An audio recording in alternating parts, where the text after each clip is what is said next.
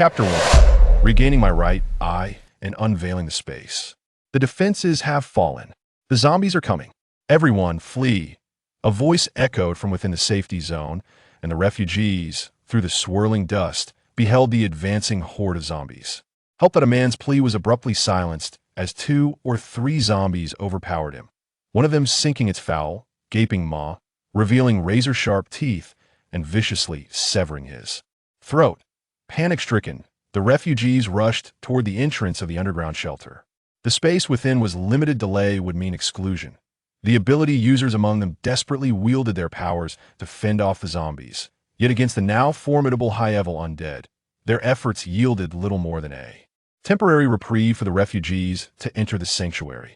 Amidst the chaos, Chung-Ishu hurriedly evacuated while anxiously searching for her boyfriend, Zhang Wenbin. Distracted, she stumbled, tripping over another person. As she struggled to rise, she caught sight of Zhang Wenbin's back. A surge of joy filled her heart, and just as she was about to call out to him, she realized he was pulling another woman along. "Run! If we wait any longer, we won't make it," a passerby kindly urged her.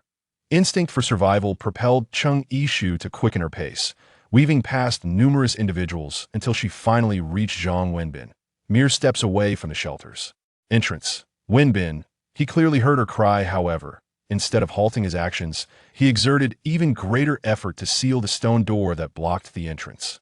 Just as Chung-Ishu prepared to sidestep through, a woman kicked her away, none other than the woman Zhang Wenbin had just been pulling. Now, she was closely pressed against him, a triumphant gleam in her eyes as she regarded Chung-Ishu. The nature of their relationship was unmistakable. The woman spat in disdain and scolded, "Fool!" Unwilling to accept her fate, Chung-Ishu attempted to reach out in protest, only to find Zhang Wenbin's hand pushing her away. The stone door was firmly shut by Zhang Wenbin and those inside. They were all forsaken sacrifices. The zombies relentlessly tightened their encirclement, and the tide of the dead ultimately engulfed these victims. In the early days of the apocalypse, her father had selflessly stayed behind to fend off the zombies, allowing her and Zhang Wenbin a chance to escape. The haunting image of her father's blood spraying as he was devoured by the undead, all the while urging them to flee, lingered painfully in her mind. In response, Zhang Wenbin offered only perfunctory consolation, dismissing her father's sacrifice as a choice he willingly made, showing not an ounce of remorse. He conveniently forgot that it was his reckless actions that had attracted the zombies, plunging them into despair. That time, she reassured herself that Zhang Wenbin simply concealed his emotions, that he must feel remorse deep down. After all, with both her parents lost, he was her sole anchor in this desolate world. She had no choice but to engage in self-deception, perpetually granting forgiveness and yielding to the circumstances. Perhaps he was exploiting this psychological vulnerability to incessantly engage in excessive actions, challenging her limits. Fearing the loss of him, she continually lowered her boundaries. Eventually, Zhang Wenbin, in a desperate bid for mercy from a lawless faction, deceitfully subjected himself to humiliation, later justifying it as a reluctant choice while assuring her of his enduring love. In time, she chose to forgive him. She, poor soul, felt sullied, yet believed that Zhang Wenbin's unwavering devotion was true love. She lavished him with affection, terrified of abandonment, enduring the most arduous tasks at the base, saving most of the meager food rations to offer him. How could he relish her kindness while shamelessly engaging with other women at the base behind her back? Memories flashed through her mind like a revolving lantern. Only in her final moments did she realize how foolish she had been. What a farcical series of errors her life had been. She laughed maniacally, tears of blood streaming down her cheeks, embracing death with madness. When Chung-Ishu next awoke, it was to the melodious strains of music. Was that her phone ringing? She strained her stiff neck and picked up the device. Having not operated electronic equipment for so long, it took her some time to slide the screen and answer the call. "Ishu, are you and little Zhang coming over tomorrow? If so, please buy a couple more vegetables and a chicken in the morning so I can make you soup. You young people work so hard and need proper nourishment." Her mother's incessant chatter from the receiver caused tears to uncontrollably spill from Chung-Ishu's eyes. Once the call ended, Chung-Ishu found herself in tears, overwhelmed that she could still hear her parents' voices. After crying for a while, she realized everything felt eerily familiar. Glancing at the time on her phone, it read July 1st, 2025. She hastily stood up, discovering she was seated in a stall of the company restroom. Rushing out, she looked into the mirror above the sink, where the brightness of her own eyes evoked a deep sense of nostalgia as, oh, the little Zhang her mother mentioned was none other than the duplicitous Zhang Wenbin. The thought of this man caused Cheng Yishu to clench her fists, a tide of hatred surging within her, wishing she could eliminate him on the spot. Simultaneously, whether it was an illusion or not, she felt a warmth in her right eye while her left felt nothing. Looking back at the mirror, she was startled to discover that the pupil of her right eye had turned blood red. Then, the phone she had been clutching mysteriously vanished. Distracted, she looked down to see if it had fallen. As her focus shifted and her emotions calmed, the crimson glow in her pupil dissipated. As she concentrated on her right eye, she suddenly perceived a void space, within which her phone lay quietly. Instinctively, she reached out to grab it. After several attempts, she discovered she could effortlessly store and retrieve objects within that ethereal space. The discovery of this wondrous space made her oblivious to her. Suddenly, blood-red pupils. Could she perhaps stockpile numerous supplies within this space to prepare for the impending apocalypse? Instant noodles, biscuits, bottled water, rice, flour. She nearly exhausted all her savings to fill the space to the brim. Meanwhile, Zhang Wenbin's messages bombarded her incessantly. Ishu, why aren't you answering my calls? I already told you the lipstick in the car belongs to a female colleague. Why do you continue to be suspicious? Why do you throw tantrums so often? What man could possibly tolerate you? Subsequently, Cheng Yishu purchased a high-speed train ticket, nonchalantly bringing a plethora of supplies as she set off to reunite with her parents. Once seated, the tension that had been taut within her finally relaxed, and weariness gradually enveloped her. She nodded off, her head eventually resting on the shoulder of the gentleman beside her. Chapter 2. The Premature Apocalypse. Cheng Yishu had not been sleeping deeply, so as soon as her head touched her neighbor's shoulder, she awoke and quickly straightened up to apologize to the gentleman. Upon catching a glimpse of his appearance, she found herself momentarily taken aback. The man's striking features radiated a poised and dignified aura. The ant sitting in the aisle was engaging him in animated conversation. Upon listening to the content, Cheng Yishu could not help but chuckle. The ant was inquiring if he was single, as she had a daughter. The tone of affection in her voice made it seem as though Cheng Yishu were truly his girlfriend, evoking envy and heartbreak among the several girls seated in front of them. The ant, blushing, merely muttered in dissatisfaction, "You should have mentioned you have a girlfriend earlier. You've wasted so much of my breath." After this commotion, coupled with the imminent arrival at their destination, Cheng Yishu found her drowsiness dissipating. During this time, she overheard the man next to her answering a phone call. Since their seats were close, even without intent, the voice from the other end reached her ears. "Professor Han, where are you? I heard Xiao didn't book a ticket for you to Jinhai City. I bought a high-speed train ticket to Jinhai myself." "What? Aren't there no first-class seats available?" Perhaps hearing commotion on this end, the voice continued. "You aren't taking an ordinary seat, are you? That won't do." The man beside her took a deep breath, impatiently cutting off the incessant chatter. "The priority is to get to Jinhai first and determine whether that case is."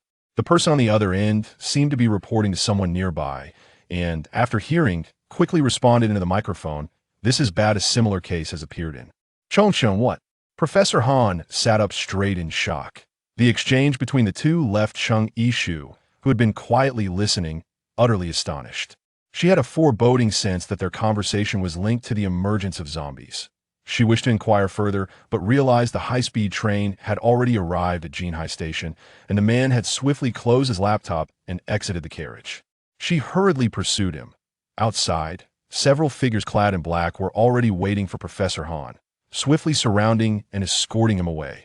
Connecting the dots, Cheng Yishu finally realized, could it be that the zombies had arrived earlier than expected? At the Cheng residence, her parents were seated on the sofa, engrossed in a television broadcast depicting a man who had suddenly lunged at his wife in a shopping mall this morning, biting her. Despite the pixelation, it was still a gruesome sight. According to preliminary diagnosis by experts, the man is suffering from a mental illness. As Cheng Yishu stepped through the door, she caught that statement and couldn't help but let out a cold laugh. With restrained patience, Cheng Yishu said, "I broke up with Zhang Wenbin." Her mother's ears interpreted this as mere venting, and she laughed, urging, "It's just a quarrel. Every couple has their disagreements. Even your father and I stumble occasionally after all these years. You could be upset, but you mustn't mention breaking up so easily." Interrupting her mother's attempts at consolation, Chung-Ishu insisted they leave immediately. Her parents assumed their daughter was merely throwing a tantrum and were about to lecture her. From the television that had been left on, strange animal-like screeches faintly echoed.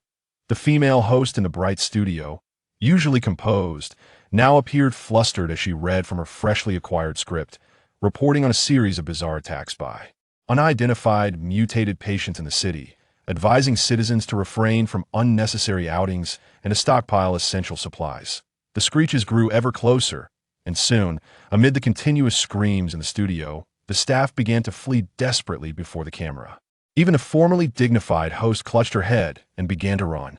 A camera, accidentally knocked over, fell to the ground, revealing the chaotic retreat of feet. Every viewer seated before their television held their breath, transfixed by the unfolding chaos on the screen. At that moment, a staff member stumbled near the camera, and in the next instant, a grotesque creature with a hole in its head appeared on screen. Just that single shot sent many viewers shrieking in terror, for its eyes were devoid of pupils, merely a haunting gray-white. Moments later, the television screen flashed a no-signal message. Otherwise, the audience would have witnessed the grim fate of the fallen staff member. Chung-Ishu, with her bag slung over her shoulder, picked up the car keys from home and urged, "Hurry, follow me." Only then did her parents snap back to reality, hastily trailing after her down the stairs. As they descended, they unexpectedly collided with Zhang Wenbin, who, although still grasping the gravity of the situation, sensed something was amiss and followed behind them. Upon reaching the ground floor, they beheld an elderly man, wildeed and frenzied, gnawing on a young boy of only a few years. The scene was horrifying and surreal. If Cheng's father recalled correctly, the boy was the old man's own grandson. Seeing such a sight up close for the first time, Chung-Ishu's mother was struck with terror, her legs giving way as she collapsed to the ground. Chapter 3. The excruciating pain in the right eye. The zombie, having abandoned the half-consumed body of the child, abruptly turned and lunged towards the mother and daughter. Due to overwhelming fear, Chung Ma found herself paralyzed in place. At that moment, Zhang Wenbin happened to be right behind her. He glanced over and was horrified by the sight of the grotesque zombie, its mouth agape, revealing sharp teeth. Without a moment's hesitation, he disregarded Chung Ma and chose to flee. Chung Ma, her legs trembling with terror, attempted to rise several times but to no avail, helplessly watching as the zombie drew closer. Just as the creature was mere centimeters away, a timely intervention from Chung-Ishu pulled her aside, delivering a swift kick that sent the zombie sprawling to the ground. Quickly assisting her mother to her feet, they hurried towards their vehicle. Meanwhile, a cacophony of screams filled the air, with newly emerged zombies rampant all around, some even careening towards them in uncontrollable vehicles. When Chung-Ishu saw her father's car swerving as it approached, she feared something had gone awry with him, compelling her to drag her mother behind the vehicle in pursuit. Just as Chung Ma, pale and breathless, urged her to run faster, the car came to a halt. Once they finally boarded, taking their seats in the back, they realized that it was Zhang Wenbin who had been attempting to wrest the steering wheel from Chung Ba. Had the vehicle not stopped, with the surrounding zombies converging and pounding against the windows, Chung-Ishu would have been tempted to kick Zhang Wenbin out to feed the zombies. "Help! Help! Let me go! Ah! Woe is me, mother! Ah!" The grim spectacle outside the window continued to unfold, prompting Chung Ma to shut her eyes, unable to bear the sight. Yet, the blaring horns, piercing screams, and primal roars persisted, instilling a deep sense of dread. Initially hesitant in the face of the zombies, Chung Ba transformed into a resolute driver, gritting his teeth and pressing the accelerator to break through their ranks. Once out of the community, the situation remained dire. Chung Ba focused intently on the road ahead, navigating around the attacking zombies, while also avoiding careening vehicles and fleeing pedestrians. They were akin to newborns in this chaotic world, swiftly processing the turmoil surrounding them. Just as Chung Ba sharply turned the wheel to evade a woman unexpectedly crossing the street, he found himself face to face with an out-of-control bus barreling towards them. Chung Ishu exclaimed, "Be careful. If we collide with that bus, they might not perish at the hands of the zombies, but rather be reduced to a mere puddle of flesh, becoming restless souls upon the road." In this critical moment, Cheng's father was compelled to jerk the steering wheel, causing the vehicle to crash into a bus stop pole at the roadside. Although the front of the car was crumpled, fortunately, their lives were spared. They abandoned the vehicle and continued their desperate escape. After a few hurried steps, Chung Ishu heard a tender child's voice pleading for help. Simultaneously, her right eye, which had been unusually warm throughout the ordeal, now burned with an intensity that was almost painful. Having already taken her parents with her, the prospect of rescuing another child felt like an unbearable burden in this apocalyptic world. Tormented by her conscience, she hesitated for a few seconds before ultimately deciding to feign ignorance to the girl's cries for help, resolutely supporting her parents as they fled. Just a few steps later, the warmth in her right eye surged, throbbing painfully, as if it were being plucked from her socket and cast into a boiling pot of oil. Mother Chung supported her daughter, inquiring with concern, "Ishu, what troubles you?" Chung Ishu, in excruciating pain, cried out, as if having made a resolute decision. Enduring the torment, she addressed her parents, "Wait here for me." With those words, she turned back and sprinted towards the source of the child's cries for help. The little girl had been precariously perched on the stainless steel clothes rack of her second-floor balcony, while the zombies inside the house reached out desperately for her. Chung Ishu beheld a harrowing scene. A child, her feet slipping, nearly plummeting to the ground, weeping and crying for help while desperately clutching the clothes rack with her chubby little hands. Her entire body dangled precariously in midair, swaying dangerously, on the verge of a catastrophic fall. Should she descend, she would become a meal for the ravenous zombies below. Despite her own tears and the peril she faced, she called out to the girl above, "Ian, hold on. You must not let go. Mother will come to your rescue." "Oh, Mother, but I am losing strength." As soon as Ian uttered these words, exhaustion overcame her, and her grip slackened, sending her tumbling from the second floor. Below, several zombies gazed upward, their gaping maws agape, awaiting their delectable prey. Ian's mother, witnessing the unfolding tragedy, widened her eyes in despair and cried out, "Ian, no." In a heartbeat, Chung Ishu sprang into action, crashing into the zombies below, serving as a cushion for Ian's fall, and enveloping the child in her embrace as she rolled to her feet. In that moment, she realized the excruciating pain that had tortured her right eye had vanished, replaced by a gentle warmth. To her astonishment, despite having acted as a soft landing for the child, she bore no injuries, and her agility seemed heightened compared to her previous self. With the encroaching zombies demanding her immediate attention, she held Ian tightly and kicked at one of the approaching creatures. Another zombie reached out to grab her, but she swiftly ducked. Ian, clinging obediently to her neck, turned to see that her mother was entirely focused on her, oblivious to a staggering zombie creeping up from behind. "Mother, be careful." With a thud, the zombie collapsed to the ground. It turned out that Chung Ishu's mother had followed, summoning her courage to lift a massive stone from the flower bed and crush the creature's skull, thus saving Ian's mother. Father Chung wielded a branch of unknown origin, striking at the encroaching zombies while inching closer to his daughter, Chung Ishu, in a valiant attempt to shield her. She entrusted Ian into her father's hands, deftly dispatching several zombies with her free hand. However, the sounds of approaching zombies grew increasingly numerous, compelling them to retreat into a nearby shop, awaiting the dispersal of the undead before making their escape. Once Ian, her mother, and her father entered, Chung Ishu prepared to lower the shop's shutter. The horde of zombies obscured their view, preventing her from witnessing Zhang Wenbin spitting in disdain and muttering, "What a meddlesome family." After temporarily settling into a semblance of safety, both father and mother Chung tacitly chose not to mention Zhang Wenbin again. Naturally, Chung Ishu followed suit, secretly wishing for Zhang Wenbin to meet his demise at the hands of the zombies outside. Unbeknownst to her, her parents had previously beseeched the strong and youthful Zhang Wenbin for assistance when the situation turned dire. Little did they know that Zhang Wenbin had ruthlessly yanked his arm away from their grasp, coldly declaring, "She loves to meddle. I have no time for such nonsense." It was in this moment of crisis that Father and Mother Chung realized the unreliability of Zhang Wenbin as a man.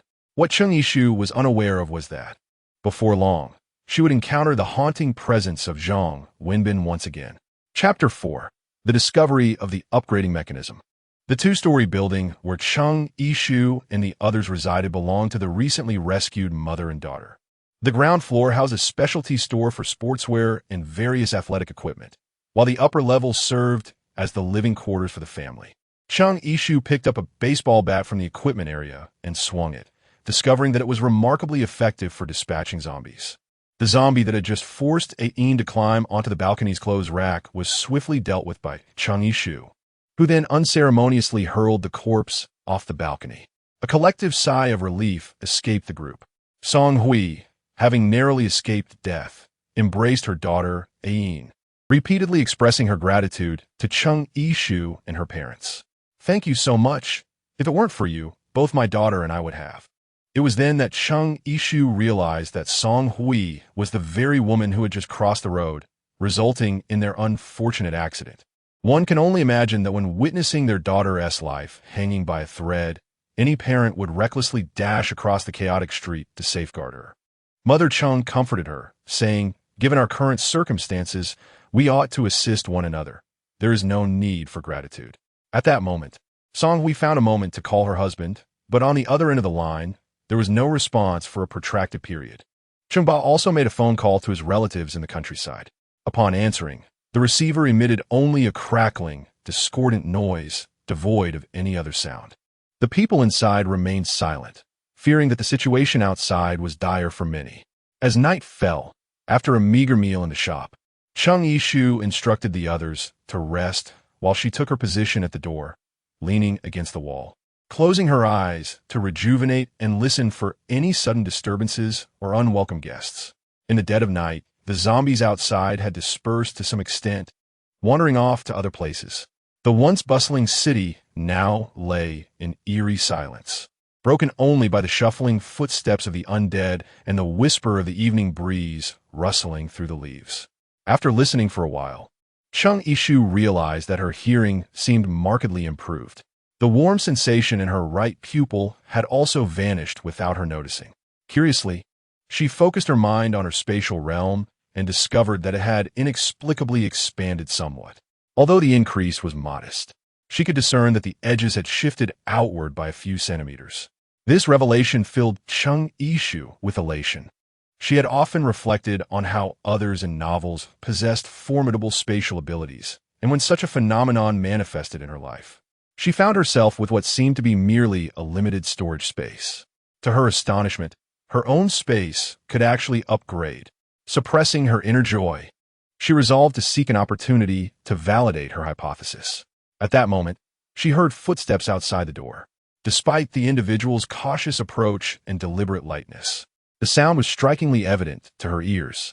A man lowered his voice and tentatively called out, "Huir, Ain?" Chung Yishu stood up cautiously, her voice icy as she inquired, "Who are you?" The man, sensing the unfamiliarity in her tone, instantly adopted a hostile demeanor. "And who might you be? Why are you in my home? Where are my wife and daughter?" His concern overshadowed his discretion, causing him to raise his voice. The commotion attracted the attention of nearby zombies, who emitted low, guttural growls as they drew closer. Chung Yishu lifted the rolling door, and the man quickly slipped inside. The few zombies that had arrived in response could only pound on the door from the outside. Once the door was shut, before the man could utter another word, Chung Yishu had already pressed her dagger against his neck and inquired, "Who are you?" At that moment, Song Hui had followed behind Ain, descending from the upper floor. Ain ran towards them with open arms, affectionately calling out, "Dad." Realizing the situation, Chung Yishu understood everything and sheathed her dagger, murmuring an apology. Upon seeing her husband return safely, Song Hui was overwhelmed with joy, shedding tears of relief. After embracing for a moment, she remembered to introduce Chung Yishu to her husband, recounting in detail how they had been rescued. Only then did the man temporarily set down his daughter and approach Chung Yishu, repeatedly expressing his gratitude. In response to his heartfelt thanks, Ching Ishu rubbed her nose with a clenched fist, concealing her own sense of guilt. For part of today, events had been instigated by her own right eye, revealing her not entirely selfless intentions. "You are too courteous. I just had a dagger at your throat. I apologize for that." The man dismissed her concern, stating, "That was your responsibility for everyone's safety. Being cautious is only natural. Moreover, you saved my wife and daughter today, which is akin to saving half of my life. From now on, my life belongs to you. Chi-bin, as long as you do not harm my family, I shall comply with whatever you say, without question." As dawn broke faintly in the east, Chi-bin and Song Hui had already packed their belongings, preparing to escape with their daughter, Heen, alongside Chung Ishu. This was both an act of gratitude and a necessity, for the small building adjacent to the street was indeed unsafe. With both families fleeing together, there was a semblance of mutual support. The streets were no longer chaotic as they had been during the previous day. Only aimlessly wandering zombies and haphazardly parked cars remained. As Chi-bin recklessly drove their previously stocked van down the road, the Chung family understood why Song Hui had repeatedly reminded them to buckle their seatbelts. Due to the congestion on the main roads, Chi-bin had no choice but to take a longer route. Their disappointment grew when they reached the highway exit out of the city, only to find it teeming with cars and zombies, rendering both driving and walking impossible. They were forced to turn back without success. After a day of turmoil, discovering that the exit was blocked brought a weighty seriousness to everyone's faces, except for Ain, who remained oblivious, as this meant they must seek a new route to leave Jinhai. By evening, with the fuel tank nearly empty, Chi-bin parked at a secluded gas station where they would rest for the night.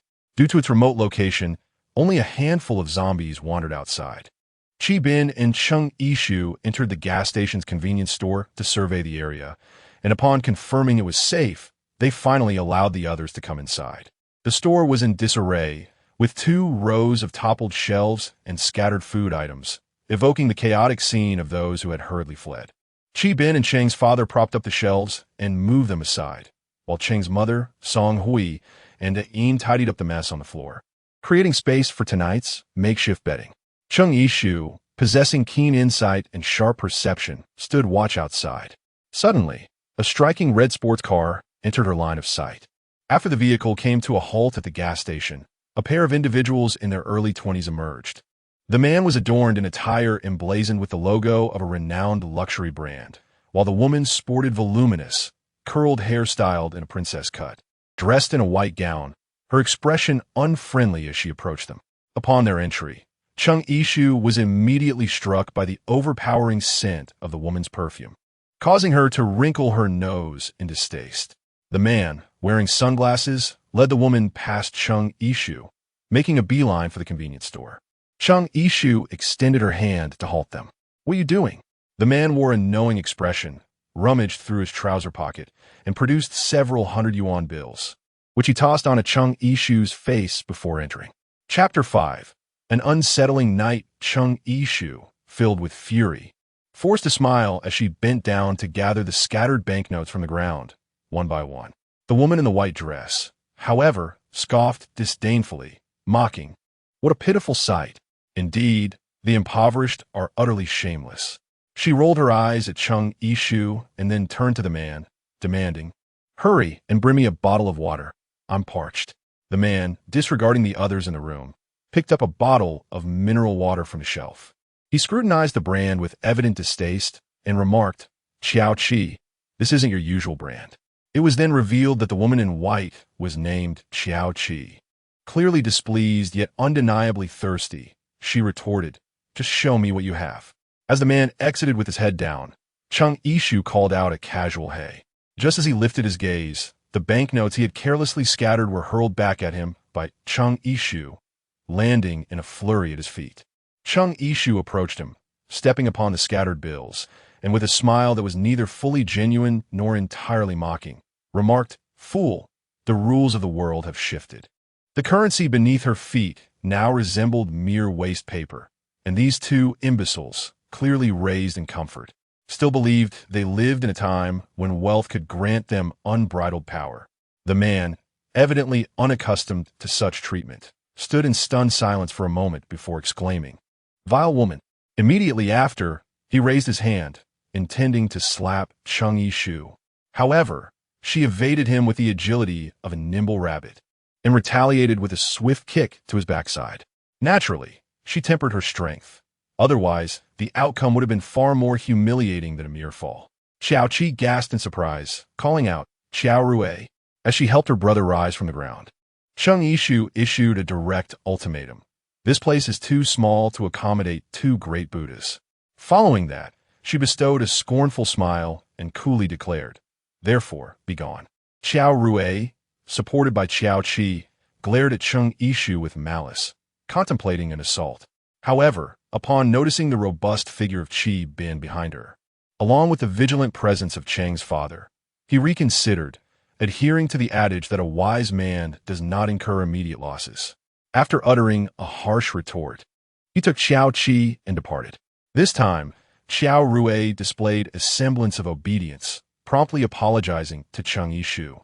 When she did not respond immediately, Xiao Qi grew impatient, exclaiming, "We have already apologized. What more do you desire? Do you truly wish for us to be captured and devoured by those monsters outside?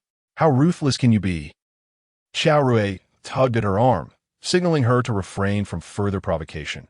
If they offended that woman again, they might genuinely find themselves homeless. Thus, Xiao Qi reluctantly fell silent. As Chung Yishu was about to refuse, she noticed the warmth returning to the gaze on her right, prompting her to step aside and allow the two to enter. She feared that should she decline, her eyes would once again ache with an unbearable torment. Upon entering, Xiao Qi's overwhelming fragrance caused young Eam considerable discomfort. She pinched her nose and softly murmured to Song Hui, "Mommy, it smells awful." The limited vocabulary of childhood could not adequately express the pungency of the perfume, and she resorted to the term stinky to convey her displeasure. Unbeknownst to her, Xiao Qi overheard the comment and erupted in fury, striding swiftly to Ayin. "You country bumpkin, what do you know? This is perfume, a limited edition, no less. You simpletons couldn't even afford it if you wanted to. If you think this is foul, go take a whiff of the corpses on the street." Song Hui cradled Ayin in her arms, repeatedly apologizing. "I'm sorry, she is just a child and doesn't understand." Ayin, quickly apologized to your sister. Terrified by Xiao Qi's fierce demeanor, Ayin sobbed, repeatedly uttering, "I'm sorry. I'm sorry." Yet Xiao Qi remained unsatisfied, raising her hand as if to strike, only to be halted by Qi Bin. "Little girl, she is only 4 years old. That would be excessive." Fortunately, Chung Yishu realized that her space had expanded slightly, making her feel that accommodating the siblings was not such a loss after all. Of course, she was unaware that, had she chosen not to take them in, the two would have fallen victim to a zombie attack that very night. Xiao Rui grabbed a bottle of mineral water from the shelf and drank it down in gulps. After a day of thirst, Xiao Qi watched him with envy and, unable to resist, took a bottle for herself, exclaiming, "I only drink the primal glacial water imported from abroad. Can this water be consumed? It won't upset my stomach. Will it?" Chuma kindly informed her, "It's all clean water. How could it possibly cause stomach pain?" Xiao Qi haughtily snorted, "My constitution is entirely different from yours." Chung Yishu could hardly bear her feigned bravado. She dismissed the drink, stating that no one was compelling her to partake. If she chooses not to drink, then so be it." Chung Yishu ceased to pay her any further attention. She feared that in a couple of days, this woman would lament the absence of water. Regretting it deeply, with such thoughts occupying her mind, Chung Yishu, weary from several days of fatigue, unknowingly drifted into slumber. However, this night was destined to be anything but tranquil. A series of rustling footsteps first roused the most perceptive Chung Yishu from her sleep. It was already the dead of night. Everyone else was fast asleep, save for Qi Bin, who was keeping vigil, rubbing his hands to stay alert. Upon noticing Chung Yishu sitting up, he was somewhat puzzled. Just as he was about to speak, Chung Yishu raised a finger to indicate silence, and he nodded in understanding. They held their breath as they heard the sound of a lock being picked outside, triggering an immediate alarm. Those who could pick locks were certainly not benign. Unable to contain himself, Qi Bin whispered towards the door, "Who are you? What do you want?" A lewd male voice replied from outside, speaking to his companion. It seems there are indeed people inside. I wonder if there are any women to play with. Through the door, both Chung Yishu and Qi Bin could imagine the lascivious appearance of those on the other side. They then heard another male voice chiding. Be quicker with your hands and feet. Why is it taking so long to pick a lock? The occupants within the room had all awakened, their gazes fixed on a lock that was on the verge of being forced open. With a sudden crash, the door was swung wide open. Chung Yishu, Qi Bin, and Cheng's father each grasped a baseball bat, their expressions stern as they gazed intently at the individuals outside the door. The leading man appeared to be in his 30s or 40s, sporting a bald head, with a tattoo that snaked from his neck to his temples. A thick gold chain adorned his neck, the price tag still dangling, revealing it had likely been pilfered recently from a jewelry store. Beside him stood 6 or 7 ruffians, and upon closer inspection, one familiar face emerged, Zhang Wenbin, who had previously fled alone, now inexplicably mingling with this unsavory group. Upon catching sight of Chung Yishu, his eyes lit up, and with a significant tone, he remarked, "Long time no see, my ex-girlfriend." The terror that flashed across Chung Yishu's face only served to heighten his sense of triumph. Her hand, clutching the baseball bat, trembled slightly. Despite the arrival of summer, she felt an unrelenting chill enveloping her from all directions. She recognized Long Sanhen due to her harrowing past, having encountered him and his gang during her flight alongside Zhang Wenbin. Unrestrained by societal morals or the rule of law, these former societal vermin began to indulge in wanton misdeeds. In her previous life, Chung Yishu had been a victim of his cruelty. Even more appalling was the fact that she had been deceived by her then-boyfriend, Zhang Wenbin, into delivering herself to Long Sanhen. In a grotesque twist, while Long Sanhen violated her, he demanded that Zhang Wenbin, as her boyfriend, record the lewd act, seeking a perverse thrill from the psychological torment. Chung Yishu still vividly recalls the time when Zhang Wenbin disregarded her cries for mercy, engrossed in filming while praising, "Brother Long, you are truly formidable. I believe you deserve to be called not just the 3 ruthless, but rather the 4 ruthless, especially in bed." Those unbearable images and vile words resurfaced in Chung Yishu's mind. Chapter 6. Plunge into self-doubt. Why has Zhang Wenbin remained entangled with Long Sanhen throughout his life? Why does she continue to encounter them? Chung Yishu felt a tumultuous surge of emotions within her. After making so many disparate choices, could she still not alter the inevitable conclusion? Was all her effort in vain? The helplessness of seemingly unchangeable outcomes and the self-doubt, intertwined with the haunting memories of her past life, swiftly enveloped Chung Yishu. Once the string of her heart snapped, she shook her head repeatedly, retreating until the baseball bat clattered to the ground. Long Sanhen entered with several lackeys, including Zhang Wenbin. Surveying the scene before his gaze oscillated between Chung Yishu and Qiao Qi.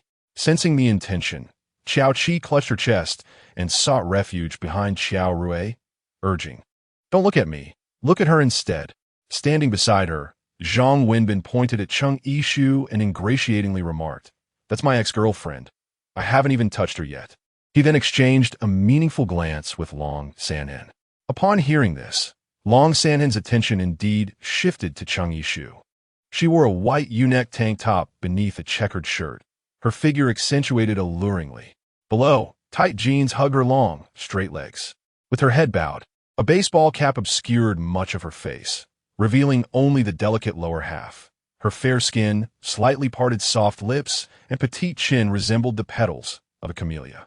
One of Long Sanhen's henchmen, a young man with bleached hair, stepped forward to lift her cap, unveiling her entire visage. He then realized that she was no less stunning than the dainty princesses he had encountered. Apart from her previous infatuation, which made her easily appeased, Chung Yishu was undeniably beautiful, which explained why, despite numerous admirers, Zhang Wenbin still desired to be with her. However, after 2 years of dating, Chung Yishu had consistently deferred intimacy until after marriage, which left him quite displeased. Now that she had broken up with him, Zhang Wenbin, in a fit of rage and humiliation, sought to have Long Sanhen ruin her. Had she not always carried herself as a lofty, virtuous maiden, he would pull her down from her pedestal, Qibin pushed aside the young man with bleached hair, placing himself protectively in front of Cheng Yishu, while her mother scolded vehemently. Zhang Wenbin, I never imagined you would stoop so low. Song Hui stood beside her, reassuring, Yishu, don't be afraid. Sister Hui is here. Long Sanhen's crew numbered 7 or 8, a formidable presence. Yet, not a single person beside Cheng Yishu faltered in fear. Even Ayin reached out her soft little hand to clasp Cheng Yishu's icy fingertips, saying, Sister, don't be afraid. We will protect you. Caught in the whirlpool of negative emotions, Cheng Yishu's long eyelashes fluttered. The young man with bleached hair addressed Long Sanhen. Let's get rid of the older one and start with these 3 women. You can choose one to play with first, and the rest will be trained for you by the brothers, ensuring you have a grand time. It seemed that none of them were protective of that woman. Today, he was determined to have his way. With Long Sanhen's command, both sides soon became embroiled in a tumultuous struggle. In the midst of chaos, Xiao Qi and Xiao Rui sought to escape, only to find themselves confronted by Huang Mao and Zhang Wenbin. A struggle ensued among the 4. Meanwhile, several henchmen restrained the formidable Qi Bin, shoving Ayin aside, while one lunged toward Song Hui. Cheng Ba and Cheng Ma fought valiantly, but their efforts proved futile. Observing the scene before her, Cheng Yishu suddenly smiled, as if her soul had been momentarily restored. Her delicate features, enhanced by the bloom of her smile, radiated an enchanting allure. In a cold voice, she commanded, Stop fighting. Instantly, everyone ceased their actions, turning to watch her advance resolutely towards Long Sanhen. Then, with seemingly fragile arms, she encircled Long Sanhen's neck. Cheng Ba and Cheng Ma's expressions were a mixture of anger and concern, while Cheng Yishu paid no heed to him. Instead, she affectionately leaned closer to Long Sanhen's ear, exhaling softly as she enunciated each word with deliberate clarity. Go to hell. Long Sanhen, with a smug expression, had yet to place his lecherous hand upon her waist when his expression faltered. Before he could finish his sentence, her gaze turned icy, and the hand that had been draped around his neck tightened. With a swift motion, she twisted his bald head, and with a sharp crack, his neck was broken, causing him to slump silently to the ground. Cheng Yishu stepped back, evading the touch of the corpse that had fallen before her, as if fearing contact with something vile. The sudden turn of events left the crowd in a state of shock. Her gaze shifted to Zhang Wenbin, whose cold, lifeless eyes sent a shiver down his spine, making him feel as though he too had collapsed to the ground, becoming just another lifeless body. She then revealed a smile, ghostly and enchanting, addressing Zhang Wenbin with the words, It is your turn now. The onlookers, regaining their senses, surged towards Cheng Yishu en masse. She swiftly grabbed a nearby shelf, using it to push against the 3 assailants rushing towards her. No matter how hard they kicked the ground, their legs giving way, they could not escape the fate of being forced against the wall by Cheng Yishu's relentless push. Memories of past humiliations flooded her mind, fueling her fury as she relentlessly kicked the shelf until the 3 men were nearly crushed between the structure and the wall, blood spilling from their mouths. As she sidestepped to evade a surprise attack from a blonde assailant behind her, she prepared to deal with Zhang Wenbin next. However, she was taken aback to find that Cheng Ma had been captured by him. One of his arms held her tightly, while the other brandished a shattered beer bottle, commanding, No one is allowed to come closer. Cheng Ma, incensed, attempted to break free, yet he brazenly pressed the beer bottle against her neck once more, causing bright crimson droplets of blood to seep forth. Cheng Yishu's beautiful eyes had turned as cold as a frigid pool at that moment. Calm down. If anything were to happen to my mother, I swear I will ensure your demise is utterly complete. Zhang Wenbin was taken aback by Cheng Yishu's sudden ferocity and by the extent of Long Sanhen's downfall. Had he not taken Cheng's mother hostage to coerce Cheng Yishu into fleeing with him, he feared his fate would be far worse than Long Sanhen's. At this juncture, Cheng Yishu obediently followed Zhang Wenbin, who was holding her mother captive, outside. Zhang Wenbin commanded, You are not to follow any closer.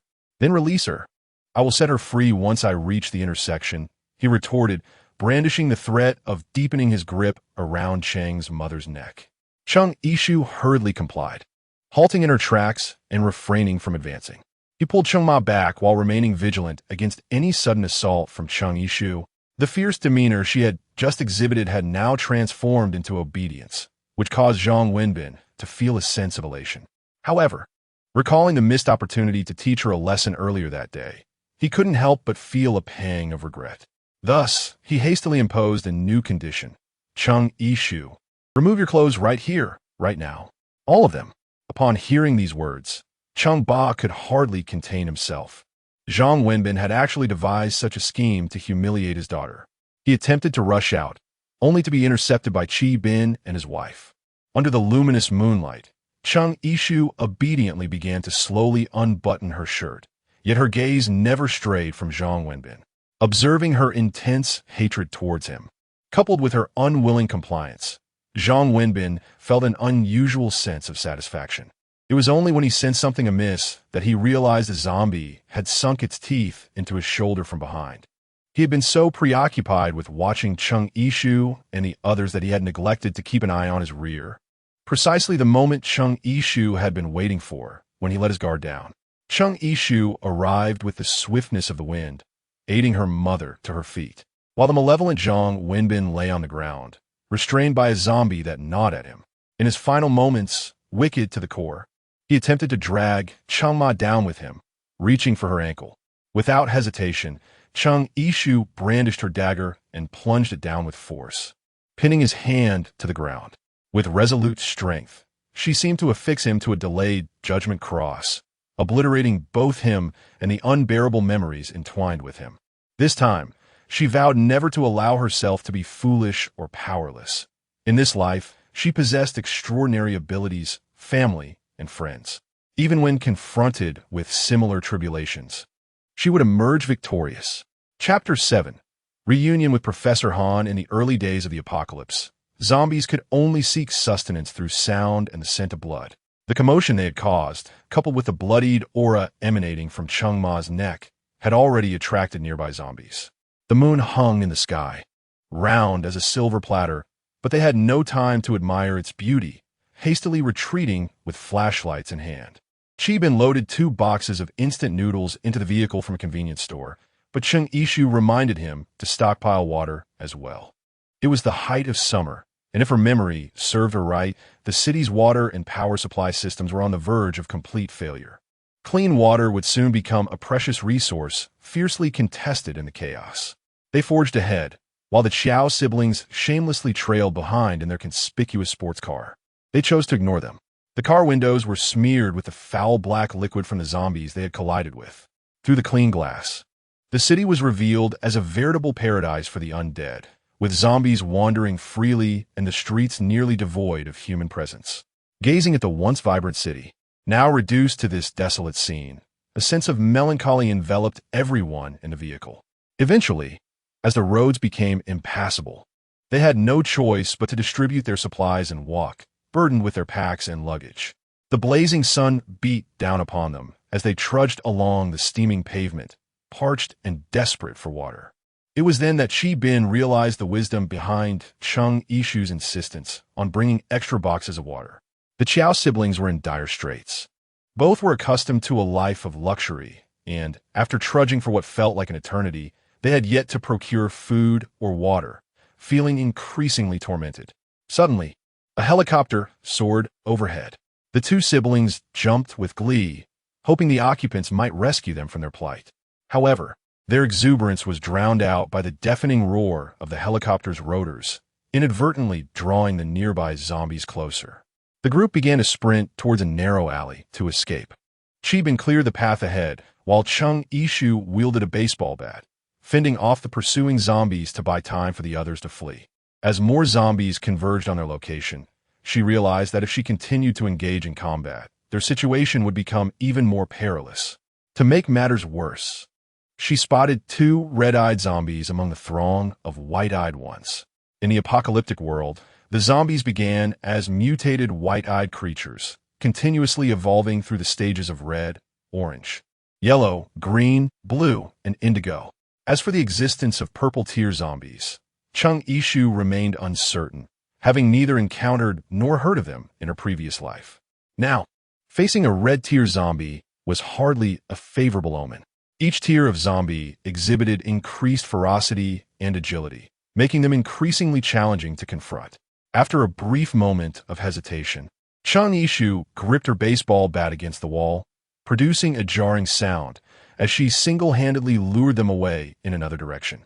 Gather at the entrance of Jinhai Park.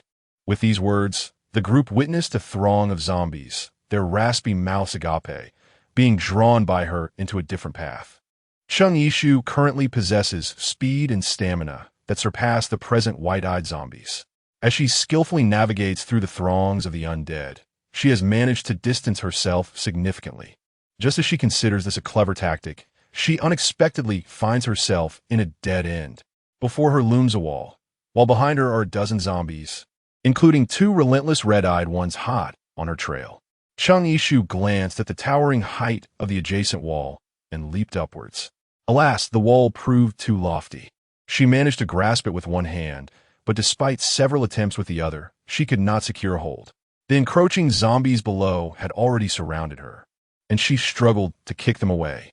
However, her body swayed precariously, and the hand she clung to began to slip. Should she lose her grip, it was likely that Chung Yishu would soon join the ranks of the departed souls. Chung Yishu raised her head and extended her hand. The person inside the wall pulled back, and Chung Yishu, in a synchronized effort, kicked off with all her strength, landing on the head of a zombie. At last, she managed to leap over the wall, narrowly escaping death. The zombies outside could only emit unwilling, anguished howls. As Chung Yishu was about to express her gratitude, a palpable surprise illuminated her face upon recognizing the individual before her. Professor Han Xingye, crouching on the ground, glanced up at her, intrigued by her address of him as Professor Han. Chung Yishu, concerned that he might not recognize her, leaned in closer and said, "I am your girlfriend from that day on the high-speed train." Chung Yishu recounted the incident on the high-speed train, where Han Xingye utilized her as a shield to deflect the matchmaking efforts of an elderly lady seated beside him. Just then, Yin Yin, emerging from the room, overheard this remark and couldn't help but interject, TSK, Han, I never expected you to be so pretentious in appearance," while secretly embodying the very essence of a scoundrel. Beside him, Xia Yusin turned pale at his words. Han Xingye gazed into the sparkling eyes of the young woman before him, clearly unaware of the double entendre in her recent statement. A faint smile tugged at his lips as he adjusted her hat once more, softly stating, "I remember you." Chung Yishu wished to pose a question that had previously lingered in her mind. She parted her lips, yet found herself at a loss for words. Noticing others approaching, she decided it would be best to inquire about these matters privately with Han Xingye. Wen Yin intended to approach and observe the appearance of Han Xingye, his girlfriend from the high-speed rail. He was taken aback to see that his friend had already placed a hat upon her head. In that moment, his inner turmoil erupted. "Han, do you not value loyalty? We had agreed to dedicate ourselves to our careers, yet behind my back, you have embarked on a romantic relationship." Chung Yishu suddenly realized that her previous words had led to a misunderstanding, and she hurriedly clarified that it was not as he thought. This action, in Yin Yan's eyes, only deepened the misconception. "No worries, I understand. It must just be a regular female friend." With that, he nudged Han Xingye playfully with his elbow, teasing, "Come on, where did you find this regular female friend?" After all these years, aside from the irresistible beauty arranged by the higher-ups, this is the first time I've heard of any female companionship in your life, especially one you could refer to as a girlfriend on the high-speed train. Yan incessantly pressed Han Xingye for clarification. Meanwhile, Xia Yusin could not resist introducing herself to Chung Yishu. "Hello, I am Xia Yusin. I've been Xingye's life assistant for 4 years. Of course, our relationship is more akin to that of close friends rather than a superior-subordinate dynamic. Aside from me, Xingye has virtually no female friends. So may I ask who you are?" "I am Chung Yishu," she replied. "Beautiful lady, I believe you may have misunderstood." She then recounted the circumstances of her acquaintance with Professor Han, which relieved Xia Yusin, who warmly inquired about her well-being and offered to fetch her some water. Meanwhile, Yin Yin finally understood that it was all a misunderstanding and lamented. How dull. Truly dull. I thought a miracle had occurred. Suddenly, they heard a loud crash from not far away. It turned out that the helicopter they had seen earlier had crashed. Yin Yin resumed his serious demeanor and addressed Han Xingye. They were supposed to come to pick you up. Their expressions turned grave. Chapter 8. The contest with Xia Yusin. Xia Yusin pushed open the door, revealing a vast armory that left Cheng Yishu utterly captivated. This is a 750 shotgun, and that is an NTW-20 sniper rifle. Cheng Yishu was taken aback to discover that the seemingly gentle Xia Yusin possessed an extensive knowledge of firearms, effortlessly naming each one while her eyes sparkled with admiration. Truly impressive. Yin Yin leaned against the doorframe and remarked, "After all, she also serves as Han Xingye's bodyguard. Our Yusin is not only beautiful, but also exceptionally skilled."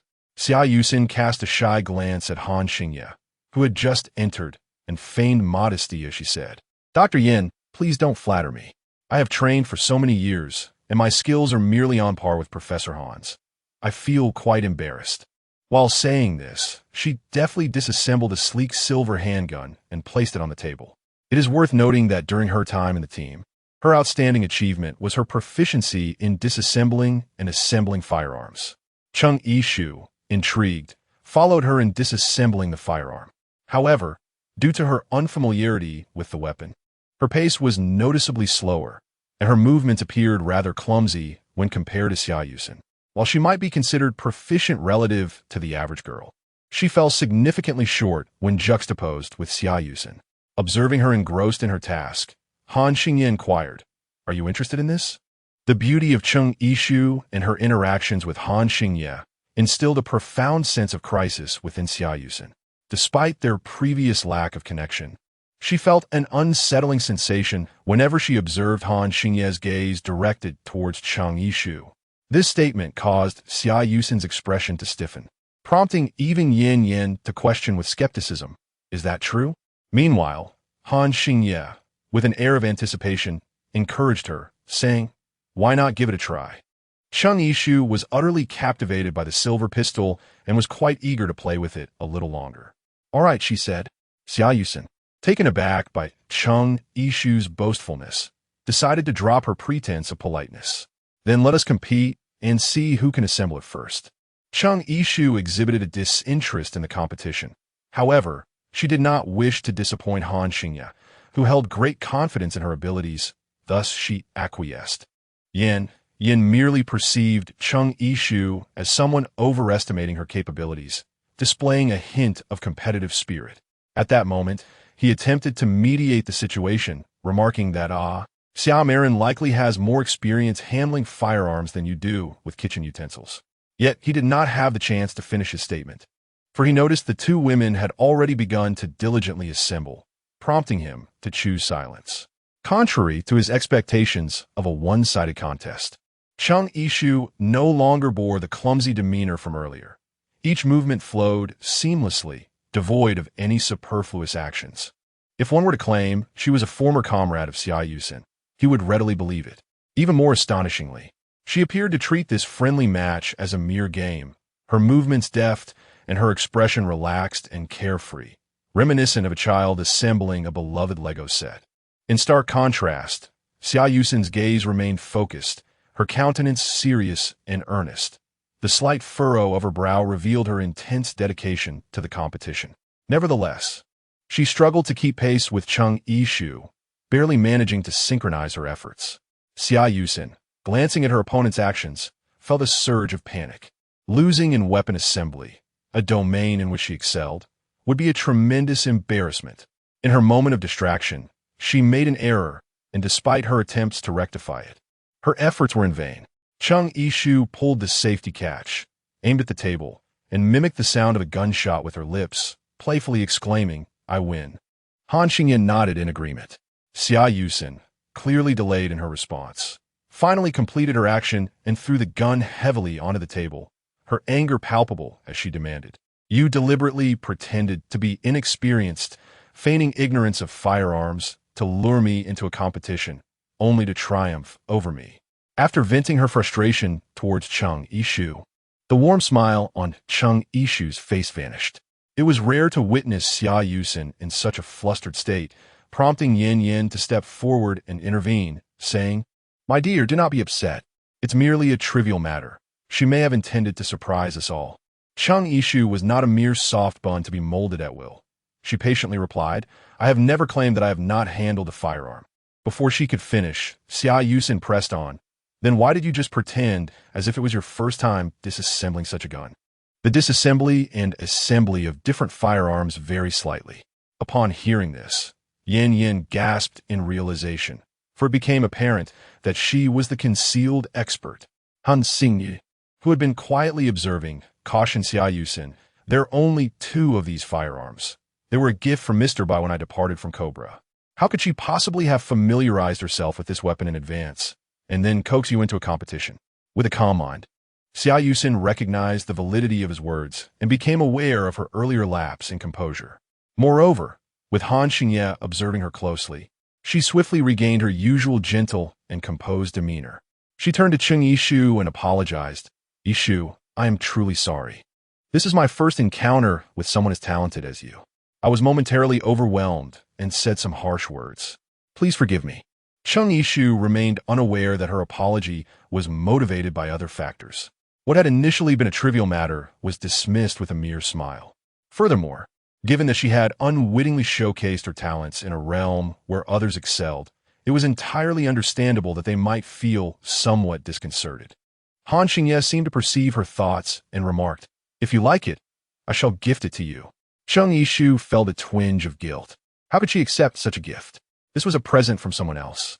However, Han Xingye seemed unconcerned, dismissing her hesitation with a casual remark, "It's fine, take it."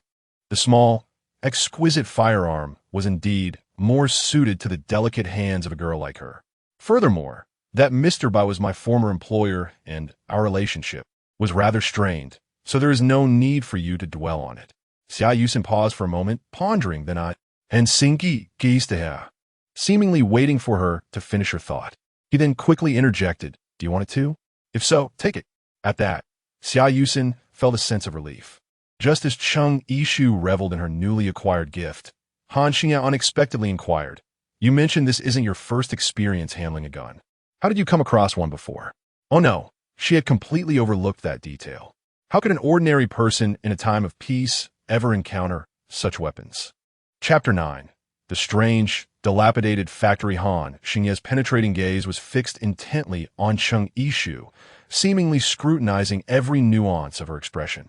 Under the weight of his intense scrutiny, she nearly lost her composure, but quickly regained her calm. After all, she had once played at a shooting range in an amusement park. Hastily, she redirected the conversation. "Let's not dwell on this. Didn't we agree to escape together? My family and friends are still waiting for me. Let's gather our weapons and set off." Han Xingye remained silent for a moment, his eyes deeply fixed on Chung Yishu, as if discerning the truth of her words. After what felt like an eternity, he took a step back, and Chung Yishu sensed the oppressive weight of his scrutiny lift from her shoulders. It appeared he had chosen to believe her. Everyone then armed themselves with their preferred weapons and prepared to depart. Chung Yishu let out a gentle sigh. Xia Yusen cast a reluctant glance around the room, filled with exquisite weapons and an abundance of ammunition, lamenting the fact that we cannot take all of this with us. Chung Yishu feigned ignorance, as if all her attention was captivated by the gleaming silver pistol newly acquired in her grasp. With a flick, she lifted the rain cover, revealing a meticulously crafted military-grade off-road vehicle parked prominently in the courtyard. It seemed that this vehicle was originally designed for the battlefield. Equipped with a shovel-like attachment at the front, intended to clear away obstacles such as fallen bodies. Presently, it served the dual purpose of demolishing the undead that obstructed their path. Its robust steel frame and bulletproof glass rendered it the ultimate combat vehicle in a post-apocalyptic world. Chung Yishu tenderly caressed the vehicle, reminding herself not to let her excitement lead her to hastily store it away in her space. After all, having eliminated the formidable threat that was Long San, the area of her space had expanded significantly, more than sufficient to accommodate the car. With that thought, she gracefully disembarked. Xia Yusen, clearly still aggrieved, remarked on Chang's apparent selfishness. Unexpectedly, at that moment, Han Xingye interjected, stating that he too had forgotten to retrieve something and would step out briefly. Witnessing Xia Yusin's contrasting attitudes toward herself and Han Xingye struck Cheng Yishu, causing her to reassess her views on Xia. Wait a moment. If Han Xingye were to check the weaponry depot she had already emptied, it would undoubtedly expose her. Was she to claim that within mere minutes, the firearms had been whisked away by rodents? Fortunately, he appeared oblivious, returning to his seat without further comment, allowing Cheng Yishu to breathe a sigh of relief. After considerable effort, they finally reunited with Qi Bin and his group. However, it was evident that both Qi Bin and Cheng's father bore visible signs of conflict, and even Yin's braids were in disarray atop her head. Upon seeing Cheng Yishu, Yin's tear-streaked face hinted at her distress. "Sister Yishu, our food has been stolen." It was only then that Cheng Yishu realized their bags had been stolen from behind them. In this apocalyptic world, the selfishness of vile individuals was rampant. Their group, appearing rather defenseless, had drawn the attention of others who seized their supplies. This was the first time Yin had heard of such occurrences in the apocalypse, and he couldn't help but feel astonished. The malevolence of these individuals rivaled that of zombies. Han Xingye, however, seemed to have anticipated this. Some people appeared benevolent merely due to the constraints of societal norms and laws in the past. With the collapse of the world's order, they were now free to unleash their darker natures. Qi Bin could not help but inquire of Cheng Yishu, "Who are these individuals?" Cheng Yishu promptly introduced both parties, exchanging brief pleasantries before preparing to withdraw, as the current environment did not permit them the luxury of delving into nostalgic reminiscences. Only Xia Yusin, feeling a twinge of disappointment, murmured to Han Xingye, "I genuinely believe these individuals possessed resources that would justify embarking on this escape together. Alas, they do not. Their group consists solely of the elderly, women, and children. Aligning ourselves with them would only lead to our own detriment." Han Xingye cast her a surprised glance, seemingly astonished that she would utter such sentiments. "Xia, you too are a woman. How can you harbor such disdain for your own gender in such dire circumstances?" Xia Yusin sought to defend herself, asserting her superior capabilities, distinct from theirs. Han Xingye, as if discerning her thoughts, reminded her, "Do not forget, you were once a soldier." With that, he turned away, leaving her behind. However, Xia Yusin sensed the disappointment in his gaze. It was the first time he had regarded her with such eyes, an expression she found unbearable. Her eyes welled with tears, and as she caught sight of Cheng Yishu's retreating figure, the pang of jealousy resurfaced. It was only after this woman's arrival that Professor Han began to treat her in such a manner. Fortunately, it wasn't long before they stumbled upon an unoccupied RV. Song Hui expressed her excitement, hoping it might contain some leftover supplies. Cheng Yishu immediately conceived a plan. Seizing the opportunity when others were unaware, she stealthily stowed away some supplies from their surroundings into the cabinets of the RV. Indeed, there were biscuits and water. For her oblivious parents and others, this was truly a delightful surprise. Even Ayin clapped her hands in excitement, whispering in joy, "How wonderful!" The group split into two vehicles, with the off-road car leading the way, significantly increasing their pace. On the third day of the apocalypse, they finally departed from Jinhai City. As they drove further away, the sightings of zombies diminished. Had it not been for the occasional encounters with a few other refugees who had successfully escaped Jinhai, the others might have doubted whether the preceding days had been nothing more than a chilling nightmare. They chose to stop while passing an abandoned factory. As Qi Bin informed Cheng Yishu that a vehicle parked there resembled the one that had previously attempted to seize their supplies. The car was deserted, and the supplies had vanished without a trace. Strangely, several other vehicles they had seen along the way were present, and the muddy ground bore numerous footprints, indicating that many refugees had previously chosen to rest here. What enigmatic allure did this seemingly unremarkable derelict factory hold that compelled so many weary travelers to linger? The familiar warmth in Cheng Yishu's right eye signaled to her that she was alive. Within this factory, something awaited them all. Chapter 10. The first esper for reasons of safety. Chung Yishu decided to have her parents remain in a concealed location outside, while she and Chi Bin ventured inside to investigate the situation. Songyue, Kadlinyayin, took a step forward, seemingly about to speak. However, upon glancing at the child in her arms, she swallowed her words. Observing this, Han Xingye stepped forward, suggesting, Brother Bin, you stay here. I will accompany Yishu inside. Han Xingye assumed that Song Hui was concerned for her husband's safety, yet Qing Yishu held a different perspective. Sister Hui, do you wish to join us?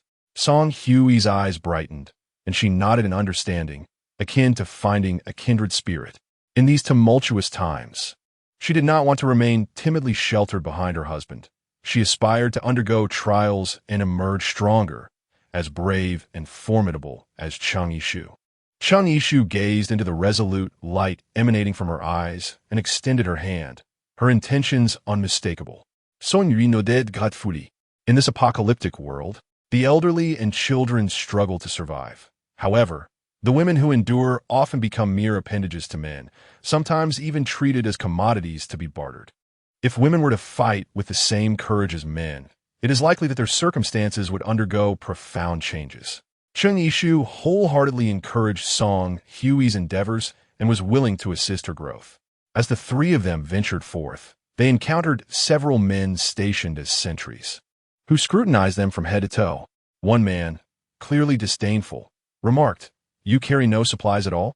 Another whispered something in his ear, and their gazes lingered on Chung Yishu's face for a moment before he waved his hand, permitting them to enter. The factory appeared to have been abandoned for quite some time. The yard was overrun with weeds, and the surrounding pipes were rusted and corroded. With an acute sense of smell, Chung Yishu detected a foul odor emanating from the sewer, though Han Xingye and Song Hui shook their heads, oblivious to it. The area was largely deserted, except for the direction of the storeroom, where a cacophony of voices could be heard, indicating that those who had entered were likely gathered there. They cautiously pushed the door open and were met with an unexpected hubbub, hardly anyone paying heed to their arrival. At the front of the warehouse stood a man in his 40s, clad in a black robe even in the sweltering summer heat, seemingly unbothered by the possibility of heat rash. Their timing was fortuitous, as the man was in the midst of calling for silence. The room was filled with refugees who had narrowly escaped from Jinhai, their emotions running high as they clamored to recount their harrowing tales of flight. Oblivious to his plea for calm, Chung Yishu noticed a man and a woman standing in the corner, and it was none other than the siblings Xiao Qi and Xiao Rui. At that moment, they appeared somewhat bewildered as they gazed at the crowd. Suddenly, a gunshot rang out, instantly silencing the clamor within the room. Upon closer inspection, it became evident that the shot had been fired by one of the men in black robes, with smoke still curling from the muzzle. The crowd, abruptly hushed, regarded the figures in black with a mixture of fear and confusion. The man in black spread his arms wide and addressed the assembly. "Poor children, I know you are all frightened. Do not be afraid. The divine has sent me to rescue you." His proclamation elicited an uproar among the onlookers.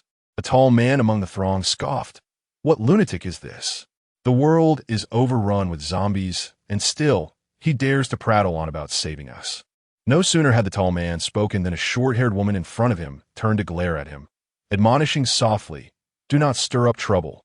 Chung Yishu immediately noticed that the backpack behind the man was the same one that Chi Bin used to carry.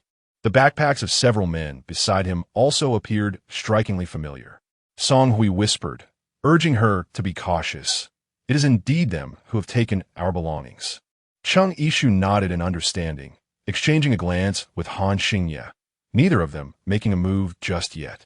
The timing was not propitious, and both were curious to discern the true intentions of the man in the black robe. He wore a fade of insincerity as he continued his oration, proclaiming that the tribulations we currently endure are a consequence of humanity's profound transgressions, a divine retribution bestowed upon us. Many have perished in this ordeal, serving as penance. Those who remain should be grateful that their sins have not yet led to their demise. Thus, do you believe that the deceased are inherently guilty, deserving of their fate, while the survivors are merely fortunate enough to escape their just punishment? At this moment, the crowd's attention shifted towards a young woman standing by the back door. Chung Yishu wore a faint smirk, unperturbed by the myriad of gazes directed her way, her eyes piercing as they fixed on the man clad in black robes. His words invoked memories of her past life, where her family perished unjustly while Zhang Wenbin and that woman managed to survive. If he truly espoused such a doctrine of guilt, the outcome should have been entirely different. His assertions were utterly nonsensical. The black-robed man paused momentarily before resuming his indoctrination. All are guilty, though some bear heavier sins than others. Heaven has decreed punishment, yet simultaneously bestowed mercy, granting everyone a chance for atonement. It is merely a matter of whether one seizes it. Many present clearly disagreed with his claims, although some, limited in their understanding, naively probed what opportunity for atonement. This inquiry struck at the heart of the matter, prompting a satisfied nod from the black-robed man. He raised one hand, proclaiming loudly, "It is, of course, to heed the commands of the divine messenger sent by heaven, my orders." At this declaration, not only did Chung Yishu scoff, but many others joined her in derision. Xiao Qi, hands on her hips and chin raised in arrogance, retorted, "You claim to be a divine messenger from heaven? I could just as easily say, I am an angel." Indeed, what absurdity was this? Did he take them for 3-year-olds? Perhaps he was simply mad, and they were here listening to his boastful claims. "Let's just go," she concluded. Amidst the chorus of skepticism and dissent, the black-robed man exhibited no signs of distress, igniting Chung Yishu's curiosity about his confidence. With a sudden flourish, a fireball the size of a bowl materialized in the palm of his hand, and as he tightened his grip, it vanished before their very eyes. What was that just now? A man allied with the black-robed figure exclaimed triumphantly. "I told you he is a divine messenger, yet you refuse to believe. What normal human can conjure a fireball out of thin air?" The spectacle they had just witnessed was so extraordinary that, had they not seen it with their own eyes, they would never have dared to believe. Could he truly be a messenger from heaven? Many began to waver in their convictions. The previously towering man inquired of the short-haired woman. Could he really be sent by heaven? The short-haired woman, though skeptical, struggled to articulate her thoughts, ultimately concluding, "Nonsense. It is merely a display of street magic. His technique is so refined that we fail to discern any flaws." No sooner had she spoken than a fireball was hurled in her direction. Fortunately, her reflexes were quick, and she managed to retreat just in time, while others hastily extinguished the fireball. The man beside the black-robed figure surveyed the crowd, challenging, "Who among you still doubts? Come, taste a fireball for yourselves." The atmosphere shifted dramatically, with no further dissenting voices to be heard. Indeed, some had already knelt in fear, pleading, "Divine messenger, deity, save us. We beseech your protection." Han Xingye leaned closer to Chung Yishu, lowering his voice. "Do you believe?" Chapter 11. The emergence of the red-eyed giant wrapped the figure cloaked in black.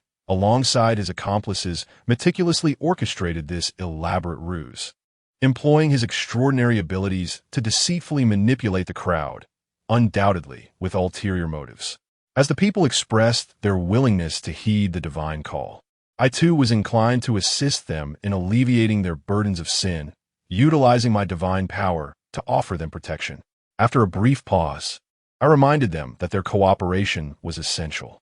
Having endured a prolonged period of hardship and flight, many had reached the brink of despair. Upon glimpsing a glimmer of hope, they eagerly sought to clutch it tightly, inquiring earnestly, "How can we cooperate?" It was only when the man in black requested that they surrender their supplies for centralized safeguarding that Chung Yishu and the others comprehended his true intentions. A few individuals took the lead in feigning compliance, prompting the majority to follow suit and relinquish their provisions to the henchmen of the cloaked figure, in exchange for the promise of protection. Chung Yishu did not miss the subtle exchanges of glances among the few leading individuals, who were evidently well-prepared pawns strategically placed within a crowd.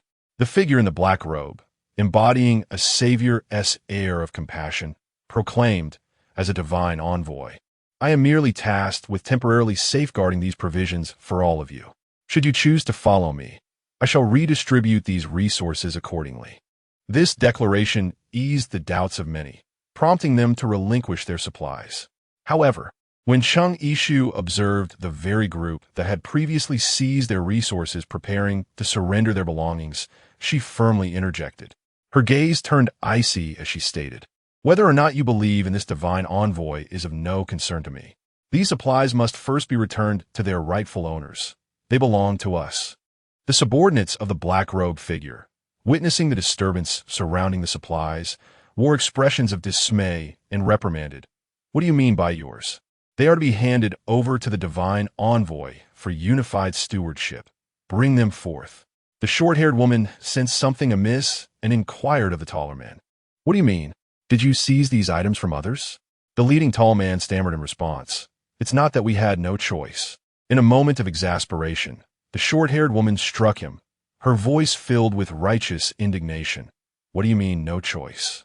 The very first lesson our master imparted when we entered the martial arts school was that we must rely solely on our own strength to protect ourselves and those in need.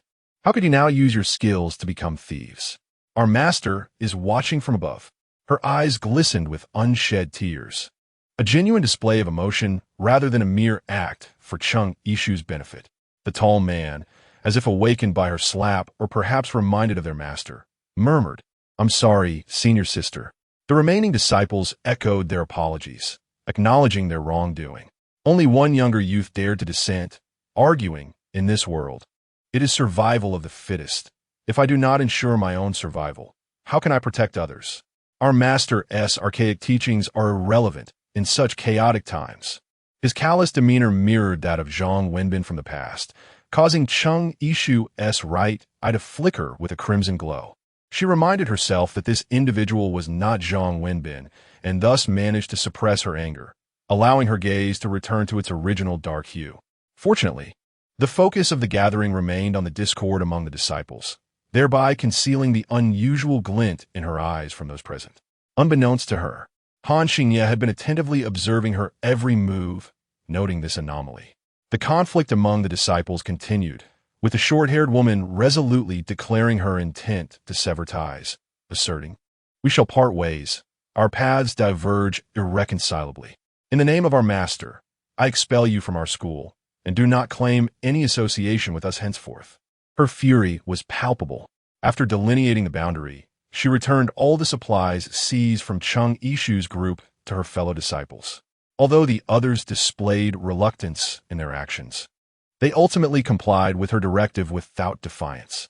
As the supplies slipped away, the minions clad in black robes expressed their dissatisfaction, reaching out to seize what they believed belonged to them, declaring that everything must be surrendered to the divine envoy. Otherwise, the envoy would not grant them protection.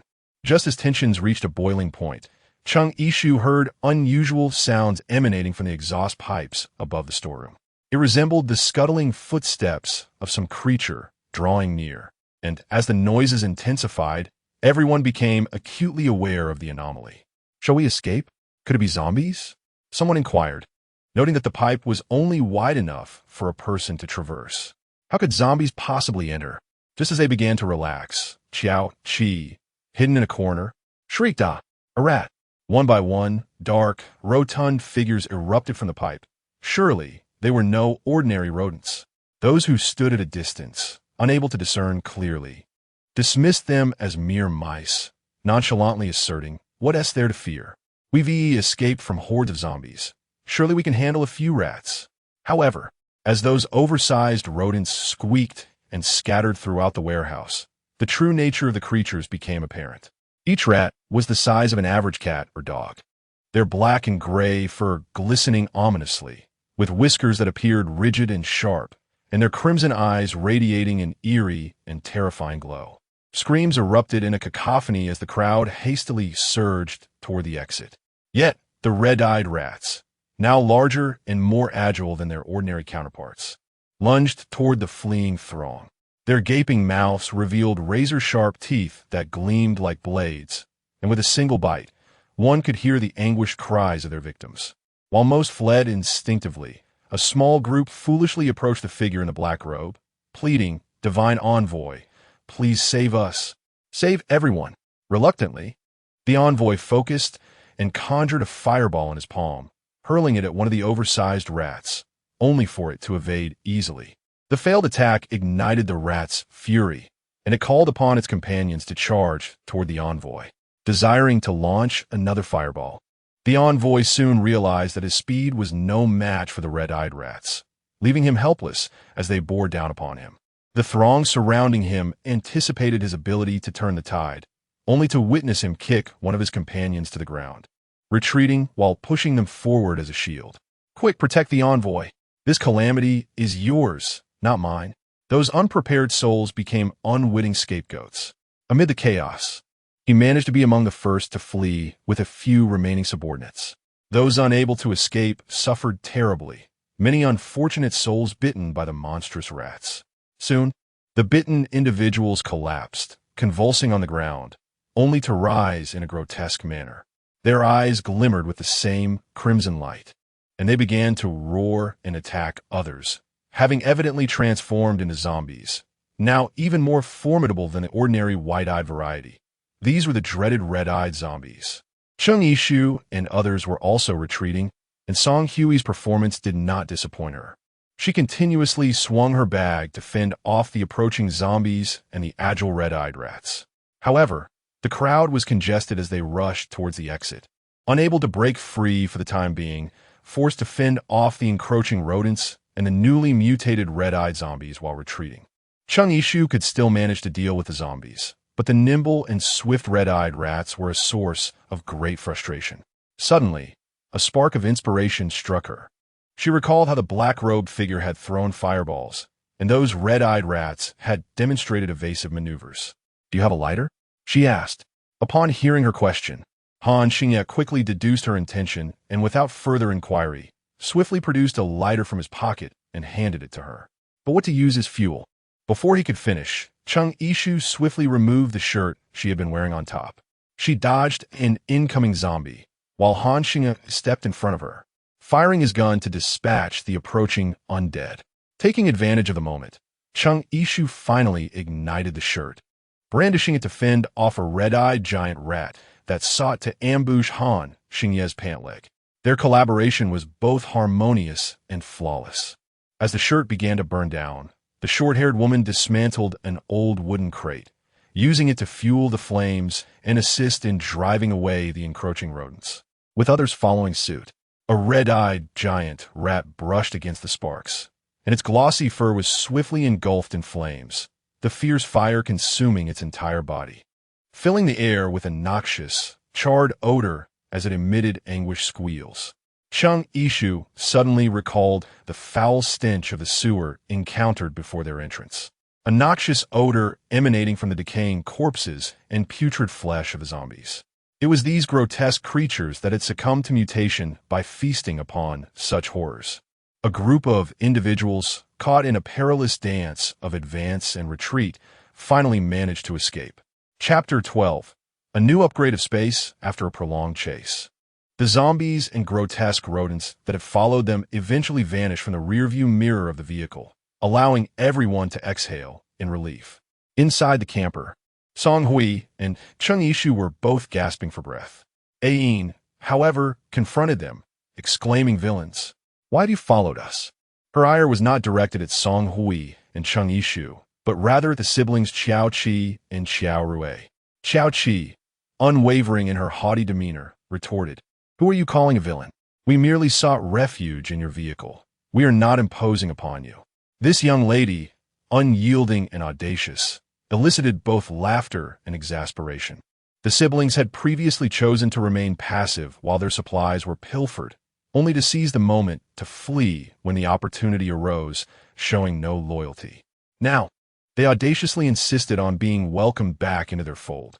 Chung Yishu cast a sardonic glance at her, poised to speak, yet she noticed an unusual demeanor in Qiao Rui, who had remained silent behind Qiao Qi.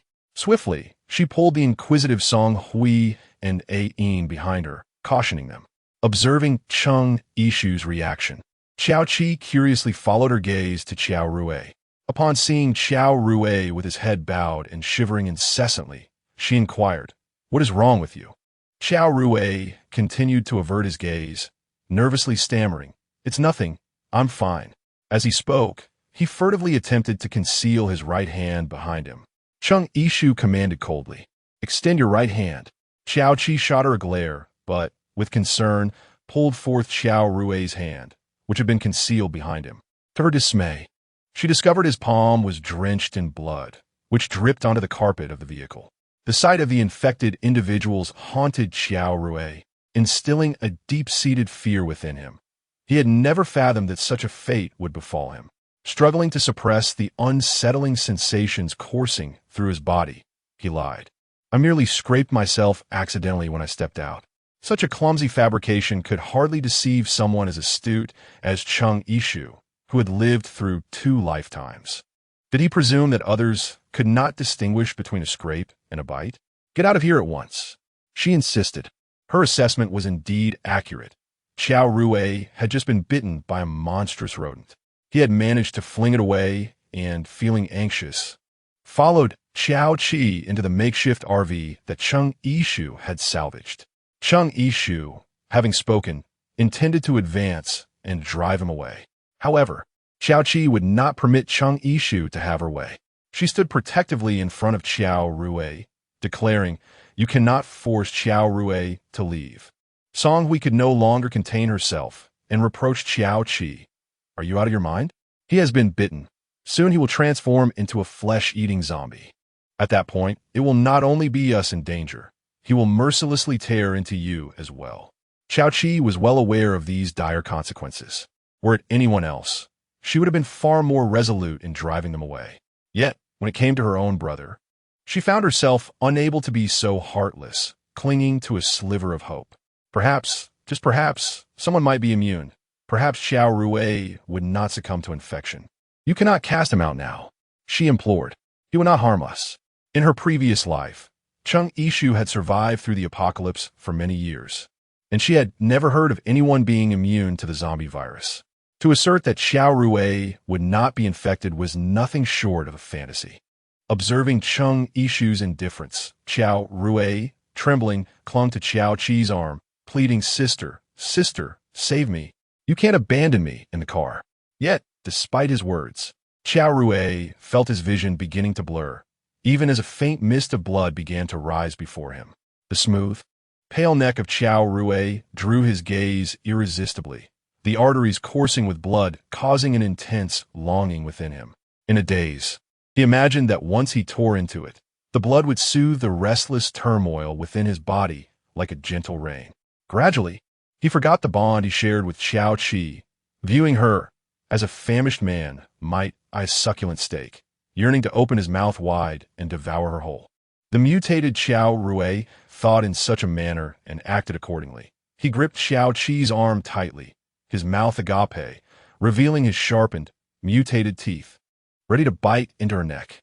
In that moment, Song Hui rushed forward to grasp the door switch and flung open the compartment door. The mutated Xiao Rui, consumed by rage, lunged at Song Hui with clawed hands. Chung Yishu seized a nearby glass teapot and struck it against his head, then, seizing the opportunity, delivered a swift kick to his chest, causing him to lose his balance and tumble out of the speeding vehicle. With a thud, he fell to the ground, and Song Hui hastily closed the door behind him. At last, they had escaped, sharing a relieved smile with Chung Yishu. Meanwhile, Xiao Qi remained frozen in place, grappling with the chaos that had just unfolded. Her once pristine white dress was now soiled, and her meticulously styled princess hair had devolved into a chaotic mess. After a considerable pause, she erupted in fury, leaping toward Chung Yishu. Chung Yishu was caught off guard as she was thrown into the carriage, with Xiao Qi sitting atop her, gripping her neck tightly. With eyes ablaze as if possessed, she exclaimed, "It is all your fault. You are the one who caused Xiao Rui's demise. You wicked woman, you cruel executioner. I shall avenge Xiao Rui." Chung Ma stepped forward to halt her, saying, "My dear girl, you cannot repay kindness with enmity. Your brother has been infected." However, Xiao Qi paid no heed, forcefully pushing Chung Ma aside. "Mind your own business. You are all accomplices.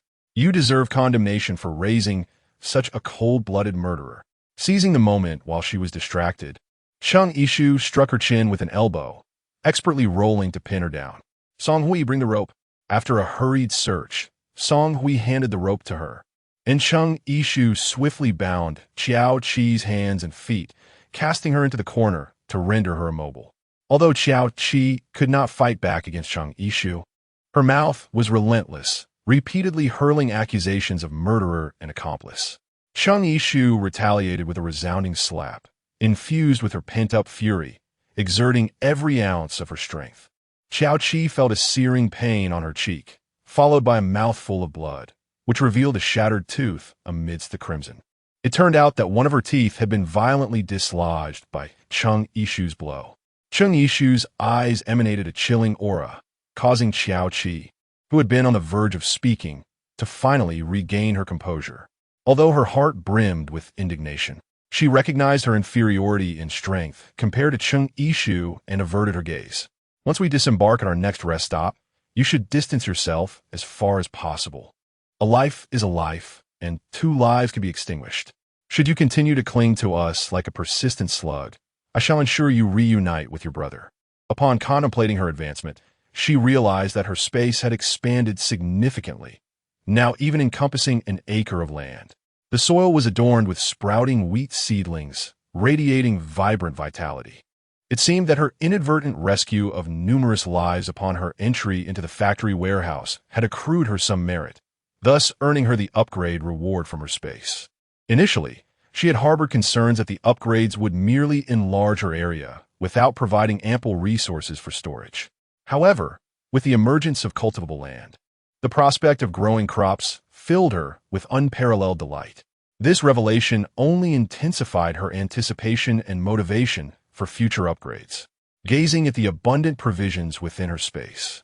Alongside the remaining firearms and ammunition extracted from the armory, as well as the newly appeared fields, Cheng Yishu's confidence in surviving the apocalypse soared to new heights.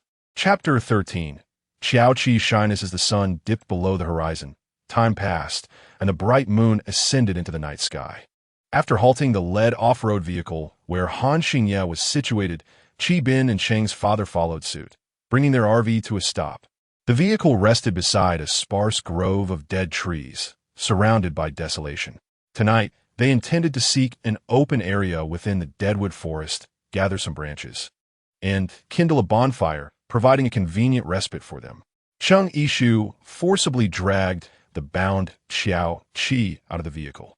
Due to the partition separating the cockpit from the passenger compartment, neither Qi Bin nor Cheng's father, nor the others in the off-road vehicle, including Han Xingye, Yin Yin, and Xia Yusin, were privy to the events that had transpired within their compartment. Upon witnessing the scene, Yin Yin expressed his astonishment and inquired of Cheng Yishu, "What has happened?" In a few brief words, Song Hui recounted the circumstances leading to the current situation, bringing clarity to the group. Observing Qiao Qi in such a restrained state, and recalling Han Xingye's past admonitions regarding her lack of compassion, Xia Yusin felt compelled to speak on Qiao Qi's behalf. Her actions stemmed from a deep sibling bond, and it was Yishu's somewhat hasty handling that incited her impulsiveness. While the reference to sibling affection was acceptable, the reproach towards Cheng Yishu's actions was rather unwarranted.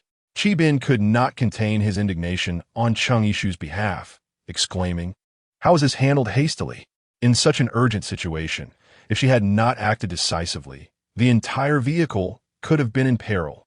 Faced with Qi Bin's candid rebuttal, Xia Yusin's expression faltered, and after a prolonged silence, she finally responded, "I merely felt pity for the girl and thought to say a few words to ease her heart." Despite Cheng Yishu's initial fondness for Xia Yusin upon their first encounter, this series of actions had considerably tarnished that sentiment. Even a figure of clay would retain some semblance of indignation. Cheng Yishu, having experienced an upgrade in her spatial abilities, found herself in a rather pleasant mood. Rather than unleashing her fury, she opted for a minor act of retribution. "Since you regard her with pity and believe I have treated her poorly, then feel free to offer her your comfort and care." With that, she pushed Qiao Qi into Xia Yusin's embrace. Xia Yusin merely intended to subtly imply in front of Han Xingye that Cheng Yishu was not as benevolent as she seemed. She had no intention of actually taking on the burden of Qiao Qi. However, having just uttered those words in front of everyone. She could not simply discard this hot potato. Thus, she reluctantly accepted the situation, forcing a smile, thinking that there was still an empty seat in their vehicle. So accommodating one more person was not an issue. Despite her reassurances, Han Xingye's group had brought minimal provisions. Ishu's party had only allocated 3 portions of food to them. It was evident that Xiao Qi's share would have to be managed by themselves. Holding a bottle of water and half a pack of biscuits, Xia Yusin wore a rather displeased expression, especially since Xiao Qi, now untied, was eagerly eyeing the food in her hands. Reluctantly, Xia Yusin tore off a few pieces of her biscuits to share. Yet, after receiving the biscuits, Xiao Qi continued to fixate on the bottle of mineral water in Xia Yusin's grasp, her eyes clearly expressing her desire. She wanted to drink. The trials of the apocalypse had led her to abandon her picky nature regarding whether the water was imported. All she cared about was that it was clean and quenched her thirst, and the water in Xia Yusin's possession clearly met her criteria. Having spent a day in toil and perspiration, Xia Yusin was parched herself. If she were to give her water to Xiao Qi, would she be left without any to drink? She certainly did not wish to share a bottle with anyone else, except for Han Xingye, of course. Just as she hesitated, Yin was about to offer her the water he held, but Han Xingye was quicker, presenting her with his bottle. Seeing it was Han Xingye, Xia Yusin felt a surge of joy and was about to accept it, only to have it snatched away by Xiao Qi. Whether it was the glow of the campfire or her own shyness, Xiao Qi's cheeks flushed as she took the water from Han Xingye's hand, shyly uttering, "Thank you, Brother Han." She believed her demeanor to be endearingly demure. In reality, she was clad in a soiled dress, her hair a disheveled mess, and her attempts at coyness only rendered her appearance somewhat jarring. Her overly sweet voice even caught the attention of Qi Bin, who was typically quite boisterous, prompting him to exchange knowing glances with his wife, Song Hui, urging her to witness the unfolding spectacle. Song Hui's daughter, Yin, who was munching on biscuits in her mother's arms, noticed her father's expression and innocently inquired, "Daddy, are you making a funny face?" Qi Bin, recovering his composure, awkwardly deflected, No, not at all," as he pushed more biscuits into Yin's hands, encouraging her to eat more. Mr. and Mrs. Chang suppressed their laughter, focusing intently on the biscuits in their hands, choosing to ignore the distribution of food over by Xia Yusin. Xia Yusin, stifling her inner fury, attempted to soften her tone as she addressed Xiao Qi. "I will give you my water. Please return the bottle to Professor Han." After placing her water before Xiao Qi, she attempted to seize the bottle in Xiao Qi's possession, only to have it deftly evaded. "I prefer this bottle. You may keep yours," she declared. "I find this one particularly sweet." Yin could no longer contain his expression, laughter escaping him as he apologized for his inability to hold back. At this moment, Xia Yusin was left with no choice but to endure the situation. She realized that her previous defense of Xiao Qi had, indeed, backfired upon herself. It was uncertain whether it was due to the shared plight of survivors escaping from that factory, but upon witnessing the glow of the bonfire tended by Chang Yishu and her companions, many others began to gather in the woods for respite. Some recognized Chang Yishu, Song Hui, and Han Xingye, approaching to express their gratitude while denouncing the earlier charlatan in the black robe. They praised the use of fire against the monstrous red-eyed rodents, which had spared numerous lives. The short-haired woman from before, named Zheng Ying, fortuitously arrived with her surviving disciple in this wooded area. Upon learning that Chang Yishu and her companions were present, she led her disciple over to offer a renewed apology. The younger disciple, whom she had previously expelled from her sect, had unfortunately been bitten within the warehouse and was now infected, transformed into a zombie. The tall disciple was also absent from Zheng Ying's side, likely having met a similar fate. Zheng Ying and her few remaining disciples expressed their sincere apologies, acknowledging the misfortunes that had befallen their sect, leaving only a handful of them. Chang Yishu, unwilling to dwell on past grievances, chose to overlook earlier disputes. With Chang Yishu's words, others also ceased to dwell on past transgressions, forgiving them with a few comforting remarks. After several rounds of exchanges, tranquility finally descended upon their gathering around the bonfire as the night deepened. After a day of travel, Ain had relaxed, resting sweetly against Song Huey's shoulder, while the other adults prepared to rest. Due to the cramped space within the vehicle and the stifling heat, some opted to sleep beside the bonfire, leaning against the trees, finding comfort in the gentle evening breeze that offered a welcome coolness while remaining vigilant against unforeseen circumstances.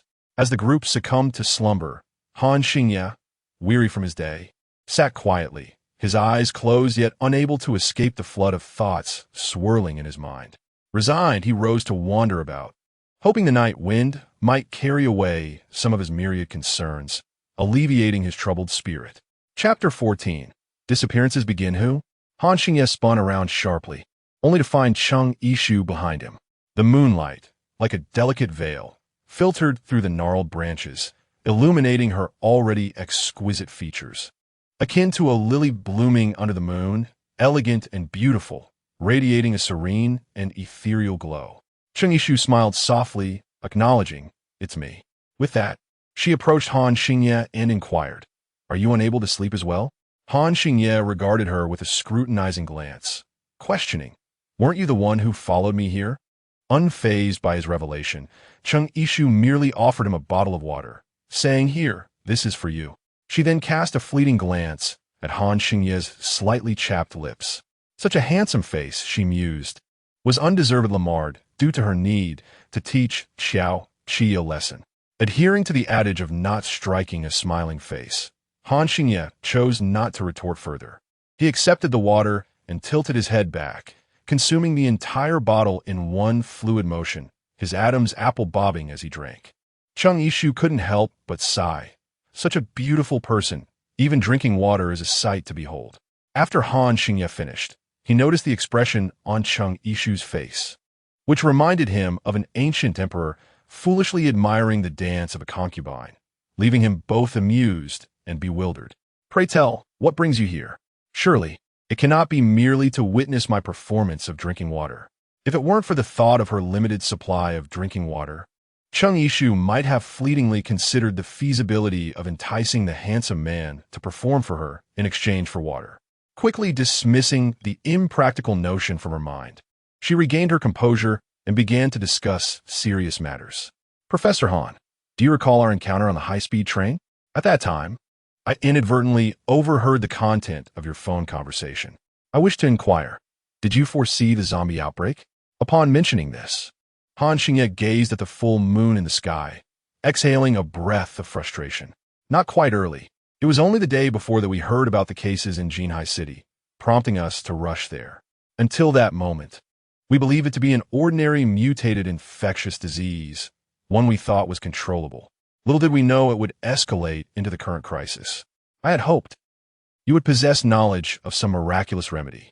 With the last remnants of hope for averting the apocalypse extinguished, Cheng Yishu felt a pang of disappointment. Now, she too gazed upward at the moon, which remained unaffected by the calamities on Earth, shining serenely in the night sky. Yet, a flaw marred the beauty of the scene. The gnarled branches of the trees above reached towards the moon like withered hands clawing their way up from hell, ominously attempting to obscure the lovely moonlight. Something felt amiss. Before either of them could speak, shouts echoed from within the forest, emanating from others who were resting nearby. Upon their arrival, Cheng Yishu and Han Xingye found a woman in distress, weeping and confiding in her companions. Old Fong said he would sleep outside, but I am worried about him.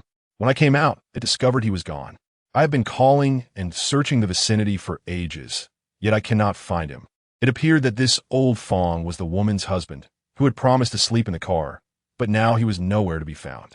The commotion awakened others, some of whom expressed their impatience, grumbling about the disturbance late at night, suggesting perhaps her husband had simply chosen to leave her.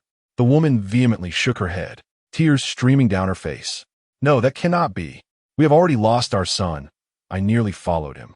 Old Fong assured me he would not abandon me." The loss of a child, compounded by the inexplicable disappearance of her husband, understandably shattered the woman's composure. Han Xingye, with a rational perspective, analyzed the situation. Even without delving into the realm of intuition, this area is desolate, with no village or shop in sight. The only refuge is this patch of woods. And since her husband did not take the car, it would be perilous for him to simply walk away from his wife. There is no reason for him to do so. Upon hearing his assessment, many present felt a chill run down their spines. One man suggested, perhaps he merely wandered a short distance to relieve himself. We might be overthinking this. However, as they conversed in the woods, small groups began to reveal their own missing companions, prompting a realization that the situation was far more complex than they had initially perceived. Fortunately, Cheng's parents and Qi Bin's family remained unscathed, while Xiao Qi had only just awakened in the SUV. Cheng Yishu peered into the compartment and, to her dismay, found that Xia Yusen, who had been sleeping in the SUV with Xiao Qi, had indeed vanished without a trace. Upon uttering these words, Yan Yan's demeanor softened slightly. Although his heart was ablaze with anxiety, he recognized that Han Xingye, possessing greater skills, was far more suited to locate Xia Yusen, while he would merely prove to be a hindrance.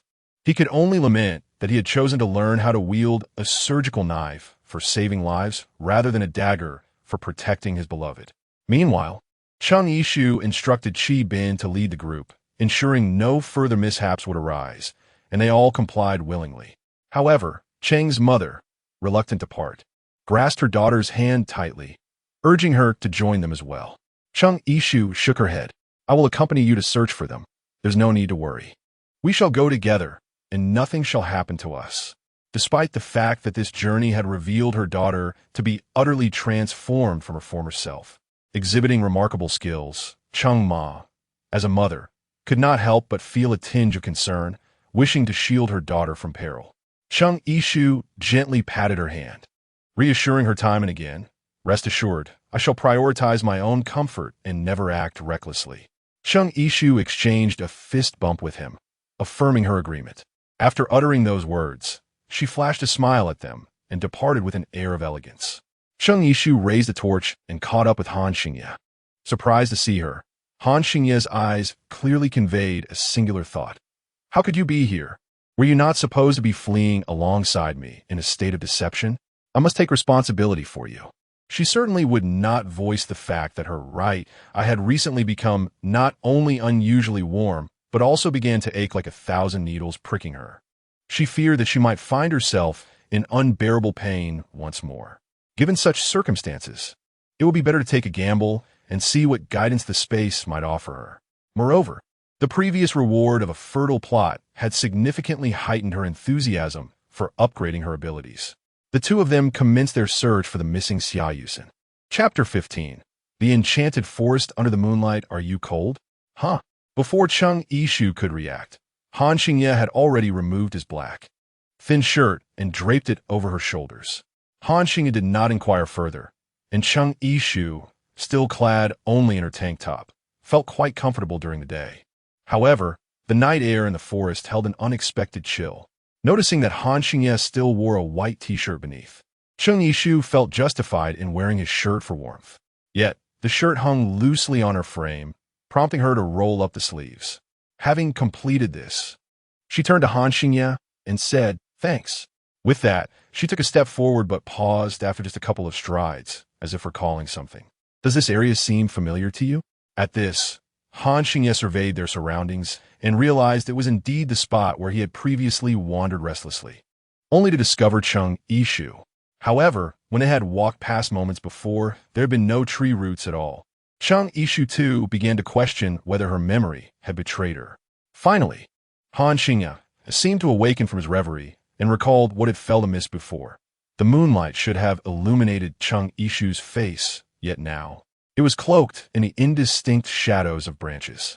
At that moment, Cheng Yishu had remained stationary, and in the span of merely a minute or two, the direction of those shadows ought not to have shifted so rapidly. Run! Something is off in this grove.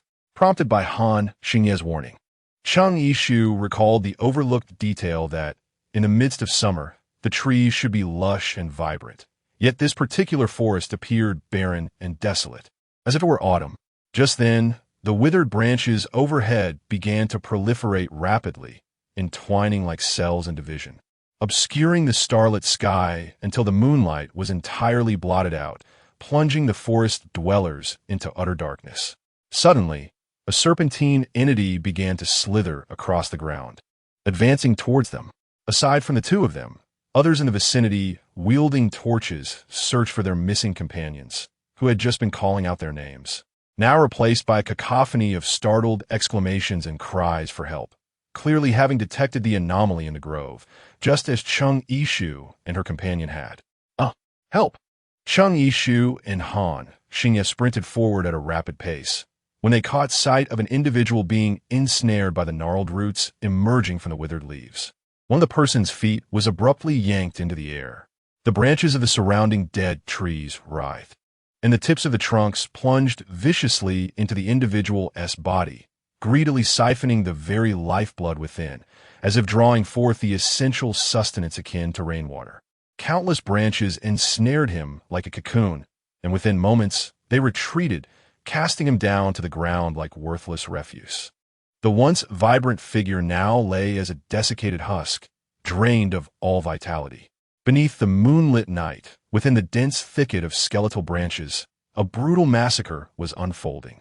Chung Yishu and Han Xingye relentlessly endeavored to escape, while the distorted, withered branches around them elongated and pursued them.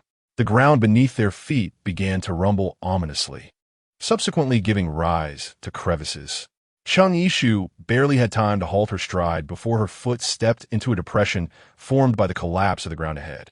Han Xingye swiftly rushed forward, grasping her hand and momentarily halting her descent. Chung Yishu cast a glance behind her, her pupils suddenly constricting. "Be careful. A branch." Seizing the opportunity, while Han Xingye was distracted, swiftly struck, ensnaring his leg and lifting him off the ground. Under the force of this impact, the two, who had been holding tightly to each other, were forced apart. Suspended in midair, Han Xingye found himself dangling, while Chung Yishu plummeted into a deep pit. Perhaps it was due to the demon trees attacking their prey on the surface, but upon her descent into the pit, Chung Yishu found herself in a relatively safe haven, albeit a painful landing. The pit was around 7 or 8 meters deep, and despite her numerous attempts, she was unable to climb back up. Anxious and frantic, she feared that if she didn't ascend quickly, Han Xingye might meet the same fate as the previous victim, drained of his blood and left as a mere corpse. Meanwhile, Han Xingye was not one to succumb passively to his predicament. With one leg tightly ensnared by a branch, he dangled helplessly in the air, while other branches eagerly brandished their sharp, menacing tips, poised to pierce his flesh and drain his life's essence. After dispatching 2 more branches that attempted to assault him, the branch coiling around his leg began to extend along his body, tightening its grip with each passing moment. He felt as though his leg was on the verge of being crushed, and in that instant, another branch struck his wrist, causing him to lose his grip on the dagger meant for his defense, which clattered to the ground. With fear stripped away, the branches raised their sharp tips, preparing to launch their attack. Just as Han Xingye attempted to fend them off, an explosion of latent power surged through him in an instant. A fireball coalesced in his palm before being hurled forth. The branches of the demon trees, already withered and decayed, ignited upon contact with the sparks, quickly engulfed in flames that spread rapidly. Chung Yishu observed as Han Xingye unleashed a series of fireballs, driving back the malevolent trees, and was astonished to discover that he had awakened his pyrokinetic abilities in the face of imminent peril. Even more admirable was his remarkable proficiency in wielding this newfound power with such swiftness. In the apocalyptic world, there are primarily 5 categories of awakened abilities: fire, metal, plant, wind, and ice. As the name suggests, fire abilities allow the user to conjure fierce flames, while metal abilities grant the practitioner a temporary state of invulnerability. Plant abilities enable the creation of vines to ensnare foes, and wind abilities bestow a speed akin to the swift breeze upon the user. The final category, ice, has 2 branches, one capable of generating actual ice, and the other merely able to produce water for consumption. The latter is generally deemed the least useful ability in this dystopian era. However, Chung Yishu held a different view. Nonetheless, the manifestation of these powers demands a considerable expenditure of mental energy from the wielder. Should their mental reserves be depleted, not only will they be unable to summon their abilities temporarily, but they may also succumb to a state of unconsciousness. Regrettably, Cheng Yishu noticed that Han Xingye, who had been casting a multitude of fireballs, was beginning to show signs of fatigue, and it was likely that his mental energy was nearing exhaustion. Chapter 16. Han Xingye falls into unconsciousness simultaneously. Han Xingye, having overexerted his mental faculties, fell into unconsciousness, plummeting from the air toward the deep pit where Cheng Yishu stood. If he were to fall without intervention, the impact could very well devastate his internal organs. Cheng Yishu hesitated for a moment, ultimately resigning herself to the fate of becoming the human buffer for Han Xingye as he fell. As she spread her arms wide, emerald green vines, adorned with glistening leaves, emerged gracefully from her wrists, extending upwards like a pair of gentle hands. They securely caught Han Xingye, softening the force of his descent, causing a slight tremor in midair. Cheng Yishu gently caressed her unscathed wrists, as if everything that had just transpired was merely a figment of her imagination. Upon realizing that she had awakened a botanical ability, she nearly wept with joy. It is worth noting that in her previous life, she was an ordinary individual, lacking even the water-based abilities considered the most trivial within the ice element. Yet now, she had astonishingly manifested a plant-based power. What was even more remarkable was that this ability could be enhanced by continuously defeating mutated zombies and other aberrant entities, with randomly dropped crystal cores augmenting her strength. The higher the level, the more formidable the ability possessed by the wielder. The emerald vines, emitting a soft green luminescence akin to fireflies, were exceedingly rare among botanical ability users that she had encountered in her past life, likely reaching an impressive level of 8 or 9. Oh, how desperate! Ah, stay away. She retracted her smile, focusing her mind as she unleashed the vines once more beneath her feet, perhaps sensing that this time was not about carefully catching others. The 3-finger-wide vines shot forth into the air, curling slightly upon contacting the pit's bottom. Cheng Yishu, supported by the vines that had grown over 2 years, swiftly ascended out of the pit and landed on solid ground. Preparing for battle, the once lush leaves of the vines rapidly transformed into sharp, elongated thorns. Cheng Yishu stood steadfastly, guiding the branches toward an individual 10 meters away, who was on the verge of having their blood drained. The branches twirled like a hair tie, ensnaring the victim, and then, mimicking their previous form, they continuously contracted and tightened. As they did so, the sharp thorns on their surface crushed the demonic branches to pieces. The tendrils extended from her wrist, branching out to save individuals in various directions. However, the expanse of the forest was vast, and the number of people in need was numerous. If she persisted in this manner, her own mental strength would deplete significantly, ultimately leading her to succumb to unconsciousness. Much like Han Xingye, Cheng Yishu continued to expend her mental energy to unleash vines while surveying her surroundings in search of a way to break the impasse. At that moment, she suddenly realized that the tree behind her was the most flourishing one in the entire forest. Its trunk was so thick that it could only be embraced by 2 adults with great effort. From its crown, branches stretched out in all directions, and the bark revealed, at times, many anguished human faces that eerily resembled those of the unfortunate souls who had recently perished. Cheng Yishu experienced a moment of enlightenment, deftly directing the vines, while this peculiar tree seemed to orchestrate the other desiccated trees within the forest. Otherwise, how could they have previously understood the art of concealing themselves to lure the enemy deeper and adeptly employed tactics to encircle their prey? All of this was due to the presence of a superior commander, and this tree was most likely that very commander lurking behind the scenes. Cheng Yishu, entwined with the creeping vines, launched a fervent assault upon the towering demon tree. Sensing the imminent danger encroaching upon its vicinity, the tree summoned its surrounding brethren to shield itself. After a protracted struggle, Cheng Yishu found herself at a disadvantage, her fatigue mounting and signaling the dwindling reserves of her mental fortitude. The demon tree, perceiving the waning strength of the vine she commanded, rustled its bizarre, crimson leaves in a mocking manner, as if delighting in her plight. Moreover, A grotesque mouth materialized upon its trunk, adorned with a sneering grin. "Fool! You rejoiced too soon."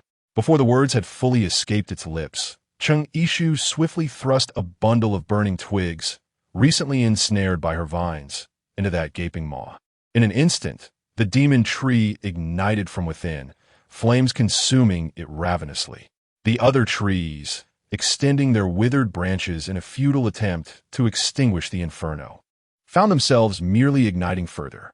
The fire spread rapidly, and those skeletal trees paid no heed to the humans fleeing through the forest. They erupted in flames, akin to the tormented souls from whom they had previously siphoned life, writhing in agony amidst the conflagration. Chung Ishu, as if in possession of a rare treasure, hastily picked up the orange crystal core. It is well known that ordinary white-tier zombies lack crystal cores entirely, and even the higher-tier red zombies and red mutated creatures possess only a minuscule chance of yielding their corresponding red crystal cores. The fact that she stumbled upon such a substantial orange crystal core this time is truly astonishing in terms of fortune. Chung Ishu never anticipated that the largest demon tree was an orange-tier anomaly. With utmost caution, she carefully placed the crystal core into her spatial compartment. This crystal core not only enhances supernatural abilities, but is also highly nourishing for ordinary individuals. Such a precious orange crystal core was something she could not bear to consume so readily. After all, secured within her space, it was beyond anyone else's reach. In addition to the orange crystal core, as Chung Ishu fled the woods with Han Xingye upon her back, she serendipitously gathered approximately 10 red crystal cores, which she accepted with delight. However, recalling the unconscious Han Xingye on her back, she set him down in a safe spot. Checking his forehead, which was drenched in sweat, she noted his limbs felt alarmingly cold. There were indeed instances where supernatural beings had perished from excessive consumption of mental energy, and Chung Ishu feared that if she did not act promptly, she might end up carrying only Han Xingye's lifeless body. As the withered branches receded, the starry sky finally emerged. Moonlight bathed Han Xingye's face. After a moment's contemplation, she retrieved the crystal core she had previously stowed away. Speaking not only for the unconscious Han Xingye, but also for herself, she declared, having gathered 10 red crystal cores, which ordinary people would take ages to collect. "I have already been quite generous. Do not accuse me of being stingy for hesitating to offer you the orange crystal core." Chapter 17.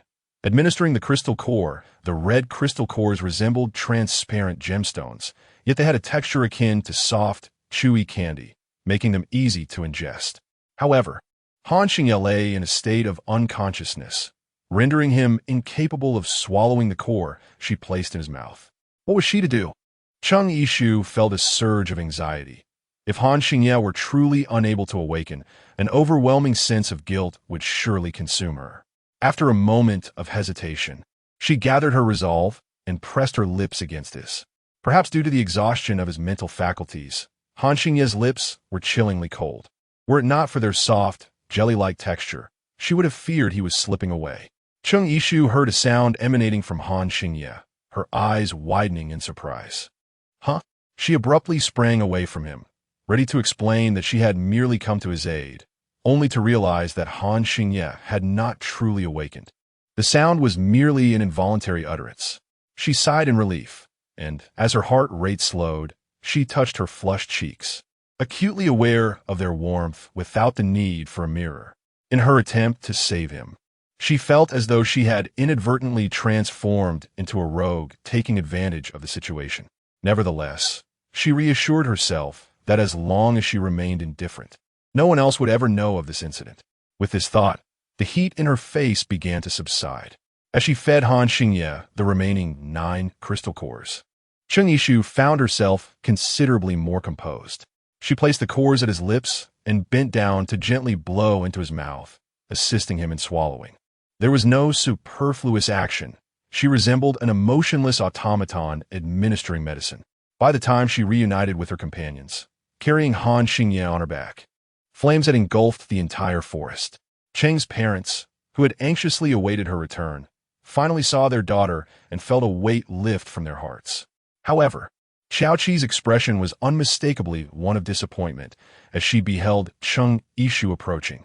When Yin Yin took Han Xingye from Cheng Yishu, she explained, "He has sustained some injuries and has lost consciousness." Cheng Yishu recalled the previously missing Xia Yusin and inquired with concern, "Where is Xia Yusin?" The forest fire was spreading, and aside from the desiccated corpses, drained of blood, it seemed that everyone else had managed to escape. If Xia Yusin had not made it out, it was likely she had met with misfortune. If that were the case, both she and Han Xingye had ventured into danger for naught.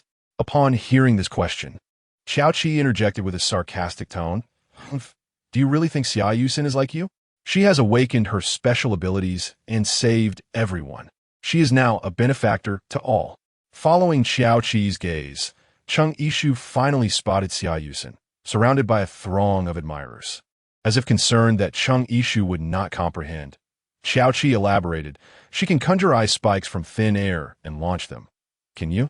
Understanding the implication, Cheng Yishu realized that Xia Yusin had awakened her powers and was now an ice-type ability user.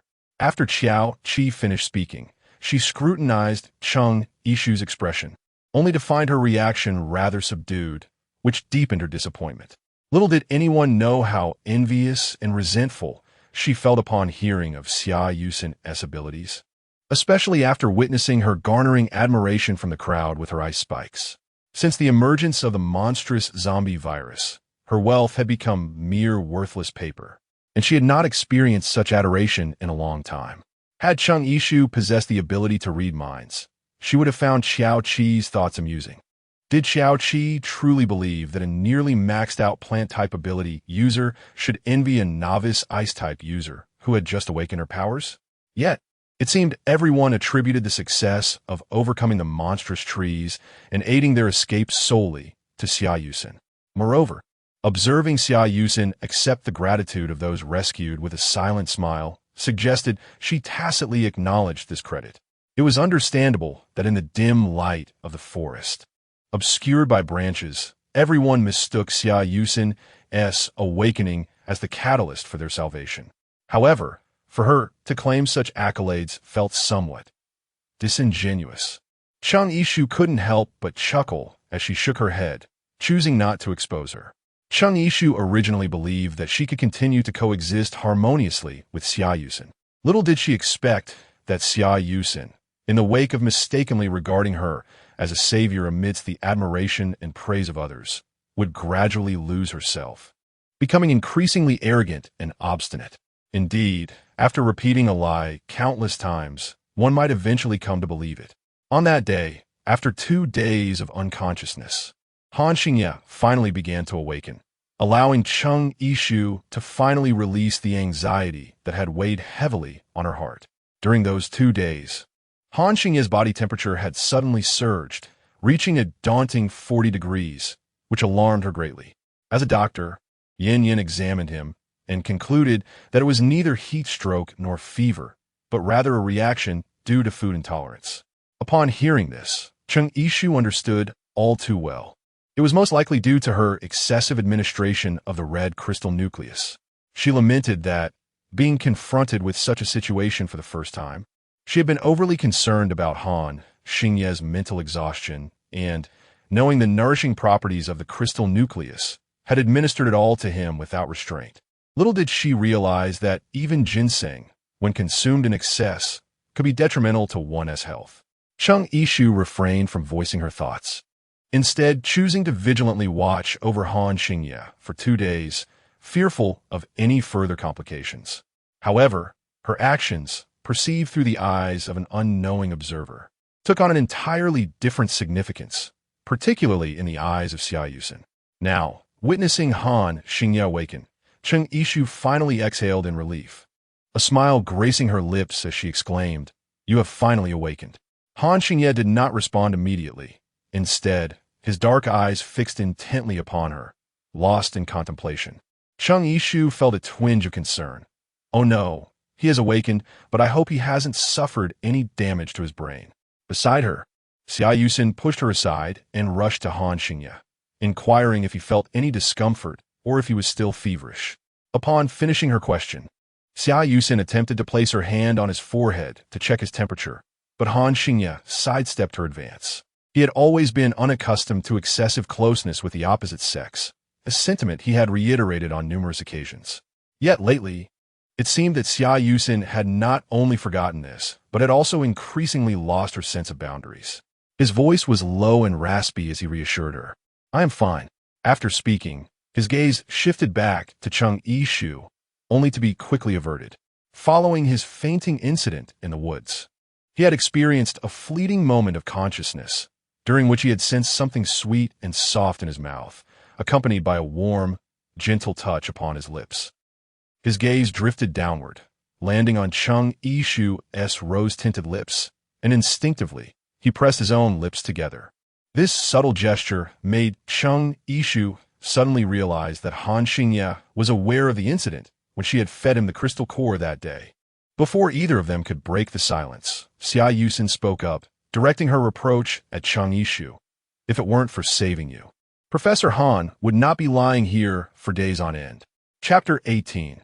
Resting in Yushio village, Cheng Yishu was nearly amused by Xia Yusin's words.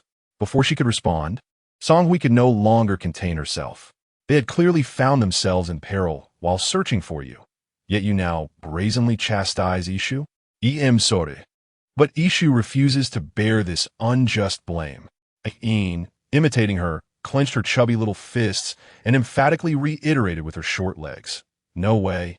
You cannot bully Sister Ishu." In recent days, Xia Yusin had been revered by the rescued refugees as though she were a deity, and she had become somewhat intoxicated by this newfound adoration. Of course, she would not confess that on that fateful night, after witnessing Han Xingye and Cheng Yishu leave the camp in succession, her intention to stealthily follow them had inadvertently led to her being ensnared by the branches and going missing. She huffed disdainfully, justifying herself. "I may have gone missing, but I escaped on my own. Not only did I save myself, but I also rescued so many others. Yet here I am, while Professor Han suffers, and Cheng Yishu remains unharmed. I did not cause Professor Han's plight. Could it be that I saved him?" Noting the scornful and skeptical tone from her interlocutor, Cheng Yishu understood that even if she presented the truth, Xia Yusin would not, or perhaps could not, accept it. Reflecting on Xia Yusin's recent behavior, Cheng Yishu felt that if this continued, the rift between them would only deepen. Cheng Yishu candidly remarked, "Since it has come to this, our paths diverge from now on. You shall tread your sunlit road while we navigate our solitary bridge." Her words conveyed an intention to sever ties. To her surprise, the first to voice dissent was Han Xingye. Cheng Yishu, do not take offense. Xia Yi merely acted out of momentary impatience, and his tone was somewhat harsh. After this, he turned to the indignant Xia Yusin, who was ready to retort, and said, "Come with me." The two of them moved a distance away, engaged in hushed conversation. Although Cheng Yishu possessed remarkable hearing, she dismissed any interest in their exchange. To demonstrate her sincerity, she inclined her body slightly forward, offering a gesture of apology. The other refugees had long taken note of the unfolding situation. Upon witnessing Xia Yusin apologize to Cheng Yishu, a few well-meaning individuals interjected, "Miss Cheng, I advise you to let it go. In these tumultuous times, it would be wise for everyone to take a step back." "Indeed," they echoed, "it is not a matter of great significance. Why should we quibble over trifles? A young lady should be magnanimous." With Xia Yusin having already offered her apologies, they urged Cheng Yishu to accept the olive branch. Their collective voices painted the picture that Cheng Yishu's refusal to forgive Xia Yusin would render her ungrateful. With a sardonic glance, Cheng Yishu surveyed these individuals, recognizing them as those who had recently fawned over Xia Yusin after learning of her ice-based abilities. In a world turned upside down, where power reigned supreme, the ability to subdue the monstrous trees had rendered Xia Yusin an object of their admiration and flattery. Thus, their current behavior became all too comprehensible. Cheng Yishu's anger dissipated significantly, and she now found herself eagerly anticipating the moment when Xia Yusin would be unmasked, revealing to these individuals that she could not protect them after all. "Very well, I forgive you," Cheng Yishu said as she stepped closer to Xia Yusin, whispering in her ear. "However, Do refrain from weaving too many lies, lest you begin to believe them yourself. At these words, Xia Yusin was momentarily taken aback. Upon recalling her tacit acceptance of the claim that Yao Lin had saved everyone, alarm bells rang in her mind. Did Cheng Yishu know something? If it weren't for Professor Han's suspicions regarding this woman and her potential connections to Cobra, which necessitated further observation, why would she be bowing to her in such a manner? Cheng Yishu's grandmother had one son and one daughter. Her elder daughter was Cheng Yishu's mother, Yao Yafen, while her younger son, Cheng Yishu's uncle, was named Yao Jianya. Cheng Yishu has cherished and admired her grandmother since childhood. After the passing of her grandfather, her grandmother single-handedly raised her two children, exhibiting no preference for sons over daughters. She showered equal affection upon her children and her grandchildren, Cheng Yishu, her cousin Yao Jiabao, and her cousin Yao Mingyu, without the slightest hint of favoritism. In stark contrast, Cheng Yishu's aunt, who was raised in a family that favored sons, created numerous disturbances upon entering their home. She believed her son, Yao Jiabao, to be a golden child and felt that her mother-in-law's unbiased treatment of him was, in fact, partiality. After many quarrels and disputes, Cheng's parents decided to financially support the construction of a two-story villa for their grandmother in the village, ensuring that her twilight years would not be plagued by discord. Cheng Yishu recalled her grandmother, who lived alone, and after their communication devices had utterly failed, they had been unable to reach her, filling her with profound concern. Unconsciously, her pace quickened. Aside from Cheng Yishu's family and the Ayin family accompanying them, others were in dire need of supplies, prompting everyone to advance towards Yushu village. Ayin, being carried on Chi Bin's back, thought of a scene from her kindergarten picture book. She pointed toward the field and curiously asked, "Daddy, is that a scarecrow? Why is it moving?" Upon hearing her, Chi Bin casually glanced in the direction indicated by his daughter's tiny finger. It was only when the so-called moving scarecrow approached them that he exclaimed, "What the hell? It's a zombie." He swung his stick and swiftly dispatched the undead creature. In that instant, the vigilance that had waned due to the seemingly tranquil rural scenery was abruptly restored, as if a spring had been tightened. The once serene and harmonious village facade was merely an illusion. Even remote places like Yushu village were not spared from calamity, as the zombie virus had been spreading here for some time. Whether one deemed her cowardly or selfish, whether others chose to rest before embarking on a quest for a safe haven, or whether they decided to remain in this makeshift existence, it mattered not to her. Chapter 19. Faced with adversities upon awakening her botanical abilities, Cheng Yishu discovered a verdant vineyard within her realm, where robust vines bore lush green foliage and clusters of grapes that glimmered like purple pearls. She clandestinely tasted one, experiencing its exquisite sweetness and juiciness. Remarkably, both the wheat fields that ripened in just a day and the vineyard flourished anew after she harvested, requiring neither sowing nor planting, as they would naturally regenerate and mature once more. Cheng Yishu was filled with joy as she secretly devised her plans, only to encounter an unexpected situation at the village entrance. A group of 7 or 8 men lay in ambush behind bricks and tiles. Upon spotting her, they brandished their farming tools, hoes and sickles, menacingly forbidding any approach. "Who are you?" one of them questioned, casting a pointed glance at Cheng Yishu before derisively adding, "Is this how you host guests in Yushu village?" They were all aware that Cheng Yishu was considered half a member of Yushu village. Thus Ya Yusin's words were clearly a collective mockery aimed at both of them. In this post-apocalyptic world, where the lines between good and evil blurred, the villagers' wariness was somewhat understandable. After all, even if they bore no ill intent, the presence of even one potential carrier of the zombie virus among them could lead to catastrophic consequences. Seeing Xia Yusin's impolite remarks, the villagers grew increasingly incensed. "This is our territory. We will treat you as we please." With tensions escalating, Xia Yusin's expression darkened. She had no intention of engaging in further dialogue. With her palm raised, she swiftly conjured an ice spike, her focus unwavering. Glancing around discreetly, she noted the mixture of surprise and envy reflected in the eyes of the villagers and the refugees, which filled her with immense delight and satisfaction. Then, with an icy glare, she acted swiftly, aiming the ice spike directly at the villagers' foreheads, intending to assert her dominance. Cheng Yishu immediately discerned his intentions. Just as she was about to unleash her vines to rescue him, Han Xingye acted first. He conjured a fireball and directed it towards the ice column that was midair. Upon impact with the ground, the fireball enveloped the ice spike, which melted into a pool of water, swiftly evaporating into the air under the relentless blaze. Everyone was astonished. Xia Yusin was surprised to discover that Han Xingye had also awakened his abilities, while Han Xingye himself was taken aback by the apparent enhancement of his powers. Cheng Yishu assessed the situation, realizing that Han Xingye had ascended from a mere novice fire elementalist to a third-level practitioner in just 2 days. She couldn't help but feel a pang of loss for the 10 red crystal cores she had forfeited. The other refugees were elated, with some in the crowd exclaiming in astonishment. Who would have thought that among us there are 2 elementalists, one of ice and one of fire? Our survival is assured. Observing the presence of these individuals with extraordinary abilities, the villagers felt a tinge of trepidation.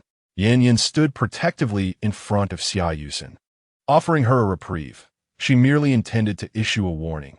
She had no desire to cause them harm. What if I had refrained from intervening? What if they hadn't managed to evade? Han Xingye, known for his imposing demeanor even in moments of calm, was genuinely enraged this time, leaving Xia Yusin stunned in his presence. The last time she beheld such a countenance from him was when he learned that Bai Shihong, the head of Cobra Corporation, was still advancing the Human Enhancement Program, a research endeavor that could very well be the catalyst for the zombie outbreak. With reddened eyes, she murmured, "I apologize for my thoughtlessness." Several villagers exchanged uncertain glances, clearly wavering in their resolve. After all, they feared that even if they refused, the opposing party possessed the capability to force their way into the village. It was simply. Cheng Yishu emerged from the throng, accompanied by her parents. "Uncle Zheng, Uncle Mai, Brother Hua, it is I Yishu," she called out. The villagers, upon hearing their names, focused their gaze and soon recognized her. "Isn't this Yishu? She has blossomed into a young lady," they remarked. Upon encountering familiar faces, the villagers finally lowered their guard.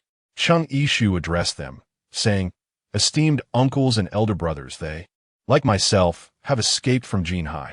Before she could finish her words, the several uncles had already set aside their farming tools, exclaiming, "Then let us hasten to the village for a rest." Their sincere warmth momentarily rendered Cheng Yishu somewhat bashful. She understood that their willingness to lower their guard stemmed largely from her presence. Thus, she assured them in a clear voice, "Rest assured, should anyone disturb the peace in the village, I shall not spare them, just as you would not."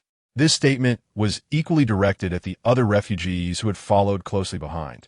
After days of arduous escape, many of them bore tattered and soiled garments, and some, lacking sufficient provisions, felt the pangs of hunger. Their eyes sparkled with the hope of finding a brief sanctuary in Yushio village. Cheng Yishu did not mind being a good Samaritan, assisting them in finding respite in this place. However, she would not permit anyone to exploit the villagers' kindness and enthusiasm to create any disturbances, and she would be the first to object. Han Xingye was equally adept at reciprocating kindness.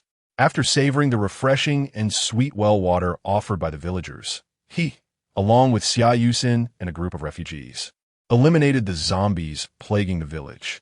Only then could everyone rest peacefully in Yushio village. Cheng Yishu, along with her parents, encountered a predicament at her grandmother's solitary abode. Upon their arrival, they found the courtyard gate firmly locked from within, and despite their persistent knocking, no one answered. Were it not for Cheng Yishu's exceptional hearing, which detected voices emanating from inside, she might have feared that her grandmother had met an untimely fate, transformed into a zombie. Before her parents, Cheng Yishu revealed no hesitation. She unleashed her tendrils, which ascended and secured themselves to the wall. Then, akin to grasping a rope, she leaped effortlessly over the wall and unlocked the courtyard gate. Outside, her parents, astonished, were left with their jaws agape as they exclaimed, "Yishu you." Cheng Yishu replied with a gentle smile, "Indeed, I possess extraordinary abilities as well." She then gestured with a finger to her lips, signaling them to keep her secret, urging them to refrain from divulging it just yet. In these tumultuous times, the fickleness of human hearts is hard to gauge. With their daughter remaining so discreet, the couple nodded in understanding. Inside the room, Cheng Yishu's grandmother was absent, while her uncle, Yao Jianya, along with his family, sought refuge within. Chapter 20. Hidden motives unbeknownst to Yao Jianya. Cheng Yishu and her family had already entered the courtyard. He was in hushed consultation with his wife, Chen Hongxiang, pondering, what if we refused to open the door and they refused to leave?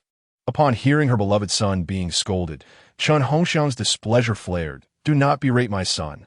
No matter what, he is your flesh and blood, the sole heir of the Yao family.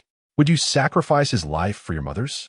She intended to continue, but their 20-something daughter, Yao Mingyu, could no longer endure the conversation. Yao Baobao is the only heir of the Yao family. What am I then? Chen Hongxiang wished to retort that her daughter was merely a girl, and thus not considered the family's heir. Disapproving of her parents' actions, Yao Mingyu forcefully pushed away Chen Hongxiang's hand that had been resting on her shoulder, standing up to leave. Where do you think you're going, you insolent girl? Chen Hongxiang hissed, lowering her voice. Yao Mingyu had long been discontent with the behavior of her parents and younger brother. She declared with righteous indignation, I'm going to let my aunt's family in. This house was built by my aunt and uncle. We are merely squatting here and denying them entry. I cannot engage in such shamelessness. Chen Hongxiang shoved her husband, gritting her teeth. Look at your daughter. Yao Mingyu, startled, instinctively closed her eyes and turned her head away. Yet the anticipated slap did not descend. When she opened her eyes, she saw her long-lost cousin, Cheng Yishu, firmly gripping her father's wrist, halting the impending blow mid-air. Shortly thereafter, Cheng Yishu's parents entered the room, and she released her hold on Yao Jianya's wrist. Having overheard only fragmented snippets of their earlier conversation through the door, she realized that her uncle and aunt were once again bullying her cousin. Observing the eclectic expressions on her uncle's face and his feigned ignorance nearly provoked her into laughter. Madame Cheng, Yao Yafen, was well aware of her brother's consistent demeanor. Observing his pretentious behavior, even her normally gentle disposition was tinged with discontent. The sound of knocking from outside had certainly reached the neighboring courtyard. Surely, you cannot claim that your family was oblivious to it. Yao Jianya, with a shift of his eyes, retorted, I was just about to go and open the door, but I didn't expect you all to come in so swiftly. By the way, how did you manage to enter? Cheng Yishu was not led astray by Yao Jianya. If my memory serves me correctly, this modest two-story building, which belongs to my grandmother, was financed by my family. Rather than inquiring how we gained entry, it would be more appropriate for us to ask how you found yourselves here. And where's my grandmother? Upon hearing this, Yao Jianya instinctively cast a glance at Yao Jiabao, who was cowering in the corner. Chen Hongxiang, with an unfaltering demeanor, deceitfully replied she was about to step out. And how could we possibly stop her? We had no inkling that those monstrous, flesh-eating zombies would later emerge. Yao Mingyu attempted to speak, but Chen Hongxiang pinched a tender spot on her waist, silencing her. After a moment of hesitation, she ultimately chose to remain silent. From their insinuations, it was evident that Cheng Yishu's grandmother was in grave peril. Even with some forewarning, upon receiving this dreadful news, the corners of Cheng Yishu's eyes could not help but sting with unshed tears. Cheng Ma collapsed on the ground, tears cascading down her cheeks as she wept uncontrollably. That night, the spirits of the three members of the Cheng family were far from buoyant. In the adjacent room, Yao Jianya tossed and turned, unable to find solace in sleep. Each time he stirred, Chen Hongxiang, disturbed by his restlessness, struck his back with irritation, admonishing him to be mindful of her need for rest. If you wake up Jiabao, that poor child has already been frightened enough and has hardly slept a wink. She scolded. Grabbing a pillow, she hurled it in his direction, insisting he keep quiet. Jiabao is still a child. What do you expect from him? A child? He just celebrated his 18th birthday last month. Is he an oversized infant? Chen Hongxiang sat up, her anger flaring toward Yao Mingyu, wishing she could silence her for good. How did I end up giving birth to such a burdensome child? You bully your brother like this. Go ahead, spread the word, tell your aunt's family. Let them harbor resentment toward Jiabao. Do you think, as Jiabao's sister, they will hate him without also loathing you? These words struck a chord within Yao Mingyu. She had always cherished her aunt's family, particularly her cousin Cheng Yishu. The thought of them turning against her due to Jiabao was unbearable, which was why she had chosen to conceal the truth today. At last, Yao Jianya, Chun Hongxiang, and Yao Mingyu fell into silence. In the corner, Yao Jiabao faced the wall, his mind replaying vivid scenes of his grandmother, Cheng Yishu's grandmother, who had held his hand as they fled during the outbreak of the undead. Jiabao! Jiabao! Jiabao, startled from his slumber, Yao Jiabao sat up abruptly, clutching his head and repeatedly murmuring, I'm sorry, Cheng Yishu fell silent, merely crossing her arms and gazing at him. After a considerable pause, Yao Jiabao finally regained his senses, surveying his surroundings and finding no trace of his grandmother. Only his cousin who had come to summon him for a meal, which brought him a sense of relief. Chapter 21. The conflict arising from food, as Cheng's mother remained enveloped in the sorrow of her mother's passing. The meals were prepared by Cheng's father. Naturally, the fare was rather simple, just a large pot of rice and some stir-fried greens. In comparison to the lavish meals prior to the end of the world, it paled in significance. However, when juxtaposed with the plight of other refugees who might still be on the run and suffering from hunger, it could be considered quite sumptuous. When Cheng Yishu arrived at the dining table with the tardy Yao Jiabao, her aunt Chun Hongxiang could not help but remark upon witnessing Cheng's father serving bowl after bowl of white rice from the pot, exclaiming, brother-in-law, your swift and decisive motions in serving the rice are truly commendable. Initially, Cheng's father did not grasp her meaning and assumed she was merely jesting about his relatively lighter household chores in comparison to his wife. In the past, while at home, he contributed to tasks such as serving rice and washing dishes, albeit not as much as Yafen. Observing that Cheng's father remained oblivious to her insinuation, Chun Hongxiang could not restrain herself from clarifying her point.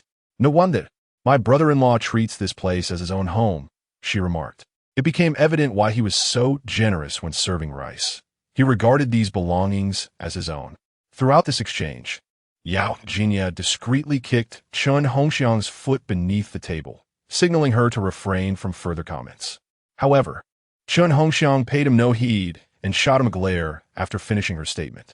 Why are you kicking me? Is there something wrong with what I said? Cheng's father wore a frozen expression, awkwardly setting down the spoon and bowl.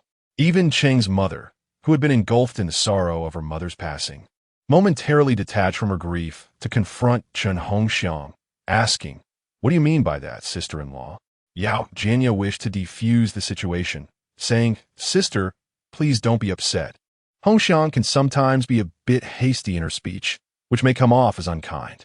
His conciliatory attitude only served to further infuriate Cheng's mother, who rose to her feet and demanded, isn't this my mother's family? Am I not my mother's daughter? Am I not a part of this family? Is my husband and his wife not part of this family? Observing her increasingly outrageous remarks, Yao Mingyu hurried over to restrain her, exclaiming, Mother, please stop. Yao Mingyu felt a profound sense of embarrassment and discomfort. It was one thing for her mother to show a preference for males over females in her treatment of herself and her brother, but it was quite another for her to brazenly confront her aunt in such a manner. Cheng Yishu let out a cold snort and approached Chun Hongxiang. What is this? Has the family name changed to Chun? Standing at a striking height of 1.7 meters, she looked down at the 1.5 meter tall and plump Chun Hongxiang, resembling a figure of authority gazing upon a subordinate. At that moment, the aura emanating from Cheng Yishu was far beyond what one would expect from a girl in her 20s, exerting such an oppressive presence that it nearly compelled Chun Hongxiang to retreat. Pray tell, aunt, does your mother spend her days at home imparting lessons on male superiority and female subservience?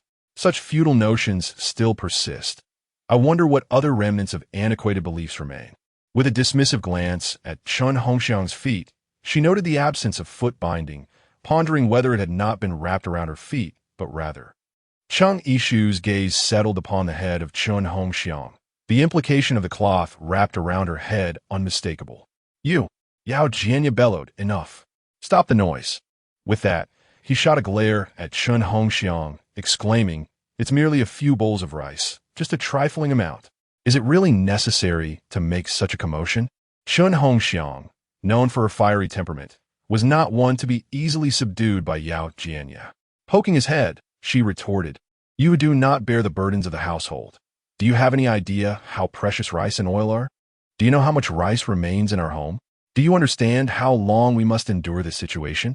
The crops in the fields are not yet ripe.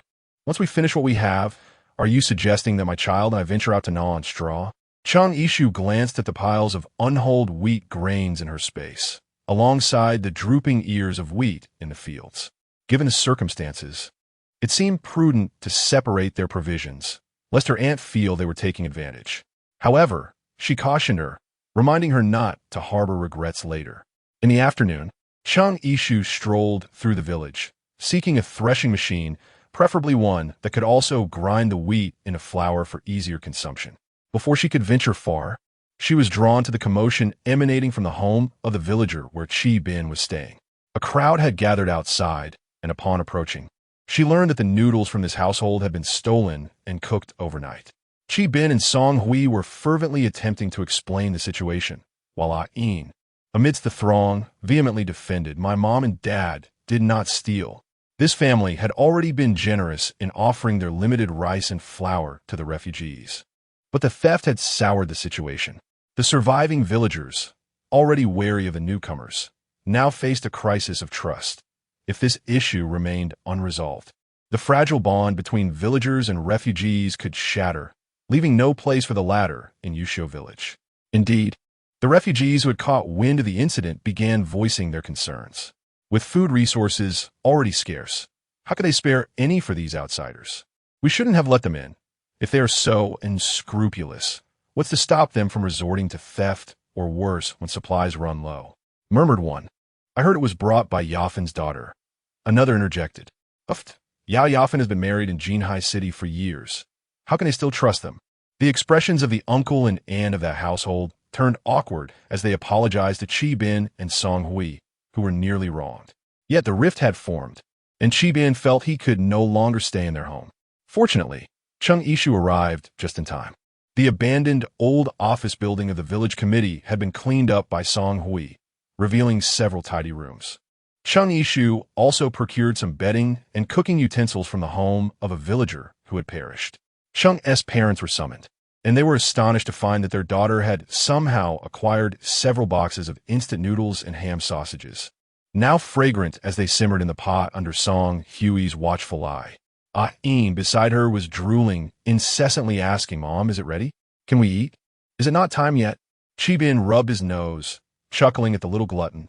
At last, when the noodles were nearly cooked, he assisted in portioning them into bowls, while Song Hui cracked a few eggs into the pot to enhance the meal.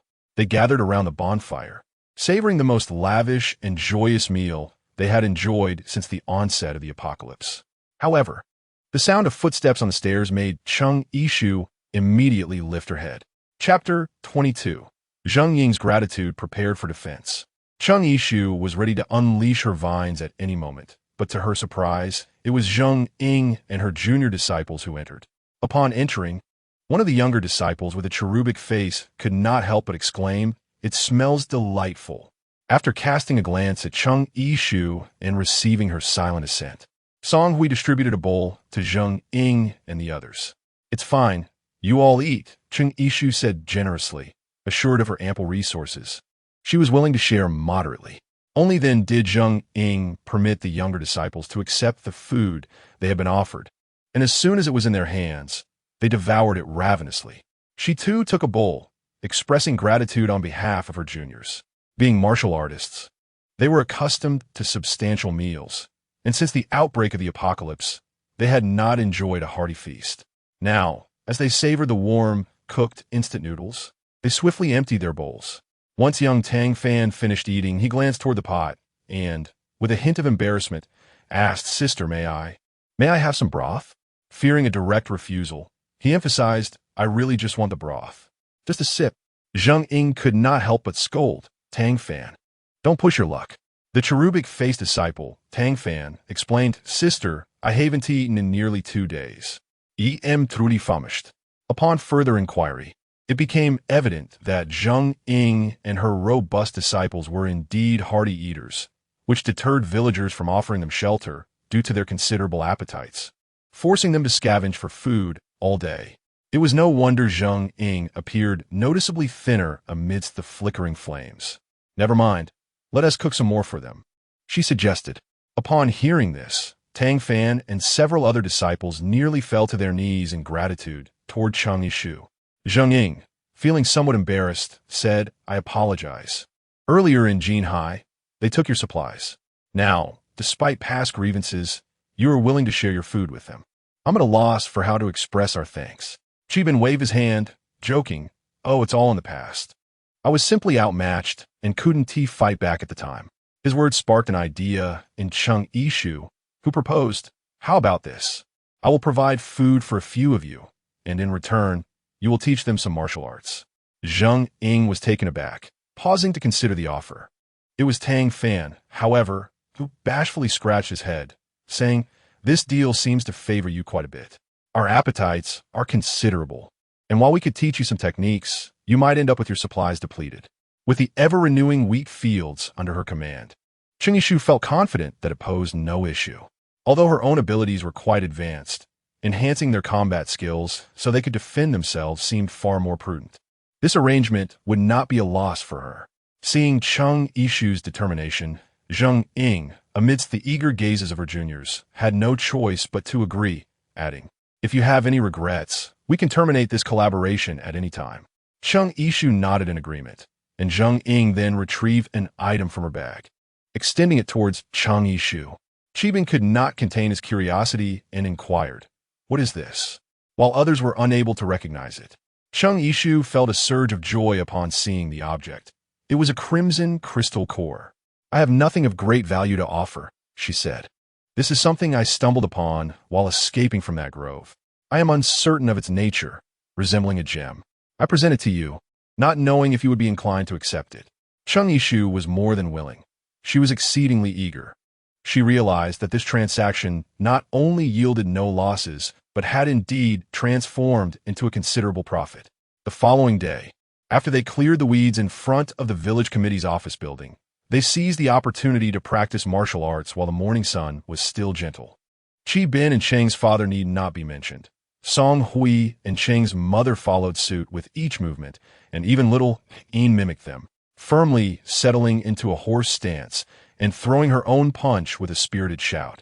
Cheng Yishu lay serenely in the cool shade of the second-floor corridor, contentedly listening to the sounds of their practice outside. Suddenly, she felt a warm sensation in her right eye, which had long been still, startling her into sitting upright. Looking down, she noticed several familiar faces passing by. Among the crowd, Han Xingye's gaze met hers, although they had known each other for merely half a month. Cheng Yishu felt as though they had been acquainted for an eternity. That fleeting moment of eye contact felt akin to the reunion of estranged lovers after a prolonged separation.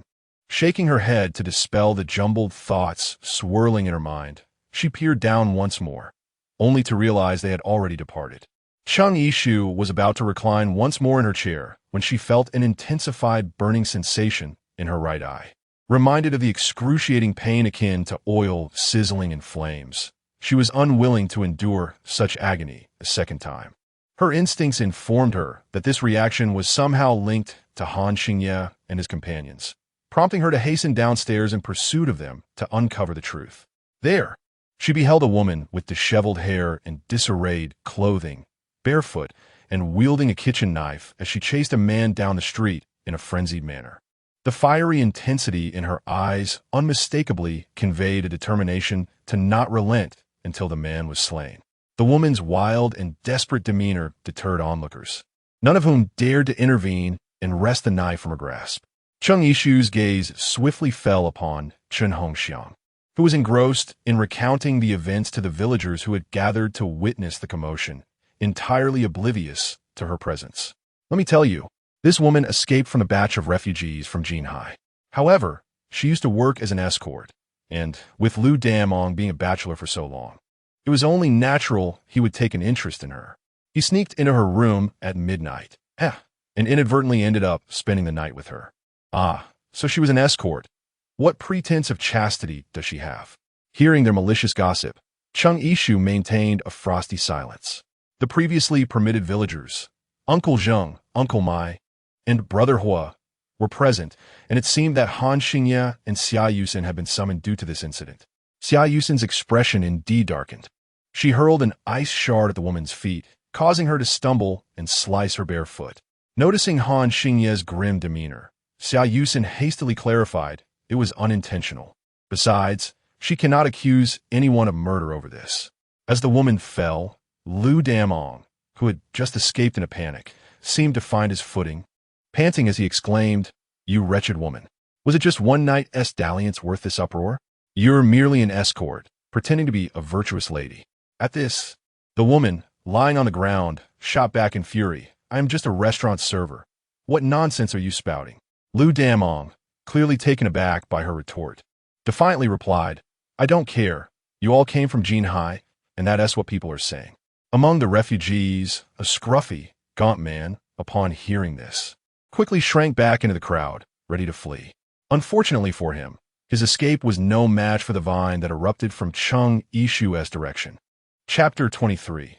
The first glimmer of brilliance the crowd witnessed a vine racing past them, swiftly ensnaring the slender man, binding him tightly as though wrapping Zongzi. Then they beheld Chung Ishu at the source of the vine. With a gentle tug, it pulled him from the throng, dragging him forth with unyielding strength. Chung Ishu pointed at the woman weeping on the ground with her chin, and with an air of superiority, she interrogated, "Did you slander her?" The man was nearly paralyzed with fear at the unfolding scene. Yet he understood that if he admitted to it before the crowd, he would bear half the responsibility for the woman's plight, prompting him to fabricate a denial. I did not say that. It wasn't me." Lu Damong, eager to absolve himself of blame, interjected, "It was clearly you who said it. Do not attempt to deny it." Upon hearing this, the man felt the vines entangling him constrict even tighter. No matter how desperately he struggled, it felt as though they were intent on crushing him. Before him stood a girl, her foot pressing against his forehead, compelling him to look up at her. She reiterated her question, "Is it you?" Her exquisitely sculpted face bore no expression, and though she interrogated him, it was evident she already held the answer, merely awaiting his confession. Unable to endure the torturous grip of the vines, the man finally, in agony, confessed, "It was me. I spoke nonsense." He believed that after his admission, Chung Ishu would release him. However, before he could utter another sound, the vines that had slowly slithered to his neck tightened abruptly, turning his flushed face a deep shade of purple until he breathed his last. Witnessing this, the remaining refugees stared in terror at Chung Ishu, and the lifeless man sprawled on the ground, fearing that the vines might next ensnare their own necks. Before entering the village, I had stated that if anyone caused trouble, I would not spare them. Now, they comprehended the gravity of those words. Chung Ishu had not spoken lightly. Lu Damong stood by, observing as Chung Ishu sounded the alarm for the refugees from Jinhai, believing that he was no longer implicated, and began to take his leave. She directly dragged Lu Damong before the humiliated woman. Initially, the woman was apprehensive, uncertain of Chung Ishu's intentions. "This is for you to handle." Lu Damong attempted to resist, but the vines constricting his limbs felt as heavy as mountains, leaving him sprawled helplessly on the ground. As he watched the woman rise with a knife, inching closer, he squirmed in a futile attempt to escape. How could one kill again? Xia Yusen hurled an ice spike in a bid to intervene. In the next moment, Chung Ishu's other hand intercepted the ice spike with the branches of the vines, redirecting it swiftly towards Xia Yusen. The sharp ice spike grazed her face before landing behind her, leaving a cut upon her skin. Chung Ishu stood her ground, casting a frigid gaze upon Xia Yusen, warning her, "Do refrain from exposing your trinkets and embarrassing yourself." Overwhelmed by Chung Ishu's formidable abilities and the humiliation they wrought, Xia Yusen's face flushed crimson, rendering her speechless for a considerable time. Among the refugees, Xiao Qi seethed with a mix of anger and resentment. It was no wonder Chung Ishu had not envied Xia Yusen. She possessed an even more formidable power. How infuriating it was that she had concealed this truth, leaving those who mocked her appearing as mere fools. Why was it that fortune always favored Chang Yishu?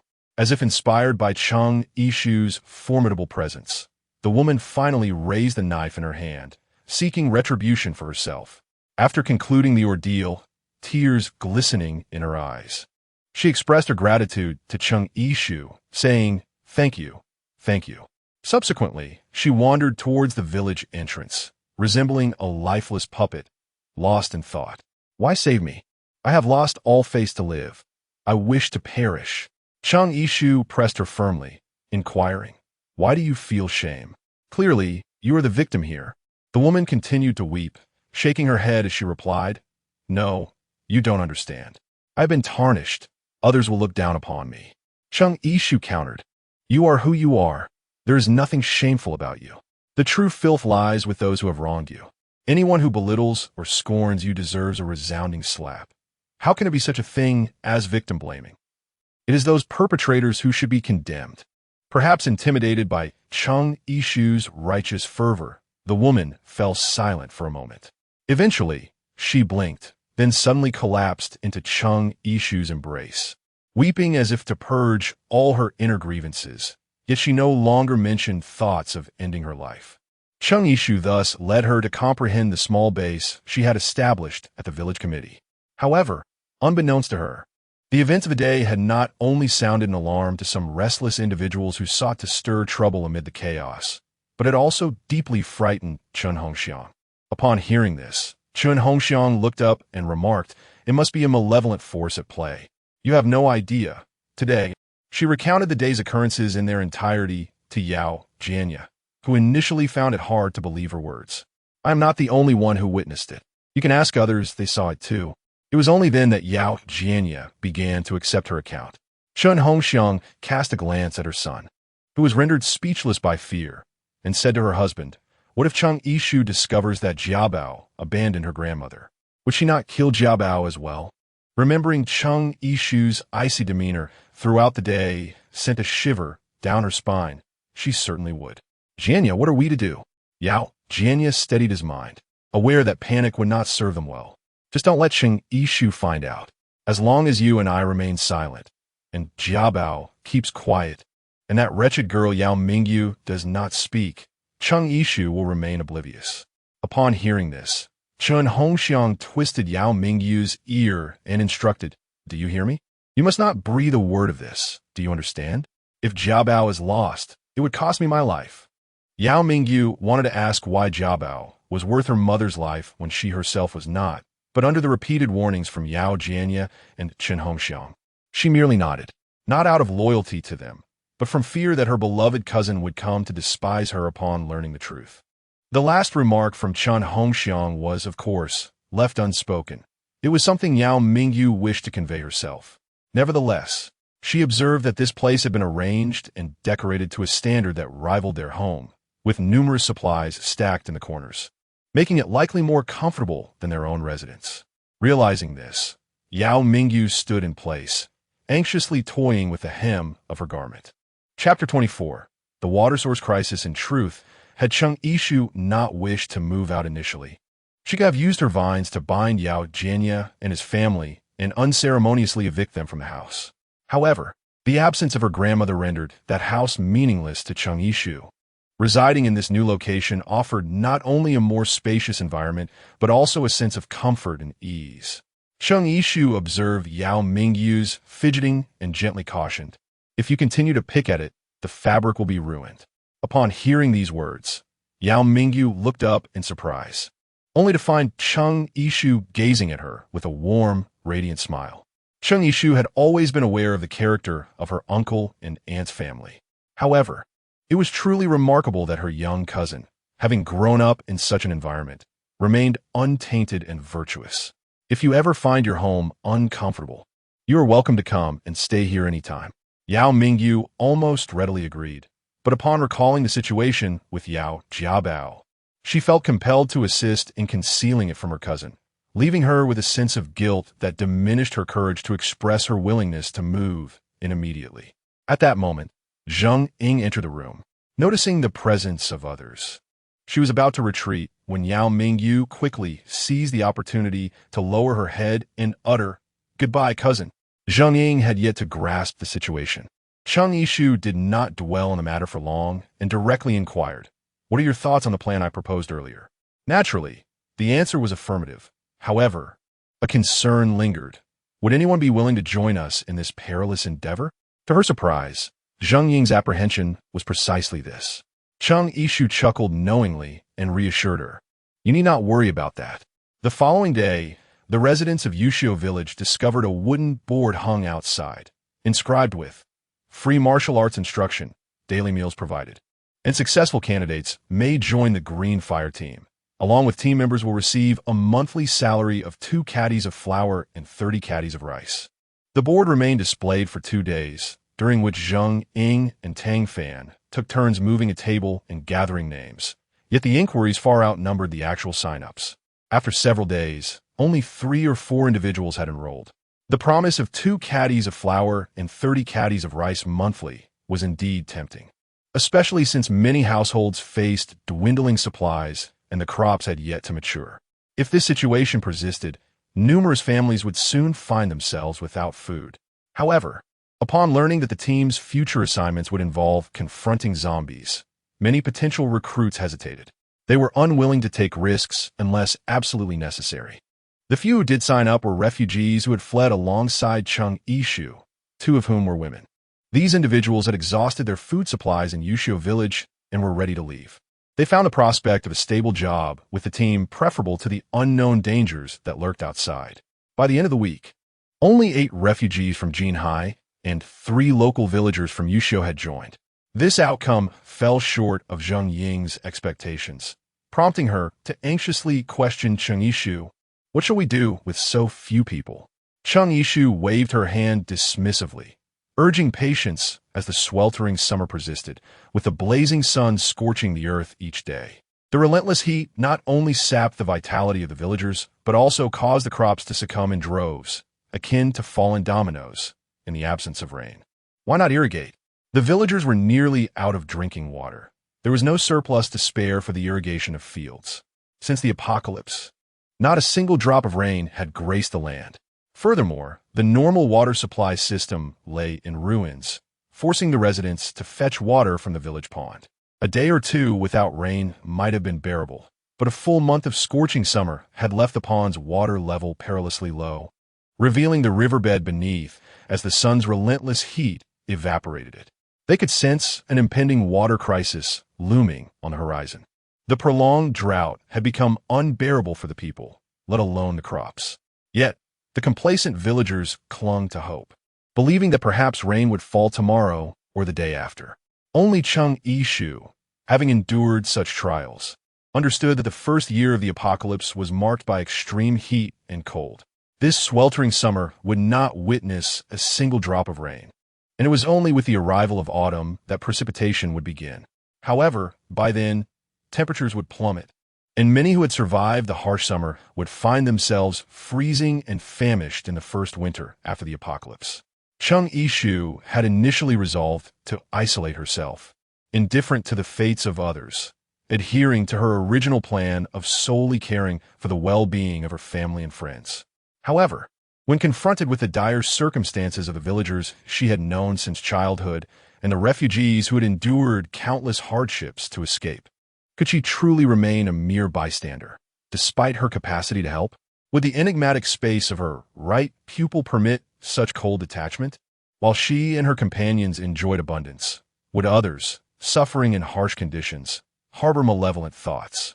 After much contemplation, she ultimately decided to assist the inhabitants of Yushio village in navigating the trials of the apocalypse together. At that moment, Cheng Yishu believed she was making the right choice, unaware that she and the surrounding populace would gradually seek refuge with her. The Green Firefly team, which she struggled to recruit for, would later evolve into a coveted sanctuary amidst the chaos of the end times. After August, the atmosphere shifted, and soon, Zheng Ying's recruitment point became abuzz with activity. Was it true that all meals were provided? Did passing the Green Firefly team's assessment truly guarantee such generous rations? Rumor had it that daily training not only included a bowl of rice, but also fruits. Could this really be? I want to sign up. If they had previously hesitated, the current situation compelled them to enlist. With over 50 individuals, comprising both the villagers of Yushio and refugees from Jinhai, the training grounds soon became insufficient. While Zheng Ying felt gratified by the influx of recruits, a sense of concern crept in. She handed the list of enrollees to Cheng Yishu. Nearly everyone residing in Yushio village, young and old alike, had signed up, yet Cheng Yishu raised her head in inquiry. But what is it? I suspect that many individuals here are merely motivated by the desire to earn a meager living, with no intention of succeeding in the final team assessment. Cheng Yishu caught a glimpse of the name Yao Mingyu on the paper, followed by the names Yao Jinya, Chen Hongxiang, and Yao Jiabao. Cheng Yishu replied softly, I understand. Chapter 25. Her rules are law. The following day, Cheng Yishu bent her head, assisting others in distributing steamed buns to the new students in line. Hey, why are you cutting in line? She questioned. In response to the accusation, Chen Hongxiang stood unfazed, her chin held high. What business is it of yours? This is my niece. Be careful, or I might just ensure she withhold your portions. Yao Jinya wore a smug expression, his disdainful gaze sweeping over the other students. Do you even know who I am? I am Cheng Yishu's uncle. If I instruct her to expel you, you will have to leave. Yao Jiabao stood timidly behind the pair, shrinking his neck in uncertainty. Yao Mingyu initially intended to intervene, but, knowing that her words would fall on deaf ears, she refrained from wasting her breath and quietly positioned herself at the end of the queue. Tang Fan had planned to reprimand the line cutter, but upon realizing that the offenders were Cheng Yishu's relatives, he hesitated, unsure of how to proceed. Zheng Ying, observing Cheng Yishu continuing her task with indifference, understood her intent and walked directly towards them. Regaining her composure, Chen Hongxiang was still unwilling to back down, placing her hands on her hips and thrusting her chest forward. Do you know who we are? If they do not wish to eat, then let them go without. That is what Cheng Yishu said. Hey, Yishu, how could you say that? I'm your aunt. Where is your mother? Yao Yafen, come see your daughter. We are family. How can you be so heartless? Cheng Yishu cast a fleeting glance at Tang Fan, bewildered by the commotion, and urged, Why are you hesitating? There's a disturbance. Kindly escort them out. With her words, Tang Fan felt liberated from any reservations and immediately barked. Yao Jianya, Chen Hongxiang, is it? You are both dismissed. Depart at once. Despite their attempts to protest, the two were swiftly ushered out by Tang Fan and another junior disciple. Before they left, Tang Fan flexed his wrist and warned, Do not mistake my leniency for weakness. Though Tang Fan bore an innocent, youthful visage, his muscular arms spoke of undeniable strength. Yao Jianya, fearing a swift blow, hurriedly tugged at Chen Hongxiang to exit. As they departed, Chen Hongxiang voiced her concerns. What will happen to Jiabao now that we are leaving? Isn't Mingyu still around? Let her take care of Jiabao. We must ensure her brother does not suffer. Besides, I suspect Yishu is merely using us as an example to showcase her fairness. She wouldn't truly jeopardize Jiabao, would she? Chen Hongxiang remained skeptical, but felt powerless to alter their fate. Can Cheng Yishu exhaust Jiabao? Indeed, she possesses that remarkable ability.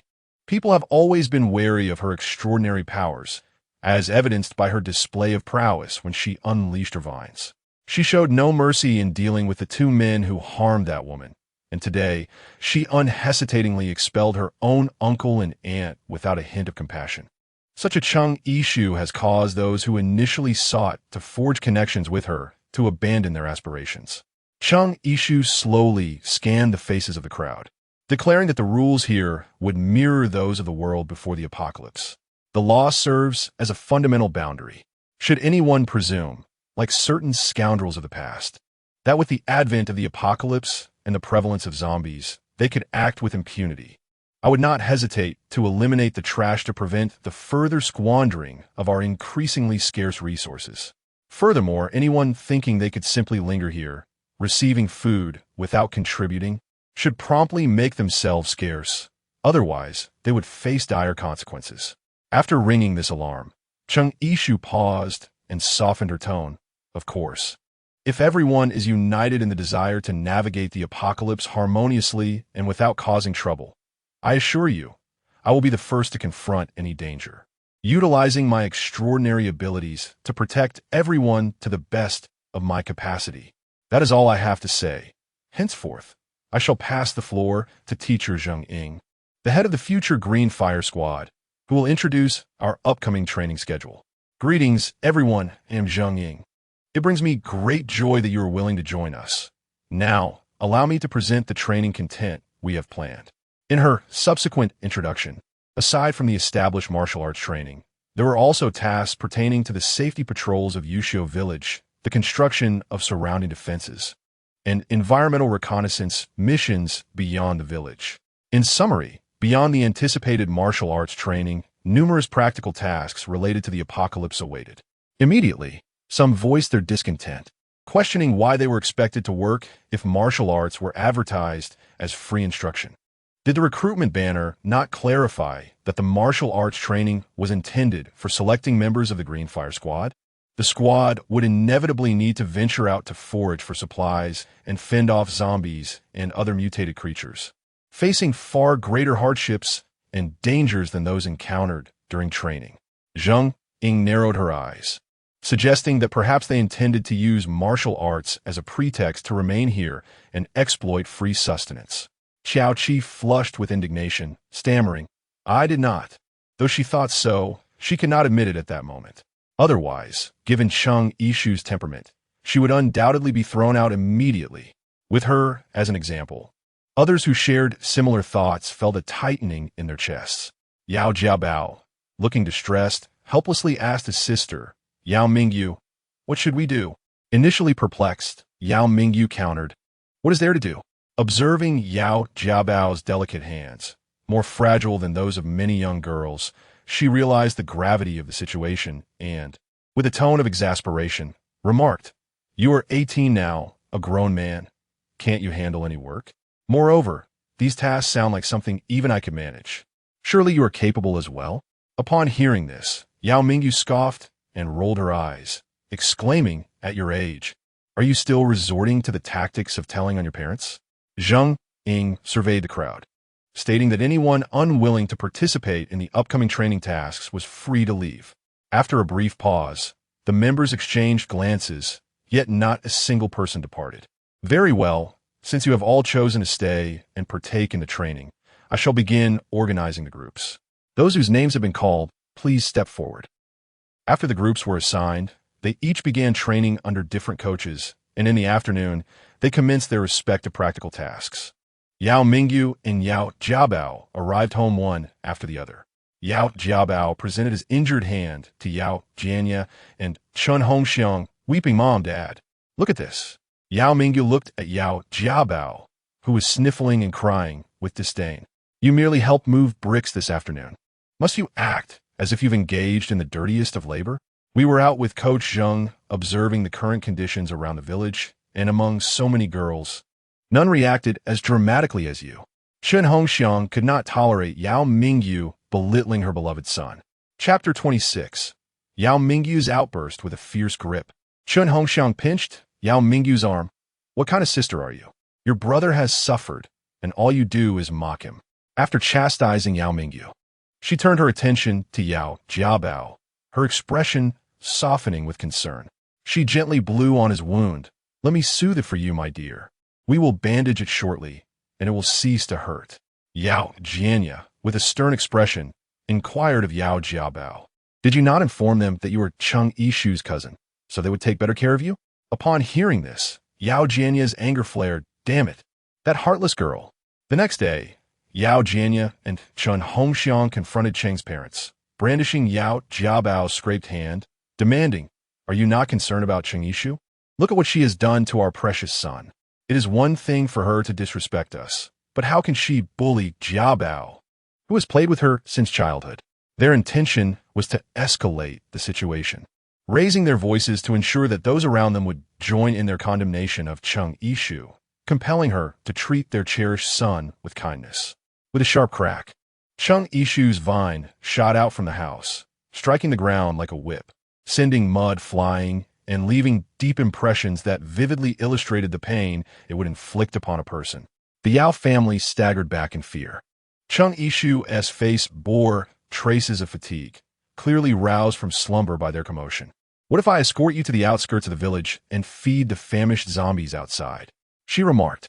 As she spoke, an icy dread enveloped the necks of the Yao family, as if at any moment Chung Ishu might unleash her vines to ensnare them and cast them out. Yao Jiabao, visibly terrified, hastily waved his hands in protest. Although Yao Jianya and Chun Hongxiang shared the same fear, they stood protectively before him, mustering their courage to assert, "Chung Ishu, we are your family. Would a heartless person like you truly treat those present with kindness?" They scrutinized her closely, adding, "If any zombies do appear, you would likely be the first to flee, using us as your human shield." Chung Ishu gazed at the couple before her with an expressionless demeanor, perceiving them as nothing more than foolish clowns engaged in a frenzied exchange. Enough. After enduring their antics for far too long, Yao Mingyu finally erupted, questioning their right to claim kinship with her sister Ishu and to assume the role of her parents. Chun Hongxiang, taken aback by her daughter's unexpected intervention, furrowed her brow, ready to retort, only to be interrupted by Yao Mingyu. "What do you wish to say? That house was undeniably funded by my aunt and uncle. Yet you have usurped it, forcing their family out. Jiao Bao is your cherished treasure, now an 18-year-old man. Yet you create such a fuss over a few bricks and minor scrapes. Have you ever inquired whether I suffer or toil? It is your indulgence that has led him to this point."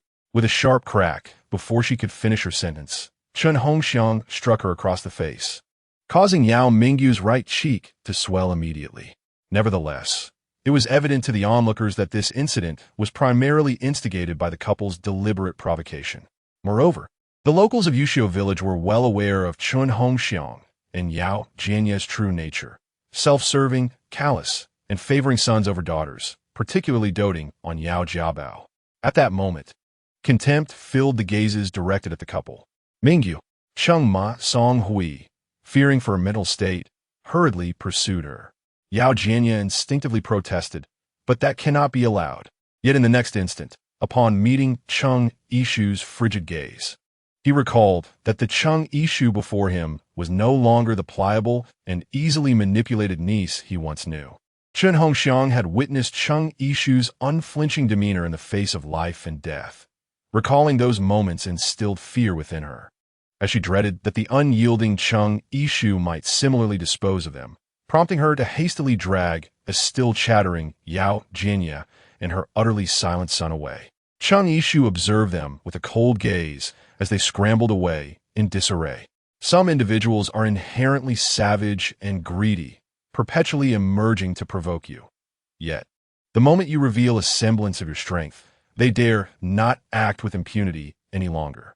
Yao Mingyu dashed outside recklessly, loathing her existence within such a family, where each day felt like a torturous suffocation. Rather than endure this torment, she preferred to flee the village, risking a bite from the external zombies, becoming a mere shell of her former self, which seemed preferable to being shackled by such familial ties. Fortunately, Song Hui and Aunt Chung eventually caught up to her, restraining her from further escape. Song Hui held Yao Mingyu tightly, preventing her from venturing outside as the lurking threat of numerous zombies remained, poised to encroach upon Yushio village at any moment. With a terrifying mark upon her face, Yao Mingyu, having regained her composure, finally collapsed into Aunt Cheng's embrace, murmuring, "Auntie, I am sorry." Chung Ma gently caressed her head, and under the influence of her emotions, her eyes also glistened with tears. With Auntie, Uncle, and her sister present, how could she even think of leaving? The dangers outside were too great. Upon hearing such heartfelt words, Yao Mingyu's sobs intensified. It was profoundly ironic that her own biological parents and younger brother showed less concern for her than they did. When Chung Ishu finally encountered Yao Mingyu, she had ceased her tears, though occasional sobs still escaped her lips, and one side of her face was swollen to an alarming degree. Upon seeing Chung Ishu, she immediately averted her gaze, staring at the ground as if she could not bear to meet her eyes. Sensing her inner turmoil, Chung Yishu broke the awkward silence, saying, "I am hardly a handsome young man. Why are you shy upon seeing me?" Upon hearing this, Yao Mingyu couldn't help but stifle a smile, replying, "Cousin, you have become much funnier than before." Chung Yishu paused for a moment and inquired, "Which version of me do you prefer, the past or the present?" Without hesitation, Yao Mingyu replied, "Both are wonderful." Fearing that Chung Yishu might perceive her response as mere flattery, she elaborated, "The you from before was diligent and earnest, achieving remarkable grades, gaining admission to a prestigious university, and securing a commendable job, an exemplary student and a model child. The current you is decisive and courageous. Despite the surrounding chaos of zombies, I find solace in your presence. You remain my inspiration." As she spoke, Yao Mingyu's eyes sparkled with a brilliance akin to stars, gleaming brightly as she gazed at Chung Yishu. This left Chung Yishu somewhat at a loss. She had always recognized her cousin's deep reliance and affection for her. Yet she was taken aback to discover that Yao Mingyu held her in such high esteem, akin to a star, which made her feel somewhat bashful. "Please, do not say that. You are exceptional in your own right, having been admitted to Xanadu University, one of the nation's top institutions. I cannot compare to you." Flattered by Chung Yishu's praise, Yao Mingyu felt both shy and secretly delighted. "Do not say such things. My efforts to gain admission to Xanadu University were driven by my desire to join Cobra Corporation, which is my favorite company." Cobra Corporation? Chung Yishu thought the name sounded familiar, as if she had heard it mentioned by someone before. Chapter 27. The star in the photograph Cobra Corporation had been established in the country for many years, but it was only in the past decade that it gained significant acclaim, developing a plethora of futuristic and technologically advanced electronic devices that attracted fervent admiration from tech enthusiasts and gadget aficionados alike. The company's founder, by Esper, had ascended to the status of the nation's wealthiest individual. The iconic Cobra emblem featured on the company's products could be seen in numerous shopping malls. However, Chung Yishu had never been particularly enamored with electronic products, nor did she place great importance on brands, which is why she had not delved deeply into the company's background. If Chung Yishu was, in Yao Mingyu's eyes, the guiding light that illuminated her efforts in the earlier part of her life, then joining Cobra Corporation represented the aspiration she had tirelessly pursued. Noticing that Chung Yishu seemed somewhat unfamiliar with Cobra Corporation, Yao Mingyu could not help but provide her with an introduction. Cobra has recently ventured into the field of bioengineering, and I have been closely following their progress, but unfortunately, no updates or results regarding their research have been released yet.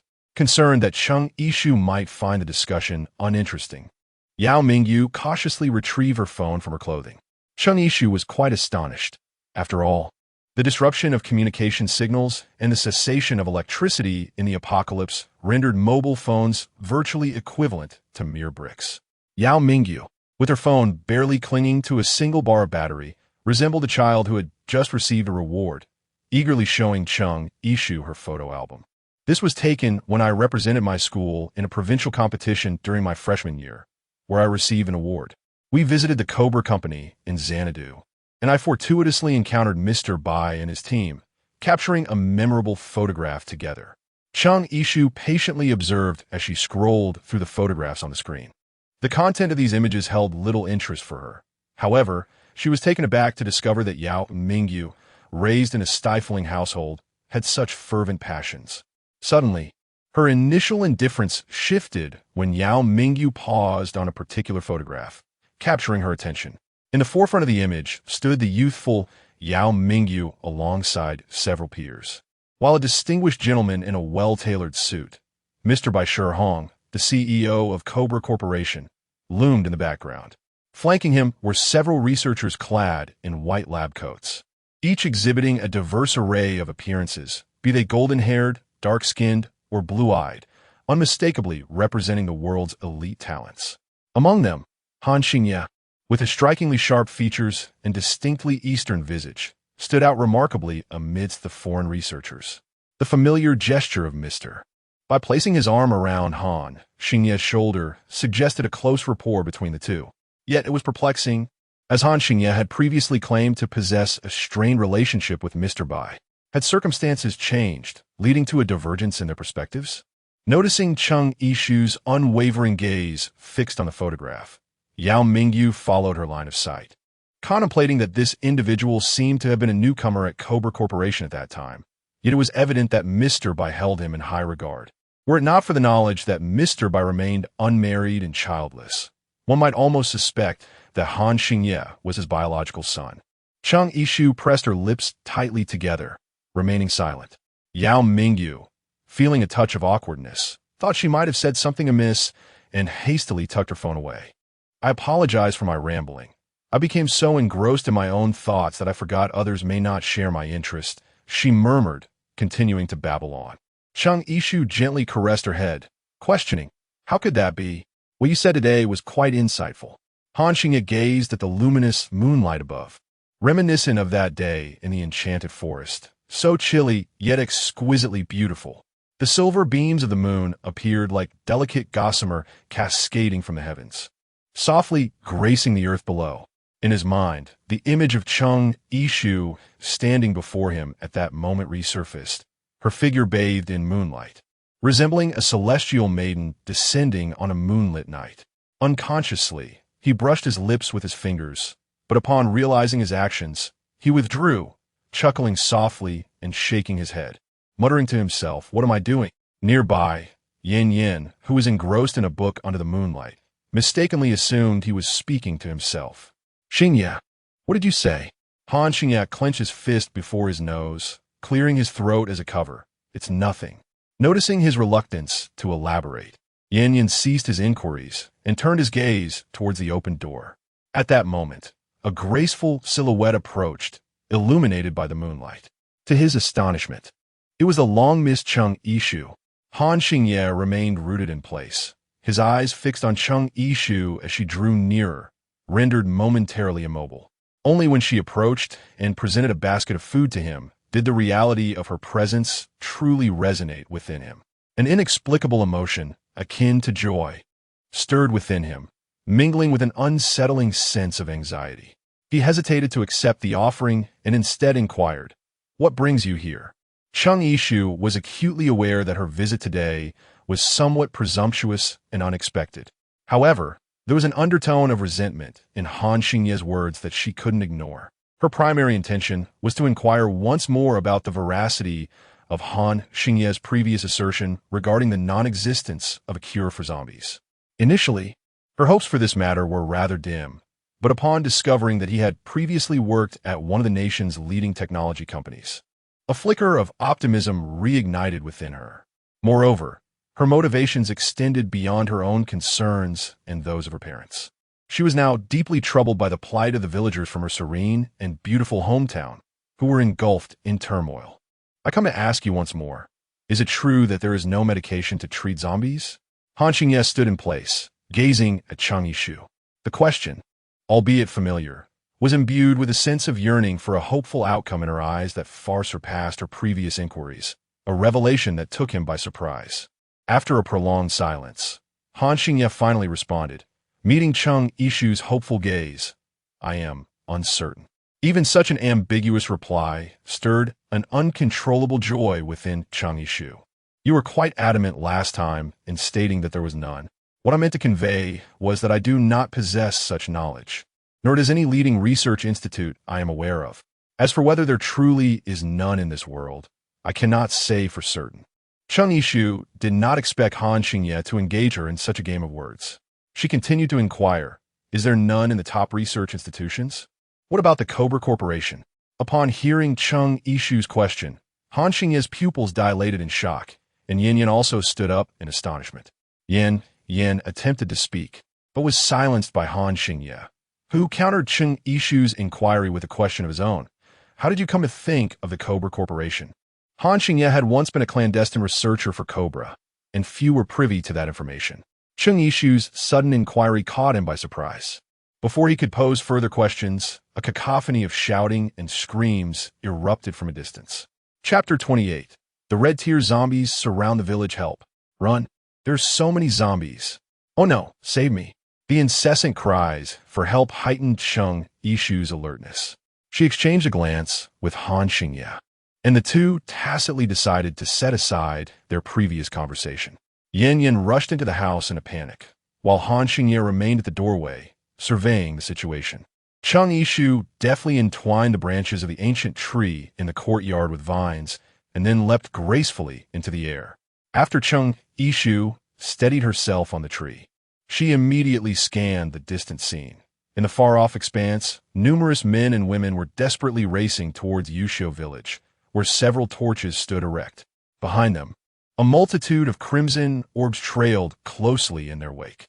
Upon closer inspection, Cheng Yishu realized that those were not mere red orbs of light, but rather the eyes of red-tiered zombies.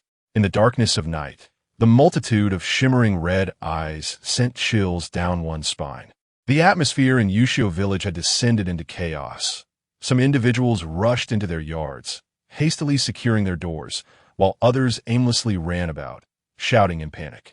Armed with weapons, some stood guard against the approaching zombies. Yao Jiabao, who had been soundly asleep in bed, was abruptly awakened by Chun Hongxiang's urgent call.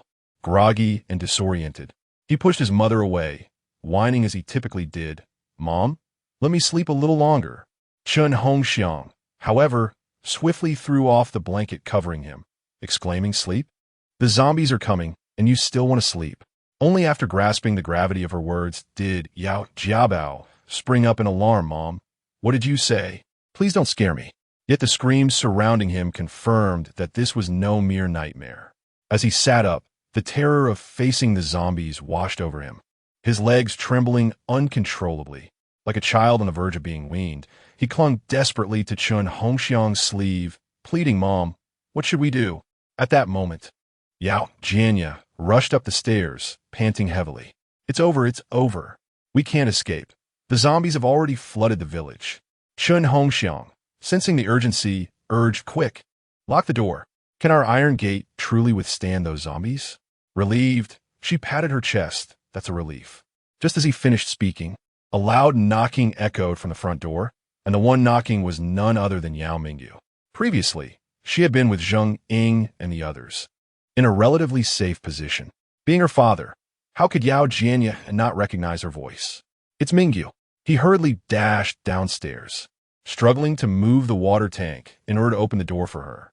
Chun Hongxiang followed closely behind, tripping and falling to the ground. Ignoring the pain, she scrambled up and halted Yao Jianya's attempt to unlock the door, admonishing, "What are you doing?" With a hint of confusion, Yao Jianya responded, "I'm letting Mingyu in. It's dangerous out there." After saying this, he resumed his efforts, but Chun Hongxiang, using her voluptuous form, pushed him aside, bracing herself against the door to prevent him from opening it. Surprised by her actions, Yao Jianya exclaimed, "Have you lost your mind?" However, as they struggled, the chilling growls of zombies echoed from outside. "Get out of the way," he urged, attempting to shove her aside. Yao Mingyu, hearing the commotion within, grew increasingly anxious. Knocking on the door, "Mom, Dad, open the door." With a fervor akin to madness, Chun Hongxiang, her eyes brimming with tears, declared, "I want to let you. You know how dangerous it is outside. If you open the door and the zombies come in, what will happen to me and Jiabao?" In that moment, Yao Jianya seemed to truly grasp Chun Hongxiang's resolve, staring at her in shock. "But Mingyu outside is also your daughter." Chun Hongxiang's voice had weakened, "But what of it? Losing her life was far preferable to jeopardizing the lives of our family of 3. Through a closed door, Chun Hongxiang's words reached Yao Mingyu, each syllable resonating in her ears. She stumbled back in disbelief, gazing at the door before her, laughter erupting from her lips, wild and unrestrained. How foolish she had been. She had thought that though she could not rival Yao Jiabao in Chun Hongxiang's heart, she was still her daughter, her own flesh and blood, and that she was loved. It was only at this critical juncture of life and death that she understood. All of it had merely been her own delusion. "Mingyu, do not blame me for my heartlessness as a mother. As your elder sister, you must not be selfish at this moment. Jiabao is the male heir of the family, destined to carry on the lineage, unlike you." Just then, Song Hui arrived, overhearing Chun Hongxiang's words as she supported the nearly collapsing Chang Yishu. Tang Fan and Chi Bin fought valiantly against the pursuing horde of zombies, providing cover for the two women to retreat. Even so, faced with the relentless onslaught of Crimson Tier zombies, the struggle was arduous while shielding their retreat. They urged them not to squander any more time in futile debates with Chen Hongxiang. Otherwise, their energy would be consumed in vain, leading them inevitably to the jaws of the undead. Cheng Yishu furrowed her brows, gazing at the throngs of refugees flooding into the village, quickly followed by an advancing horde of zombies. The village, now a cacophony of chaos, saw people scattering in every direction. The zombies, with their crimson eyes, moved with a stiff and distorted gait, yet their speed remained undiminished. Furthermore, as they vaulted over the half-constructed defensive wall, their movements exhibited a surprising agility, starkly contrasting the clumsiness of the initial low-level undead. The zombies resembled unleashed wild dogs, emitting guttural growls from deep within their throats. Should one of them seize a lagging escapee, it would grip tightly, while several others would swarm in to partake in the gruesome feast. The influx of humanity into Yushio village was overwhelming, and if these zombies were to infiltrate as well, the place would soon transform into a bloody purgatory. Without a moment's hesitation, Cheng Yishu leaped down from the tree, landing gracefully, and addressed Han Xingya. I will go ahead and do my utmost to hold them off. You and Xia Yusin must assist the villagers in repelling the zombies that have already entered. With that, she nearly stumbled to the ground. Chapter 29. Regrets before the end indeed. Cheng Yishu's lingering resentment towards Xia Yusin had yet to dissipate. However, in this critical moment, where countless lives were at stake, she could hardly afford to dwell on such grievances. Among the known ability users, only the three of them remained. With Xia Yusin's involvement, the chances of survival for many would significantly increase. Yet, it was unexpected that Xia Yusin was feeling unwell at such a crucial time. What is wrong with you? Cheng Yishu inquired. Xia Yusin grimaced, enduring the intense pain in her abdomen as she replied, menstruation does not heed the apocalypse. Cheng Yishu found herself momentarily speechless. The ice element ability of Xia Yusin would chill her constitution, causing her abdomen to writhe in pain. It was no wonder that the two gentlemen, Yin Yin and Han Xingya, appeared at a loss for words. Before Xia Yusin could utter another syllable, Cheng Yishu stood before her, grasped her chin, and inserted something into her mouth. The item was warm and sweet upon entry, and Xia Yusin instinctively swallowed it, allowing it to slide into her stomach. Xia Yusin recalled having offended Cheng Yishu multiple times and, filled with trepidation, inquired, "What have you fed me?"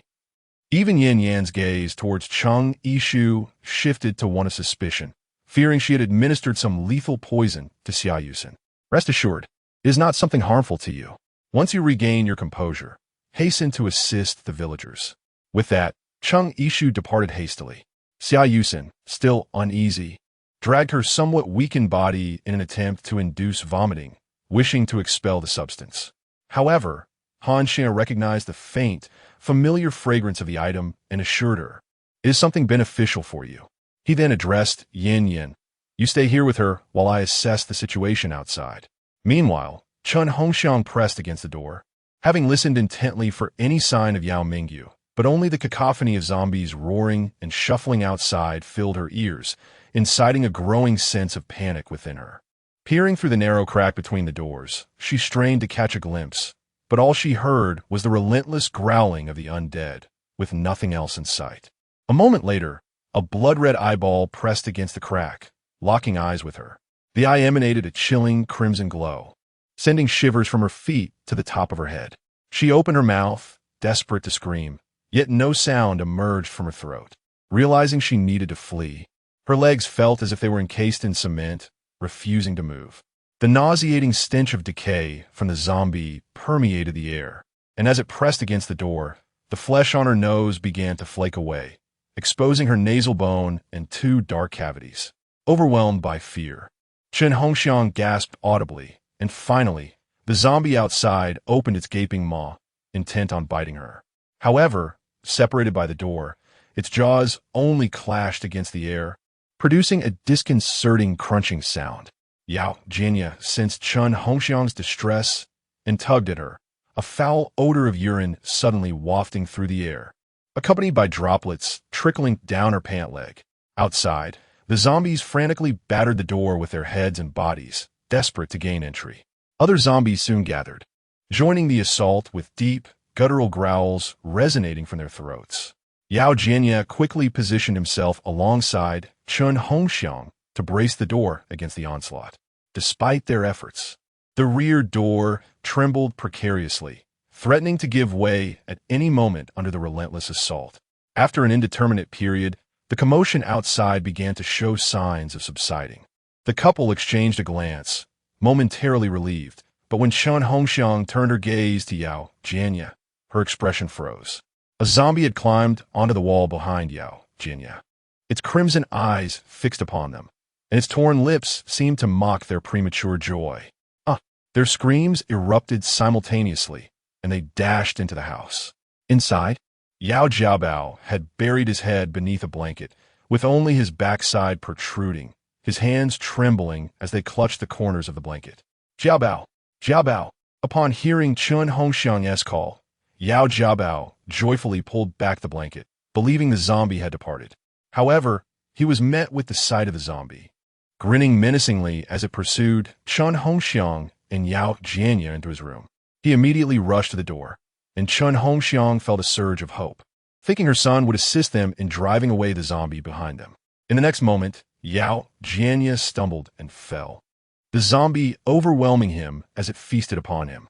Chun Hongxiang had no time to grieve. She could only numbly rush towards her son, the zombie nearly grasping at her clothing. With a resounding thud, Yao Jiabao slammed the door shut.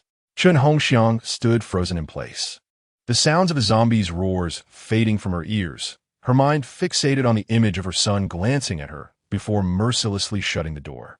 In disbelief, she reached out to knock on the door, questioning how he could treat her so cruelly, when suddenly a zombie bit down on her shoulder and others lunged at her, dragging her to the ground to feast. Until her last breath, her eyes remained fixated on that closed door. This was her beloved son, cherished for 18 years. Yao Mingyu was still unaware of the chaos unfolding at home. The pressing situation demanded that he abandon his emotions and join Song Hui, Chung Dad, Chung Mom, and Ain. But what of Yishu? Chung Ma's heart tightened with concern. Could something have happened to her? Chibin reassured her, no.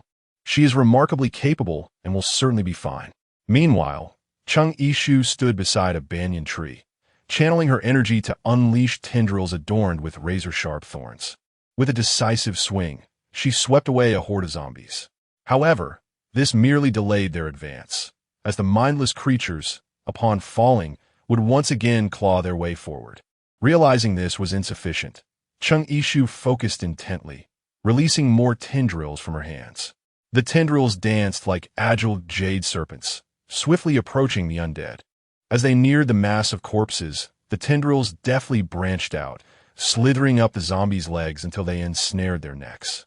Ignoring their struggles, she tightened the grip abruptly, resulting in a swift execution. With this method, Chung Yishu was able to dispatch a dozen zombies at once. Not far behind her, several individuals armed with weapons, eager to assist, couldn't help but leap up in celebration at the sight of her prowess. Chung Yishu's expression remained solemn, for even after the demise of the dozen or so zombies, more of their kind relentlessly trampled upon the remains of their fallen brethren, roaring as they surged forward. It was evident that the others had also recognized this dire situation. The triumphant smiles that had graced their faces moments ago now lingered awkwardly. Chapter 30. The Dancing Fire Dragon. Chung Yishu was compelled to adeptly manipulate the vines, causing them to sprout additional branches as they surged toward the oncoming zombies. Can we still hide behind a little girl? She urged her companions. Brothers, charge with me. If we allow these zombies to breach our defenses, none of us shall survive. Onward, brothers. A few of her comrades, inspired by Chung Yishu's resolve, rallied together and advanced. The leader, an elder, brandished his shovel, leaping forward to strike at the head of an approaching zombie, which fell to the ground, its neck grotesquely severed. Encouraged by his bravery, the others pressed on with even greater valor. Gunfire erupted from within the village, indicating a fierce battle against the zombies was underway. as the sounds of conflict subsided. Chung Yishu had valiantly held her ground for nearly half an hour. Her once fair complexion had gradually turned pale, beads of sweat dotting her forehead and trickling down her cheeks. It was evident she was enduring tremendous strain, her delicate brows knitting together in anguish, while her rose-tinted lips began to take on a frostbitten hue. The evening breeze lifted her slightly oversized sleeves, revealing her slender, pale arms. She knelt on the ground, one hand propping up her upper body to prevent herself from collapsing. The extensive and prolonged exertion of her abilities had begun to exceed her physical limits. Yet, she dared not retreat. She could not falter. With unwavering determination, she gazed at the frenzied horde of zombies rushing toward her. Rising to focus once more on unleashing the vines, she was acutely aware that continuing in this manner would inevitably lead to her own harm. At that moment, a massive fireball struck the ground before her, halting several zombies in their tracks. The fire-related abilities, widely recognized as the most formidable in this apocalyptic era, ignited the zombies with mere sparks, their bodies quickly engulfed in flames. Under the searing heat, a viscous, black substance oozed from their forms, emitting a foul, charred odor. Chung Yishu swiftly ensnared them with tendrils, casting them towards the distant horde of corpses. In the midst of the cadaverous mass, flickers of fire rapidly ignited. Xia Yusin unleashed a flurry of ice shards, targeting the foreheads of the zombies. After consuming the concoction that Chung Yishu had forcibly administered, a warmth akin to winter sunlight radiated from her abdomen, coursing through her veins and bones, alleviating her discomfort and invigorating her spirit. Encouraged by their resolve, many villagers, who had recently succumbed to panic, rallied to their cause, lending their ordinary strength to share the burden. At that moment, several orange-tier zombies, previously concealed among the red-tier undead, sensed their impending defeat and leaped from the mass with a fearsome roar. Their height of ascent resembled that of a ferocious dragon from the Cretaceous period, indicating their superiority and menace compared to the red-tier zombies. Initially unaware of the intentions of these orange-tier zombies, Chung Yishu preemptively unleashed her vines, swiftly weaving a defensive shield to protect the ordinary people, fearing an assault from the formidable foes. To her astonishment, they all lunged directly at Chung Yishu herself. While red-tier zombies exhibited greater agility than their base counterparts, the orange-tier zombies possessed enhanced combat prowess, coupled with rudimentary cognitive abilities and strategic awareness. Their coordinated attack on Chung Yishu stemmed from their recognition of her as the most formidable adversary, intent on depleting her mental fortitude before launching a decisive assault. Chung Yishu stared in horror as an orange-tier zombie leaped before her, its grotesque visage magnifying in her view. The suddenness of the encounter prompted her to tilt her head, narrowly evading the creature's slashing claws.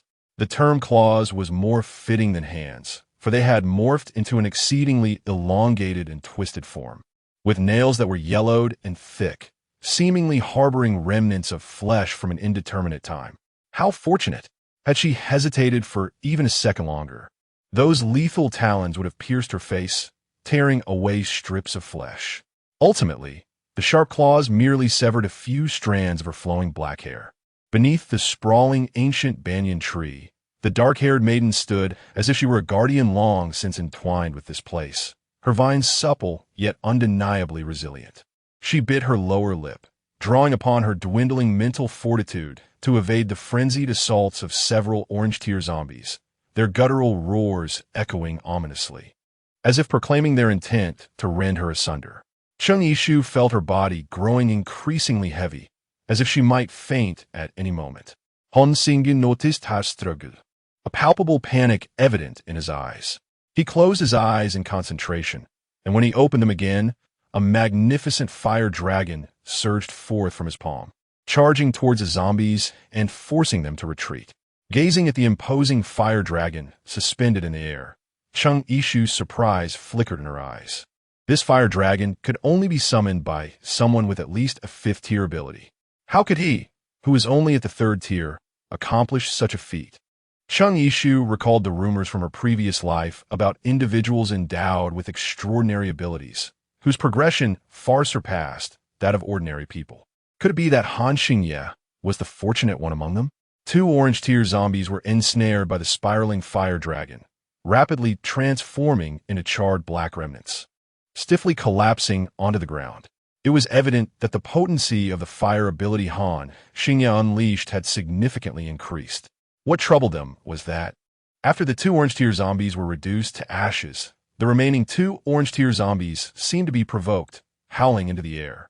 The remaining red-tear zombies, as if responding to some command, recklessly surged towards Han Xingye.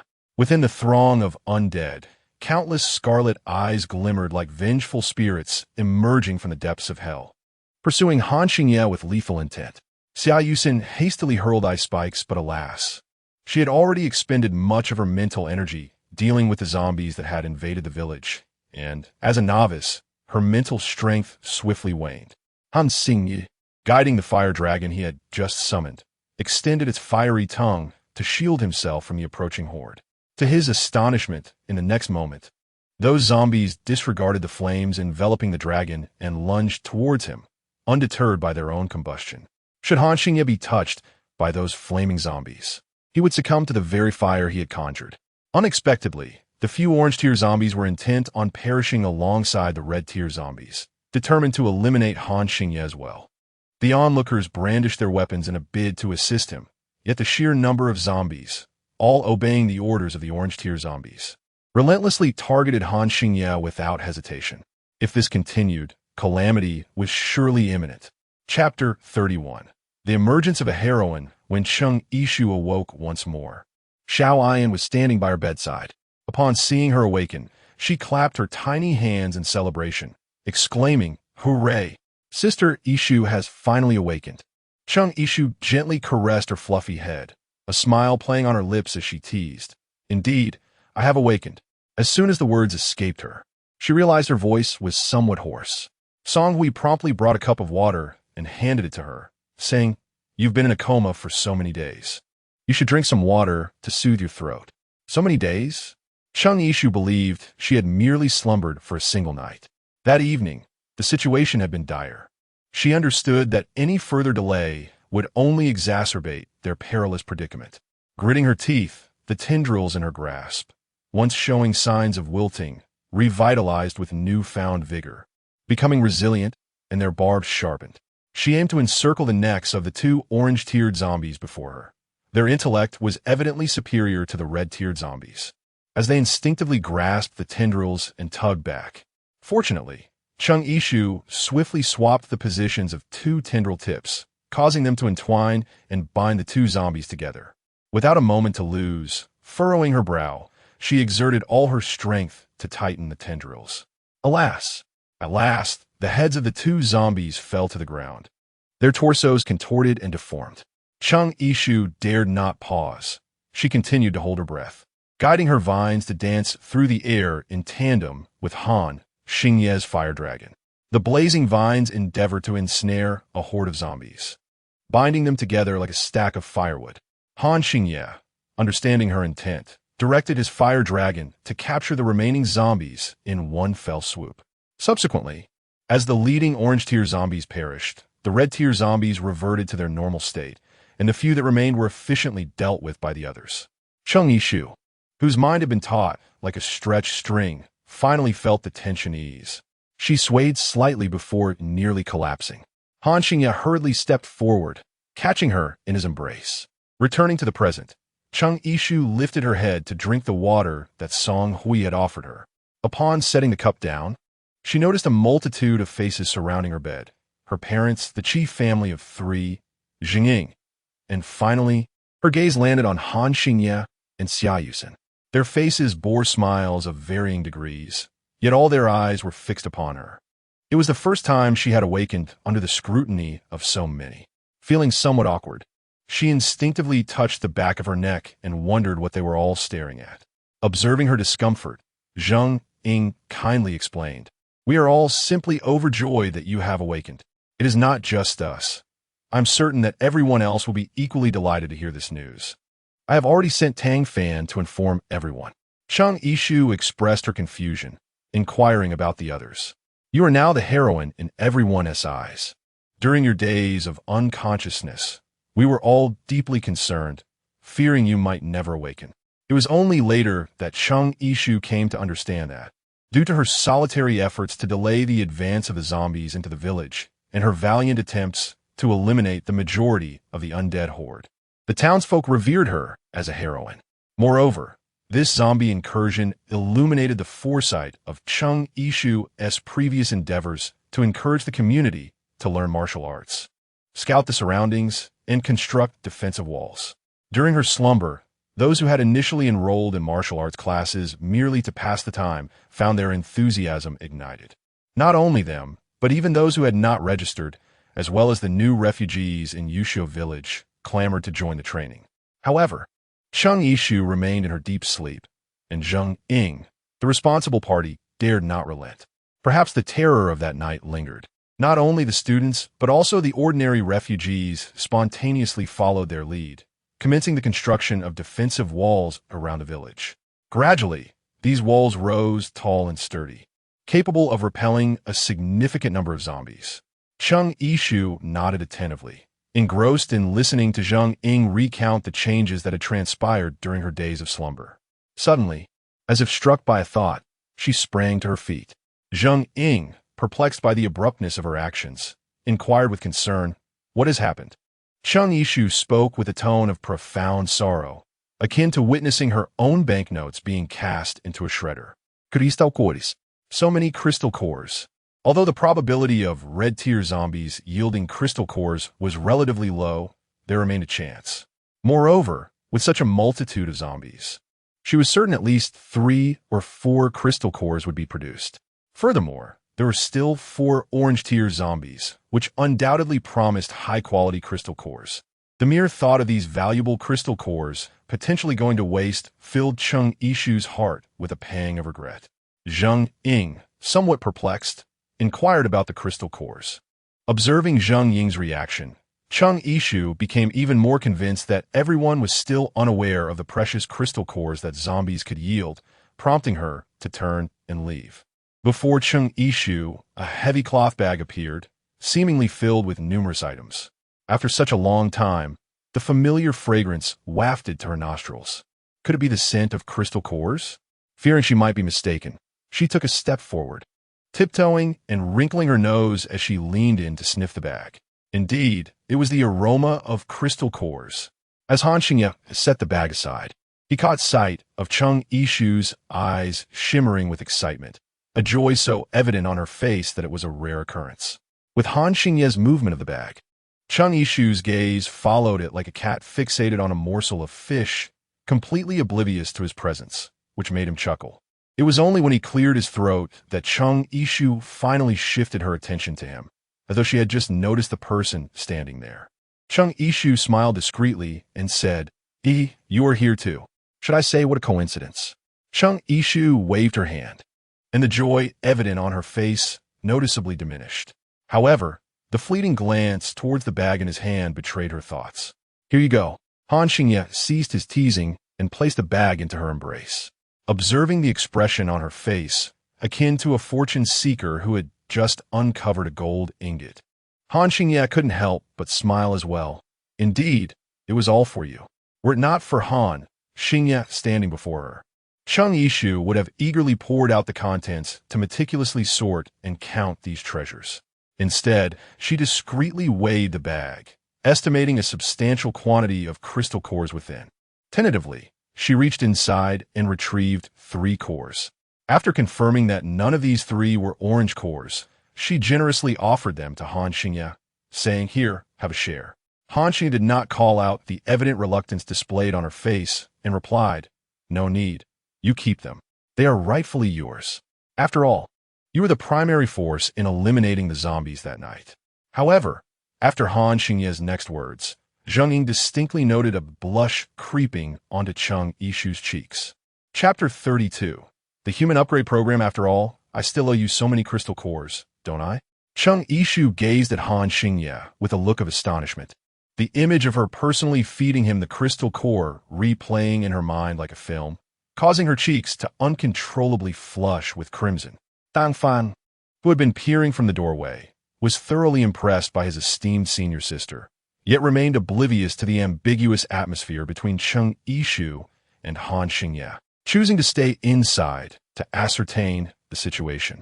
Unable to restrain herself, Tang Fan entered and pulled her aside, saying, "Senior sister, I still have questions regarding the upcoming training. Let us step outside to discuss it." Zheng Ying, taken aback, was swiftly dragged away by Tang Fan. Once outside, she expressed her confusion, questioning, "Haven't we already discussed the training matters? What more could you possibly need to ask?"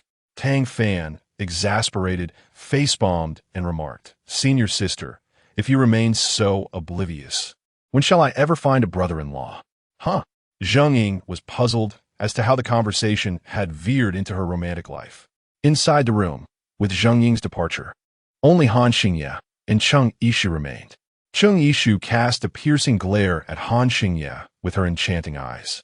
Unperturbed, Han Xingye chose to continue the conversation that had been left unfinished the previous day. He posed a question that had lingered in his mind for quite some time. "What is your relationship with the Cobra Corporation?" What? Cheng Yishu thought she must have misheard. She had never been well acquainted with the Cobra Corporation throughout her life, so it was surprising for Han Xingye to inquire about it. At that moment, a realization dawned upon her. The reason behind Han Xingye's earlier scrutinizing glances seemed to come into focus. Since the topic had been broached, Cheng Yishu resolved to lay her cards on the table. "As you can see, I indeed possess numerous supernatural abilities that science cannot explain. My powers far exceed those of others who have merely begun to awaken their abilities. But this has nothing to do with the Cobra Corporation you speak of." Han Xingye was evidently taken aback by her response. He scrutinized the expression on Cheng Yishu's face, clearly sensing that she was not fabricating her words. For reasons he could not articulate, the confirmation of her disassociation with Cobra brought him a sense of relief. "So, you are unaware of Cobra's human enhancement program, then?" Cheng Yishu candidly admitted that she had recently heard whispers of something, yet remained oblivious to the specific details. She paused, as if a dreadful thought had crossed her mind. "Are you implying that the zombie virus is connected to Cobra Corporation?" Han Xingye shook his head, uncertain. "It is merely a conjecture we arrived at following the apocalypse. If the outbreak of the zombie virus was indeed a result of human intervention, then it is highly plausible that the source of this virus lies with Cobra Corporation." This information was something Cheng Yishu had remained unaware of throughout her arduous survival in the last days of her previous life. Observing her intrigue, Han Xingye proceeded to elucidate the situation surrounding Cobra. As the foremost technology enterprise in Huaxia, Cobra Corporation had products that achieved global acclaim, with its founder and CEO, Mr. Bai Shihong, reaping substantial rewards. Yet, akin to many emperors of antiquity, upon acquiring boundless wealth, he began to yearn for immortality as if he were a deity. Thus, Mr. Bai proposed a human enhancement initiative, endeavoring to develop a revolutionary drug to fundamentally transform human physiology, aspiring for eternal youth. Upon hearing this, Cheng Yishu could not restrain her curiosity. "So did he succeed?" Han Xingye shook his head. "I departed from Cobra during the mid-phase of this initiative." "Why?" she inquired. "The drug necessitated human trials to validate the data. The first volunteer was a leukemia patient.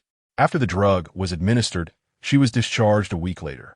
Han Xingye gazed at Cheng Yishu, who was about to interject. "Are you going to say that's a good thing?" With her words snatched away, Cheng Yishu could only nod. 3 months later, that girl passed away. Had she opted for a conservative treatment instead of the drug, she might have lived for another year. The drug merely depleted her remaining vitality, fabricating a fade of ephemeral health. At this juncture, Cheng Yishu sensed the weight of helplessness and despondency enveloping Han Xingye. She offered words of comfort. "Don't be like this. It wasn't your fault. It was I who personally injected the drug into her body. It was I who killed her." In the days that followed, Cheng Yishu had perceived Han Xingye as a composed and self-restrained individual, never having witnessed him in such a state. After a prolonged silence, Han Xingye continued, "Mr.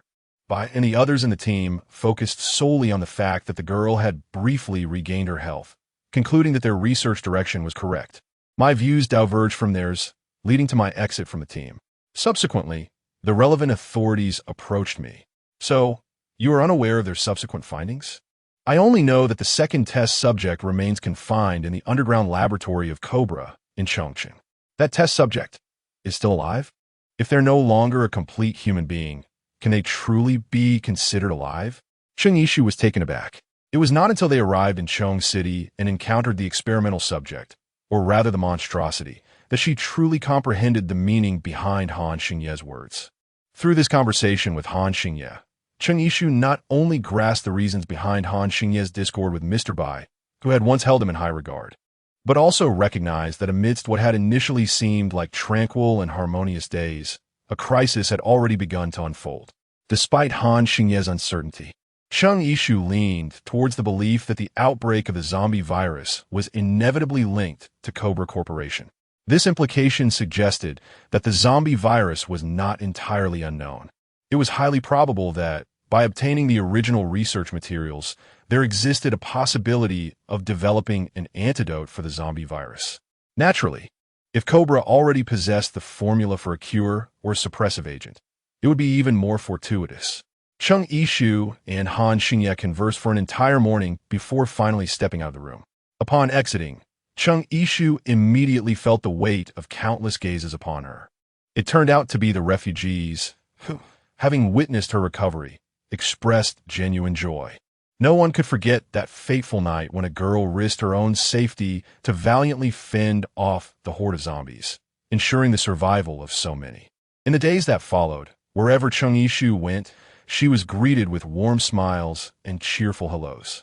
In such an atmosphere, the community began to spontaneously nominate Cheng Yishu as their leader, the one to guide them through the apocalypse. Chapter 33. The Beasts of the Apocalypse. Due to the surge in new arrivals seeking refuge, Cheng Yishu was compelled to order the expansion of the defensive wall's perimeter. Consequently, the population within the walls now included not only the original villagers of Yushio, but also the refugees from Jinhai. Helsinki is Sugestium. The entire area within the defenses was designated as Green Pasture Base, with all its inhabitants considered citizens of the base. As the construction of the defenses progressed vigorously, Cheng Yishu faced an increasingly pressing dilemma regarding the dwindling water resources essential for everyone's survival. Isn't this a trivial matter? Aren't there several awakened water manipulators in the base? We could simply have them release water for us daily, proposed a fellow disciple of Zheng Ying, sporting a square jaw and single eyelids. Cheng Yishu couldn't shake the feeling that this person harbored a subtle hostility towards her. This won't suffice. The base currently houses hundreds. Each water manipulator can only produce a few liters a day at most, and with only 3 water manipulators, we would receive no more than 15 liters daily, far from enough for the hundreds of inhabitants. If fire manipulators are widely regarded as the most powerful of all abilities, the water manipulator, a branch of the ice element, is commonly viewed as the weakest. Indeed, many water manipulators wish they were ordinary individuals without any supernatural abilities at all. This predicament stems from the scarcity of clean water resources, rendering the water ability seemingly useless in the eyes of many, as it is solely employed to provide drinking water. Moreover, all water manipulators are women, forced to act like dairy cows in a pasture, continuously releasing clean water until their mental energy is depleted, often leading them to faint. Once they regain consciousness and are force-fed some sustenance, they are compelled to repeat this grueling cycle. They have become known as the Beasts of the Apocalypse. Cheng Yishu resolutely refused to allow herself to become such a tyrant, permitting a tragedy of that nature to unfold within her domain. Upon witnessing her suggestion being rebuffed, the man with a square face grew increasingly impatient. What do you propose we do then? Allow those people to perish from thirst? Zheng Ying exclaimed sharply. Xing Lifeng, calm yourself and take a seat. Han Xingye seemingly glanced at Xing Lifeng with casual indifference before quickly averting his gaze, as if he had merely encountered an innocuous puddle by the roadside. Cheng Yishu curled her lips in a mocking smile and addressed Xing Lihui. Only after you become a water-type ability user should you speak to me. Otherwise, refrain from voicing your opinions without understanding the true burden. As one of the water-type ability users, Chu Yun gazed intently at Cheng Yishu. She was the very girl who, after enduring humiliation, once wished for death, but was rescued by Chang Yishu. When the zombies invaded, she inadvertently discovered that she could summon clear, pristine water from her fingertips. After enduring a prolonged thirst, she swallowed hard and, with a sense of tentative hope, took a sip. To her delight, the water was not only crystalline and sweet, but left her feeling perfectly normal afterward. A mixture of exhilaration and trepidation enveloped her. When Chang Yishu dispatched someone to assess the population, she anxiously raised her hand to request an audience with Chang Yishu, the one person she held in the highest regard and trust. It had been a long time since she had spoken, and her desire to meet Chang Yishu stemmed from her unwavering faith in her. Fortunately, upon further investigation, it was revealed that besides her, two other girls possessed the same extraordinary ability. She was not alone in her uniqueness, which brought her a sigh of relief. Upon hearing Xing Li Hui's suggestion, her heart leapt to her throat. It was likely that the two water-type ability users beside her felt the same. Though they had not experienced it firsthand, they could vividly imagine the hardships that awaited them. When Chang Yishu categorically dismissed the proposal, a wave of relief washed over them. The selection process for the Greenery Guardian team's members must be expedited. Chang Yishu called out Zheng Ying's name, prompting Zheng Ying to sit up straight, exuding an air of attentive readiness. Upon hearing this, Xing Lifei wore a skeptical expression and could not help but murmur, as if the Green Guard is some coveted prize that everyone is eager to join. His reasoning stemmed from the belief that Chang Yishu would not disregard the plight of the other residents and allow them to perish from hunger. Thus, the notion of risking life and death for the Green Guard in exchange for food appeared to him as an act of folly. Little did he know, Chang Yishu smiled and continued, "This leads me to my next point. The rules and order within the base need to be further clarified. Otherwise, a portion of people will take on risks, while another group reaps the benefits. Over time, this will inevitably breed discontent among those who contribute." The crowd nodded in agreement. Seeing no dissent, she proceeded, "In our previous tranquil lives, currency was the driving force that enabled society to function. In this post-apocalyptic world, there is no doubt that tangible food will serve as the genuine motivation for our struggles." After Chang Yishu risked her life to save so many that night, her domain expanded at an astonishing rate, nearly 100 acres of arable land, allowing for a myriad of crop varieties to flourish. Coupled with their rapid growth, Chang Yishu found herself abundantly supplied with food.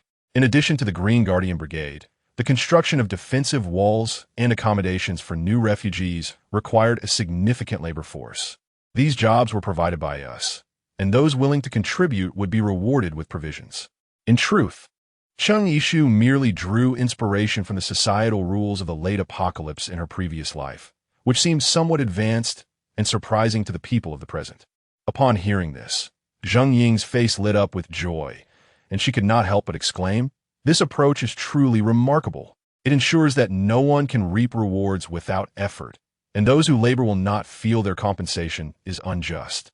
Everyone in the base will strive to enhance our community for a better existence in this apocalyptic world." Chang Yishu smiled without uttering a word, fully aware that Zheng Ying's perspective was excessively naive and idealistic. The surge in population inevitably leads to issues such as food scarcity. Consequently, when Tang Fan announced the benefits of positions within the Green Meadow Guard and the infrastructure projects at the base, the second floor of the Village Committee building, or rather, the command center of the Green Meadow base, became crowded with people. Chang Yishu merely reminded Zheng Ying to emerge that night to assist her in battling the zombie villagers, relinquishing the remaining selection duties to their discretion. The villagers were already on Zheng Ying's list of promising candidates for the guard team, thus presenting no significant challenge. Qiao Qi gazed enviously at the other guard team. She was not suited for menial labor, yet the necessity to fill her stomach compelled her towards the lucrative position within the esteemed guard. However, would she be chosen? Chapter 34. Infiltrating the guard team, Xing Lue trudged along the path, vexedly kicking aside any stones that displeased him when a sweet voice called out to him, "Captain Xing." Due to Chang Yishu's directive for them to initially select 40 members for the guard team from among all the residents of the base, they were to be divided into 4 small teams. Xing Li Hui and his seniors would each lead a team of 10, rendering the title of Captain Xing quite appropriate. Upon lifting his gaze, he discovered Xiao Qi approaching him with an endearing demeanor. During the martial arts training led by Cheng Yishu, Xiao Qi had been among the students under Xing Li Hui's tutelage. At that time, she often expressed her softness towards him, and her beauty combined with her petite, delicate figure perfectly matched Xing Li Hui's preferences, allowing him to frequently indulge her whims. Yet, Xing Li Hui was uncertain of Xiao Qi's intentions in approaching him now. She playfully scolded, "Are you planning to disregard me once you become captain?" Xing Li Hui quickly replied, "Qi, how could I ever ignore you?" He felt as though each time he heard her gentle voice, his bones melted like sugar in warm water, and his entire being felt enraptured. Her petite charm ignited within him a profound desire to protect her, compelling him to wish to embrace her tenderly. Nevertheless, despite their flirtation, they had yet to break through that veil of unspoken feelings, and Xing Li Hui could only dare to dream. Additionally, Xiao Qi frequently posed the question of whether she or Cheng Yishu was more beautiful, prompting him to compare them silently in his heart countless times. Cheng Yishu, though undeniably beautiful, often bore a frosty demeanor, her ethereal aura seemingly casting a barrier that kept others at bay, rendering her difficult to approach. In contrast, he found Xiao Qi to be far more amiable and approachable. Furthermore, ever since everyone tacitly agreed to elevate Cheng Yishu to the position of base leader, he couldn't help but feel a growing irritation towards that woman, perhaps exacerbated by Xiao Qi's frequent whispers in his ear. Despite her formidable abilities, he couldn't shake the notion that a woman could hardly possess the capacity to lead a base effectively. Lost in his vexation, he was suddenly jolted by a soft pressure against his arm. It was Xiao Qi, nestled close, playfully saying, "You will definitely choose me for the Green Guardian team, right?" Surprised, Xing Li Hui had not anticipated such a question from her. To be fair, during training, Xiao Qi had consistently performed the worst and had been the laziest. He had adopted a laissez-faire attitude, considering there was no need to mold her into anything exceptional, keeping one eye open and the other closed. Thus, the selection for the Guardian team had never crossed his mind when it came to Xiao Qi, as her performance was dismal, and he believed she was self-aware enough to realize it. To his astonishment, she had the audacity to ask if she could join the Guardian team, which he found almost laughable. Nevertheless, mindful of Xiao Qi's self-esteem and feelings, he sought to dissuade her. The Guardian team will be tasked with missions that involve facing zombies and other mutated creatures. It's far too perilous. It wouldn't be suitable for a girl like you. Pouting in dissatisfaction, Xiao Qi leaned in closer, insisting, "Why not? You'll be there to protect me. With you around, what do I have to fear?" After saying this, she playfully tugged at Xing Li Hui's arm, determined to win him over, presenting a demeanor that suggested she wouldn't relent until she received a favorable answer. Yet, Xing Li Hui understood the significance of the Guardian team and was unwilling to acquiesce easily. However, witnessing Xiao Qi's earnest pleas softened his resolve. Frustrated by his continued refusal, Xiao Qi felt a surge of irritation. "You stubborn toad, I've pleaded with you, yet you still won't agree. If it weren't for your little bit of power and advantages, would I even bother with someone as unattractive as you, with your square face and beady eyes? You're not even in the same league as Han Xingye." Resolute, she declared, "If you agree to let me join the Green Guardian team, I will agree to be your girlfriend." "Really?" Xing Li Hui's face lit up with delight as he sought confirmation. With little choice, Xiao Qi forced herself to nod, affirming, "Yes, really. Then I accept," he exclaimed, and without hesitation, he pressed his lips against hers. Instinctively, Xiao Qi considered pushing him away, but recalling the effort it took for him to concede, she felt compelled to allow him a taste of sweetness. She closed her eyes, enduring the kiss while imagining it was Han Xingye who was kissing her. As the selected team members lined up for inspection, they stood tall and proud, awaiting Cheng Yishu's appraisal. Only at the end of the line stood Xiao Qi, striving to diminish her presence, fearful that Cheng Yishu might discover her. Fortunately, Cheng Yishu merely cast a fleeting glance, offered a few words of encouragement, and did not elaborate further. Among the 4 teams of the Guard, the most conspicuous was the one led by Zheng Ying, as a cursory look revealed that all the members were female. Xing Li Fei also noticed this detail. He did not anticipate that a senior sister would select an all-female team, and could not help but inquire, "Senior sister, isn't this inappropriate?" Unbeknownst to him, the selection of female members was also Cheng Yishu's directive. Hearing his words, Cheng Yishu questioned, "Oh, what makes it inappropriate? Will they not be able to undertake missions? Is this small team merely responsible for patrolling the base, while our other teams venture out on assignments? How unfair is that?" Tang Fan and another junior brother were unfazed, offering reassurance. "Li Fei, it's not a big deal." Zheng Ying suppressed her rising anger and retorted, "Who told you they won't be able to undertake missions?" Xing Li Fei scoffed, without needing others to voice their opinions. "Just look at Song Hui. She is a Yin's mother, Bin Ji's wife. She has a family to care for. If she goes on a mission, what will happen to her household?" Upon hearing her name mentioned by Xing Li Fei, Song Hui could no longer hold her tongue. "I am a Yin's mother, Qi Bin's wife, and I am my own person. My husband and child fully support me in taking on missions. Do you have any objections? Moreover, must women be the only ones to care for the family? Are all the male team members here solitary figures? Many still have surviving family members. Why is it only women who must shoulder the responsibility of family care? For heaven's sake, we are in an apocalyptic world. Could you please set aside your male chauvinism?" Song Hui had long been unwilling to remain a mere appendage, sheltered behind her husband. Thus, she had always trained rigorously. If Xing Li Fei were to easily dismiss her hard-earned accomplishments, she would be enraged. Left speechless by her retort, Xing Li Fei sulked in silence, stepping aside. Chapter 35. The water retrieval mission. Aside from Song Hui, the female members of the team included many familiar faces of Cheng Yishu. Chu Yun sported a neat short ponytail that cascaded behind her, her gaze resolute as she looked ahead. Ironically, Yao Jiabao had somehow survived. She had accurately surmised the situation upon seeing the tightly shut door. After joining forces with others to kick it open, she had yanked out the trembling Yao Jiabao, who had been hiding beneath the bed. Her hands instinctively tightened around Yao Jiabao's neck, and had it not been for Tang Fan's desperate intervention, she might have been unable to restrain herself from choking him. With reddened eyes, she cried out to the heavens, "This is the favored son you have indulged for 18 years." From that day forth, Yao Mingyu matured instantaneously. Although she wore a white flower in her hair, not a single tear fell from her eyes. She no longer acknowledged Yao Jiabao as her brother. She considered that all her loved ones had perished that night. It is worth mentioning that Yao Mingyu has also awakened her supernatural abilities, which, like Han Xingye's, pertain to the fire element. However, in comparison to Han Xingye's fifth-level powers, her initial mastery of fire is evidently rather insufficient. Cheng Yishu had instructed her subordinates to conduct an internal investigation at the base, where they currently had a total of several individuals with extraordinary abilities.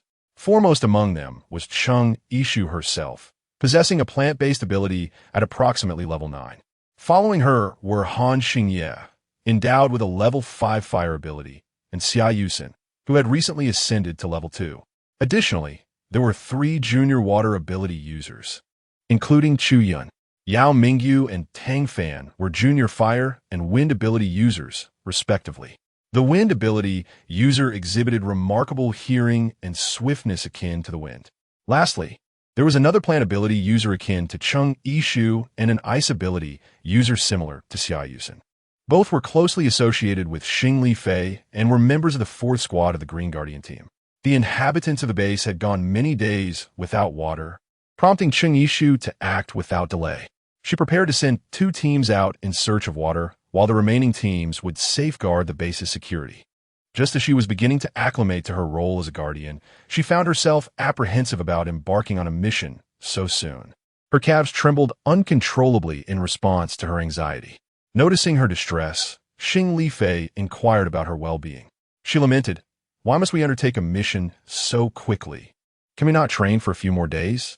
Xing Li Fei felt equally helpless, as a decision regarding which 2 teams would embark on the mission had been determined by drawing lots. He had drawn a marked paper slip, and despite his reluctance, he had no choice but to accept it. With the fervent gazes and enthusiastic farewells from the base's populace, They were compelled to step beyond the confines of the base and confront the uncertainties of the apocalypse. Xing Lifei walked alongside Qiao Qi, who appeared pale and continually reminded him, "In case of danger, you must protect me first." Having reassured her multiple times, he felt a twinge of impatience at her repetitive requests. She had insisted on joining the Guardian team, yet now she was filled with trepidation. Observing her tearful demeanor softened his heart, dispelling any prior annoyance as he offered her gentle words of comfort. The other squad members recognized that there was something unusual about the relationship between the two, yet they dared not voice their discontent, particularly given that this was their captain's first mission. Reassuringly, Cheng Yishu had chosen to remain at the base with Han Xingye, accompanying the others in their quest for water. The Yuxiu River, which had nurtured generations of Yuxiu village, had now run dry. The damp riverbed, scorched by the summer sun, released moisture into the air, and they followed the narrow path along the riverbank in search of its source. The fish and shrimp that once thrived in the river had succumbed to the heat, scattered amidst the mud in a disorganized manner, the air heavy with a foul, fishy odor. The once lush reeds had turned a parched yellow, wilting in the absence of water. The group advanced cautiously, holding their breath, wary of a sudden ambush by lurking zombies. At the rear of the group, Qiao Qi trembled in fear, wishing she could nestle directly in Xing Lihui's embrace and remain there indefinitely. Indeed, what one fears often comes to pass. A snapped branch creaked underfoot, and before they could discern the source of the sound, a one-armed Crimson Tear zombie lunged forth with a piercing roar. Qiao Qi immediately let out a series of terrified screams. The female team members, initially startled, soon found themselves eager to put their skills to the test against the undead. Cheng Yishu refrained from intervening as Song Hui surged forward, wielding her weapon with fervor, causing the zombie to topple awkwardly to the ground. She wiped away the black viscous fluid that had splattered onto her clothing from the creature's body, enduring her discomfort as she cast a glance at the zombie's head. Upon confirming the absence of a crystal core, she reported back to Zheng Ying with a hint of disappointment. Everyone was already aware that crystal cores were valuable commodities. While undertaking their tasks, they all harbored hopes that the zombies they vanquished would yield these cores, thereby enhancing their physical capabilities. Cheng Yishu held her breath, attuned to the sounds surrounding her. Alas, the recent scream had roused the nearby zombies, who were now drawing closer. "We must flee." The group, disregarding any grievances against Qiao Qi, hastened their escape. Along the way, they dared not linger in battle, choosing instead to dispatch only those zombies that pursued them too closely, fearful that any noise might attract even more of the undead. It was not until they reached the foot of Yuxiu Mountain that they finally managed to shake off the horde. As the other team members bent over, hands on their knees, gasping for breath, Zheng Ying approached Xing Lifei with a stern countenance. After casting a fierce glare at Qiao Qi, he turned to confront him. "Did you not emphasize the importance of discipline to your team before our mission? The chaos we just experienced was entirely due to her scream, which drew the zombies to us. Had there been any casualties, I would hold you responsible." Xing Lifei, wearing a woeful expression, accepted Zheng Ying's reprimand. For it was indeed Qiao Qi who had erred. He knew that if he did not take responsibility, Zheng Ying's ire would fall squarely upon her. Yet Qiao Qi, unfazed, retorted, "It was not intentional. I was merely startled. Besides, nothing truly disastrous occurred, so why make such a fuss over it?"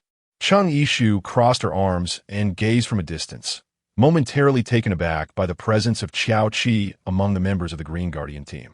Cheng Yishu deliberately rotated her wrist, as if on the verge of unleashing tendrils at any moment. She coldly addressed Qiao Qi, assuring her, "Rest assured, if any further trouble arises, you should be the first to be offered as a sacrifice to the zombies." Xing Lifei swiftly pulled Qiao Qi behind him, shielding her from Cheng Yishu's frigid gaze, fully aware that she had made up her mind. Chapter 36. The disturbance of the giant python. When the group arrived at the reservoir, they discovered it nestled amidst towering mountains, which significantly reduced sunlight exposure. Although the water level had receded, the reservoir still contained a substantial amount of water. At this, everyone let out a sigh of relief. Cheng Yishu instructed her subordinates to fill the massive water barrels they had brought and opened the sluice gates of the reservoir, allowing the water to meander down the mountainside towards the Yuxiu River. Zheng Ying felt a pang of anxiety. If the rain continued to elude them, the water in the reservoir would not last long. What would they do then? In response to her concerns, Cheng Yishu reassured her, "Trust me. Within less than half a month, this scorching heat will come to an end, and we shall welcome the rain." Many events unfolded as Cheng Yishu had anticipated. So even though she did not present any evidence to substantiate her claims at that moment, Zheng Ying chose to believe her unconditionally, swayed by the conviction in her voice. Others, like Xing Lifei, expressed their discontent but ultimately could not oppose Zheng Ying's resolve. Their dissatisfaction was palpable yet simple. They stood idly, waiting for the female team members to execute their tasks. Qiao Qi observed Xing Lifei, who was visibly perturbed by Cheng Yishu's decision, panting heavily. She felt a sense of satisfaction. Previously, she had feigned concern by patting his back to help him catch his breath. While subtly disparaging Cheng Yishu, she has always been so self-righteous. It's merely luck and her powers that led to her being chosen as the leader. In my opinion, you're the one truly suited to lead the base. Such flattery would only be taken seriously by Xing Lifei himself.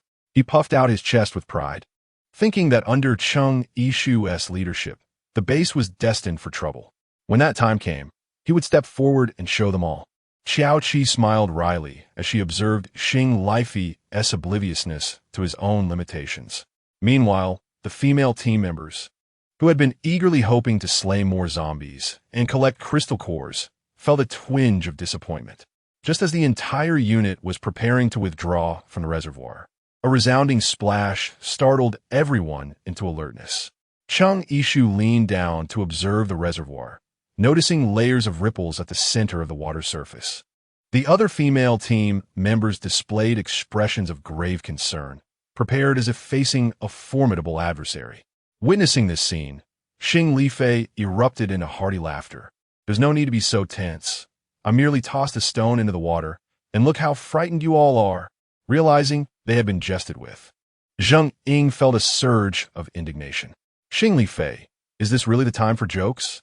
To which Xing Lifei shrugged. "All right, my apologies for startling you." Yet, no trace of remorse graced his face. Understanding it was merely a misunderstanding, the group collectively exhaled in relief. However, unbeknownst to them, a colossal beast lurking in the depths of the pool suddenly opened its eyes. Within the crystalline waters, for golden irises appeared menacingly, with black pupils emanating a ghostly glow.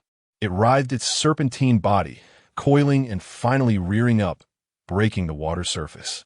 In the desolate valley, a double-headed golden python emerged from the lake, both heads simultaneously flicking slender tongues as if communicating. Soon after, its pupils elongated and both heads opened wide, revealing cavernous mouths, each nearly half a meter long, concealing an unknown quantity of venomous fangs. As the water in the reservoir began to flow down the mountainside, the water level steadily receded, unveiling its 20-meter-long serpentine form. Zheng Ying, observing the female team members still wearing expressions of unfulfilled excitement, teased, "What is this? Do you truly wish to encounter peril?" Several team members chuckled and shook their heads, replying, "Of course not. Who wouldn't want to return safely after each mission?" Standing at the rear of the group, Qiu Hongyu was inspired by her teammates' cheerful demeanor, managing a smile of her own. Zheng Ying noted this interaction keenly. Song Hui was one of the senior members of the team, and Qiu Hongyu was 3 years her senior. Seeing them in such a frenzied state, intent on attacking Qiu Hongyu and her mother-in-law, persuasion proved futile. With a heavy heart, Qiu Hongyu had no choice but to raise a long bench from her home and personally end the lives of her husband and son, who had succumbed to the infection. Yet, her mother-in-law offered no gratitude for her salvation, nor did she comprehend the profound sorrow of having taken the lives of her loved ones, instead choosing to blame Qiu Hongyu afterward. Possessing a compassionate nature, Qiu Hongyu understood her mother-in-law's overwhelming grief and swallowed her grievances. Life must go on, despite the irreversible loss. Upon witnessing the generous compensation offered by the Green Guard, Xiao Hongyu's mother-in-law insisted she enlist, and Xiao Hongyu fulfilled this expectation by successfully gaining selection. Zheng Ying had always been aware of the stories behind Xiao Hongyu, which deepened her sympathy for this unfortunate middle-aged woman. Noticing Zheng Ying's empathetic gaze, Xiao Hongyu returned a warm smile. As the female team members gathered together, subtly relishing the successful completion of their first mission, Xing Li Hui, accompanied by his own team, boisterously boasted about the perils they faced, detailing the arduous journey of channeling water from the reservoir down to the river. Xiao Qi listened with a beaming smile, feigning admiration for Xing Li Hui, thereby providing an unprecedented satisfaction to his vanity and pride. Li Hui, come here for a moment. I need to speak with you, called Zheng Ying, his senior, cutting through the accolades that surrounded him. Observing her serious demeanor, he instinctively sensed that it was nothing pleasant. Reluctantly, he stepped away from the crowd and approached her. Unlike before, regardless of what Zheng Ying said, Xing Li Hui merely responded with noncommittal murmurs, his mind evidently elsewhere. It was only when she urged him to keep his distance from Xiao Qi that he finally looked up and retorted, "Why? You know better than I whether she qualifies to join the guard, and how she even got in. If something goes awry, it won't just be you affected. It will impact your entire team. A single misstep could cost lives. Do you understand?" Impatiently, Xing Li Hui snapped, "I understand. The master is gone. We are in a post-apocalyptic world now. Could you refrain from lecturing me as if you hold the authority of a senior? It's quite bothersome." With that, he turned and departed before Zheng Ying could respond. Chapter 37. The Python strikes with the pressure on water supply alleviated. The construction projects at the base could finally progress at an accelerated pace. The 4 guard teams, aside from their daily training, patrolled the perimeter of the base to preempt any unforeseen incidents. Tall watchtowers were erected within the defensive walls to monitor the surroundings, ready to ring the alarm at the slightest hint of danger. Moreover, checkpoints were established at the base's entrances to inspect incoming residents for any bites or scratches from zombies, preventing carriers of the virus from infiltrating the sanctuary. As a doctor, Yin no longer felt like a mere bystander in this apocalyptic landscape. Utilizing his expertise, he selected several residents with medical experience to form the Green Medical Team. One faction assessed the causes of injuries at the checkpoints, while another tended to minor ailments within the community. Thus, both safety and healthcare at the base were effectively secured. As life at the base continued to improve in an orderly fashion, plans for the construction of an underground emergency city emerged. Individuals experienced in architectural design were lured by Cheng Yishu's generous offers. Initially, they lacked confidence in her vision for the underground city. Cheng Yishu insisted that it should not merely be a fade. Preparations must be in place to ensure the residents could sustain a prolonged existence underground should any danger arise. In this manner, factors such as illumination and ventilation have become considerable challenges. However, Cheng Yishu is aware that in the latter stages of the apocalypse in her previous life, several bases indeed constructed underground cities for the populace to inhabit. Thus, she is confident that this endeavor is achievable. Gazing into her steadfast and trusting eyes, the designers could only pledge to exert their utmost efforts. The construction of the underground city is not urgent. Consequently, Cheng Yishu refrained from pressuring them for immediate completion, merely requesting regular updates on their progress.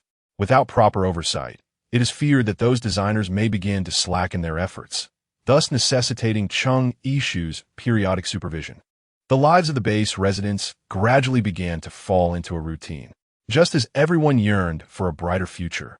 The sudden ringing of the sentry station's bell echoed one day. Cheng Yishu, Han Xingye, and Xia Yusen were imparting their experiences and engaging in sparring with the novice ability users at the base. Upon hearing the ringing of the bell, they instinctively rushed outside. At that moment, a messenger stumbled towards Cheng Yishu, breathless, exclaiming, "Sister Cheng, something terrible has happened. Outside there is." Cheng Yishu listened intently, as the individual before her appeared utterly astonished, stammering without being able to articulate the situation for what seemed like an eternity. In exasperation, she decided to hasten to the defensive wall to ascertain the circumstances. Even for someone as seasoned as Cheng Yishu, accustomed to grand spectacles. The sight beyond the wall was startling. A colossal golden python was gliding through the waters of the Ushio River, undulating its massive body as it gradually ascended the bank. Even more terrifying was the revelation that this serpent bore two heads, each flicking its tongue in different directions.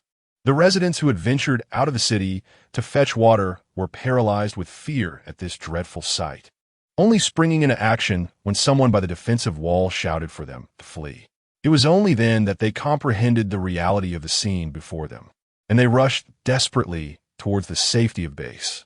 Some of the more timid residents remained frozen in place, their feet seemingly weighed down as they attempted to escape, tremblingly calling out for help.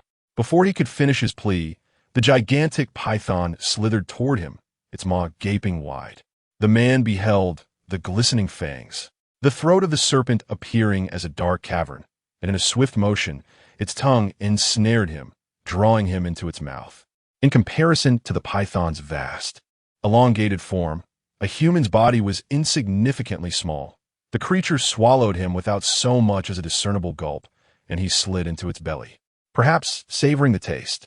The python then twisted its body, its two heads rising over a meter from the ground, pursuing other fleeing residents of the base. Xia Yusin drew her sidearm, aiming and firing several rounds at the enormous serpent. To her astonishment, the bullets struck the python's body as if bouncing off an impenetrable fortress, sparks flying as they ricocheted off before falling to the ground, having inflicted no damage whatsoever. How could this be? Xia Yusin gazed at the scene in disbelief, unable to comprehend how her bullets failed to pierce the serpent's hide. She fired again, yet the creature remained unscathed. What manner of beast is this? The members of the Green Guard, upon hearing the alarm from the watchtower, were expected to gather and prepare for battle. Zheng Ying searched diligently, noting that most of the fourth team had arrived, yet their captain, Xing Li Feng, was conspicuously absent. Do you know where Captain Xing has gone? Two male team members exchanged glances, hesitant and a loss for words. After a thorough search, Zheng Ying realized that Xiao Qi was also missing from the ranks, and it dawned upon her what had transpired. Though Zheng Ying typically wore a stoic expression, this was the first time she felt such intense frustration. The male team members were ordered to locate Xing Li Feng and Xiao Qi immediately. The rest of the fourth team, gather your gear and follow me. The remaining members of the fourth team responded in unison, yes. Meanwhile, Xing Li Feng, having finally won the affection of the fair Xiao Qi, was engrossed in a tender embrace with her, their disheveled forms entwined within a resident's home. As the male team member approached, he was met with a cacophony of distressing sounds emanating from within, causing his cheeks to flush. After much hesitation, he finally spoke up. Captain Zheng from Team 1 sent me to find you. Inside, Xiao Qi whimsically remarked, your senior sister is more diligent in seeking you out than your own mother. Unbeknownst to Xing Li Huwei, who was engrossed in playful banter with Xiao Qi, the perilous scene outside the base loomed. He playfully pinched Xiao Qi's nose and teased, oh, are you feeling jealous? You're jealous of my senior sister too? Xiao Qi huffed. Your senior sister must be nearing 30 and still single, always meddling in the affairs of us younger disciples. Who wouldn't think twice about that? Upon hearing this, Xing Li Huwei grew even more animated, grinning as he reached out with his hand. The male team member stood awkwardly at the door, having overheard the entire conversation, unsure how to proceed. Recalling Zheng Ying's furious demeanor moments ago, he steeled himself and continued. Captain Zheng is looking for you because of the two-headed giant python outside the base. The other team members have already assembled. Xing Li Huwei abruptly threw off the covers. What did you say? It turned out that the two were so engrossed in their merriment that they had failed to hear the alarm bell from the lookout tower. Chapter 38. Luring the serpent. By the time Xing Li Huwei and Xiao Qi had dressed and arrived at the defensive wall, a battle had already commenced. Xiao Qi, having just emerged from her cocoon of blankets, was still disoriented when Xing Li Huwei dragged her to the scene. Upon sighting the immense python, she instinctively recoiled several steps, particularly alarmed by its two heads. In a critical moment, Cheng Yishu unleashed her vines toward the giant python, only to be seized by it. The creature's cold, menacing eyes glimmered ominously as it swung its heads, violently dragging Chung-Ishu outside the city walls, where she fell heavily to the ground. Frowning in pain, she barely had time to cry out before the python swiftly approached her. Xia Yusin stowed her firearm and concentrated, summoning her ice spikes and deftly launching them at the python. However, to her disbelief, the spikes merely produced a sharp sound upon contact with the serpent's body before falling ineffectually to the ground. Staring incredulously at her hands, she thought, "What? My ice powers have no effect on it?" At that moment, Han Xingye dashed out of the defensive walls, sprinting toward Chung-Ishu while urging the residents to hasten their retreat. The golden python hissed menacingly, attempting to ensnare Chung-Ishu within its coils. In response, Han Xingye unleashed his fire abilities, targeting the creature's flickering tongue. Yao Mingyu, witnessing the damage inflicted by Han Xingye's fire on the giant python, quickly harnessed her mental energy to conjure a fireball, hurling it at the serpent. To her astonishment, the fireball melted upon contact with the python's body, dissipating into nothingness, as if its skin were impervious to flames. The serpent's body was not only as hard as iron, but also resistant to fire and ice. Both fire and ice abilities proved futile against the python's formidable form. Upon closer inspection, Chung-Ishu noticed that the serpent's body shimmered with a chilling luminescence, revealing it to be composed not of ordinary supple scales, but of densely packed, intricate scales. All forms of supernatural power had been absorbed by its protective armor. The valiant members of the guard, undeterred, maneuvered to the rear of the serpent, positioning sturdy ropes beneath the massive python. Subsequently, two teams dashed in a coordinated effort to ensnare the serpent's tail. However, the colossal python seemed to sense their intentions. With a fierce sweep of its tail against the ground, it sent a cloud of dust into the air, propelling them into the sky. In the ensuing chaos, the python raised its head and caught several falling team members. They had no time to cry out before plummeting directly into its gaping maw. Zheng Ying, having fallen to the ground, clutched her chest, helplessly witnessing the grim spectacle. No, it was hard to fathom that the comrades with whom she had shared laughter moments ago were now swallowed by the serpent, their lives extinguished in an instant.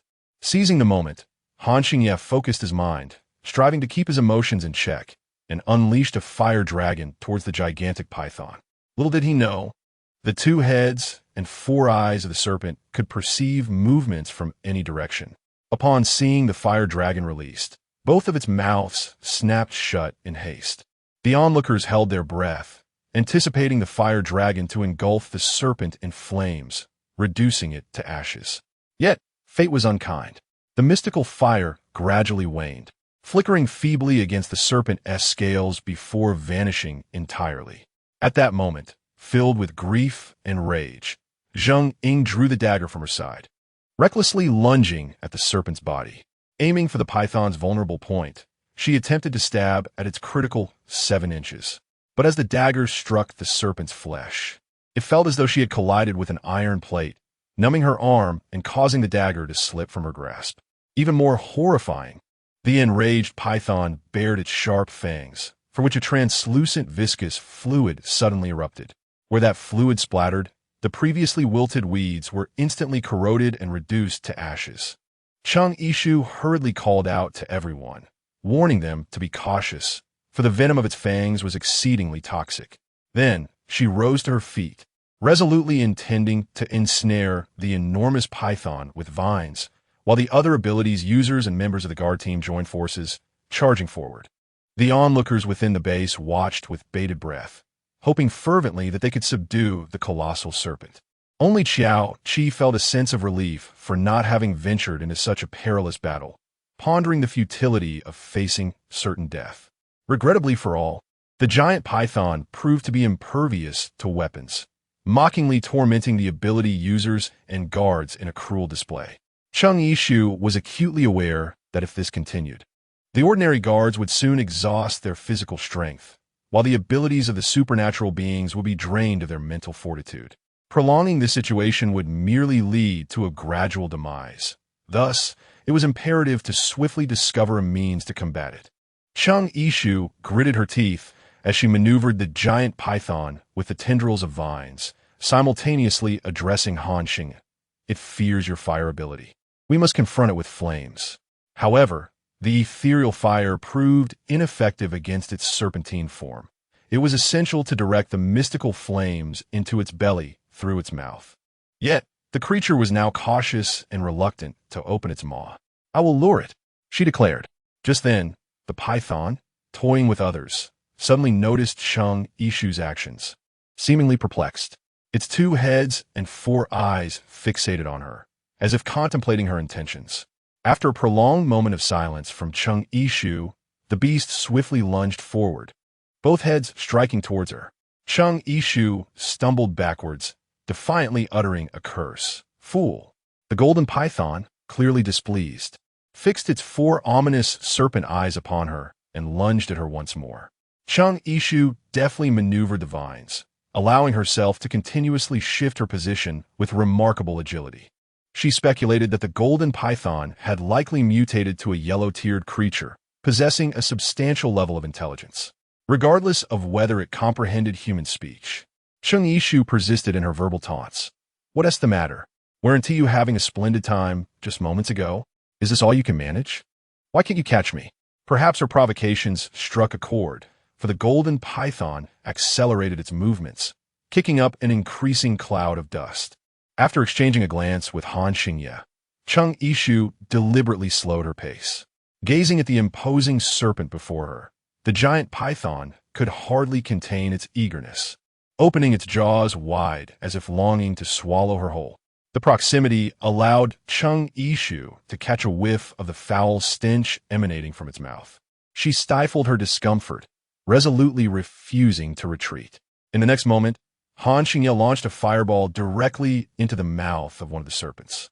Instantly, that serpent's head fell limply to the ground, taking another along with it. The giant python writhed in agony on the ground, as if enduring excruciating pain. The onlookers believed that the ordeal had finally come to an end, releasing a collective sigh of relief. Chapter 39. Ishu is swallowed. The golden python struggled for a considerable time before finally closing its eyes, lifelessly collapsing onto the ground. Ishu retracted her vines, gradually descending to the ground. Gazing at the once formidable golden python, which had finally succumbed, she felt an unsettling sense of unreality. The citizens within the base, having heard of the giant python's defeat, erupted in joyous cheers and celebrations. Yet, an elderly man contemplatively observed from the sidelines. When questioned about his thoughts, he pondered aloud. "In my youth, I once assisted my grandfather in snake hunting. Even when decapitated, a snake's head can survive for quite some time. Yet this giant python has perished so swiftly. How peculiar." Unfortunately, the crowd outside the base remained oblivious to the elder's words. As Ishu, having lowered her guard, turned to leave, the remaining head of the python behind her opened its terrifying golden eyes, the elongated pupils resembling an endless abyss, poised to engulf her. "Be careful," Xing warned, conjuring a flicker of ethereal flame. However, the threat was sudden, and Ishu was caught unawares. By the time she sensed the danger, the python had already opened its maw and swallowed her whole. Witnessing this horrifying scene, Cheng's mother fainted, collapsing onto Cheng's father. The crowd cried out in alarm. Ishu, yet only Xiao Qi, upon witnessing this turn of events, could hardly contain her elation, exclaiming, "Ishu has finally met her end?" Had it not been for the mournful expressions of those around her, Xiao Qi would have been tempted to laugh uproariously. She had believed that she could never surpass the immensely powerful Ishu. Yet here she was, unexpectedly witnessing her sudden demise at the jaws of a giant python. One head of the python lay lifeless on the ground, while the other, having consumed Ishu, reared high into the air. It was astonishing that one of the heads that had slain Ishu could still survive.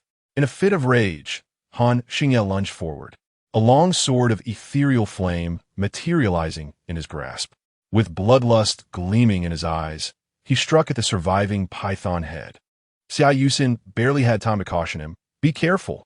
The giant python turned its head, its golden eyes reflecting the increasingly formidable figure of Han Xingye.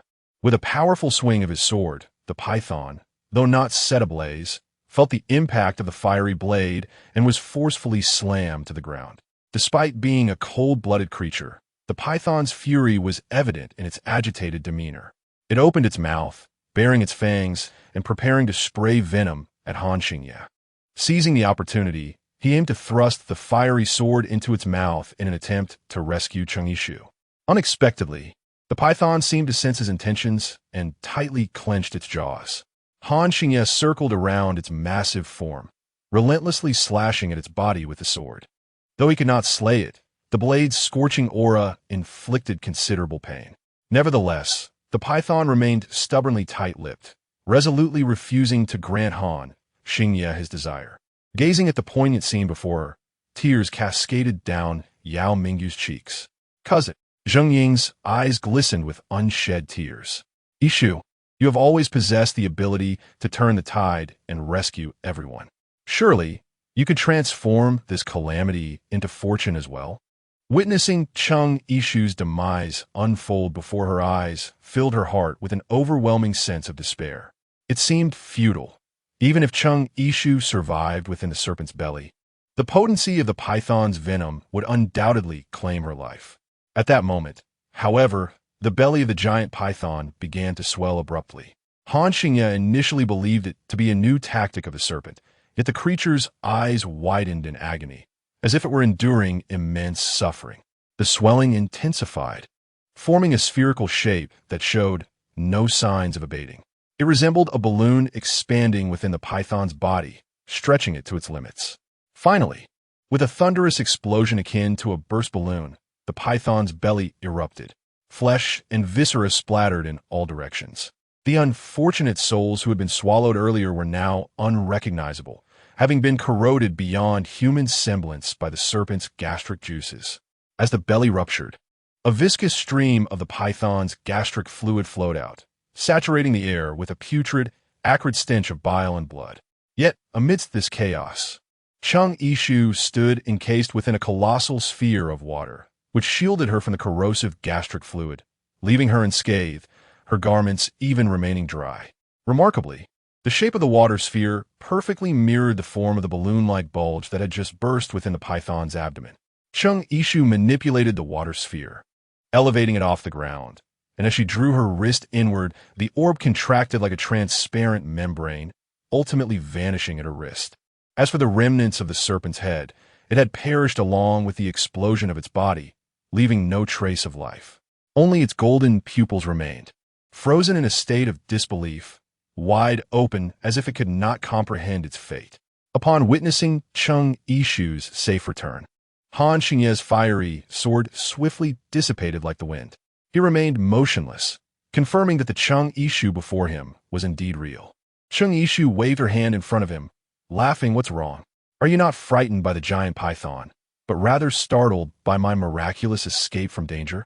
In that fleeting moment, Han Xingye felt an abundance of words swirling in his mind, yet the only two simple characters that ultimately escaped his lips were not those.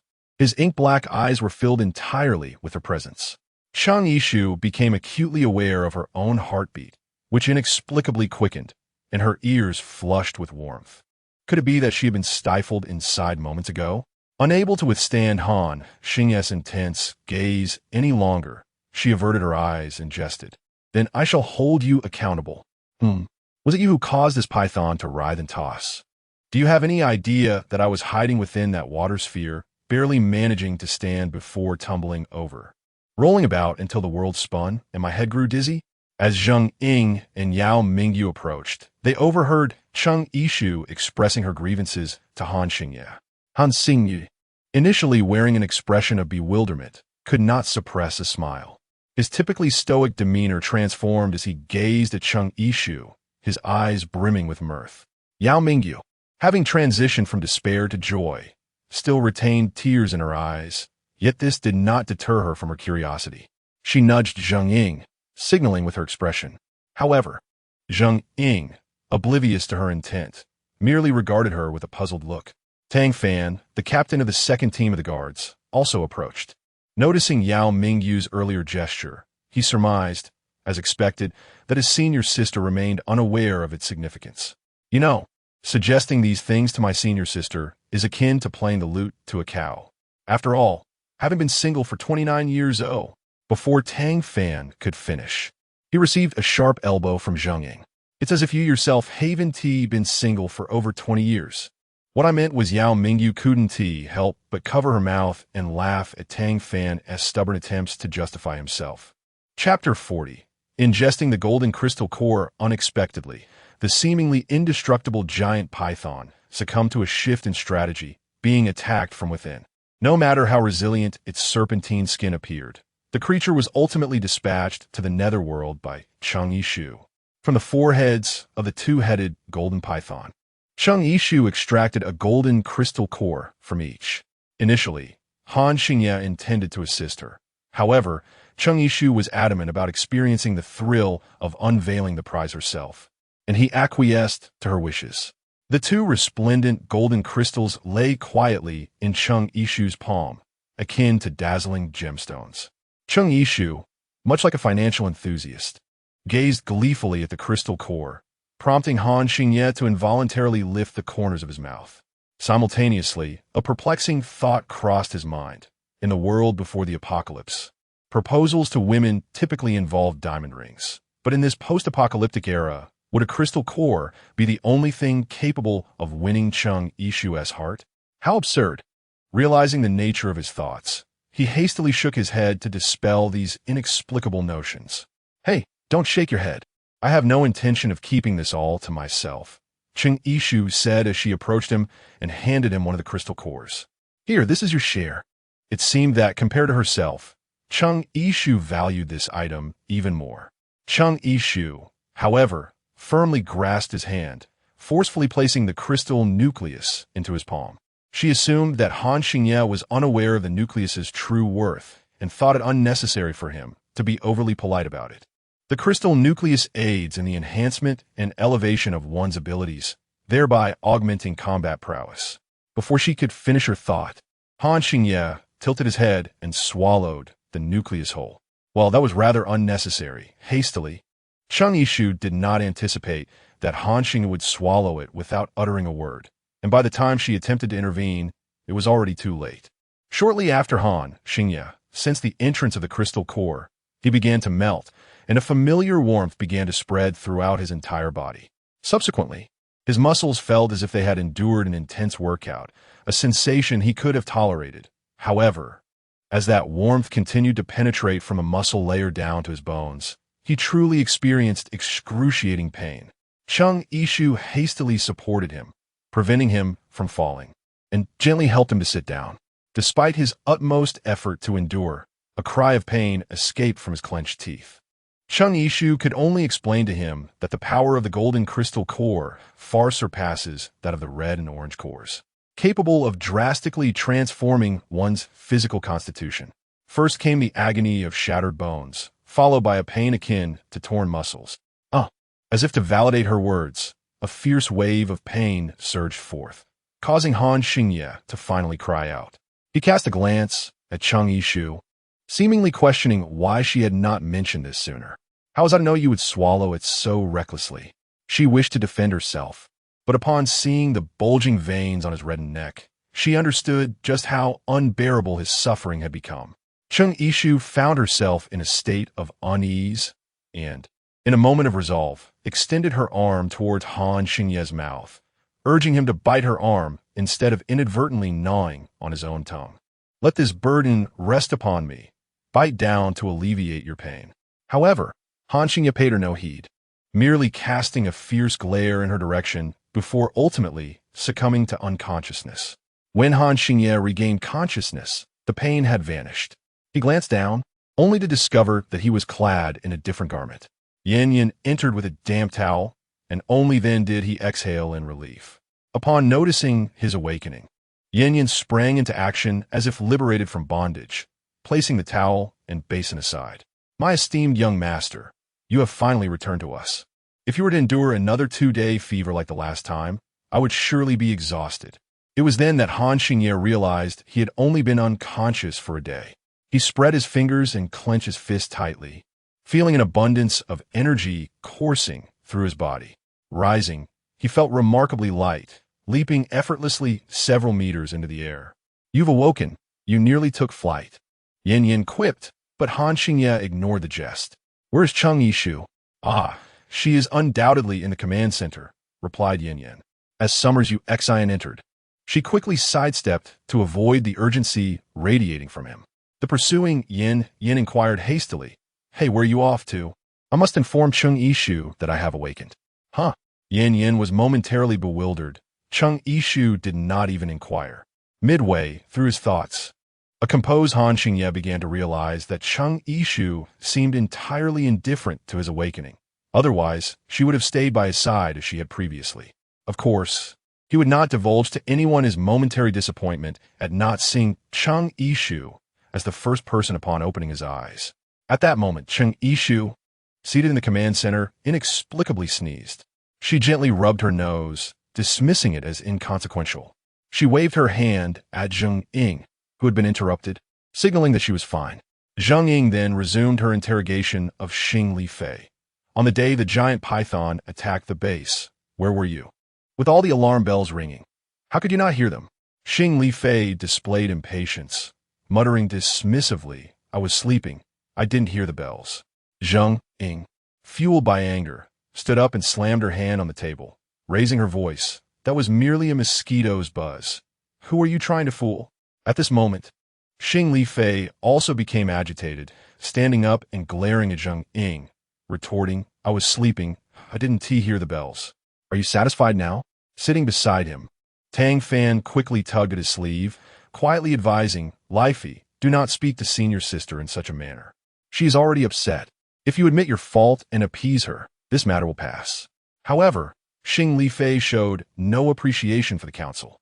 Pointing at Zheng Ying, he exclaimed, "So what if you enter the sect before me? You strut around like a senior sister all day, meddling in everyone's affairs. When will it end? The other junior brothers may indulge you, but I certainly have no intention of coddling your foul temper." Seeing this, Tang Fan hurriedly reminded, "Li Fei, please stop talking."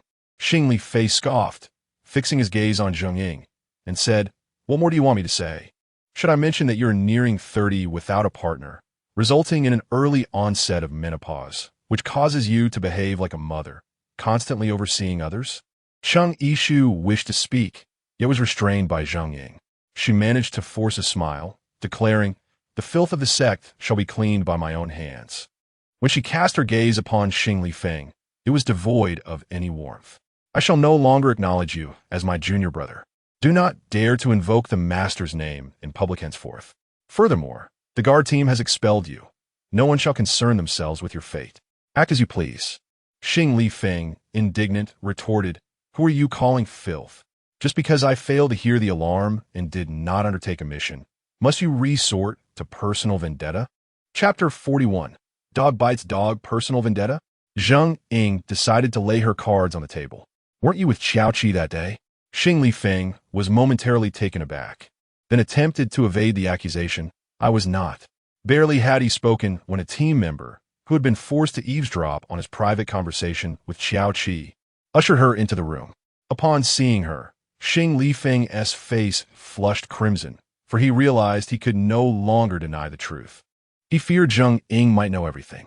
Xiao Qi, with darting eyes, surveyed the expressions of those present, trying to discern the situation. Xing Li Feng, unyielding yet agitated, declared, "Since you are already aware of everything, why do you put on this charade of interrogation?" "I simply engaged in a romantic relationship with Xiao Qi. Is that a crime?" He displayed an attitude of defiance, as if unperturbed by the heat of the moment. "Who is dating you, Captain? Your misfortune is your own. Do not drag me into it," Xiao Qi retorted. Xing Li Feng had not anticipated that she would so readily distance herself from him in light of the unfolding circumstances. He attempted to argue further, but was abruptly interrupted by Xiao Qi. "Captain, our closeness is merely a consequence of your position. I cannot speak out, only endure." With that, she feigned tears, crafting a pitiful image of someone subjected to harassment by a superior. "You lie." Xing Li Feng, was astonished that Xiao Qi would turn against him, placing the blame squarely on his shoulders to save herself. Enraged, he pointed an accusing finger at the seemingly helpless Xiao Qi, exclaiming, "You seduced me." "Seduce you?" She scoffed, her disdain palpable as she scrutinized him, her scorn evident. "Why would I seduce you? Your face resembles a mahjong tile, and I would need a magnifying glass to find your eyes. Me seducing you?" With a roll of her eyes, she added, "What a laugh."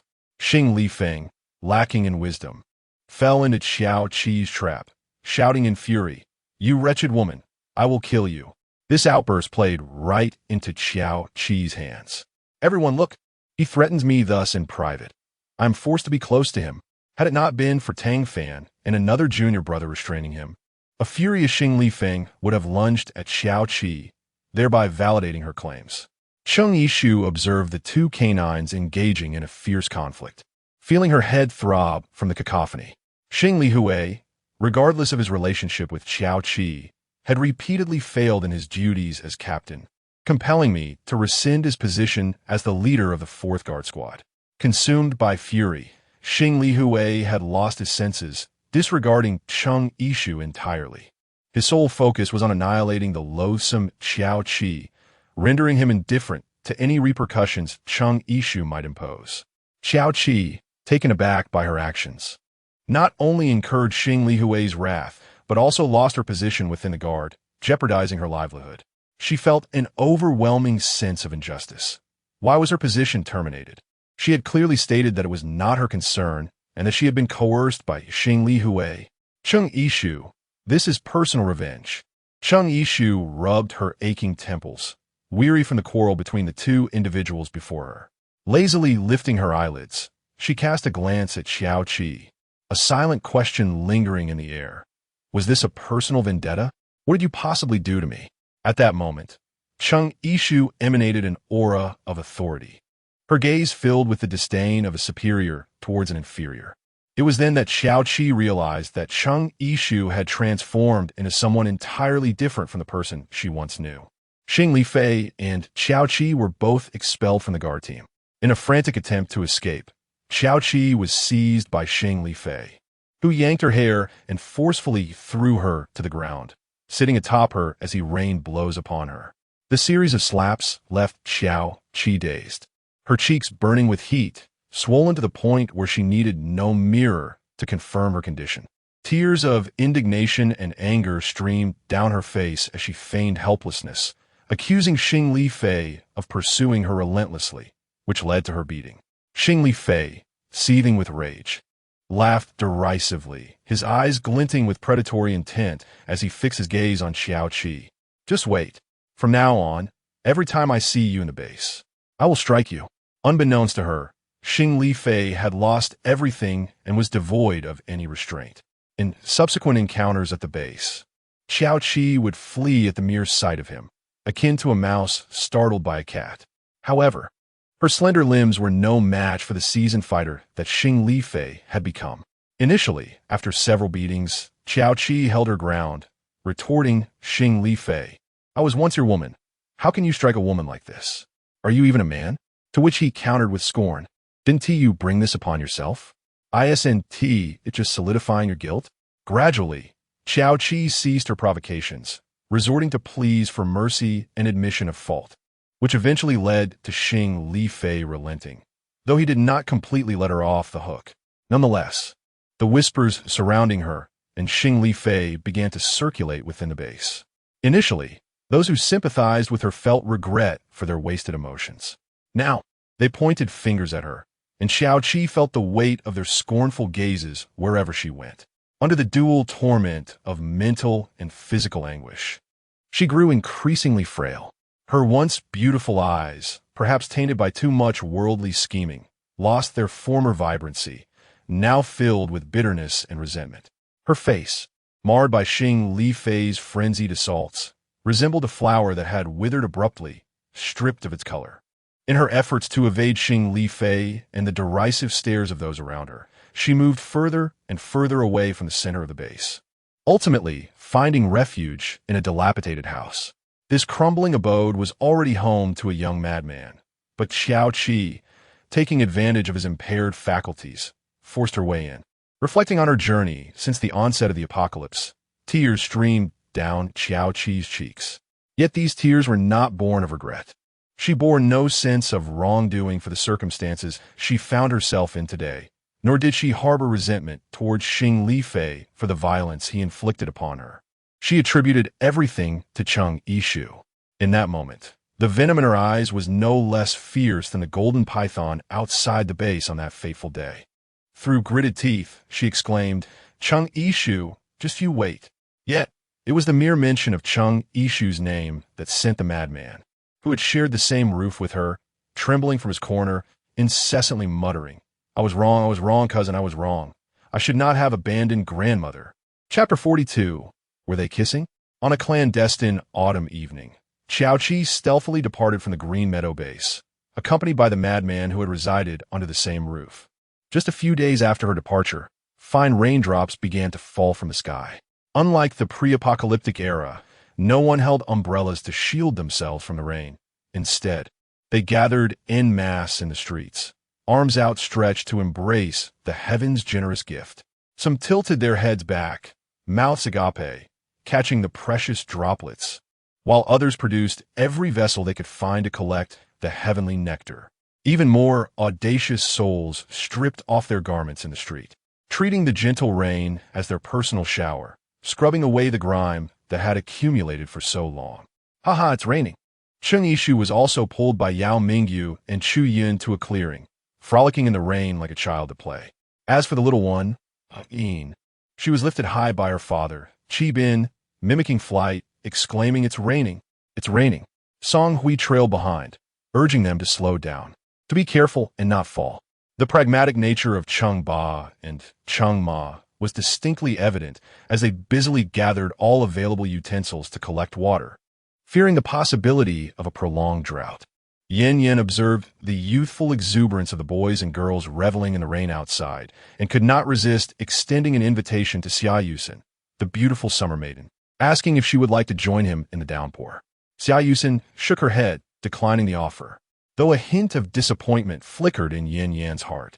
He maintained an agreeable facade, responding, "Indeed, such activities do not quite suit your temperament." Xia Yusen cast a lingering glance at the curtain of rain before turning and knocking on Han Xingye's door. The conversation within abruptly ceased, and upon announcing her presence, Han Xingye let out a sigh of relief and beckoned her inside. As the door swung open, she found Han Xingye alone within. On the table lay a device resembling a walkie-talkie, which Xia Yusen recognized as a satellite phone. In a world where all communication lines had been obliterated, only satellite phones remained capable of facilitating remote contact. She understood that Han Xingye was once again reporting the current situation to their contacts. Part of the reason he remained close to Cheng Yishu was due to her kindness towards him, but more significantly, she was aware that his presence was mandated by the organization. Over the past fortnight, Han Xingye's communications with the organization had seemingly intensified. Xia Yusen knew that if he wished to share, he would naturally confide in her. If he preferred to remain silent, her inquiries would only serve to irritate her. Thus, although curiosity gnawed at her, she refrained from probing further, content with the certainty that Han Xingye had indeed fallen for Cheng Yishu. While lost in thought, Tang Fan, accompanied by several members of the security team, approached. They were drenched, water still dripping from the tips of their hair. "Boss, don't sulk indoors. Come join us outside and have some fun." Since Xing Li Hui's dismissal, the position of captain of the 4th Squad had remained vacant. Cheng Yishu, after much contemplation and finding no suitable candidates, had decided to place Han Xingye in that role temporarily. Given the circumstances, Han Xingye now assumed the responsibilities of the 4th Squad captain. Although he was slightly older, referring to him as Big Brother Han felt too aging, so a few close friends had taken to privately calling him boss. Despite their excitement, Tang Fan and the others did not intrude further. However, as soon as he stepped outside, they eagerly surrounded him, pulling him along. "Wait!" Xia Yusen's words trailed off as they departed. The training grounds of the base's security team had descended into chaos, with a group of young men in their 20s and 30s engaged in a spirited water fight. At the onset, Cheng Yishu maintained a semblance of composure, Yet when the usually poised Zheng Ying unexpectedly poured a basin of water down her collar, she relinquished all restraint. Swiftly, she turned to pursue the fleeing Zheng Ying. Although Zheng Ying was agile, she was no match for Cheng Yishu. Just as Cheng Yishu was about to catch up, Yao Mingyu stealthily splashed another basin of water upon her before laughingly darting away, fearing retribution from Cheng Yishu. This time, Cheng Yishu demonstrated cleverness. She refrained from immediate pursuit and instead pivoted, capturing the stealthily approaching Chu Yun, who was preparing to launch a surprise attack. "Aha! You all conspire against me. It is utterly unfair for many to bully the few." When Han Xingye arrived, he found Cheng Yishu stamping her foot in discontent. However, upon reflection, one could perceive this as a moment of levity amidst the oppressive despair of their post-apocalyptic reality. After Tang Fan and a few comrades escorted Han Xingye, he called out to the others, "Stop bullying Sister Cheng. I brought the boss." The other comrades, reveling in the spectacle, began to whistle and cheer.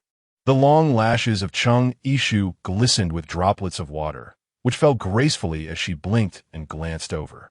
Her exquisitely fair complexion, kissed by the rain, resembled the delicate petals of a camellia, enhanced in its ethereal beauty, leaving many young men present in quiet admiration. They had long marveled at her formidable abilities, yet had overlooked her stunning visage. Despite possessing the allure to thrive on her beauty, she chose instead to rely on her remarkable talents. Cheng Yishu was oblivious to the thoughts swirling in the minds of others. However, she felt a twinge of discomfort at their teasing. "Oh, so you are not here to lend a helping hand, but rather to witness my folly," she remarked. With that, she brought her hands together and then pulled them apart, conjuring a sheet of water fabric that materialized effortlessly in her grasp. She was harnessing the water-based abilities that had awakened during her previous entrapment in the serpent's belly. Upon witnessing this spectacle, Tang Fan shouted in alarm, urging his companions to flee in haste. Cheng Yishu pushed the transparent water cloth in her hand, and it flew directly towards them with remarkable precision. No matter how hard they tried to run, they could not match the speed at which the water cloth soared from Cheng Yishu's grasp. After hovering half a meter above their heads, it abruptly descended, drenching them thoroughly. Witnessing her success, Cheng Yishu stood still, laughter bubbling up within her. At that moment, Han Xingye suddenly dashed towards her, enhanced by the golden crystal core. His speed was astonishing. The sound of cascading water filled the air, yet due to the cover, she was scarcely splashed this time. Instead, it was Han Xingye who bore the brunt of the deluge, getting soaked, but he did not flinch. He simply shielded Cheng Yishu with his own clothes and body. Han Xingye stood half a head taller than her, and with their distance being less than an inch, Cheng Yishu had no choice but to look up at him. As he held his clothing over her head, it felt as though she were cradled in his embrace. Thump, thump, thump. It was not the sound of drums, but the rhythm of Cheng Yishu's heartbeat. The sound of rain and the clamor of others faded away like a receding tide. Her keen sense of hearing was now solely attuned to her own heartbeat and the rhythm of Han Xingye's breath. Chapter 43. Underhanded moves in the days following that rainy encounter. Every time Cheng Yishu saw Han Xingye, she reacted like a mouse spotting a cat. She either made an excuse to leave at the sight of him or feigned engrossment in conversation with those around her, pretending not to notice him. Tang Fan, the so-called expert on romance with no personal experience, remarked on her performance. Awkward acting. Even Yao Mingyu couldn't help but tease him. "At least my cousin has been in a relationship. What about you?" A theoretical expert. Tang, caught off guard by the merciless jab regarding his lack of romantic experience, immediately protested. "Yao Mingyu, just you wait. I will date someone soon." Yao Mingyu merely scoffed, unfazed. Later on, Yao Mingyu would recall this incident and tug on Tang Fan's ear, saying, "You once said to wait for you to date. Now what?" With a firm grip, she added, "What are you making me wait for?" Tang Fan winced in pain. "Easy now, my dear. I'm worried you might pull my ear off, and I don't want to tire you out." Yao Mingyu couldn't help but smile at his flattery. Humph, smooth talker. As for Cheng Yishu, who had indeed experienced love, she remained oblivious to Tang Fan's attempts to facilitate her connection with Han Xingye. That notion was surely unfounded. The rapid beating of her heart, however, was anything but false. She began to realize that she might, perhaps, be developing feelings for Han Xingye. Initially, she had only regarded him as a compatible partner in battle. From the eerie demon forest to the night of the orange tier zombie invasion, and finally to the day the golden python threatened the city. Each time, she and Han Xingye were the principal factors in achieving victory in their battles, a fact she had never given much thought to. However, now that she had come to understand her feelings, her interactions with Han Xingye had become rather uncomfortable. Eventually, it was Song Hui, a seasoned individual, who could no longer bear to watch and approached Cheng Yishu with the question, "Why are you avoiding him?" Cheng Yishu's cheeks flushed with a faint rosy hue. Yet she maintained her stubborn facade, asserting, "I do not." Song Hui fell silent, simply gazing at her until Cheng Yishu felt an overwhelming discomfort. Only then did she continue, "Do you have feelings for Han Xingye?" Cheng Yishu blurted out, "I don't. I'm not he and Xia Yusin." Before she could finish her thought, she realized where her dilemma lay. She harbored a slight affection for Han Xingye. Yet what was his attitude toward her? Song Hui also discerned her contemplation. "Are you unaware of whether Han Xingye has feelings for you? Just because he sheltered you from the rain that day, does that imply he likes you?" Clearly, that was not necessarily the case. Thus, after 2 more days, Cheng Yishu finally extricated herself from her mental impasse. Noticing her return to her usual carefree demeanor, Song Hui could not resist asking, "Have you discovered the answer?" Cheng Yishu smiled faintly, and Song Hui initially thought she had discerned the answer. Little did she know, Cheng Yishu replied, "I don't know. What about you?" The implication was clear. She surmised that Han Xingye did not harbor feelings for her. This revelation took Song Hui by surprise, yet observing Cheng Yishu's unwavering composure, she couldn't help but inquire, "Aren't you saddened by this?" To which Cheng Yishu responded, "What is there to be sad about? One should only grieve the loss of someone who truly loves them." With that, she walked away with a lightness in her step. Left behind, Song Hui stood in a daze for a moment before chuckling to herself. "I find myself less perceptive than a young girl." Cheng Yishu strolled into a modest garment workshop at the base with an air of ease. Within the workshop, amidst the seamstresses, stood a young member of the security team, who immediately stood at attention upon her arrival. Had she not interjected, the young guard would have saluted and greeted her as commander. "In our security team, we eschew such formalities. Adherence to discipline and obedience during training and operation suffice." The young recruit, scratching his head, sheepishly admitted, "I was just selected for the security team, and I'm still unfamiliar with many protocols. Please forgive me. I was simply too excited to see you and momentarily lost control." Unbeknownst to her, Cheng Yishu had become an idol to many at the base.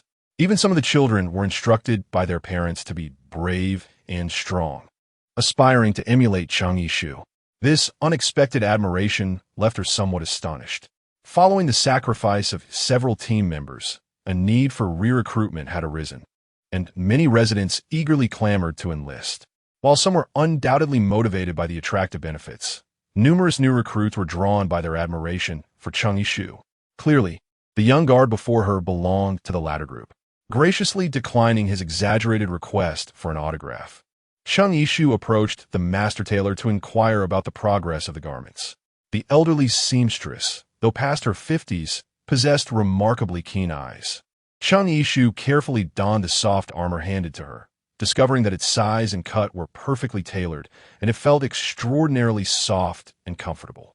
The material of the soft armor was, in fact, derived from the skin of the golden python she had encountered that day. Initially, Cheng Yishu felt a sense of unease about wearing serpent skin, fearing it would make her uncomfortable. However, upon reflection, she realized she had already spent time within the belly of a snake, and thus had little to fear. To discard such a resilient material, impervious to blades and resistant to fire and ice, would indeed be a waste. She shared her thoughts, and the others concurred, leading her and a few companions to work together to skin the python, clean the hide, and send it to Aunt Xiao for tailoring. Due to the ample material available, each member of the guard who had contributed that day received a piece, in addition to Cheng Yishu. However, the python skin proved challenging to sew, requiring considerable effort, and Cheng Yishu eagerly awaited its completion for quite some time. Now that she finally held it in her hands, and it was crafted so beautifully, her joy was immeasurable. "Aunt Xiao, your craftsmanship is truly remarkable." Upon hearing Cheng Yishu's praise, Aunt Xiao chuckled warmly, replying, "A fine horse deserves a fine saddle. And exquisite garments suit a beautiful person. If it weren't for you, I wouldn't have made it with my own hands." Although she recognized that Cheng Yishu was merely trying to flatter her, Aunt Xiao couldn't help but smile broadly. "Oh, you." Upon receiving the long-desired soft armor, Cheng Yishu did not forget to settle Aunt Xiao's payment. However, Aunt Xiao immediately adopted a serious demeanor, scolding, "Did I rush to make the armor just to prompt you for food?" Cheng Yishu hastily pleaded for mercy. "Of course not. I merely spoke in jest. Please do not take it to heart." Nevertheless, upon hearing that provisions were being delivered, Madame Xiao and her apprentices felt a surge of joy. Initially, the other residents, upon learning that Madame Xiao intended to assist the guard brigade in crafting garments, proclaimed that she would merely be toiling in vain, and thus showed little inclination to learn. Particularly, a few gossipy women lamented their missed opportunity, regretting it deeply. After retrieving her own clothing, Cheng Yishu prepared to depart. "Hold on, there's still one more item." Cheng Yishu unfolded the fabric and found it considerably larger than her own. "What was this? That Han something star." Aunt Xiao murmured for a while, evidently struggling to recall the full name. "Han Xingya?" Only then did Aunt Xiao come to a realization and nod, exclaiming, "Yes, that charming young man. I've already fashioned the soft armor for both of you. You may deliver it to him." Cheng Yishu wanted to refuse, but considering it was merely a trivial errand, she felt it would be overly fastidious to decline, so she reluctantly acquiesced. Chapter 44. Do you like me? As Cheng Yishu stepped outside, the bright sunlight of early winter cascaded upon her. Ever since her rebirth, her body had developed an extraordinary tolerance to both extreme cold and heat. Yet, even in the absence of chill, she extended her hand to embrace the morning rays, believing that a touch of winter sunshine could elevate her spirits. The base had gradually evolved into a semblance of town. Due to the infrastructure projects underway, numerous job opportunities were available for the residents. Those who had secured employment received wages in the form of rice and flour, which they not only consumed for their daily sustenance, but also used to barter with fellow residents or to assist with cooking and cleaning services. This cycle ensured that the base's defensive measures improved continuously, allowing industrious residents to lead their modest lives without the need to venture out into peril in search of food. Occasionally, acquaintances of Cheng Yishu would greet her with enthusiasm as she strolled along the path, to which she responded with a polite smile.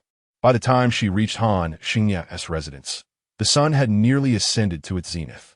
It was only then that Cheng Yishu realized how slowly she had walked. Her leisurely pace stemming not only from a desire to witness the happiness of the base's inhabitants, but also from an underlying reluctance towards the prospect of visiting Han Xingya.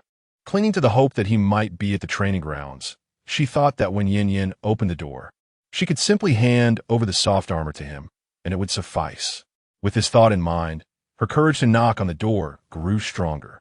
However, upon opening the door, Han Xingya witnessed the smile on Cheng Yishu's face dissolve instantly at the sight of him. In that fleeting moment, she swiftly adjusted her expression, attempting to force a smile. To her surprise, Han Xingya saw, through her facade, his laughter more sorrowful than joyful. Realizing she could no longer pretend, Cheng Yishu let her smile fade, placing the soft armor into his embrace, saying, "Here you go." Cheng Yishu had previously been avoiding him, yet now, when he inquired, she would certainly not admit to it, insisting, "I am not." This was clearly an attempt to be obstinate, which brought a smile to Han Xingya's typically composed face. You might as well have "keep your distance" inscribed on your forehead. Perhaps due to a twinge of guilt, Cheng Yishu's voice lowered slightly. "I truly am not." Han Xingya, following her logic, deduced, "So you are indeed avoiding me?" Still reluctant to admit it? This seems rather obvious. Cheng Yishu, unwilling to be obstinate yet equally disinclined to concede, chose silence. To her surprise, Han Xingya appeared determined to extract an answer today. He pulled Cheng Yishu towards him, and in her unguarded state, she unexpectedly collided into his embrace. Infuriated and flustered, Cheng Yishu resembled a cat whose fur had been ruffled. "What are you doing?" Beware. I might unleash my vines to strike you. Han Xingye gently cradled Cheng Yishu's chin, compelling her to meet his gaze.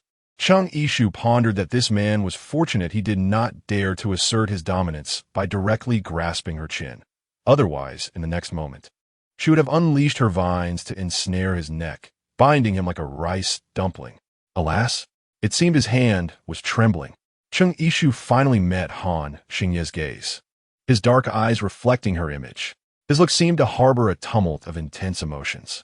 Cheng Yishu noticed once more that both of his earlobes were as red as if they could bleed, further compounded by the slight tremor in his hands just moments ago. Cheng Yishu blinked and inquired, "Are you feeling nervous, perhaps?" Cheng Yishu distinctly perceived that Han Xingye's body stiffened momentarily. She had guessed correctly, yet there were some questions that eluded her comprehension at that moment. Cheng Yishu was uncertain whether her answer could be deemed as evasive. Upon hearing this and gazing into his eyes, which were so close, she was on the verge of asking him the question, "Do you like me?" Unfortunately, she only posed the inquiry silently in her heart. Han Xingye's eyes were filled with profound affection when he responded, "I." Just then, from a distance, Tang Fan's voice called out to Han Xingye. Cheng Yishu instinctively wrenched her hand away from Han Xingye, retreating a few steps like a coiled spring, maintaining her distance from him. Startled, she turned to glance behind Han Xingye, only to find Yin Yin unexpectedly standing there, cradling a bamboo basket, clearly having listened for quite some time. Cheng Yishu felt her cheeks burning with a sudden heat, wondering just how much Yin Yin had overheard. The three of them tacitly chose to remain silent, until Tang Fan, who was oblivious to the situation, rushed in and noticed Cheng Yishu's presence, prompting him to inquire. Han Xingye, however, was in no mood for idle chatter. "What do you want? Speak quickly," he urged. "Well, it's neither significant nor trivial. Qiu Hongyu hasn't shown up for training in a few days, and my senior sister asked me to check on her." Han Xingye momentarily struggled to recall who Qiu Hongyu was. Cheng Yishu promptly clarified for him that one of the team members from the first squad had displayed considerable bravery during their mission, a fact that lingered in her memory. Tang Fan lowered his voice to add, "It's the one whose husband and son have turned into zombies, and whose mother-in-law has a notoriously bad temper." Only then did Han Xingye vaguely recall, though confusion soon clouded his expression. "Then why not seek her out? Why come to me?" Tang Fan, feeling somewhat aggrieved, retorted, "Boss, you're being rather fierce today. It's not that I didn't know where Qiu Hongyu lived. My senior sister mentioned she resided nearby, so I thought to inquire with you." Han Xingye closed his eyes and rubbed his forehead, overwhelmed by a sense of helplessness. It was absurd that such trivial matters had interrupted him. Only Cheng Yishu managed a faint smile. The three of them, through a series of inquiries, finally located Qiu Hongyu's residence. However, each resident they questioned warned them that unless there was an urgent matter, it would be best to wait for Qiu Hongyu to emerge. When asked for the reason, they explained that Qiu Hongyu's mother-in-law had a peculiar temperament and a sharp tongue, prompting those around her to endure and avoid her. Grateful for the kind warnings, they proceeded toward Qiu Hongyu's abode. Upon entering, they were greeted by the harsh voice of an elderly woman, its rasping quality reminiscent of sawing through decayed wood. Chapter 45. A lesson from the cantankerous matron. "You bring ill fortune, a cursed being who brings misfortune to husbands and children. I should never have allowed you to enter." She berated. "Crying, are we? How dare you weep? If you were truly heartbroken, why didn't you perish alongside them? One was your husband, with whom you shared a bed for 7 or 8 years. The other, your son, whom you carried for 10 months. How could you be so cruel? What sort of wicked woman are you?" With a resounding bang, their door was kicked open. Han Xingye and Tang Fan were unable to intervene in time, as Cheng Yishu had already acted. Forget it. It was futile to try and stop her. Qiu Hongyu appeared with bruises around her eyes and forehead, her face still marked by tears. Upon seeing their arrival, her surprise was evident. The elderly woman, interrupted mid-rant, was clearly displeased. "Who is this foul-mouthed girl? Is there no sense of decorum? Were you not raised to knock before entering?" At the sound of the elderly woman's sharp words, Han Xingye instinctively prepared to step forward. Cheng Yishu intercepted him and Tang Fan, asserting, "Enough. This old woman merely possesses a sharp tongue, Reason cannot be conveyed to her. What do you mean by that? Are you implying that I lack reason? The elderly woman's fury flared as she attempted to advance on Cheng Yishu, poised to strike her. Qiu Hongyu hastily intervened, exclaiming, "Mother, you may scold or strike me, but you cannot lay a hand on her." This woman, entrenched in her own world, perpetually lamenting her circumstances, failed to recognize Cheng Yishu and her companions. "What are you even worth?" The elderly woman began, but Cheng Yishu cut her off, retorting, "And you? What do you amount to?" The old woman barely managed to utter the word "I" before Cheng Yishu seized the conversation once more. "We are all born of parents. Yet here you are, incessantly cursing and complaining. How did your parents raise you? Have they taken your upbringing with them now that they are gone?"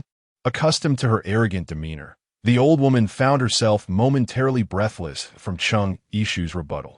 Seizing the opportunity, she demanded, "Who are you?"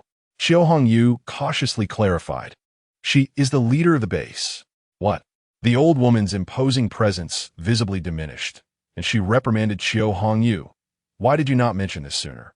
Qiu Hongyu wore a look of helplessness, having been unable to interject previously. The elderly woman scrutinized Cheng Yishu, who she had always known to be a young girl in charge of the base, yet she had not anticipated such youth and beauty. Surely this position of leadership was not secured through unscrupulous means, she mused, her earlier trepidation and respect dissipating, replaced by disdain. After all, even if she were the leader of the base, there was no justification for barging into someone else's home uninvited. "I merely came to check on Hongyu." Worried she might have encountered some danger, she insisted, her resolve to confront the old woman unwavering. With a dismissive scoff, the elderly woman was about to retort that there were no threats within the base, only to realize that she herself was the subject of the remark. Cheng Yishu continued, questioning whether it was reasonable for a mother-in-law to treat her daughter-in-law as a mere outlet for frustration, perpetually berating and striking her. The mention of the old woman only seemed to embolden her further, as she animatedly recounted Qiu Hongyu's transgressions once more. In her fervor, she seemed almost eager to deliver yet another kick to Qiu Hongyu. However, mindful of Han Xingye's piercing, cold gaze, she refrained from acting. After she finished her tirade, Cheng Yishu rubbed her ears, exasperated by the repetitive nature of the old woman's complaints. "You recount the same grievances to everyone. I dare say half the base is already aware of your family's circumstances. Is there truly nothing novel to share?" The old woman looked perplexed. "What novelty are you referring to?" Cheng Yishu replied, "For instance, after your son leaves, your daughter-in-law may refuse to acknowledge you, abandoning you to fend for yourself outside the base. Or perhaps your harsh words push her to the brink, leading her to silence you in a more permanent manner." The mere thought of such scenarios sent shivers down the old woman's spine. She would never dare to act in such a way. Cheng Yishu gazed upon Qiu Hongyu's gaunt and emaciated visage. Despite the ample provisions distributed by the guard, it seemed that ever since her husband and son departed, she had lost half of her spirit. Yet, she bore the burden of this frail body, striving to fulfill her filial duties and care for her mother-in-law, all the while subjected to the daily torment of the old woman's heart-wrenching words. In such a bleak environment, it was truly admirable that Qiu Hongyu had endured thus far, neither seeking death in a tragic act of devotion, nor succumbing to the impulse of violence against the elderly matron. Cheng Yishu held deep respect for her resilience and patience. A smirk played on her lips as she cast a derisive glance at the old woman, contemplating, though she lacked the courage, "Would you dare to guess if I would?" With that thought, her gaze suddenly turned frigid, and slender tendrils of vine surged forth, swiftly ensnaring the old woman. Cheng Yishu gently raised her hand, and the elderly woman was lifted into the air by her vines. Tang Fan, fearing that Cheng Yishu might act impulsively and take the woman's life, urged her, "Sister Cheng, remain calm." The elderly woman, now terrified, screamed incessantly. Her earlier arrogance had vanished completely. She squirmed anxiously, her calves trembling, her voice quaking as she pleaded, "Please, don't act rashly. You are the leader of the base. How could you possibly kill me?" Cheng Yishu appeared utterly indifferent to the situation, instead leisurely inquiring, "Why not?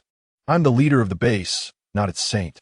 Observing her unwavering demeanor, The elderly matriarch shifted her gaze to her daughter-in-law, Hong Yu-hong, pleading, "Please, save me. There is but one mother for Daming, and before his transformation, he entrusted you with the promise of taking good care of me. You must not go back on your word." Hong Yu-hong stood frozen, unable to react in time. The matriarch, mistaking her silence for refusal to assist, continued her entreaty. "Hong Yu-hong, I was wrong. I should not have treated you that way before. I assure you, I shall never behave like that again." Chung Yishu could not help but scoff. "Look, only now do you realize who you can truly rely on. Why did you not come to this realization sooner?" The elderly lady, who had been unceremoniously set down, let out a soft gasp. Had it not been for her frail limbs, Chung Yishu would have shown no restraint. She had little patience for such behavior. After a brief scare, she released the woman. Do not assume that just because Chiu Hong Yu's relatives have departed, you can manipulate her at will. In her sorrow over losing a loved one, does she not feel the sting of grief as well? Would inflicting pain upon her heart bring you solace? Well said. The onlookers, residents from the nearby area, erupted into applause for Chung Yishu's recent actions. They had long grown weary of the elderly woman's mistreatment of her daughter-in-law, but refrained from intervening due to her age. While they lacked the venomous words she wielded, their silent sympathy for Chiu Hong Yu had been palpable. Chung Yishu's confrontation with the old woman had finally allowed everyone to exhale their pent-up frustration. Chapter 46. A Confession in the New Year, Part 1. Since that day, Chiu Hong Yu had moved from her previous residence. At this moment, the first phase of the underground emergency city project was nearing completion, with the dedicated engineer, Shun, proudly leading Chung Yishu and the team on a tour. The visiting security team members marveled, exclaiming, "How bright it is! It is nothing like I imagined, a dark, rat-infested hole." They noted the excellent ventilation, remarking on how refreshing it felt, and the spaciousness of each room, which would comfortably accommodate an ordinary family of 3 without issue. Chung Yishu was astonished to discover that their accomplishments surpassed even those of the base she had witnessed in her previous life. "Mr. Shun, you have worked tirelessly." Although Mr. Shun's heart was brimming with joy, he remained modest, stating, "This is the result of everyone's collective efforts. Fortunately, you provided ample time to refine the design plans. And with the favorable conditions offered to the construction workers, they were both enthusiastic and diligent, allowing this phase of the project to be completed before the new year." Witnessing the underground city rise from nothing, Chung Yishu felt a deep sense of gratitude. Everyone had put in considerable effort. Consequently, the residents of this initial phase would be able to move in before the festivities commenced. While life above ground was generally peaceful, the living spaces remained insufficient, particularly for many newcomers who found the original residents unwilling to share their homes. As a result, numerous individuals were crammed into a single room, sleeping in makeshift arrangements, enduring quite a challenging existence. Chung Yishu had previously assisted Chiu Hong Yu, who was visibly excited and nodded in agreement, exclaiming how wonderful it was. As long as she could reside separately from her mother-in-law, escaping the stifling atmosphere of her previous living conditions, she would be content even in a mouse hole, let alone in a place that surpassed the surface in terms of amenities. The location boasted solar-powered lighting and spacious surroundings, which was simply splendid. Furthermore, Chung Yishu had assured her that a portion of the food allocated to her would be sent to her mother-in-law. In addition, the medical team led by Yin Yin would make regular visits to check on her mother-in-law's health, allowing her to breathe easy. Seeing her satisfaction, Chung Yishu remarked that while it was indeed a good arrangement, space was limited and she would need to share her quarters with another female team member. Chiu Hong Yu was aware that her potential roommates would either be Yao Mingyu or Chu Yun, both of whom had personalities that resonated well with her, thus presenting no concern whatsoever. The first phase of the underground city comprised over 100 rooms, accommodating 200 to 300 individuals. Priority was given to the security team members who had risked their lives for the base, providing them with shelter in the underground city.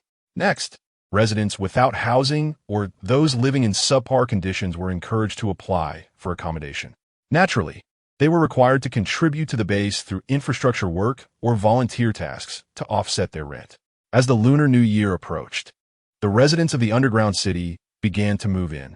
Originally, Cheng Yishu had been residing in a repurposed office within the village committee's command center. But she took advantage of this mass relocation to transition into the underground city. Qi Bin, Song Hui, and Ayin shared one room, while Cheng's parents occupied another. The taciturn Chu Yun and Xiao Hongyu were paired together, and Zheng Ying and Yao Mingyu shared their own space.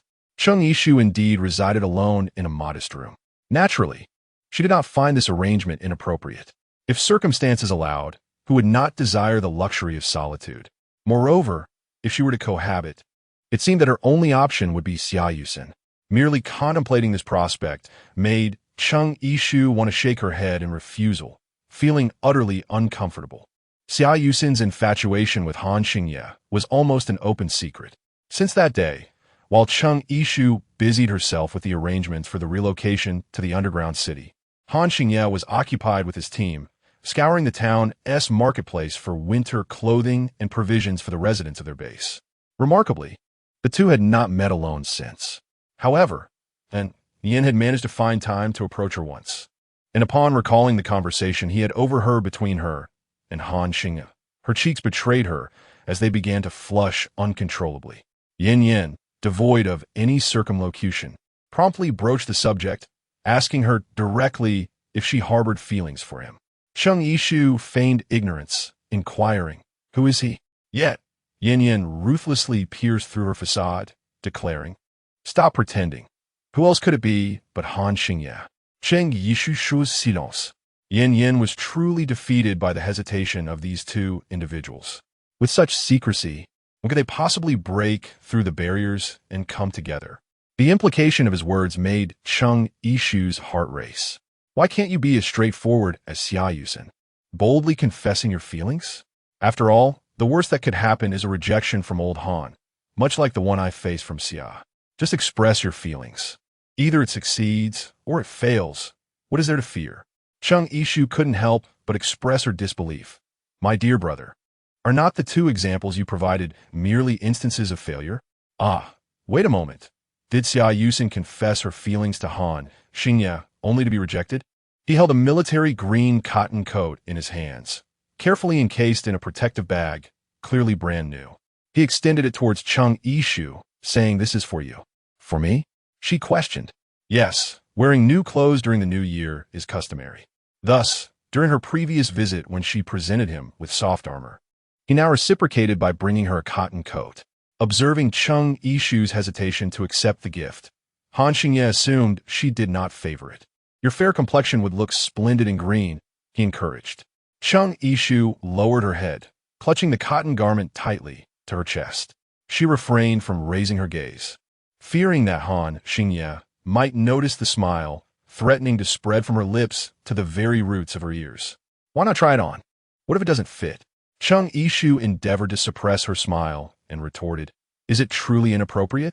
Do you have another one to exchange for me?" To her surprise, Han Xingye took her words seriously, responding, "If it is indeed unsuitable, I shall seek out a more fitting one. It must be suitable. After all, tomorrow marks the new year, and I shall wear it then." Upon hearing her remark, Han Xingye ceased to press the matter. At that moment, Xia Yusin approached, weary from her travels, rendering the atmosphere rather awkward. Cheng Yishu clutched her cotton coat, feeling an inexplicable sense of unease. Upon seeing the coat, Xia Yusin seemed to grasp the situation but chose not to mention it. Instead, she coolly informed Han Xingye, "Xiao Wei has found his way here." At the utterance of this phrase, Han Xingye's expression shifted instantly. How did he arrive? Xia Yusin cast a glance at Cheng Yishu, who stood beside her in silence. Yet it was evident that Han Xingye understood her unspoken message. "I'll take my leave for a moment," he stated hurriedly before departing, with Xia Yusin following closely behind, her gaze toward Cheng Yishu imbued with a complex emotion. Who is Xiao Wei? Never mind. I shall find out tomorrow. The following day, Cheng Yishu donned the new attire gifted to her by Han Xingye the day prior. Before stepping out, she meticulously sought out a small mirror that she had carelessly tossed into a corner, ensuring her appearance was flawless before venturing forth. Exiting the underground city, she made her way directly to the training grounds of the guard team, where a sumptuous New Year's Eve feast was being prepared. Chung Ma and a few adept members of the team had arrived early to prepare the dough for various dishes, even crafting dumplings. While there was an abundance of rice and flour, fresh vegetables and pork were scarce, leading to fillings for the dumplings that included red bean paste and spicy fermented black beans. Culinary creations Chung Yishu would prefer to dub as dark cuisine. As the dishes were laid out, Chung Yishu still did not spot Han Xingye. Clearing her throat gently, she beckoned to Tang Fan. By any chance, where's Han Xingye? You haven't forgotten to summon him, have you? Tang Fan surveyed the surroundings, quickly realizing Han Xingye was indeed absent. Ah, the boss hasn't arrived? Just as the words left his lips, Han Xingye appeared, accompanied by Xia Yusin and an unfamiliar man. The newcomer exuded an air of shrewdness that immediately disquieted Chung Yishu. After surveying the room, his gaze fixed upon her, as if casting an invisible net that slowly enveloped her. At that moment, Chung Yishu remained unaware that her instinctive aversion to this man would later lead her to deeply regret not having eliminated him at once. It was his presence that would precipitate the events in Chongcheng, ultimately straining her relationship with Han Xingye to such a degree. Chapter 47. A Confession in the New Year, Part 2. The man approached Chung Yishu with an air of familiarity, addressing her. You must be the heroic Miss Chung Yishu of the base. Chung Yishu remained silent, simply gazing at the individual before her.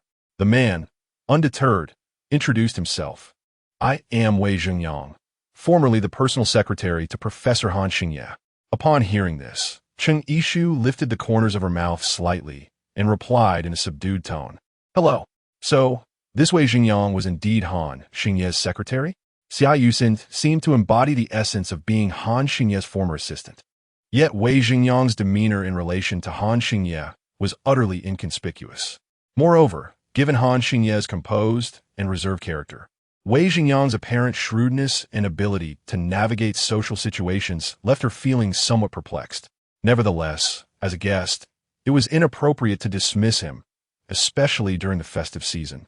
After all, Chung Yishu was not one to begrudge an extra plate at the table, so she invited him to join the meal. The sudden addition of Wei Zhengyang rendered the atmosphere at the dining table slightly awkward at first. Fortunately, Tang Fan, with his vivacious spirit, kept the ambience lively and engaging. Zheng Ying produced 2 bottles of wine, perhaps stirred by the myriad of emotions that the past few months had evoked from her fellow disciples, persistently urging everyone to drink with her. Regrettably, her capacity for alcohol was limited, and after consuming half a bottle, she found herself unsteady on her feet, exclaiming her dizziness. It was unclear whether it was the crowd within the tent or the warmth from the food, but Chung Yishu's cheeks flushed, resembling those of someone intoxicated. Wei Zhengyang poured himself a glass of wine and raised it in a toast to Chung Yishu, stating, I have heard of Miss Cheng's numerous acts of bravery in rescuing Professor Han and others during perilous times. I am in awe. This glass is for you. With that, he downed the contents of his glass in one swift motion. Chung Yishu was momentarily taken aback. It was her first encounter with such a situation. Not drinking seemed to slight the other party, yet partaking felt equally awkward.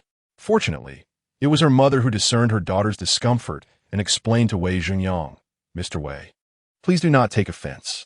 My daughter cannot tolerate even a drop of alcohol. Just one sip renders her as helpless as if she had been struck by a powerful potion, leaving her utterly devoid of strength and clamoring for sleep. Wei Zhengyang responded with a knowing look. Oh, is that so? He then ceased to press the matter further. The meal eventually concluded, but Chung Yishu felt it had unfolded quite differently from her expectations. With a sigh, she pondered whether she was simply being overly sensitive. She strolled along the towering defensive wall, now reaching a height of over 10 meters, hoping to dispel the warmth blooming on her cheeks. The moonlight elongated her shadow, and her exhaled breath transformed into wisps of white mist, dissipating into the night. Just as she succumbed to her melancholy, she sensed movement behind her. Was someone following her? She halted abruptly, spun around, her hand poised to unleash the vine she held, only to relax upon recognizing the figure before her. Did you develop a penchant for stealthily trailing others? Han Xingye appeared startled, his expression one of bewilderment. I did not follow you secretly. Then why? I simply noticed you were in low spirits and Fearing you might wish to be undisturbed, I kept my distance behind you. What brings you here, then? Han Xingye produced an item from his cloth bag and extended it toward her. Cheng Yishu cast a glance, noticing several elongated slender sticks, which upon closer inspection revealed themselves to be handheld fireworks, akin to fairy wands. Although it was the new year, the cacophony of firecrackers was excessively loud, posing a significant risk of attracting the undead. Thus, the residents of the base were strictly prohibited from igniting any firecrackers. However, they were indeed unable to procure any of those traditional explosives. The fairy wand in Cheng Yishu's hand emitted only a soft crackling sound, barely audible. Unable to contain her delight, her eyes sparkled with curiosity as she inquired of Han Xingye, "Where did you obtain this?" "I stumbled across it while searching for winter clothing," he replied. Observing her joyous expression, he felt that all efforts were worthwhile. Cheng Yishu exclaimed with excitement, "Do you have a lighter? Hurry up." She could hardly contain her eagerness to witness the brilliant sparks as it ignited. "A lighter?" Han Xingye pressed his lips together, snapped his fingers, and a flame flickered to life at his fingertips. He brought it close to the fairy wand, igniting it for Cheng Yishu. Cheng Yishu suddenly realized that the lighter was merely a manifestation of Han Xingye's fire-based abilities. She gazed at the dazzling clusters of golden sparks, utterly captivated by their beauty, and couldn't help but chuckle with delight. Holding it up before Han Xingye, she asked, "Isn't it splendid?" In his eyes, the radiant fragments of light blurred, and behind the shimmering sparks, the girl, illuminated with joy, gazed back at him, affirming, "Yes, it is beautiful, truly beautiful." As one fairy wand extinguished, Cheng Yishu eagerly extended another towards Han Xingye, anticipating his spark. Han Xingye, fulfilling her wish, ignited it, prompting her to burst into laughter. In that moment, they were alone.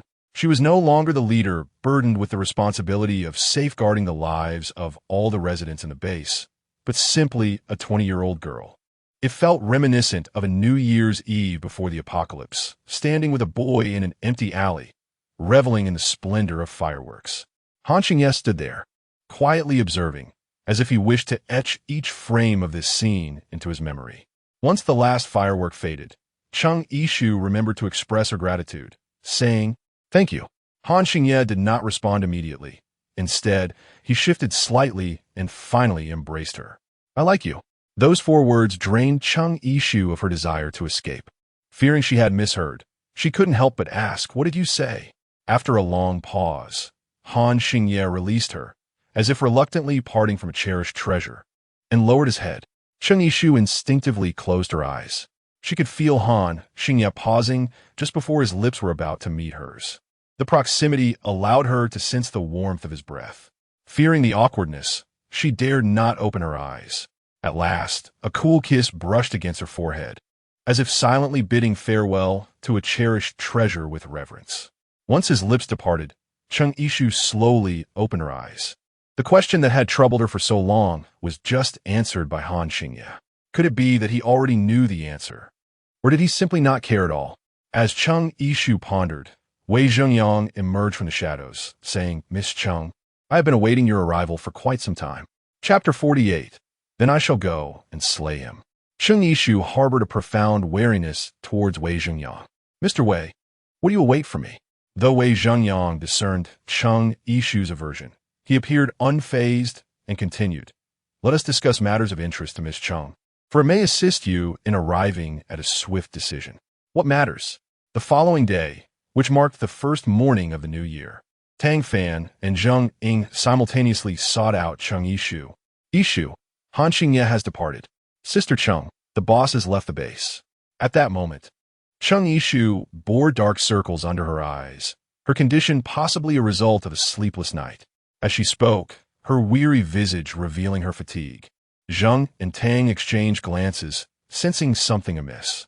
"Yishu, the development of the base, thus far, owes much to both of you, so I entrust its continued management to you. I have complete faith in your abilities." Zheng Ying instinctively protested. "No, neither of us possess your capabilities. We cannot manage this." "Yishu, where are you headed?" Tang Fan, quick to react, queried, "Sister Cheng, you aren't planning to seek out the boss, are you?" To his surprise, Chung Yishu candidly affirmed. Yes. Although he felt a twinge of uncertainty at the thought of Chung Yishu's absence from the base, Tang Fan resolved to shoulder the daunting responsibility, no matter how burdensome it may prove to be. Moreover, the comprehensive plan Chung Yishu had meticulously crafted encompassed nearly all potential issues and overall strategies for the base's daily operations in the year ahead. They would merely need to follow her guidance, and almost certainly they would not falter. Upon learning the reason for Chung Yishu's departure, Zheng Ying found himself unable to voice any words of retention, and could only utter, "I will try my best, and strive not to disappoint you," ensuring the base does not descend into chaos. Chung Yishu gently patted her shoulder, saying, "Do not speak so. I have always been a hands-off manager at the base, and it is you all who have accomplished these tasks. What is there to worry about?" Subsequently, Chung Yishu met with engineer Shun, who was responsible for the underground city, and after reviewing the design sketches for the second phase of construction and providing him with key points for the project, she finally felt at ease. After Han Xingye's departure, the position of captain of the fourth team became vacant once more. Following a discussion with Tang Fan, she promoted Qi Bin from his team to take on the role of captain of the fourth team. As for Ayin, she had evidently become the leader among the children at the base's child care center, surrounded by familiar faces from the core members of the base, thus enjoying her time playing with her peers. The child care center housed children whose parents were members of the guard team and lacked the time to care for them, as well as unfortunate orphans from the apocalypse. The cheerful and sunny Ayin dispelled the shadows from the hearts of those orphans, bringing joy to their lives. Many of the children in the center had quietly resolved to join the guard team in the future. After arranging the subsequent tasks at the base, Chung Yishu still needed to bid farewell to her parents, who had also been busy at the base. Chung Ma is quite occupied, primarily overseeing the regular distribution of rice and flour in the base's granary. Chung Yishu refrained from disclosing matters regarding her space. The core members of the base command, such as Zheng Ying and Tang Fan, believe that the rice and flour are products of her botanical abilities. Fortunately, Chung Yishu is aware that in recent years, no other botanical ability users possess her exceptional level, and thus her deception remains unchallenged. When Chung Yishu found her parents, she was not as loquacious as she was with others. Instead, she found herself at a loss for words, uncertain of how to begin. However, her parents, seasoned in the ways of life, had already formed their own conjectures regarding the relationship between her and Han Xingye. With Han Xingye's sudden departure and their daughter's hesitance to speak, it was evident to them what had transpired. A mother knows her daughter best. Cheng's mother grasped Chung Yishu's hand and said, "I understand what you wish to express. If you wish to go, then go. Otherwise, remaining here will weigh heavily on your heart." Father Cheng's expression darkened considerably. Go seek out that wretched boy and demand an explanation." Chung Ba and Chung Ma exhibited such profound understanding, lifting the final weight that had burdened Chung Yishu's heart. She organized her luggage and unexpectedly encountered Yin Yen. Their gazes locked, and Chung Yishu was the first to speak. "Did you already know?" Yin Yen forced a smile on his handsome face, one that was more sorrowful than tears. "Do I look like someone who knows?" As she pondered, it dawned on her that with Han Xingye and Xia Yusen both absent, if Yin Yen had indeed been aware, he would have departed alongside them. "Oh, it seems I'm not the only one kept in the dark. Does that make you feel any better?" "Not at all." After a moment of silence, Yin Yen inquired, "Are you planning to seek out Han Xingye?" Chung Yishu cast a glance at him, pondering whether she was to seek out Xia Yusen. "What purpose do you have in searching for him? You must clarify. And what if they have eloped?" She retorted, "Then I shall confront him. Just last night, he had confessed his affections and kissed her, only to vanish in the dead of night with another woman, leaving her unable to easily let go. It was then that Yin Yin revealed to her that he had left a note, urging her not to pursue him and imploring him to prevent her from doing so. Chung Yishu turned to him, her arms crossed defiantly. "Are you going to stop me?" Yin Yin replied with a wry smile. "Clearly, I am no match for you and cannot impede your path. I can only convey the last words he left behind." "Oh, then I shall seek him out and personally inform him that I shall not heed his words." She declared, "You must find them. Please, ask Uxian if she ever harbored even the slightest affection for me. I beg of you." Yin Yin implored her with a bittersweet expression. Had he not been aware that following Chung Yishu would be a burden, he would have undoubtedly accompanied her. Moreover, if by chance they truly end up together. Do not let you Xian suffer, all right? Chung Yishu took a deep breath and exhaled the word good. After speaking, she turned to leave, but Yin blocked her path.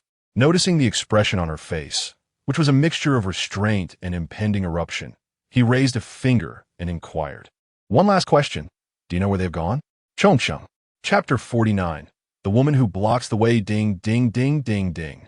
Inside the church, the solemn entrance music for the wedding echoed. A multitude of guests sat within, their faces adorned with smiles as they gazed toward the entrance, eagerly anticipating the arrival of the bride. Chung Yishu recognized many familiar faces among the guests. Yin, Zheng Ying, Tang Fan, and Wei Zhengyang. What were they doing here?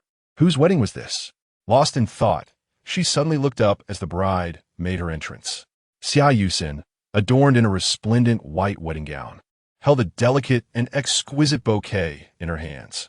A white veil cascaded gracefully from the back of her head, and upon her face bloomed a smile that radiated both happiness and shyness as she walked forward, filled with hopeful anticipation.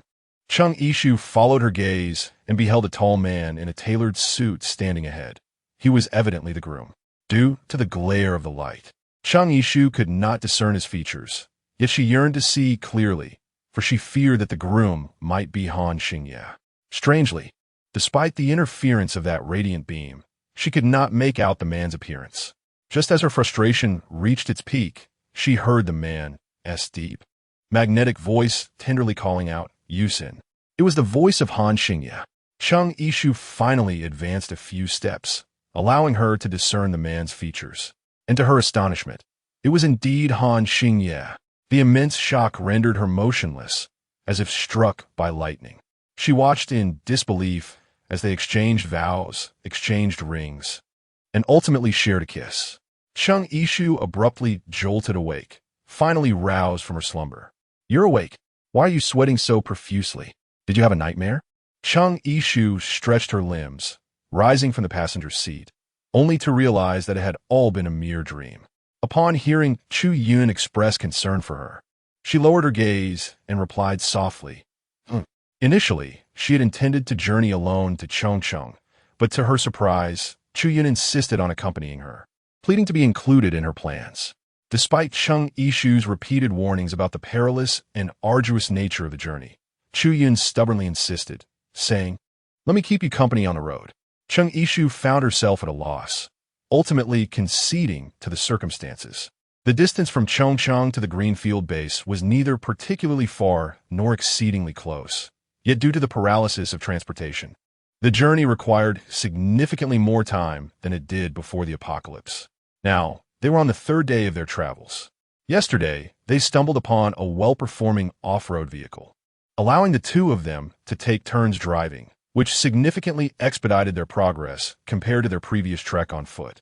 However, Chung Yishu had barely slept during the previous nights, and, as she settled into the passenger seat, the exhaustion from her sleepless days soon overtook her, leading her into an unexpected dream. Chung Yishu forced a smile of resignation. Let me go help. The sudden cry for help from the girl caused Chu Yun to slow down the vehicle. Out of nowhere, a disheveled young woman in her 20s darted in front of their car, prompting Chu Yun to hastily press the brakes. Had she not reduced her speed beforehand, the girl would undoubtedly have been struck. The young woman was not only unkempt but also poorly dressed. Upon seeing the car stop, she stumbled barefoot towards them, flinging the door open and clambering into the back seat. Go, drive quickly, or they will catch up. Before she had even settled into her seat, she urged Chu Yun to accelerate. However, it was too late. Several men had already pursued them, surrounding the vehicle. At this moment, the girl in the back seat, utterly despondent, declared, It's over. She spotted the silver handgun in Chung Yishu's pocket and, without a second thought, lunged for it. Chu Yun was taken aback by her sudden action. What are you doing? Just as she attempted to pull the trigger, the assailants outside had already discerned her intentions. They smashed the car window, seized the gun from her grasp, and dragged her out of the vehicle. Help! Let me go!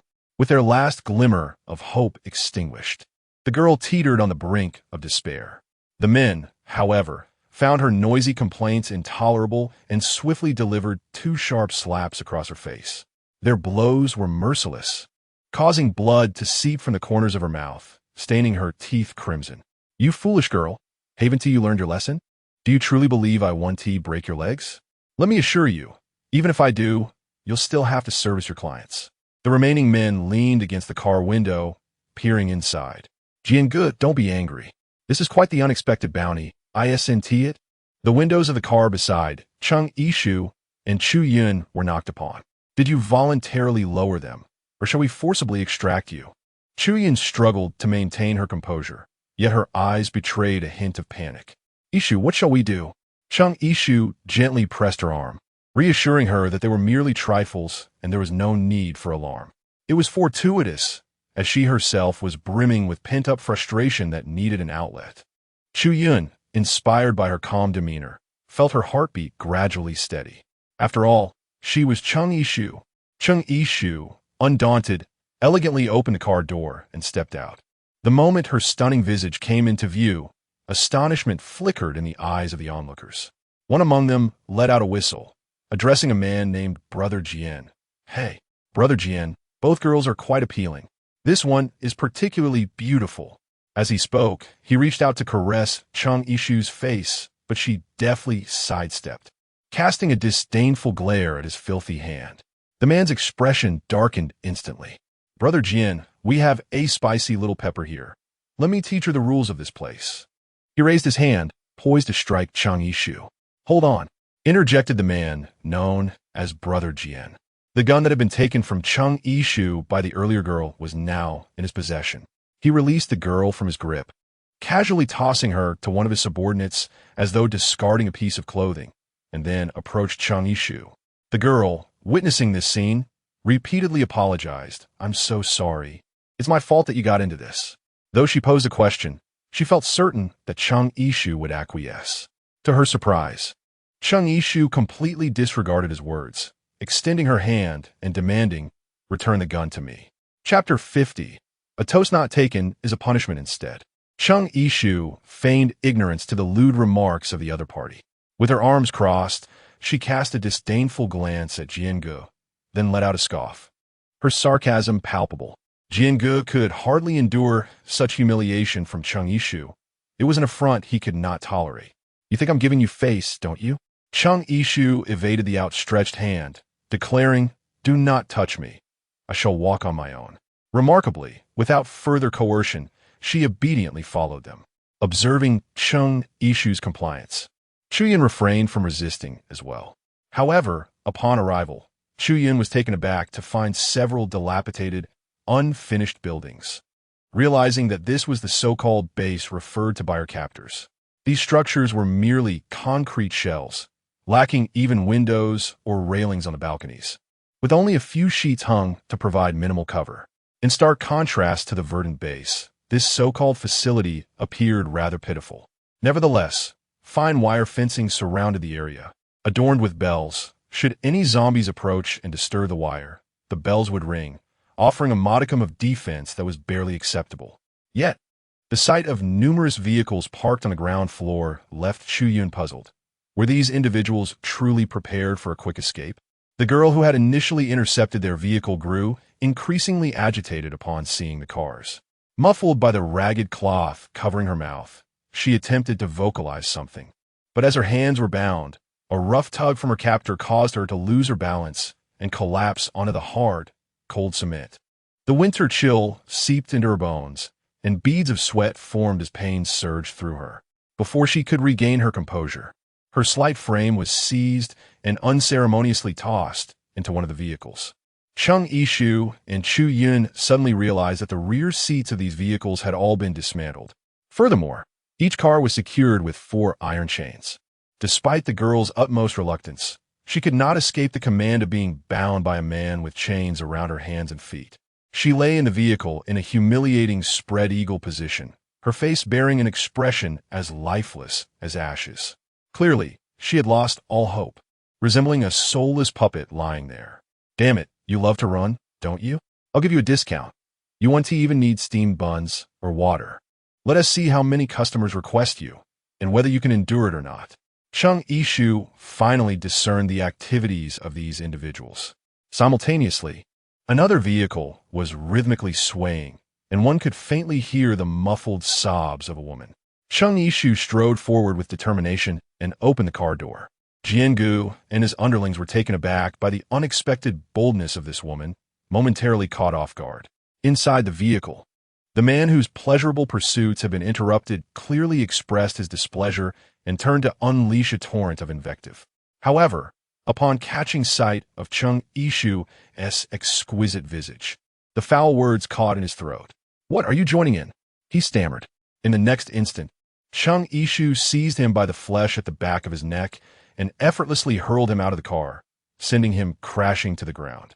The man, weighing approximately 150 to 160 pounds, was lifted with a single hand by Chung Ishu as if he were a mere piglet, leaving all present, save for Chu Yun, in utter astonishment. Once he regained his composure, the thrown man erupted in a fit of rage, exclaiming, "Are you out of your mind?" He then turned to Jiangu, demanding, "Where did you find this lunatic? Is this how you treat your guests?" Indeed, Jianji's pride was at stake, and he reprimanded his subordinates. "Are you all just sitting around idly?" Upon hearing this, several of them rolled up their sleeves and advanced menacingly towards Chung Ishu.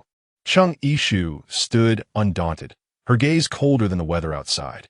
With a swift motion, she seized the approaching man and delivered a fierce kick to his abdomen, sending him hurtling backwards, crashing into several others. Without a moment's pause, she re-engaged in a fray.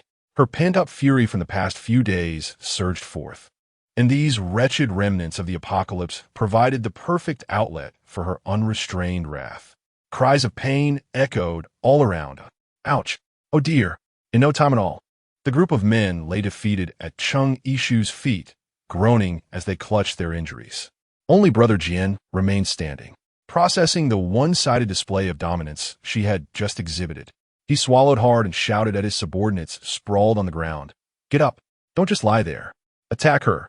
Can a bunch of grown men handle a mere woman?" No sooner had he uttered those words than a chilling breeze swept towards him. Before he could react, Chung Ishu, who had been 10 meters away just moments ago, stood before him in an instant. This seemingly delicate woman gripped his cheeks with fingers like iron clamps, defying all attempts to pry her off. "I'll let go, please," he stammered, desperately squeezing out words of surrender through clenched teeth. Yet, just as he finished speaking, a glint of cunning flickered in his eyes. "Watch out!" Chu Yin shouted. It turned out that Luo, who had previously been knocked to the ground, had risen, wielding an iron chain, intending to ensnare Chung Ishu from behind. Chung Ishu possessed an extraordinary sense of hearing. She had already discerned the crisp sound of the iron chains the moment he grasped them. In the next instant, the chains were snatched from his hands and ensnared around Brother Jian's neck. "Are you attempting to play games with me?" At this juncture, Brother Jian finally recognized the formidable prowess of this woman, realizing he was no match for her, and he desperately begged for mercy.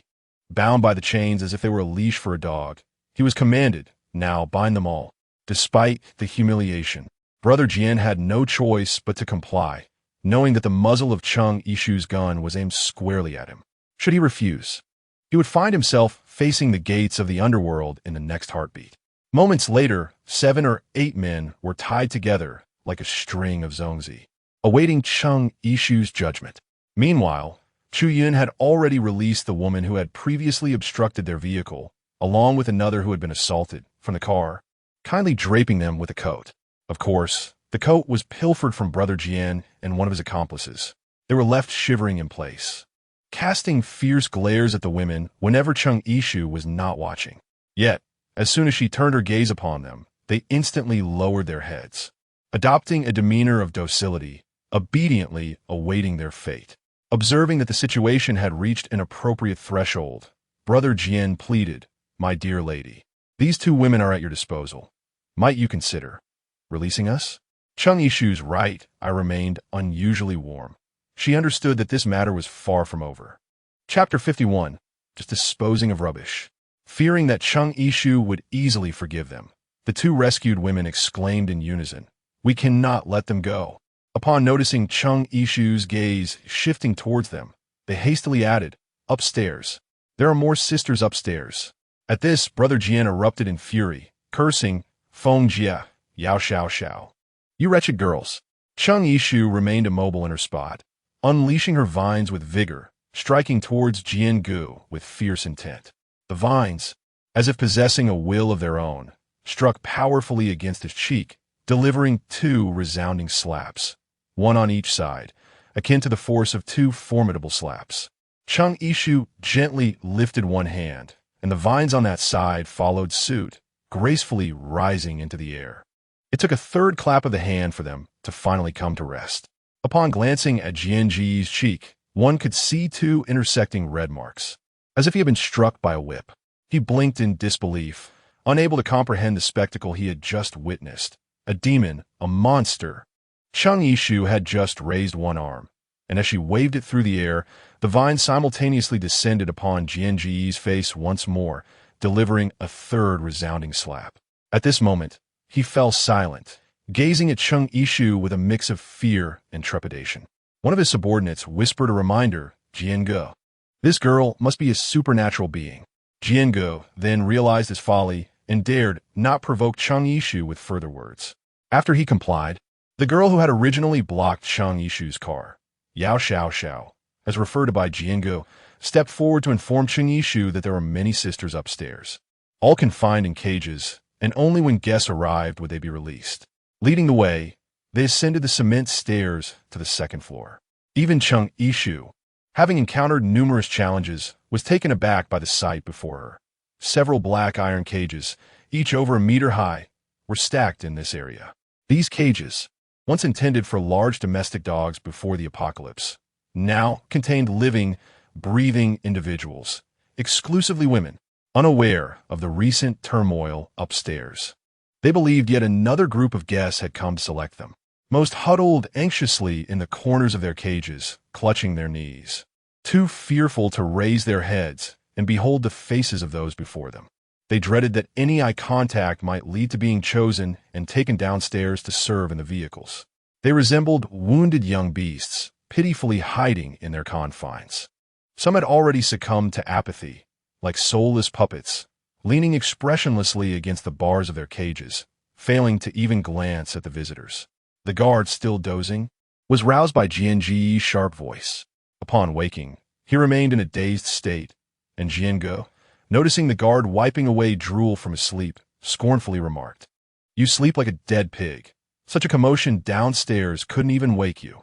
The guard, seeing the chains bound to his leader and brothers, rubbed his eyes in disbelief, questioning, "Big brother, what are you doing with those chains?"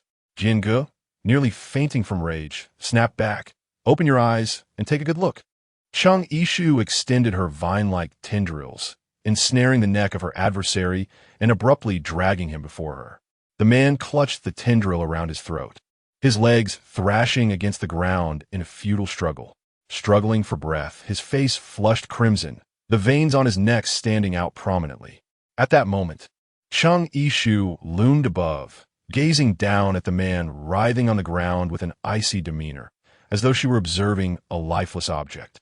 The key? The man took a moment to react, hastily reaching for his waist, fearful that any delay would result in the vine tightening further, potentially suffocating him. The women confined within the cage watched this scene unfold, and at the sight of the key, a glimmer of hope illuminated their eyes. Even those who had previously resembled mere puppets rose from their seats, swiftly inching toward the edge, eagerly gazing at the keyring. At that moment, however, Brother Jian interjected hastily, "Auntie, we cannot release all of them." Chung Ishu turned her head to glance at her, remaining silent, clearly awaiting a compelling reason from the other party. Brother Jian knelt on the ground, beseeching, "Dear lady, if you would take just 2 of them, it would suffice. You've taken the keys to all of them. How am I to explain this to my superior?" Upon hearing this, the women in the cage were filled with dread, fearing that Chung Ishu might relinquish them just like that. "Please let us out," they cried. "I've been confined here for several months. They treat us like animals. Our existence here is worse than death." Even the previously proud Yao Xiao Xiao and Feng Jia had fallen to their knees, their foreheads repeatedly striking the ground, pleading, "I implore you." Chung Ishu had heard whispers of such matters in her previous life. Amidst the apocalypse, certain scoundrels would coerce women into selling their bodies for sustenance. It was evident that the women present were victims of such atrocities, ensnared by deceit or force, enduring a hellish existence. In her past life, Chung Ishu was unable to safeguard herself. However, now that she had encountered this plight, she could not remain indifferent. Observing Chung Ishu's silence, Brother Jian mistakenly believed he had swayed her. "My dear lady," he said, "the two girls we took earlier can be returned if you let us go. Thereafter, we shall avoid crossing paths." His tone suggested that Chung Ishu had somehow gained a significant advantage. Chung Ishu replied, "What if I say no?"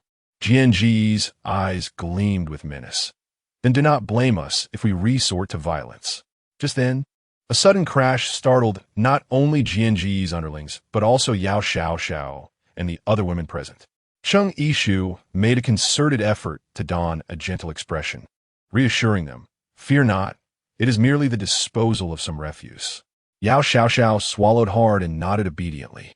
Chung Ishu then cast a glance at the man adorned with keys, questioning whether he understood what was required of him. It was not until he uttered those two words that she finally released the tendrils binding his neck. He shifted his neck, turning away from Chung Ishu, and proceeded towards the cages with the keys in hand. However, his movements were sluggish, clearly indicating he was contemplating his next move. Chu Yun urged him to hasten, but he suddenly lunged at the woman confined within the cage, brandishing a dagger pressed against her throat. He directed his words towards Chung Ishu, "Leave at once, or I shall take her life."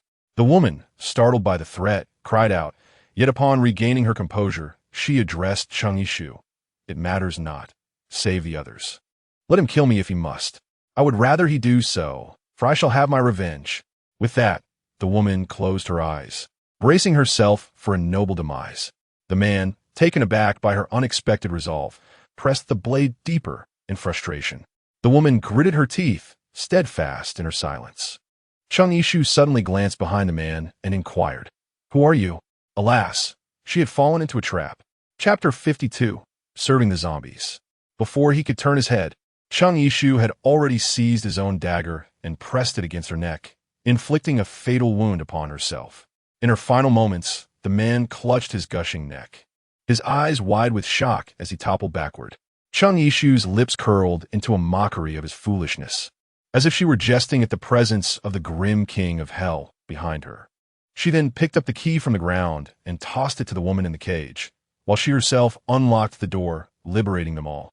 The woman hurriedly nodded, reverently accepting the key as if it were a treasured possession, joyfully searching for the key that would unlock her own cage.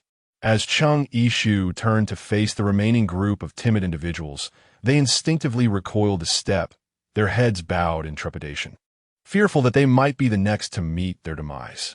Observing their reaction, Chung Ishu could not help but smile. "Do not be afraid. I shall not harm you," she reassured them.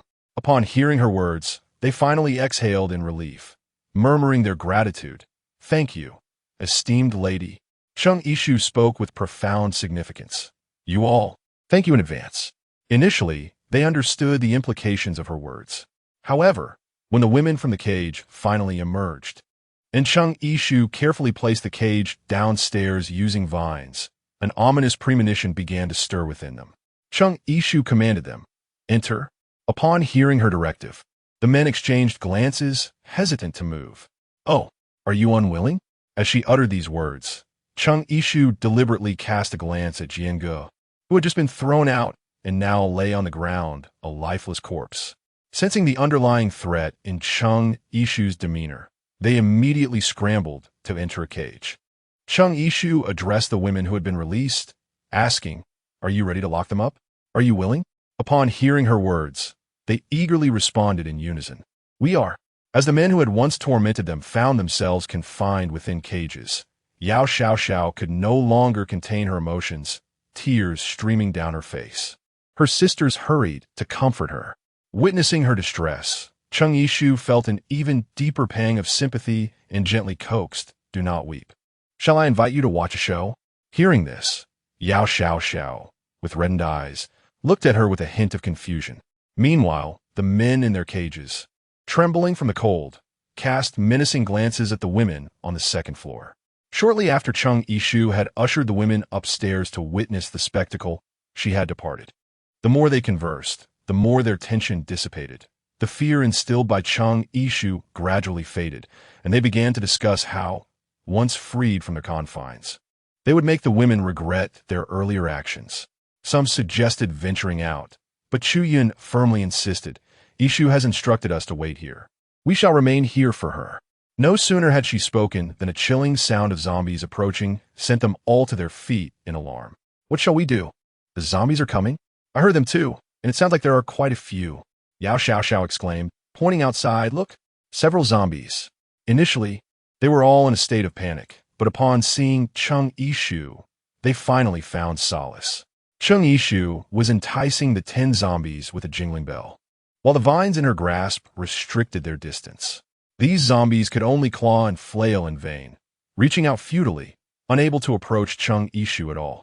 Chung Yishu spoke up, urging them not to panic, for soon they would be served food. The zombies, of course, could not comprehend the meaning of her words, but the man confined within the cage understood all too well. It was at this moment that they realized the intentions of Chung Yishu, and a wave of panic washed over them. "No, dear lady, we implore you. We were mistaken. Spare us, please. We were coerced into this. It was our leader who commanded us.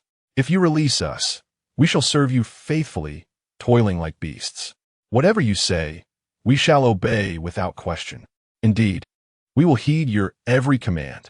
Chung Yishu turned to them, and amidst their eager gazes, she parted her cherry lips and said, "I'm afraid I do not refuse."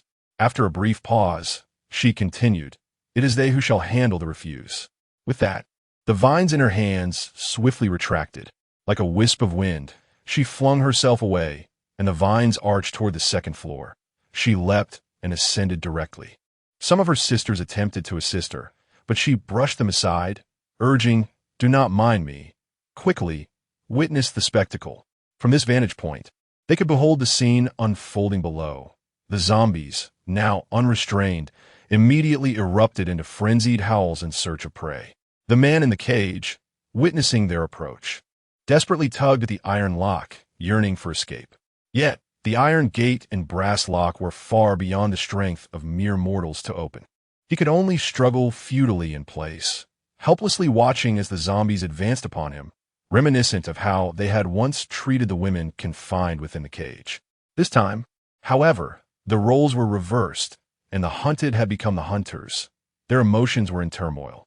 In that moment, they comprehended the true meaning behind Chung Yishu's words. "I shall not kill you." It was not that she would personally take action, but rather, she intended to subject them to the torment of futile struggles while awaiting the arrival of death. At that instant, they regretted their decision to intercept the off-road vehicle Chung Yishu had been traveling in. Alas, there is no remedy for regret in this world. Conversely, the women who had endured torment at their hands observed the unfolding scene with immense satisfaction, astonished that Chung Yishu had orchestrated such a means to vindicate them. Once the bloody refuse had been dealt with, Chung Yishu eliminated all 10 zombies outside the cage. Throughout this ordeal, she encouraged them to remain unafraid in the face of zombies, imparting knowledge on how to decisively eliminate them. She even repurposed their energy, instructing them to wield wooden sticks in practice against the men who had already transformed into zombies within the cage. Fueled by their animosity towards these men, the women transitioned from initial fear and hesitation to fervently engaging in practice. Observing this scene, Chu Yun feigned jealousy, remarking, "Our green grass base's security team has yet to enjoy such personal instruction from you."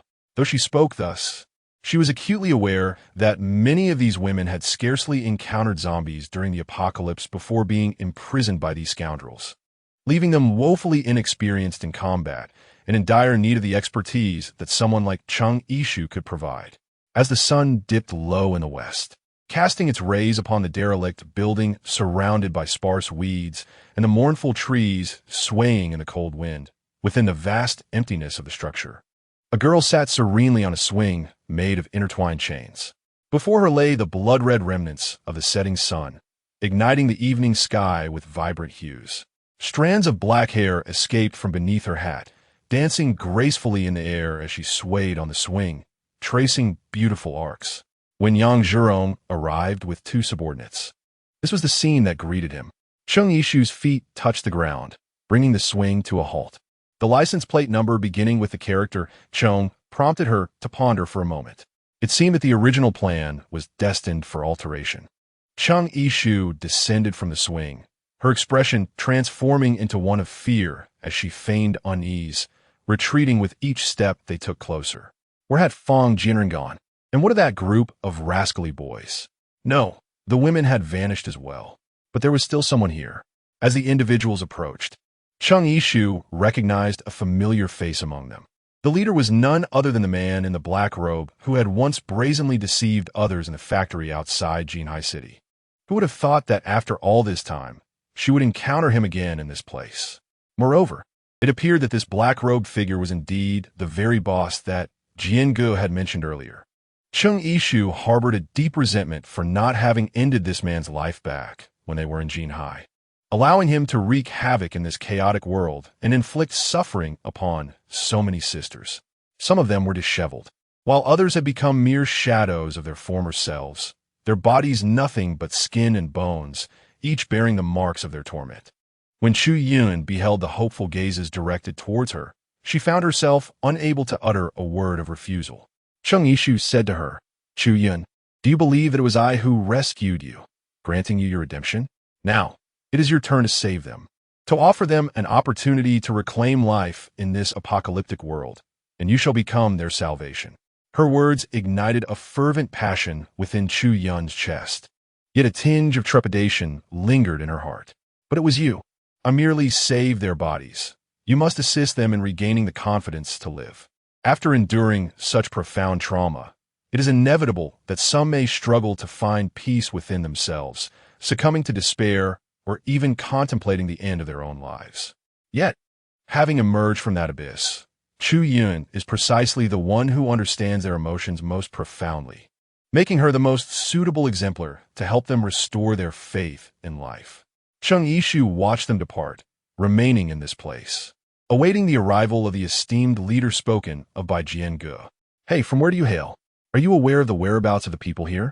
Cheng Yishu lowered her head in silence, exhibiting a demeanor of fear. Yang Zhurong found her somewhat familiar and commanded, "Lift your head." Cheng Yishu was prepared. Should Yang Zhurong recognize her, she would eliminate him without hesitation. Perhaps there had been too many victims, for he failed to identify her, though she seemed familiar to him. Hiss! He couldn't quite recall. His subordinate beside him, however, misinterpreted the situation and jested, "Boss, your flirting techniques are rather outdated." Another subordinate chimed in, "Zhu Er, our boss is already over 40. Isn't it normal for his methods to be a bit stale?" "Ha, we see through it, but say nothing." The man referred to as Zhu Er immediately burst into laughter. "Judah, you are right. It is my fault for being so reckless, haha." It turned out these two subordinates were brothers, Judah and Zhu Er, and Cheng Yishu noticed their striking resemblance. Yang Zhurong, however, did not share their amusement. Instead, he glared at them, exasperated. "You fools, now is not the time to be distracted by trivialities. We need to consider where our next meal will come from after losing those women. Do you think you could just lie there, spreading your legs, and expect men to deliver food to you?" Under his scathing reprimand, Judah and Zhu Er promptly wiped the smiles from their faces, bowing their heads in obedient silence. Once his anger had not subsided, Yang Zhurong strode directly towards the vehicle.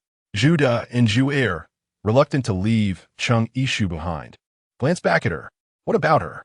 Yang Zhurong impatiently replied, "Bring her along."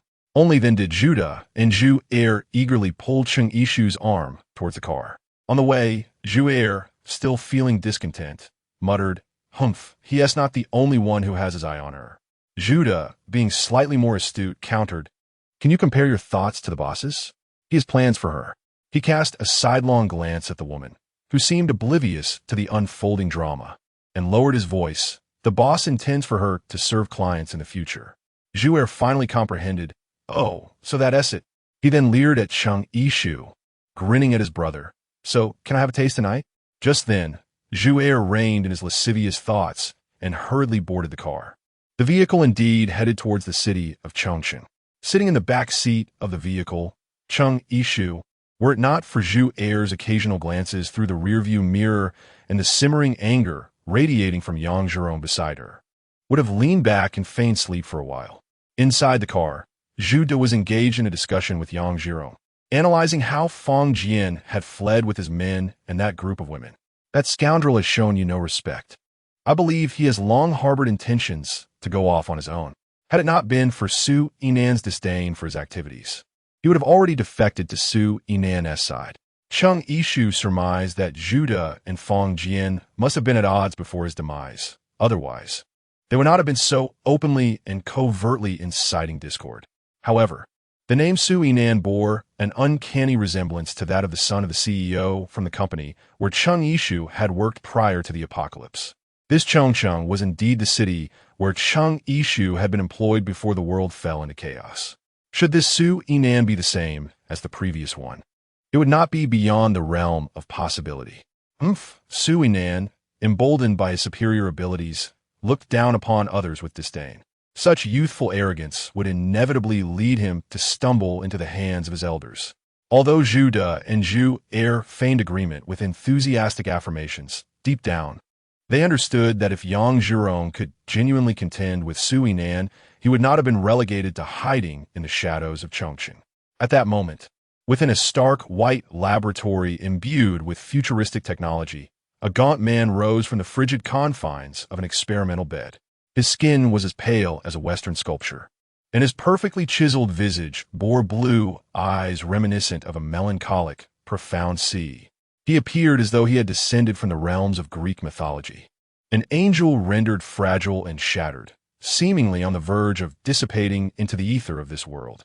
Terrifyingly, the earlier images of Cheng Yishu leading those zombies to the dilapidated building surged into his mind. A closer examination would reveal that the perspective of these images aligned precisely with what the zombies would have observed, and, astonishingly, he could access them without any signal transmission. He discerned Cheng Yishu's intentions at that moment, and a smile unexpectedly graced his previously impassive countenance. Chapter 54. The Midnight Intruder. It was not until nightfall that their vehicle came to a gradual halt. Cheng Yishu, accompanied by them, finally arrived at Chongqing. Perhaps due to the haunting nightmare she had previously endured, she now found herself in no haste to meet Han Xingye. Noticing her lingering in silence, Yang Zhirong impatiently urged, "What are you dawdling for? Get out of the car." Cheng Yishu finally extricated herself from her thoughts as her feet touched the ground of Chongqing. Gazing at the surroundings, she was enveloped by an overwhelming sense of unreality. Having grown accustomed to the tranquil life within the protective walls alongside the residents of the base, there were moments when she would forget that they were amidst a perilous apocalypse. On the streets, in the alleys, and within the nearby shopping centers, the ominous presence of zombies lurked everywhere. A careless misstep could potentially summon a horde of the undead. It was no wonder that both Yang Zhirong and Zhu Dezhu advanced cautiously at this moment, wary of making even the slightest sound. Cheng Yishu found herself somewhat coerced by them, meandering through the streets until they finally arrived at a private inn. Observing Zhu De as he approached and unlocked the door, she surmised that this was indeed the stronghold of the trio in Chongqing. Once she and Yang Zhirong had entered, Zhu promptly shut the door behind them, taking the precaution of barricading it with a sofa. How convenient. They had secured her accommodations, sparing her the trouble of seeking out a place herself. Cheng Yishu was lost in thought when she sensed a gaze upon her. She lifted her head to find Yang Zhirong furrowing his brows, watching her with a wary intensity. Outside the situation, Zhu observed this scene with a hint of confusion. "Boss, what's wrong?" Yang Zhirong's eyes remained fixed on Cheng Yishu as he scoffed. "I sent it peculiar that this woman appears out of nowhere, brought here by us three formidable men, without shedding a tear or making a sound. She has shown no reaction at all." Upon hearing this, Zhu stroked his chin and mused, "Could it be that she is a fool?"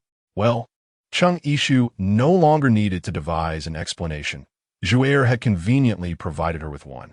It suddenly dawned on Judah and Zhu that Fang Jian and his crew had vanished without a trace. Yang Zhirong had chosen to station the group in that remote location for two reasons. Firstly, the zombies in the outskirts were sparse, and any commotion they caused would go unnoticed. Secondly, it was easier to encounter men traversing the apocalypse, enticing them with food in exchange for corporeal pleasures. However, that place lacked the comfort of Chong City, and moreover, he had yet to confront Suing Wan from Chong City, a thought that gnawed at him. Leaving Chong City would feel like conceding defeat to that boy, a notion Yang Zhirong could not abide. Cheng Yishu, seated in the corner and regarded as a fool, hesitated to make her move, partly because Yang Zhirong had awakened his abilities shortly after the outbreak, and she remained uncertain of the current level of his powers. Cheng Yishu intended to wait until midnight, when he was sound asleep, to take action, believing it to be more prudent. However, Yang Zhirong, apprehensive that she might escape in the dead of night, had specifically ordered Zhu to bind her hands and feet before retiring for the evening. With an audacious grin, Zhu inquired whether he could have his way with Cheng Yishu that very night. Infuriated, Yang Zhirong, already in a foul mood, unleashed a torrent of scolding upon the unsuspecting Zhu who had unwittingly placed himself in the line of fire. That night, Cheng Yishu, with her limbs restrained, awoke to the faint sound of Zhu Da's snoring emanating from outside the door. The room was shrouded in darkness, yet for Cheng Yishu, whose physical capabilities had been continually enhanced, this posed little challenge. She perceived her surroundings as clearly as if wearing night vision goggles. At that moment, the doorknob emitted a sound as it turned. Just as she intended to use her vines to free herself from the bindings, Cheng Yishu immediately halted, lying on her side to feign slumber, though she squinted her eyes slightly to maintain a narrow view for observation. Zhu stealthily opened the door and entered, cautiously making his way towards Cheng Yishu. Unable to see clearly, he collided with the edge of the bed, wincing in pain and nearly crying out. However, fearing he might disturb others, he could only stifle his cries with his hand. Cheng Yishu nearly burst into laughter at his foolishness. Since he was unable to see clearly, she felt at ease to open her eyes and cautiously released her vines to discreetly untie the ropes binding her hands. At that moment, driven by lust, Zhu, despite the pain in his knees, began to grope forward. Cheng Yishu was oblivious to the fact that he had reached out and touched her calf. Although separated by a layer of fabric, she felt as if she had been stung by a venomous scorpion, overwhelmed by a wave of revulsion. In stark contrast, Zhu reacted differently. Upon making contact with a woman's leg, he inhaled deeply and let out a pleasurable sigh, as if the pain that had plagued him had lessened significantly. Disturbed by his unwelcome advances, Cheng Yishu could not suppress her instinctive reaction and shifted her leg slightly.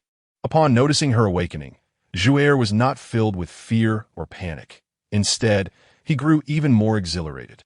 "Ah, my little beauty, you are awake," he exclaimed, as his unwelcome hand began to inch further up her leg. Cheng Yishu would not allow him to have his way. At that moment, the ropes binding her had been untangled by the vines. Unable to endure any longer, she erupted in fury. With a sharp crack, the man's head twisted nearly 180 degrees, and he fell lifeless to the ground. Just then, the door swung open unexpectedly. The lights outside flickered back to life, revealing Yang Zhirong standing at the threshold with a cold expression. "Indeed, I was not mistaken. You are the very girl from Jinhai." Cheng Yishu never anticipated that Yang Zhirong had already recognized her, yet he refrained from revealing this knowledge. He had been cautiously wary of any formidable abilities Cheng Yishu might possess. After all, it was inconceivable for her to have survived in Chongchang alone without possessing some extraordinary power. Just moments ago, Zhu Dafa, who had been in a deep slumber, discovered the absence of Zhu by his side and sensed that something was amiss. Upon his arrival, he found Zhu lifeless on the ground. In a surge of fury and blood, he rushed forward, intent on seizing Cheng Yishu by the throat to confront her recklessly. Cheng Yishu no longer concealed her powers. Vines surged forth from her sleeves, ensnaring his body with relentless force. Before he could even make contact with Cheng Yishu, he found himself suspended in midair. As the vines tightened their grip, the oxygen in his lungs dwindled, causing his complexion to turn a shade of deep violet.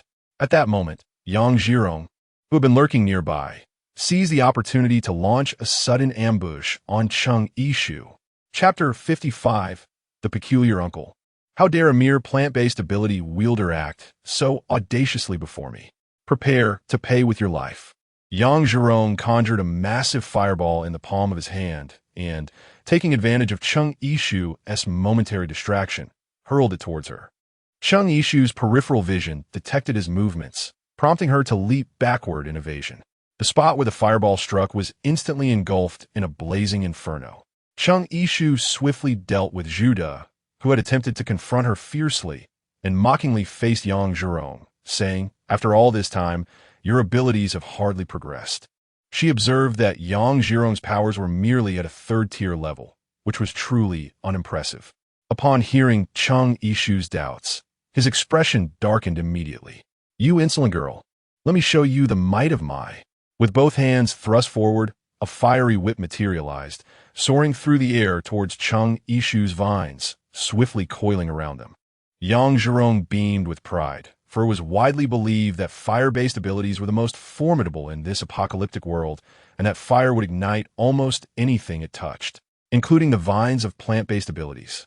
However, the scene he had envisioned in his mind did not unfold. Upon closer inspection, he noticed that Cheng Yishu's vines were a vibrant green, unlike any plant-based abilities he had encountered before. Cheng Yishu smiled faintly, dismissing your embarrassing tricks. A stream of pure, crystal-clear water surged from her palm, winding around the vines and heading towards the age-old truth that water and fire are natural adversaries is undeniable. Moreover, when Cheng Yishu awakened her water abilities from within the belly of the giant python, she discovered her prowess was at level 9, effortlessly extinguishing Yang Zhirong's inferior fire. Yang Zhirong could hardly believe his eyes. How could this be possible? This is... water abilities? No, you're clearly a plant abilities user. Suddenly, as if struck by a revelation, his eyes widened in disbelief.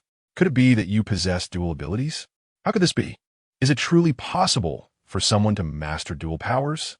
Cheng Yishu scoffed disdainfully, suggesting, "Seek your answers in the underworld." With that, she brandished her vine and lunged at Yang Zhirong. Reacting quickly, Yang Zhirong dodged and retreated while hurling a strange flame toward Cheng Yishu. Although he did not strike her, the fire swiftly engulfed the entire room. With an abundance of clutter within, the flames spread rapidly, and the acrid smoke forced Cheng Yishu to furrow her brow. Seizing the moment when she was caught in a coughing fit, Yang Zhirong took the opportunity to flee outside. Upon witnessing this, Cheng Yishu forcefully kicked open the glass window of the room and leaned her body out. Unfortunately, she was far less acquainted with the terrain than Yang Zhirong and failed to discern his whereabouts. This time, he had successfully eluded capture. Cheng Yishu silently cursed her own carelessness this time. However, as the room transformed into a blazing inferno, there was no choice but to escape.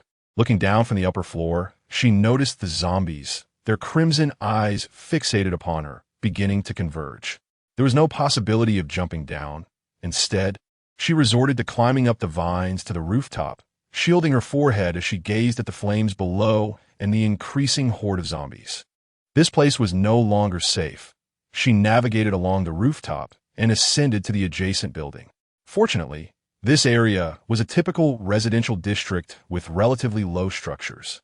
With agility, she leaped across several rooftops, using the vines to swing onto the rooftops of the neighboring street, where the number of zombies below had diminished somewhat.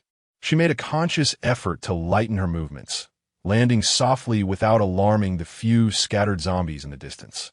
Just as she contemplated finding a random house to shelter for the night, an unsettling sense of being watched enveloped her.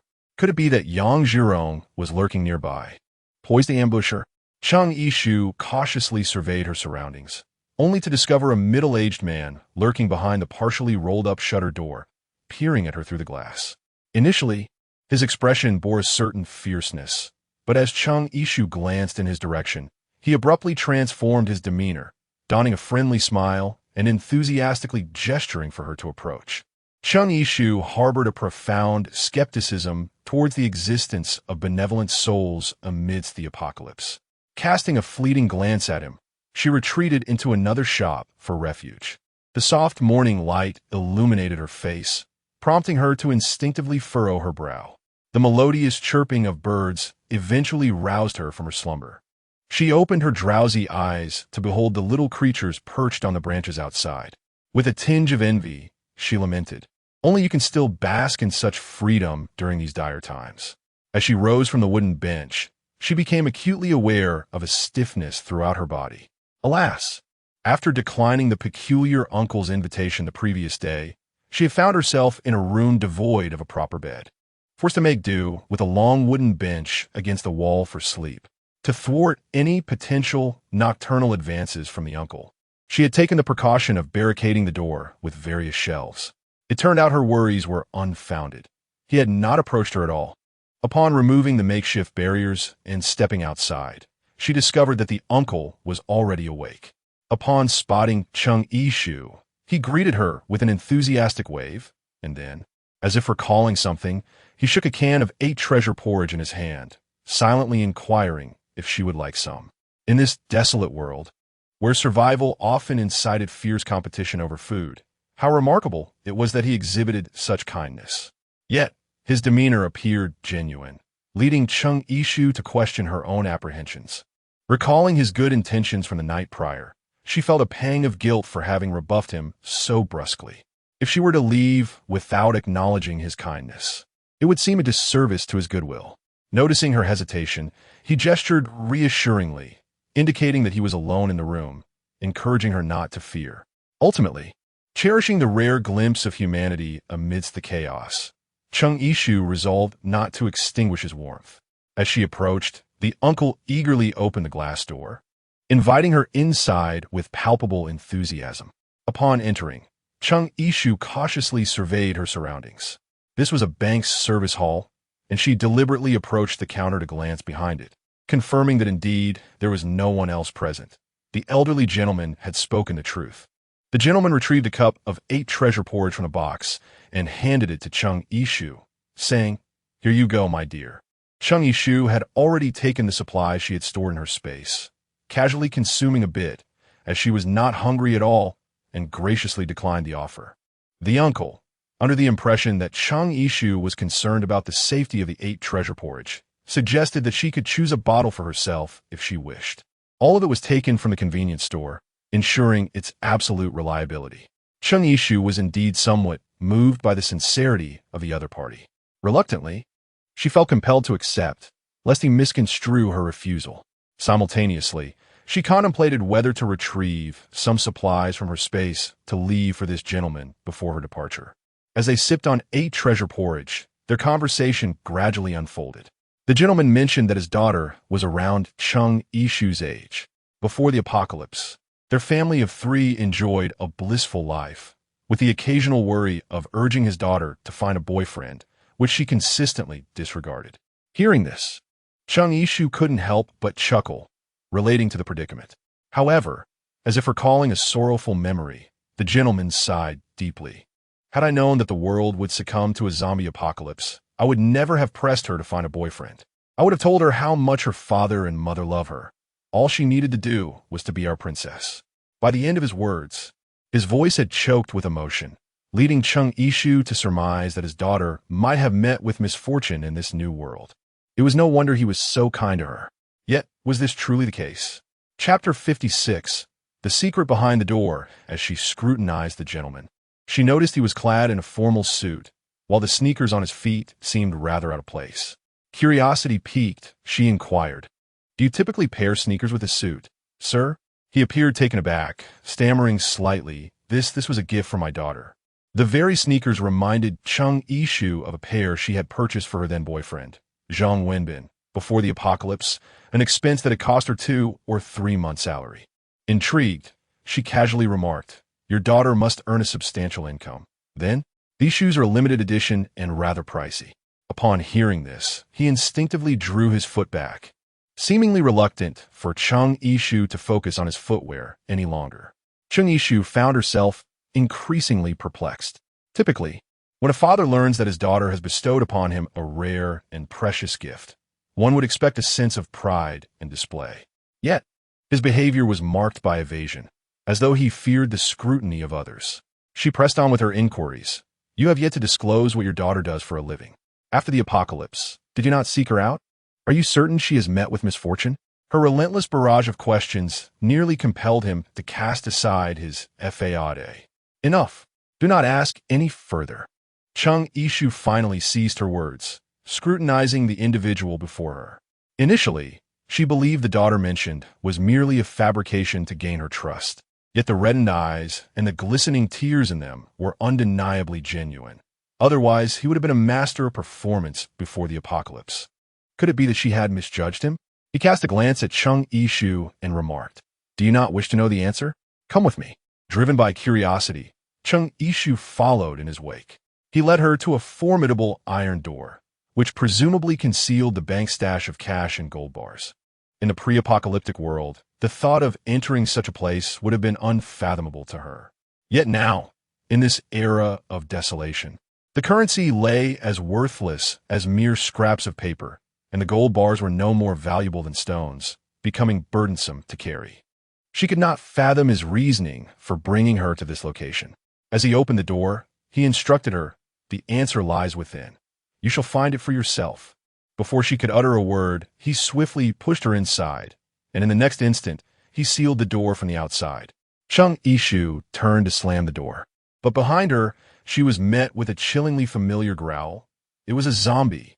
As expected, she whirled around, only to have a zombie lunge towards her.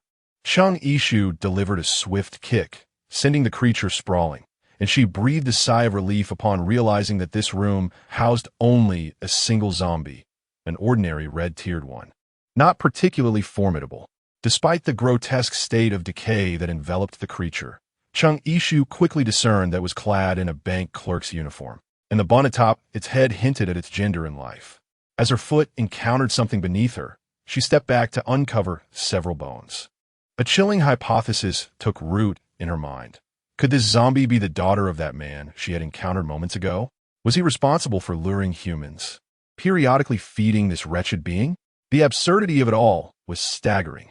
When the zombie lunged at her again, she maneuvered behind it, intending to twist its neck and end its wretched existence. However, at the last moment, Chung Yishu reconsidered her approach. After what felt like an eternity, the door swung open once more. The zombie, devoid of any human consciousness, was oblivious to the fact that the person before it was once its father, and it bared its teeth, eager to pounce. Yet, he had long since tethered a rope to the creature's legs, allowing it only limited movement within the confines of the room, so he remained unconcerned about any potential harm. Casting a glance around, he noticed Chung Yishu's absence and assumed she had already fallen victim to his daughter's insatiable hunger. With eyes filled with paternal affection, he gazed upon the grotesque visage of the zombie, as if she were still the sweet and beautiful daughter he remembered from the world before the apocalypse. My dear daughter, are you still not satisfied? He cooed. The zombie merely fixed its bloodshot gaze upon him, its mouth opening and closing in a futile attempt to bite the human before it, completely oblivious to his words. Suddenly, a chilling voice echoed from above. So, it hasn't had its fill. As a father, how can you allow it to go hungry? In an instant, Chung Yishu, suspended from the doorframe, leaped down and positioned herself behind him, giving him a gentle push. He toppled towards his zombie daughter. In vain, he shouted no. The zombie, perceiving food within reach, seized the opportunity and lunged for his neck. As the frigid body made contact and the accompanying searing pain coursed through him, he slowly grasped the horrifying truth. This creature was no longer the daughter he once knew. Struggling to twist his neck, now marked by a ravenous bite, he reached out toward Chung Yishu at the doorway, pleading, Help, save me. Chung Yishu crossed her arms, her gaze icy as she regarded the other skeletal remains in the room. Were they not deceived into this place by you during their lifetimes? And did you not promise to save them in their final moments? A bloodied zombie sank its teeth into his artery, causing blood to surge forth once more. His eyes widened in shock as he drew his last breath. Before departing, Chung Ishu firmly closed the door, effectively sealing the unsettling sounds of the undead feasting within. The vague reference to those shoes he had made earlier must have belonged to one of the young men he had lured into a trap, which is why he was unaware of their origin. While she could empathize with a father's reluctance to accept his daughter's transformation into a zombie, she could neither comprehend nor condone his act of capturing humans to feed to his undead child. Such a person could be deemed half a zombie themselves. Since he was unwilling to relinquish her, she allowed him to tend to his daughter on his own. As she stepped out of the bank, the sun graced her with warmth, dispelling the chill that had begun to rise within her heart. In her bewilderment over how to locate Han Xingye in the vast expanse of Chongqing, the air was suddenly pierced by the wailing of an air raid siren. The few wandering zombies were immediately drawn to the sound, hastening towards its source. Chung Ishu stealthily trailed behind them, discovering evident signs of bombing scattered throughout the city. Before she could fully grasp the situation, she found herself in a grand square, having followed the zombies there. At the center of the square, a loudspeaker had been carelessly placed atop the fountain, emanating the very sound that had attracted the undead. Just as she approached, a man seized her wrist. Chapter 57. Encountering Su Yinan, the man sported shoulder-length black hair and wore a flashy floral shirt beneath a short black jacket. He swiftly pulled Chung Ishu away in the opposite direction of the square. At that moment, a deafening explosion resonated behind them. The violent shockwave sent both Chung Ishu and the man tumbling to the ground. Instinctively, he shielded her head with his palm to protect her from the shrapnel that could have inflicted harm. As they rose, they were both choked by the dust that had been stirred up. A few individuals rushed over, helping the man beside Chung Ishu to his feet. "Brother Nan, are you all right?" Su Yinan coughed out a mouthful of dust, feeling the uncomfortable sting of it in his throat. "Do I look all right?" The man beside him replied defensively. "The bomb was on a timer. How was I to know you would suddenly dash across?" Hearing this, Su Yinan flicked Chung Ishu's forehead, exasperated. "If I hadn't come, this foolish girl who appeared from nowhere would have met the same fate as those zombies." Unbeknownst to her, the air raid siren had been orchestrated by this group, intending to gather a number of zombies in the city and obliterate them with a devastating explosion. As the reality of the situation sank in, Chung Ishu felt a wave of fear wash over her. "Thank you, Su Yinan." As Su Yinan dusted off his hair, he paused at the sound of his name on her lips. "How do you know my name?" Chung Ishu spoke candidly, revealing that she was once an employee of Mr. Su's company. They had crossed paths a few times, though he likely did not remember her. Had she not recognized Su Yinan, she would not have allowed a stranger to pull her along so far. She recalled that Mr. Su's son was often the subject of gossip, yet overall, he was considered a decent person. Upon hearing her words, Su Yinan immediately reached out, brushing the dust from her face and turning it toward him, seemingly intent on scrutinizing her features. When he genuinely struggled to recall, Chung Ishu took the initiative to introduce herself. "I am Chung Ishu."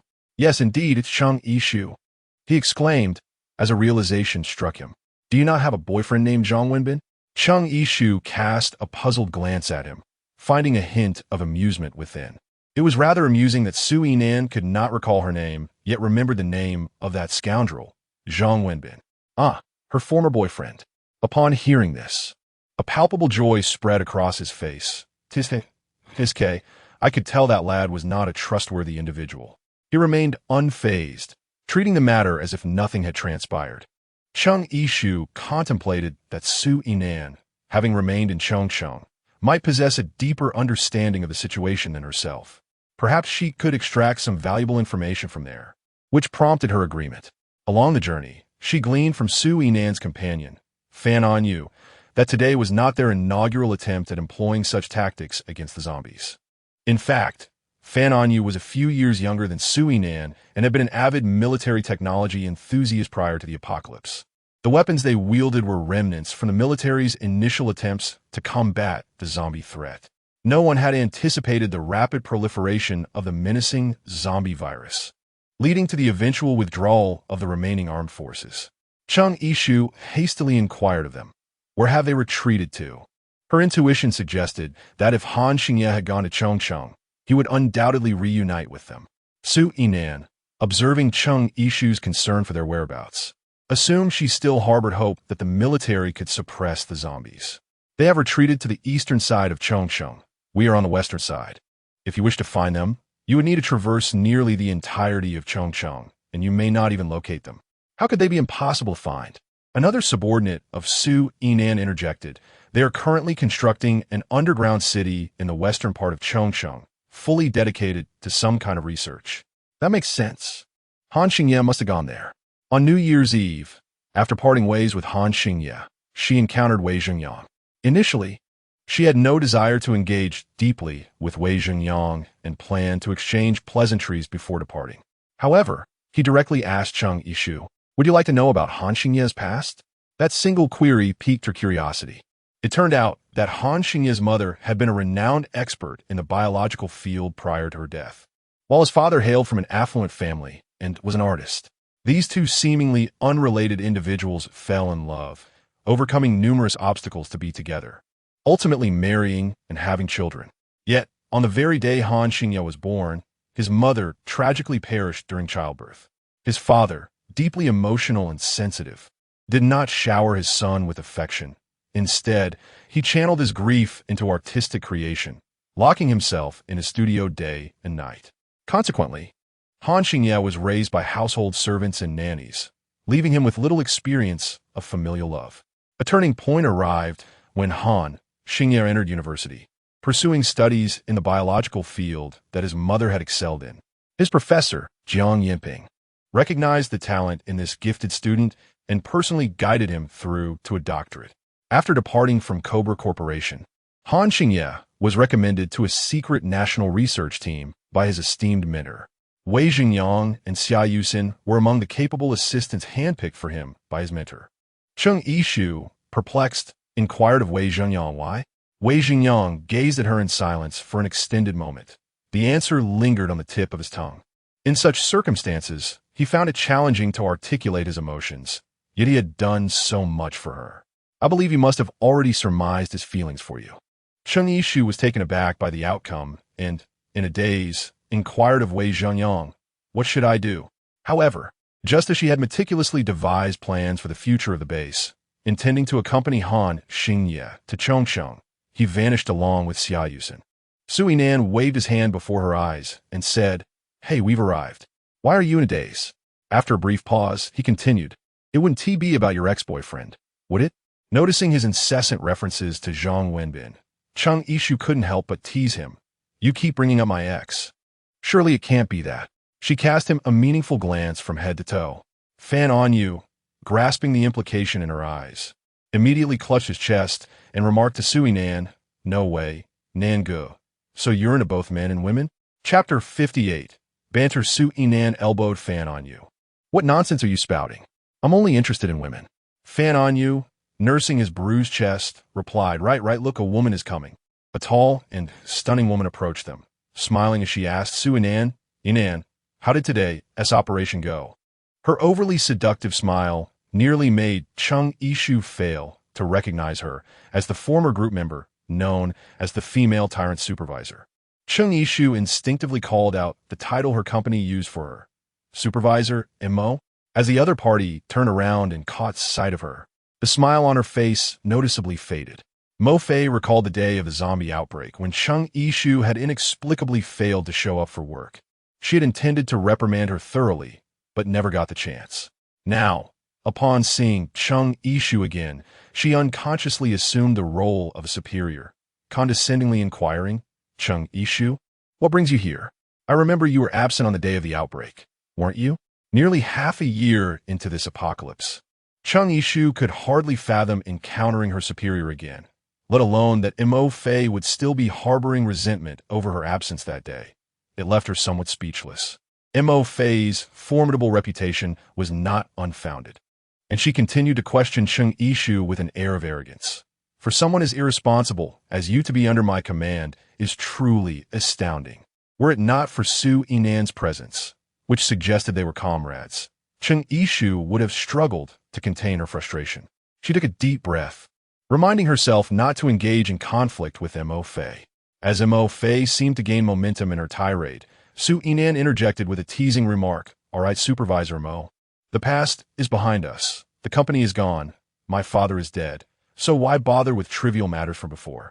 As the son of Su, he indeed wielded more influence than Mo Fei.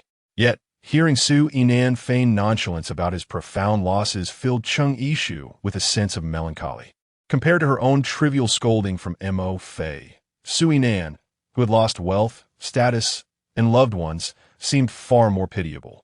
With him having said that, Mo Fei felt it prudent to refrain from further comments.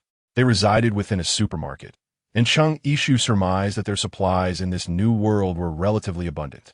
Indeed, as she followed them inside, she was greeted by the tantalizing aroma of porridge. During her time at the green pasture base, she had never lacked for food due to the ample provisions available. After days of travel and numerous events, she had yet to enjoy a warm meal, and the fragrant scent made her salivate profusely.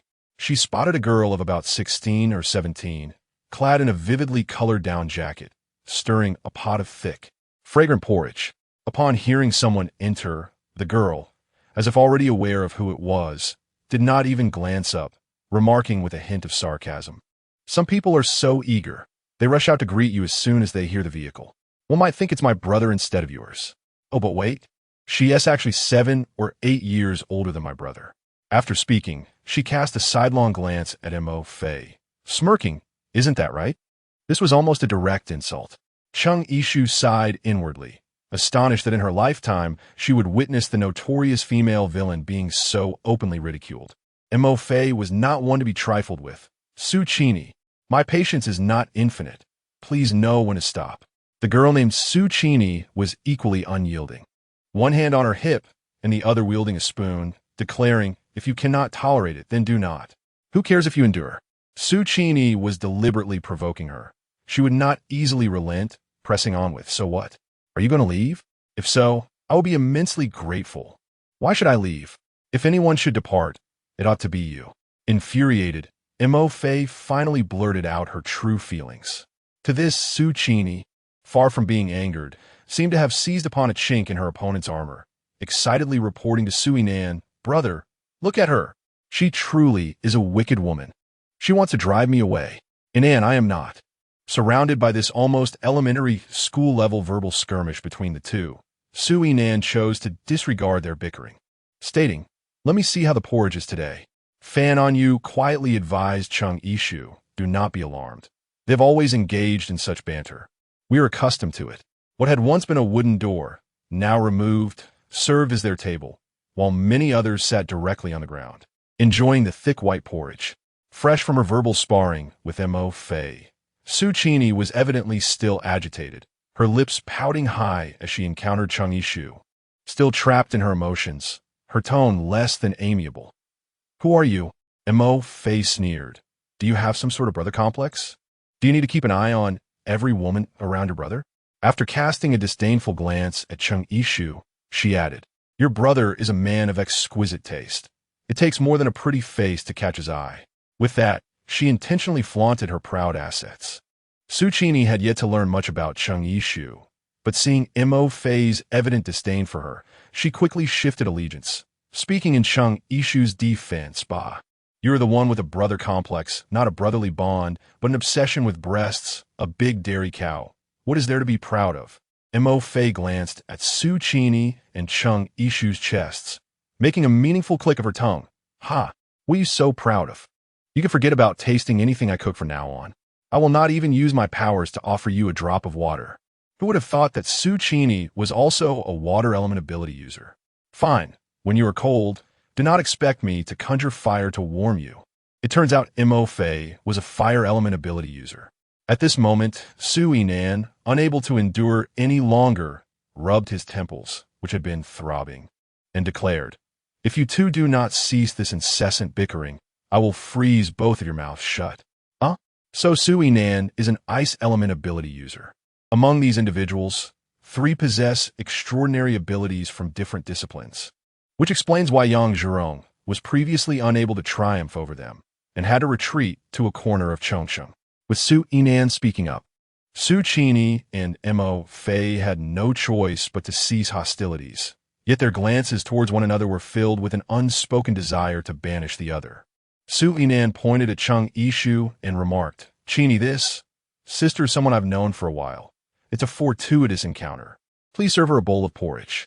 Su Chini responded with a cheerful, "All right," and then winked at Mo Fei, adding, "However, we might be short on porridge. Some of the older ladies can let us younger ones have a meal. A little hunger one tea hurt, right?" Fan on you and the others unanimously chose to lower their heads and eat, feigning ignorance. Yet inwardly they all sighed in unison. Here we go again. Chapter 59. Casting Shadows in the Dead of Night. Moonlight streamed through the window, casting shadows of trees swaying in the north wind. The biting cold wind slipped through the gaps in the roof and permeated the room, spreading an icy chill within. Su Chini, bundled in several thick coats as makeshift blankets, was soundly asleep. Su Yinan had given her his warm clothing, leaving himself shivering and unable to rest, compelling him to rise. Behind a row of shelves, he spotted Chung Yishu, who was also awake, gazing vacantly out into the night. "Why aren't you sleeping? Is it too cold?" Su Yinan inquired in a hushed tone, careful not to disturb the others. Chung Yishu shook her head, offering no further words. Su Yinan seated himself beside her, inhaling softly. Despite it being February, the chill still lingered. Chung Yishu observed his prominent nose, which had turned a vivid crimson from the biting cold, and she realized that he was genuinely suffering from the chill. When she suddenly unzipped her jacket, feigning an intent to remove her clothing, Su Yinan was taken aback by her unexpected gesture. "What are you doing?" "I'm not cold. I'll lend you my coat first." With utmost sincerity, he offered her his padded jacket, adding a gentle reminder, "You must cherish it and return it to me." A soft laugh escaped Su Yinan as he found her endearing. "How is it that you remain so charming?" He took the garment and draped it over her shoulders, quipping, "When have you ever witnessed a lady willingly shedding her coat to warm a gentleman?" Chung Yishu possessed a constitution unlike any other, rendering her impervious to the chill. Yet she was acutely aware that many had perished from the cold during this winter of the apocalypse. For countless ordinary individuals, and even those with extraordinary abilities, this season proved excruciating. Thus, to her, lending her coat to another for warmth seemed a trivial act. Were it not for the fact that this coat had been bestowed upon her by Han Xingye, she would have readily given it to Su Yinan, the very person who had once saved her life.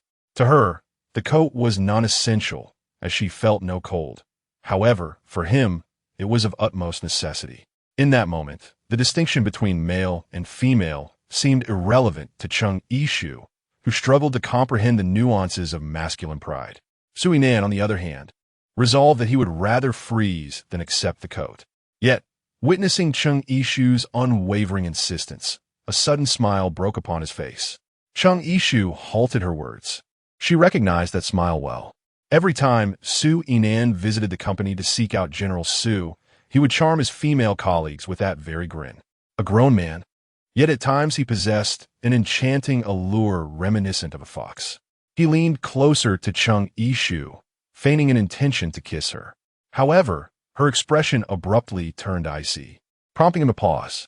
He then leaned towards her ear and whispered, "If you truly wish to warm me up, why not? Let me embrace you." Chung Yishu was taken aback to find that his flirtatious habits had not changed even until now. She coldly remarked, "You should be grateful that you saved my life today." Su Yinan failed to grasp her meaning. "What are you all doing here?" Mo Fei, evidently too enraged to control her volume, shouted, waking everyone around her. Suddenly jolted awake, Su Chini sat up with a start. "What happened? Are zombies here?" Seeing everything around her was normal, she closed her eyes again and collapsed back on her pillow. This led to the unfortunate consequence that she remained oblivious to the events of the previous night. Sensing something was amiss, she cautiously leaned in while Fan Onyu was whispering to others, stretching her neck to listen. However, upon noticing her presence, the group immediately ceased their discussion. This provoked Su Chini to erupt in frustration. "What are you talking about? What did you stumble upon? A love triangle? Why? MMM. What did you say?" "Onyu, you're covering her mouth." Only then did Fan Onyu release his grip and recount the events of the previous night. To his surprise, Su Chini's expression grew increasingly animated as she listened. Fan Onyu was puzzled. Why do you get upset when Mo Fei approaches your brother, but seems so delighted when it's Chang Yishu? Su Qini shot him a glare. I do not harbor romantic feelings for my brother. I simply dislike Mo Fei. Now that someone is vying for my brother's affection, of course, I am pleased. As long as my sister-in-law is not Mo Fei, I would be happy with anyone else. Chang Yishu gazed at Su Qini with bewilderment as the latter exuberantly lunged toward her. Instinctively, she caught the jubilant girl, only to release her in astonishment after the words sister-in-law escaped Su's lips. Alas, Su Qini, who had just been suspended in Chang Yishu's embrace, unceremoniously tumbled to the ground. Mo Fei, who had followed in, wore a countenance as dark as a stormy sky and remarked sarcastically, "Such a heartfelt address. What a battlefield this is." Observing the scene, Fan On-yu hastily turned on his heel to conceal himself. Stiffening, Fan On-yu slowly faced them and chuckled, "Brother Nan, it's all a misunderstanding."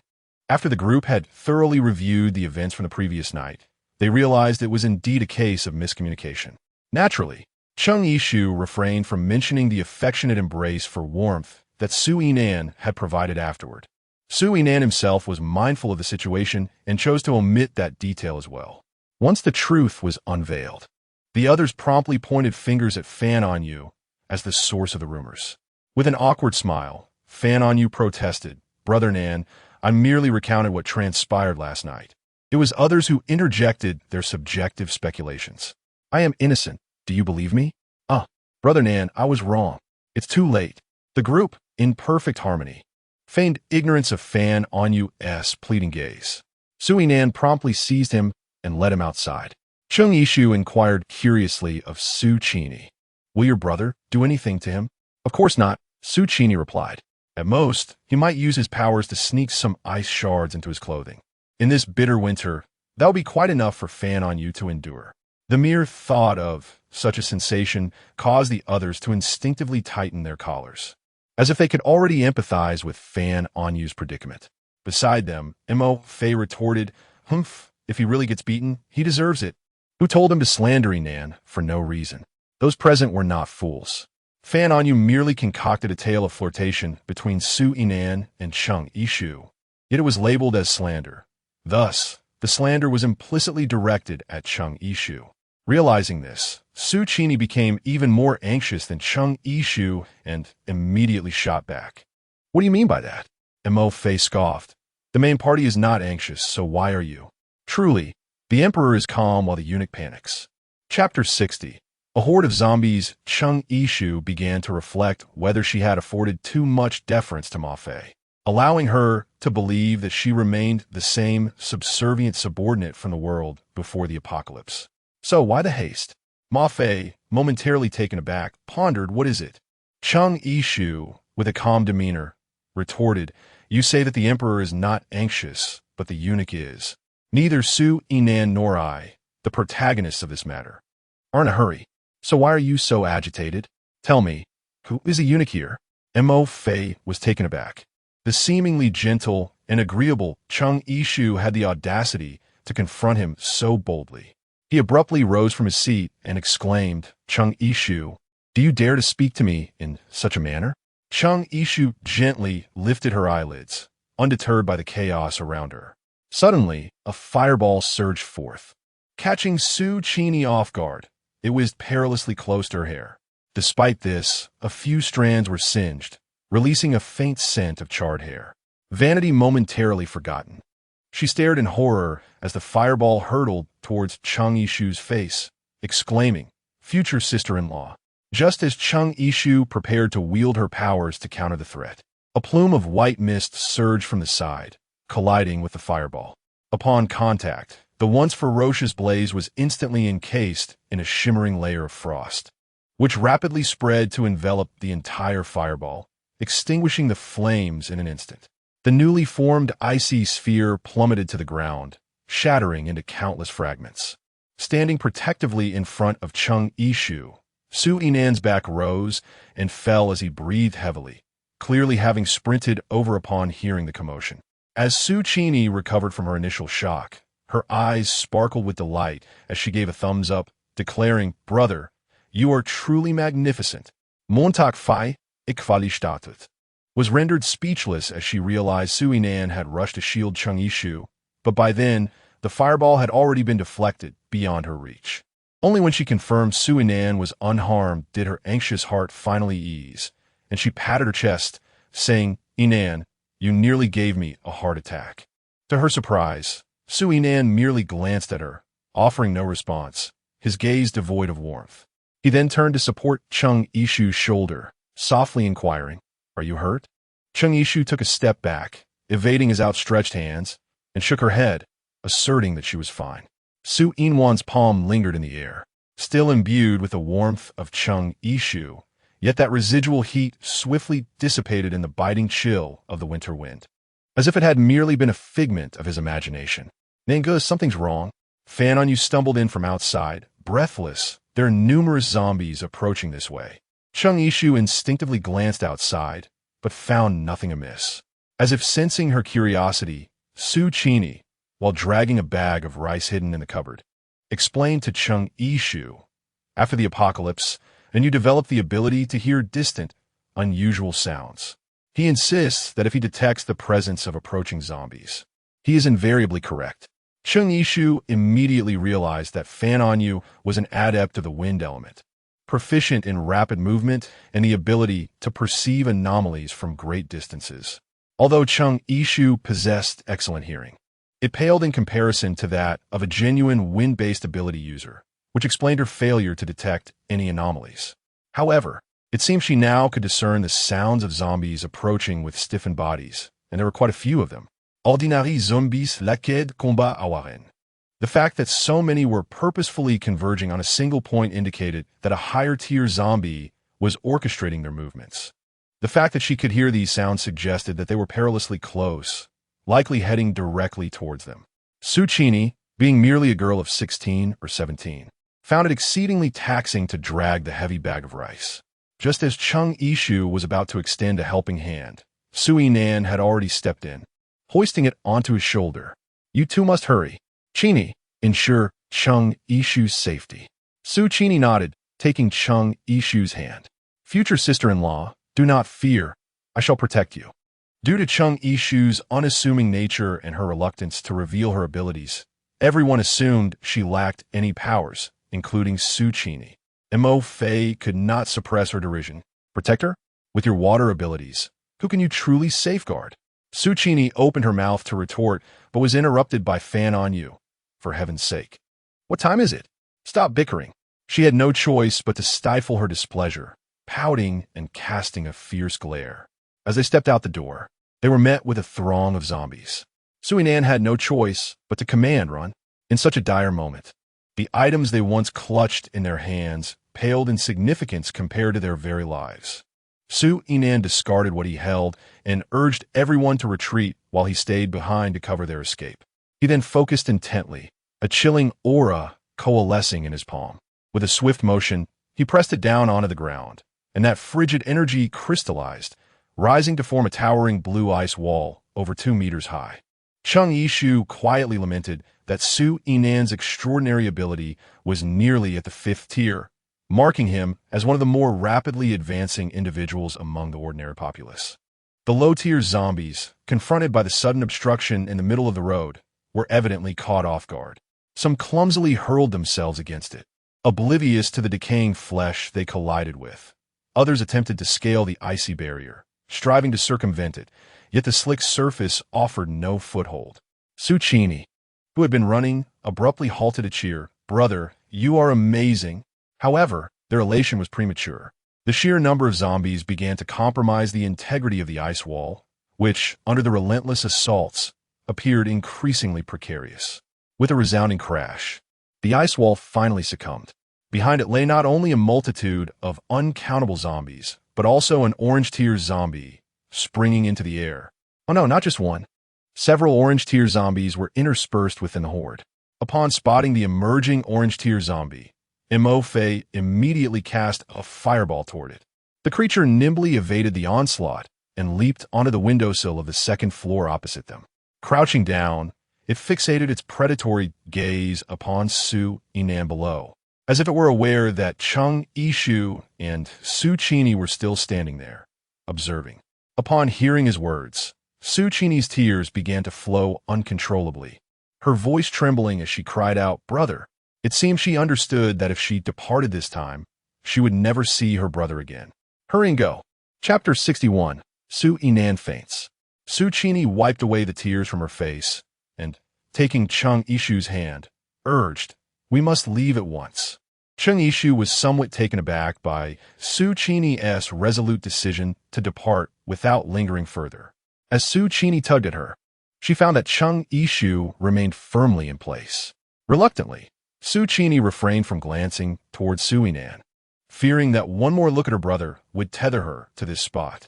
Anxiously, she shouted at Chung Yishu, urging her to flee, insisting that their presence would only hinder the others. Su Yinan, addressing the steadfast Morphe beside him, urged her to leave as well, asserting that the threat was evidently directed at them. If they did not abandon their posts, none of them would escape unscathed.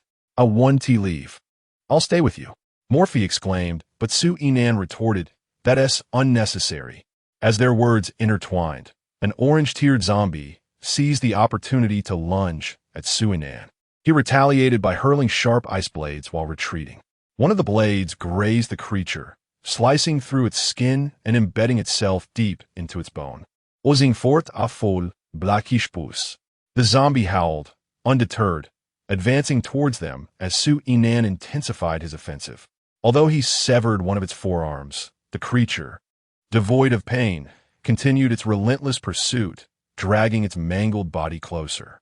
A throng of other orange-tiered zombies surged forward, and Morphe, overwhelmed with panic, trembled as she attempted to unleash her powers. Her fireballs veered wildly off course. In that moment of vulnerability, she admitted, "Yinan, there are too many zombies. I'm so frightened."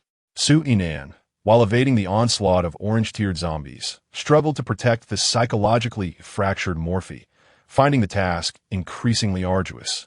As two zombies leaped towards him, Chung Yishu could no longer hesitate. She drew her silver pistol, and with two sharp gunshots, black holes appeared in the foreheads of the two orange-tiered zombies, wisps of black smoke lingering above. With Su Yinan erecting ice walls and Morphe casting fireballs to delay their assailants, they finally gained a brief respite. However, due to the time lost, the four of them had become disconnected from the others, and with relentless zombies pursuing them, their only option was to continue running forward. The once bustling streets of Chongqing had fallen silent, and amidst this eerie stillness, four young individuals dashed desperately ahead, pursued by a terrifying horde of the undead. Su Qini's lips had turned pale, her hair damp with sweat, and as she gasped at Chung Yishu, I can't run anymore. Leave me behind." It was clear that if not for her exhaustion, she would never have uttered such words. She felt as though every ounce of strength had been drained from her body. If Chung Yishu were to let go at that moment, she would surely collapse, vulnerable to the ravenous grasp of the zombies behind her. Chung Yishu did not hesitate to reject her, stating firmly, "No." She collapsed against Chung Yishu's back, momentarily surrendering to her exhaustion, relishing the fleeting respite. Yet, she remained acutely aware, turning to Chung Yishu and declaring, "No, I cannot do this. I will only hold you back." The others fared little better, particularly Su Yinan, while running, was simultaneously expending her mental energy, finding herself in a dire state of both physical and mental fatigue. Chung Yishu understood that this was not the situation in Yusho village. There was no need to hold firm. Halting her steps and engaging in a struggle with the ever-increasing horde of zombies using her abilities was far from a wise course of action. The only viable option was to keep fleeing. However, continuing in such a manner would inevitably deplete everyone's stamina. A solution must be devised. Chung Yishu spotted a bar with its door wide open by the roadside and, without hesitation, dragged Su Qini inside. Seizing a bottle of liquor from a nearby table, she deftly smashed it against the heads of two approaching zombies. After placing Su Qini onto a stool, she called out to Su Yinan and Mo Fei, who were lagging behind, urging them to hurry inside. After a brief moment of hesitation, Su Yinan pushed Mo Fei and swiftly slipped into the bar. Chung Yishu commanded Morphe, quickly unleashed the fire to repel them. Instinctively, Morphe complied, sending a crimson fireball crashing into the dense horde of corpses. Fan Onyu seized the opportunity to shut the door, while Chung Yishu pushed the sofa against it for added security. Fortunately, the bar's entrance was robust, despite the frenzied howls and relentless assaults of the zombies outside. It remained steadfast. Only then did the group breathe a sigh of relief. Su Chini, nearly exhausted to the point of collapse, slumped onto a nearby stool and tugged at the sleeve of the person beside her. Chung Yishu turned around, concerned that she might be unwell, and inquired gently, "What is the matter?" Su Chini, with a weary expression, managed a faint smile as she replied, "Thank you for not abandoning me." Initially, her brother had urged her to look after Chung Yishu, but unexpectedly, it was Chung Yishu who stood by her side. Su Chini's fondness for Chung Yishu deepened. At that moment, Su Yinan, struggling with a dizzying sensation, staggered a few steps before half kneeling on the ground. Chung Yishu and the others promptly approached to assess his condition. It soon became apparent that Su Yinan's complexion was far from healthy. Chung Yishu reached out to check his forehead and the warmth of his hands. As expected, his body temperature had plummeted, indicating the impending faintness due to mental exhaustion. Yet, unwilling to cause concern among his companions, he feebly waved his hand, insisting, "I am fine." Chung Yishu recognized that he urgently required rest to recuperate. However, before she could articulate her thoughts, Mafe abruptly shoved her aside, exclaiming, "It's all your fault. You attracted the zombies and put everyone at risk." Chung Yishu was nearly amused to the point of laughter, as she could hardly believe that Mo Fei would place the entire blame upon her shoulders. Su Yinan, intending to mediate, opened her mouth to speak. Yet before she could utter a word, she succumbed to unconsciousness. The horde of zombies outside remained unyielding. Meanwhile, the recent events were vividly imprinted in the mind of a young boy. Clad in white garments, the incandescent light above him cast a sanctified glow, resembling an angel depicted in Western mural art. However, the profound azure of his eyes lacked the compassion typically associated with celestial beings. Instead, they mirrored the turbulent sea before a summer storm, where countless tempests and dangers brewed beneath the seemingly tranquil surface. He rested his head upon his knees, his somber gaze unfocused as it drifted toward the horizon. Chapter 62. Trapped Mo Fei accused Chung Yishu of being the cause of their predicament, and this time, even Su Chini, who usually harbored disdain for her, was incensed. Even Fan Onyu could no longer endure it. "Fei Jia, how can you lay all the blame on Yishu? We detonated explosives to eliminate so many zombies. This time, it was clearly a retaliation led by higher-level zombies. What does this have to do with Yishu?" Su Chini continued. "Exactly. You even claim that Yishu is a burden. Who was it that nearly fell victim to the zombies? If it weren't for Yishu, would we have even found this place to take refuge?" Upon hearing this, Mo Fei became even more animated. "How can you defend her? If she hadn't suddenly led us to this location, we would have been trapped in that bar, unable to escape from the zombies. Indeed, if the zombies remained without encountering humans for an extended period, they would naturally revert to a standby state, aimlessly wandering about. At that point, they would merely need to wait until the zombies outside dispersed before venturing out. However, contrary to expectations, it was perplexing that the zombies outside showed no signs of retreat. Fan Onyu peered through a crack several times, and they were still there. Clearly, the higher-level zombies controlling them were not yet disheartened and continued to command the horde to remain vigilant outside. With a swift motion, Chung Yishu took advantage of the moment and placed a red crystal core into Su Yinan's mouth, subsequently unleashing a stream of clear water from her fingertips to assist him in swallowing the core. Days passed, and finally Su Yinan awoke. Upon regaining consciousness, he found the horde of corpses outside still lingering. During his slumber, Chung Yishu had discreetly retrieved several bags of chocolate from her space, pretending to take them from her pockets to alleviate the hunger of others. Su Chini and Fan Onyu expressed their heartfelt gratitude, yet Mo Fei continued to grumble incessantly. As Su Yinan lay on the sofa, barely awake, he overheard his cousin and Mo Fei bickering yet again. Yishu generously shared her chocolate with everyone, Yet Mo Fei, noticing her intentions, refused to comply. The zombies outside loomed threateningly, leaving them in a state of passive fear and anticipation. The atmosphere, already tense, escalated when Su Qini persistently poked at Mo Fei's sore spots, ultimately triggering a fierce outburst. In a sudden movement, Mo Fei struck Su Qini, sending her crashing to the ground, and swiftly approached to deliver 2 resounding slaps. Stunned, Su Qini covered her face, rooted to the spot. Although she had often engaged in verbal disputes with Mo Fei, physical confrontation was a first, especially coming from Mo Fei. Having been raised in a sheltered environment and protected by her cousin Su Yinan since the apocalypse, she had never faced such aggression. A tumult of indignation and fury swirled within her, steadily intensifying until it erupted outward. Rising from the ground, she momentarily disregarded the disparity in their abilities and roared at Mo Fei, vowing to fight back. Cheng Yishu and Fan Anyu could only watch helplessly as she acted impulsively. Fan Anyu swiftly wrapped his arms around her waist, yet her legs flailed helplessly in the air, her hands incessantly clawing and striking at him. Fan Anyu winced in pain, loosening his grip, and in that moment, Su Qini seized the opportunity to break free from his hold, storming towards Mo Fei in a fit of rage. Meanwhile, Mo Fei, having endured Su Qini's relentless mockery for far too long, met her furious charge with a sinister smile. A ball of flame suddenly erupted in her palm. Fan Anyu's eyes widened as he shouted to Su Qini, "Be careful!"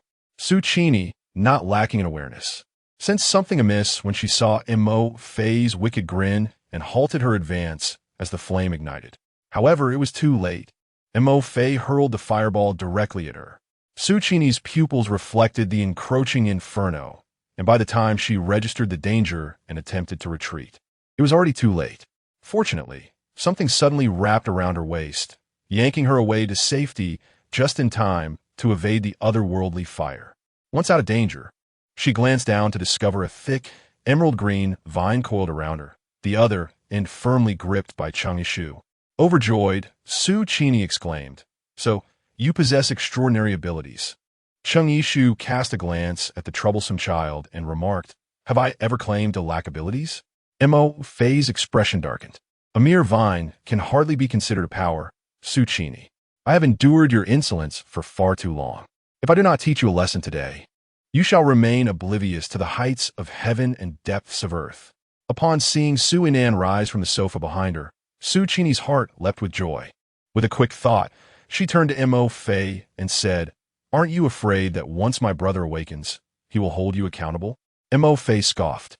"Once I deal with you, this impudent girl, I shall cast you both out to feed the zombies. In that case, Yinan will assume you ventured out and met your end at their hands. How could he possibly blame me?" She added provocatively, "What a pity, Su Qini. You'll never hear you call me sister-in-law with reluctance."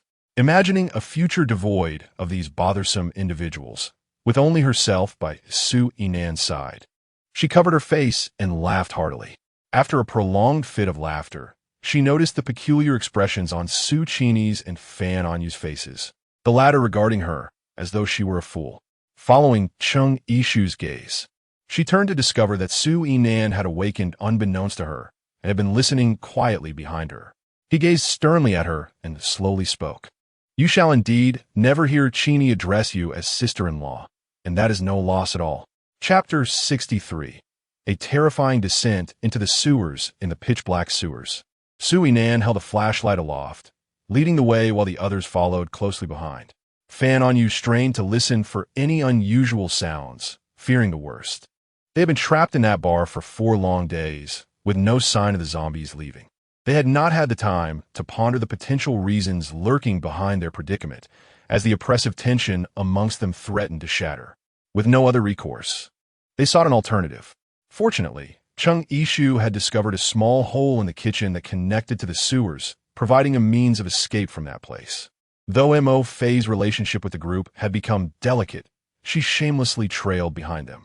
Su Qini may have loathed her, but she could not bear to let Mo Fei starve within the bar's confines, opting instead to disregard her presence. Due to the prolonged drought following the apocalypse, the sewage had nearly dried up, leaving behind only clumped and cracked sludge along with the refuse that had seeped into the water. Despite this, the foul stench of the fermented mixture in the confined underground space was unbearable, forcing everyone to pinch their noses as they advanced. Suchini and Mo Fei found themselves retching repeatedly, unable to suppress the nausea that welled within them. Suchini, unable to endure any longer, bent over and vomited. The contents of her stomach reduced to bitter, due to days without food. With reddened eyes, she lamented, "When shall we find an exit?" Chung Ishu gently patted her back, offering comfort. "It will be over soon." Suchini could only continue walking with a grimace, while Mo Fei behind her could not help but mock Chung Ishu. "How many times have you uttered that phrase? If we can't find an exit soon, we will either suffocate here or be utterly disgusted." Suchini, lacking the energy to retort, remained silent as Chung Ishu completely disregarded Mo Fei's words. Ahead, Sui Nan turned the flashlight around, illuminating their surroundings, only to discover that Mo Fei, who should have been following closely behind, had inexplicably vanished. Suchini screamed, gripping Chung Ishu tightly, terrified that something might leap from the darkness and abduct her. Sui Nan inquired of Fan Anyu whether he had noticed anything unusual, but Fan Anyu claimed he had heard nothing out of the ordinary. The beam of the flashlight cast toward the path they had traversed, revealing an empty expanse devoid of any figures. It was baffling that Mo Fei, a perfectly normal person, had seemingly disappeared into thin air. "Old woman, if you don't show yourself soon, we shall leave you behind." Yet, their calls yielded no reply. If there truly was some unknown entity lurking in the shadows, their continued delay would only heighten the danger for everyone. They reluctantly decided to press on, vowing to return with their light source to search for Mo Fei once they found a safe exit, with only a single flashlight and the concern of further dispersal. Sui Nan suggested that they hold hands as they moved forward, ensuring that if any companion encountered misfortune, the others would immediately notice. Fan Anyu instinctively reached to take Chung Ishu's hand, but was interrupted by Sui Nan. "Anyu, you stay at the back while I lead the way," allowing the two girls to remain in the middle. This way, if anything happens, it won't frighten them. Without further thought, Fan Anyu nodded in agreement. However, once he took his place at the rear of the group, Sui Nan held Chung Ishu's hand, while her other hand clasped Suchini's, who in turn held on to Fan Anyu. The atmosphere had already become tense due to Mo Fei's disappearance, when Suchini suddenly gasped, stamping her feet in place. Sui Nan directed the flashlight towards the shadow, and upon clearer inspection, everyone breathed a sigh of relief.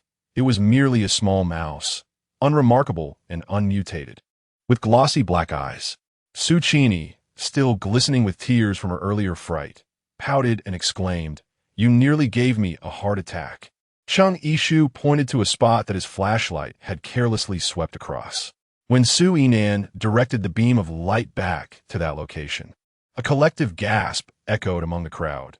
It was a pile of bones. The scant remnants of flesh clinging to the bones suggested that this gruesome sight had occurred in recent days.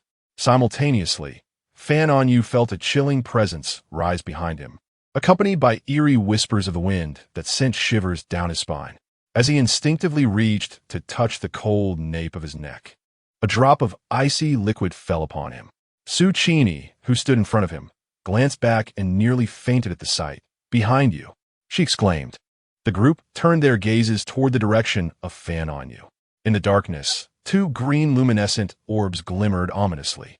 Realizing the gravity of the situation, Chung Ishu swiftly released vines that wrapped around Fan Anyu's waist, pulling him forward just as a pair of hands grasped at the empty air.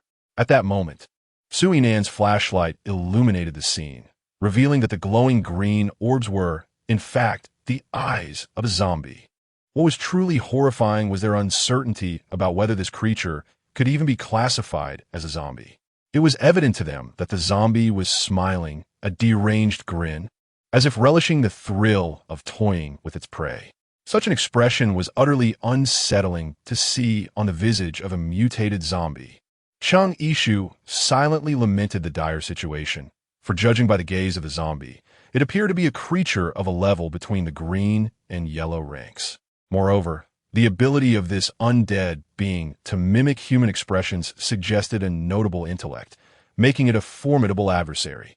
In unison, the crowd began to flee in haste. Suyin Lan, while retreating, unleashed icy blades aimed at the zombie, yet it exhibited no fear, deftly evading the attacks, and even catching a few with its hands. It seemed to revel in the encounter, emitting a chilling, cackling laughter that sent shivers down one's spine. Chung Ishu activated her vines into combat mode, causing them to sprout sharp thorns that resembled a resilient whip, striking fiercely towards the zombie. To her astonishment, the creature caught the attack with its bare hands. The rigid thorns pierced its ashen blue skin, yet it exhibited no sensation of pain. Instead, heedless of the black liquid oozing from the wounds created by the thorns, it continued to cackle and relentlessly pulled the vines closer toward itself. Chung Ishu furrowed her brows and found herself in a stalemate. Chapter 64. Just out of the wolf's den and into the tiger's lair. Fan On Yu was not idle. Following the sound of the wind, he finally discovered an exit leading to the surface. He struggled to climb upward, and upon prying open the heavy manhole cover, he was greeted by the bright light of day and the refreshing embrace of fresh air. After surveying his surroundings and confirming there was no immediate danger, he extended his hand towards Su Chini below, urging her to ascend quickly. The light from above spilled into the tunnel, prompting Su Yinan to allow her to escape first.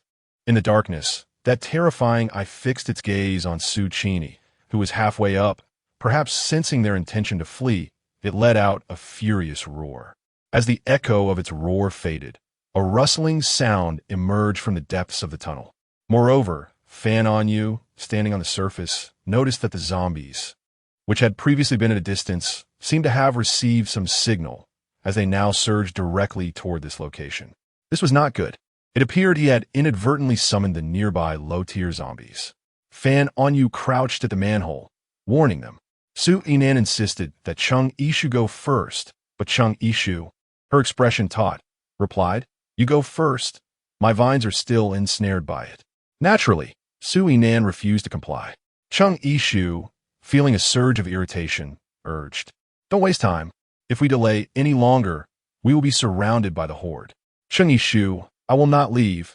I will not miss this chance again." In the midst of peril, Chung Ishu had no time to ponder the meaning behind Su Yinan's words, nor did she comprehend what he had once let slip away. Finally, Su Chini, her limbs trembling, managed to escape upward, and both men below exhaled in relief. Chung Ishu leapt into the air, using the wall beside her to gain momentum, and after a few graceful spins, she finally ensnared the zombie's neck with the vine. The sharp thorns plunged deeply into its flesh, and from a close distance, she could detect the foul, putrid liquid seeping from its body. Su Yinan immediately focused his energy, conjuring a colossal ice spear in his palm. Rather than manipulating it through mental force, he grasped the suspended spear directly, intending to pierce the zombie's brow himself. Its agility rendered Su Yinan wary. He aimed to ensure it could not evade his attack. The zombie, however, was not idle. It spun violently, hurling Chung Ishu against the adjacent wall, where she let out a muffled groan before collapsing to the ground. Yet, she did not relinquish her grip on the vine. Instead, she rolled over and positioned herself beneath the zombie, her legs clamping around it like chopsticks, forcing it to kneel. Then, she circled behind the creature, binding it with the vine to render it immobile.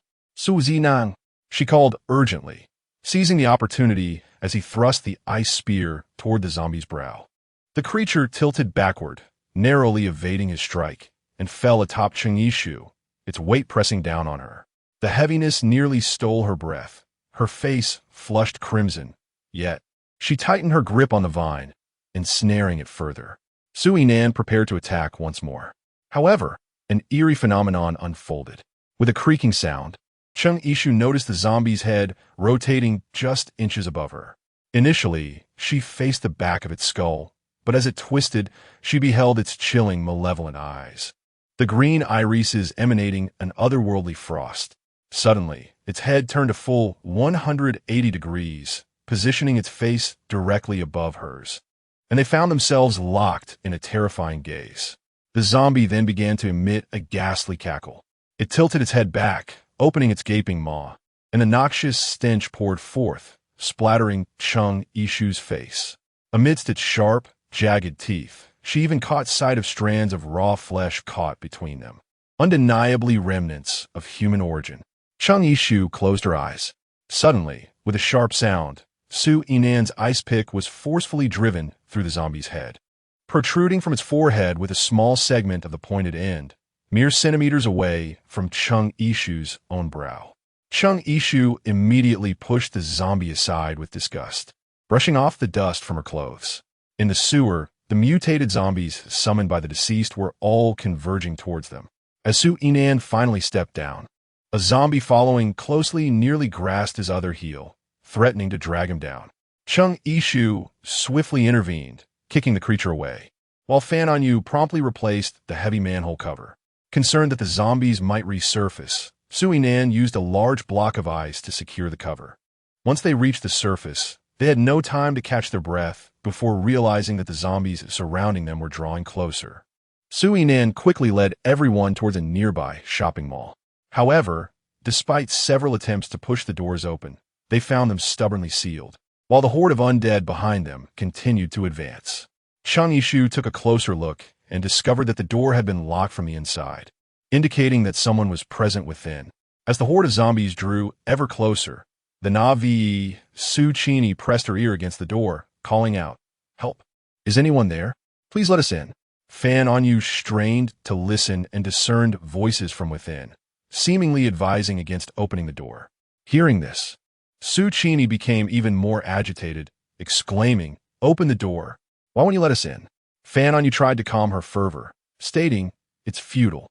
They have no intention of rescuing us." He had just overheard someone inside proclaim, "They're already dead. Why should we care for them?" Admitting another soul meant merely adding another mouth to feed. In this post-apocalyptic world, indifference was rampant, so Chung Ishu was not particularly surprised. If they refuse to open the door, we shall force our way in. Before the others could grasp her intent, she shattered the glass on the second floor and used vines to propel herself inside. The three below were left in stunned silence, realizing her plan as she sequentially pulled them up with the vines. The zombies below could only flail helplessly, just as they began to relax. Chung Ishu felt a chill at her neck. A glance over her shoulder revealed that the others were also confronted by a knife. They had barely escaped one peril only to stumble into another. This time, however, their adversary was not the undead but the stark cruelty of human nature. Su Inan raised his hands, urging, "Brothers, let's talk this over peacefully. There's no need for violence. We harbor no ill will." Yet to his dismay, one of the assailants kicked him behind the knee, sending him crashing to the ground. "No ill will, you say? You think you can just waltz in uninvited?" As he spoke, the assailant pressed the sharp blade against Su Inan's handsome face, causing Su Chini to recoil in horror, fearing for her brother's safety. Chapter 65. The ruthless ones noticing Su Chini's distress, the assailant signaled for his companions to keep their knives poised at Su Inan's throat while he approached Su Chini. He gripped her youthful, tender face and teased, "Well, aren't you a delicate little flower?" Witnessing his sister being tormented, Su Inan erupted in fury, shouting, "Stop it!" To his surprise, the assailant only laughed maliciously, declaring, "Stop? I intend to have my fun." "Ha ha ha!" Su Inan, coldly resolute, retorted, "Then do not blame me for what follows." He unleashed 3 icy spikes aimed directly at the assailant's face. 2 were narrowly evaded, yet one pierced through his right ear, leaving a gaping hole and blood streaming down. He cried out in agony, collapsing to the ground and clutching his ear in pain. Seeing him attacked, the men behind Chung Ishu and Su Inan promptly unleashed slender vines, ensnaring Su Inan and binding him tightly. It turns out that these 2 individuals are plant-based superhumans. Yet their slender, finger-thick vines appear utterly ridiculous in the eyes of Chung Ishu, who is on the verge of mastering the plant-based abilities. As Chung Ishu was about to take action, a middle-aged man with graying temples entered the room. He appeared to be of similar age to Yang Jiro, perhaps slightly older. However, his features exuded a rugged determination, and his gaze was notably restrained, suggesting he was a formidable figure even before the apocalypse. His somber eyes scanned the surroundings, questioning what had transpired. It was merely a temporary refuge borrowed from the gentleman. Yet unexpectedly, his subordinates displayed such impulsiveness. Adhering to the principle of avoiding conflict if possible, Chung Ishu began to probe the man's attitude.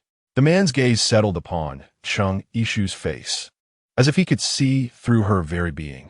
Upon hearing his words, those nearby hastily recounted the incident involving Su Yinan injuring the man. To their surprise, after silently absorbing their report, the man directly inquired, "Is he left with just one ear?" "Indeed, look at him. He writhes in agony on the ground." The intent behind this remark was to seek retribution for the injured ear, yet the man responded with an air of indifference, since he suffers so greatly. Let's end his torment. He seized a dagger from one of the bystanders and plunged it directly into the neck of the one-eared man. The individual, who had been rolling on the ground in pain, immediately lay still, his face upward, attempting to utter something, but only blood gushed forth as he opened his mouth. His gaze towards the man was one of incredulity, remaining unblinking until his last breath. Fixated on the man before him, unfazed, the man rose and retrieved a white handkerchief from his pocket, elegantly wiping the blood from his hands. He remarked to the fallen one-eared man, "A worthless being." The onlookers gasped in shock at the shocking turn of events, although the deceased was one of his subordinates. In the throes of despair from his grievous injury, he was dismissed as a useless entity, a pawn discarded, and met his end at the man's own hands. Feeling the man's gaze shift back to her, Chung Ishu steadied her composure and remarked meaningfully, "You truly are decisive, sir." Upon hearing this, he threw back his head and laughed heartily. "What you mean to say is that I am cold-blooded, isn't it?" Chung Ishu remained non-committal. He bore no resentment, and I, bearing the compound surname Ouyang with the single name Wu, can be directly addressed by that name, young lady. As for the origins of his wealth, that remains an enigma to all. However, those within the upper echelons of Chongcheng, including Su Yinan's father, regard him with trepidation, asserting that engaging in business with such an individual is akin to courting disaster. Not only is profit elusive, but one risks losing their very life. Today, upon witnessing such a scene, Su Yinan has gained a profound understanding of this man's ruthlessness. At this moment, Chung Ishu, though unaware of Ouyang Wu's background, instinctively sensed that it would be wise to maintain a respectful distance from someone of his ilk. The two lower-tier plant-based ability users were merely subordinates to Ouyang Wu, suggesting that he himself possesses formidable skills. Unless absolutely necessary, Chung Ishu wished to avoid confrontation. She harbored a vague feeling that the danger posed by this man far surpassed that of Yang Zhurong from before. Chung Ishu nodded slightly, expressing that today's disturbance was born of necessity. "Rest assured, sir, once the zombies outside disperse a bit, we shall take our leave." Ouyang Wu waved his hand, signaling his subordinates to sheath their weapons, acknowledging that their encounter was a twist of fate and there was no need to rush their departure. Upon hearing his words, an uneasy sensation gripped the hearts of the group. Chung Ishu and Su Yinan exchanged glances, both aware that their desire to leave would not be easily fulfilled. Ouyang Wu clasped his hands behind his back and remarked, "You have managed to survive in this apocalypse for so long. Surely, you possess some remarkable skills. Why not share them with us?" It was evident to all that he only retained individuals of utility, fearing the concealment of their abilities might lead to being deemed expendable. The more timid Su Chini and Fan Onyu promptly revealed their powers, water manipulation and wind control, respectively. Ouyang Wu nodded slightly, his reaction subdued. However, when Su Yinan declared his ice abilities, Ouyang Wu's interest peaked. "Oh, shall we see a demonstration?" Su Yinan could hardly refuse. A chilling white aura gathered in the palms of his hands, and he directed it with a gesture towards two separate directions, causing the frost to surge forth. Ouyang Wu's two subordinates immediately felt a fierce chill collide against their hands, first forming a layer of frost, which then spread and solidified into blocks of ice, effectively freezing their hands in place. The two men were instantly struck by the piercing cold, their hands losing sensation bit by bit. Su Yinan smirked, warning, "If you don't find some warmth soon, Your hands may well be rendered useless." At these words, the two hastily fled in search of fire. If Chung Ishu recalled correctly, they were the same individuals who had bound Su Yinan with vines just moments ago. It was quite unexpected that he had seized this opportunity to exact his revenge.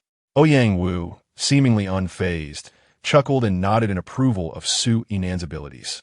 He then turned to Chung Ishu and inquired, "What about you? What skills do you possess?" Chapter 66. Metal manipulation abilities. Chung Ishu lowered her gaze and extended a slender vine from her wrist, proudly proclaiming, "I can do this." Just as Su Qini was about to speak, she was discreetly nudged by Fan On You behind her, prompting her to choose silence.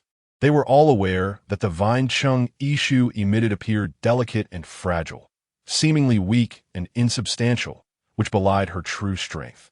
The smile on Ouyang Wu's face faded somewhat, a hint of disappointment flickering in his eyes, as he seemed to regard Chung Ishu's ability level as rather meager.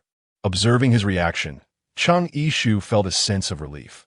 Fortunately, she could control the weakened vine she released, feigning that she was just like the two men before her, both low-tier plant-based ability users.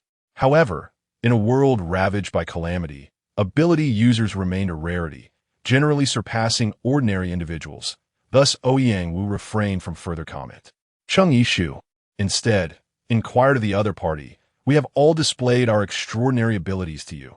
What remarkable talent do you possess? Perhaps you could enlighten us?" Given her recent display of pride in showcasing her own powers, this casual question directed at Ouyang Wu seemed merely a way to divert suspicion. Observing Chung Ishu's intentions, Su Yinan couldn't help but silently lament her audacity.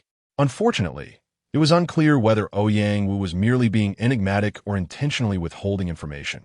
He simply chuckled and replied, "Haha, my abilities have already been revealed. Can you discern them?" His gaze flitted between Chung Ishu and Su Yinan, before he continued, "So, are you two a couple?" Both responded simultaneously, yet offered entirely opposing answers. "Yes." "No." Ouyang Wu turned his attention to Su Yinan, who affirmed the relationship. It seemed that this enchanting beauty had not yet captured his heart. Chung Ishu wished to avoid any misunderstandings regarding her affections. She had someone she cared for. Ouyang Wu squinted his eyes and replied, "Well, that's not of great concern." It was only when Ouyang Wu arranged a welcome banquet for them that Chung Ishu encountered the three women by his side, and it was then she comprehended his true intentions. Chung Ishu was uncertain which of these three women was Ouyang Wu's legally recognized wife, or whether, in fact, none of them held that title. Regardless, Ouyang Wu exhibited familiarity with all three. Among them, the eldest woman appeared voluptuous and displayed a sycophantic demeanor towards him.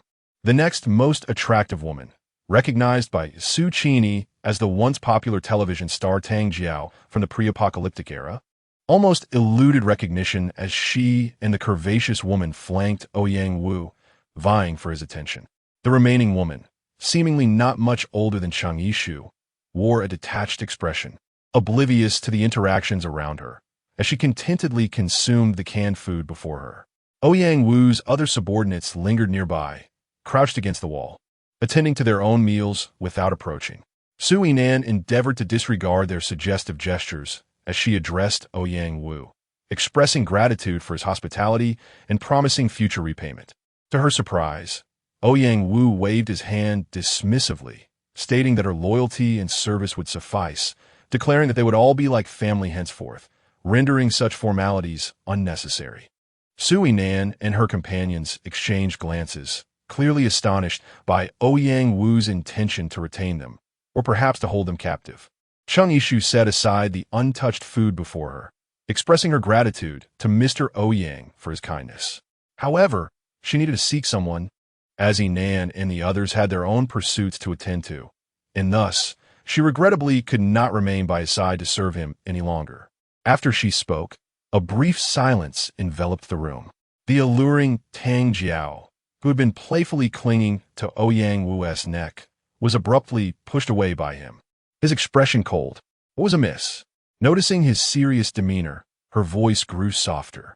Following his gaze, she shot a resentful glance at Chung Ishu before retreating to her original seat.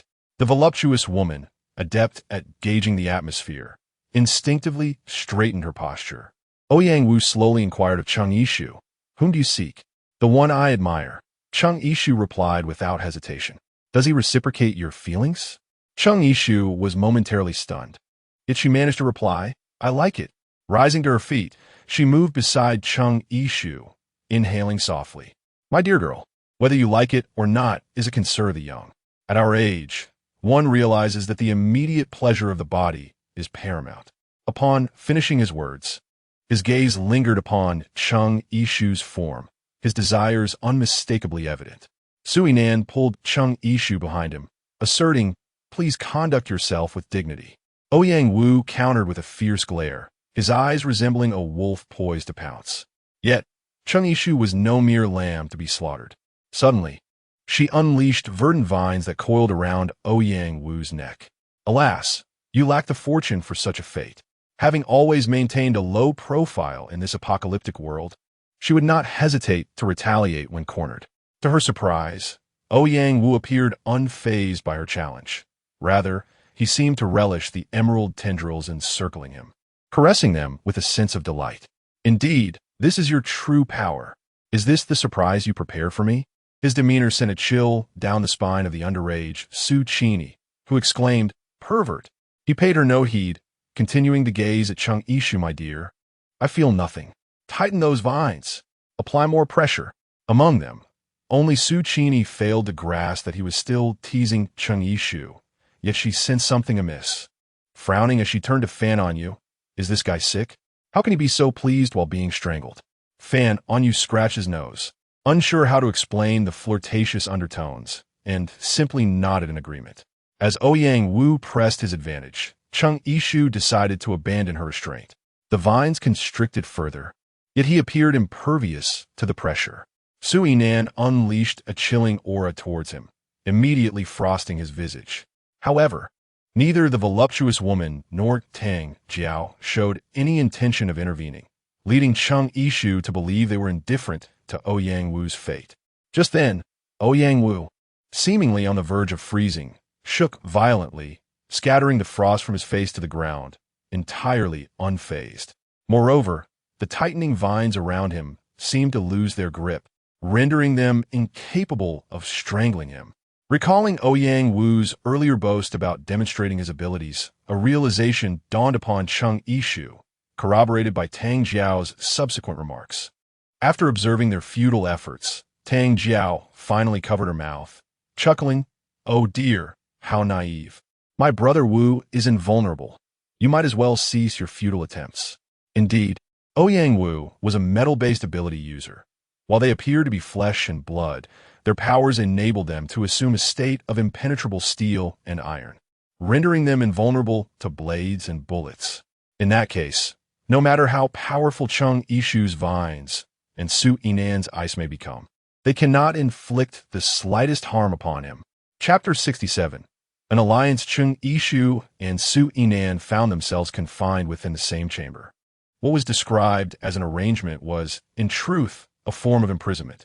Ouyang Wu stated that he would grant Cheng Yishu an entire night to ponder her situation.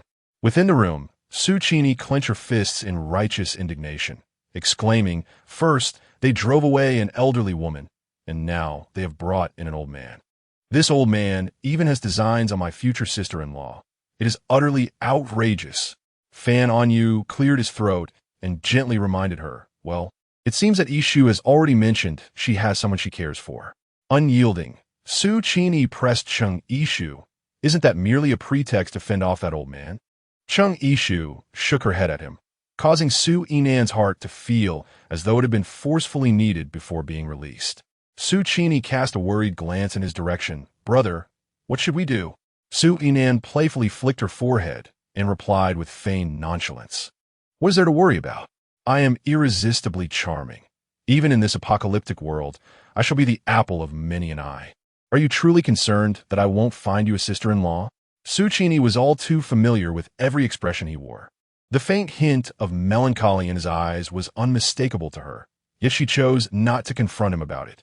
Typically loquacious, she opted instead to rest her head on her knees, embracing silence. Sui Nan then turned to Chung Yishu and casually inquired, by the way, how is that young man you like? You must bring him to meet us when you have the chance. Fan On Yu could not help but interject, Brother Nan. We are effectively imprisoned here, with no knowledge of when we might escape. Sui Nan promptly elbowed him. You talk too much. Fan On Yu clutched his chest where he had been struck. Brother Nan, you're a bit irritable today. Sui Nan raised his hand. If you keep talking. Fan On Yu, in a plea for mercy, covered his chest and said, all right, I want to say another word. Chung Yishu spoke soothingly to them, reassuring. We shall find a way out. At midnight, under the pretense of needing to use the restroom, Chung Yishu was closely monitored by two individuals stationed outside the door to prevent any attempt at escape. Chung Yishu leaned against the window of the restroom, gazing downward, where she observed that the zombies outside had dispersed. In truth, it would not be a formidable task for her to escape alone. The challenge lay in the necessity of their collective escape. Ouyang Wu was acutely aware of this, which is why he felt so reassured. A woman emerged from one of the stalls, locking eyes with Chung Yishu, who stood by the window. This woman was the very one who sat beside Ouyang Wu today, the only one who did not vie for attention or flatter him. Noticing Chung Yishu poised by the window, she assumed that Chung Yishu contemplated a leap. She cautioned, I advise against such folly. After all, as long as the green hills remain, one need not fear a lack of firewood. Perhaps this woman could serve as a pivotal opportunity? Chung Yishu tentatively inquired, are you also captured by Ouyang Wuqiang? Would you be willing to collaborate with us in our escape? The woman's eyes still reflected caution. Do you have a plan? Sensing her interest, Chung Yishu revealed. The reason Ouyang Wu is impervious to weapons is that his awakened ability is metal manipulation, which renders his body as resilient as metal. I suppose I'm somewhat aware of that. Yet, you still haven't mentioned how we can defeat him and make our escape, she replied. Noticing her growing intrigue, Chung Yishu stepped closer and divulged. However, the metal manipulation ability has a critical flaw. It severely drains mental energy, which is essentially the body's vitality. Thus, Ouyang Wu is not invulnerable at all times. The woman, perceptive and astute, quickly discerned Chung Yishu's intent. So you propose that one of his close associates, like myself, could deliver a fatal blow when he is off guard? Engaging in conversation with an intelligent individual is indeed a breeze. Chung Yishu displayed no signs of panic on her face. Rather, she calmly remarked, then you shall not pass through this door. The woman, who had always maintained a stern expression, now bore a smile, jesting lightly. I once had a husband. It was Ouyang Wu who condemned me to this numbing existence. I share your deep-seated hatred for him. Chung Yishu could distinctly perceive that the hatred in her eyes when she spoke was utterly genuine, which brought her a sense of relief. After discussing their plans for the following day, they departed one after the other. On her way back to her room, Chung Yishu encountered the actress Tang Jiao, who was known for her sycophantic behavior towards Ouyang Wu. With an unfriendly expression, she scrutinized Chung Yishu from head to toe. Indeed, there was a certain allure to her, yet her temperament was not one that men typically favored. Such a disposition, it seemed, would only amuse Wu Ge for a time before he grew weary of it. Chung Yishu felt a profound sense of revulsion, akin to having ingested a fly, and she had no desire to engage. However, the other party persisted, lifting his chin and addressing the two men guarding Chung Yishu. You may step aside. I have words to exchange with her. Sensing the malevolence of the newcomer, the two men exchanged uncertain glances, unsure whether to comply. Tang Jiao, with an air of impatience, waved his hand dismissively, assuring them, do not worry. I am hardly inclined to consume her. I merely intend to properly instruct her on how to serve Brother Wu tomorrow evening. Rest assured, Brother Wu will not admonish you. Rather, he will commend your thoughtfulness. With this, the two subordinates finally understood, sharing a lewd grin as they withdrew. Chung Yishu disdainfully remarked, I have no interest in what you say. Keep it for yourself. With that, she lifted her foot, preparing to leave without a second glance. Do you hold me in such low regard? Upon hearing this question, Chung Yishu halted and cast her a fleeting glance, replying, not at all.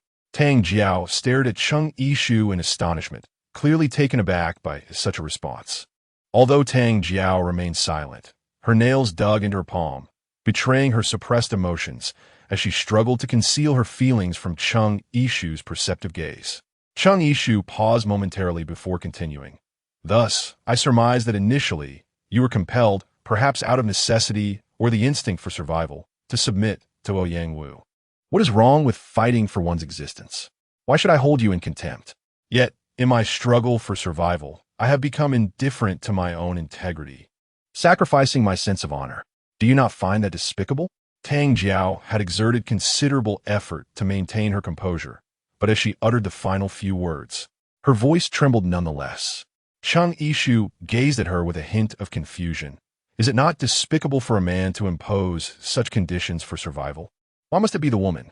In this apocalyptic world, the disparity in physical strength between genders places women at a disadvantage, forcing many to not only evade the assaults of zombies, but also endure the predatory gaze and even the plundering of men, with no legal or moral protections in place. The notion of innocence becomes utterly worthless in the face of survival. I do not wish to become like you, yet I harbor no contempt for you, for it is the perpetrator who deserves disdain, not the victim. Tang Jiao finally released her tightly clenched hands, exhaling a long breath. I heard your conversation with that woman just now. Chapter 68, Assassination of Ouyang Wu. Chung Ishu gently caressed her head and reassured her, it is all right. If I were to stake my life against him, he would not survive either. Su Qini lowered her head with a tinge of guilt, lamenting, I have become a burden to you all. If you were to utilize your abilities, you could easily escape. Only I am a useless one. The more she spoke, the lower her head drooped, as if the current predicament were entirely her fault. Su Inan, rarely witnessing her willingness to take the blame upon herself, felt a pang of sympathy for his once spoiled princess sister, who, despite his unwavering protection, was still undergoing growth and transformation. Qini, do not speak like that. He comforted her. Ouyang Wu still has numerous subordinates, many of whom are also endowed with abilities. Even without you, we cannot be entirely certain of our escape. Su Qini, somewhat skeptical, inquired, Really? Upon hearing this, her concern resurfaced. Surely we do not have to become slaves to that old man, and I will never agree to offer Sister Ishu to him. At this mention, Su Inan's gaze turned cold. Rest assured, I shall not consent to that either. Chung Ishu quietly recounted the recent events to the three of them, including her plans. Su Qini still felt a twinge of unease. Would this truly succeed? Chung Ishu reassured her, stating that she had already promised to cooperate. Su Inan, feeling somewhat anxious, conveyed everything he knew about Ouyang Wu's character to Chung Ishu. Su Qini quickly interjected, remarking that anyone who could embrace and cuddle in front of minors could hardly be considered a good person. Her somewhat childlike comment momentarily eased the tension, eliciting involuntary laughter from everyone. The following day, as Chung Ishu emerged from her room, she discovered that Ouyang Wu had assembled a group waiting outside. He appeared to regard her as a prized catch, pondering whether she had come to any conclusions. Chung Ishu did not afford him a pleasant demeanor. What if I refuse? Ouyang Wu scoffed. Then I shall resort to force, and your friends will have to endure some hardships as well. That girl, younger than you, is still not of age, is she? Realizing that he had set his sights on Su Qini, Chung Ishu felt a surge of anger. Do not go too far. Ouyang Wu nonchalantly shrugged. I was merely jesting. Such tender sprouts are too unripe. I prefer your rebellious spirit. Only after conquering will I find satisfaction. Chung Ishu sarcastically remarked. So I actually have no choice, do I? Ouyang Wu chuckled. Tonight, I await your presence. As evening fell, Chung Ishu was escorted to the residential area by Ouyang Wu's associates. The disheveled state of the bedding suggested that Ouyang Wu had indulged in indiscretions with three women upon it. When Ouyang Wu approached, embracing a woman, he was met with the sight of Chung Ishu, lost in a daze.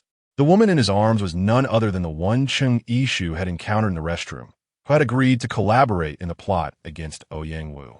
They exchanged a subtle glance, instantly diverting their gazes to evade Ouyang Wu's notice, as if they were strangers.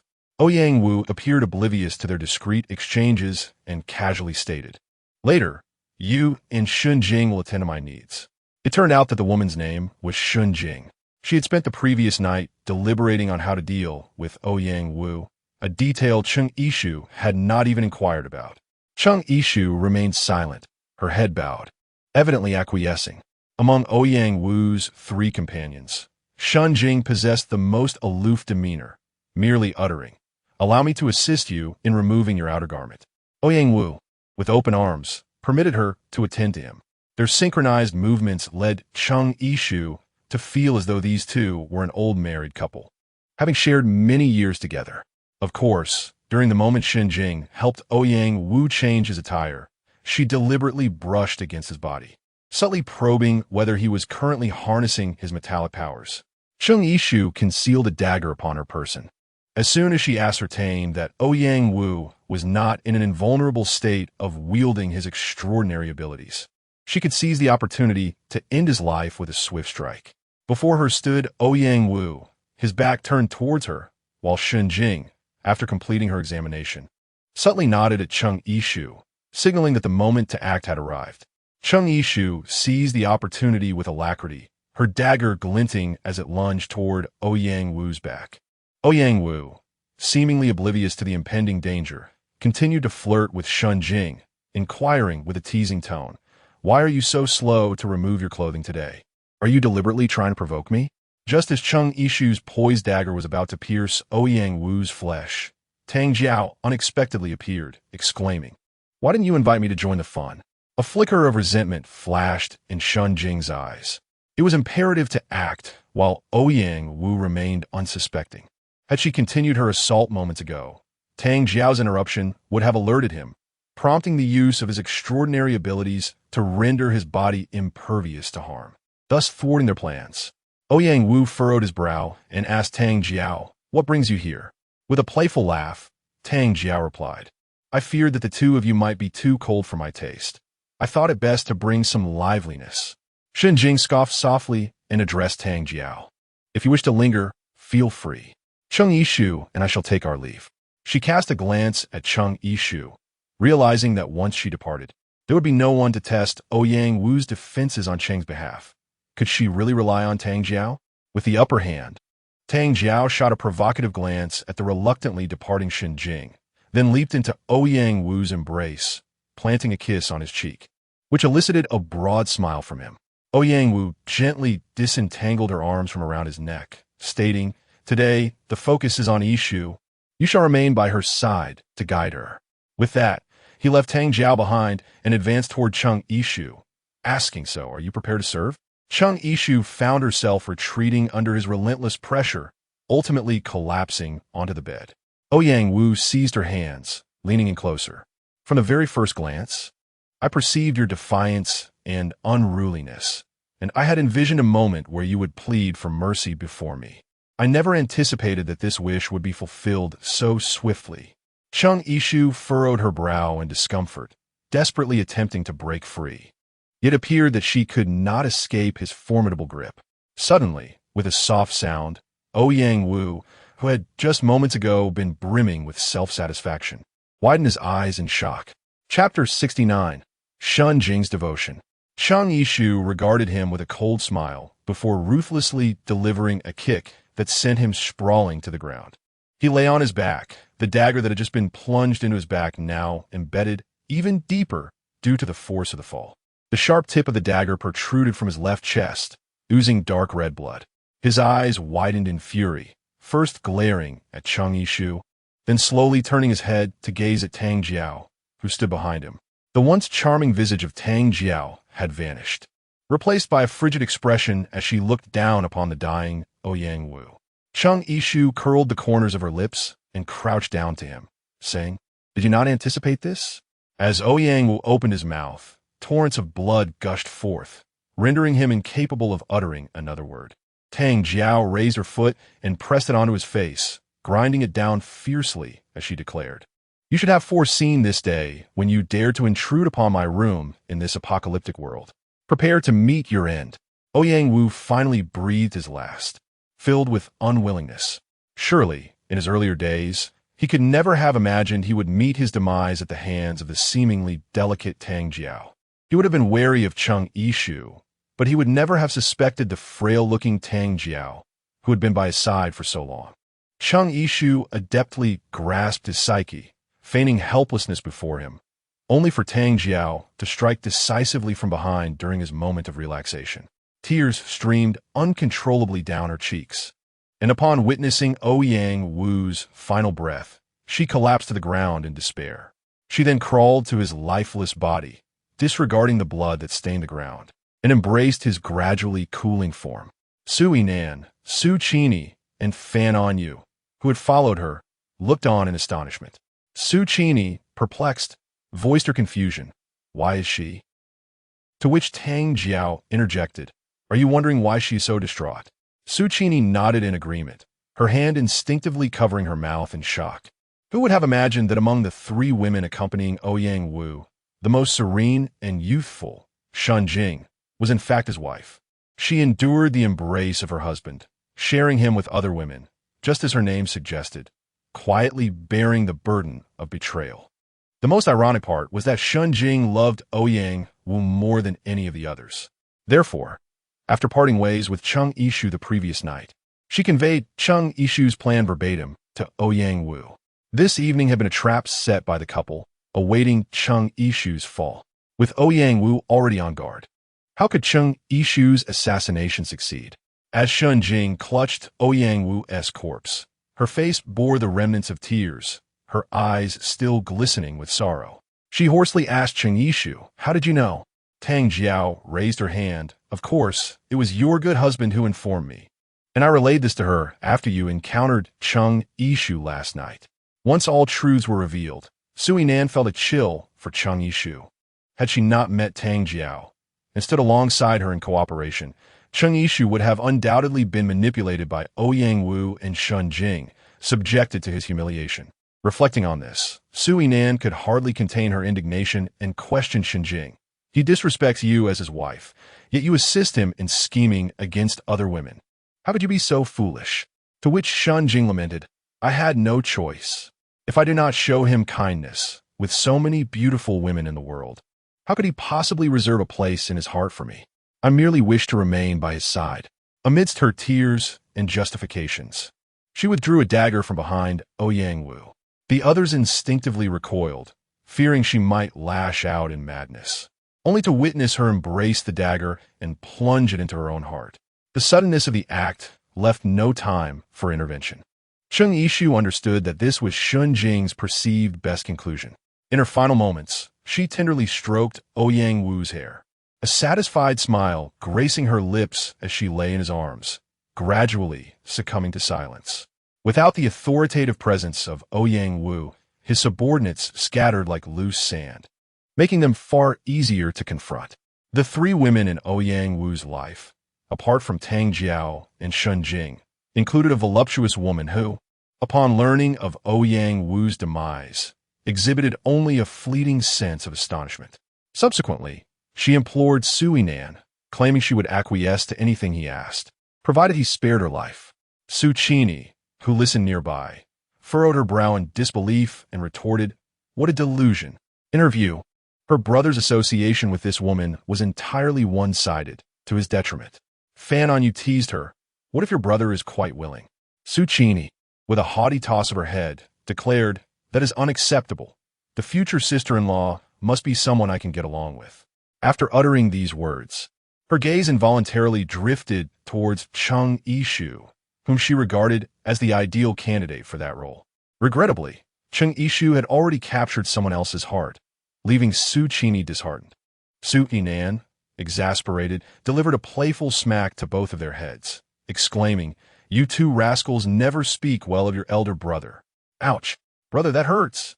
They cried in unison, clutching their sore heads. Recalling the love-stricken Shun Jing, Su Yinan warned Su Qini, If you ever become as foolish as Shun Jing, I shall intervene with great force. Brother, I'm still young. Isn't this just puppy love? She protested. Certain ideologies must be instilled from an early age. You must not allow yourself to be consumed by a man. Later, Tang Jiao recounted Shun Jing's life story to them. From her narrative, they learned that Shun Jing had lost her father at a young age and had little regard for her studies, becoming entangled with delinquents early on. It was during this tumultuous period that Ouyang Wu appeared, bringing his cohorts to resolve a few troublesome encounters for Xinjiang. Ironically, these incidents became mere anecdotes that Ouyang Wu later shared with Tang Jiao. Ultimately, it was these very tales that led Cheng Yishu to unravel their scheme. One might say that Ouyang Wu's death was precipitated by the dagger he himself had handed over, unbeknownst to Cheng Yishu as she exited the building. The one she had longed for would unexpectedly materialize before her. Chapter 70. An unexpected encounter. Han Xingye slowly began, gently calling her name. Cheng Yishu. Cheng Yishu stood there, as if struck by lightning. Sui Nan, gazing into Cheng Yishu's eyes filled with emotion, surmised that the man before her was indeed the one she admired. She could not help but scrutinize him, his chiseled features framed by sharp brows and bright eyes, exuding an air of cold aloofness. Yet, when he called out to Cheng Yishu, his obsidian eyes sparkled like precious gemstones, imbued with a tenderness that was almost palpable. Su Yinan, feeling a bit flustered, lowered her head and discreetly touched her nose, realizing that this fellow was rather handsome. Su Qini, more forthright, gazed at Han Xingye with sparkling eyes, exclaiming to Fan On Yu beside her, "Wow, he is so handsome." Noticing the darkening expression on Su Yinan's face, Fan On Yu hastily added, "Compared to Nange, there is still room for improvement." Su Qini shot him a sidelong glance. "Does her conscience not ache when you say that?" Just after she spoke, Su Yinan pinched her ear. "So you think he is better looking than your brother, huh? Little traitor." Su Qini quickly begged for mercy. "Ouch, that hurts. Brother, I was wrong." Accompanying Han Xingye were several armored vehicles. The soldiers aboard treated them with utmost respect, leaving them pleasantly surprised. They rode in the vehicles to the underground military city of Chongcheng, which Fan On Yu had longed to visit.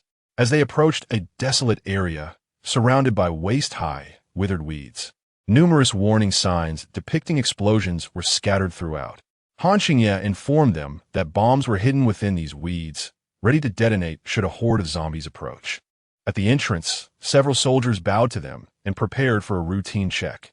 Upon seeing Han Xingye in the vehicle, they immediately signaled for them to enter. Alongside the iron fence, every 10 meters stood a watchtower several meters high, each manned by 2 soldiers vigilant for any disturbances. Additionally, several squads of sharp-eyed patrolling soldiers were on the ground, ready to neutralize any approaching zombies with their silenced weapons before they could come close. This ensured the group felt secure, yet made them somewhat uneasy. Following Han Xingye down to the underground felt akin to stepping into a new realm. Unlike the cold austerity outside, the atmosphere within was bustling with activity. People hurried past, engrossed in their paper documents, while others muttered incomprehensible technical jargon, nearly colliding with them. In the center of the hall stood a massive electronic display, showcasing various surveillance feeds. Cheng Yishu glanced at the screens, noting that they depicted different locations within Chongqing. It seemed they had restored partial communication signals, allowing them to monitor zombie movements in key areas. However, while the other feeds cycled through continuously, the footage of a particular white building in the center remained static. Before she could utter a word, Fan On Yu resolved her confusion. "Is this the Cobra building in Chongqing?" Han Xingye nu did affirmation. A staff member, sporting white glasses, hurried over and addressed Han Xingye. "Professor Han, there you are. Professor Jiang requests your presence." Cheng Yishu speculated that the Professor Jiang she referred to must be Jiang Yinping, the esteemed mentor of Han Xingye. Han Xingye's complexion shifted slightly. He instinctively cast a glance at Cheng Yishu before regaining his composure. He addressed the individual, saying, "Please inform Professor Jiang that I shall arrive shortly." It appeared that there was a sense of urgency regarding Professor Jiang's matter. The staff member then inquired, "Shall I escort them to the living quarters? Perhaps you should attend to Professor Jiang first, and I will lead them." Cheng Yishu was about to acquiesce when Han Xingye, without a moment's hesitation, declined, "No need." "All right." With her words, the tension in the air lifted, and the other party cast a grateful glance in her direction. Xia Yusen approached Han Xingye, asserting, "I'll lead them." "Are you still worried?"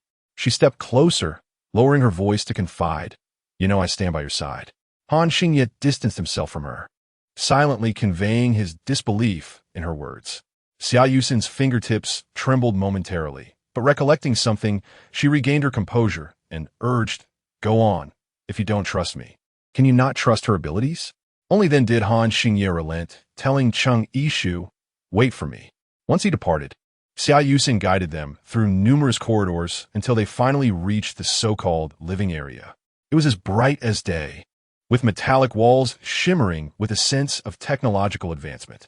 The enormous screen above displayed a cerulean sky, occasionally adorned with drifting white clouds, while beneath their feet, another screen showcased a verdant expanse of grass, with colorful butterflies flitting about.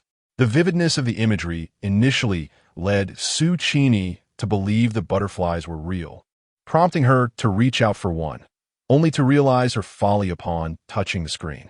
Witnessing the entire scene, Fan On Yu could not suppress a chuckle, only to be met with an indignant glare from the flustered Su Qini. Xia Yusin smiled slightly, understanding that the hyper-realistic environment had misled her. She then turned to Cheng Yishu and inquired, "What do you think of this place?" The technological and futuristic ambience was unlike anything most had encountered before the apocalypse. Thus it was Cheng Yishu's first experience as well, and she responded honestly, "It's magnificent." Hearing this, Xia Yusin's smile broadened. Of course, in comparison, the underground city of the green grass base resembles a mere mouse hole, doesn't it?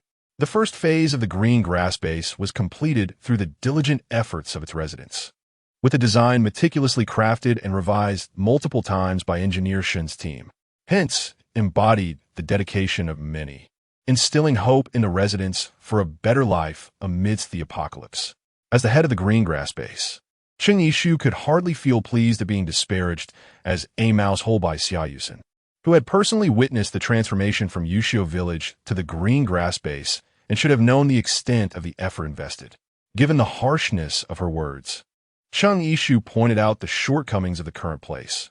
While it appears very much like the surface and feels natural, it lacks a certain warmth and seems rather cold.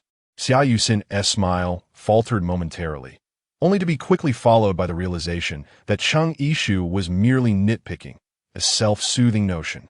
Chapter 71. To soothe your anger in an effort to placate the situation.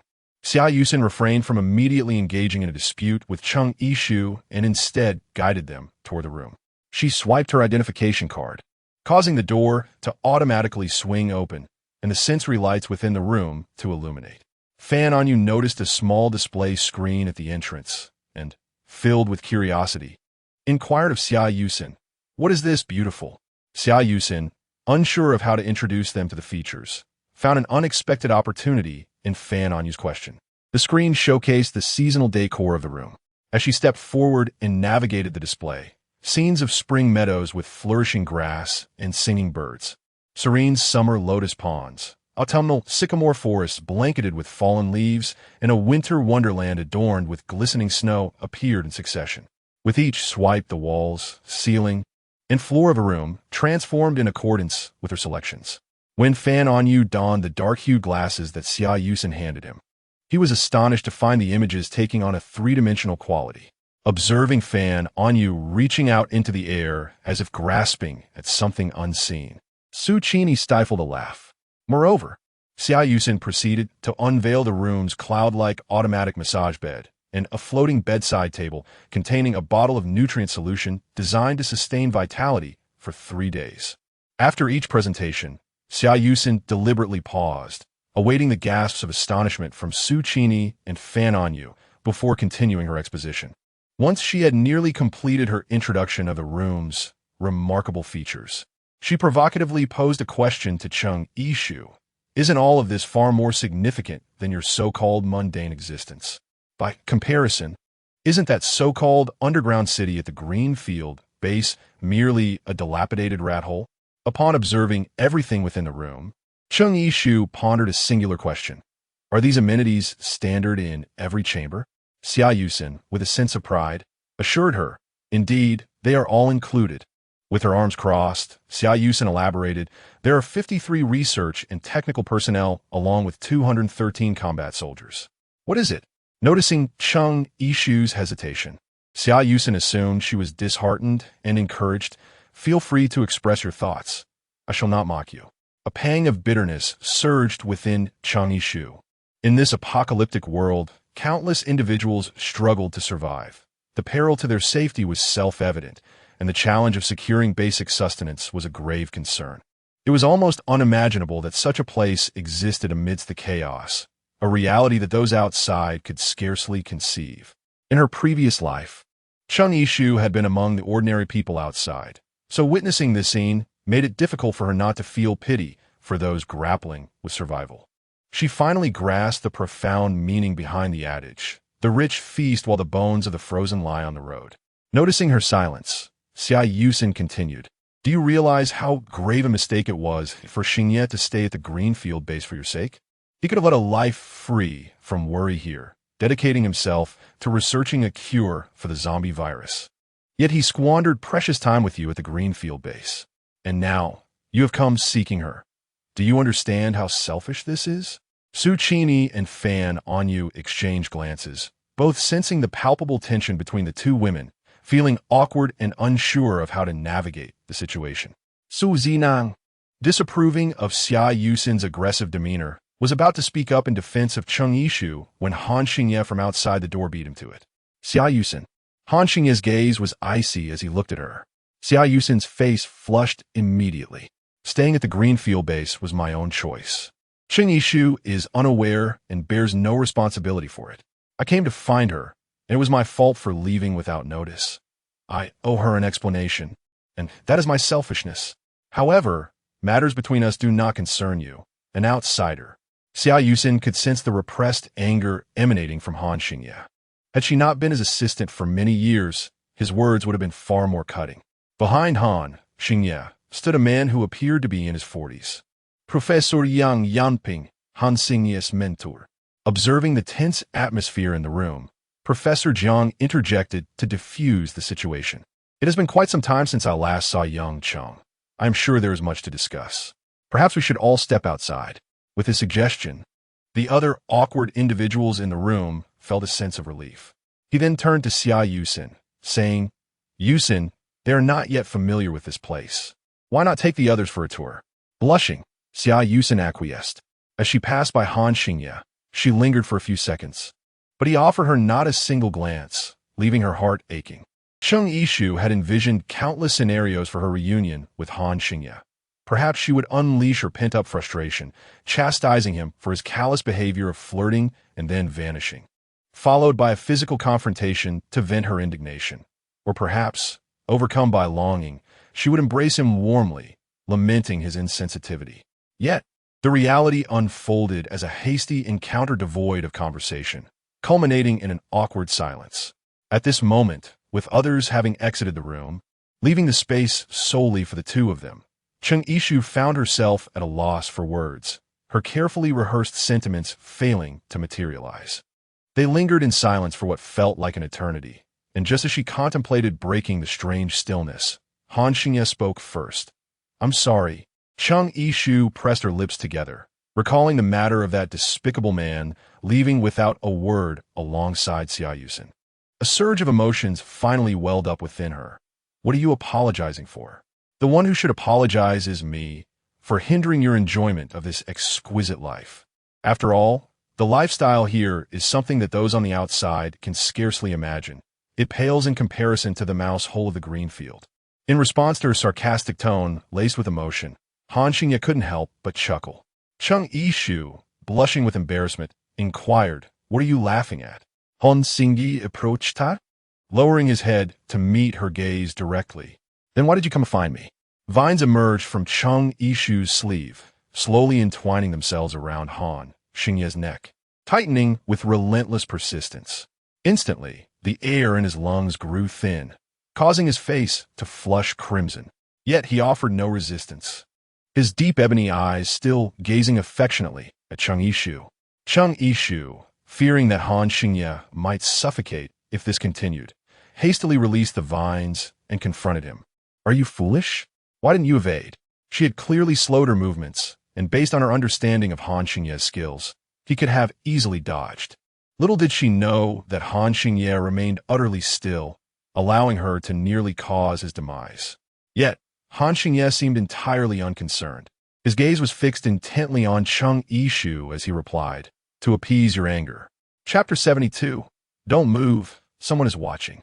The resentment within Cheng Yishu dissipated, influenced by Han Xingye's words, uttered to soothe her. Han Xingye enveloped her in his embrace, his hand tenderly caressing Cheng Yishu's flowing hair. With each breath he took, she felt his presence near her ear. She heard him whisper softly, "You should not have come."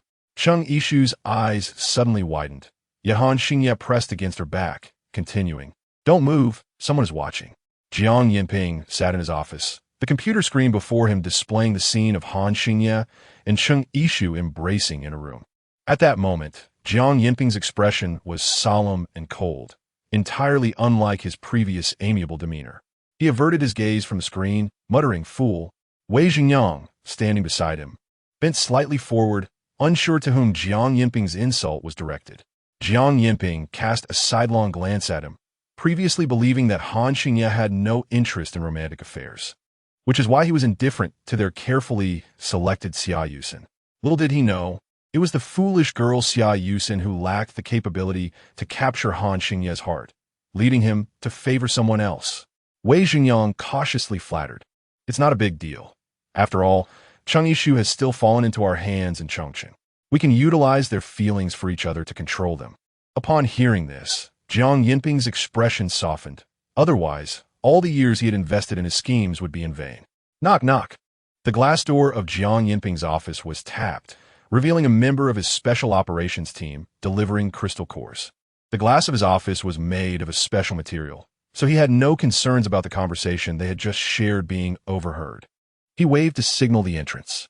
The special operations team members, all wearing custom metal masks and clad in black combat gear made of specialized materials, respectfully presented a tray to Jiang Yinping, upon which lay a glowing orange crystal core. Upon hearing his inquiry, the team member immediately lowered his head. High-level zombies were already difficult to find and handle. Every encounter with yellow-tier zombies or above resulted in heavy casualties among their ranks. However, Jiang Yinping was no longer satisfied with low-tier zombie cores, indicating they must take risks to obtain higher-level cores for him. After reprimanding the team member, Jiang Yinping impatiently waved him away, placing the crystal core into his mouth. Once consumed, Jiang Yinping closed his eyes, relishing the warm energy coursing through his body. He then glanced into the mirror on his desk, asking Wei Zhengyang beside him, "What do you think? Have you noticed any changes since the outbreak of the zombies?" As he continuously consumed the crystal cores offered by the special operations team to enhance his body, his originally white hair began to gradually return to black, and the marks of time etched upon his face slowly faded. His physical prowess was now comparable to that of a man in his 20s. From an outward appearance, no one would discern that he was nearing 70. However, it seemed he had reached a plateau. Over the past month or two, his changes after consuming the crystal cores had been minimal. Yet, since he had now asked Wei Zhengyang, the cunning and shrewd Wei Zhengyang would certainly not foolishly voice anything that might displease him. It seems you've grown a bit younger. It appears that before long, you shall be younger than I." To one's surprise, Jiang Yinping let out a cold snort and declared, "There's no need to flatter me. There has been no significant change." Wei Zhengyang, momentarily taken aback, thought to himself, "Why ask if you already know?" Yet, he continued to flatter him, saying, "Ultimately, one is becoming younger." Jiang Yinping retorted, "Not enough. Far from sufficient. I must acquire advanced crystal cores to transcend my current state." Wei Zhengyang paused, then softly remarked, "Isn't Cheng Yishu here?" The two exchanged knowing glances, and in unison, they burst into hearty laughter. Meanwhile, in the Su siblings' quarters, Su Qini, after becoming familiar with the novel gadgets in her room, soon found them lacking in interest. At that moment, she recalled her sister Ishu's mention of the essence of life, and the meaning of those words dawned upon her. No matter how realistic the decor of the room was, it remained artificial, no matter how meticulously crafted. It could not be touched or smelled. The spring meadow lacked frolicking puppies. The summer lotus pond was devoid of admiring visitors. The autumn phoenix forest had no love-struck couples, and the pristine snow was absent of joyful children at play. These high-tech arrangements, no matter how lifelike, could not compare to the beauty of the world before the apocalypse. Feeling desolate, Su Qini knocked on Su Yinan's door. She shook her head, saying, "It's not fun. It's all fake.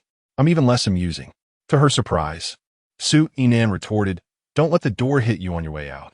Su Qini attempted to pinch the flesh on his arm, only to discover that his muscle, developed unknowingly during the apocalypse, was firm and unyielding. Frustrated, she delivered a light punch, muttering, "So what if Sister Ishu has a boyfriend?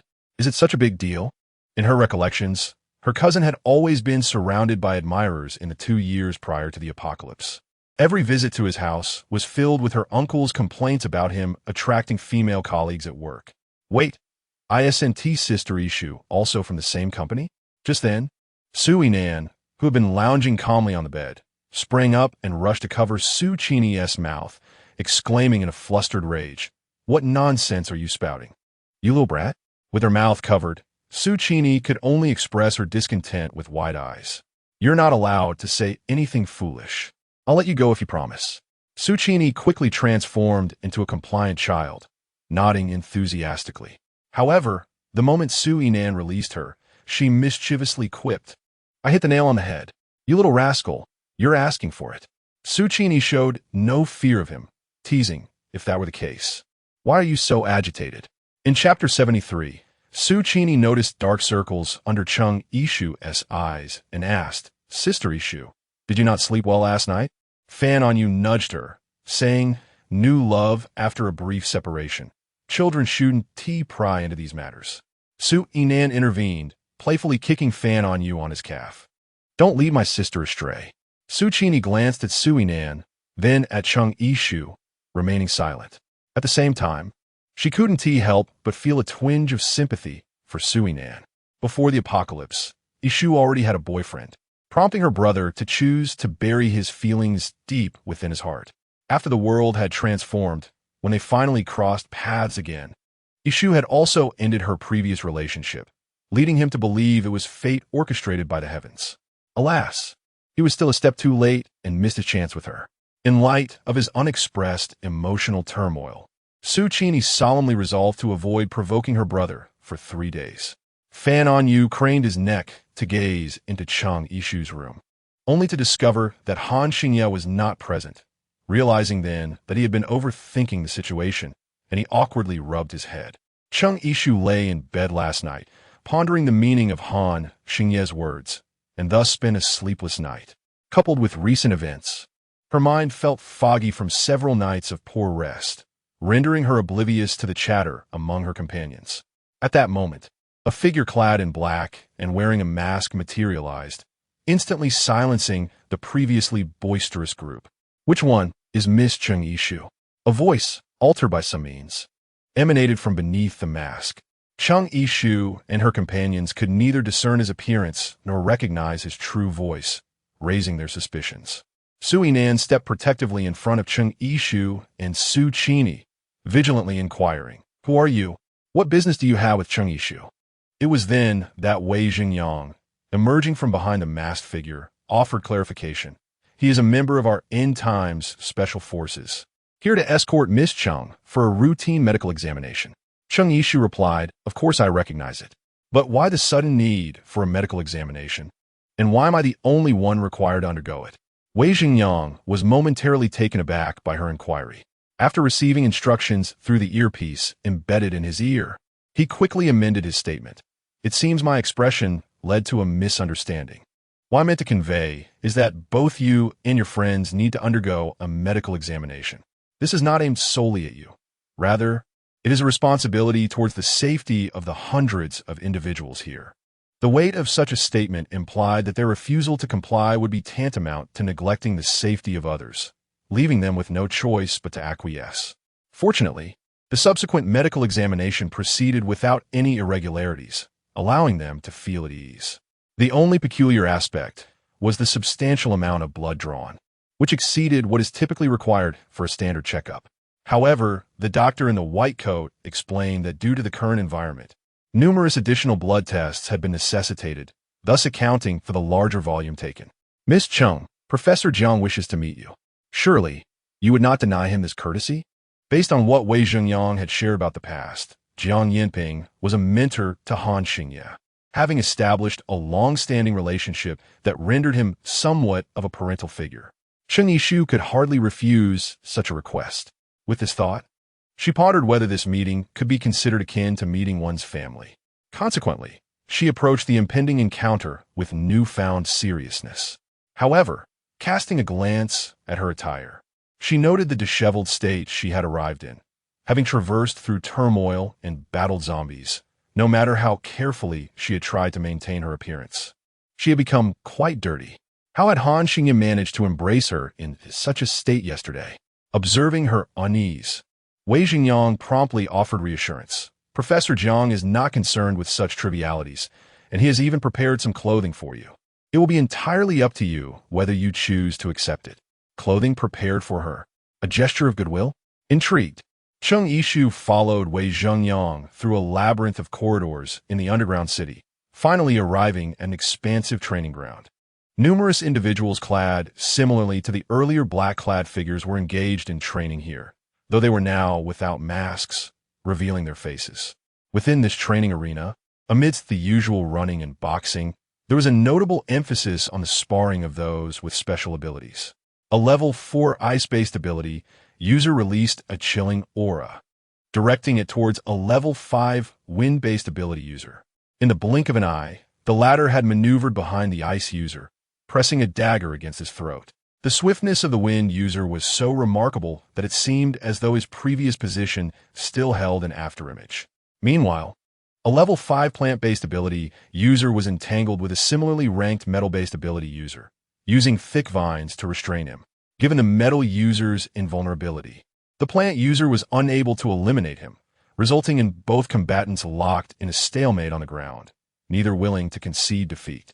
In a real combat scenario, the outcome between the two would likely only be determined once one party's mental fortitude was completely exhausted. Should the metal type esper exhaust their mental energy first, their physique will revert to that of an ordinary person, leaving them vulnerable to being effortlessly strangled by a plant type esper. Conversely, if the plant type esper depletes their energy first and is unable to unleash their vines to ensnare the metal type esper, they would face a fatal blow from the latter's iron-like fists. With the presence of plant, ice, metal, and wind-type espers, what becomes of the fire-type? Cheng Yishu was lost in thought when a colossal fireball soared above the training ground. Subsequently, this fireball morphed into the imposing shape of a tiger. Its gaping maw, akin to a fiery abyss, seemed capable of devouring everything that burned. The other practitioners of extraordinary abilities halted their activities, collectively gazing upward at the blazing fire tiger that illuminated the sky. Cheng Yishu was no exception, gazing intently at the fiery tiger like everyone else. Subsequently, the fire elemental adept directed the fiery beast with a decisive push, sending it soaring directly towards a man standing at the edge of the arena. Cheng Yishu focused her gaze, and there stood the man at the edge of the arena, none other than Han Xingye. To her dismay, Han Xingye was engrossed in whatever he held, completely oblivious to the fiery tiger hurtling towards him. Chapter 74. Disdained. The ferocious fiery tiger lunged at Han Xingye, yet he did not even lift his head. Instead, he spread his palm, and a swirling mass of golden-hued, extraordinary flame rapidly materialized within it. This vibrant flame soon ascended, taking the form of a golden dragon that soared directly towards the fiery tiger. In stark contrast, the once mighty tiger was instantly reduced to a mere, mischievous kitten, devoured whole by the majestic golden dragon. Furthermore, the golden fire dragon turned its wrath upon the extraordinary ability user who had unleashed the fiery tiger, spewing forth terrifying flames that would reduce anything touched by even a mere flicker to ashes. Jiang Yinping called out in a slightly dissatisfied tone, "Xingye." Ultimately, the extraordinary fire retreated into his palm, vanishing without a trace. Under the watchful eyes of the crowd, the fire-type ability user found himself utterly humiliated. He scowled at the onlookers, barking, "What are you staring at?" He then strode over to Jiang Yinping's side, casting a glare at Han Xingye, who remained seemingly unfazed. Addressing Jiang Yinping, he complained, "Professor Jiang, Aren't you going to intervene? She asked, flaunting her extraordinary abilities and toying with others. Just then, Chung Yishu, who was approaching, overheard this man's accusations and could not help but defend Han Xingye. You were the one who provoked first, and upon being outmatched, you now blame others. You've not only lost the match, but also your dignity. Upon hearing her words, the man frowned and scrutinized Chung Yishu. Noticing her unfamiliarity and unremarkable attire, he reprimanded her harshly. Who do you think you are to speak here? Initially, Han Xingye had felt a flicker of joy at Chung Yishu's defense. But upon hearing the man belittle her, his displeasure surged. Captain Song, mind your tone.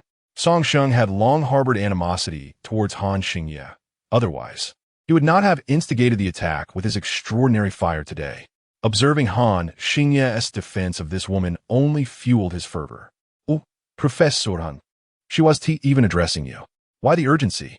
Is it because of some unclear relationship you have with that female leader at the Green Meadow base, leaving you distracted and entangled in romantic troubles here? Chung Yishu replied calmly. Oh, you may be unaware, but the female leader you speak of, who has an ambiguous relationship with Han Xingye at the Greenfield base, is none other than myself. Upon hearing this, Song Sheng's previously disdainful gaze transformed into a complex expression. In his and others' conjectures, the leader of the Greenfield base was undoubtedly expected to be mature or even older. Moreover, they believed that a woman achieving such a position must have maneuvered skillfully among formidable men, enticing them to become her allies and elevate her to leadership. However, the young girl before them, clad in dusty gray, starkly contrasted with their preconceived notions of the female leader.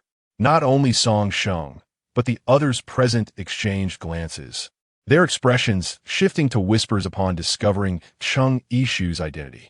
The previously mentioned level 5 botanical ability user approached from the crowd. She, like Zheng Ying, sported short hair. Yet, while Zheng Ying's was a clean, sharp cut, this woman's hair appeared meticulously styled, with slightly curled ends. As she walked, she disdainfully scrutinized Chung Yishu from head to toe. You are the leader of the Greenfield base? Quite young, yet your bravado is considerable. Before Chung Yishu could respond, Wei Zhengyang, following closely behind her, interjected. Deputy Captain Yao, this indeed is Miss Chung Yishu, the leader of the Greenfield base. At that moment, Han Xingye timely interjected. And to clarify what Captain Song just said, is not that she has an ambiguous relationship with me, but rather that she is the leader I am pursuing. Song Sheng exchanged glances with Yao Linlin, both clearly unimpressed. This dusty-faced girl, aside from her appealing features, seemed to lack any extraordinary qualities. At this juncture, Jiang Yinping, who had remained silent, spoke up. Song Sheng, Yao Linlin, do not be disrespectful. Miss Chung Yishu possesses formidable skills.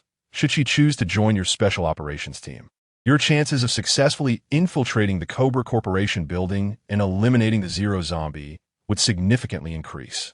If your mission succeeds and you procure a sample of the Zero Zombie virus, it would greatly expedite our progress in developing an antidote. The Zero Zombie refers to the first infected individual. Chung Yishu initially intended to decline, as Professor Jiang had not consulted her regarding this matter beforehand. Jiang Yinping discreetly observed Chung Yishu's expression, and upon noticing her lack of refusal, he discerned that she was indeed inclined to accept the proposition. His gaze met that of Wei Xingyang, who stood behind Chung Yishu, and they quickly averted their eyes, both satisfied that everything was proceeding according to plan. However, contrary to expectations, Chung Yishu did not voice any objections, prompting Song Sheng and Yao Linlin to express their discontent. Song Sheng cast a disdainful glance at Chung Yishu before addressing Jiang Yinping with his opposition. Professor Jiang, I do not agree to her inclusion. Yao Linlin, arms crossed and exuding an air of arrogance, directed her gaze at Chung Yishu and echoed, I also disagree. The Special Forces is not a place for just anyone. Allowing incompetent individuals to join would only hinder the team. As captains, Song Sheng and I must ensure the safety of our fellow members. Song Sheng continued with a tone of derision. Indeed, some individuals have managed to attain a position as a minor leader in a small base solely due to their mediocre looks. And now they wish to leverage their connection with Professor Han to infiltrate the guard. Do they believe that zombies will spare them simply because of their appearance? One can only scoff at the thought. When danger arises, all they will know is to burrow into the arms of the male team members, crying out for help. Chung Ishu initially intended to grant these two captains some semblance of dignity in front of her team. However, to her astonishment, they became increasingly audacious, their words growing more outrageous with each passing moment. Chung Ishu's face bore no trace of anger as she leisurely spoke. It is evident that both captains trained diligently, to the extent that they hardly find time even to brush their teeth. Song Sheng and Yao Linlin were bewildered by her seemingly nonsensical words. What do you mean? Not brushing your teeth every day? No wonder your breath is so foul, Chung Ishu remarked, waving her hand in front of her nose as if a putrid odor truly lingered. Chapter 75. Do not be so protective furious. Song Sheng raised his hand to strike Chung Ishu, only to have his wrist firmly grasped by Han Xingye. Achiling gauda enveloptan sinye. His gaze radiating an icy disdain. Song Sheng struggled several times, but could not break free, his temper flaring as he exclaimed, "Do not be so protective." Unmoved, Han Xingye retorted, "What if I am?" Song Sheng was taken aback that Han Xingye would so openly express his affection for Chung Ishu in front of Professor Jiang. How can you say she is acceptable, yet she cannot say the same about you? After inhaling sharply, it seemed he truly caught a whiff of something unpleasant from Han Xingye. Well, that is simply the truth, she stated. The surrounding teammates could not suppress their laughter. Yao Linlin, feeling indignant, countered Han Xingye. What we said is also a fact. She stepped closer to Chung Ishu, declaring, "I hear you're a plantability user. Coincidentally, I'm as well. Why not have a contest? It will prove your worth, and then you can leave." Yao Linlin shared a close bond with Xia Yusin and was well aware of her sister's long-standing affection for Han Xingye. She had initially believed that the two were a match made in heaven, destined to be together. However, their relationship had shown little progress. She had comforted Xia Yusin, asserting that Han Xingye's cold nature and lack of interest in romantic affairs would eventually warm to her presence. Little did she expect, within a mere 6 months, the man they thought indifferent to romantic feelings would fall for someone else. In her heart, Yao Linlin thought Han Xingye had lost his senses, choosing this woman, who possessed little beyond her looks, over the devoted Xia Yusin.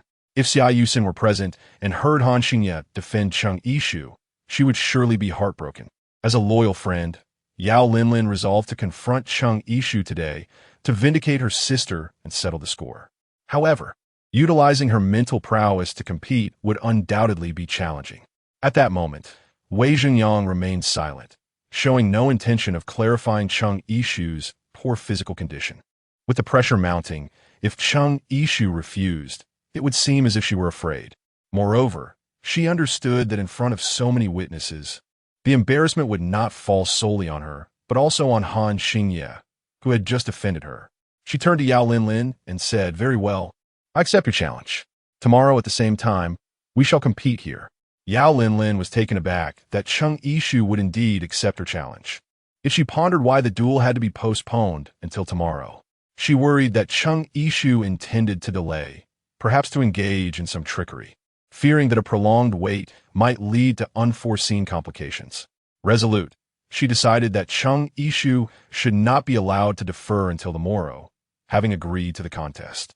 Why prolong it? Would it not be more fitting to hold it today, here, with everyone as witnesses? Or was there a hidden motive behind this desire for delay? Han Xingye was acutely aware that Chung Ishu's prowess far surpassed that of Yao Linlin. The fact that she had not immediately acquiesced to the challenge suggested some underlying reason. He noticed that Chung Ishu's complexion appeared rather pallid, with faint shadows beneath her eyes, and her lips bore a ghostly hue, indicating a marked frailty compared to her usual self. Stepping closer, he inquired gently in his resonant voice, "Are you feeling unwell?"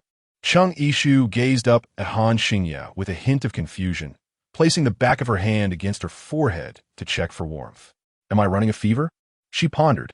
Since her rebirth, her physical constitution had improved, enabling her to endure extreme temperatures better than most. However, her sensitivity to temperature was notably dulled.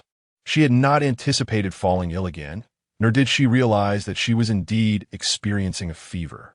She attributed her discomfort to a lack of rest and the numerous blood samples taken from her. Moreover, the sensation of unease seemed to intensify after consuming the nutritional supplement provided by the examining physician. Nearby, Song Sheng and Yao Linlin could hardly believe it. Assuming the two were merely putting on a performance, Song Sheng remarked to Yao Linlin, "This illness has impeccable timing, just after accepting your challenge. Her body is so considerate as to succumb to a fever." Yao Linlin chuckled. What could she do without that excuse? If I were to outshine her abilities, it would be far worse than merely burning with fever. After observing the unfolding situation for some time, Jiang Yinping finally interjected, "Since Miss Cheng is unwell, let's postpone the competition. There will be ample opportunity for contests in the future once she has recovered." Yet at this juncture, Yao Linlin was unwilling to let Cheng Yishu escape unscathed. "Professor Jiang, it's not that I lack compassion. I merely fear that someone might be aware they cannot win and is seeking ways to delay, potentially slipping away while abducting your prize student." Han Xingye shot her a cold glance. "If you are so eager for a competition, then I shall engage you in one." Yao Linlin was momentarily speechless. Everyone knew that Han Xingye's proficiency had skyrocketed, now a formidable level 8 fire elemental. If she were to compete against him, her vines would scarcely emerge before being reduced to ashes. A humiliating defeat indeed. Who can claim that the most powerful fire elemental should compete against a humble plant elemental? Is that not an affront? In response, Cheng Yishu spoke up. "Are you suggesting that plant elementals can never rival fire elementals?" After listening, Cheng Yishu chuckled and remarked, "That merely indicates that your botanical abilities have yet to be perfected." Yin Linlin's gaze turned icy. "Oh, so you believe my skills are lacking? Very well. Your plant-based powers are impressive. Today, I shall seek your guidance." The aura surrounding her suggested she was not merely intent on a friendly competition, but rather aimed to bring Cheng Yishu to her demise. Sensing the tension, Wei Zhengyang swiftly shielded Jiang Yinping, pulling him aside. "Professor Jiang, please be cautious." Chapter 76. The contest with Yin Linlin. The onlookers stepped aside, providing ample space for the duel between Cheng Yishu and Yin Linlin. Even Han Xingye, after Cheng Yishu's persistent insistence, reluctantly respected her wishes and withdrew to observe their exchange. Although he was aware of Cheng Yishu's formidable abilities, he remained uncertain whether her compromised physical condition would hinder her performance. Nevertheless, since Song Cheng had mentioned his protective nature, Han Xingye resolved to stand by her side unwaveringly. Should Cheng Yishu find herself at a disadvantage due to her health, he would not hesitate to intervene at a critical moment. In his heart, nothing was more paramount than Cheng Yishu's safety. Cheng Yishu effortlessly sidestepped the vines unleashed by Yao Linlin, while not forgetting to admonish her. "Your vine release speed is far too sluggish." Upon hearing this, Yao Linlin's anger flared even more as she directed the vines to encircle Cheng Yishu once again. Retorting indignantly, "Mind your own business. You should be more concerned about your own safety." As Cheng Yishu bent down, she once again evaded the opponent's vine. After 2 failed attempts to ensnare her, the onlookers began to regard Cheng Yishu with a discernibly altered expression. After all, for Yao Linlin, a 5th-tier plant-based ability wielder, avoiding her vines required exceptional agility and nimbleness. Fueled by intense dissatisfaction, Yao Linlin simultaneously extended her vines toward Cheng Yishu in a concerted assault.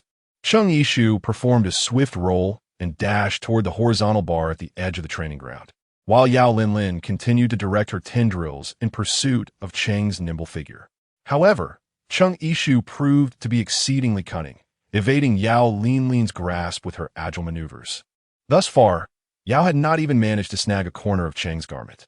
In her fervent pursuit, Yao Linlin became so engrossed that she failed to realize the tendrils she had expended considerable mental energy to conjure were now tangled around the training ground's horizontal bars, resembling a chaotic heap of tangled rope.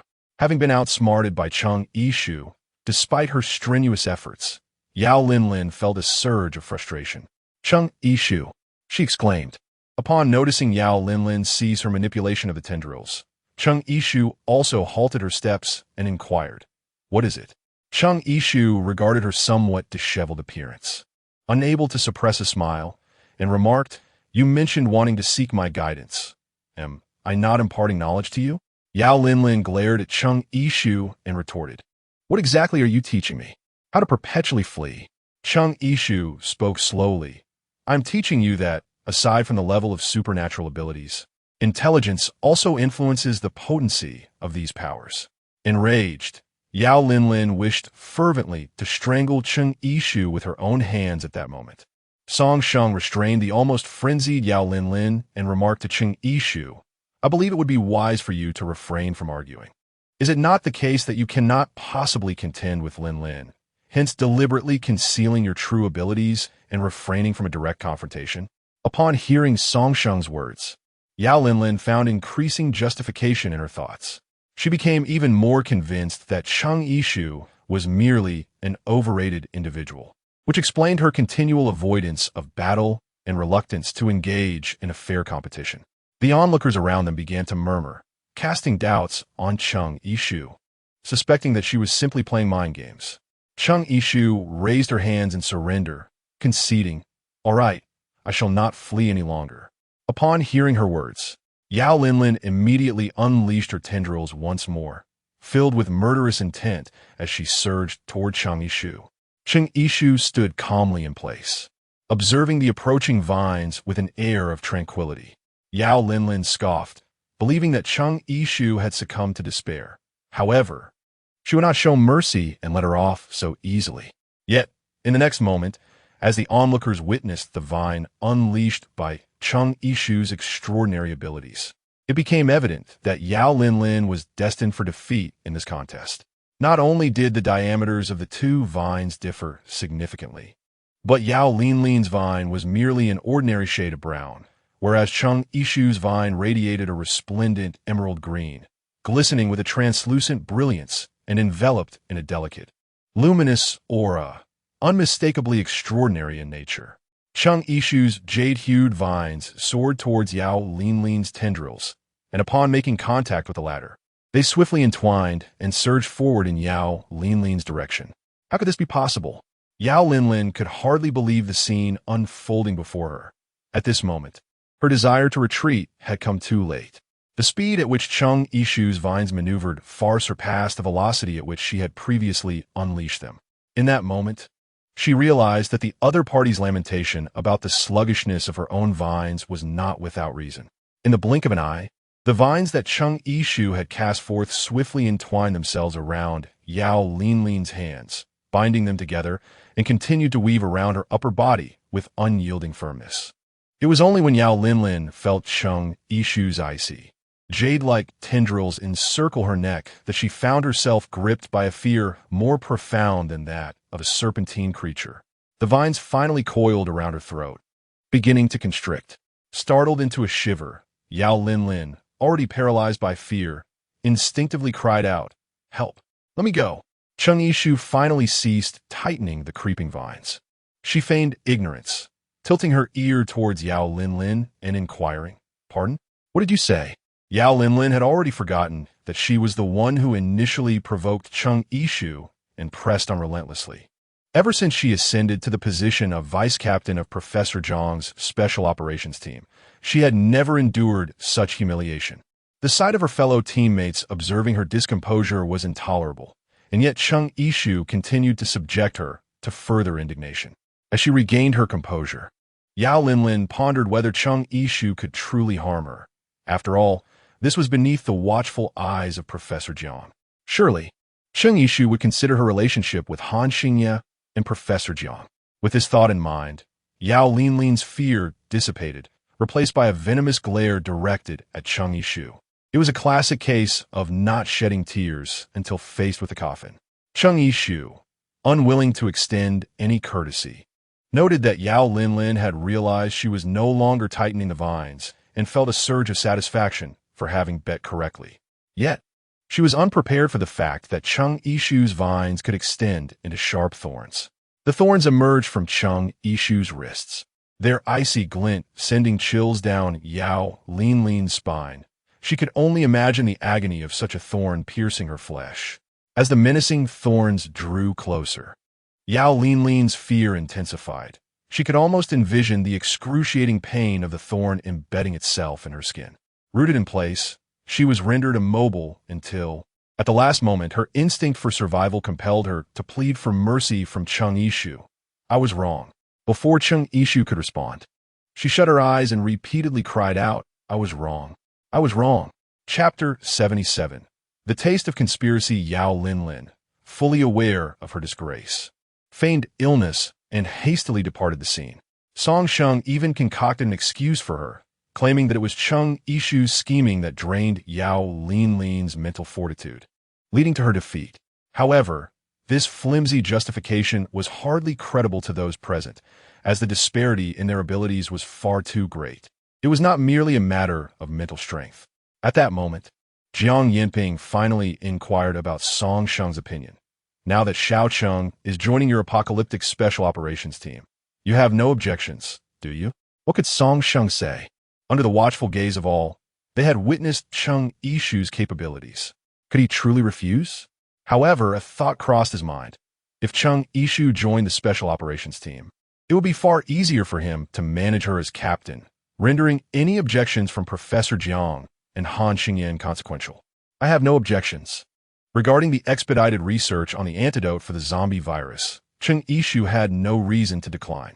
Yet, she expressed her disinterest in the special operations team, stating that she would only assist in the mission to infiltrate Cobra Corporation and obtain the zero strain of the zombie virus. Jiang Yinping replied with a smile, no problem. Yet, Song Sheng would not easily let Chung Ishu slip away. He proclaimed with grandiosity, however, prior to the formal execution of this mission, you must engage in training and acclimatization with the other team members. Otherwise, should any mishap occur during the official task, it would be too late to remedy it. His concerns were indeed reasonable, and Chung Ishu had no grounds to refuse. No problem, she replied. Jiang Yinping nodded in satisfaction, stating, I knew that a girl capable of capturing Xingye's heart must be exceptional. As he spoke, he presented Chung Ishu with a brand new set of special operations team attire. Chung Ishu hurriedly expressed her gratitude as she accepted it. However, she found herself somewhat perplexed by Han Xingye's expression, which did not seem particularly joyful. On the way back, Chung Ishu noticed Han Xingye's despondent demeanor and, feeling confused, inquired, Are you not happy about my joining the special forces? To her surprise, Han Xingye nodded affirmatively. Are you concerned for my safety? This, of course, was one of the reasons. What else? Han Xingye longed to reveal all the truths that weighed heavily on him. Yet considering the omnipresent surveillance system, he opted to remain silent, intending to disclose everything only after the mission was successfully completed. But will you, one day, regret your choice? As he spoke, he instinctively tightened his grip on Chung Ishu's hand, as if fearing she might change her mind in the next moment and suddenly depart. Chung Ishu found the situation somewhat amusing and comforted him, saying, Regret for what? It seems we have yet to officially become a couple, haven't we? Although both had publicly declared themselves as partners, they were acutely aware that they had not solidified their relationship as other couples typically do. Han Xingye was momentarily rendered speechless, his expression unmistakably revealing a sense of despondency. It was unexpected to see the usually aloof Professor Han display such a tender demeanor. And Chung Ishu almost lost her composure in the face of his charm, contemplating whether she should simply agree to be together, especially since she had traversed great distances to reach Chongsheng for him. However, Han Xingye began to earnestly apologize. It is my fault. Had I not left without notice, perhaps we would already be together. At that time, I was compelled by certain circumstances and I could not bid you farewell. I did not wish to involve you. Certain circumstances? Is it something you cannot disclose yet? Recalling that Han Xingye's relationship with Professor Jiang was not as intimate as she had initially presumed, but rather somewhat intricate, she cautiously inquired, could this reason possibly be related to Professor Jiang? Han Xingye discerned the confusion in Chung Ishu's eyes and could only helplessly plead, Ishu, could you please wait until the mission concludes? I promise to reveal everything to you then.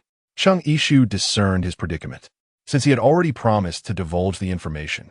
She refrained from pressing him further. Now, do share with me about this base. How is it endowed with such ample space and sophisticated facilities? It scarcely resembles a post-apocalyptic construction. You are indeed correct. This place was not established after the cataclysm. Rather, it is the culmination of a scientific defense initiative that commenced many years ago. Initially, it was not conceived to combat the undead, but rather to thwart the potential theft of our nation's research by foreign entities, serving as a highly confidential scientific research facility. Ironically, it has proven invaluable in the aftermath of the apocalypse.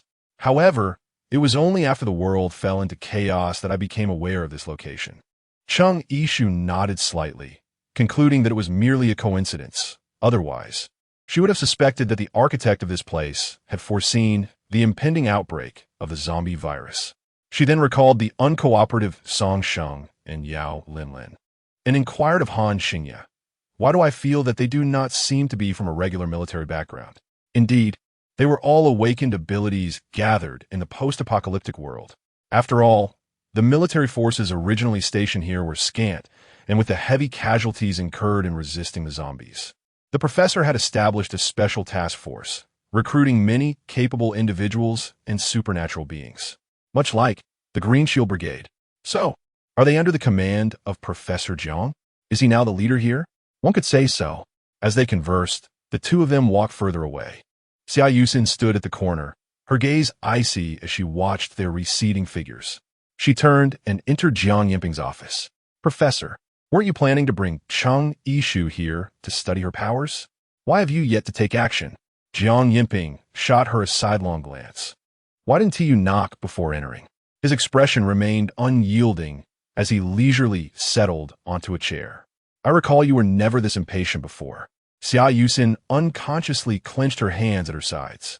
She realized that ever since discovering Han Xingye's affection for Chung Ishu, this uncontrollable piece on the chessboard, she had increasingly fallen out of favor with the professor. Chapter 78. The unveiling of secrets. Xia Yusin had long recognized that she was a pawn placed by Jiang Yinping beside Han Xingye, meant to keep him in check. Of course, Han Xingye was also a pawn, used to restrain another. However, when Xia Yusin came to this realization, she had genuinely fallen in love with Han Xingye, and thus, she accepted her role with gratitude, even feeling thankful that Jiang Yinping had chosen her for this position. Little did she expect that Chung Ishu's appearance would disrupt the equilibrium on this chessboard. Initially, she could console herself, thinking that Han Xingye was merely approaching Chung Ishu to gain her trust, feigning sincerity in order to ultimately deceive her into going to Chongqing, where she would be handed over to Jiang Yinping. Han Xingye had once told her this, so she suppressed her discontent towards Chung Ishu and tolerated their growing closeness. Yet, when had Han Xingye truly begun to harbor feelings for Chung Ishu, she was oblivious. It was only in Han Xingye's absence that she received a call from Chongqing, and filled with resentment, she relayed her discovery to Jiang Yinping on the other end of the line. Jiang Yinping remained silent for a long while before instructing her. "Do not tell Han Xingye yet. I shall send Wei Zhengyang over." Unbeknownst to her, at that moment, Han Xingye was meticulously preparing a collection of fairy stick fireworks, intending to present Chung Ishu with a surprise on New Year's Eve. During those days, Xia Yusin was burdened with thoughts. When Yin Yin noticed her distress and inquired about it, she revealed nothing. With a wry smile, she reflected that even Yin Yin had noticed her unusual demeanor, while the ever-perceptive Han Xingye remained utterly oblivious. Had his keen sense dulled, or was his mind consumed by that wretched Chung Ishu? In her eager anticipation, Wei Zhengyang finally appeared before them. Adorned with his habitual insincere smile, he stood before Han Xingye and meaningfully remarked, "Long time no see." Initially, Han Xingye had been brimming with joy at the prospect of encountering Chung Ishu, but the moment he laid eyes on Wei Zhengyang, that joy evaporated.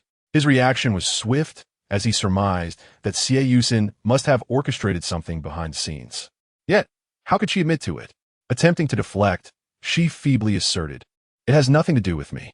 Han Xingye regarded her with a gaze akin to that of a stranger, his voice cold as he cautioned, "It had better not be your affair." Subsequently, Han Xingye and Wei Zhengyang retreated into a room, closing the door behind them, leaving the nature of their discussion shrouded in mystery. Such a scenario ensured that Chung Ishu would not end up with Han Xingye, thus preserving him as her own. Xia Yusin's Yin Yin brought her some tang yuan, but she shook her head, unable to consume even a single bite. Not only did he leave with Wei Zhengyang, but he also insisted that she accompany them. Initially, Xie Yusin felt a surge of joy, believing Han Xingye was concerned for her safety. It wasn't until Wei Zhengyang, unable to tolerate her self-satisfied demeanor, disclosed that Han Xingye feared her presence at the Greenfield base could pose a threat to Cheng Yishu that she awakened from her reverie. Realizing just how deeply Han Xingye loved that woman, the figure of Cheng Yishu had scarcely emerged in the outskirts when she was captured by one of their surveillance cameras. Yet, the hatred in her eyes seemed so intense that it could pierce through the screen, desiring nothing more than to extinguish the life of the Cheng Yishu depicted in the footage. Why has Cheng Yishu come? How did she know that Han Xingye was in Chongqing? Indeed, upon spotting the despondent Han Xingye, her eyes sparkled with light at the sight of him, though her expression quickly turned to one of unmasked concern. She feared that Jiang Yinping might pose a threat to her beloved Cheng Yishu. She did not overlook the peculiar smile on Wei Zhengyang's face at that moment.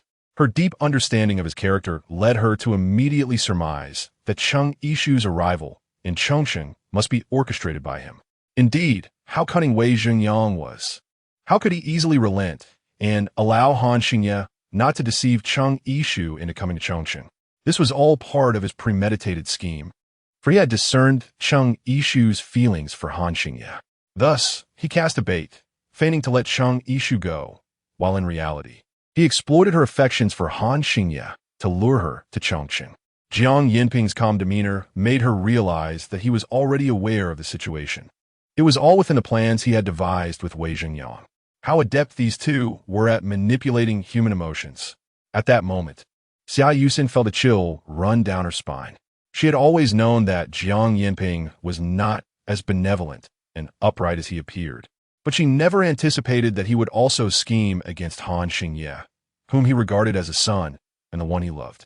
Both she and Han Xingye were mere pawns. Her feelings began to shift as Cheng Yishu drew closer to her base. What of exploitation? As long as she eliminated Cheng Yishu, Han Xingye would be hers. If she could not win Han Xingye's heart, she would lose both love and become a discarded piece in Jiang Yinping's game. When Han Xingye went to fetch Cheng Yishu to the base, she thought he had surrendered to Jiang Yinping. Yet, after Cheng Yishu had been there for such a time and Jiang Yinping had not acted, she was compelled to doubt that they had reached a new consensus, refraining from harming Cheng Yishu. If Cheng Yishu were to join the Apocalypse Special Forces, her extraordinary abilities would surely shine, and Jiang Yinping might even come to appreciate the idea of uniting her with Han Xingye. As Wei Zhengyang entered Jiang Yinping's office with a silver tray, he collided with Xie Yusin, who was evidently in a disturbed state. Oh, Yusin is here too. Upon seeing the vials of blood on his tray and the document in his hand, it was clear that he had matters to report to Jiang Yinping. Jiang Yinping showed a keen interest in the contents of his report, lifting his chin to say to Xie Yusin, "If you have something to discuss, wait a moment. Please step outside." Xie Yusin hesitated briefly, then bowed her head in acquiescence. She exited the office, unaware that Jiang Yinping and Wei Zhengyang had not noticed the small button-like device she had left beneath the table. That button-shaped listening device transmitted every word of their conversation directly to Xie Yusin's ears. Chapter 79. Scheming Professor. The test results are out. Wei Zhengyang's tone betrayed an unmistakable joy. Jiang Yinping furrowed his brow as he scrutinized the laboratory report, discovering that Cheng Yishu's blood sample exhibited no abnormalities. The fleeting joy that accompanied this revelation was quickly overshadowed by his disappointment. What is there to celebrate? He muttered. Wei Zhengyang, attempting to soothe him, remarked, "Professor, please remain calm. Although her routine blood tests show no irregularities, we have identified particles in her blood that are absent in normal individuals." Jiang Yinping immediately inquired, "Were they?" Wei Zhengyang hesitated, explaining that these particles bore a striking resemblance to the crystalline components found within zombies. How could her blood contain such crystalline elements? Jiang Yinping pondered, for even he, having ingested numerous crystals, could not detect them in his own blood. The presence of crystals in Cheng Yishu's blood warranted deep contemplation. Wei Zhengyang proposed a possibility. Could it be that Chung Ishu was once a subject of Cobra Corporation's human enhancement program, having undergone experimental injections, much like Han Xingye? Jiang Yinping shook his head dismissively. Such a notion was implausible. He had meticulously reviewed all available records of her life, which depicted nothing more than that of an ordinary woman. Prior to the apocalypse, she had no connection to Cobra Corporation whatsoever. Was it conceivable that she was merely a prodigious ability user who emerged after the outbreak of the zombie virus? Even voicing this hypothesis left Wei Zhengyang unconvinced. Before he could arrive at a conclusion, he observed Jiang Yinping carefully grasping a vial of blood from the tray, lifting it to examine closely, as if seeking to decipher its hidden mysteries.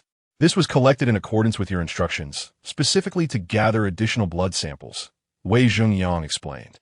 Those accompanying Chung Ishu for her examination also had their blood drawn, yet once they departed, all but Chung Ishu's samples were discarded into the trash.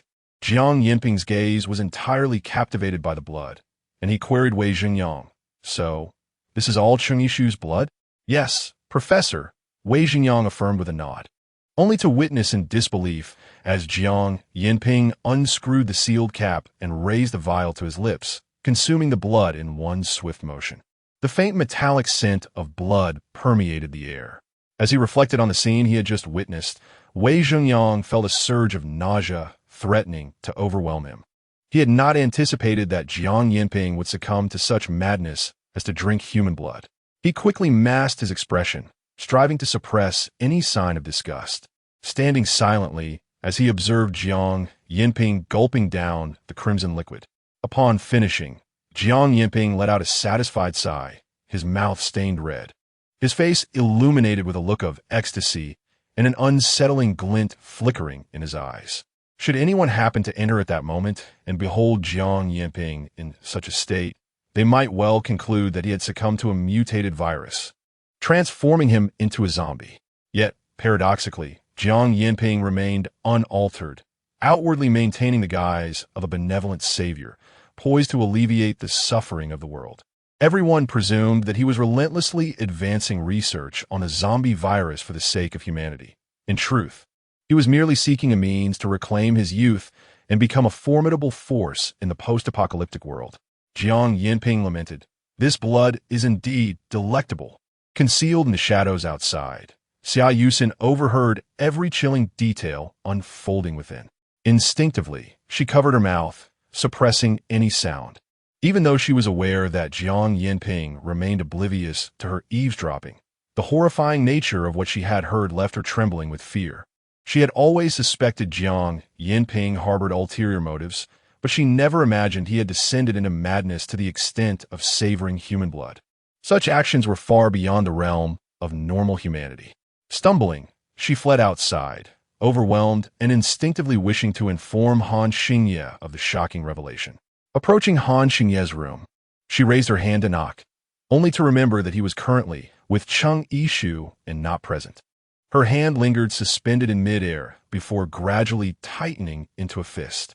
Regaining her composure, she reconsidered her course of action. One thing was certain, Jiang Yinping had his eyes set on Chung Ishu. If he could aid her in eliminating Chung Ishu, what did it matter what his motives were? By utilizing Jiang Yinping's hand to dispose of Chung Ishu, she could remain untouched by bloodshed, ensuring that Han Xingye would once again be hers. Why not seize the opportunity? With these thoughts, Xia Yusin's fear dissipated. A cold smile crept across her face as she began to envision Chung Ishu's disappearance from this world. Chung Ishu, though I cannot rid myself of you, Jiang Yinping certainly can. Unbeknownst to her, Chung Ishu was ushered into a room to rest by Han Xingye. Despite being enveloped by exhaustion, she clung to Han Xingye, incessantly chattering away. She recounted encounters with the black-cloaked figure they had encountered earlier in Jinhai, who imprisoned and coerced numerous women into trading their bodies for sustenance. She spoke of the indulgent uncle whose daughter had succumbed to zombification, luring prey for her. She even mentioned her first encounter with a metal-type ability user, who ultimately met his demise at the hands of a starlet he had captured. As she animatedly shared her experiences along the way, Han Xingye found himself unable to step away, even to fetch a damp towel for her. With a blend of affection and exasperation, he gazed at Chung Ishu's hand grasping his sleeve, saying, "You have a fever and require ample rest. Enough of this. Close your eyes and sleep." Chung Ishu's lips gradually drooped, and she asked, "Do you find me tedious?" Han Xingye helplessly rubbed his forehead, realizing how much like a child Chung Ishu became when she fell ill. Noticing his silence, she pushed away the arm that had just tugged at her sleeve, turned over, and faced away from him, declaring, "I'm going to sleep. Professor Han, please attend to your matters." The use of such a distant title made it abundantly clear to Han Xingye that she was indeed upset. He understood that if he were to leave her like this, the sulking Chung Ishu would only toss and turn, becoming even less inclined to sleep. Thus, he patiently reassured her, "It's not that I find you tedious. I merely wish for you to rest well first. Once you have recovered, you can gradually share everything with me. I am eager to listen and to learn all about you." After his words, Chung Ishu slowly turned back around, asking, "So, does that mean once I fall asleep, you will leave?" Han Xingye was momentarily taken aback, then broke into a smile. It turned out that Chung Ishu's incessant chatter was simply her way of not wanting him to depart. He squatted down and gently placed his warm palm over her eyes. Chung Ishu immediately lay there, as if ensnared by a binding spell, utterly still and hesitant to move. After a long pause, she stammered, What are you intending to do?" Chung Ishu instinctively blinked her eyes, her long eyelashes fluttering like the wings of a stirring butterfly, gently brushing against Han Xingye's palm, creating a delightful, tingling sensation. Han Xingye took a deep breath and feigned nonchalance as he said, "Sleep now. I shall not leave." Once she relaxed, weariness surged over Chung Ishu like waves, enveloping her until she swiftly drifted into slumber. Unbeknownst to her, Han Xingye took quite some time to divert his gaze from her rosy lips. Chapter 80. Isolated by other team members. Chung Ishu awoke to find Han Xingye still present. Upon seeing her stir, he graciously brought her a steaming bowl of paste. Chung Ishu was engrossed in discerning whether the contents of the bowl were porridge or glue, her gaze fixed intently upon the substance. Han Xingye, seemingly attempting to mask his embarrassment, cleared his throat and urged, "Come, have some porridge." Chung Ishu suddenly realized, "Oh, so this is porridge." Han Xingye scooped some with a spoon, allowing it to cool slightly before bringing it to Chung Ishu's lips. Chung Ishu desired to handle the situation herself, but was intercepted by Han Xingye. Reluctantly, she acquiesced to his feeding. Although the appearance was somewhat lacking, it was presumably safe for consumption. With a resolute gulp, Chung Ishu swallowed it down. In this post-apocalyptic world, having something to eat was a privilege, and she could not afford to be finicky. Moreover, upon witnessing Chung Ishu take a bite, Han Xingye scrutinized her expression, and then, with a hint of anxiety, inquired, "How is it?" Chung Ishu forced a smile, betraying her conscience as she uttered the words "not bad." Simultaneously, she voiced her skepticism, questioning whether this kanji was indeed his creation. Han Xingye, with a hint of resignation, inquired, "Is it truly that unpalatable?" Indeed, the very look on his face suggested he had never cared for anyone before. The mere fact that he had made kanji for her was commendable. It was crucial not to dampen his enthusiasm. Chung Ishu, in this matter, continued to contravene her own conscience. "Where is it? It is incredibly delicious. Please prepare another bowl for me shortly." Upon uttering these words, she silently apologized to her tongue and stomach, "Forgive me." After laboriously consuming 2 bowls, Chung Ishu finally completed this sweet burden. Concerned that Han Xingye might venture into the kitchen once more, she suggested, "Actually, you need not go to such trouble. Is there not nutritional liquid available here?" Han Xingye paused in his tidying, responding, "You should refrain from consuming too much of this nutritional liquid." Chung Ishu assumed that he was reluctant to choose the nutrient solution over the porridge he had prepared, and thus, she refrained from inquiring further. After Chung Ishu's fever subsided, she donned the Special Forces uniform gifted to her by Jiang Yanping. Clad in the sleek black attire, her figure exuded elegance and grace. With her snow-white complexion and icy demeanor, she instantly captivated the attention of everyone upon her arrival at the training ground. In a hushed tone, Yao Linlin muttered, "Vixen, Chang Yishu remained utterly indifferent, pretending not to hear. However, she unexpectedly noticed Su Yinan standing in the line. His eyes, which seemed to invite romantic encounters, winked at Chang Yishu, and he playfully tugged at his own attire, indicating that he, like her, was a member of the Special Forces. After a brief moment of astonishment, Chang Yishu felt that it was only to be expected. After all, Su Yinan possessed a high level of extraordinary abilities, making him a rare talent in this post-apocalyptic world. Yao Linlin's keen eyes were fixed on Chang Yishu, and how could she fail to notice the subtle interactions between her and Su Yinan? Unable to contain herself, she scolded. Now that you have arrived, join the ranks instead of preening and posing over there. Chang Yishu contemplated that today marked her first day reporting for duty. Suppressing the surge of emotions within her, she aligned herself with the team. Song Sheng and Yao Linlin, serving as the captain and vice-captain respectively, clearly had delineated responsibilities in managing the numerous members of their special operations team. Song Sheng was tasked with overseeing the seasoned veterans, while Yao Linlin was responsible for guiding and restraining the influx of new recruits. Gong Senkan, Zheng Yisu, Su Zinan, and other team members who had joined less than 2 months prior were temporarily under Yao Linlin's supervision. They were to undergo a week of team-building training. Upon the completion of this training, they would venture into the perilous confines of the Cobra Tower. Naturally, some of the newly recruited members questioned the necessity of a week-long team-building exercise. The individual posing the query appeared to be a capable esper, exuding an air of arrogance. Yao Linlin and Song Sheng exchanged knowing glances, their faces adorned with mocking smiles, revealing that this was not their first encounter with such haughty espers who relied on their abilities. Yao Linlin replied, I can assure you that our Apocalypse Special Operations team has attempted to infiltrate Cobra Corporation on more than one occasion. This is our third endeavor.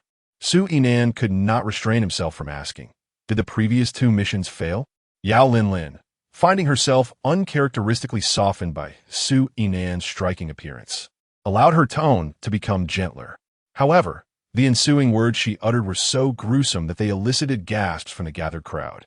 During the first mission, out of 500 team members, only 170 survived.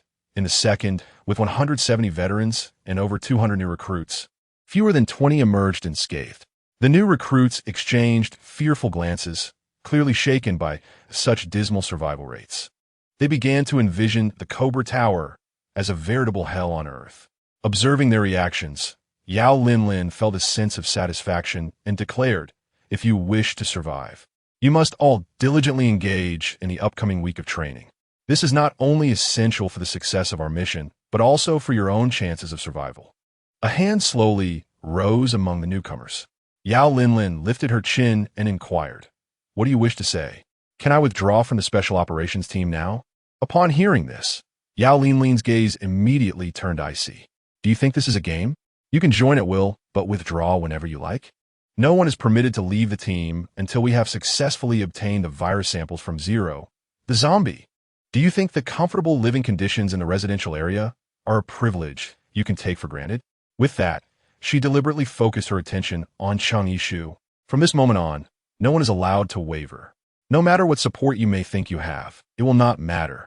Her overt hostility towards Chang Yishu was so palpable that, during the subsequent team collaboration exercises, all members conspicuously ostracized her. Initially, the situation was somewhat more favorable, as a group with the alluring appearance of Chang Yishu extended an olive branch to her. However, Yao Linlin began to target Chang Yishu's team with fervor. For instance, despite the remarkably similar task completion times, she would declare another group the victor. Yet, when Chang Yishu accelerated her pace in the second round, securing a notable advantage for her team, Yao Linlin nitpicked and claimed that Chang Yishu had faltered in one step, necessitating additional time. All losing teams were subjected to penalties, such as running laps or performing push-ups. The running was a grueling 10,000-meter increment, and the push-ups began at a daunting 100, leaving them utterly exhausted after enduring such hardships. After experiencing these trials several times, everyone recognized the prevailing circumstances and began to distance themselves from Chang Yishu. Had it not been for Sui Nan's unwavering choice to stand by her side, she would have been entirely isolated. Chapter 81. Were you so nervous about? Yao Linlin watched with glee as Chung Yishu ran laps, feeling an immense sense of satisfaction. She smugly reflected on Song Sheng's words, believing that once Chung Yishu joined the team, her every move would be subject to her whims. Chung Yishu was subjected to various criticisms by Yao Linlin, running laps around the training ground. In comparison to the mental exhaustion, this sheer physical fatigue hardly drained her energy. Yet, she understood that Yao Linlin's actions were intentional. If she did not feign exhaustion, her counterpart would remain unsatisfied. Thus, she pretended to be breathless, complying with Yao Linlin's desires. By the time she completed her final lap, everyone else had finished their training and departed. The only ones remaining were Sui Nan, who awaited her, and Yao Linlin, who wished to witness her suffering firsthand. After Yao Linlin left, satisfied, Sui Nan accompanied Chung Yishu as they exited together. Observing her panting and fatigued state, he intended to offer his support. However, as soon as Yao Linlin was out of sight, Chung Yishu stood upright, adopting a demeanor of serene composure, which elicited a chuckle from Sui Nan. It turned out she had been merely pretending, understanding without voicing it. He thought that allowing her to vent today would make his own days easier tomorrow. Sui Nan gazed at her, suddenly falling silent. After a prolonged pause, he spoke, "But why do you go through all this?" Chung Yishu momentarily failed to grasp his meaning. "I have just learned that you are, in fact, the leader of the base.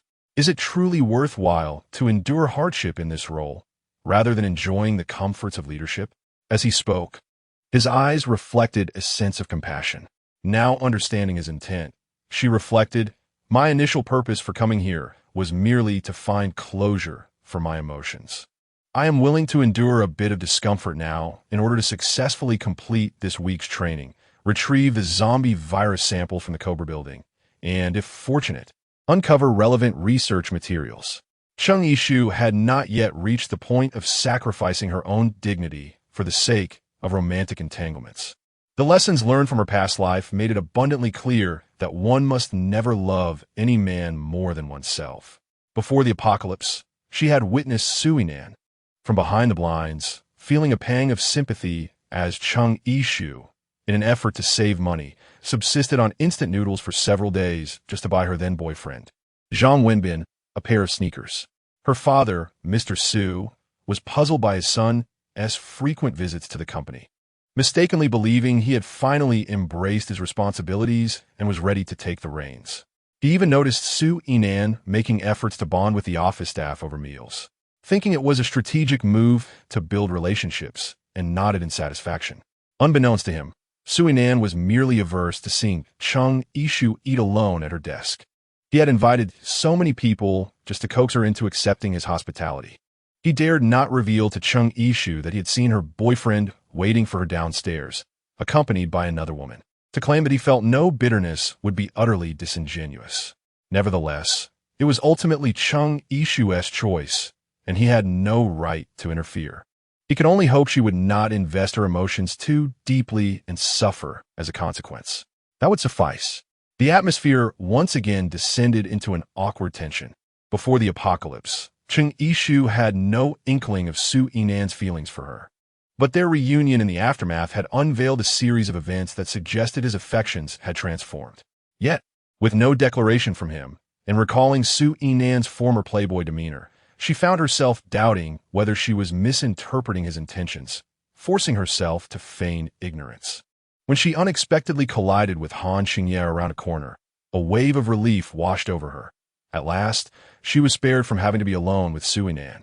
She failed to notice the electric spark that nearly ignited between the two men as their gazes met. "Professor Han, Sui Nan, a pleasure to meet you." They exchanged pleasantries, both tall and imposing figures.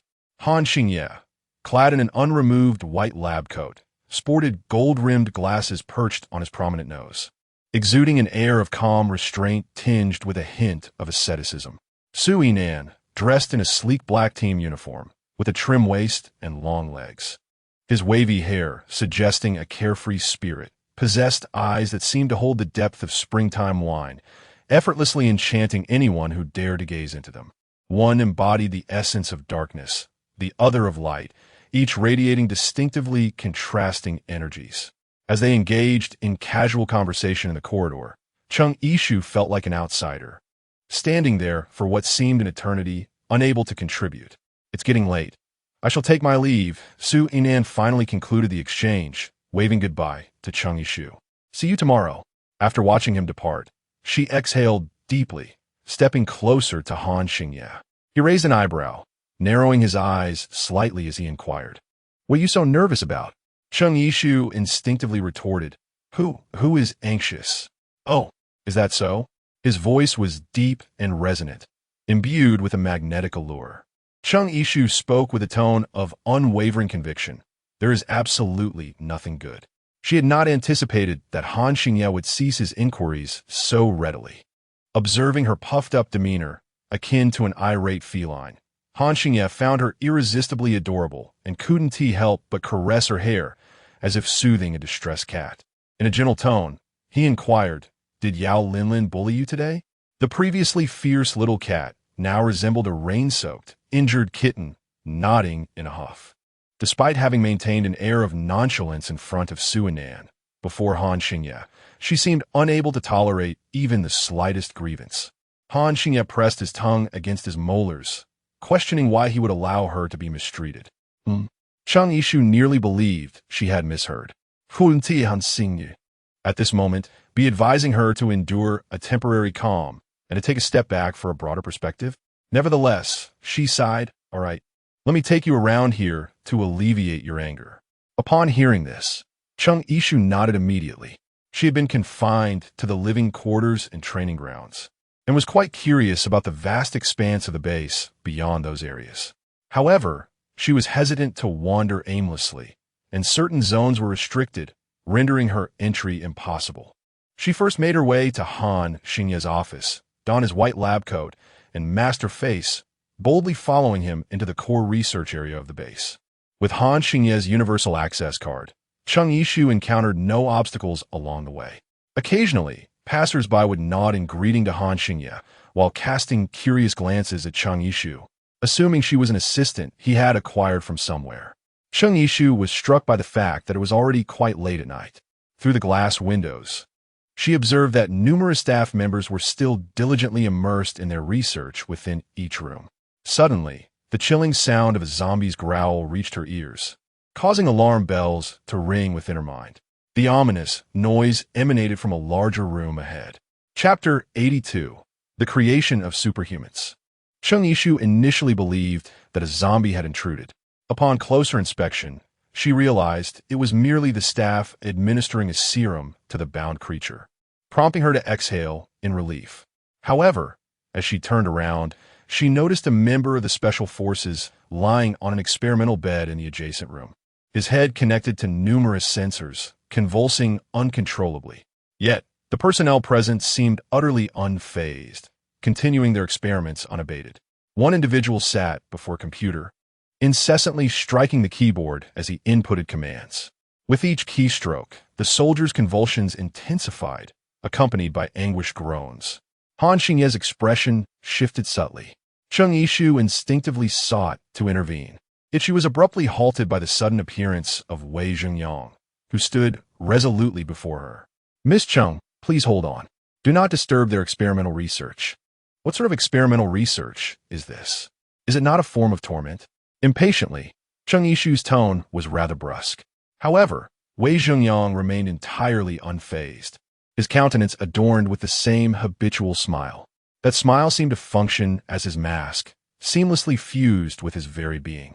"Tuning Tuan Xingye, Wei Zhengyang inquired, shall I elucidate the matter to Miss Chung, or would you prefer to convey it yourself? Your words may possess more persuasive power." Han Xingye placed a reassuring hand upon Chung Yishu's shoulder and said, "Yishu, they are volunteering for the experiment." This statement rendered Chung Yishu momentarily speechless, and after a lengthy pause, she finally managed to ask, "Why?" At that moment, Wei Zhengyang interjected to become stronger. The subsequent revelations they shared with her exceeded her wildest expectations. Han Xingye continued, "The awakening of supernatural abilities often occurs in a sudden moment, either in the face of death or during other perilous situations. In any case, during that moment, the emotions of the individual possessing these abilities experience intense fluctuations. In Chung Yishu's mind, a faint suspicion had already begun to take shape. Therefore, Han Xingye continued. Thus, some individuals voluntarily participated in Professor Zhang's experimental project. By linking their brains, predetermined scenarios were introduced into their minds, stimulating them to enhance the probability of awakening their extraordinary abilities. Chung Yishu exclaimed in astonishment, "Isn't this the artificial creation of ability users?" Wei Xingyang's face radiated pride as he replied, "Indeed. The results of the experiment have been quite remarkable. Currently, nearly half of the Special Operations Team's ability users have awakened their powers through this project." It was no wonder that there were so many ability users here. Chung Yishu had assumed they had been specifically recruited, only to discover that they had acquired their powers through such a brutal method. Gazing through the glass, she observed the agonized expression of a person on the experimental bed and inquired, "Is it worth doing this?" Wei Xingyang shrugged, stating, "That is a question for them. After all, this individual has come for experiments, I believe, for the 7th or 8th time. This is the final opportunity granted for him to participate." She pondered the anguish depicted on his face during this single trial and questioned why he would subject himself to such repeated suffering. As if responding to her unspoken thoughts, Wei Zhengyang informed her, because he has yet to awaken his abilities. In fact, if one fails to awaken after 3 trials, they are unlikely to ever become an ability user. Yet, he has persistently pleaded with the experimenters for another chance. His desire for power is overwhelming. His brother perished during the initial operation at the Cobra building. He has been unable to come to terms with it, believing that had he possessed abilities, he could have saved his brother. Thus, the pursuit of power has become his obsession. Han Xingye added softly. Chung Yishu silently observed the entire experiment through the transparent glass. Regrettably, after enduring such prolonged torment, the team member failed to awaken any extraordinary abilities. He sat on the experimental bed, hunched over, as if all his strength had been siphoned away, lost in a daze. It was only when the staff gently prompted him that he finally rose from the bed. The recent agony had drenched him in sweat. Not only was his clothing thoroughly soaked, but beads of perspiration also dripped from his hair. Upon descending from the bed, his legs momentarily wavered. Whether from lingering pain or the crushing disappointment of his unawakened powers remained uncertain. In a hoarse voice, he bowed in gratitude to the staff before leaving in a daze. Chung Yishu wished to call out to him and offer a few words of comfort, yet she realized the feeble nature of language would have no effect on him. Thus, she could only watch him depart. Chung Yishu nearly let a curse slip from her lips, barely restraining herself before it escaped, and instead spoke in a sharp tone, "I have awakened my abilities. What purpose does participating in this experiment serve?" Wei Xingyang patiently attempted to persuade her, "Miss Chung, you may not be aware that this experiment not only aids potential abilities in awakening their powers, but also assists those who already possess abilities in enhancing their levels. Would you be interested in refining your skills?" Before Chung Yishu could respond, Han Xingye had already pulled her behind him, shielding her from Wei Xingyang's gaze, and warned, "Do not set your sights on her." Wei Xingyang merely shrugged, "I was only jesting. Besides, what if Miss Chung is willing?" "Impossible," Han Xingye retorted, before swiftly leading Chung Yishu away. They hurriedly distanced themselves from Wei Zhengyang, as if trying to escape his influence over Chung Yishu. Yet, despite their departure, an unsettling feeling began to churn within Chung Yishu, as if something dreadful loomed on the horizon. On the following day, during the training session, Chung Yishu found herself somewhat distracted. As each team member showcased their abilities, her thoughts inevitably drifted back to the experiment she had witnessed the night before, contemplating whether the abilities displayed were artificially induced or innate. However, Han Xingye had informed her that those who awakened their powers through the experiment experienced slow growth and enhancement. Even with continued experimental stimulation, reaching the 5th level represented their utmost limit, akin to being forcibly elevated to a height beyond their current capabilities, after which no further stimulation could spur their growth. With that, he pressed the play button to commence the explanation. The visuals were somewhat jarring and shaky, initially causing discomfort to the viewer. Chung Yishu immediately focused her attention, curious about the terrifying entities that lurked within the seemingly tranquil Cobra Tower, which had previously claimed the lives of numerous team members. Chapter 83. The eerie Cobra Tower. The projection revealed the interior of Cobra Tower, teeming with hordes of zombies. These undead creatures bore name tags around their necks, having once been corporate drones in life, and now reduced to mindless fiends. Their bloodshot, mutated eyes glared as they twisted and lunged toward the lens.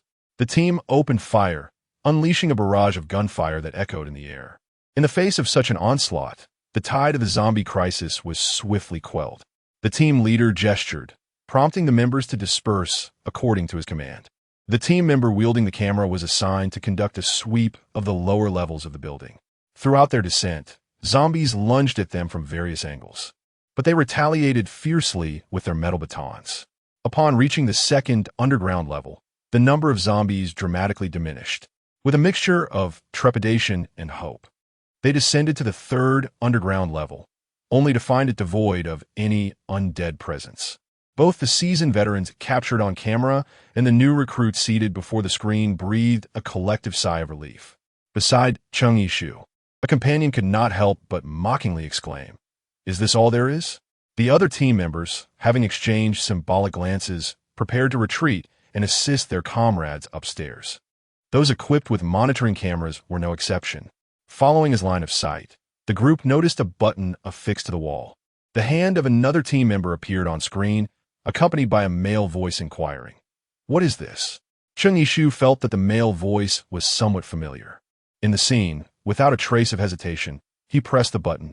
Once activated, a sound reminiscent of something being unsealed echoed from behind. The monitoring lens shifted, revealing an iron wall that began to rise. All team members raised their weapons, cautiously aiming towards the rear of the iron barrier. The first sight that emerged was a series of iron bars, reminiscent of a prison. What, indeed, could be confined within? As the iron wall continued to ascend, the breathless observers finally beheld the entity imprisoned within. It resembled a human, yet its physique far surpassed that of an ordinary individual. More akin to a colossal brown bear clad in human attire, it leaned against the wall, its head bowed as if in repose. The oversized jeans it wore were tattered and appeared heavily worn. Its upper body was bare, displaying well-developed musculature, while numerous scars were scattered across its surface. Notably, one side of its arm bore a conspicuous patch where flesh had been excised. The onlookers yearned to discern its visage.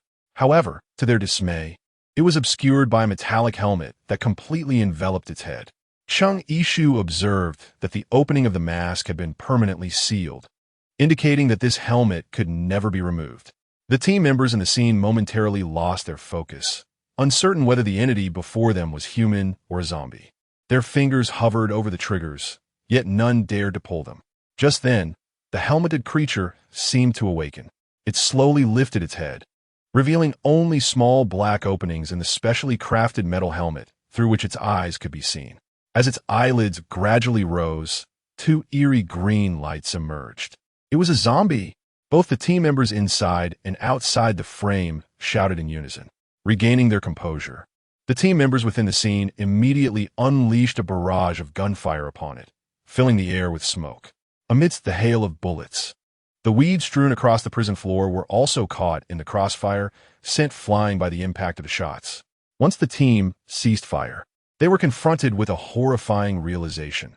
The creature in the cell remained unscathed. The bullets that struck it seemed to bounce off as if they had hit an impenetrable wall, failing to pierce its flesh. Moreover, it wore a bulletproof metal helmet, rendering it invulnerable to gunfire. At that moment, the figure that had been sitting shifted its body, shaking off the bullets that clung to it and allowing them to fall to the ground. As it rose, all present were struck with terror, instinctively retreating a few steps. They soon discovered that this being towered over them at more than 2 meters in height. The surveillance camera angled upward, capturing its green eyes. Towering and muscular, it could likely crush a team member as easily as one would squash an ant. The sound of its footsteps echoed ominously. It approached the railing, gripping the iron bars with its hand. What had initially appeared to be sturdy bars now seemed fragile, resembling toothpicks in its colossal grasp, easily bent with a mere exertion of force. This creature was impervious to blades and bullets. Should it escape, all present would be in grave danger. Realizing this, the team members began to panic and flee. Noticing their retreat, the zombie seemed to sense its prey slipping away, growing increasingly agitated as it prepared to wrench the iron bars apart in an attempt to escape. The scene shifted to capture the frantic escape of the crowd. The team members watching from outside felt a wave of anxiety, fearful that the green-eyed zombie might seize them. Yet, Chung-Ishu observed that in the fleeting image, the zombie in the prison, after witnessing their fear and retreating, ceased its futile attempt to bend the bars.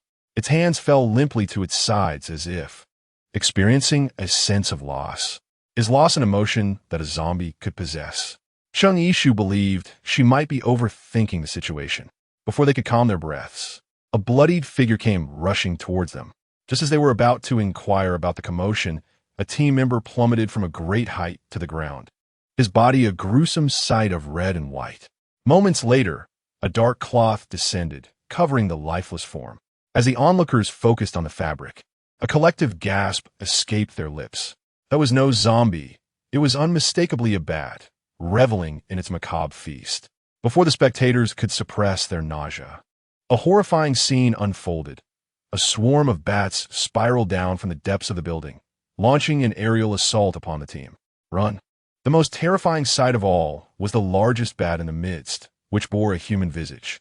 This swarm descended, enveloping the team members' faces, obscuring their view of the path ahead, clinging to them like an adhesive. With their jaws agape, they revealed sharp fangs, viciously tearing into human flesh to satiate their thirst for blood. In mere seconds, a once vibrant human succumbed to pallor, transforming into a desiccated corpse. After their feast, the bats, now swollen and enlarged, soared off towards their next victim. As the monitoring camera fell, so too did the hearts of the onlookers, fearing for the fate of the team member bearing the lens. Brother, run. Ah. When the footage resumed, the fallen bat corpses confirmed that the team member had indeed been attacked, but was fortunate enough to have been rescued by another. The scene revealed a team member desperately attempting to pry off a bat that clung to the nape of his neck. No matter how he thrashed, the creature remained firmly latched, swiftly draining his blood. His lips visibly pale before he collapsed to the ground, his gaze fixed toward the camera. He mouthed a single word: run. Chapter 84. The eve of departure. After the recording concluded, the haunting images lingered in everyone's minds. Some could not shake the terror of the man-faced bat, while others speculated that the green tier zombie below was indestructible. Many were moved by the selfless heroism displayed in the final moments of the footage. So, do you all feel confident about the mission in a few days? It was Jiang Yinping who spoke. Unbeknownst to them, he had entered the room while they were engrossed in the video. A team member exclaimed in surprise, "Professor Jiang." In truth, the elite task force of this post-apocalyptic world could be said to have been cultivated by Jiang Yinping himself. He seldom interacted directly with the team. Any missions were conveyed through the captains, Song Sheng and Yao Linlin, as the core figure of this base. The sight of him always incited a wave of excitement among the members. Su Yinan lowered his voice and said to Chung-Ishu, "Why do I feel that Professor Jiang appears younger than what we see on television?" Upon this reminder, Chung-Ishu also recognized the peculiarity. Su Yinan stroked his chin and continued, "I had assumed that after the apocalypse, professors engaged in research would have aged considerably. Yet it seems he's grown even younger. Considering that Professor Jiang has developed a method to artificially stimulate abilities, it is not beyond the realm of possibility that he possesses a means to rejuvenate himself." At this moment, they remained oblivious to the subtle implication of their observation, which had already unveiled a troubling issue. Jiang Yinping, with a benevolent demeanor yet resolute gaze, addressed the assembly. "As you have witnessed, the Cobra Tower harbors extraordinary dangers. In the subterranean prison, we are confined with the Zero Zombie, a product of Cobra Company's so-called human enhancement program, the very cause of our dire existence in this apocalyptic reality." Some could not restrain themselves from exclaiming, "Damn Cobra Company!" That scoundrel by Shihong deserves to perish 1,000 deaths. To hell with the human enhancement program that has brought us to this state. Inspired by Jiang Yinping's words. Their initial fear transformed into fervent anger and passionate resolve. Once their emotions had sufficiently subsided, Jiang Yinping gestured for silence. Song Sheng immediately bellowed, "Silence, everyone!" Instantly, the crowd fell mute. Jiang Yinping then resumed. "What you have just expressed is undeniably true. However, merely hurling accusations will not resolve the predicament we collectively face." Someone, emboldened, asked, "What should we do then? Are we humans destined to slowly march towards extinction?" Jiang Yinping shook his head. "How can I, despite my age, not abandon hope while you all have given up?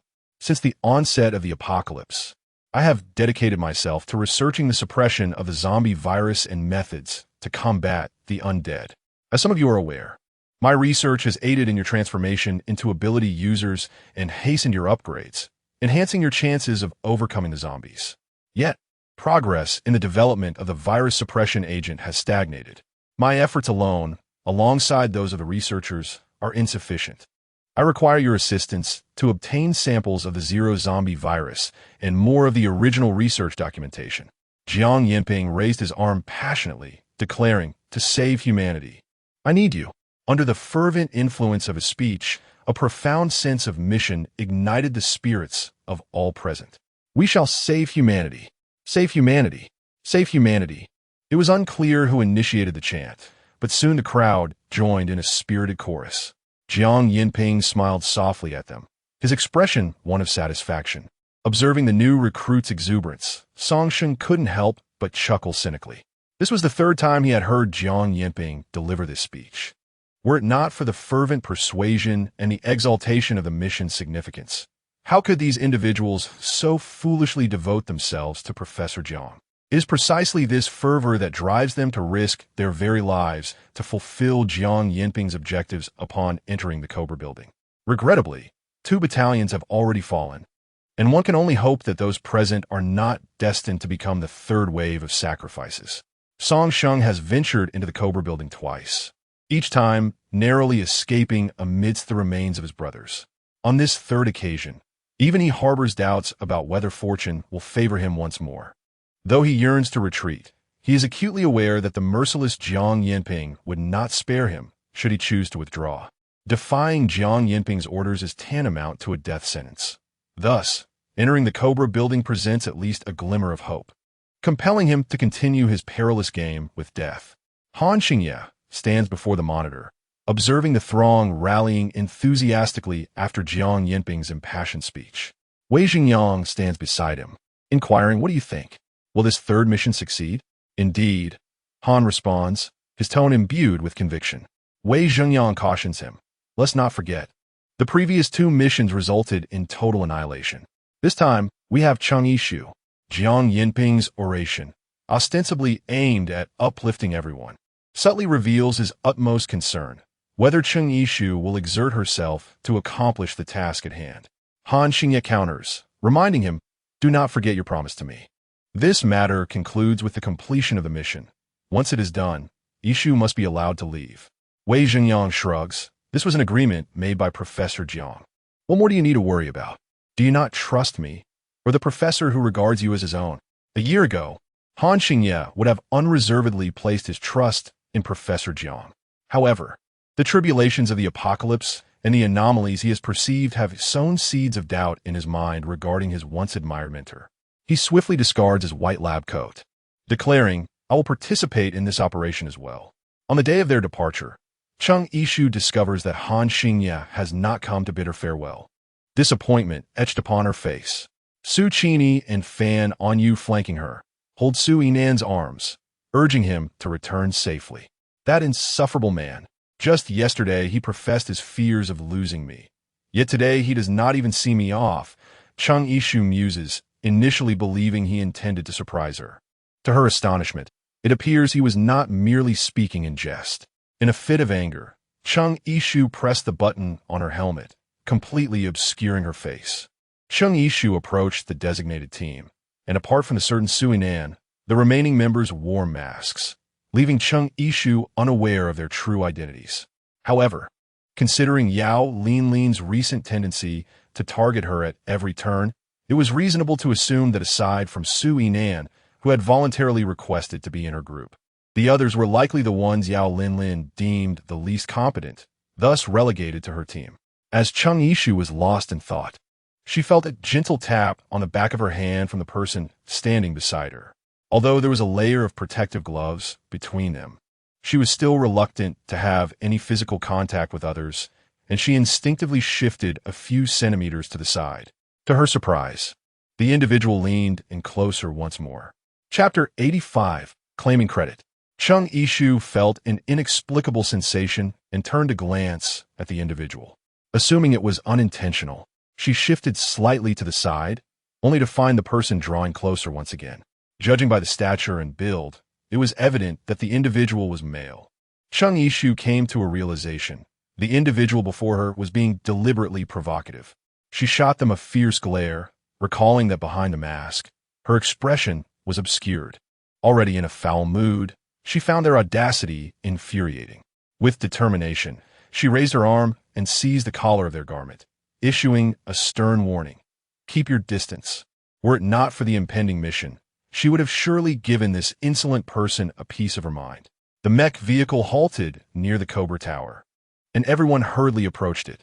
Once the most resplendent edifice in Chongqing, the Cobra Tower now stood desolate.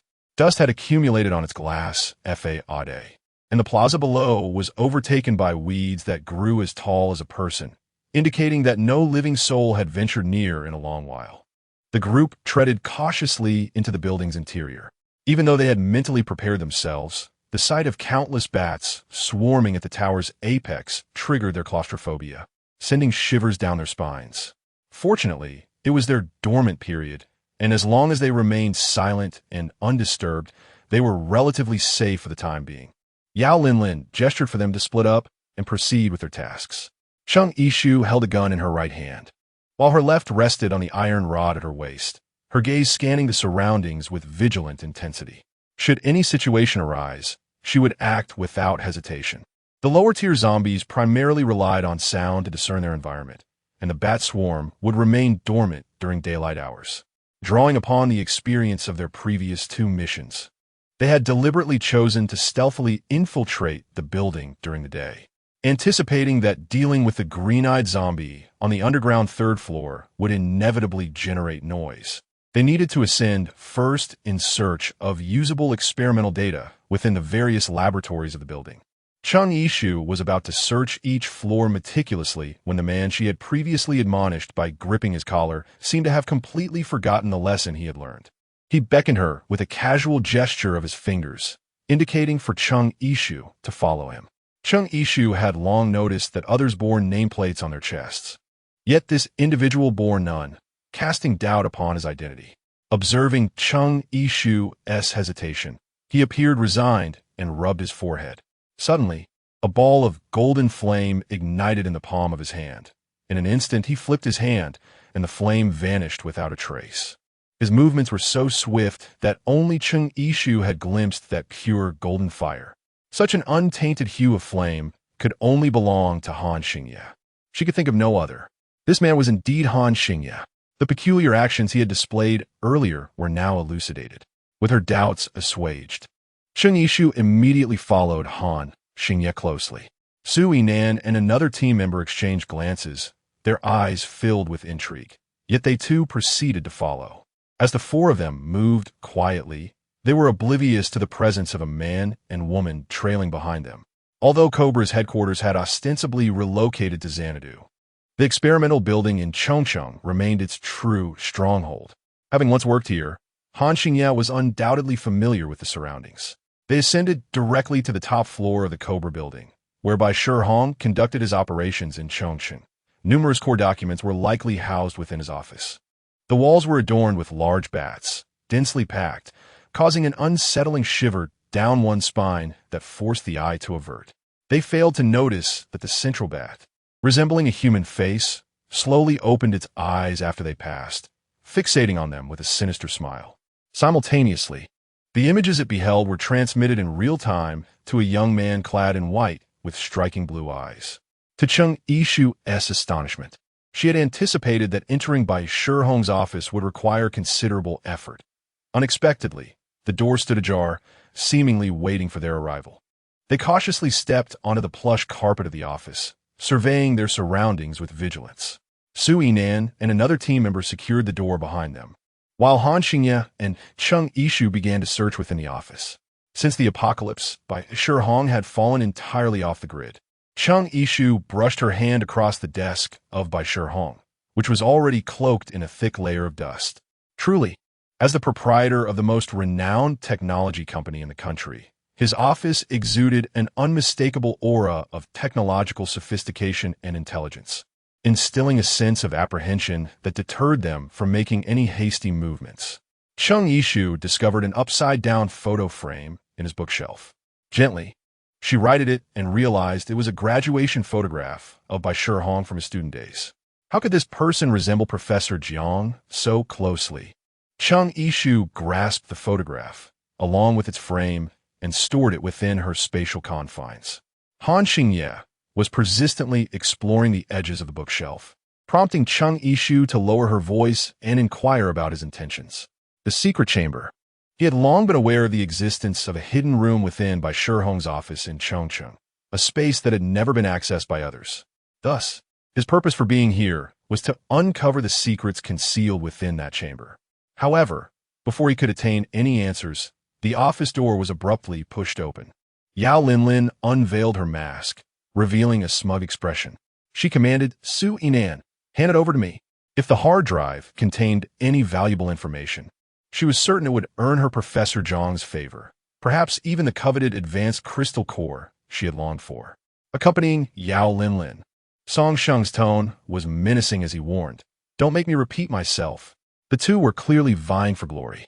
Su Yinan was indifferent to their petty squabbles, yet he could not abide their avaricious demeanor, fearing that their subordinates might usurp their accolades.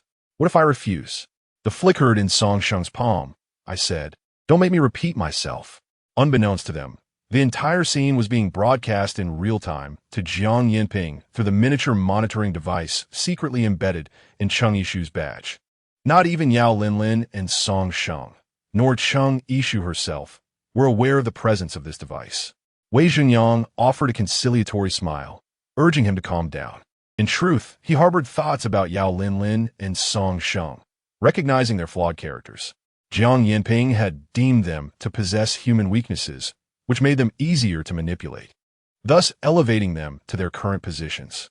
Chapter 86, Dual Attribute Abilities. Chung Yishu cast a glance at Yao Linlin and Song Sheng.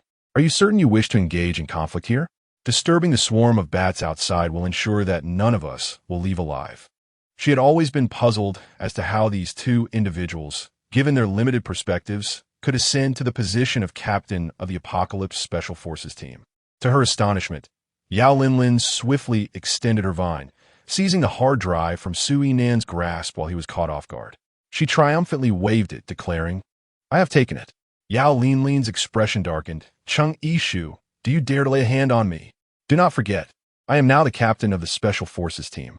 The tip of the vine abruptly sprouted a sharp spike, glinting ominously as it pointed directly at her brow. The spike was less than a finger's breadth from Yao Linlin's forehead. With just a slight extension, it could pierce through. Yao Linlin stiffened her neck, refraining from making any rash movements. Chung Yishu inquired, "Have I granted you too much face a few days ago?" Yao Linlin cast a furtive glance at Song Sheng. Understanding her unspoken words, Song Sheng prepared to snatch the hard drive from her grasp, while simultaneously readying to unleash his extraordinary flames upon Chung Yishu. The audacity of Chung, emboldened by a few tendrils, was indeed remarkable. Let her experience the ferocity of my extraordinary fire. A blazing inferno surged directly towards Chung Yishu, and as Han Xingye contemplated intervening, Chung Yishu calmly stated, "I have long harbored disdain for these two individuals. Allow me to handle this myself." Chung Yishu gracefully waved her palm, and a barrier of water materialized seemingly out of thin air. However, when the strange fire made contact with the water barrier, it abruptly halted, becoming enveloped by the layer of water and was extinguished in an instant. Song Sheng could hardly believe his eyes. How could this be possible? Typically, water affinity ability users would see strange fire evaporate into steam upon contact. But this was entirely different. Little did he know that only a water affinity ability user of a higher level than a fire affinity user could achieve such a feat yet. Water affinity ability users had long been relegated to the lower rungs of society in the apocalyptic world, rarely attaining high levels, leading everyone to assume they possessed no combat prowess. In contrast, Cheng Yishu's water ability had reached the 9th level, rendering Song Sheng's strange fire insignificant before her. It was only during her recent sparring sessions with Han Xingye that she discovered the remarkable prowess of her often overlooked water ability. Aren't you a plant affinity ability user? How can you wield water abilities? Yao Linlin exclaimed, her eyes wide, perceiving Cheng Yishu as almost a fantastical being. Sui Nan was the first to grasp the truth. Yishu, could it be that you are a dual affinity ability user possessing both plant and water abilities? Cheng Yishu nodded slightly. Sui Nan couldn't help but chuckle, thinking that those team members who had distanced themselves from Cheng Yishu would surely regret their decisions upon learning this. Out of fear of Yao Linlin, they had neglected to embrace such a substantial ally. Suddenly, Song Sheng realized how much Jiang Yinping valued Cheng Yishu. After all, who could possibly find another dual ability practitioner of such high caliber? Confronting Yao Linlin directly, the odds were not in his favor. He donned a smile, jesting lightly. You don't really hold grudges, do you? Having latched onto a powerful ally, Su Yinan nudged his fingers, reminding him to return the hard drive. Despite both of them yielding obediently, the unease enveloping Cheng Yishu's heart remained unshaken. It felt as though acquiring this information had been too effortless, as if someone had orchestrated the entire event to ensure they obtained the hard drive. Suddenly, a scream echoed from outside. Sensing the presence of individuals within, the bats began to hurl themselves against the door, attempting to force it open. A previously silent team member, who had been following Su Yinan, finally panicked and asked, "What should we do?" Even with everyone pushing against the door, they could not withstand the relentless assault of the bats. The doorframe showed signs of loosening, and if this continued, it would inevitably be breached. At last, the office door succumbed to the pressure from outside and was completely shattered. Once the door swung open, flames surged forth towards a swarm of bats. They hadn't even tasted the luscious blood before they were met with the searing heat, shrieking in terror. The fire spread swiftly, engulfing the entire floor. Song Sheng finally recognized that the man who had stood behind Cheng Yishu moments ago was, in fact, Han Xingye. Who else could unleash the golden, anomalous fire? Yet, despite his disdain for Han Xingye, he had no choice but to cooperate, conjuring the anomalous flames to repel wave after wave of zombies. As they dodged the fiery tendrils, they also fought off the circling bats that were poised to attack. Alongside the relentless onslaught of zombies, Yao Linlin gritted her teeth, trailing closely behind Cheng Yishu. A mere glance sent a jolt of fear through her, nearly weakening her legs. For there, hanging upside down on the wall, was a bat with a human face, its cold eyes fixed intently upon her. In the next instant, it lunged towards her. Instinctively, Yao Linlin grasped Cheng Yishu, pulling her in front as a shield. Faced with the advancing bat, Cheng Yishu attempted to retreat. However, whether due to overwhelming shock or a deliberate choice, Yao Linlin clutched Cheng Yishu tightly, leaving her with no chance to evade. As the bat drew nearer, Yao Linlin mustered her strength and pushed Cheng Yishu towards the bat, exclaiming, "If you kill her, then spare me." Cheng Yishu brushed past the human-faced bat, but lost her balance and shattered the glass railing, tumbling backward toward the ground below. "Yishu!" Two male voices rang out simultaneously. Su Yinan leaned over the railing, his hands grasping at empty air, helplessly watching Cheng Yishu fall. A shadow darted by. Only when he reacted did he realize that Han Xingye had already leaped down. Before the monitor, a layer of frost had formed upon the surface of the table, emanating from Xia Yusen. Having just witnessed Cheng Yishu slip and fall, she was momentarily startled, followed swiftly by a surge of elation. If Cheng Yishu perished, then Han Xingye would surely belong to her. However, her joy was short-lived as she discovered that Han Xingye had unhesitatingly followed Cheng Yishu off the ledge.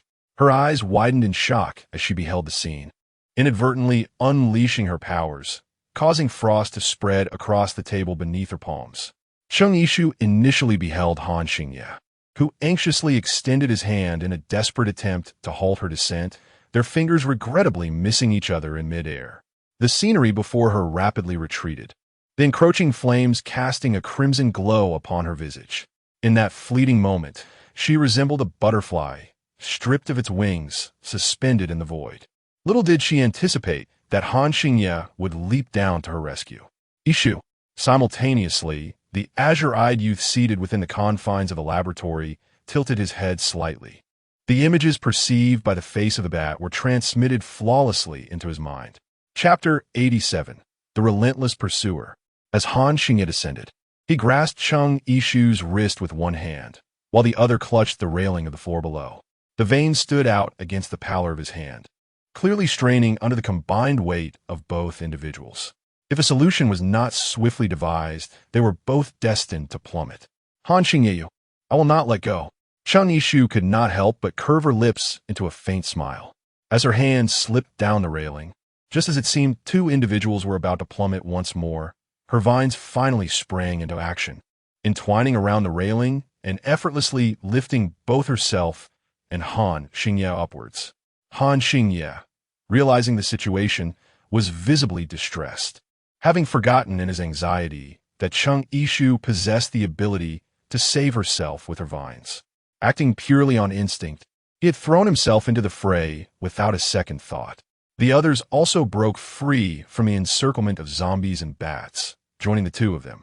Upon seeing Cheng Yishu standing unharmed, Yao Linlin felt a pang of disappointment, yet not an ounce of guilt crossed her mind. Above them, the face bats circled ominously, their cold eyes fixated on the group before suddenly diving down, making a beeline for Yao Linlin once more. This time, whether it was Cheng Yishu, Han Xingye Su Inan, or another teammate, all chose to stand idly by, refraining from offering assistance. In a frenzied attempt to escape, Yao Linlin realized that the face bat seemed to have targeted her, relentlessly pursuing her. The horrifying visage of the bat pressed closely against her neck, and despite her frantic struggles, she could not shake it off. She reached out, hoping for Song Sheng to rescue her. However, Song Sheng, paralyzed with fear at the sight of the terrifying face bat, hesitated to intervene, afraid he might become its next victim. As her blood continued to flow, Yao Linlin's strength finally waned, and she slumped helplessly. Meanwhile, the others were busy warding off the ordinary bats while retreating downstairs. Su Yinan released a chilling aura, causing the bats he targeted to instantly freeze into ice sculptures, plummeting to the ground. Both Han Xingye and Song Sheng utilized their unique flames to fend off the bats.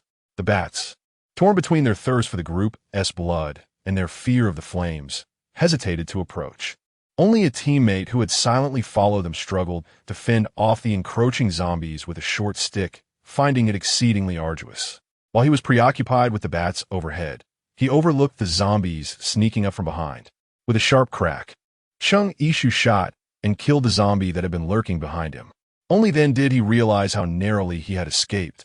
Grateful, he nodded appreciatively at Cheng Yishu. Meanwhile, the other teammates on the lower floors were engaged in a grueling struggle against the zombies and bats. To everyone's astonishment, upon their descent into the underground levels, the bats ceased their advance, seemingly fearful of what lay within. They clung back to the nearby walls, as if waiting for the group to emerge before launching another attack. In the deep, dark underground, only the sound of their shuffling footsteps could be heard. Outside loomed the lurking vampire bats, while inside resided the invulnerable green-eyed zombie. They found themselves in a predicament, caught between advancing and retreating. Just moments ago, eager to claim credit, Song Sheng now shamelessly cowered behind Cheng Yishu and Han Xingye, as they were compelled to confront the green-tier zombie. As the group approached, they found the zombie, akin to a slumbering giant bear, nestled against the wall in deep sleep. What perplexed Shang Yishu was the fact that this green-eyed zombie remained confined within its prison. Why did it not pry open the iron bars to escape, instead opting to linger in this dim and damp underground cell? Before she could ponder the answer, the impatient Song Shang had already unleashed a blaze of anomalous fire, charging towards the undead creature. The conflagration collided with the zombie's bare abdomen, akin to striking an iron wall, leaving the creature utterly unscathed. Awakened from its slumber, the zombie swatted away the flames as one might dismiss a fly, slowly raising its head, its emerald eyes fixed upon them, seemingly questioning the reason behind their aggression. The green-eyed zombie gradually rose, its weight causing the very floor tiles beneath them to tremble. Its clumsy movements lent it an air of awkwardness. Realizing his strength was inadequate, Song Shang began rallying the others present, urging, "Brothers, swiftly vanquish it. This is the Zero Zombie." The crowd hesitated, prompting Song Shang to chide. "Are you all so paralyzed by fear? Once we succeed, Professor Jiang will surely reward us handsomely." Among them, a particularly eager individual, upon hearing his words, could no longer contain his restless spirit. The metallic ability wielder immediately activated his powers, rendering himself impervious to harm. He clenched his fists, leaping into the air, poised to strike the zombie with tremendous force. After all, the metallic wielder's punch would surely create a significant indentation upon impact with the ground. Yet, to the astonishment of the onlookers, his fist was caught by the zombie. In the presence of the green-eyed creature's colossal hand, the metallic wielder's fist appeared diminutive. The zombie effortlessly tore apart the iron bars, causing the crowd to instinctively recoil a few steps. With a sudden and forceful motion, the green-eyed zombie hurled the metallic wielder against the wall. Due to the latter's steel-like physique and invulnerability, his body created a human-shaped indentation in the wall, rendering him immobile and trapped. If even the metallic ability wielder could not contend with this zombie, what hope remained for the others? A glimmer of insight flickered in Song Shang's eyes. "Shang Yishu, what are you dawdling for? You are the most valued member of Professor Zhang's team. How can you stand idly by at this moment?" Shang Yishu hesitated to take action, as she felt an inexplicable sense that the zombie before her bore no ill will. Even when it attacked the metal ability user, it was merely in response to the latter's initial attempt to harm it. In the midst of her contemplation, the green-eyed zombie suddenly erupted into a frenzied rage, bellowing incoherently in their direction. Had she misjudged the situation? Just then, Su Yinan pointed to the sky and exclaimed, "The man-faced bat is coming." Everyone looked up to see that indeed, the creature was in pursuit, its sinister eyes fixated on them, resembling a predator surveying its delectable prey. Was the green-eyed zombie shouting at the man-faced bat? To affirm Shang Yishu's suspicion, the zombie began to claw at the air, attempting to capture the bat. It disregarded the presence of the other Special Forces members, relentlessly pursuing the creature.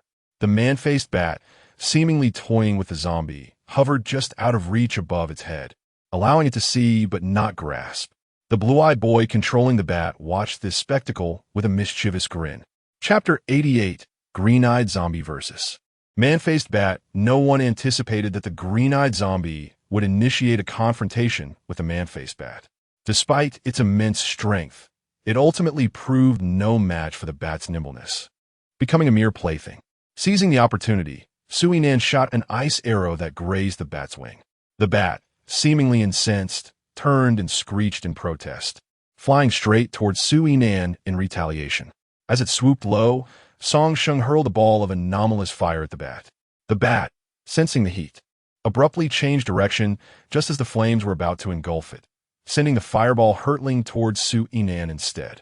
Fortunately, Han Xing'e neutralized Song Shang's flame with his advanced fire ability. Otherwise, Su Yinan would have faced dire consequences. Despite harboring resentment towards Han Xing'e, Su Yinan genuinely expressed his gratitude after being saved. "Thank you." However, the glances directed at Song Shang were laden with complexity. His earlier ambush might have had a chance of success, but it recklessly jeopardized Su Yinan's life, revealing a chilling lack of empathy. Song Shang showed no remorse, urging, "What are you staring at? Quickly deal with the zombie and the bat." At that moment, a A teammate who had been following Su Inan spoke up. This isn't the first time he's acted this way. This teammate was the same individual Chung Yishu had seen in the laboratory, who had participated in Jiang Yinping's experiments multiple times, yet had never awakened an ability. The voice in the recording, belonging to the boy who perished while saving others, was his younger brother. Yet, this morally questionable individual, having awakened an ability, faced no repercussions from Professor Jiang and was instead promoted to a captain's position. How could one not resent such a fate?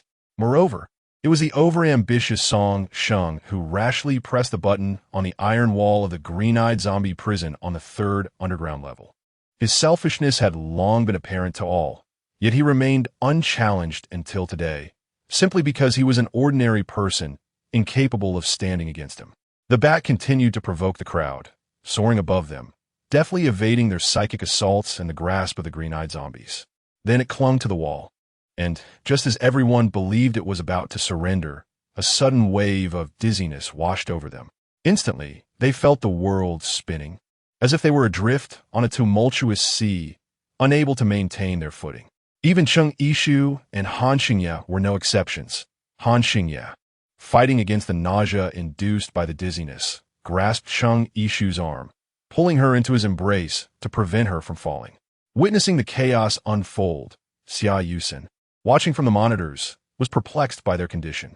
It was Jiang Yinping who elucidated the situation.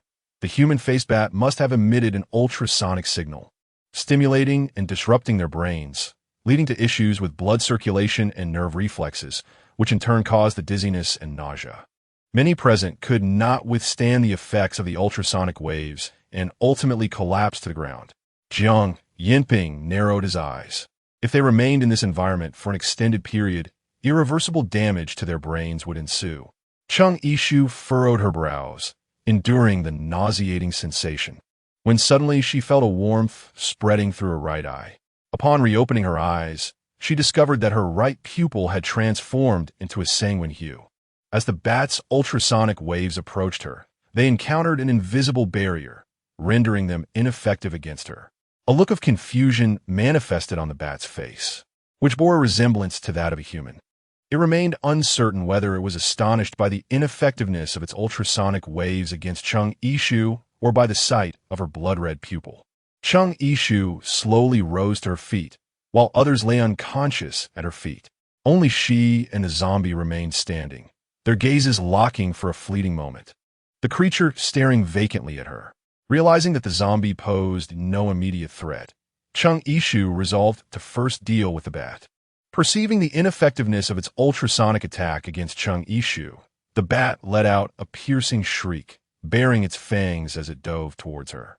Chung Yishu had already prepared herself for the impending confrontation when the bat suddenly halted midair, its yellow eyes, brimming with fury, fixated on Chung Yishu, while its sharp fangs glinted ominously, as if yearning to sink in her neck and draw forth her blood. Yet, at that moment, its enormous wings remained utterly motionless, as though another force had seized control of its body, rendering it rigidly suspended in the air. Chung Yishu did not hesitate, extending a vine as thick as her wrist.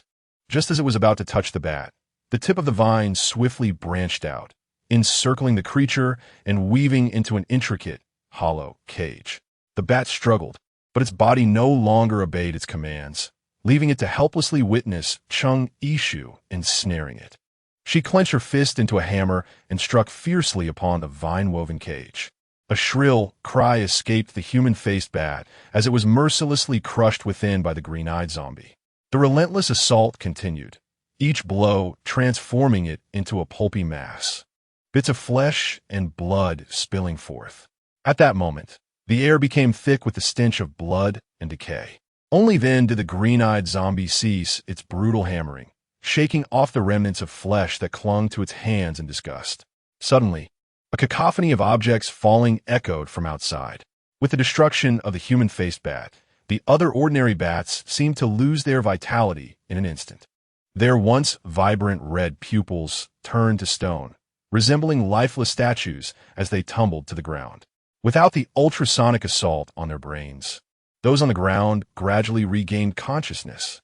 The recently vented green-eyed zombie, stood several meters away from Chung Yishu, caught off guard and panting heavily. Han Xingye, awakening, instinctively searched for Chung Yishu, finding her standing unharmed, and he finally exhaled in relief. As the others regained their senses, they were met with the foul stench of the bat reduced to a mere puddle of flesh, and upon seeing the gore strewn about, they were taken aback, all presuming it was the work of Chung Yishu. Chung Yishu's eye color gradually returned to normal. At this moment, Song Sheng commanded her, "What are you waiting for? Eliminate this zombie." To everyone's astonishment, the green-eyed zombie seemed to comprehend his words and clumsily waved its hand in refusal. Chapter 89. The Obedient Zombie, for Reasons Unknown. Chung Yishu harbored an inexplicable feeling that this particular zombie bore no malice. Just as she articulated this thought, the zombie surprisingly nodded its head. Song Sheng found himself momentarily speechless in response. At this juncture, the gazes of the onlookers towards Chung Yishu shifted significantly. They all assumed that during their period of unconsciousness, she had somehow tamed the zombie. Even Su Yinan jested, "Yishu, what have you done to make this zombie so obedient to your commands?" Only Jiang Yanping and a few others monitoring through the surveillance cameras were aware that Chung Yishu had indeed not done anything to the zombie. However, they pondered why the ultrasonic waves of the humanoid bat had failed against her. Why did this zombie understand their speech and comply with Chung Yishu's directives?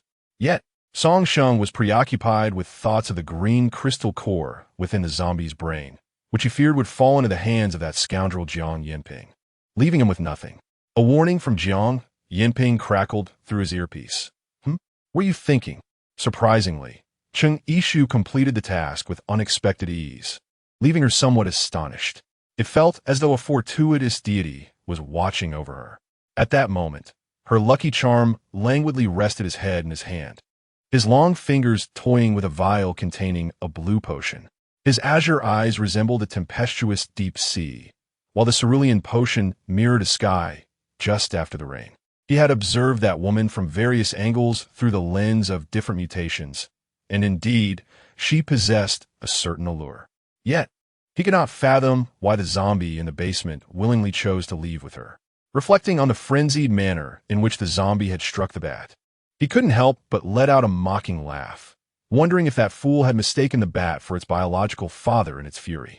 As for his own father, he was none other than the infamous Bai Hong, reviled by all in this apocalyptic world. Was this the first zombie created by Bai Hong? Despite knowing that this zombie had voluntarily entered the isolation chamber, which was constructed from a specialized glass impervious to bullets, the researchers hesitated to approach. Only Chung Yishu stood confidently outside the chamber, arms crossed, unperturbed. Inside the isolation chamber, the zombie, accustomed to the dim confines of the underground, appeared visibly unsettled upon being brought to the brightly lit underground city, almost blinding in its brilliance. It resembled an animal in an unfamiliar environment, anxiously surveying its surroundings. Yet, upon spotting Chung Yishu standing outside the glass, it seemed to find a modicum of solace. During this period, whenever Chung Yishu exhibited any signs of leaving, he would begin to frantically pound against the glass. Han Xingye, donned in a white lab coat, approached with a vessel in hand, prepared to collect samples. The previously subdued, green-eyed zombie suddenly became agitated, its large form shrinking into the corner as it attempted to conceal itself. Observing this reaction, Han Xingye remarked, "He must have been subjected to numerous experimental drugs before becoming a zombie, which explains his intense aversion and fear of syringes and similar objects." A research staff member urgently inquired, "What should we do? We need to collect his components for analysis." At that moment, Jiang Yanping spoke up, addressing Chung Yishu in a gentle manner. "Yishu, it's your turn." "Me?" Chung Yishu gazed at the zombie within the enclosure, which timidly raised its head to meet her gaze. Appearing quite pitiable, she placed her palm against the glass and spoke gently to the creature. "Would you be so kind as to cooperate? I harbor no intention of causing you harm. My only desire is to study the virus's original components in hopes of developing a cure." The zombie merely stared blankly at her, showing no sign of movement. Just when the onlookers deemed the endeavor futile, the zombie unexpectedly lifted its arm. signaling its willingness to cooperate. Cheng Yishu had not anticipated such a level of trust from it. For several consecutive days, Cheng Yishu remained in the laboratory to maintain this rapport. Upon her exit, she collided with two staff members who were preparing to transport equipment to the research facility. She recognized these individuals well. They were the very same personnel previously responsible for the development and enhancement of abilities. In her previous focus on the experimental subject's distressing reactions, she had nearly overlooked the operators managing the computers and connecting the apparatus. However, she pondered why they were now relocating equipment to the lab. The apparatus appeared upgraded, adorned with numerous smaller instruments. Reflecting on this, she realized that the isolation chamber opposite the green-eyed zombie was still vacant. Could it be that they intended to confine human subjects in there for experimentation in the future? Lost in thought, she suddenly encountered Song Sheng, whom she had not seen for several days. He immediately extended his hands and demanded, "Hand over the crystal core." Cheng Yishu wore a look of bewilderment. "What crystal core?" Song Sheng, mistaking her for feigning ignorance, replied impatiently, "Of course, it's the crystal core that the human-faced bat produced. It is a yellow tier mutation, and the core should also be of the yellow tier. Hand it over." Naturally, the crystal core had already been claimed by Cheng Yishu. However, she believed that having dealt with the human-faced bat, the crystal core, as a trophy, rightfully belonged to her, and had nothing to do with him, Song Sheng. Cheng Yishu let out a cold laugh, saying, "If you desire crystal cores, you should venture forth to battle the zombies and mutated creatures yourself. Asking others for them is hardly a display of skill." Song Sheng snorted disdainfully, asserting that all the crystal cores captured by the special operations team in this apocalyptic world must be submitted to Professor Jiang. Chapter 90. Nightmare. Cheng Yishu cast a fleeting glance at Song Sheng, clearly dismissing his words. "Step aside," she commanded coldly. In that moment, she radiated an aura of authority reminiscent of a commanding leader. Song Sheng's reflexes outpaced his thoughts. By the time he comprehended her demand, he had already stepped aside, muttering a curse under his breath as he glared at her retreating figure. "You'll pay for this." Having rid herself of the bothersome Song Sheng, Cheng Yishu encountered another individual at her doorstep.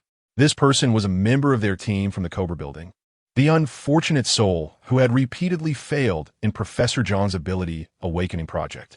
Despite her overwhelming fatigue, upon recalling the other's tragic circumstances, Cheng Yishu softened her demeanor and inquired, "What brings you to me?"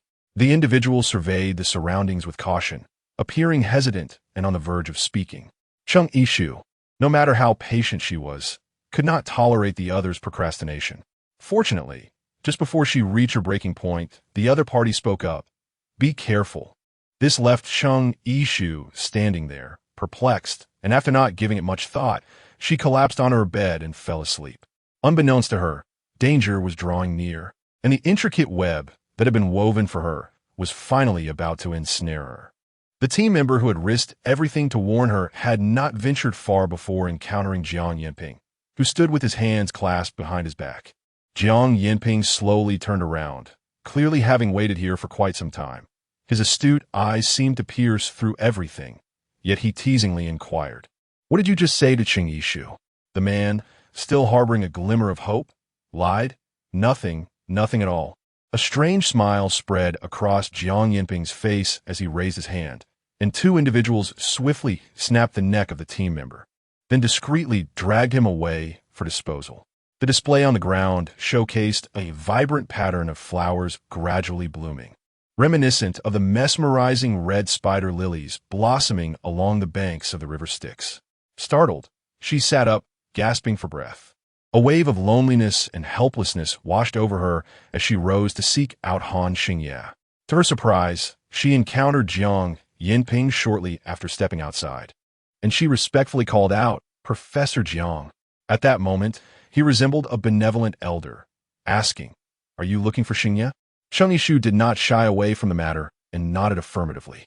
"Come to my place. He will arrive shortly." This marked Cheng Yishu's inaugural visit to Jiang Yinping's office. To her surprise, it was devoid of the myriad of reagents and potions one might expect. The most striking feature was a bottle of red, wine elegantly displayed on the desk. This underground city often evoked a sense of nostalgia, as if it were still a time before the apocalypse, where even red wine could make an appearance. When Han Xingye arrived, Cheng Yishu was seated rather stiffly opposite Jiang Yinping, and upon his arrival, she breathed a sigh of relief. After a moment's hesitation, he took a seat beside her. Initially, he had thought to forego this meeting, eager to focus on developing a suppressant for the zombie virus so that he could whisk Cheng Yishu away from this place. Yet, the messenger's insistence compelled him to come. He addressed Jiang Yinping directly. "Professor, is there a specific reason you summoned me?" Jiang Yinping appeared unperturbed, jesting, "Since your girlfriend arrived, we haven't had the chance to sit down and converse properly. Perhaps it's time to set your research aside for the moment. Can a potion be concocted in just a day or two?" His words held truth, yet Jiang Yinping had already poured a glass of wine for each of them, exclaiming, "You two are truly a match made in heaven, with your talents complementing one another." Cheng Yishu gazed into the glass of red wine, pursing her lips slightly. She was not well versed in the art of drinking. Even a single glass of red wine was enough to intoxicate her. This wine was not something she particularly desired to indulge in. Noticing her subtle reluctance, Jiang Yinping swiftly took the initiative, raising his own glass and proclaiming to Cheng Yishu and Han Xingye, "This toast is a blessing for both of you." He then took a sip. Cheng Yishu hesitated, feeling that a further refusal might offend the esteemed elder. Han Xingye restrained her hand as she was about to raise her glass, addressing Jiang Yinping. "Professor, she cannot partake in alcohol." The smile on Jiang Yinping's face diminished slightly, revealing his displeasure. After all, they were not yet wed, yet he was already shielding her. "It is merely red wine. It poses no harm. Is this not a gesture of my acknowledgement and blessing that she cannot accept?" With the conversation reaching this point, Cheng Yishu reluctantly sipped a few mouthfuls. Jiang Yinping, seemingly intent on encouraging her further, uttered additional remarks that compelled her to drink more. With each sip, she initially perceived a bitterness. However, after consuming 2 glasses, warmth began to flush her cheeks. By the time she reached the 3rd glass, her head felt somewhat light and hazy. Jiang Yinping continued his relentless discourse, but all Cheng Yishu could hear was a buzzing in her ears, rendering his words unintelligible. One thing was clear to her: he urged her to drink more. Once she finished the wine in her glass, she promptly leaned over and collapsed. Her last conscious thought was that Han Xingye had caught her before she fell to the ground. When she awoke, a throbbing pain enveloped her head. The bright light above her resembled midday sun, and it took her a moment to realize it was simply a lamp. Shaking her head in an attempt to clear her thoughts, she became aware of a heavy object tightly encircling her head. Instinctively, she reached up to remove it, only to find that both of her wrists were bound in specially designed shackles. Opposite her was the caged number 0 zombie, its emerald eyes staring intently at her. Seemingly perplexed as to why she, like it, was confined within this transparent enclosure. How did she end up here? Where was Han Xingye? She pounded on the door, calling out, "Let me out." Yet, there was no sign of Han Xingye outside, and the passing staff bore unfamiliar faces. They ignored her pleas, whispering among themselves before breaking into laughter at her expense. Is this a dream? It must be a dream. Fear gripped Cheng Yishu, leaving her hands and feet cold. She longed to awaken from this nightmare. After several attempts to open and close her eyes, the scene before her remained unchanged, and she was still trapped in her slumber. Just as she contemplated striking her head against the reinforced glass, Jiang Yinping entered. Chapter 91. What do you want? Do not strike it. This is tempered glass. You cannot break through.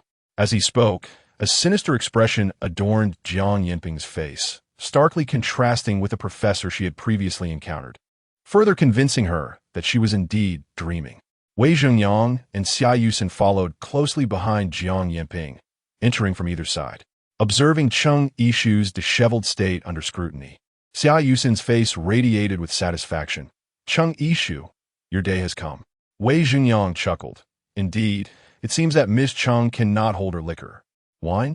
Cheng Yishu suddenly recalled that the first time Wei Zhengyang appeared at the Greenfield base, it was during a gathering to celebrate the new year. At that time, Cheng's mother mentioned her inability to handle alcohol.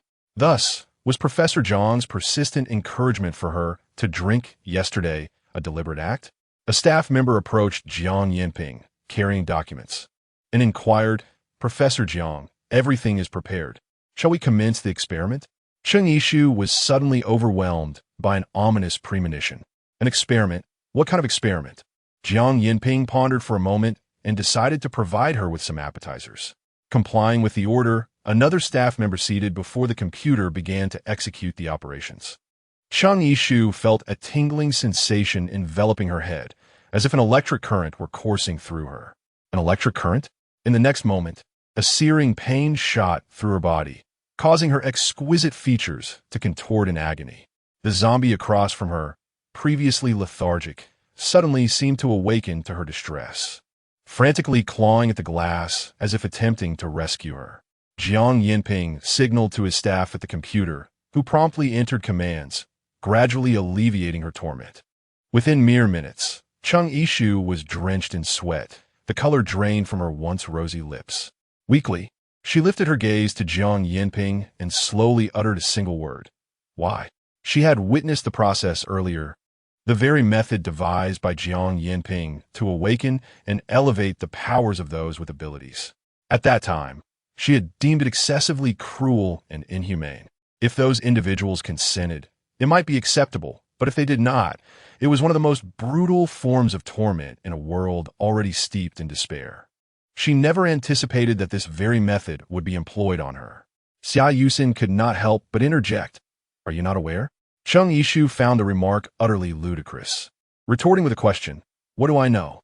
This time, it was Jiang Yinping who spoke directly. "Who are you?" As if recalling something, he continued, "No, you may not necessarily be human. Perhaps you're merely a mutated advanced zombie. Otherwise, how could a lowly green-tier zombie obey your commands? Red-tier zombies heed the words of orange-tier ones, while yellow-tier zombies dominate the orange tier. Therefore, for a green-tier zombie to follow your lead." Cheng Yishu interjected, "Are you suggesting that I am of the green stage, or even a higher echelon?" Xia Yusin could not help but chime in, "Otherwise, how could your abilities be so formidable? You can effortlessly make objects vanish and reappear in an instant." Upon hearing the first half of the statement, a smirk lingered on Cheng Yishu's face, but the latter half left her momentarily speechless. Xia Yusin had alluded to her spatial abilities since arriving in Chongcheng. She had scarcely utilized this gift. The only person who might be privy to it was Han Xingye, who had unwittingly revealed her secret on multiple occasions in his presence. Just as this conjecture flickered in Cheng Yishu's mind, it nearly rendered her breathless. Observing her expression, Xia Yusin discerned that she had made the connection and further stoked the flames, reminding her, "Oh, can you guess how Wei Zhengyang knew that Xingye was at the green turf base and managed to locate it?" Cheng Yishu's originally dark right eye had unknowingly turned crimson. Suppressing her fury, she shouted, "Stop talking." At that moment, Jiang Yinping and Wei Zhengyang exchanged glances, realizing that bringing Xia Yusin here had been a wise decision. The way she spoke the truth intermingled with lies without batting an eye nearly convinced them, the informed ones, of its authenticity. Only this could provoke Cheng Yishu. "What? Are you afraid? Don't want to hear any more?" So many battles fought side by side. The New Year's fireworks, the tender care during her illness. Fragments of memories flickered through Cheng Yishu's mind like a film. Were they all mere fabrications? As Xia Yusin spun her web of deceit with increasing ease. How could she possibly stop? Do you still not believe it? Why are you here? Why hasn't Xingye come to rescue you? Because he doesn't want to see you at all. She longed to kill Han Xingye, to slay Xia Yusin, to eliminate Jiang Yinping. With her eyes half black and half blood red, she was already terrifying, and her burgeoning murderous intent only intensified that fear. Her hands trembled slightly as the bloodthirst began to invade her reason. Yet a voice deep within urged her to remain calm. Once she began, she might lose control entirely. This state of hers caused even the previously arrogant Xia Yusin to take 2 steps back, too frightened to utter another word. Even knowing the tempered glass would prevent her escape, she was still chilled to the bone, fearing that Cheng Yishu might burst forth at any moment to seize her by the throat. just as the restless bloodlust boiled within her. Chung Yishu's right eye began to warm. Bowing her head, she sensed the changes within her body. As her anger surged, the right eye became a source of warmth, spreading heat throughout her being. The bloodthirst that had urged her toward violence was swiftly cleansed and purified. Moreover, the inexplicable fatigue that had plagued her since arriving in this underground city vanished, and the recent pain felt as though it had never existed. All of this transpired quietly within her, unnoticed by others. When she lifted her head again, her eyes shone with clarity. It was as if she had forgotten Xia Yusin's earlier words, and she addressed Jiang Yinping. "If I told you I'm not a zombie, would you let me go?" Wei Xingyang thought to himself that Chung Yishu was still too naive. The suspicion of her being a zombie was merely an excuse for Jiang Yinping. What he truly desired was for Chung Yishu to awaken her highest level abilities, to then wield her power for his own purposes. Your demeanor just now hardly resembled that of an ordinary person, nor even a typical ability user. Do you truly believe that if you tell me you're not a zombie, I will believe you? Chung Yishu let out a cold huff before inquiring of Jiang Yinping. What do you intend to do? Chapter 92. Exchange of consciousness with Jiang Yinping's command. Pain surged once more towards Chung Yishu. Her body trembled uncontrollably. The number 0 zombie across from her sensed her distress and relentlessly crashed against the glass of the isolation chamber, attempting to rescue her. Unfortunately, the special material of the glass rendered its efforts futile. As the agony reached a pinnacle, Chung Yishu suddenly perceived a blinding whiteness before her eyes. Then, all pain dissipated, and she felt her body gradually becoming lighter, even beginning to float as if she were strolling through the cosmos. Surrounding her was a vast expanse of white, and before her stood a door-shaped entity. Summoning her courage, she took a bold step forward and crossed through it. Suddenly, a mechanical voice echoed in her ears. Mission paused. A group of individuals clad in silver attire surged toward her. Number 37. What is the matter? The crisis of Blue Star has yet to be resolved. Number 37. Blue Star needs you. They spoke in unison, yet Chung Yishu did not recognize them. Bewildered, she cautiously retreated a few steps. It was not until a short-haired woman with silver locks approached that the others momentarily ceased their chatter and bowed to her. Clearly, she held a high rank. Perhaps sensing Chung Yishu's anomaly, the woman escorted her to another room. As they traversed a transparent glass corridor, Chung Yishu caught her reflection. Noting that she bore the same appearance as before, save for her hair, now silver like the woman's, tied in a high ponytail, cascading behind her. Most striking were her crimson eyes, her expression cold and devoid of emotion, resembling that of a formidable combat automaton. How had she transformed into this? Hadn't she been confined by Jiang Yinping? Where was this place? Before she could ponder further, a metallic flying object appeared before her, swiftly gliding over the corridor. Unlike an airplane, it bore a disc-like shape and zipped past in an instant. She looked outside to find a vast azure ocean. Astonishingly, the building was constructed upon the water. Upon entering the room, she stood transfixed by the floating sofa within. The female officer inclined her chin and said, "Please, take a seat." Noticing Chung Yishu's hesitation, she took a seat herself, prompting Chung Yishu to muster her courage and follow suit. "Greetings, Blue Star inhabitant," the officer suddenly declared, causing Chung Yishu's heart to race. The silver-haired woman, however, dismissed her surprise with a carefree smile and a wave of her hand, saying, "Do not be alarmed. In a sense, you are considered our ancestor." Chung Yishu, apprehensive about revealing her identity, refrained from responding. The silver-haired woman continued, "I am aware that you are not no. 37. It seems that Jiang Yinping's device inadvertently transmitted your consciousness to the present through our time-space machine." Chung Yishu could not help but inquire, "What year is it now?" The silver-haired woman paused for a moment in contemplation before responding. According to the calculations of Blue Star, it should be the year 2333. Chung Yishu could not help but inhale sharply and continue to inquire. "Then where is this?" It is a planet located several light years away from Blue Star. The Aviation Bureau commenced secret explorations of other habitable planets long before the outbreak of the zombie virus on Blue Star. This is the outcome of that exploration. Thus, These individuals were fortunate enough to evade the outbreak of the zombie virus on Blue Star. Reflecting on how those earlier individuals referred to themselves as number 37, Chung Ishu could not resist asking, "Have you attempted this 37 times?" The silver-haired woman nodded. "You are quite astute." This revelation clarified why Chung Ishu had suddenly acquired such formidable abilities. It was, in fact, the power of the warrior known as number 37. Furthermore, since that female warrior's mission was to assist the people of Blue Star in escaping their plight, Chung Ishu experienced excruciating pain in her right eye whenever she was reluctant to help others. This was a punishment inflicted by the counterpart. Everything suddenly became clear. The silver-haired woman had been meticulously observing Chung Ishu's expression, patiently waiting for her to comprehend everything. Yet, Chung Ishu still felt that something was amiss. A flash of insight struck her, and she realized what was wrong. If my consciousness has transferred into the body of the number 37 warrior, then where is she? The silver-haired woman snapped her fingers, and a vast virtual display screen materialized in the room, revealing the perspective of Chung Ishu, who was still confined by Jiang Yinping. The individuals in the laboratory were entirely unaware that the core essence of the Chung Ishu before them had already been replaced.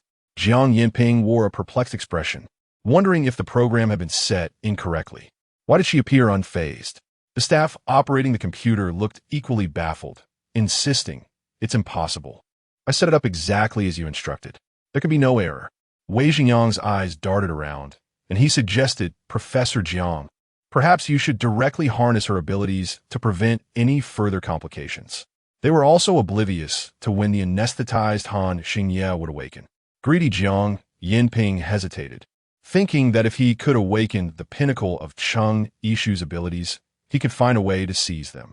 Otherwise, he felt as though something was missing. "Is it too late for complications?" Su Yinan interjected, standing beside the recently awakened Han Xingye. At that moment, Han Xingye's eyes were bloodshot, and his expression was one of extreme rage as he fixed his gaze on Jiang Yinping, stating, "You promised me you would not harm her." Caught in the web of his own schemes, Jiang Yinping exhibited no signs of guilt, coldly glancing at Han Xingye. "What does my promise to you matter? I once held you in high regard, nurturing you as if you were my own son. And what have you done in return?" Han Xingye's gaze darkened, and he scoffed. "Did you truly nurture me as a son, or did you merely exploit me to become your weapon against Bai Shihong?" Upon hearing this, Jiang Yinping's expression hardened. The other staff members could not help but interject on his behalf. "Han Xingye, how could you possibly equate Professor Jiang with that scoundrel who has plunged us into an apocalyptic crisis?" Chapter 93. Han Xingye's Injury. Once fresh from the ivory tower, Han Xingye entered society with dreams of the future. He consistently excelled academically and, even before graduation, had showcased his talents in numerous industry competitions. Backed by the esteemed Professor Jiang Yinping, it was no surprise that all the prominent companies in the field extended olive branches to him. After consulting Professor Jiang, who advised him to make his own decision, it was only logical that he chose to join the leading company, Cobra. Bai Shihong's obsession with the future of biotechnology had reached a frenzied level. He admired Han Xingye greatly. Han's inclusion significantly accelerated the progress of his team's research. Bai Shihong devoted himself entirely to the laboratory, spending nearly every waking moment there, save for essential sleep, all in pursuit of his human enhancement project. Han Xingye opposed this fervently, firmly believing that any endeavor contrary to the laws of nature would ultimately lead to backlash. The outbreak of the zombie virus only served to reaffirm his convictions. However, Bai Shihong was deaf to such warnings. Yet he desperately wished for Han Xingye to remain and assist with his research, employing various means to persuade him. Bai Shihong was both a mentor and a friend to Han Xingye, and he could not bring himself to sever ties. When a terminally ill girl met her tragic end as a test subject, Han Xingye finally recognized that this path was untenable. Resolute, he initiated the project handover, preparing to depart. It was then that Jiang Yinping appeared. He informed Han that the authorities were now scrutinizing Cobra and Bai Shihong's new project, claiming to be responsible for closely monitoring Bai's research. While this was indeed true, Jiang concealed his ulterior motives from Han. Suspicions arose within Han when he stumbled upon a college photograph of Jiang and Bai Shihong. At that time, an unsuspecting matriarch revealed to Han that Bai had always overshadowed Jiang during their university days. In the aftermath of the apocalypse, as everyone succumbed to calamity, Jiang Yinping's focus was astonishingly fixated on the thought, "I told you, he could never succeed." The subsequent anomalies led Han Xingye to realize he had never truly known his mentor. At that moment, Jiang Yinping let out a cold laugh, extending his hand, and Sui Nan was suddenly propelled before him, as if by an invisible force. Jiang grasped his neck, exclaiming, "Why did you bring Xingye here? I was initially inclined to spare your lives." With that, he intended to exert force and snap Sui Nan's neck. Yet, Sui Nan would not submit easily. He retaliated with a swift motion, a blade of cold light flashing through the air. Jiang Yinping sidestepped, but the sharp edge still severed several strands of his beard. With a glance that revealed his malicious intent, Jiang declared, "Seeking death." Following this, a sound resonated, as if something were coalescing. A layer of white frost swiftly enveloped Sui Nan's neck, rapidly spreading and freezing his body. The first to succumb to the cold were his arms, thwarting his plan to unleash his extraordinary abilities once more. What terrified Sui Nan was the growing numbness that crept through his limbs, gradually extending to the rest of his body, leaving only his mind aware. Han Xingye acted decisively, unleashing a swirling fire chain that struck Jiang Yinping's hand. Unprotected, Jiang Yinping appeared to permit this, allowing his grip to loosen, causing Sui Nan to topple backward. At that moment, his body was already immobilized by the frost, and a fall would shatter him like porcelain. "Brother!" Su Qini, who had rushed over, gasped in alarm.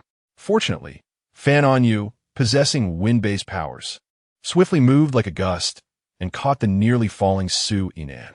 However, he had already succumbed to the frost. His combat capabilities diminished. Su Qini and Fan On Yu had been kept busy by Jiang Yinping's subordinates under the pretext of assisting the base, but it was merely to prevent them from noticing anything amiss. Now, nearly everyone had gathered. Su Qini knelt beside the frozen Han Xingye, tears streaming down her face. Her tears fell upon the immobile Sui Nan, transforming into glistening ice crystals. As Han Xingye prepared to confront Jiang Yinping, Xia Yusin could not restrain herself from advising, "Xingye, you must think this through." Wei Xingyang wore his perpetually insincere smile. "Han Xingye, given that I once served as your assistant, I must warn you. Professor Zhang's abilities are unmatched. I advise against challenging him." Han Xingye cast a sidelong glance at him. His powers were built upon countless lives. If he allowed Jiang to continue siphoning off Yishu's abilities, he would be complicit in injustice. After speaking, he cast a deep glance at Cheng Yishu, silently conveying, "Do not fear." Yet, Cheng Yishu seemed oblivious to his message, coldly observing everyone from within.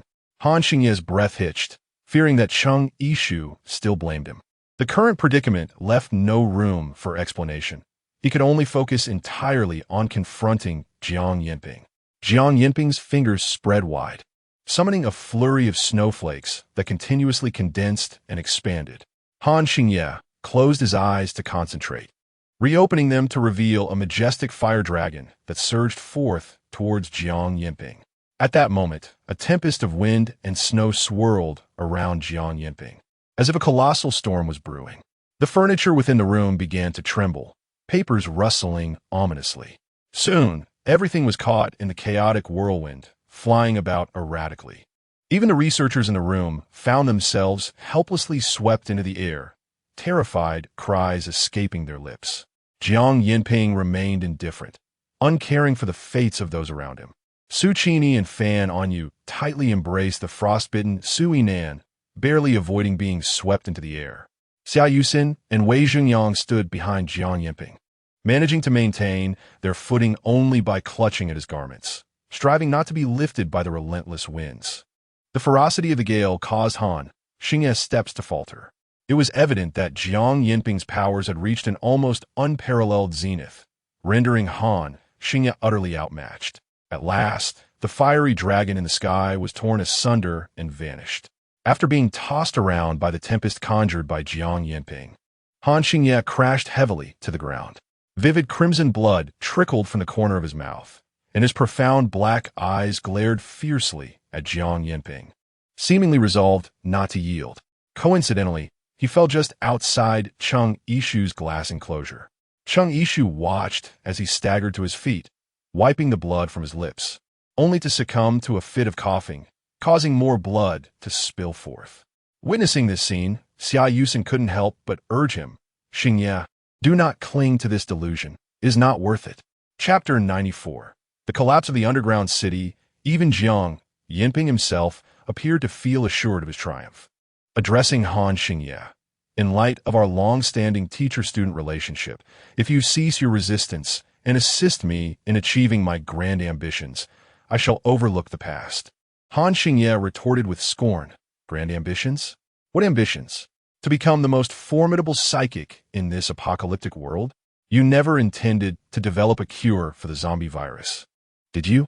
Confronted with the truth, Jiang Yinping remained unperturbed, spreading his hands in response.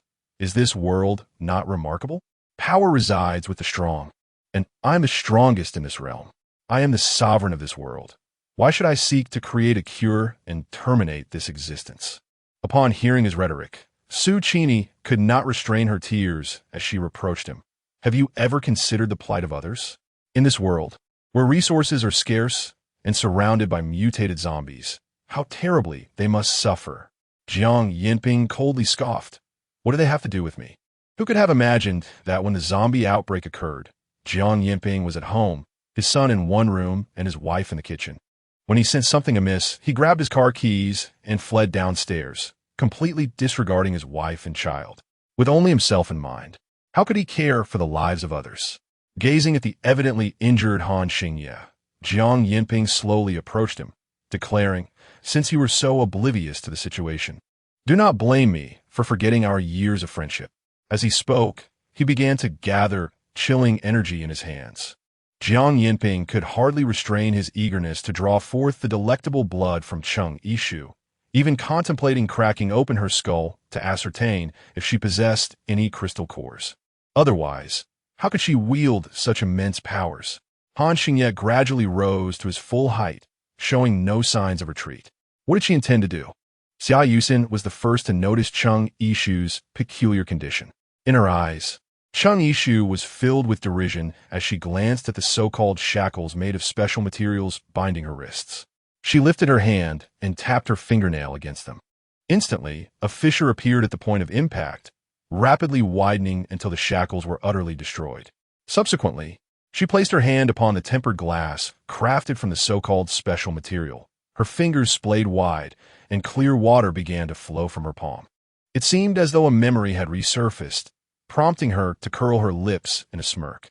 Observing this scene from a distant planet, the silver-haired commander couldn't help but smile, turning to Cheng Yishu beside her and saying, this marks the first instance of Unit 37 fully utilizing your body in combat.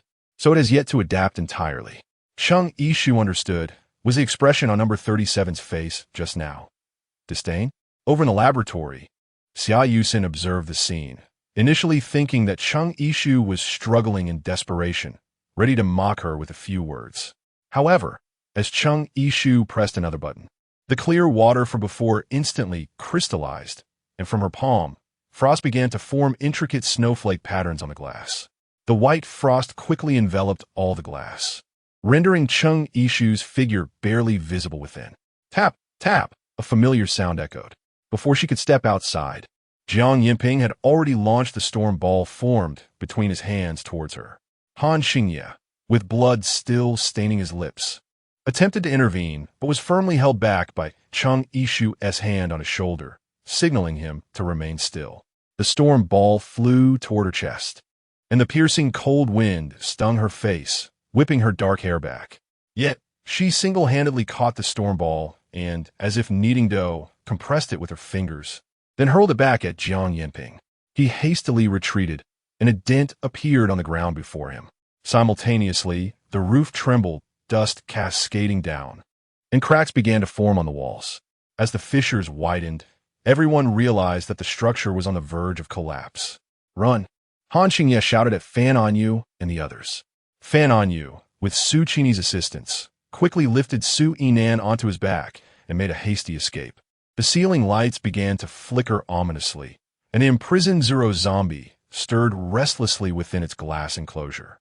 Cheng Yishu waved her hand, and though the object that flew out was unclear, the glass compartment containing the Zero zombie shattered into pieces, and the creature, with its green eyes alight with excitement, burst forth. It charged directly at Jiang Yinping, who was caught off guard. The formidable Zero zombie tackled him to the ground. He sought help, only to realize that Wei Zhangyang had already slipped away amidst the chaos, leaving behind a stunned Xia Yusen. Cheng Yishu flicked her fingers, and Jiang Yinping, who was attempting to use his abilities, found his limbs impaled by 4 ice spikes, pinning him to the ground. He grimaced in pain. Cheng Yishu approached slowly, looking down upon him with an expressionless face and indifferent gaze, resembling a celestial harbinger of judgment. She crouched down, placing a hand on Jiang Yinping's face. Sensing his imminent demise, he resorted to emotional manipulation. Xingye, save me. Cheng Yishu, think carefully about what you're doing. I am Xingye's mentor. How could you possibly kill me? His voice trailed off abruptly as Cheng Yishu's brow, which had previously furrowed, relaxed. Once she withdrew her hand, it became apparent that Jiang Yinping's wide eyes and open mouth had frozen into an icy sculpture. With a light tap, she struck the ice sculpture twice, causing it to shatter into a cascade of crystalline fragments. The Zero zombie, which had been perched upon him moments before, unexpectedly tumbled to the ground, staring blankly at the scattered ice shards, seemingly still in disbelief. Cheng Yishu reached out to stroke its head, but was halted by Han Xingye, who helped her up. The ceiling above had begun to collapse, and if they did not hasten their escape, they feared they would meet their end here. The Zero zombie, resembling a loyal pet, soon regained its senses and hurriedly followed closely behind them. They had scarcely emerged from the ground when the earth beneath their feet began to sink. Everyone pressed forward without pause. Han Xingye sprinted ahead, gripping Cheng Yishu's hand tightly, terrified that if she lagged even for a moment, she might fall into peril. This was the first time she regarded him with such intensity, rendering him momentarily paralyzed as if struck by lightning. Cheng Yishu paid no heed to his thoughts. Instead, she reached towards the frozen Su Yinan, and instantly the ice enveloping him dissipated. The once numb Su Yinan gradually began to regain his normal state. Chapter 95. Changes at the base. Is Yishu awake? Not yet. No need. This isn't from Chongsheng. It's a new room at the Levine base, which has seen little habitation before its abandonment. Beside her, Han Xingye bore dark circles under his eyes, and the angular lines of his jaw were now shadowed with stubble, tinged with a faint green. This was the first time Cheng Yishu had encountered such a disheartened Han Xingye. Initially, she failed to recognize him and, filled with curiosity, inquired, "What troubles you?" Noticing her unwavering gaze upon his face, Han Xingye, feeling uneasy, gently touched his cheek and cautiously asked, "Is something wrong? Have I become less handsome?" Cheng Yishu shook her head. Before she could utter another word, a cacophony erupted from the iron cage in the room as it was violently struck against the ground. Cheng Yishu furrowed her brows and was taken aback to discover it was Zombie Zero. The long-absent Tang Fan, hands on hips, added to Cheng Yishu's astonishment. "Isn't it strange? We were initially terrified of this creature, yet when we told him that he could only remain by your side if confined in a cage, he willingly walked in on his own accord, even locking the door behind him."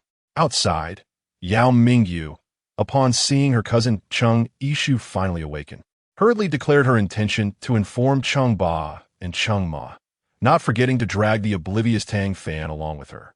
As she tugged at Tang Fan's ear, she whispered, "The young couple has things to discuss. Don't you feel awkward just standing there?" However, her whispered tone was not as discreet as she believed. Both Cheng Yishu and Han Xingye heard her clearly. Han Xingye glanced at Zombie Zero, who was foolishly grinning in the cage, dismissing him as a nonentity. After a long pause, he finally uttered a few simple words. "Yishu, I'm sorry." From the very beginning, when he deliberately approached her to his eventual departure, and later, his blind trust in Jiang Yinping, which almost turned him into an accomplice in harming Cheng Yishu, His apology bore a weight of unspoken complexities. The cold demeanor of number 37 within Chung Yishu had led him to believe she had grown weary of him, compelling him to remain vigilantly by her side. In the anxious hours spent waiting for Chung Yishu to regain consciousness, he finally experienced a taste of her earlier sentiments. TSK, you wouldn't actually forgive him, would you? This thought echoed in Chung Yishu's mind. Initially startled, she then recognized it as the voice of number 37 within her. Realizing that this entity had silently witnessed her every action for so long, she began to feel a twinge of embarrassment. Sensing her thoughts, number 37's cold voice resonated once more. Fine, you may treat me as if I were never here. With that, her mind fell into a profound silence, as if he had truly vanished without a trace. Chung Yishu was preoccupied with the acceptance of the fact that another consciousness coexisted within her body, leaving Han Xingye's apology hanging in the air. Only when he stood up, dejected, did she realize the situation. The consciousness designated as No. 37 barely curled its lips in a faint smile. How could this extraterrestrial, who had experienced love once, be less adept at understanding the nuances of a man's heart than she, who had never had a romantic encounter? Alas, it seems I am indeed a genius. The news of Chung Yishu's awakening spread rapidly. After briefly reassuring her parents of her well-being, she immersed herself in the demanding work at the green grass base. What struck Chung Yishu most was the staggering increase in the population, which had tripled since her departure. Not to mention, new refugees continued to arrive daily. This surge in population necessitated further expansion of the base, and a number of rooms provided by the unfinished Phase 2 of the underground city was utterly insufficient. Before Chung Yishu's departure, the granary was filled to the brim, yet it now lies nearly empty. Tang Fan has already led the green grass team to establish a new planting area near the base, with all awakened water ability users tasked with irrigation during periods of drought. Naturally, the irrigation responsibilities are assigned according to the capacity of these ability users, ensuring they are not overburdened. Su Chini, upon her arrival, quickly ascended to the position of squad leader within the planting team. While there are more than 10 such leaders, her joy is palpable. Her abilities, long deemed useless by many, including Mo Fei, have now enabled her to secure a role here. How could she not feel elated? Meanwhile, her companions have joined Yan Yan's medical team, contributing to the base's development. As for Yan Yan, he has learned the truth from Han Xingye. When the underground city of Chongcheng collapsed, Wei Zhengyang was the first to flee, yet perhaps fate found him unworthy. He was ultimately crushed by falling debris. Xia Yusin was somewhat luckier. Though not killed, she sustained a head injury that rendered her in a state akin to a coma. Whether she will awaken, and when, remains uncertain. Yan Yan spent the entire night processing this information, only to remark the next day with a wry smile. Perhaps this is the best outcome for both her and me. Zheng Ying's focus has shifted towards the overall management of the base, making her continued role as the captain of the Green Grass Guardian team somewhat inappropriate. The selection of a new captain wavers between Yao Mingyu and Song Hui, leaving her indecisive. However, before Chung Yishu could voice a decision, Zheng Ying felt compelled to interject. I believe Tang Fan and Mingyu. Without needing to elaborate, the newly awakened Chung Yishu also sensed the ambiguous atmosphere surrounding the two young individuals. After all, Tang Fan is a captain within the Guardian team.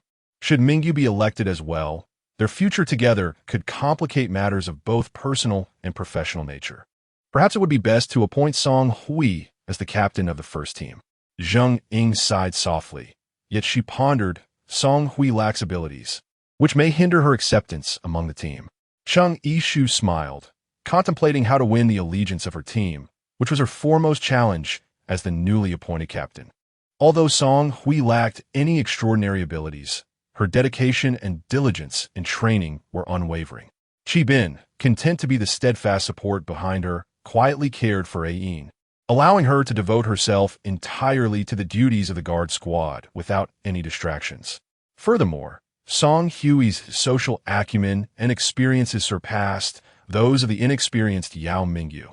Having learned a great deal about tactics while following Zheng Ying, the essence of effective leadership does not necessarily lie in strength, but in the ability to command the powerful individuals under one's charge. In comparison, Yao Mingyu evidently still had much to learn. "Let Mingyu assist me," Cheng Yishu proposed. "There is an overwhelming amount of work at the base, and I'm certain I cannot manage it alone." This arrangement would allow her to mentor Yao Mingyu closely. "Sister Cheng, among the newly arrived refugees, there is someone specifically asking for you. She claims to know you." Chapter 96, The Mysterious Boy. Cheng Yishu was taken aback to find that the visitor was Tang Jiao, the actress who had aided her in successfully assassinating Ouyang Wu. However, she now appeared to be in a much more disheveled state, clearly having endured considerable hardship on her journey to this place. Upon seeing Cheng Yishu, Tang Jiao's tears cascaded down her cheeks as she exclaimed, "You truly are the leader of the base." Initially, Tang Jiao had not accompanied them in their departure. Instead, she had sought refuge in a grocery store, managing to survive for several days by consuming whatever food she could find, regardless of its expiration date. Yet, the outside world was nearly devoid of human presence, plagued only by countless zombies. The monotony of such a dismal existence had driven her to contemplate suicide. As someone slowly removed their hat, Cheng Yishu distinctly heard gasps of astonishment from those around her. Before her stood a young boy, approximately in his 20s, with skin as fair as jade and strikingly chiseled features. His dark eyes blinked innocently as they gazed at Cheng Yishu, and he sweetly called out, "Sister."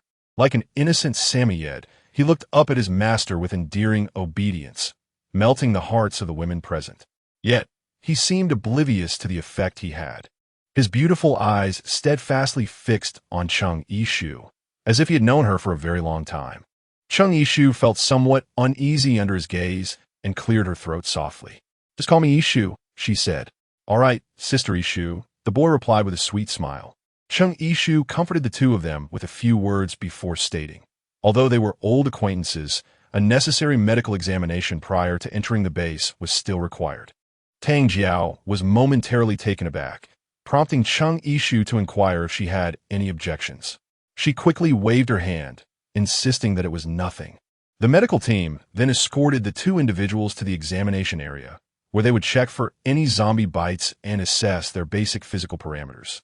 After Cheng Yishu's figure faded from view, the boy's gaze returned to its coldness, though he continued to feign a compliant demeanor, cooperating with the examination. Once he had disrobed completely, the same-sex inspectors could not help but marvel at his exquisitely flawless physique. Not a single scar marred his skin, as if he had been nurtured in a greenhouse since birth, untouched by any harm. In response to their astonished gazes, the boy suppressed the fierce intent that nearly escaped him and timidly inquired, "Is it done?"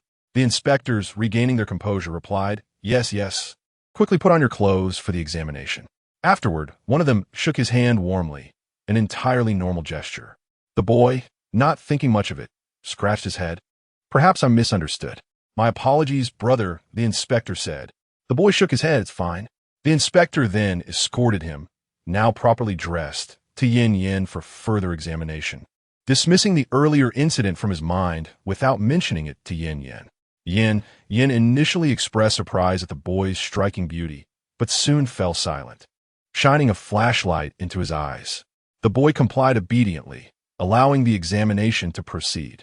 However, Yin Yin noticed that under the intense light, the boy's dark pupils remained like an endless abyss, fixed on the brightness, which startled Yin Yin into taking a step back.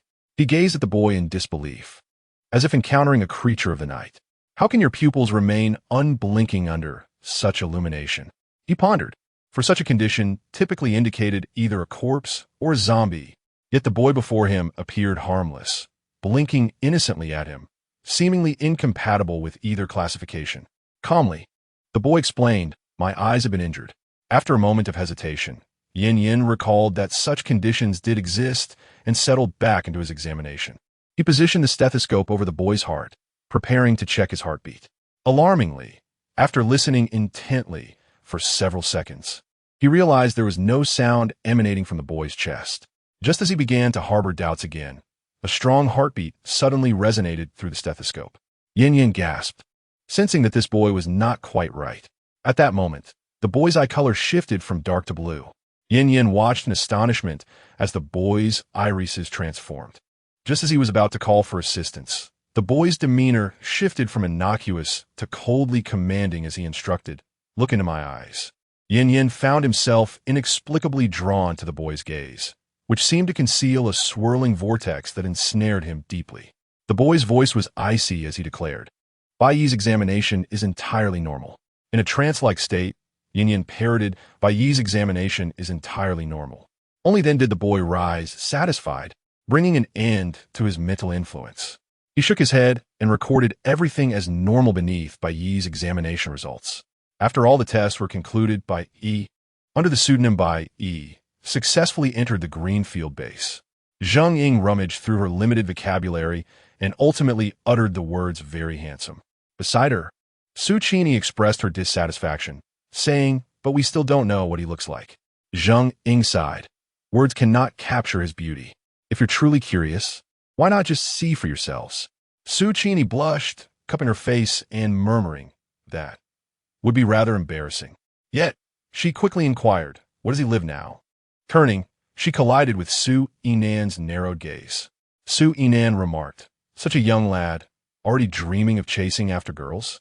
Su Qini nearly blurted out a retort, but swallowed it, rubbing her forehead and saying, "Everyone has a heart for beauty. Who says one must pursue it?" Upon noticing the bemused expressions of those around her, she quickly countered, hands on her hips, "I am not a pig," with a mischievous glint in her round eyes. Su Qini added, "A refugee arrived at the base today, a handsome boy who sweetly called Chang Yishu's sister." As she finished, it was evident that Han Xingya and Su Yinan were momentarily taken aback. Chapter 97. The base's misguided trends. What are you all doing? As Chang Yishu entered, she immediately sensed that the atmosphere was amiss. Su Yinan was the first to speak, glancing over Chang Yishu's shoulder. "Oh, where's that handsome younger brother you brought?" Chang Yishu felt a sense of bewilderment. What brother? Upon realizing the implication, she could only helplessly curl her lips.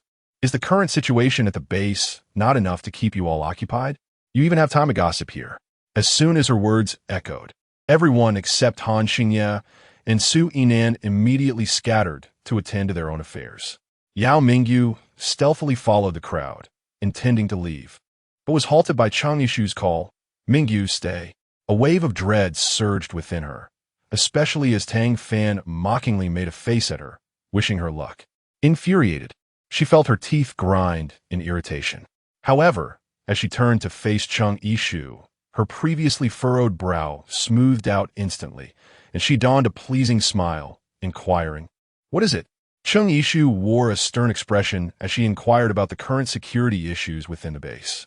Initially, Yao Mingyu had assumed that Chang Yishu had summoned her for a personal reckoning, but upon realizing that the matter at hand was of a serious nature, she felt a slight sense of relief. However, when it dawned on her that Chang Yishu was addressing the security concerns of the base, her heart sank once more. What could possibly be amiss with the base's security? Chang Yishu cast a glance at Su Yinan and Han Xingya, who remained present. Su Yinan, displaying remarkable social awareness, inquired, "Shall Starry and I take our leave?" Yet, she replied that it was unnecessary. Thus, the group settled at the table. Chang Yishu then addressed the recent security concerns, inquiring, "Mingyu, how many members are currently in the guard team?" Yao Mingyu candidly replied, "We have slightly expanded the team by a little over 10 members compared to before, totaling approximately 70 individuals." Chang Yishu shook her head in dissatisfaction, deeming it insufficient, utterly inadequate. No wonder those vile creatures had emerged to cause havoc. An astute listener, Yao Mingyu immediately sensed that something was amiss. Life had been gradually improving, yet with the influx of refugees into the base, whispers of discontent began to surface, recounting their past sufferings. This was akin to tearing open wounds that had only just begun to heal. Upon hearing this, Yao Mingyu promptly interjected, "I have heard of this matter. Chu Yun is quite upset. Sister Zheng Ying has also commanded the guards and medical teams that anyone who dares to speak of these matters recklessly will face dismissal." Chang Yishu shook her head. "Our people may have fallen silent, but the ordinary citizens of the base will not remain quiet." Yao Mingyu was rendered speechless. This was indeed the reality, yet they could only manage their own. How could they possibly detain and interrogate each individual among the base's common populace? Such an action would seem excessively harsh and, if mishandled, could easily incite public outrage. Upon hearing her words, the expressions of several individuals instantly shifted. Yao Mingyu quickly inquired, "Then what about her?" In the depths of night, a man lunged forward and attempted to cover Yao Xiaoxiao's mouth, intent on violating her. The most infuriating part was that the man brazenly remarked that since she was already deemed a broken shoe, he might as well take advantage of her. Although Han Xingye and Sui Nan were not fully aware of the troubled past of these young women, they could surmise that they had endured unfortunate experiences. Hearing someone speak of them in such a derogatory manner stirred a palpable anger within them. Yao Mingyu, incensed, rose abruptly from her seat. How could such a thing still occur? Cheng Yishu urged her to remain calm. Fortunately, Feng Jie arrived to greet her. Witnessing the struggle between the two and hearing her cries for help, which caused the assailant to flee in fright, Yao Mingyu slammed the table, declaring, "We must not let that scoundrel escape justice." Cheng Yishu desires nothing more than this statement. The insidious and malevolent atmosphere within the base is gradually taking root. It is time to take action against that wretched scoundrel. The task of locating that despicable individual has been entrusted to you. Cheng Yishu's agricultural area has undergone repeated enhancements. It is improbable that the rice and flour produced could sustain tens of thousands. However, supporting a mere 1,000 or 1,800 individuals remains entirely feasible. Yet, in this apocalyptic world, Cheng Yishu is acutely aware of the adage that large trees attract the wind. The origins of such abundant rice and flour are dubious. Claiming they stem from her botanical abilities would inevitably lead to exposure. Thus, it is prudent to maintain a low profile. Ultimately, she resolved to set the number of her guard at 300, with the possibility of further augmentation if necessary. After a moment of contemplation, Yao Mingyu remarked, "While expanding the ranks poses no issue, what about the selection of the captain?" Cheng Yishu gestured with her chin towards the direction where Sui Nan was seated. It was only then that Yao Mingyu smacked her forehead and exclaimed, "Ah, how could I have overlooked such a formidable ice elemental ability user alongside a fire elemental ability user?" Cheng Yishu corrected, saying, "Only Yinan. Each captain should expand their team and additionally form another squad, led by Yinan." Han Xingye spoke in a deep voice, "And what about me? I have other arrangements." Su Yinan reluctantly accepted the position of captain and began preparing for the recruitment of the escort team. Having previously led a group of brothers in Chongcheng, he possessed management experience, so Cheng Yishu felt quite assured. As for Han Xingye, he was led by Cheng Yishu to a newly designated area within the base. The novelty of this place was evident in the continuous arrival of various items being moved inside. Han Xingye observed the glassware passing by him and raised an eyebrow, inquiring, "Are you planning to set up another research facility?" Cheng Yishu, feeling somewhat embarrassed, remarked, "It is rather advanced. At present, it cannot truly be considered so. At most, it can be deemed a makeshift laboratory. However, the equipment within pales in comparison to that of Chongcheng, and numerous instruments are still lacking. Once you compile a list, we shall organize a team to gather the necessary items." Upon hearing this, Han Xingye understood that Cheng Yishu had not yet abandoned her quest to develop a remedy for the virus. In contrast to her unwavering determination, Han Xingye found himself grappling with a lack of confidence, pondering that in the end, their efforts might merely amount to a futile endeavor. Cheng Yishu, indifferent, remarked, "To vanquish magic with magic, one must employ science to conquer science. As long as we persist in our research on the virus, there shall undoubtedly come a day when we discover an inhibitor. We must always retain a glimmer of hope." After visiting the current planet of war, God number 37, her yearning for the end of the apocalypse grew even stronger. Humanity was destined to lead a life akin to that of the starry realm, rather than the current existence marked by regression in both living standards and technological advancement, struggling for survival amidst scarcity and zombie onslaughts. Han Xingye gazed into her star-like, radiant eyes, and his previously placid heart seemed ignited with hope as well. "Very well, I shall do my utmost." Chapter 98, By is bullied Tang Fan and his companions worked together to transfer the caged Zero Zombie to the laboratory under construction. Initially, the Zero Zombie resisted vehemently, clawing at the bars and roaring in fury. Silence. Chung Yishu interjected with a sharp command, causing it to immediately wilt, sitting dejectedly in its cage, quietly awaiting its fate, as if the recent outburst was not its own. Witnessing the drastic transformation, Tang Fan could not help but exclaim, "Who would have thought you possessed two faces?" Zheng Ying, who had just arrived, kicked him lightly, chiding, "You talk too much." Upon Zheng Ying's appearance, the Zero Zombie, which had been sulking with its head down, ceased its movements. It slowly lifted its gaze toward Zheng Ying, seemingly entranced, and then began to painfully strike its own head, as if it had forgotten something crucial. This sudden change took everyone by surprise, but fortunately, it soon succumbed to unconsciousness. Chung Yishu suddenly recalled something and inquired of Tang Fan, "Have you all been feeding him these past few days? This fellow Woon Ti have gone without food for several days and fainted from hunger. Would he?" The group fell into a collective silence, not dismissing the possibility. However, it was Han Xingye, who had just emerged, who refuted this notion. How could he eat with that iron welding mask on? Moreover, he has been confined in an underground cage for so long without sustenance. I suspect he may not require food at all. Only then did the group breathe a sigh of relief.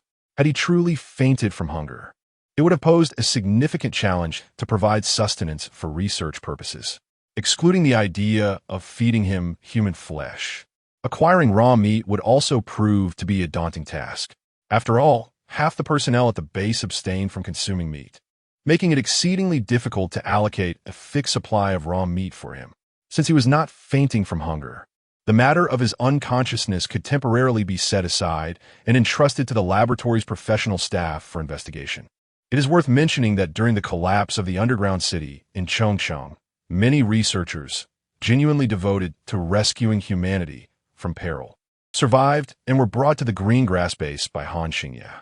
Now, their expertise could be put to good use. Taking advantage of the opportunity, while the Zero Zombie remained incapacitated, Chung Yishu could attend to other matters. In this brief interlude, Zheng Ying informed her, "Jingyu has captured a few individuals, awaiting your interrogation." Recalling the directive to apprehend those who had nearly harmed Yao Xiao, Chung Yishu's interest was immediately piqued. Zheng Ying inadvertently revealed, "Those fellows are truly driven by lust. Although that younger brother is indeed handsome, it is surprising that they would lay hands on him, considering they are of the same sex." Han Xingye, who was eavesdropping, quickly seized upon the two keywords in Zheng Ying's statement, younger brother and handsome. Chung Yishu remained oblivious to his thoughts, wholly engrossed in tidying up the debris of the base. Thus, she offered no objections. Within the command center, several men were bound tightly and unceremoniously cast upon the ground, writhing like maggots, their sealed mouths attempting to articulate muffled sounds. Yao Mingyu and Chu Yun stood with their arms crossed, observing the wriggling figures below. To be precise, had it not been for Yao Mingyu's repeated entreaties to Chu Yun to await Chung Yishu's arrival before dealing with the trio, Chu Yun would have succumbed to the urge to draw her knife and dispatch them. Therefore, while Yao Mingyu's crossed arms signified patience, Chu Yun's posture reflected the restraint of her impulse to act. Feng Jie and Yao Xiao were also summoned, currently surrounding an individual wrapped in a blanket, offering continuous words of comfort. Upon Chung Yishu's arrival, the person finally emerged from the confines of the blanket, and upon seeing her, their previously dull eyes sparkled with renewed brightness before they dashed barefoot into Chung Yishu's embrace. Chung Yishu pressed her finger against his forehead, halting him at a distance of merely a step away, reminding him gently of the differences between men and women. Han Xingye, observing the darkening expression on his face, felt a slight easing of tension. The other party seemed perplexed, timidly calling out, "Sister," with a hint of sorrow in his tone. Han Xingye stepped forward to assist him to the side, reassuring him, "Do not be afraid. Yishu will ensure you receive justice." The moment he felt Han Xingye's touch, his body stiffened, a fleeting chill flashing in his eyes before vanishing. Once settled, he timidly called out to Han Xingye, "Brother." Han Xingye intentionally cast a glance at the other's appearance, momentarily captivated. Indeed, he was strikingly handsome. He resembled a mixed-blood individual, the result of meticulously selected genetic combinations. Yet, a vague sense of familiarity stirred in Han Xingye's mind, as if he had encountered this person before, though he could not pinpoint where, leading him to dismiss the notion as mere overthinking. Unbeknownst to onlookers, an undercurrent flowed between the two, while Yao Mingyu meticulously recounted the unfolding events to Cheng Yishu. Due to the ever-increasing population at the base, many newly arrived refugees found themselves residing in the tent area. This so-called tent area comprised temporary accommodations made from simple tents, characterized by high population density and a mix of individuals. Upon their arrival, Bai Yi and Tang Jiao were naturally placed in the less private section of the tent area. Little did they anticipate that Bai Yi's striking appearance would attract unwanted attention on the very first day. Noticing the predominance of the opposite sex around them, Tang Jiao frowned and, after exchanging a few words with Bai Yi, moved to a section with a greater concentration of same-sex individuals to set up their tent. Bai Yi responded with a nonchalant acknowledgement, methodically attempting to erect his tent, yet making little progress. After observing him in silence for a while, a few individuals emerged. Addressing Bai Yi with a smirk, "You look delicate and inexperienced. Let the older brothers handle this." As they spoke, they wore expressions of ill intent, even going so far as to touch Bai Yi's soft, fair hand, exclaiming, "Indeed, this hand is exquisitely tender. I fear many women in the base would not compare." They first caressed his face, then pinched his waist. Bai Yi picked up the conversation, saying as he pretended to lift his garment to show Cheng Yishu the red mark left on his waist. Cheng Yishu halted his movements, asserting, "No, it's unnecessary." At this moment, the usually silent Han Xingye interjected with a question. "Young brother, how did you manage to traverse such treacherous terrain from Chongqing to here, being so innocent?"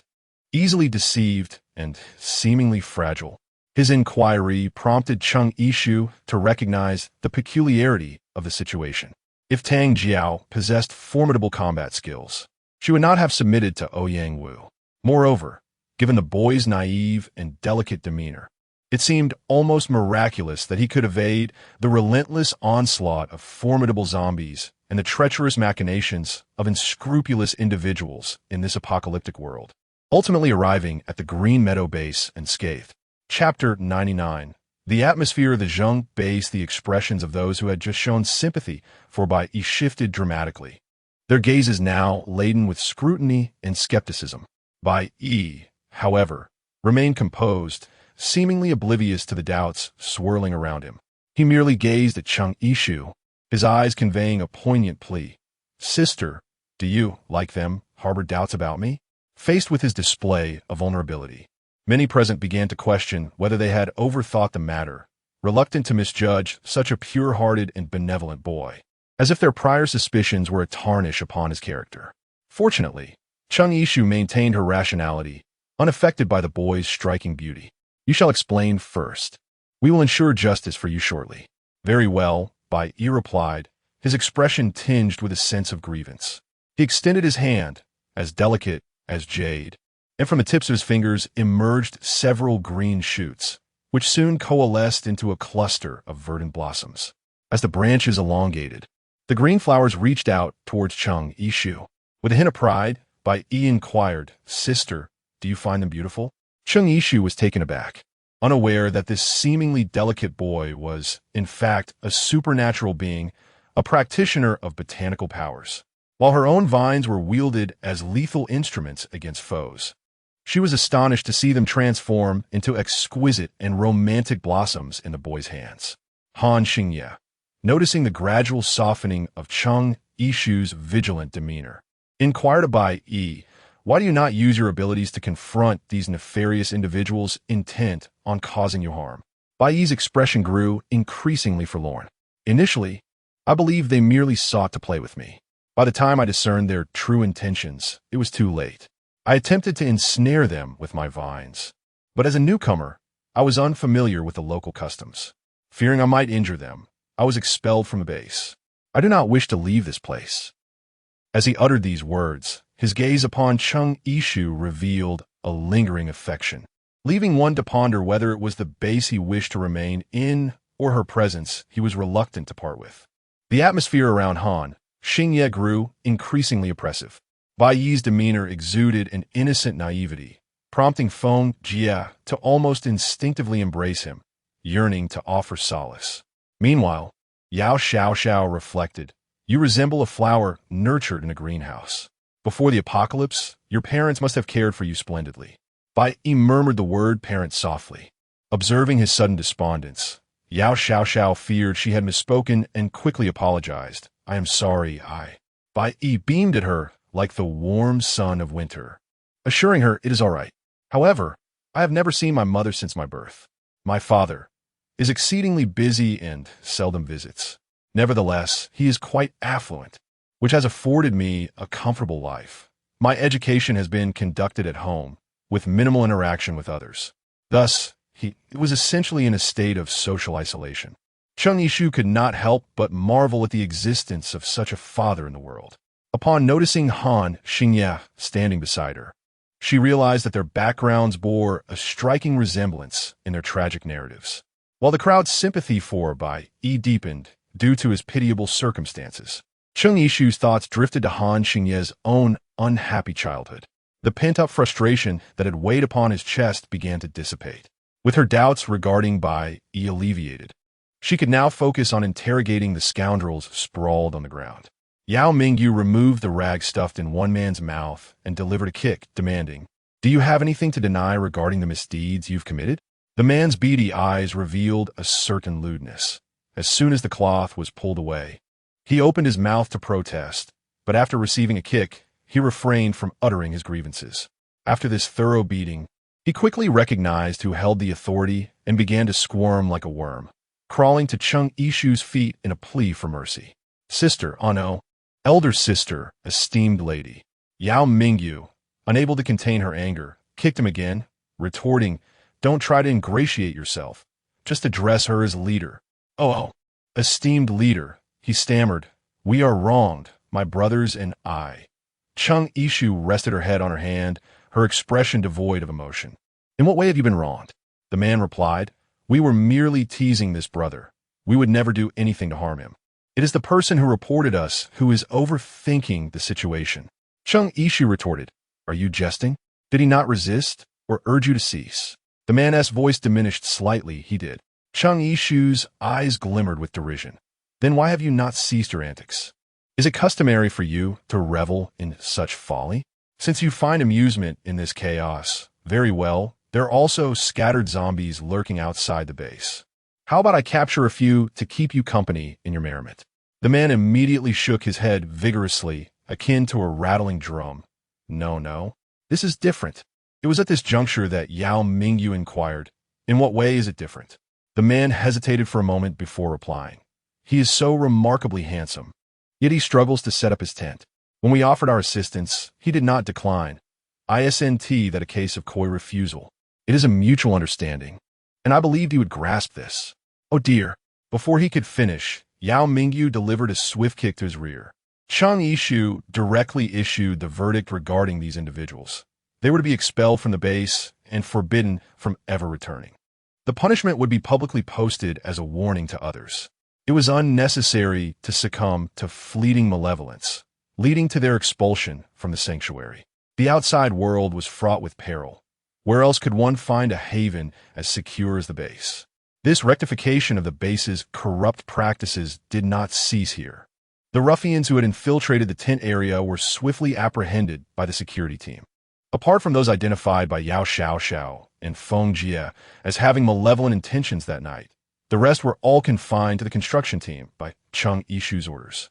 The construction team distributed rice and flour as wages monthly, yet many aspired to join the more coveted positions within the security team, medical team, and agricultural team, all seeking the stable provisions that came with those roles. The security, medical, and agricultural teams had stringent assessment criteria. In contrast, the construction team had the lowest entry barriers, resulting in fierce competition. To their astonishment, these individuals had unwittingly benefited from the situation, leading to murmurs of discontent among the populace. However, such voices soon faded away. It became evident that the ruffians and those with unsavory records, forcibly conscripted into the construction team, received only a daily ration of food, without additional rice or flour as remuneration, which alleviated the concerns of the citizens. Some questioned why these individuals could not simply languish in the construction team for a meager meal. Chung Yishu had anticipated such inquiries. Performance evaluations were conducted monthly, and those with consistently poor performance would be expelled from the base for failing to seize their last opportunity. Conversely, those who excelled would be considered for permanent positions, akin to other regular recruits in the construction team, although such opportunities were scarce, with clear rewards and punishments in place. Most of the forcibly conscripted individuals began to fervently compete for the coveted permanent positions. Observing their diligent efforts, the original construction workers felt a sense of urgency, prompting them to work even harder. Through the collective efforts of the construction team, the second and third phases of the underground city were completed in a matter of months. Engineer Shun joyfully welcomed Chung Yishu to inspect the completed project. Chapter 100. Turbulence within the base. The underground city primarily consisted of residential quarters.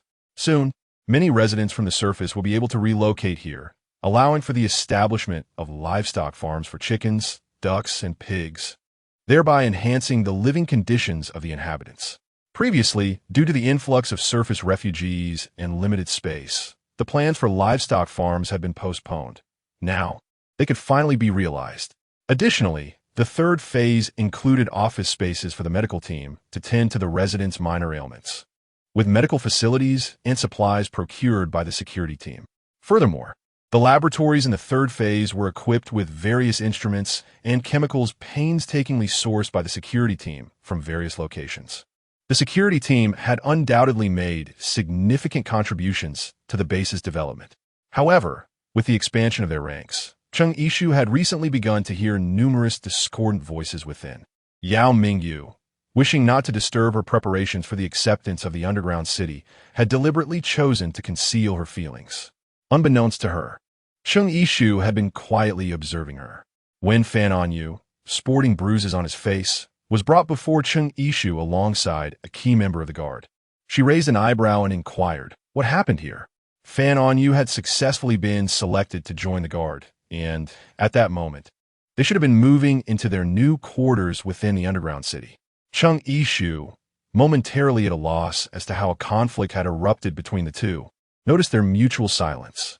She turned to Fan Anyu and remarked, "Are you still unwilling to speak? If you remain silent, I shall inform Enan." Upon hearing this, Fan Anyu, filled with indignation, finally spoke. "I took issue with this fellow and gave him a thrashing. Go ahead and punish me." With that, he stretched his neck out, adopting a posture of one prepared for noble sacrifice. Chung Yishu is certainly not foolish. Although Fan Anyu is a bit mischievous, his sense of justice is overflowing, and he would never resort to violence without reason. "What displeases you about him?" Fan Anyu fell silent. At that moment, another person scoffed and remarked, "What is there to feel embarrassed about now?" Upon hearing him speak, Chung Yishu inquired, "Then pray tell, what is it?" The individual, as if embracing the futility of the situation, candidly replied, "I simply find it rather dull to linger here. It would be far more engaging to venture to another base." Chung Yishu was not at all angered. For instance, that person remained oblivious to the fact that Chung Yishu was attempting to extract information from him, and continued. Take the Sunrise base, for example. The ability users there are treated as esteemed guests. They are not burdened with the trivialities of maintaining the base's security or clearing the surrounding area of zombies. Their sole responsibility is to take action when hordes of zombies approach. For the most part, they lead a life of indulgence and comfort.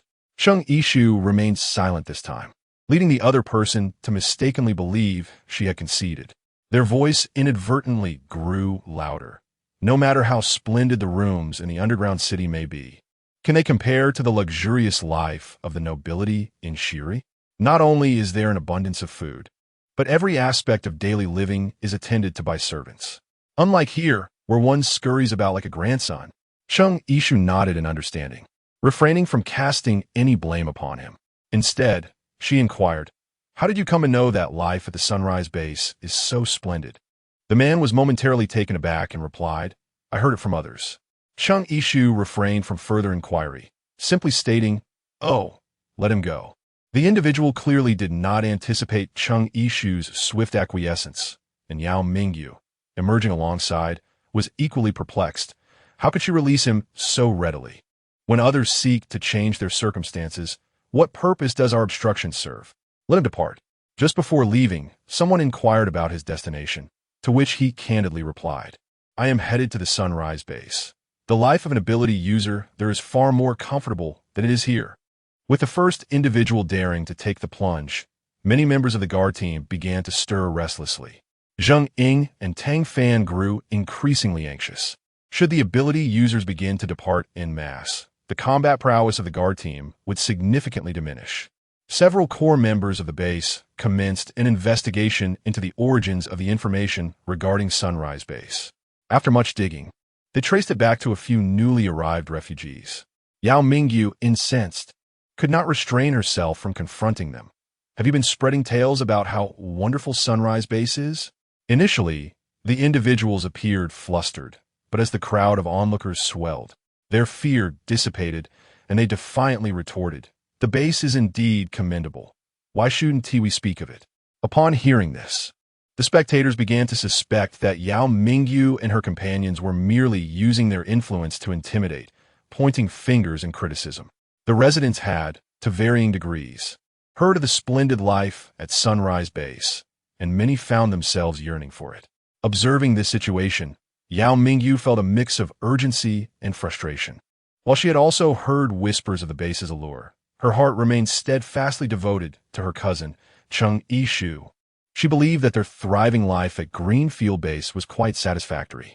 The resources at Sunrise Base were abundant, and the idyllic lifestyle seemed almost surreal, a notion she found difficult to accept. Despite her ability to persuade herself and her comrades who had journeyed alongside her through the base's development, convincing the surrounding residents felt just shy of compelling. Fortunately, Chung Ishu arrived just in time, scoffing as she asked, if Sunrise Base is so wonderful, why are you here at our Greenfield Base? This question struck at the heart of the matter, rendering the individuals speechless as they struggled to formulate a response. Eventually, one managed to utter, we grew tired of staying there and wanted to experience life at other bases. Little did we know that Greenfield Base was in such disrepair.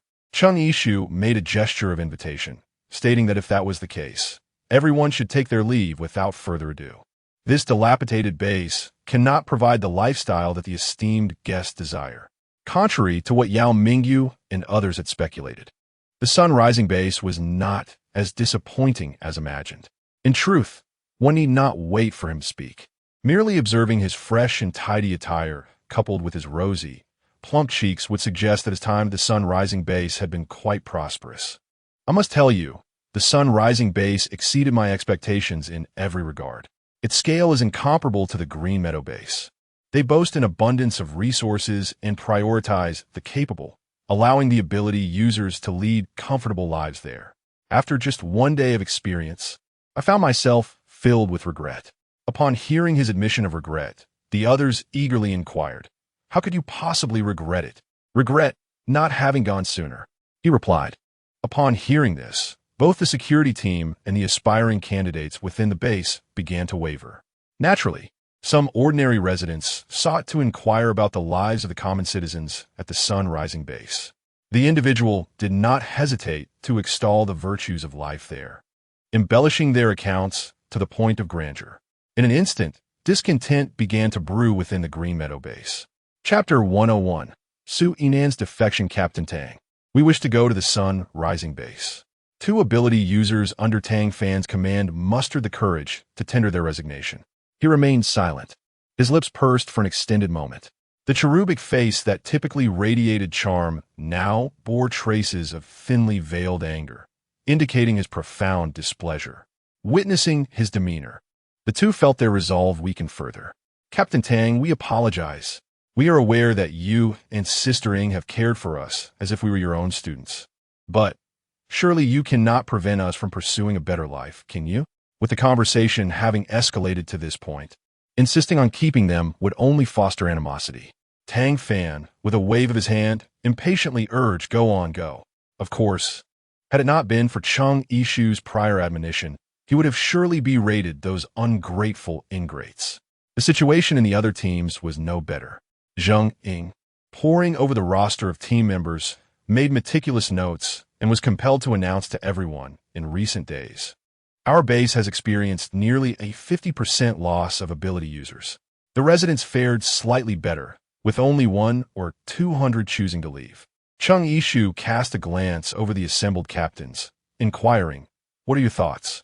The departure of the team members had undoubtedly impacted the captains, and it was evident that their spirits were rather low. It was Su Yinan who broke the silence first, suggesting, "We could either seal off information regarding the Sunrise base and prohibit anyone from leaving, though this would be at odds with the ethos of our base, or we could let things unfold naturally, allowing those who are indecisive to depart. After all, we have a robust defensive perimeter surrounding the base, and I am confident in our current ability to handle any threats." Meanwhile, Chung Yishu continued to tap her fingers on the table, seemingly deep in thought. What if there were dangers beyond merely zombies and mutated creatures? The group was momentarily taken aback, struggling to grasp the implications of her words. Are there threats beyond just zombies and mutated entities? Chung Yishu curled her lips, pondering the unsettling thought. What if someone seized the opportunity to assault our base? This statement struck like a thunderclap, jolting everyone from their despondent reverie over the recent exodus of supernatural beings, transforming it into a palpable sense of unease. Su Yinan, reflecting on the recent events, added a grave observation. It appears that the recent occurrences are no mere coincidence, but rather a deliberate maneuver by the Rising Sun base against us. If the Rising Sun base were to launch a counterattack with a throng of supernatural beings to seize our resources, everything would fall into place. A chill swept through the group. Tang Fan inquired, "What shall we do then? Are we to remain idle and await our fate?" Chung Yishu evidently does not possess such a disposition. Since they have yet to arrive, let us take the initiative to pay them a visit. The following day, news spread within the base that Team Leader Su of the Guard Squad had resigned to join the Rising Sun base, causing quite a stir. After all, while many ability users had departed, it was unprecedented for a core member of the base to leave. Unaware of the situation, Su Qini and Fan Anyu hurriedly sought confirmation from Su Yinan, and upon receiving his nod of affirmation, both were exceedingly vexed. Su Qini placed her hands on her hips, blocking his path and demanding, "Brother, how can you be so fickle? The Green Meadow base is so wonderful, and yet you choose to go to the Rising Sun base." Su Yinan, adopting a nonchalant demeanor, replied, "Though the Green Meadow base is commendable, the Rising Sun base is even better. People naturally aspire to greater heights. So why should I not pursue a more advantageous opportunity?" Fan Anyu also swiftly interposed himself, lamenting, "Brother Yinan, are you truly leaving just like that?" Su Yinan raised an eyebrow and inquired, "Are you suggesting you would accompany me?" Fan Anyu shook his head vigorously. "I believe things are quite satisfactory as they stand. The life at Rising Sun base has been described as heavenly, yet I remain skeptical." Su Yinan rolled his eyes. "You may not believe, but I do.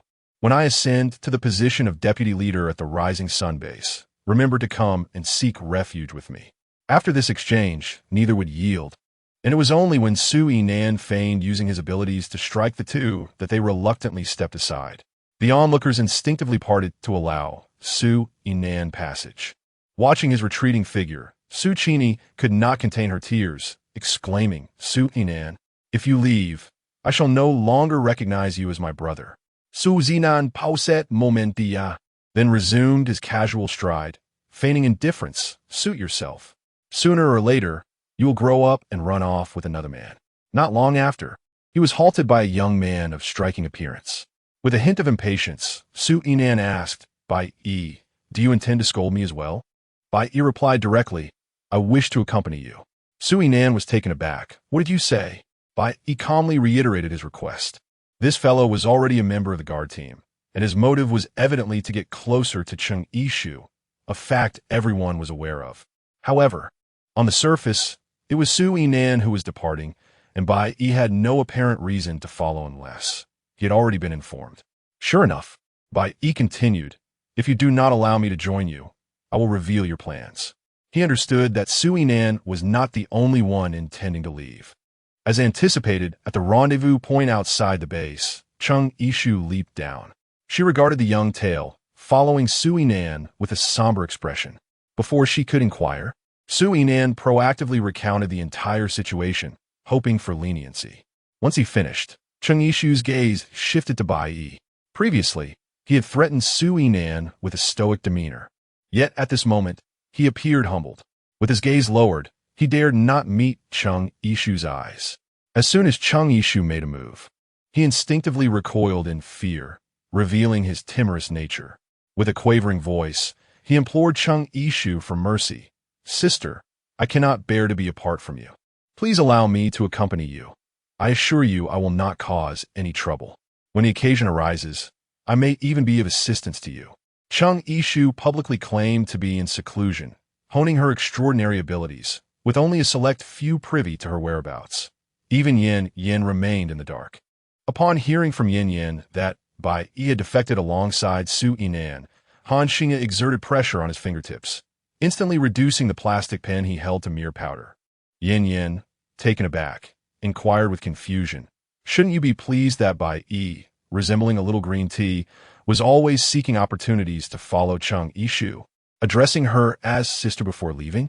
Han Xingye understood that Sui Nan's journey was, in fact, a reconnaissance mission with Chung Yishu at the Shiri base.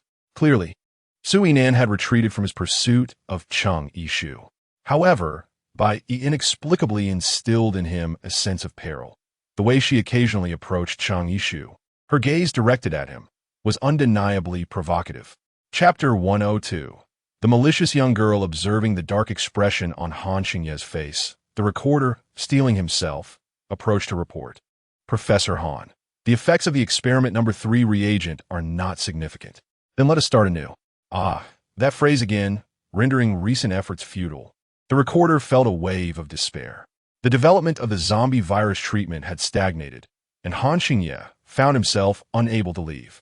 Moreover, given the unspoken understanding of his relationship with Chung Yishu, it would seem unreasonable for him to abandon everything while she publicly declared her seclusion.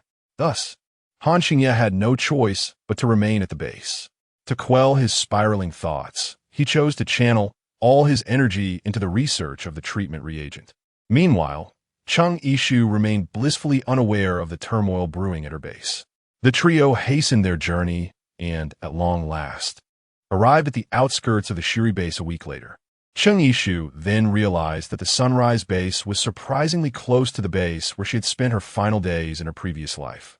Unable to contain her curiosity, she inquired of the refugees who had fled beside her, "Have you seen the nearby New Hope base on your journey?" After questioning several individuals, they all shook their heads, indicating ignorance. Most of them bore haggard expressions and exhibited a sense of numbness, leaving Chung Yishu uncertain as to whether they genuinely had not heard of it or were simply indifferent to her plight. Faced with repeated setbacks, a hint of disappointment washed over her, prompting her to cease her inquiries. Noticing her disheartened demeanor, Bai cast a glance at the few refugees who had shown indifference towards Chung Yishu, a flicker of malice crossing his gaze. As Chung Yishu gazed at him, he had already reverted to his usual obedient demeanor.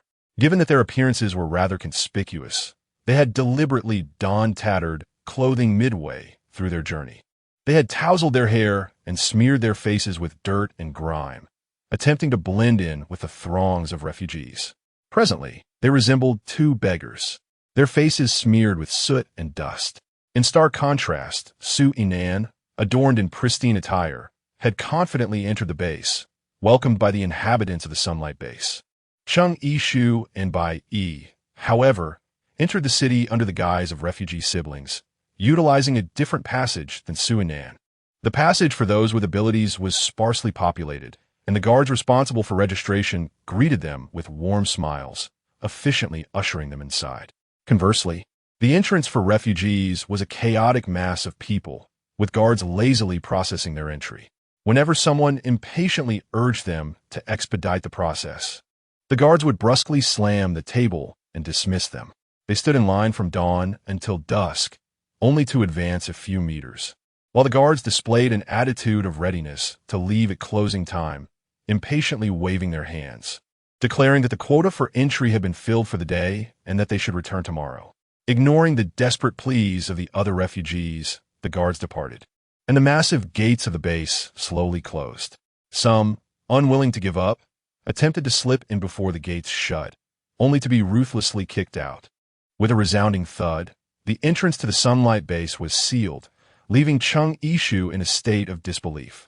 She had not anticipated the entry of refugees into the base was subject to a numerical limit. No wonder she had only witnessed refugees entering the city without any emerging from the base. Once one exited, it seemed nearly impossible to re-enter. Longing for the better life within the base, even as the gates closed, the refugees outside showed no intention of leaving, choosing instead to sit down and prepare to continue their wait for entry the following day. After standing for an entire day, Chung Ishu was already famished and inquired if Bai Yi was hungry. He hesitated for a moment before nodding and then produced 2 steamed buns from his bag, offering them to her. To enhance the flavor, their mother had thoughtfully sprinkled a few raisins into the dough while preparing the buns, with the raisins being freshly harvested from Chung Ishu's own space. The moment Bai Yi revealed the buns, Chung Ishu keenly sensed many ravenous eyes fixating on them. A woman resembling an ant approached brazenly, saying, "Sister, those buns look delightful. I've been hungry for days. Could you spare a piece for me?" Chung Ishu swallowed the crumbled remnants of the hard steamed bun in her mouth and apologized. "I beg your pardon, Auntie. My brother and I have quite the appetite. Each of us requires a bun to barely satiate our hunger, and we cannot spare any for you." The aunt, visibly displeased, departed while muttering under her breath. Not long after her departure, a middle-aged man approached, leading his daughter by the hand. As he drew near, Chung Ishu furrowed her brow slightly. The little girl appeared only a few years older than Ayin and was clad in an oversized cotton coat, rendering it ill-fitting. Chung Ishu noticed a seemingly insignificant drop of blood on the girl's collar. The girl's gaze seemed to be fixated on Chung Ishu's steamed bun. She pointed and said, "Sister, I wish to have a taste of your bun." Chung Ishu remained silent, directly stuffing the remaining morsels of steamed bun into her mouth, indistinctly informing her, "There are none left." The girl's gaze instantly turned venomous, glaring fiercely at Chung Ishu, due to her positioning with her back to others. No one else witnessed the intensity of her expression. "How can you be so heartless? My Jingjing hasn't eaten in days, and you can't even spare a bite for her." The girl's father began to loudly reprimand Chung Ishu, adopting a demeanor as if she owed a debt to his daughter. Unable to contain her frustration, the little girl's dark eyes glinted with mischief as she reached out to snatch the bun from Bai Yi's hand. Bai Yi, observing Chung Ishu's countenance, hesitated for a fleeting moment before his hand was left empty. Chung Ishu's temper flared up suddenly. Bai Yi possessed many admirable qualities. However, his exceedingly slow eating pace often left the impression that dining was a form of torment for him, as he meticulously chewed each morsel with a hint of distress. This was hardly a justification for a little girl to snatch food away. Sensing Chung Ishu's rising anger, Bai Yi hesitated no longer, furrowing his brow as he hastily swallowed the bun. This marked the fastest Chung Ishu had ever witnessed him eat, which somewhat alleviated her irritation. Once the bun was gone, the girl, vexed to the core, grasped Chung Ishu's hand and opened her mouth as if to bite down. Chung Ishu quickly shook her off. Ultimately, she had restrained her strength. The girl staggered a few steps before collapsing onto the ground, her eyes, which should have radiated innocence, now brimming with resentment and malice. Huffing angrily as she caught her breath, Chung Ishu refrained from asserting that had it not been for the consideration of her being a mere child, she would have already sent her adversary flying several meters away. Instead, she was left to endure the sight of this individual, resembling a furious hen, seething with indignation as if poised to peck her at any moment. Witnessing the torment of his daughter, the man raised his hand, intent on delivering a slap to Chung Ishu. Chapter 103. The nature of humanity in times of hunger, the audacity of the man stemmed from the fact that they were merely among a throng of ordinary refugees, while the empowered individuals had already made their way into the safety of the base. Thus, Chung Yi-shu, a seemingly frail woman accompanied by her equally delicate brother, appeared to be an easy target for bullying. Initially, he had hoped to exploit the young girl's compassion, leveraging his daughter's plight to procure food. Yet he was taken aback by her steely resolve as she unhesitatingly consumed the bun, inciting his fury. "You dare to strike my daughter? Just watch how I will teach you a lesson." The man feigned indignation, claiming his actions were a reaction to his daughter's mistreatment. Just as he was about to seize the opportunity to snatch the bag from Bai, a voice finally emerged from the crowd of refugees. A young man stepped forward, reproaching Chung Yi-shu. "How can you, as a woman, lack even an ounce of compassion and turn against such a small child?" With that, he gently lifted the little girl from the ground and brushed the dirt from her clothes. Chung Yi-shu could not help but roll her eyes. Who decreed that women must possess more compassion than men? Moreover, what is the current situation? It is a struggle for everyone to survive. What responsibility do I have to care for someone else's child? If you wish to nurture, take care of your own. In this apocalyptic world, one should not resort to moral coercion. The young man hesitated, instinctively clutching his chest, refraining from responding immediately. Hidden within his clothing was a bag of flatbreads and a vacuum-sealed package of chicken breast, which he intended to save for the coming days, uncertain of when they would be allowed entry into the base. Observing his demeanor, Bai could not resist a retort. "Just a moment ago, you spoke with such righteousness. How is it that you waver when it comes to your own situation? It seems you are merely proficient in verbal eloquence." After delivering his remark, he deliberately cast a glance at the location where the man concealed his food, clearly aware of its contents. "Big brother, you wouldn't happen to have food that you're reluctant to share with Jingjing, would you?" "Indeed," echoed another voice. "Little brother, you cannot speak one way and act another." Chung Yi-shu regarded the father and daughter with a cold gaze as they harmoniously shifted the target of their moral coercion. Under the watchful eyes of the crowd, the young man felt cornered, compelled to grit his teeth and retrieve the flatbread from his clothing, which he then offered to the little girl. He deliberately withheld the chicken breast, choosing not to produce it. The girl eagerly snatched the flatbread, not even uttering a word of thanks, and turned away to devour it with fervor. The girl's father crouched down, tugging at her clothing, and in a hushed tone admonished, "Leave some for me." Casting a glance at Chung Yi-shu and Bai nearby, he reassured himself that he was unlike this pair of siblings. He had not lost his humanity amidst the apocalypse. He still extended a helping hand to the pitiable father and daughter. With these thoughts in mind, he walked past Chung Yi-shu with his head held high, letting out a disdainful snort. Chung Yi-shu suspected that if he were to don a red scarf upon his chest, he would undoubtedly appear even more vibrant. Ah, the youth! How prematurely joyous they are. The young man believed that the matter had reached its conclusion, unaware that the ant who had just approached Chung Yi-shu for sustenance was now returning to him, pleading, "Good sir, have pity on me." It had been several days since the ant had eaten, and her legs trembled beneath her. "Please, grant this poor soul a morsel to eat." The young man, feeling somewhat embarrassed, offered a faint smile. "I am truly sorry, but I have no surplus food." He anticipated that the ant would depart, just as she had when Chung Yi-shu had turned her away. However, to his surprise, she did not leave. Instead, she plopped down on the ground and clung to his leg, exclaiming, "Good sir, you cannot show favoritism by rescuing only that little girl while neglecting this wretched woman. My husband and son have both succumbed to the zombie plague, and it has not been easy for me to survive in the open air all this time."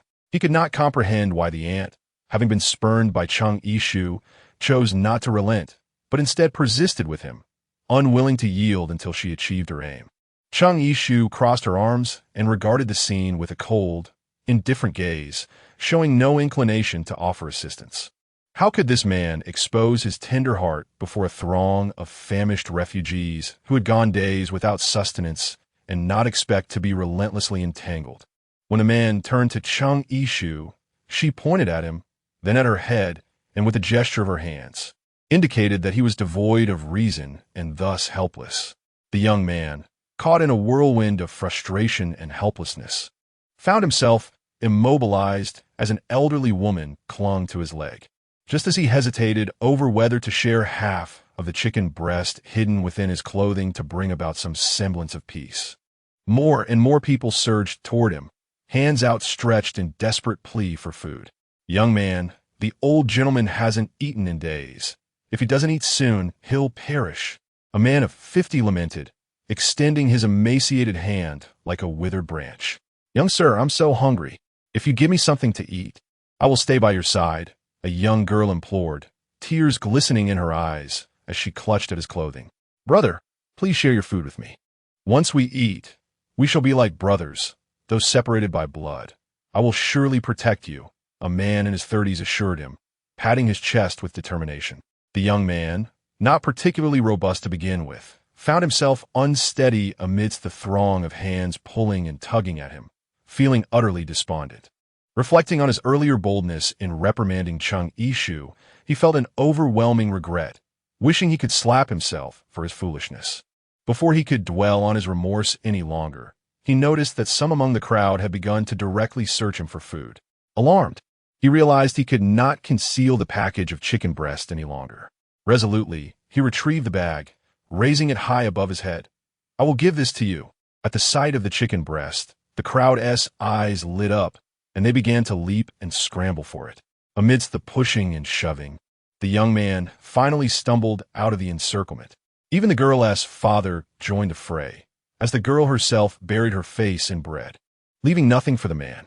Watching her father tussle with others over food, she remained unafraid, as if observing an amusing contest, giggling and clapping her hands in encouragement. The young man, witnessing this scene, felt a chill run down his spine. He could hardly believe that the seemingly innocent girl could display such cold-heartedness and brutality in such dire circumstances. Ultimately, the victor was the earlier robust man, who hastily swallowed the entire chicken breast whole. The elderly woman, attempting to snatch it from him before he could swallow, was too late, while the young girl, enraged, scratched his face with her nails.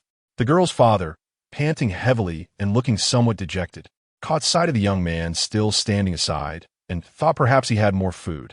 Upon hearing this, the crowd, with eyes reddened by desperation, closed in on him once more. "I swear to heaven, I have no food left. Truly, none at all," the young man insisted repeatedly, yet his protests fell on deaf ears. He was pinned to the ground by the ravenous refugees, their hands searching him for sustenance. Chung Ishu, reluctant to intervene, yet equally unwilling to witness the unfolding events, had long guided Bai Yi to the woods near the base. As night fell, she leaned against a tree trunk and fell asleep in her clothes. Bai Yi opened his eyes. What had once been dark pupils now appeared as deep blue, tinged with violet under the moonlight, exuding an enchanting allure. He stepped away, his feet touching the ground without emitting a whisper. Previously, the girl's father had stealthily approached with a group, intent on locating Chung Ishu and her brother. To their astonishment, they beheld a ghostly figure drift through the woods, arriving before them in the blink of an eye. Just as they were about to cry out in fright, Bai Yi's gaze deepened once more as he commanded in a low tone, "Do not disturb that girl over there. Keep your distance and leave." The individuals stood transfixed, as if under a spell, and obediently turned to depart. Only after exiting the woods did clarity return to their eyes. "How do we end up here?" One pondered. "What were we even doing?" Another mused, their memories of the prior events utterly erased as they scratched their heads and walked away. Returning to Chung Ishu's side, Bai gazed at her serene, sleeping face, lost in thought. Just as he was about to caress her cheek, she suddenly opened her eyes. Bai's pupils shifted back to their original hue. "Sister, you're awake." Chung Ishu's gaze fell upon the hand reaching out beside her. "What do you intend to do?" she inquired. "You are quite candid," she continued, as his sincerity overwhelmed her. "You are far more handsome. Why not touch your own face?" Bai reported in dissatisfaction, his countenance reflecting his discontent.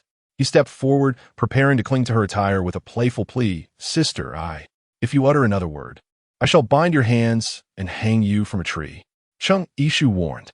Bai understood that she would not truly follow through with such a threat, yet he wisely chose to refrain from further teasing.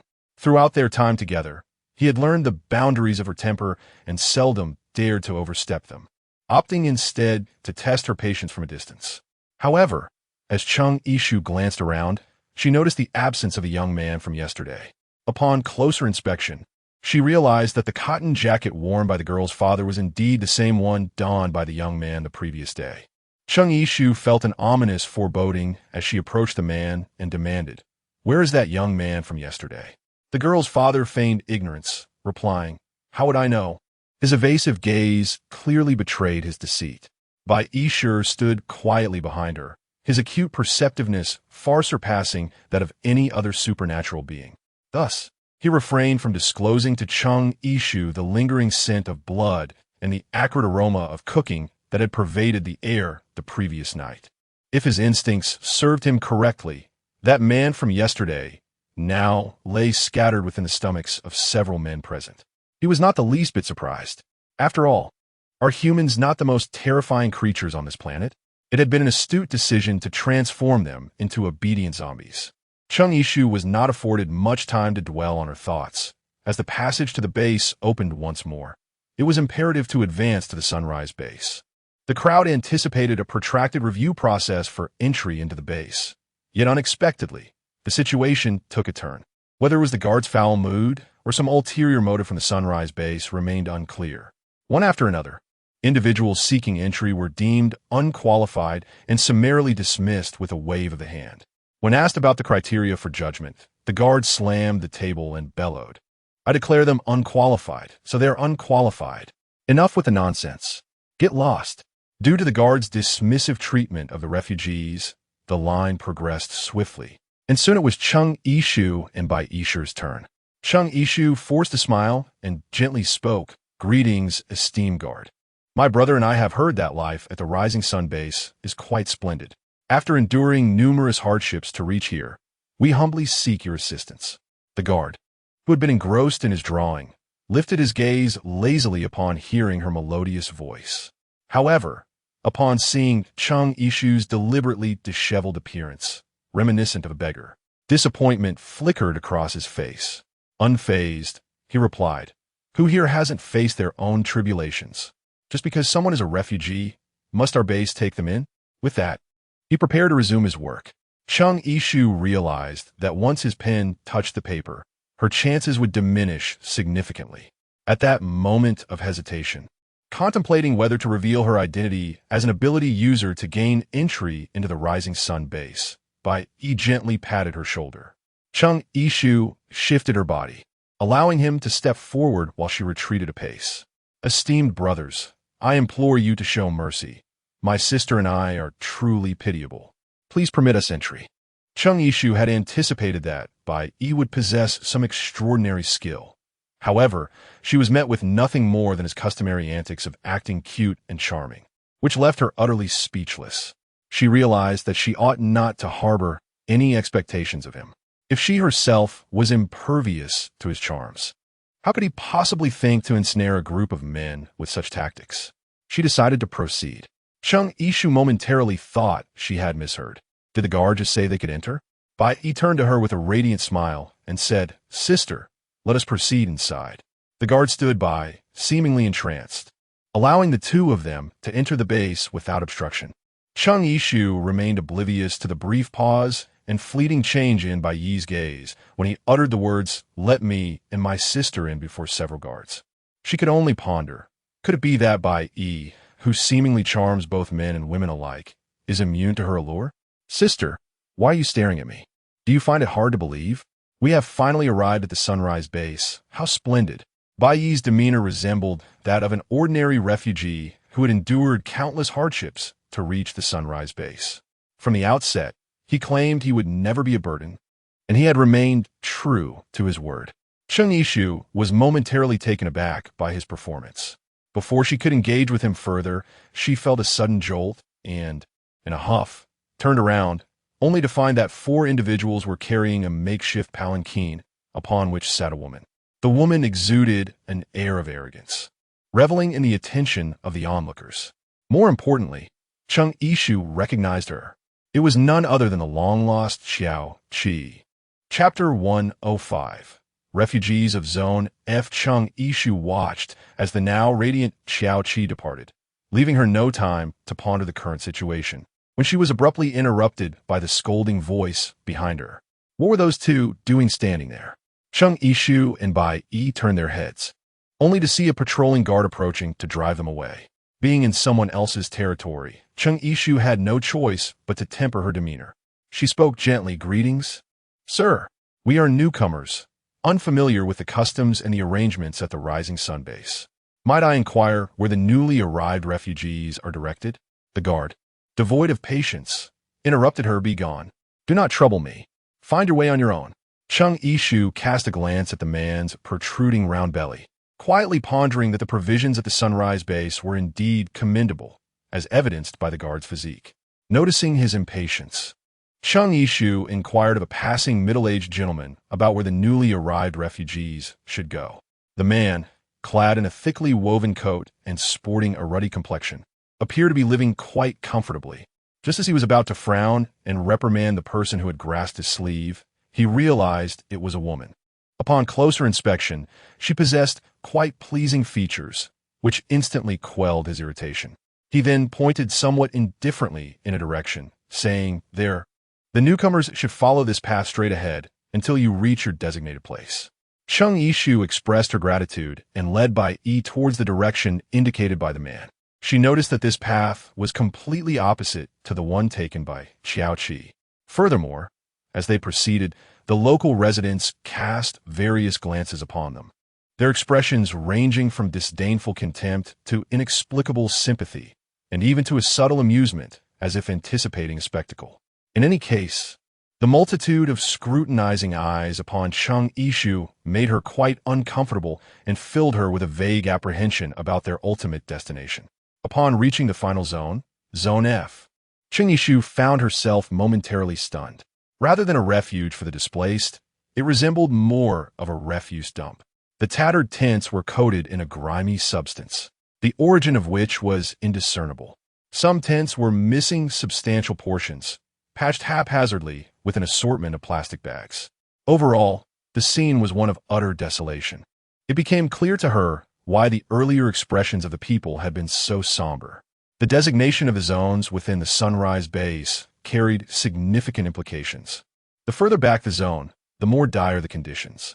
It was no wonder that the residents of Zones A and B appeared well-fed and robust, while those in Zone F bore gaunt faces, their elongated wrists resembling little more than skin stretched over bone, seemingly thinner than the branches of the trees outside the base. In such a dire situation, how could Chung Ishu and Bai Yi possibly sustain their lives? Chung Ishu and Bai Yi inquired with several individuals, yet all were met with indifference as they busily attended to their own tasks. Following their movements, it became evident that they were organizing food packaging. What purpose could this serve? Noticing the duo's gaze fixated on their belongings, those individuals either entered the tent clutching the packaging or held it tightly to their chests, seemingly wary of Chung and by attempting to seize their possessions. They appear to be either elderly and frail or physically impaired in some manner. Chung Ishu could not comprehend how they regarded these items as treasures. When an elderly man discovered remnants within a chip bag, he immediately rejoiced. After confirming that the remaining crumbs were edible, he eagerly tilted the bag to pour its contents into his mouth. The morsel was consumed in an instant. Yet the old man lingered, reluctantly licking the bag clean. Only after he had extracted every last bit did he cast the bag aside. Well, Chung Ishu began to grasp the purpose of these tangible bags. While they were lost in contemplation, a matron quietly observed for a moment before approaching. "You two are newcomers, aren't you?"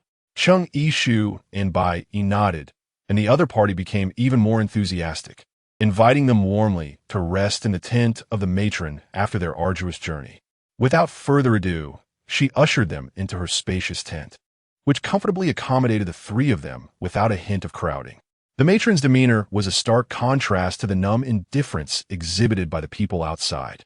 She grasped Chung Ishu's hand with warmth, inquiring if their journey had been arduous. "You two siblings are alone in this apocalyptic world. It must be challenging," she remarked, gently caressing Chung Ishu's face. Before she could push the matron's hand away, The latter brushed against the soot that Chung Yishu had deliberately smeared on her face. Her gaze shifting. I sensed something extraordinary about you siblings earlier. This ash on your faces is intentionally applied, isn't it? Upon closer inspection, your features are indeed quite striking. As the matron spoke, she scrutinized the siblings as if appraising goods. Had it not been for Chung Yishu subtly stepping back, Bai Es' piercing glare might have frozen the matron's hand in place. Chung Yishu skillfully elicited information from the other party, inquiring about the conditions at the Sunrise Base. I heard that life at the Sunrise Base is quite pleasant, which is why I came here, she remarked. Upon hearing Chung Yishu's words, the elder woman could not help but scoff. Life at the Sunrise Base may be favorable for those with abilities, but for ordinary individuals like us. Chung Yishu waited for quite some time, yet the other party remained silent. If life is so uncomfortable, why not leave the Sunrise Base for another place? Bai asked, perplexed.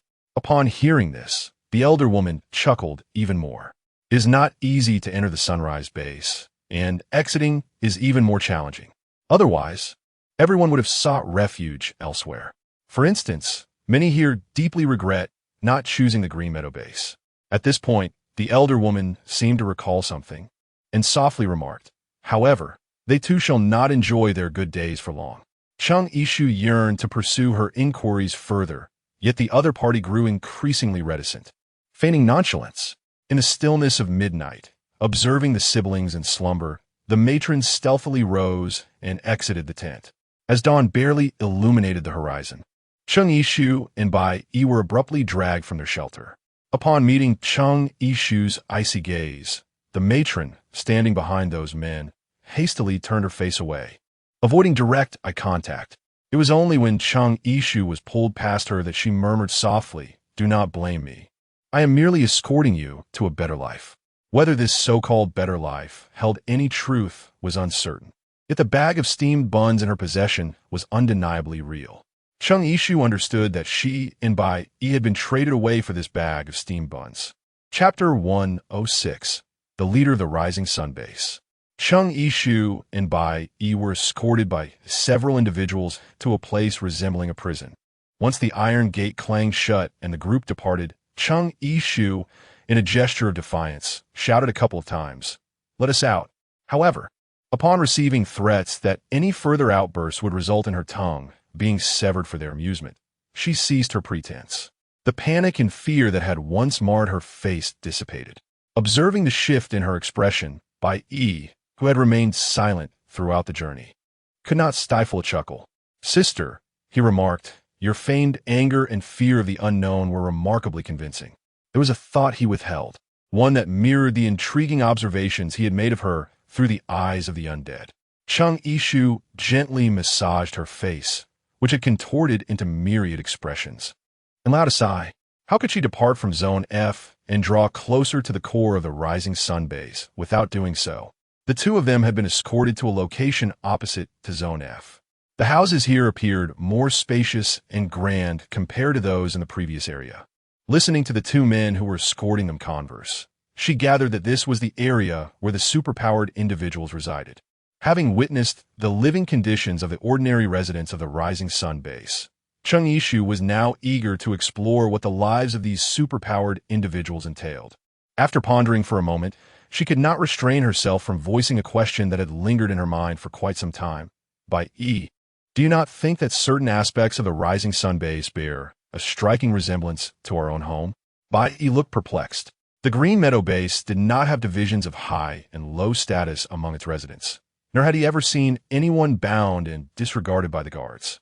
Chung Yishu shook her head, stating that it was not merely the superficial aspects, but rather the registration and patrolling guards before entering the base, along with the construction of defensive walls that resembled a mere imitation learned from the Green Meadow Base. Considering the timing of their departure from the base, Chung Yishu had already pinpointed a certain individual, Xiao Qi. At that moment, Xiao Qi was sitting beside Yang Zhurong, smiling charmingly, when she suddenly sneezed and then awkwardly sniffed to mask her embarrassment. Yang Zhurong scoffed and laughed, remarking on her choice to wear a skirt in the frigid winter. He was indeed correct. Xiao Qi was clad in a delicate green chiffon dress. The fabric was so sheer that the allure beneath was tantalizingly visible. Feeling the sting of his mockery, Xiao Qi feigned annoyance, drawing circles in the air before him with her finger, exclaiming, "You are truly incorrigible. I wore this for you, and yet you dare to laugh at me." Her words elicited laughter from Yang Zhirong, who then grasped her wrist, pulling her closer, her body melting against him like a boneless serpent. Unable to resist, he tasted her cherry lips. Even he had not anticipated that just a few years prior, in a warehouse on the outskirts of Jinhai City, Xiao Qi had dismissed his petty tricks with disdain, maintaining her lofty demeanor. Yet now, she was so willingly and alluringly intertwined with him. Yang Zhirong considered himself not a man swayed by the charms of women, yet he found himself powerless against Xiao Qi's overwhelming allure. Few men in the world could withstand her captivating powers. After their passionate encounter, Xiao Qi nestled in his embrace and inquired, "When shall we launch our assault on the Green Meadow base?" Yang Zhirong replied, "There's no rush. Let's wait a bit longer." Upon hearing this, Xiao Qi assumed he was merely being dismissive and abruptly sat up, exclaiming, "What are we waiting for? For Chung Ishu to grow stronger?" As Yang Zhirong's gaze turned steely, Xiao Qi realized her reaction was overly intense and softened her tone, saying, "I'm just anxious to get started." Yang Zhirong's expression hardened. "I am more anxious than you. You harbor hatred for Chung Ishu, and so do I. I must ensure that arrogant woman tastes the bitterness of defeat." He then shifted his tone to explain why they needed to wait. "Chung Ishu is cunning. We sent people to the Green Meadow base to entice and recruit numerous ability users, yet she exhibited no response and chose this moment to retreat into seclusion. It strikes me as suspicious, so we must bide our time." This statement rang true. "Indeed, I am calculating, while you possess a merciless heart. If we hadn't united, would the Rising Sun base be what it is today?" Once, the leader of the Rising Sun base had been seduced by Xiao Qi and became her subordinate. Yet when she urged him to merge with nearby smaller bases to expand their ranks of ability users, he retained his reason and declined her proposition. Now, Yang Zhirong found himself at the Rising Sun base, where two former acquaintances reunited and struck an immediate rapport. Ultimately, the former leader met his demise at Xiao Qi's hands, and Yang Zhirong ascended as the new leader of the Rising Sun base. The two individuals, entangled in a web of deceit, share a ruthlessness that is equally matched. One excels in seduction through her charms, while the other is adept at cunning stratagems. Together, they have orchestrated assaults on numerous bases. Presently, the operational methods employed at the Sunrise base have been superficially gleaned from the Greenfield base, albeit only at a cursory level. Furthermore, even as she descends to the depths of trading her allure for personal gain, she maintains an air of superiority, looking down upon those of lesser lineage, which results in the star-class divisions within the Sunrise base. Naturally, the living conditions in Area A for ordinary residents pale in comparison to those of the ability users' quarters. Sui Nan, a newly arrived ability user, finds himself engaged in convivial exchanges with several others. In this post-apocalyptic world, where alcohol is a luxury, their cups are filled with water. Despite this, Sui Nan cannot help but inquire, are the resources at our Sunrise base truly so abundant? Upon hearing his question, two veteran ability users exchanged glances and chuckled in unison. Observing Sui Nan's confusion, Zhang Yifei, seated beside him, hastily elucidated as for food aside. "Our Sunrise base has an ample supply of water resources." Zhang Yifei had been the first ability user to defect from Tang Fan's side to the Sunrise base, thus establishing a bond with Sui Nan, who also hails from the Greenfield base. One elder ability user remarked with a smile, "Yifei, your explanation may not resonate with Su. Perhaps you should take him to see the dungeon." This suggestion struck a chord with Sui Nan, who clasped his fists and said, "I would be most grateful if you brothers would show me the sights." However, Zhang Yifei hesitated, pondering the implications of bringing Sui Nan to such a place. It was the other two older ability users who, emboldened, urged Sui Nan to rise, saying, "Come, let's take you to see." "I thank you in advance," he replied. Chapter 107. An early encounter. Sui Nan watched as barrels of clear water were transported away. Zhang Yifei informed him that these barrels would primarily be delivered to the ability users' quarters at the Sunrise base, with a small portion allocated to the civilian area. Su Yinan was astonished. He had not anticipated the Sunrise base's water resources to be so plentiful. Before he could fully express his astonishment, he was led into a dimly lit shed, its damp floor reeking of a foul odor due to the lack of ventilation. The moment he stepped inside, discomfort surged through him, prompting an instinctual desire to retreat. Once a privileged heir before the apocalypse, he had not spent much time in such squalid conditions. And had it not been for his desire to forge camaraderie with these individuals, he would have made an excuse to escape long ago. Rationality compelled him to follow the group inside, though he pressed a hand to his nose and, speaking nasally, asked, "What brings my brothers to this livestock pen?" Even at this moment, Su Yinan believed he had been taken to a barn. The others chuckled, replying, "Su, take a closer look." The individual speaking held a flashlight, illuminating a designated area. Su Yinan casually raised his eyelids and followed the beam of light, only to discover that there were indeed people confined within. Among them were both men and women, though the majority were female. Their fingertips were affixed with rubber tubes thicker than those used for intravenous drips, which connected to a nearby water tank. When the light fell upon their faces, they squirmed restlessly, as if the prolonged confinement in this lightless abyss had rendered them sensitive to illumination. They averted their gazes, seeking refuge from the harsh glow. The one wielding the flashlight, endowed with special abilities, seemed to revel in this amusement, deliberately directing the beam into their eyes, provoking their ire as they banged their heads against the bars. Eager to retaliate, the ability user erupted into laughter, as if he had successfully executed a prank. The guard stationed within, wielding a sturdy iron rod, rapped on the confines of the prisoners, admonishing them to behave. "Settle down. If you keep making a ruckus, I'll cut off your rations for 3 days." Yet, when it came to the deliberately provocative ability user, the guard dared not utter a single word of reproach, instead smiling obsequiously and saying, "Brother Fong, these poor souls have been severely exploited lately. They're all a bit volatile and need a firm hand. Please, don't take it to heart." The individual referred to as Brother Fong waved his hand dismissively, adopting an air of magnanimity. "All right, I know it's not your fault." He then shifted the conversation casually, remarking, "If they have the energy to squirm, it means they're still being fed too well. Let us reduce their rations." At this moment, Su Yinan had lowered the hand that had been shielding his nose, casting a cold glance at Brother Fong. He inhaled deeply, suppressing his rage. After arriving at the Green Meadow base, he had once overheard Tang Fan speak of livestock in the apocalypse, finding it utterly absurd at the time. Tang Fan had claimed it was information relayed by Cheng Yishu, implying that he believed in its existence. Despite Tang Fan's insistence, Su Yinan chose to dismiss it with a laugh and did not engage in an argument, firmly believing that humanity would not stoop to such depths. Yet today, the ludicrous scenario he had scoffed at unfolded unexpectedly before him. His hand, which had hung at his side, clenched and then released. He reminded himself that the time had not yet come to confront these individuals, and besides, they were all ability users. Should a confrontation arise, he would be of no assistance to them and would gain nothing. He forced a smile, feigning interest in their banter, and when they perceived his disinterest, they ceased their antics and departed. Realizing that the water consumed by those ability users had been extracted from the water manipulators, Su Yinan felt a wave of discomfort wash over him, even experiencing a sensation akin to nausea.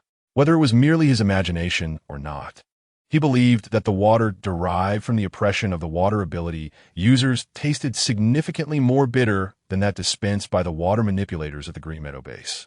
Yet, neither Zhang Yifei nor the other two ability users seemed to share this sentiment. Noticing Su Yinan's lack of interest in the newly established area, Zhang Yifei approached him with a mischievous grin and said, "Brother Nan, since you aren't intrigued by those, allow me to show you something truly remarkable." The other two practitioners of supernatural abilities paused momentarily before comprehending Zhang Yifei's implication, subsequently bursting into hearty laughter, suggesting that perhaps there was new merchandise available recently. Su Yinan's intuition hinted that it was undoubtedly not a favorable place. Nonetheless, he feigned great interest and replied, I would appreciate it if you brothers could escort me to broaden my horizons once more. Cheng Yishu did not anticipate encountering Su Yinan ahead of schedule. She and Bai Yi found themselves within the confines of a prison cell, while Su Yinan stood outside alongside three other individuals endowed with extraordinary abilities. Zhang Yifei scrutinized the figures within, perplexed, and remarked, "Why do I feel as though I have seen these two before?" Cheng Yishu's heart leaped to her throat. She was utterly unprepared for the presence of Zhang Yifei. He had previously been a member of the guard, and although she had disguised herself as a beggar, the tension within her heightened, fearing that he might recognize her and render her efforts futile. His gaze lingered on Cheng Yishu, but Bai Yi interrupted, "Brother, why do you only look at sister and not at me?" Zhang Yifei also sensed the shift in atmosphere. He crouched down to meet Bai Yi's eyes, seemingly seeking final confirmation. The other two superhumans detected the unusual tension and inquired, "Yifei, you wouldn't happen to know these two, would you?" "I." Zhang Yifei began to respond, but was cut off by Bai Yi. "Brother, you don't recognize us, do you? You just want to take us out." Others assumed Bai Yi was merely speaking offhandedly, yet Zhang Yifei was captivated the moment he locked eyes with Bai Yi's dark, brooding gaze. His soul seemed to be drawn into the abyss of those eyes, unable to muster even the slightest resistance. "I do not know them. I wish to take them out," Zhang Yifei repeated dully. Unnoticed by anyone, a ring of darkness encircled the perimeter of his pupils, marking him as a loyal servant ensnared by a demon. The other two superhumans thought little of it, their filthy minds concluding that Zhang Yifei had taken a liking to Bai Yi, leading them to mock. "Who would have thought you were into that sort of thing?" Chapter 108, The Conference Background. Cheng Yishu has already been compelled to undergo a forced makeover, fearing recognition by those from the verdant training grounds. She found it impossible to retain even the traces of charcoal and ash upon her visage. Fortunately, she was later provided with an assortment of cosmetics, enabling her to tidy herself up. In a deliberate attempt to appear ghastly, she adorned her face in a manner reminiscent of a specter. The woman assigned to guide Cheng Yishu observed her lamentable makeup skills, twitching her lips in a suppressed reaction, yet chose to remain silent. Cheng Yishu observed that several girls around her possessed striking appearances. In truth, they were all responsible for attending to the daily needs of the supernatural beings. As she witnessed occasional inappropriate advances directed towards them, Cheng Yishu began to comprehend the extent of their servitude. Naturally, it was not solely the female attendants. There were male attendants as well. However, aside from those with water-based powers, the number of female supernatural beings was limited, and the standout males were even fewer, resulting in a mere handful of male attendants. Cheng Yishu currently holds the position of a female attendant at the Sun Base. The woman guiding her elucidates the hierarchy within the Sun Base, which ranks from highest to lowest as follows: the leader and the leader's spouse, followed by elemental practitioners of all types except for water, the base guards, attendants of the elemental practitioners, residents, and finally, the water elemental practitioners. Cheng Yishu discovered that her status had unexpectedly risen, leaving her uncertain whether to feel joy or sorrow. After a moment of contemplation, she posed another question to her companion. If one were a water elementalist, possessing not only water-based abilities but also skills in botany or ice manipulation, what would her status be? Her companion, clearly taken aback by such an inquiry for the first time, paused in bewilderment before responding. "What are you fantasizing about? Who possesses multiple abilities? An elementalist can only master one type of power, can't they?" Rather than indulging in such idle speculation, it would be more prudent to focus on work and see if one can attract the attention of a certain elementalist. Noting her companion's dismissal of her inquiry, Cheng Yishu chose not to argue further and simply nodded in agreement. As for attracting the attention of an elementalist, who here possesses the fortune to catch her gaze first? Without granting Cheng Yishu much time for reflection, she was soon urged to the assembly hall of the base. Although referred to as an assembly hall, it was merely an exceedingly spacious tent. Cheng Yishu learned that today the leader intended to meet with the superhumans in the base, both to foster connections and to familiarize himself with the newly arrived abilities. She remained silent, her head bowed in obedience, following the other female attendants as they arranged the fruit on the table. though labeled as fruit. The offerings in this post-apocalyptic world consisted merely of canned yellow peaches and bayberries. Nevertheless, these canned fruits were considered rare treasures in the current circumstances. Chung Yishu was reminded of the emaciated figures in Zone F, their bodies swollen from starvation, and as she gazed at the can in her hand, she couldn't help but lament the stark disparities in treatment between classes within this clearly stratified base. When a fellow attendant noticed her lingering over the can, she frowned and reproached, "I advise you not to entertain any improper thoughts. These are exclusively for the superhumans, not for you to covet." It turned out there was a misunderstanding, as they suspected her of attempting to steal a can. To dispel any suspicion, she promptly concealed her contemplative thoughts and diligently resumed her tasks. Gradually, the superhumans began to arrive one by one. Chung Yishu initially emulated the other maidens, retreating a few paces and adopting a pose of subservience, awaiting orders.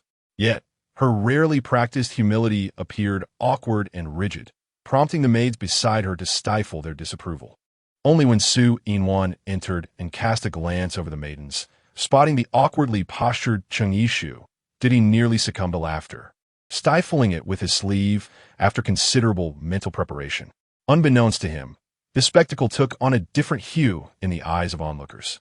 Particularly, the maids surrounding Chung Yishu blushed profusely, mistakenly believing Su Inwan's smile was directed at them. After all, Su Inwan, possessing striking features and holding a distinguished position among the powerful abilities in the Sunrise base, could elevate their status in their eyes if he favored them. Observing the bashful expressions of the maidens, Zhang Yifei and the other abilities could not resist teasing. "Do not waste your efforts. Our brother Su only has eyes for men." The moment these words were uttered, the expressions of the maidens froze, their gazes upon Su Inwan now laden with complexity. Even Su Inwan's countenance stiffened, as he could only manage a couple of dry laughs. What else could he do? Just yesterday, he had accepted Bai Yi, and to deny it now would be contradictory. He had already remarked that the green tea boy brought nothing but trouble, and now he found himself shouldering the stigma of being a closet homosexual. How absurd! Among those present were several other abilities who had defected from the Green Meadow base, thus familiar with Su Inwan, who began to murmur, "Didn't Tiwi hear that Su Inwan has a fondness for Chung Yishu? When did he develop a penchant for men? The world of abilities is indeed chaotic. We should refrain from meddling." One individual, noticing the somewhat out-of-place Chung Yishu, stroked his chin thoughtfully. "Why does that maid seem familiar?" The person beside him, dismissive, glanced over without connecting the reserved maid to the decisive Chung Yishu of the Green Meadow base, jestingly retorted, "Familiar? You find every maid familiar. They must all be your former lovers." The remark elicited laughter, and in retaliation, the teased individual playfully kicked him. Just then, Qiao Qi and Yang Zhirong walked in unexpectedly. Everyone composed themselves, respectfully inclining their bodies, and greeted in unison. "Greetings, leader." "Greetings, madam." Chung Yishu and Sui Nan were a beat behind, yet they swiftly caught up with the movements. Fortunately, the two of them remained oblivious, as they proudly strode past, heads held high, and ascended to the two highest chairs positioned before the tent. Chung Yishu had previously assumed the chairs were of the same height and had brought two mismatched ones as a makeshift solution. However, the current circumstances seemed to suggest that this arrangement was intentional. During discussions at the Greenfield base, attendees merely nodded in acknowledgement, lacking the ceremonial grandeur seen at the Rising Sun base, which resembled the ascension of a new emperor and empress in a post-apocalyptic world. Unaware of her silent complaints, Qiao Qi, brimming with confidence, took a seat beside Yang Zhirong. Yang Zhirong pressed his hand downwards, signaling everyone to sit.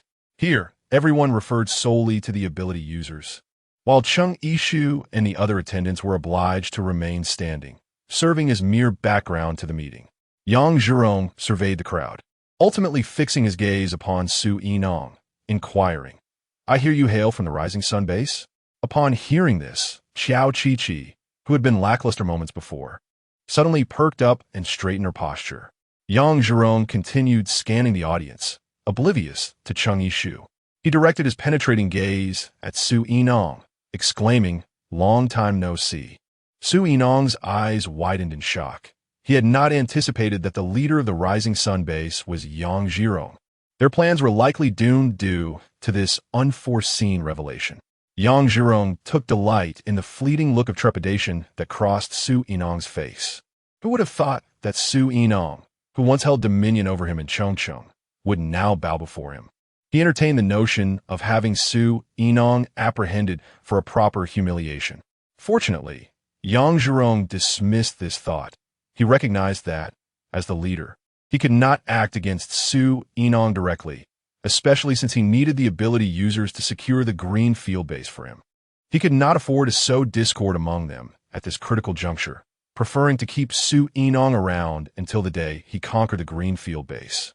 Yang Zhirong's machinations swirled in his mind, while he maintained an appearance of cordiality, pretending it was their first encounter. He asked, "I hear you are from the Rising Sun base?" Upon hearing this, Qiao Qi, who had been disinterested, suddenly showed interest and straightened up again. Unsure of what the other party was scheming, Su Yinong could only respond to the inquiries. Feeling a deep sense of injustice as he addressed someone he had once looked down upon with such deference, Yang Zhirong was relentless. Pressing further, "How do you find this place compared to the Greenfield base?" "Of course, this place is superior. There is food and drink and attendants to serve us." "I truly regret not coming here sooner," Su Yinong replied. Qiao Qi, with a glint in her eye, asked Su Yinong, "Which leader do you think is stronger? And what about the leader of the Green Field base, Cheng Yishu?" This question posed a dilemma for Su Yinong. If he were to disparage Cheng Yishu without reservation, Qiao Qi, unaware of his admiration for her, might inadvertently raise suspicions among the other former ability users from the Greenfield base, including Zhang Yifei, who were present. What is even more dire is that Cheng Yishu is currently present at the scene. Though she feigns a respectful demeanor, Su Yinan is acutely aware that she is undoubtedly eavesdropping intently. Nonetheless, he decides to embrace the situation with reckless abandon. Su Yinan boldly reveals his pursuit of Cheng Yishu, leaving the attendees in a state of astonishment, even causing Qiao Qi to slightly part her lips in disbelief. While others perceive Su Yinan as courage to disclose his romantic failures, Qiao Qi, on the other hand, is consumed by jealousy, pondering how a man of such charm and eloquence as Han Xingye could possibly be attracted to Cheng Yishu. Are these men blind to the inherent malice of such a woman? The more she contemplates, the more incensed she becomes, her gaze turning venomous. Su Yinan continues, however, "This woman is excessively strong-willed. Shouldn't a woman, like the lady here, quietly serve as a supportive pillar behind her leader? Cheng Yishu revels too much in showcasing her prowess. A woman ought not to cling so tightly to power, especially while overseeing such a large community. I find her increasingly intolerable." His words not only subtly compliment Qiao Qi, but also candidly express his distaste for Cheng Yishu's domineering nature. Several individuals nearby echo his sentiments. "I understand, Su. I, too, dislike domineering women. They should be gentle and nurturing like water. When I first heard that the leader of the Greenfield base was a woman, it struck me as absurd. What can a woman accomplish? Only men can achieve great things. Though I have yet to meet her, from her descriptions, I can only envision a grotesque figure, bulky and unattractive." As these uninformed individuals, who have neither visited the Greenfield base nor encountered Cheng Yishu, continue their misguided discourse, those who have had the privilege to meet her exchange awkward glances. They know that while life in the Greenfield base may not be as effortless as here, the residents live in happiness. And Cheng Yishu is far from the derogatory descriptions being bandied about. Though they think this, they're not foolish enough to voice their thoughts and dampen the mood, instead offering awkward smiles. Su Yinan, too, wears a smile, yet when his gaze sweeps over the crowd, a hint of derision flickers in his eyes. These arrogant, self-satisfied individuals, akin to frogs in a well, derive their self-worth from belittling others. He finds no merit in exposing their pitiable egos. Among the attendants, Cheng Yishu squints her eyes, focusing on the tips of her shoes. Although Su Yinan's affection for her is nearly common knowledge among the base's residents, he has never openly declared his feelings. She did not anticipate that today, Under such circumstances, she would be compelled to hear his acknowledgement before she could even contemplate how to navigate their relationship moving forward. She overhears him speaking ill of her, and the embarrassment that had once engulfed her dissipates. Could it be that he is merely using this as an excuse to vent his frustrations? Upon hearing Su Yinan speak ill of Cheng Ishu, Qiaoqi's earlier vexation dissipated entirely, leaving her in an exceptionally buoyant mood. It was at this moment that she took a closer look at Su Yinan's appearance. He was indeed quite handsome. Cheng Ishu, a woman of misfortune, fails to seize the opportunity presented by such a strikingly handsome man. Deep within, Qiaoqi harbors a flicker of thought that stirs restlessly. Consequently, when Yang Zhurong casually rests his hand upon her thigh after she takes her seat, the anxiousness within her causes her to shudder slightly. His words instantly provoke an uproar among the crowd, with Su Yinan standing in stunned silence, seemingly trying to discern whether the remark is serious or merely jest. Observing the whispers and furtive exchanges among the abilities users below, Yang Zhurong continues, "Not just him. Are you all intrigued by the Greenfield base? Whoever can conquer the Greenfield base shall be appointed its leader." The rumor among the abilities users regarding the leader's intention to assault the Greenfield base is undoubtedly solidified by Yang Zhurong's inquiry. Chapter 110. Parting on unpleasant terms, I find this disagreeable. The dissenting voice does not belong to Cheng Ishu, who lurks among the attendants, but rather to a female abilities user seated in a lower position beside Yang Zhurong. Upon hearing her objection, Qiaoqi swiftly exchanges glances with Yang Zhurong, her eyes already glinting with malice.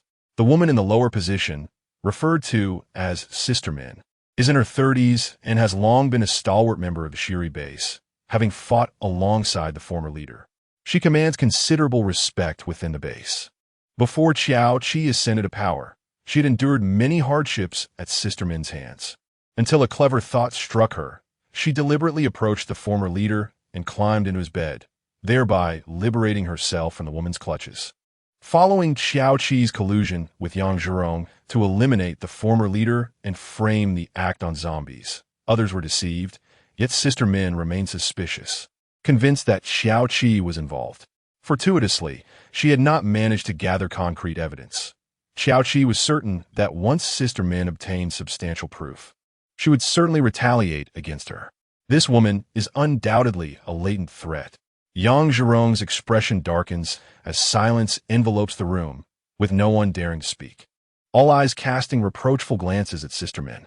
Earlier, when the men had been disparaging the notion of a woman leading the base, Sister Min's countenance had shifted, and now she openly contradicts Yang Zhurong, questioning the need for relentless assaults on other bases.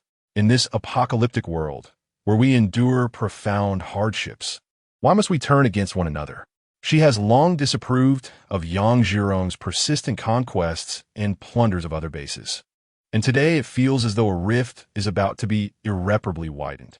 To assert that Yang Zhurong is unperturbed would be utterly implausible. It appears that his leniency towards this woman has only emboldened her audacity. In this world of desolation, resources dwindle evermore. My choice to attack other bases is also for the greater good. Before he can finish his grandiloquent statement, Sister Min interjects vehemently, "Nonsense. Do not use others as a pretext to indulge your selfish desires." Qiaoqi, whose temperament is somewhat less composed than Yang Zhurong's, rises and retorts, "Why not inquire around? Which base possesses better living conditions than ours? Sister Min, do not take for granted your seniority in the base, for you seem to have forgotten the value of cherishing what you have. Countless souls outside are yearning for the life we lead." With a cold scoff, Sister Min retorted, "Such nonsense is merely self-deception.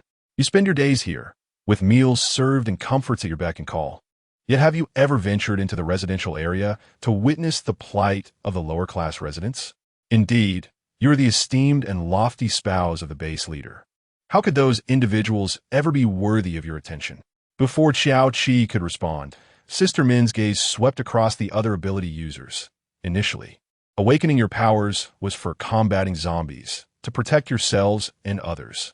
Yet now, you regard this as a privilege, wielding your status as superhumans to live in luxury while exploiting ordinary people to toil for you. How can you shamelessly criticize the Green Meadow base? Look at what you have all become. It's truly repugnant. Sister Min's impassioned speech almost prompted Chung Yishu to applaud, while the others were rendered speechless, unable to lift their heads in response. Only Yang Zhurong, with a furrowed brow, spoke. If Sister Min finds this life so intolerable, perhaps it would be best for you to leave. This was a clear eviction order, intending to expel Sister Min from the base. Surprisingly, Sister Min readily agreed. Very well. If you wish for me to depart, take your little lady with you to spare my eyes. She had turned the tables, attempting to oust Yang Zhurong and Xiao Qi instead, causing their faces to pale. Xiao Qi, in her fury, pointed a trembling finger at her, struggling to articulate a retort. Sister Min found her reaction amusing, laughing openly. What are you so upset about? Do you truly believe that if we find each other displeasing, I will simply leave? If anyone is to depart, it shall be you. I stood alongside the former leader, risking my life to protect countless refugees as we established ourselves here, gradually improving our circumstances. Yet, upon your arrival, you usurped our place and now audaciously seek to expel me? You must be dreaming. With that declaration, Sister Min strode out with a commanding presence. Yang Zhurong, who usually delighted in manipulating others' sentiments, found himself thwarted by her, and his enthusiasm for the meeting faded entirely. What had been a long-prepared conference came to a hasty conclusion. After witnessing Yang Zhurong's defeat, Chung Yishu felt a surge of joy, yet the weight on her heart remained unlifted. She needed to find an opportunity to connect with Su Yinan. In the dead of night, Chung Yishu, adorned with a deliberately unflattering visage, met Su Yinan.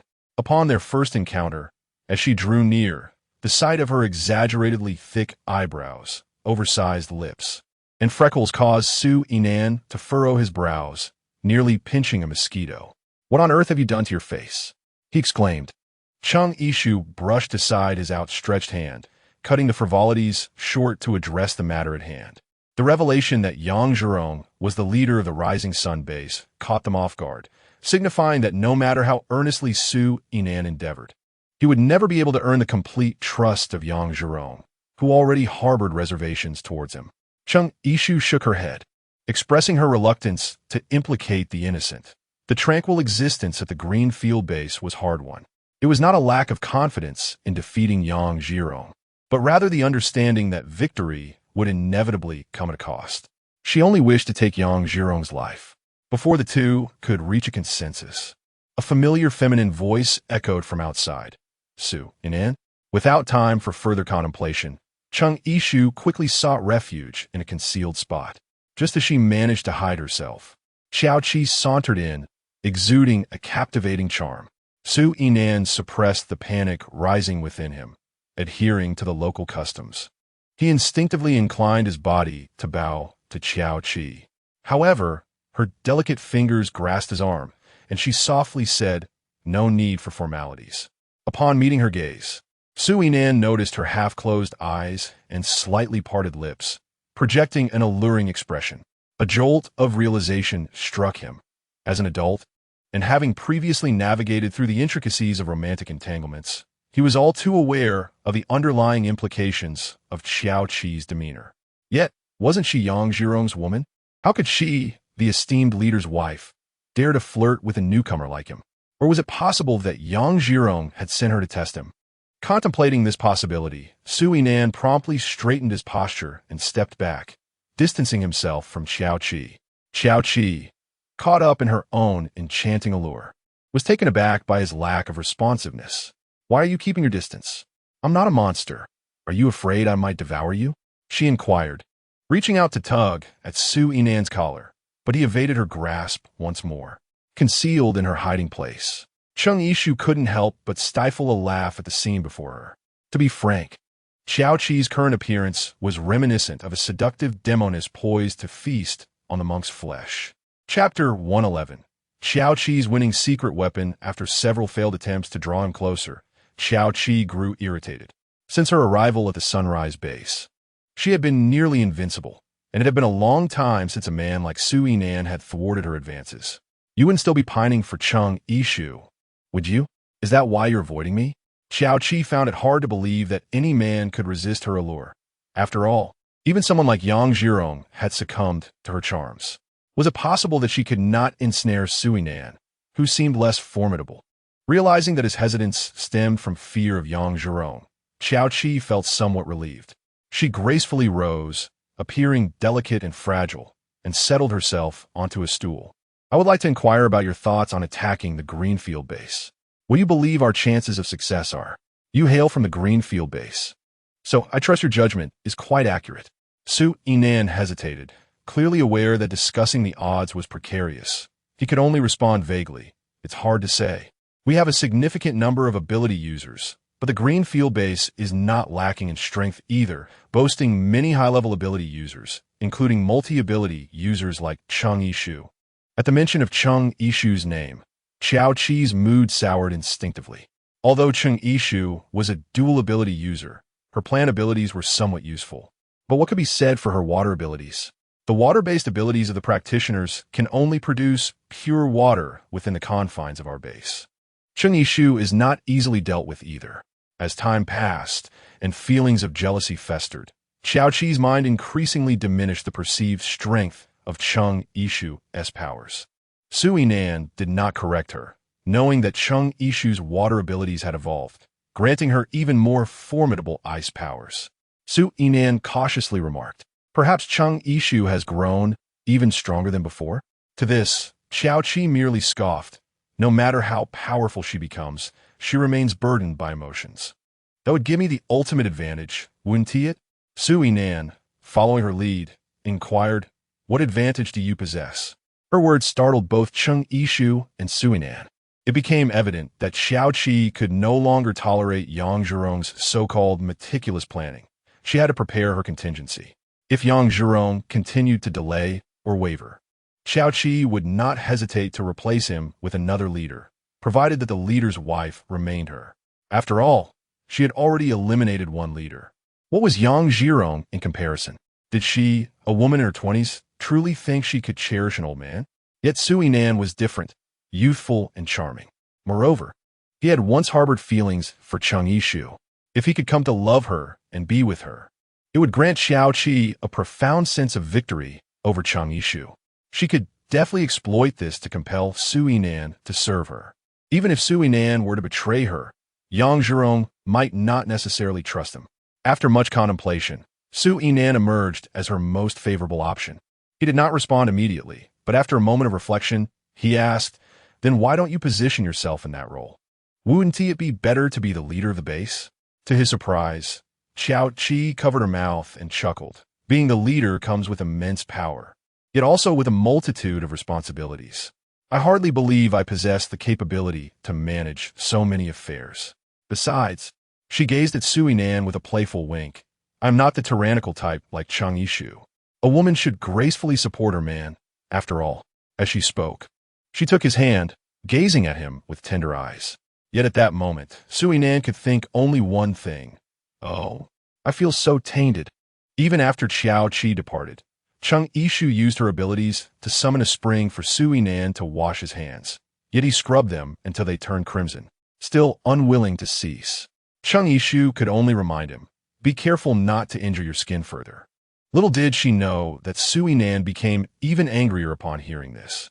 "Cheng Yishu, do you have no conscience? I have compromised my integrity for the sake of the base and was touched inappropriately, and you still won't allow me to wash properly." Cheng Yishu raised her hand in a gesture of surrender. One might mistakenly believe that something untoward had transpired between her and Xiao Qi. Yet, what escaped her lips was, "The organization will remember your contributions." In the days that followed, the conundrum that occupied their thoughts revolved around the so-called winning formula that Xiao Qi had fervently proclaimed. It seemed to be intricately linked to matters of the heart. Han Xingye, along with Cheng's parents and Yao Mingyu, remained comfortably ensconced at the green grass base. Who could possibly threaten her? Even Yao Mingyu's parents, Cheng Yishu's uncle and aunt, had long since fallen prey to the jaws of the undead. As this notion crossed her mind, a spark of realization illuminated Cheng Yishu's thoughts. There was yet another individual who had been overlooked, Yao Jiabao. After Xiao Qi's departure, Yao Jiabao had vanished from the base. In retrospect, it seemed highly likely that the naive Yao Jiabao had been taken away by Qiao Qi. Are you suggesting that your cousin might be in Qiao Qi's clutches? Su Yinan pondered for a moment, but even Yao Mingyu, his own sister, denies his existence. Do you truly share a close bond with him? Cheng Yishu's head shook like a rattling drum, as if to convey a message of disassociation. Qiao Qi had a cousin with whom she shared a strained relationship. Why would one presume that he would be the key to exploiting her emotions? This is the crux of the issue. Su Yinan began to clandestinely investigate Qiao Qi's whereabouts, leveraging his identity as an ability user. After several days, he finally gleaned some insight. Qiao Qi periodically dispatched someone to deliver provisions to a tent in Area F. Su Yinan and Cheng Yishu contemplated visiting the tent directly, yet Cheng Yishu hesitated. Su Yinan, do you not feel that everything here at the base is proceeding too smoothly? Upon Cheng Yishu's remark, Su Yinan felt a chill, yet he worried they might be overthinking the situation. Could it merely be an extraordinary stroke of luck? After all, one does not typically win the lottery consecutively, does one? Chapter 112, A Chaotic Mess. Cheng Yishu and Han Xingye did not immediately proceed to Zone F. Instead, they made their way to the facility where water-based ability users were detained. As they approached, the sounds of cursing and violence echoed from within. Behave yourselves. The water you produce has dwindled of late, and you still expect to be fed. What are you staring at? Blame yourselves. Either awaken a different power, or simply refrain from awakening any abilities at all. To possess a water-based ability is akin to a life of servitude. How dare you rebel against me? You dare bite me. Each curse was accompanied by the sharp crack of a whip. Inside the dimly lit room, the air was thick with dampness and a foul stench, a condition even the livestock of the pre-apocalyptic world seldom endured, let alone human beings. Innocent bystanders suffer for the sins of the guilty.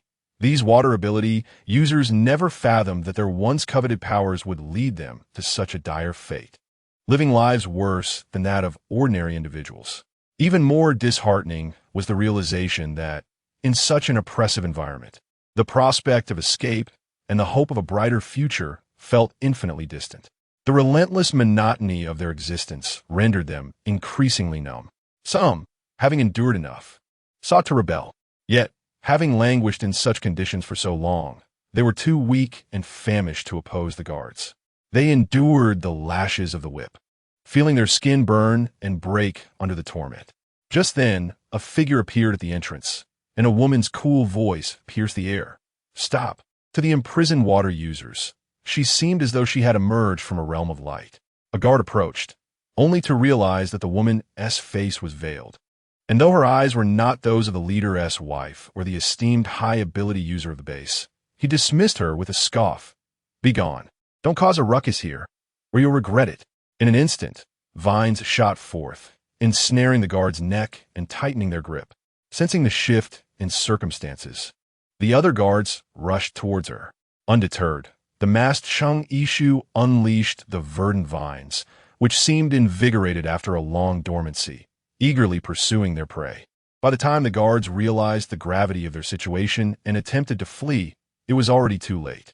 They were bound together like kindling and cast aside by Cheng Yishu. Finally, the long-suffering water ability users awoke from their stupor, extending their hands and crying out in unison, "Save us! Please, we beg you, save us!" Cheng Yishu took a deep breath, her hand resting upon the bronze lock, which immediately became enveloped in a delicate layer of frost. With a gentle flick, the lock shattered into pieces akin to crushed instant noodles scattered across the ground. As the lock yielded, a throng of water elemental abilities, long confined, rushed eagerly towards freedom.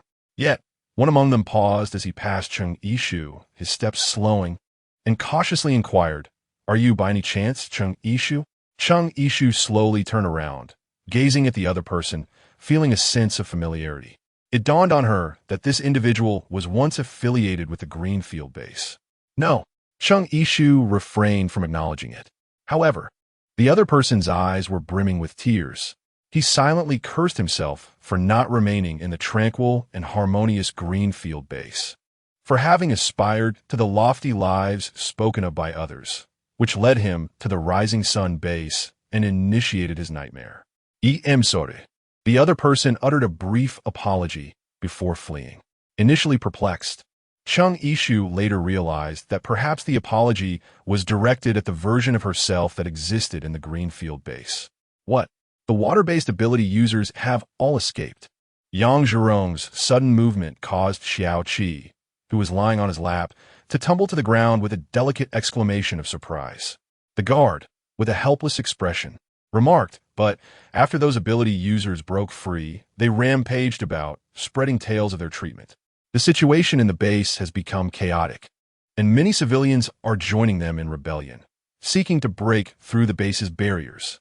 The ordinary citizens of the Rising Sun base were largely oblivious to the source of the water supply, or rather, those who had access to clean water were few and far between.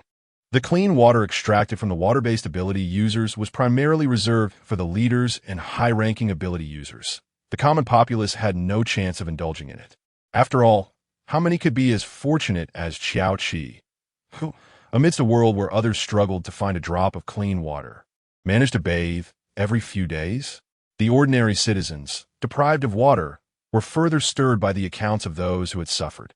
Many among them had initially come to this place, lured by tales of a prosperous life, only to find a starkly different reality. They had long harbored thoughts of escape, and this was indeed an opportunity. Xiao Qi's gaze darkened. She sensed an inextricable connection between this incident and Chung Yishu. Yang Zhirong cast her a glance, recalling that he had discarded bait, intending for her to approach the tent in Zone F. To his surprise, she had not fallen for it, and instead orchestrated such a dramatic scene. Xiao Qi inwardly rolled her eyes when she first discovered Chung Yishu infiltrating the base. She had proposed capturing her immediately, yet Yang Zhirong insisted that Chung Yishu was cunning and required a slow approach to lure her out, resulting in the current predicament. Initially, when she sought Su Yinan, she had staged a performance, deliberately mentioning her possession of a winning strategy, all intended to reach Chung Yishu's ears. Their original plan was to entice Chung Yishu into that tent, but now everything was thrown into disarray. She stood up. I'm going to change clothes. Our performance must commence sooner. Quickly, the residents of Zone F had endured the harshest conditions within the Rising Sun base, and they were the most actively involved in this upheaval. Hence, they had long since vanished from sight. In such circumstances, Chung Yishu could accurately assess whether there were any ambushes lurking nearby. After confirming there was no danger, Chung Yishu swiftly overturned the tent with a vine, revealing the person who had been living within its confines. The individual slowly turned around, and upon seeing Chung Yishu's face, the foolish smile that had graced his features instantly vanished. Chapter 113. Is this your winning secret? Yao Jiabao, Chung Yishu inquired, perplexed. Upon catching sight of Chung Yishu, Yao Jiabao immediately began to panic, attempting to flee while pleading, don't kill me, don't kill me. It wasn't intentional. Despite his self-serving nature, Chung Yishu had no intention of taking his life herself. She preferred not to stain her hands with his blood, finding his desperate escape amusing as he feared her pursuit. However, Yao Jiabao's next words extinguished any amusement on Chung Yishu's face. I didn't mean to abandon my grandmother. Sob sob, I was so scared.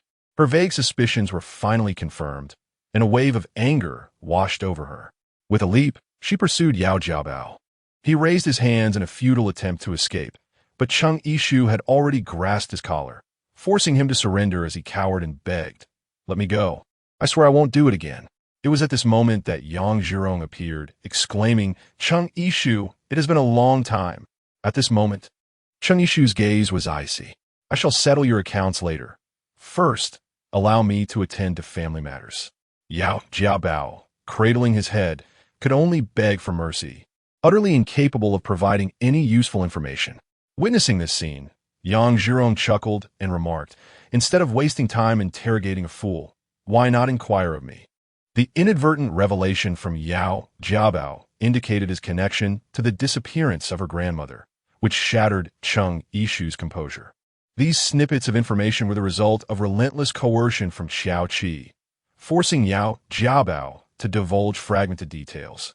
In this moment, Chang Yishu's fury ignited an impulse to recklessly extinguish Yao Jiabao's life, lamenting the affection her grandmother had once bestowed upon him. Truly a creature beneath contempt.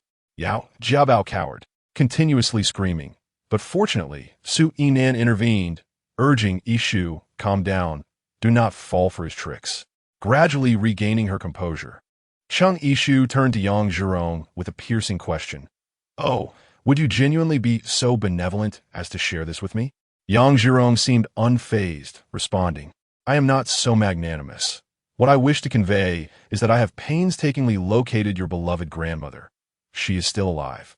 Su Yinan, aware of Chang Yishu's emotional volatility when confronted with familial ties, interjected, Is it true that we must take your word for it? If you possess the capability, bring her forth for us to see. At that moment, her emotions were tumultuous. Intuition whispered that Yang Zhurong was luring her with a smokescreen, suggesting that her grandmother had, in fact, passed away. Yet, the unbreakable bond of kinship fueled her hope that Yang Zhurong spoke the truth, that her grandmother was indeed safe in his custody. Seeing Chang Yishu begin to waver, Yang Zhurong laughed heartily. Chang Yishu, do you take me for a fool? If I were to present her, would you not seize her from me? Just as the standoff intensified, a guard arrived with dire news. Leader, it's bad. A horde of zombies has invaded the perimeter. Yang Zhurong could scarcely believe his ears. What did you say? The guard reiterated the grim tidings. Both Chang Yishu and Su Yinan discerned that Yang Zhurong's expression bore no semblance of deceit. Memories of a zombie siege from a past life surged in Chang Yishu's mind. She fully comprehended the implications for the inhabitants of the base. Regaining his composure, Yang Zhurong addressed Chang Yishu. I shall take you to see your grandmother, but you must assist us in dealing with the zombies. Under different circumstances, Chang Yishu might have hesitated, but in this instance, even without the transaction, she would have agreed. Yang Zhurong swiftly escorted Chang Yishu to a dimly lit room, where an elderly woman hunched over sat.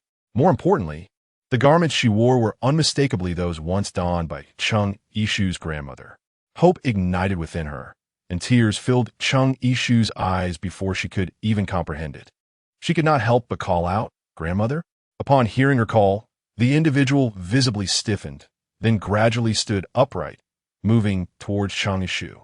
Su Zinang, noticing that the person wore a hat and had their head lowered, obscuring their features, could only discern the streaks of gray in their hair. He cautioned Chang Yishu. Exercise caution. No sooner had he spoken than the elderly figure, mere meters away from Chang Yishu, suddenly drew a dagger from their sleeve and lunged directly towards her chest. Be careful. Chang Yishu gasped, overwhelmed by the joy of having her loved one restored to her, which caused her to let her guard down. Thus, when the dagger lunged unexpectedly towards her, she had no time to react. Simultaneously, she caught sight of the elderly figure raising its face. Who could it be but Xiao Qi? She had audaciously disguised herself as an old man to assassinate Chang Yishu. Xiao Qi seemed to envision the moment the dagger pierced Chang Yishu, reveling in the ecstatic madness of having taken her own kin's life. The dagger struck Chang Yishu's chest, producing a piercing sound of metal colliding. Her wrist trembled in response, feeling numb from the shock. Yet, Xiao Qi had failed to penetrate her target. After meticulously plotting this assassination, success lay tantalizingly close, and yet it eluded her grasp, driving her to the brink of insanity. Overwhelmed by fury and desperation, Xiao Qi raised the dagger once more, determined to strike at Chang Yishu again. Chang Yishu no longer indulged her, gripping her wrist tightly. With a sharp crack, her arm was twisted in the opposite direction by Chang Yishu. Seizing the opportunity, Yang Zhurong attempted to strike, conjuring a massive fireball aimed at Chang Yishu. But Su Yinan intercepted him, saying, How can a grown man like you resort to attacking a woman from behind? Truly, you remain as shameless as ever. The agonizing pain of her fractured bone contorted Xiao Qi's expression, and she broke into a cold sweat. Nevertheless, disregarding her suffering, she shouted, I will kill you. I will kill you. Desperately attempting to bring Chang Yishu down with her. Hope shattered. Chang Yishu, deceived and disheartened, retorted with a mocking tone. Is this truly your winning strategy? Chapter 114, Struck by Zombie. Chung Yishu had long been clad in the soft armor she had stripped from the golden python, and it was precisely this armor that had allowed her to evade disaster.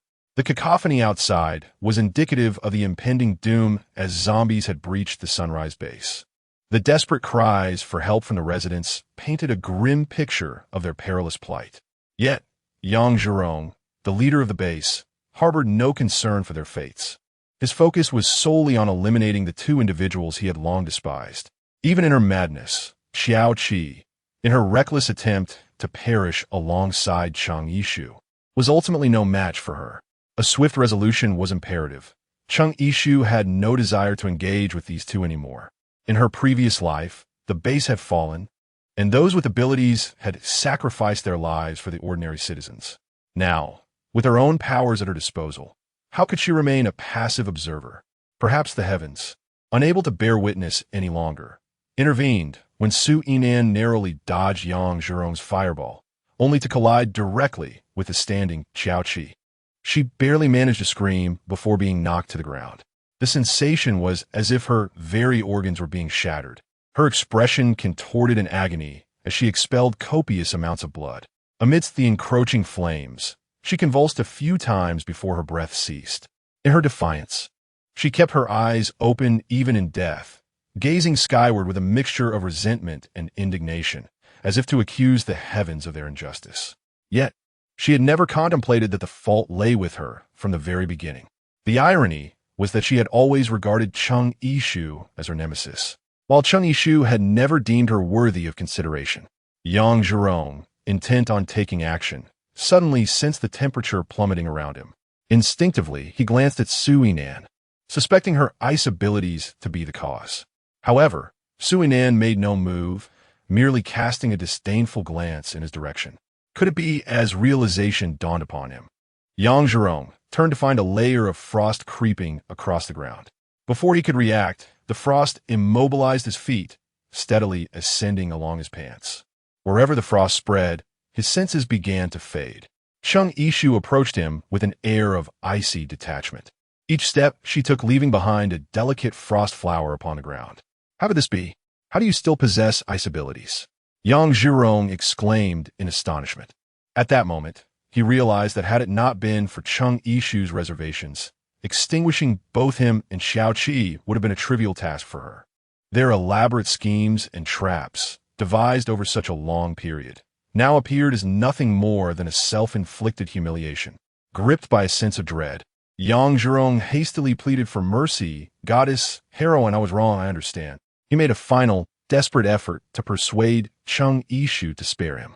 Were it not for his legs being encased in ice, he would have already fallen to his knees in supplication.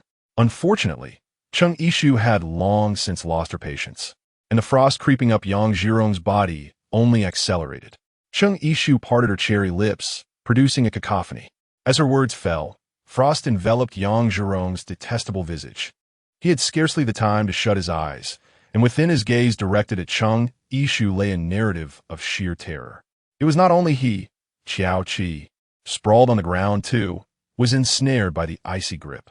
As though their mere presence might tarnish her hands, Chung Yishu snapped her fingers, and the two figures, previously resembling statues of ice, instantaneously disintegrated into fine particles scattered upon the floor.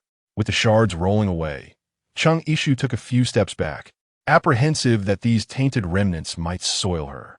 Just as they were poised to depart, the sounds emanating from within the room captured their attention. Chung Yishu gazed at the familiar silhouette within the room. It resembled her grandmother.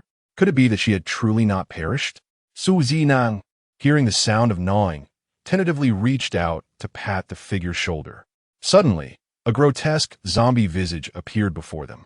Its crimson eyes fixated on Chung Yishu and Su Yinan, blackish-brown fluid oozing from its mouth. The skin had turned a ghastly shade of blue, tightly enveloping its emaciated bones. Everything indicated that it was indeed a zombie. To make matters worse, as Chung Yishu had pulled Su Yinan closer, the mutated, long nails of the creature had left a gash on the back of her hand. At that moment, Chung Yishu clutched her wounded hand. staring in shock as Su Yinan obliterated the zombie's head before her. It turned out that Xiao Qi had truly located Cheng Yishu's grandmother. However, her fate was far from fortunate. After being abandoned by her grandson, Yao Jiabao, her advanced age left her with no other possibility than to fall victim to the jaws of the undead. Thus, the clothing worn by Xiao Qi was indeed that of her grandmother's, which initially lulled Cheng Yishu into a false sense of security. It was only due to the soft armor made from golden pythons that Xiao Qi had failed. Moreover, her vengeance extended far beyond this. She had kept Cheng Yishu's now mutated grandmother alive, solely for the purpose of making Cheng Yishu personally endure the anguish of slaying her own transformed kin. Murky zombie fluids splattered across the ground. Cheng Yishu covered her hand with her other hand, observing the scene before her, and then burst into laughter that echoed towards the heavens. This was the retribution that Xiao Qi had exacted upon her. She had succeeded. Su Jinlang, realizing the urgency of the situation, forcibly pulled back her hand to reveal the marks of clawing upon it, his eyes widening in shock. How could this be? It is all my fault. He lamented his earlier impulsiveness that led to Cheng Yishu's capture. The zombie virus was highly contagious, and her being seized meant that she was at great risk of infection. Coming to this dreadful realization, Su Yinlan felt an unbearable ache in his heart, rendering him breathless. Cheng Yishu resolutely pushed him away, urging him to flee quickly, for she would soon transform into a zombie. How could she have never anticipated that a day like this would come for her? Su Yinan, however, still clung to a glimmer of hope. Yishu, please don't rush. You are so strong. Perhaps you won't be infected. Perhaps, just perhaps, you are immune to the zombie virus. Every individual who had been attacked by a zombie, along with their loved ones, harbored their own fragile hope of escaping the clutches of infection. Cheng Yishu had momentarily entertained such thoughts. However, the uncontrollable fluctuations of her heartbeat led her to surmise that in this world there were no fortunate souls, herself included. She was uncertain whether her powers would remain intact after her mutation. If she were to become a mindless zombie, and yet still retained her abilities, Su Yinan would undoubtedly stand no chance against her. All she could do was to swiftly drive him away before her transformation took place. Go! Hurry and leave! Cheng Yishu shouted loudly, tears cascading uncontrollably down her cheeks. Her heart swelled with resentment. Meanwhile, Han Xingye, on the verdant training grounds, experienced an inexplicable wave of anxiety in a laboratory.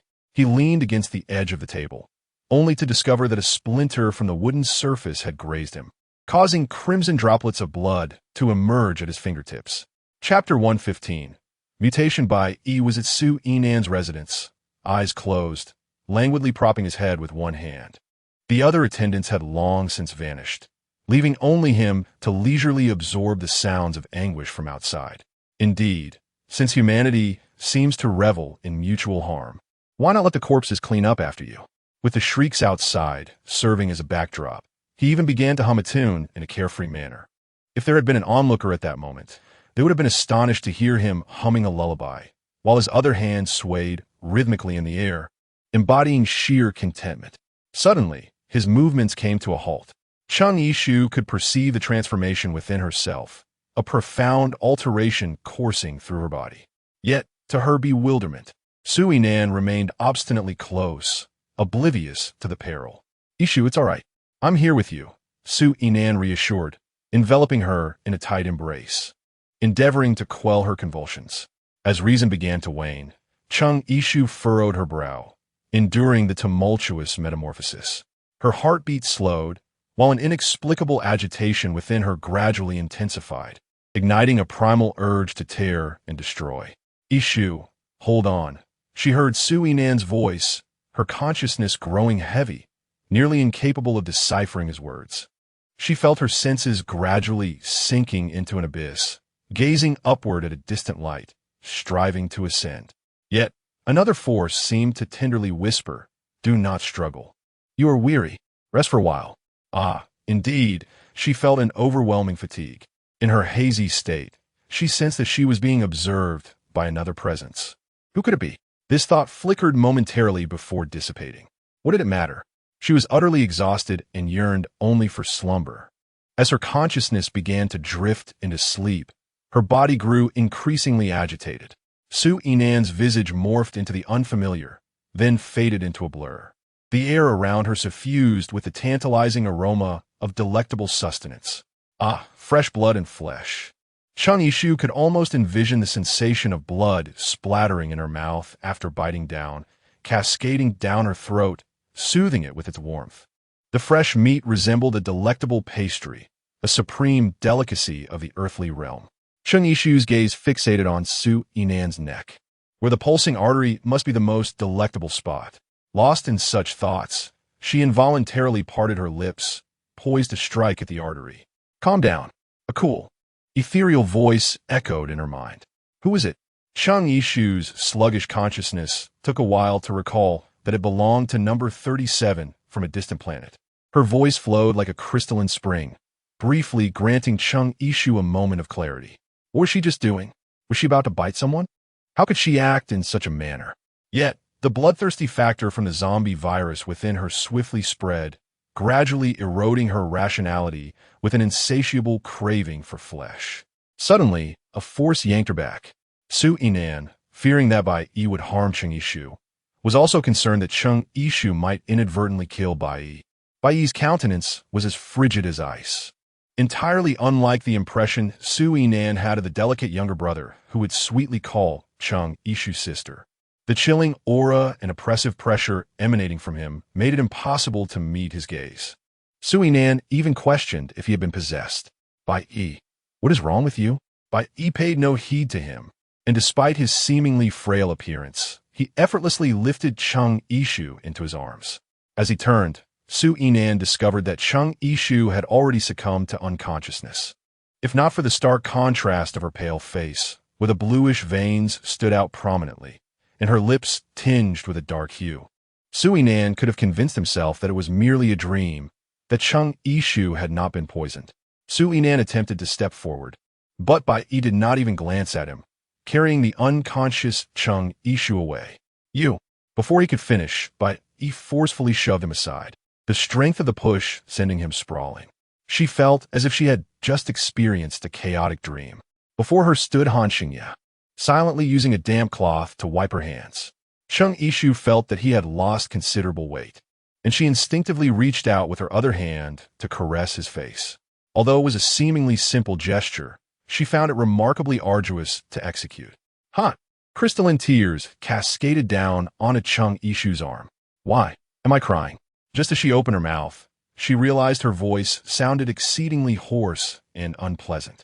Anxiously, she touched her throat, prompting Han Xingye to rise swiftly and bring her a cup of warm water to soothe her vocal cords. Chang Yishu lowered her head and took small sips, finding some relief for her throat, though her voice still lacked its former clarity.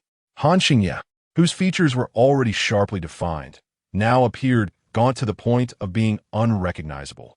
Chang Yishu could not help but tease him. "You have become less handsome." Han Xingye paused, feeling a mix of irritation and amusement. "You wake up after more than a year just to tell me this?" Chang Yishu astutely grasped a crucial piece of information. "A year. Have I truly slept for an entire year?"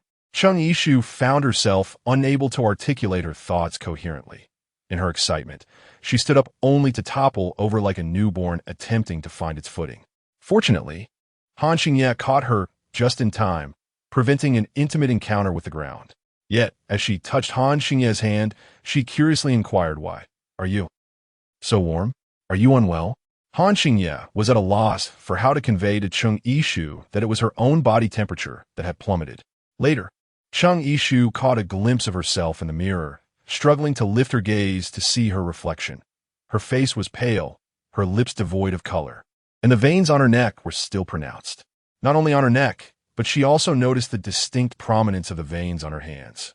Though her nails were neatly trimmed, their shape still betrayed an unusual appearance. Chang Yishu's lips curled into a faint, bittersweet smile. How could she have the audacity to claim that Han Xingye had become unattractive? Noticing her silence, Han Xingye felt a twinge of concern. "Yishu, it's all right. Things will gradually improve." After such an extended period of recovery, he could finally see her slowly regaining her strength. The realization that she was becoming aware once more was, for him, an immense delight. Chapter 116, provoked by the new teammate. Chung Yishu, through the gradual revelations of Han Xingye, discovered that she had been in a deep slumber for an entire year. However, to refer to it merely as slumber would be an inaccuracy. In her later state, she was capable of opening her eyes, yet her gaze remained vacant, staring blankly at everything around her. Regardless of what others uttered, she exhibited no response, even displaying sharp fangs, as if to threaten those nearby. Fortunately, Chung Yishu spent a considerable time gazing into the mirror, where she confirmed that her fangs had indeed vanished. At first, Chung Yishu was filled with elation, as she believed that Han Xingye had discovered a cure for the virus. However, Han Xingye, with a look of disheartenment in his eyes, revealed to her that he had not. She had healed herself through her own resilience. At first, Chung Yishu found it hard to believe, but upon reflection, she considered it might be the assistance of the legendary warrior numbered 37 in her mind. She attempted to wield her extraordinary powers, only to discover that her mental strength was woefully inadequate to manifest them. Fortunately, her spatial abilities remained intact. In the midst of her field, a pristine pond had emerged, shimmering with a crystalline glow. It appeared that aside from her self-healing, no other possibilities existed. While she was exploring her space, she seemed lost in thought. Han Xingye, fearing she had lapsed into unconsciousness once more, anxiously called her name. As Chung Yishu regained her composure, she managed to lift the corners of her mouth, striving to convey a reassuring smile, indicating that she was all right. Han Xingye hesitated visibly, not due to a lack of understanding her message, but rather, after speaking, he seemed apprehensive that Chung Yishu might inquire further, and thus he stood up, saying, "Your awakening is wonderful news. I shall inform everyone." Subsequently, the former companions from the base hurried to visit her. In truth, Chung Yishu merely felt that it had been a few days since she last saw them. However, their subtle changes in physique served as a poignant reminder that a year had indeed passed. For them, it had been over a year since they had encountered her in a lucid state. When Chu Yin saw her, he had pondered for a long time. Ultimately unable to contain himself, without uttering a word, he simply embraced her legs and wept. Chung Yishu felt a warmth in her eyes, almost on the verge of tears. Yet, she evidently had not yet acclimated to her own body, and despite her desire to weep, no tears would come forth. Nevertheless, the past year had also brought moments of joy. Observing Yao Mingyu completely liberating herself from the shadows of her family of origin, drawing closer to happiness. Chung Yishu pressed her lips together, resolving not to disclose to her the incident involving the Yao family treasure. Little Ain had also been brought along by the couple Song Hui and Shi Bin. Chung Yishu's impression of her lingered on the image of the chubby doll she had rescued. In the blink of an eye, she had not only grown taller, but had also blossomed into the semblance of a young girl. However, her lively spirit remained unchanged as she chattered animatedly about the amusing tales from the children's shelter, infusing Chung Yishu with a sense of vitality. Chung Yishu sat upon a stool, having bid farewell to numerous visitors. It was only in the ensuing tranquility that she recalled she had yet to see Su Yinan and Bai Yi. After a few days of recuperation, Chung Yishu finally found herself capable of bending her knees and standing with ease. During a checkup, Yin Yin remarked with a profound undertone, "Indeed, once a person awakens, recovery occurs with remarkable swiftness." Chung Yishu had largely tamed her speech and could converse like an ordinary person. However, she was unable to walk briskly lest she stumble. Yin Yin comforted her, urging her not to lose heart, assuring her that everything would turn out well.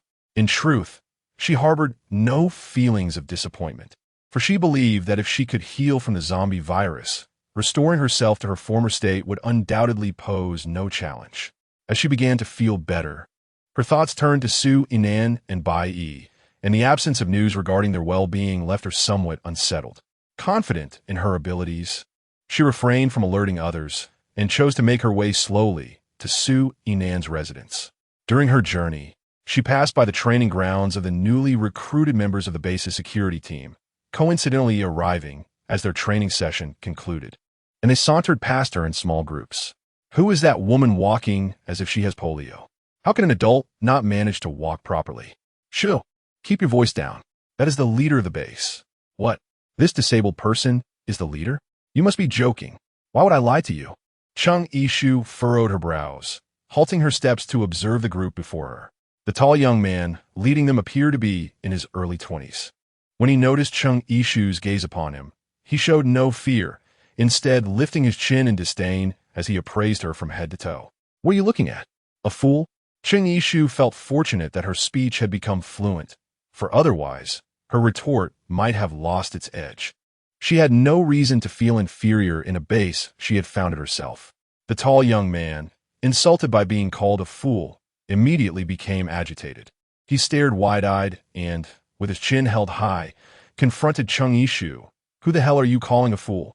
Hearing the commotion, 2 or 3 residents of the base gathered around, joined by a few other new recruits from the security team who had yet to leave. The tall young man felt that his dignity could not be trampled upon so easily. He stepped forward and seized Chung Ishu by her collar. Caught off guard, she was yanked towards him and nearly stumbled. With a smug expression, he declared to the onlookers, "Can anyone, even a useless person who can't even beat me, become a leader in our base? It's better to step down and let someone capable take over." He found this notion amusing and burst into laughter. Chapter 117. The transformation of Su Inan. Chung Ishu narrowed her eyes, her anger no longer contained. Dealing with such an insolent brat, merely tolerating him would only embolden his audacity. The most effective approach would be to let him experience hardship and learn a valuable lesson. Chung Ishu raised her hand, seizing the wrist of the individual, clutching her collar, poised to exert force. However, a nearby resident, recognizing her, could no longer contain themselves. "Good heavens! You scoundrel! How dare you bully the leader?" A matronly figure surged forward, brandishing her fists and striking the assailant. With her leading the charge, several other residents joined in, vocally condemning the perpetrator. Without her, there would be no green pasture base.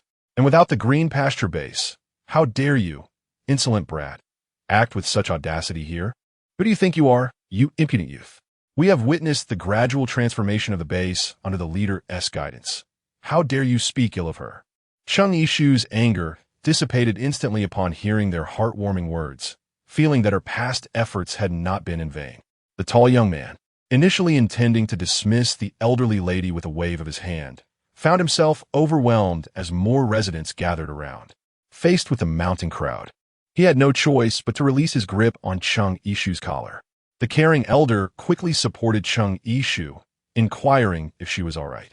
The commotion had already attracted the attention of the instructor responsible for guiding the new recruits, who emerged to assess the situation. What on earth is happening here? The instructor appeared familiar to Chung Ishu, yet she could not immediately recall his name. After rummaging through her memories, she finally remembered him as a young team member she had briefly encountered at the soft armor factory.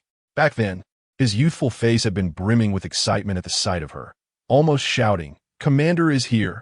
Chung Ishu silently lamented, marveling at how the once youthful team member had now matured into a stern-faced instructor. However, she pondered whether he still regarded her, the so-called disabled leader, with any respect. The instructor listened as the new recruits and a few onlookers exchanged words regarding the situation. Noticing that the crowd's sentiments leaned in favor of Chung Ishu, the young man displayed his dissatisfaction, though he noticeably tempered his hostility in his choice of words. "What is wrong with what I said? If it's inappropriate for me to lead, why not relinquish the position and allow someone more capable to take over?" With a sudden thud, the instructor delivered a swift kick to the back of his knee, exclaiming, "Do not speak out of turn. When did it become your place to question the leader? When the leader established the base, you were still wandering aimlessly in this apocalyptic world. Do you really think you have a right to voice your opinions here?" It seemed the instructor naturally had a knack for keeping the new recruits in check. The young man, though unwilling to concede, felt somewhat intimidated and protested. "But she scolded me too." The elderly lady beside Chung Ishu spat disdainfully, not out of malice, but rather in the spirit of truth. The other residents nodded in agreement. However, the young man remained silent, lacking any vocal support, which diminished his assertiveness. You have been expelled from the guard team. You need not return tomorrow." Upon hearing this, the once indignant young man grew agitated. On what grounds? For your lack of respect for the leader? For your ignorance of the principle that team members should not resort to violence against others? For your audacity as a grown man to consider striking a woman? Ultimately, he regretted his hasty decision to join the Greenfield base. Having only recently gained admission to the esteemed guard team, he found himself ousted before he had even begun to settle into his role. "Leader, do not take that scoundrel's words to heart." The kind-hearted lady insisted on escorting Chung Ishu to her destination, offering continual words of comfort along the way. This left Chung Ishu feeling somewhat embarrassed. "Thank you, but I assure you, I will not take it to heart. The newcomers to the base this past year may not know that you have nurtured this place like a child, but we, who have followed you and witnessed the transformation of Yushio Village into what it is today, have not forgotten our roots." Yet, the lady remained unconvinced, continuing her gentle chatter. Chung Ishu remained patient, smiling as she listened to the elder's tale. It turned out that this kind lady originally hailed from a village behind Yushio Village, having fled there during the night when the orange-hued undead besieged her home. On that fateful night, Chung Ishu, alongside Han, Xingye, and others, valiantly saved the lives of many, a memory that the elder cherishes to this day. Furthermore, she and her husband had tragically lost their son at the onset of the apocalypse, and, upon arriving at Yushio Village, felt little hope for the future. They worried that, at nearly 40, their ability to procure food paled in comparison to that of the younger generation, leading them to entertain thoughts of despair. However, once the green grass base was established, her husband was fortunate enough to be chosen for the construction team of the defensive wall, later being assigned to build the underground city, thus ensuring a steady supply of food and alleviating their prior concerns about sustenance. Additionally, the base's children's home took in many orphans who had lost their families during the apocalypse, allowing the couple, through their relentless efforts, to secure a spot for adoption and welcome a girl into their lives, providing them with a new emotional anchor. With both material and spiritual needs met, the elder vehemently defended the base against any criticism, especially directed at Chung Ishu, who had played a pivotal role in its establishment. Listening to the elder's heartfelt praises, Chung Ishu felt a twinge of bashfulness. The door was opened by Su Chini, who had blossomed into a striking young woman over the past year. Reflecting on Su Inan's handsome features, it was no surprise that Su Chini possessed a similar allure. "Sister Ishu." Upon seeing Chung Ishu, the young girl initially radiated joy, but soon became somewhat shy as she peered inside. "Where's your brother?" "He's in there." There was no reason to keep her outside, so Su Chini led Chung Ishu into the house. It was evident that Su Inan's undercover mission at the Sunrise Base was known to Su Chini, and the siblings had reconciled. Throughout their interaction, Su Chini furtively regarded Chung Ishu, her expression a mix of curiosity and concern, prompting Chung Ishu to chuckle inwardly. "Have I become unattractive?" Su Chini quickly shook her head, though Chung Ishu's demeanor occasionally revealed a certain stiffness, akin to someone recovering from a severe illness. Su Chini recalled how Chung Ishu had appeared upon her arrival at the base, a far cry from her previous half-zombie state. "Sister Ishu, you look beautiful no matter what," Su Chini sweetly declared. Su Inan, initially taken aback, thought he had misheard, but confirmed upon hearing Su Chini repeat the name Ishu. He rose in disbelief, calling out, "Ishu." He had also lost considerable weight, and the carefree demeanor he once had was now replaced by a more complex depth in his expression. His once shoulder-length hair now cropped short. In any other setting, Chung Ishu might not have recognized him at first glance. It was astonishing how much everyone had changed in just a year. What had transpired during that time that had gone unnoticed? Chapter 118. The ability to communicate with the undead Su Inan's alluring peach blossom eyes had shed some of their previous levity, now imbued with a profound complexity. Chung Ishu's recollection of him was confined to the moment at the Sunrise Base, when she was on the verge of mutation, poised to bite him. Now, witnessing him standing before her, unscathed, she could at least ascertain that she had not harmed him. The anxiety that had weighed heavily on her heart finally dissipated. However, Su Inan appeared noticeably distant when facing her. "You're here?" he inquired. "Indeed, I have come specifically to seek retribution," Chung Ishu replied playfully. Her intention was to express that since regaining her senses, Su Inan had not once visited her. To her surprise, it seemed he took her jest quite seriously. For the first time, she discerned his palpable awkwardness, and even Su Chini approached her, urging, "Sister Ishu, you cannot fault him for this. He truly is no match for Bai Yi." Chung Ishu's smile faded slightly as she followed up with a question. "What has happened to Bai Yi?" Su Inan quickly realized that Chung Ishu was still unaware of the situation and let out a self-deprecating laugh. "Did Xingye not inform you?" If Han Xingye had been inclined to share, she would not have needed to make this trip herself. Strangely, ever since her awakening, Chung Ishu had noticed that whenever she mentioned Su Inan and Bai Yi, Han Xingye would deliberately steer the conversation away, which piqued her curiosity and compelled her to seek clarity. Su Inan had initially believed it would be more appropriate for Han Xingye to inform Chung Ishu, but her determined gaze, having come all this way, made it clear that she would not relent until she got answers. After being infected, Bai Yi seemed to transform entirely. He seized her and held her in his embrace, and she fell into a tranquil slumber almost instantly. These memories aligned somewhat with Chung Ishu's recollections, although she had been unaware that Bai Yi had also arrived later. At that time, Su Inan had intended to unleash his abilities to intercept Bai Yi. However, Bai Yi's speed was overwhelming. By the time the injured Su Inan managed to rise, clutching his chest, he found that Bai Yi had vanished with Chung Ishu without a trace. Curiously, whenever Han Xingye held her, she would instantly calm down, as if a standby button had been pressed, returning her to a state of stupor. Under his attentive care, Chung Ishu's condition gradually improved. As the onlookers remarked, a miracle had finally occurred. The zombie attributes within Chung Ishu began to fade, while her human traits slowly resurfaced. "I'm sorry I couldn't protect you." Su Inan expressed his guilt in the end. He had always attributed Chung Ishu's ordeal to his own shortcomings, to the extent that after her awakening, he felt unworthy to face her. "You have done nothing wrong, so do not dwell on it." Chung Ishu consoled him with a hint of jest. It seemed that despite learning of the complexities involved, her spirits remained unshaken. In truth, her heart was tumultuous with questions. Why had Bai Yi taken her away? Was the zombie virus truly self-healing? Her mind was filled with an abundance of inquiries. Yet she understood that if Han Xingye were willing to divulge the truth, he would not have remained silent over the past few days. Chung Ishu retrieved a picture frame from her personal space, a memento taken from the bookshelf in Bai Shihong's office. Enclosed within the frame was a photograph of Han Xingye and Bai Shihong.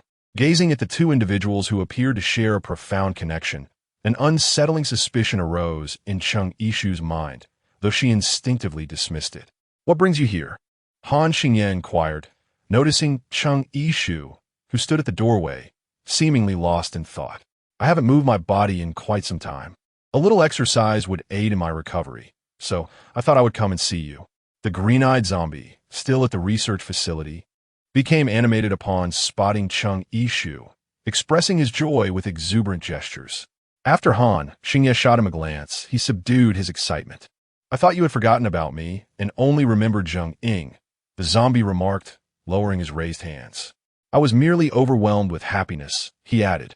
Chung Ishu initially failed to comprehend the situation. It was only upon reflection that she realized the words she had just heard had come from the green-eyed zombie. Previously, he had been incapable of speech, and Chung Ishu had not anticipated that after a year, he would be able to articulate words akin to a human.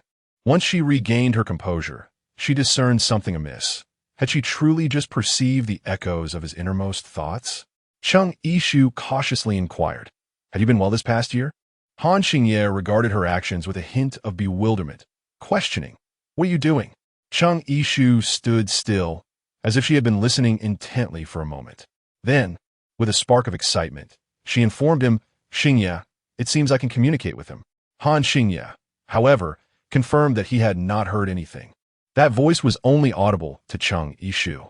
Chung Ishu suddenly realized that she seemed to have turned misfortune into fortune, acquiring the ability to communicate with zombies.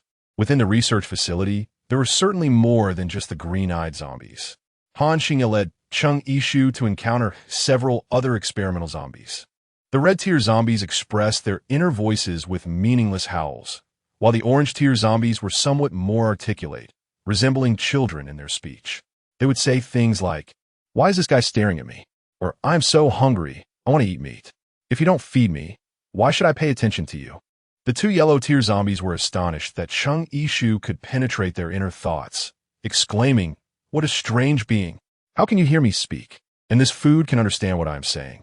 This revelation was undoubtedly a delightful surprise for Chung Yishu, who was currently in a low period of her life. Simultaneously, a bold idea took root in her mind. Once her mental strength was restored, could she manipulate the lower-tier zombies in the same way that the higher-tier zombies controlled them? Chapter 119, Misunderstanding. Chung Yishu later discovered that she could communicate directly with other zombies through her consciousness, even when she wished to conceal her thoughts. The zombies were unable to perceive her inner musings. Rather, their own thoughts were laid bare before her. At last, she could pose many questions to the green-eyed zombie. Without reservation, candidly divulged everything to her. "How did you become like this?" "I do not remember. My memories consist solely of daily injections and the images of being beaten. When did it begin? I cannot recall the exact moment I transformed, but it seems I was still quite small then. Why are you not aggressive?" "Aggressive? I do not quite understand. Is it like those who are locked up and incessantly scream all day? I do not comprehend why they act that way. However, you possess a comforting aura. I like you." Upon hearing this, Chung Yishu could not help but twitch her lips. She was well aware that the affection expressed was not the kind understood by normal humans. Such bluntness was indeed a hallmark of zombie mentality. "There is also a girl whose scent I find delightful, and I like her very much. I wish for her to accompany me every day. You can make her be with me daily." The green-eyed zombie continued to speak boldly, leaving Chung Yishu utterly astonished. "Which one are you referring to?" "The one who visits me often, the one with short hair." The one being referenced was likely Zheng Ying. Could it be that a zombie could harbor feelings for a human? Or was there some captivating quality about Zheng Ying that drew him in? As Chung Yishu was lost in thought, Zheng Ying suddenly appeared. Noticing her presence, Zheng Ying appeared somewhat awkward, self-consciously running her fingers through her short hair, and remarked, "I came to see him." Chung Yishu was suddenly engulfed by a sense of unease, as she feared that an interspecies affection might blossom between the two. However, the state of the green-eyed zombie seemed to render it exceedingly difficult for any woman to develop romantic feelings towards him. With this apprehension in mind, she resolved to set aside her speculations regarding Han Xingye and first clarify the inexplicable connection between Zheng Ying and the green-eyed zombie. Due to Chung Yishu's presence, Zheng Ying merely cast a fleeting glance at the green-eyed zombie before intending to excuse herself. Yet, the green-eyed zombie appeared distinctly dissatisfied, expressing his discontent through the railing. "Why must you depart so soon this time? Why can't you stay with me a little longer?" Unfortunately, Zheng Ying could not hear his unspoken sentiments. Only Chung Yishu was privy to them. Observing the green-eyed zombie's evident despondence, she decided to have a conversation with Zheng Ying first. Chung Yishu's current pace was hardly brisk. Thus, when she called out to Zheng Ying, he notably paused to wait for a moment. She refrained from being overly forthright and pondered her choice of words. "Do you often visit that zombie?" Zheng Ying hesitated briefly before nodding. "He is quite pitiable. After you left, he struggled to adjust, but fortunately, he calms down whenever I visit him. To soothe his emotions, I have taken to visiting him regularly. It has become a habit." Regrettably, Chung Yishu lacked experience in thwarting budding romances. There are many excellent young men in the base. You are often preoccupied with base affairs and have little time to observe properly. Now that I am gradually recovering, you should take the opportunity to look around more. You might discover someone even better. Don't become ensnared by a single tree. Initially, Zheng Ying's expression was one of confusion, but he soon thought Chung Yishu was merely concerned about his management. It was only at the end that he comprehended her apparent misunderstanding. She laughed. "You can't possibly think I have feelings for that zombie, can you?" Chung Yishu was taken aback by Zheng Ying's candidness. However, her words were not entirely accurate. When it comes to affection between men and women, Zheng Ying clarified without irritation that it was not as Cheng perceived. She regarded him as a younger brother. In the past, she had a younger brother, but they became separated in an amusement park. The little boy, Ding, was quite dependent on her, often trailing behind and calling her sister. At that time, she was also quite young and found his constant need for companionship bothersome. As she recounted this, Zheng Ying's eyes glistened with unshed tears, her voice trembling as she continued. After he went missing, I regretted not spending more time with him. With the alarm lifted, Cheng Yishu felt a weight lift from her heart. As night fell and sleep beckoned, thoughts of Han Xingye resurfaced in her mind. The next morning, she awoke with a sensation of pressure on her face, only to discover that she had once again taken out the framed photograph of Han Xingye and Bai Shihong. In her slumber, the frame had inadvertently ended up resting against her face. Upon rising, she noticed that the knob on the back of the frame was loose and resolved to remove the photograph altogether. To her surprise, she found another picture tucked behind the two men's photo. Gazing at the finely chiseled boy in the picture, Cheng Yishu pondered, is this a childhood photo of Han Xingye? How did Bai Shihong come to possess such a picture? Before she could dispel her suspicions about Han Xingye, a group of visitors arrived at the base. The leader of the newcomers was someone Cheng Yishu had met before, sistermen from the Rising Sun base. The original Rising Sun base no longer existed. On the day of the zombie attack, sistermen had rallied many ability users to safeguard the residents, earning their trust and, ultimately, being elected as their leader. The base was renamed New Tomorrow Base. Naturally, there were those among the ability users and residents who resisted Sister Min's authority, leading them to break away and gradually form the Miracle Base. Due to the proximity of the two bases, tensions inevitably arose during resource expeditions. Sister Min was not inclined toward aggression, but could hardly tolerate repeated provocations. However, while New Tomorrow Base had a larger population, it comprised many ordinary individuals without abilities, whereas Miracle Base was predominantly made up of ability users who had once benefited from the hierarchical system of the former Rising Sun base. If conflict were to erupt between the two bases, the outcome was far from certain. Cheng Yishu discerned that Min Jie had come to seek alliances. Given the arduous journey everyone had undertaken, she suggested they take a moment to rest. Cheng Yishu adeptly practiced Tai Chi, refraining from immediate agreement. The expressions of Min Jie's companions varied from indignation to disappointment, yet Min Jie remained unperturbed, expressing no dissatisfaction. However, time was of the essence, and she urged Yishu to reach a decision swiftly. Chapter 120. Prepared for battle, Min Jie's subordinates were puzzled by her cordial demeanor towards Cheng Yishu. Although Yishu's current state was not as dire as the rumor suggested, she still appeared somewhat rigid in her movements. They questioned the value of such an ally and pondered whether it would be wiser to seek assistance from other bases. Min Jie, however, dismissed their concerns, reminding them that there were few bases larger than the Greenery base. Moreover, should those bases harbor ulterior motives, they risked inviting disaster. With this revelation, her subordinates began to understand, but one still ventured to say that, given Cheng Yishu's present condition, she might not offer much assistance. Furthermore, she had been reluctant to agree to their requests. Min Jie, with a knowing glance, reminded them, have you ever heard of a second individual in this apocalypse who contracted the zombie virus and subsequently reverted to human form? This left them speechless.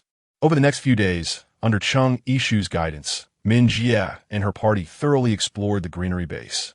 Initially skeptical about the base's reputed quality of life, they had dismissed it as mere exaggeration, unlike the deceptive promotions of the former Rising Sun base. However, upon witnessing the genuine smiles of the residents, the fully equipped underground city, the orderly agricultural teams, and the well-structured guard units, they began to believe that the prior rumors were indeed grounded in truth. Astute as ever, Min Jie recalled the former Rising Sun base's Qiao Qi, who had gained recognition from the leader by proposing defensive walls and guard units, merely echoing the superficial aspects of the Greenery base. Regrettably, she had only grasped the surface without comprehending its essence. The Greenery base offered equal opportunities for its residents to attain happiness, motivating them to strive for improvement, thus enhancing the base's overall welfare. In contrast, Xiaoqi's background as a wealthy second-generation individual had instilled a deep-seated arrogance within her, leading to the establishment of a rigid hierarchy in the Rising Sun base. This foreshadowed the inevitable calamity that the Rising Sun base would face under Xiaoqi's influence. While the demise of Xiaoqi in Yangzhirong was of little consequence, it was the unfortunate refugees who perished alongside them that evoked true pity. Just as Min Jie and her companions marveled at the wonders of the Greenery base, news from the outside world finally reached them. As the outbreak of the zombie virus prolongs, the undead continue to evolve. The once rare Crimson Tier zombies have been supplanted by an alarming proliferation of evolved Orange Tier and Yellow Tier zombies. Green Tier zombies have begun to emerge in multiple locations, commanding the lower tier zombies to launch repeated assaults on the base. Even the blue tier zombies have made their appearance. The residents of Green Pasture's base are increasingly troubled by the recent near annihilation of a small nearby outpost. According to survivors who managed to escape, it was not only blue tier zombies that besieged them, but also a colossal spider accompanied by a horde of its offspring, spewing white silk and effortlessly breaching their defenses to mount an assault. The horror of the situation is compounded by the spider's ability to rapidly spawn numerous smaller spiders, which in turn produce yet smaller ones, creating an endless cycle. Within mere steps, the survivors found themselves surrounded by these tiny spiders and the white silk that the giant spider exuded. The monstrous arachnid need not lift a limb. The silk and its minuscule progeny would ensnare the unwary and deliver them directly to its maw. Shaken and overwhelmed, the survivors relayed their terrifying account to the others at Green Pasture's base. Not only were they affected, but even Sister Min and her subordinates furrowed their brows in concern. It was evident to all that the tragic tale of the obliteration of the outpost could easily unfold elsewhere, perhaps even at their own doorstep. Sister Min felt an urgent compulsion to return, fearing that in her absence, the spiders might launch a similar attack on their new Tomorrow base. The implications of this were unmistakable. Yet, with a smile, Sister Min posed a poignant question to Cheng Yishu. If you were in my position, would you be willing to allow the residents of your base to face such peril alone? Cheng Yishu's heartfelt words of counsel suddenly seemed pale and powerless, ultimately leaving her to bid farewell as she prayed for their safe journey. As for reinforcements, Cheng Yishu could not gamble with the lives of her base's residents, promising only to lend aid to the new Tomorrow base after dealing with a mutated spider. At the same time, she found it somewhat ludicrous that in this apocalyptic world, where humanity struggled against both heaven and earth, there was still infighting among themselves. After bidding farewell to those from New Tomorrow base, the serene Green Meadow base entered a state of readiness. The mutated spider was known to be prowling the area, posing an imminent threat to Green Meadow base. Furthermore, Cheng Yishu gleaned a crucial piece of information from the survivors. The spider's abdomen was notably large. She had a strong intuition that the mutated spider was likely pregnant, hence its recent spree of large-scale attacks in search of sustenance. A spider. At Su Chini's startled exclamation, everyone was momentarily taken aback, only to breathe a sigh of relief upon realizing that she had merely crushed an ordinary little spider. Goodness, that was just an ordinary spider. No need to alarm us so, Fan Onyu exclaimed, patting his chest in relief. Su Chini pouted in discontent. I was just a bit too anxious. I didn't see clearly. Oh no. This time it's Tang Fan who came in, having already been startled once. Yao Mingyu shot him a disapproving glance and nonchalantly remarked, Don't tell me you also stepped on a spider. At that moment, the base's alarm bell began to ring. Accompanying the sound, Tang Fan shouted, The mutated spider is here. Only then did everyone realize it was no misunderstanding. They quickly sprang into action, climbing the lookout tower. The residents of the base were being organized to retreat swiftly to the underground city, while the members of the guard team, their expressions resolute, took their positions at various critical defense points throughout the base. Over the past few years, there had been zombie attacks, but due to the well-trained guard team and the abilities of the Awakened, they had emerged victorious almost every time. However, the threat of mutated animals, harking back to the orange tier giant python from years past, posed a significantly greater challenge. With the same level of danger, Mutated animals were evidently more formidable than their zombie counterparts, and the guard team members were clearly on high alert, not daring to relax for even a moment. Chung Ishu speculated that the trembling team member wielding a weapon was likely one of the newly inducted recruits. Ishu, your body has yet to fully recover. Remain here to oversee the situation this time, she was advised. These arrangements had been premeditated. Thus, Chung Ishu did not dwell excessively on the matter and nodded in acquiescence. However, this marked the first occasion since the onset of the apocalypse that Chung Ishu found herself not at the forefront of battle, and the anxiety and tension within her heart were no less than if she had engaged directly in combat. Chapter 121. The arachnid army besieges the city. The fearsome black spider stood as tall as an adult, its elongated and sharp legs glimmering ominously.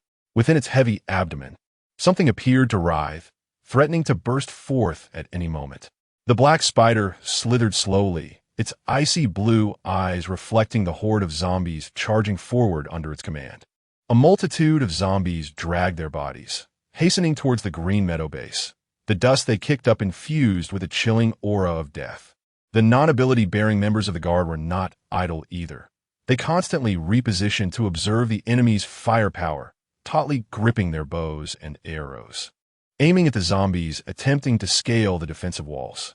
The defensive walls had been reinforced over the years, now towering over 10 meters high. Even as the zombies relentlessly climbed, they would falter midway, collapsing to the ground due to their unstable footing. A particularly agile zombie leapt to touch the wall, but was swiftly repelled by a water ability user, crashing back down. Accompanying Chung Ishu was a contingent of guards, all new recruits with zero practical combat experience. Given the current favorable circumstances, their role was merely to remain by Chung Ishu's side, observing the engagements of their more seasoned comrades, witnessing their senior brothers and sisters in battle, exuding an air of triumph. The newcomers could not help but feel a twinge of envy and an eagerness to partake. I yearned to join the fray, one of them exclaimed, only to be reminded. But the captain instructed us to remain here and heed the leader's commands. The group, believing they spoke softly, was unaware that every word reached Chung Ishu's ears. As they cast glances in her direction, she feigned ignorance, focusing intently on the unfolding battle. Under the impression that Chung Ishu had not noticed them, they resumed their hushed discussions. What do you mean, follow her orders? It seems more like we're merely here to protect her, with that as a convenient excuse. The others exchanged uncertain looks, momentarily at a loss for words. What expressions are those? Do you still regard her as the formidable Chung Ishu of old? Wake up. Her current combat capabilities are no greater than those of an ordinary resident within the base, yet you blindly obey her. One independent thinker interjected.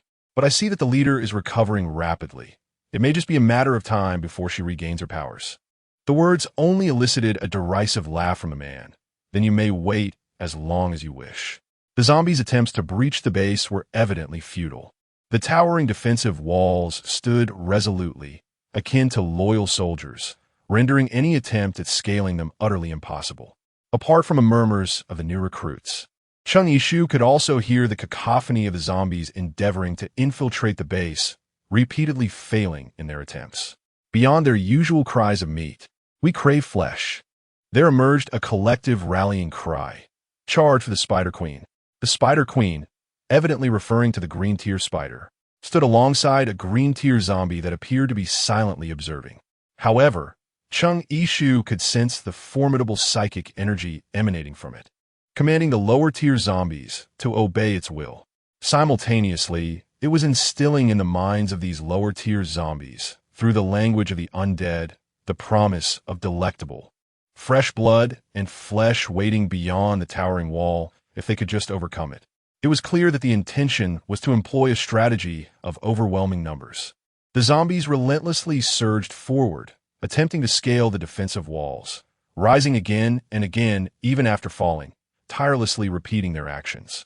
While they were unyielding, the psychic's mental energy was, however, finite, and Chung Ishu had already noticed the fatigue etched on their faces. Tang Fan furrowed his brow as he observed the ceaseless horde of zombies. What were they to do? This group was utterly oblivious to exhaustion.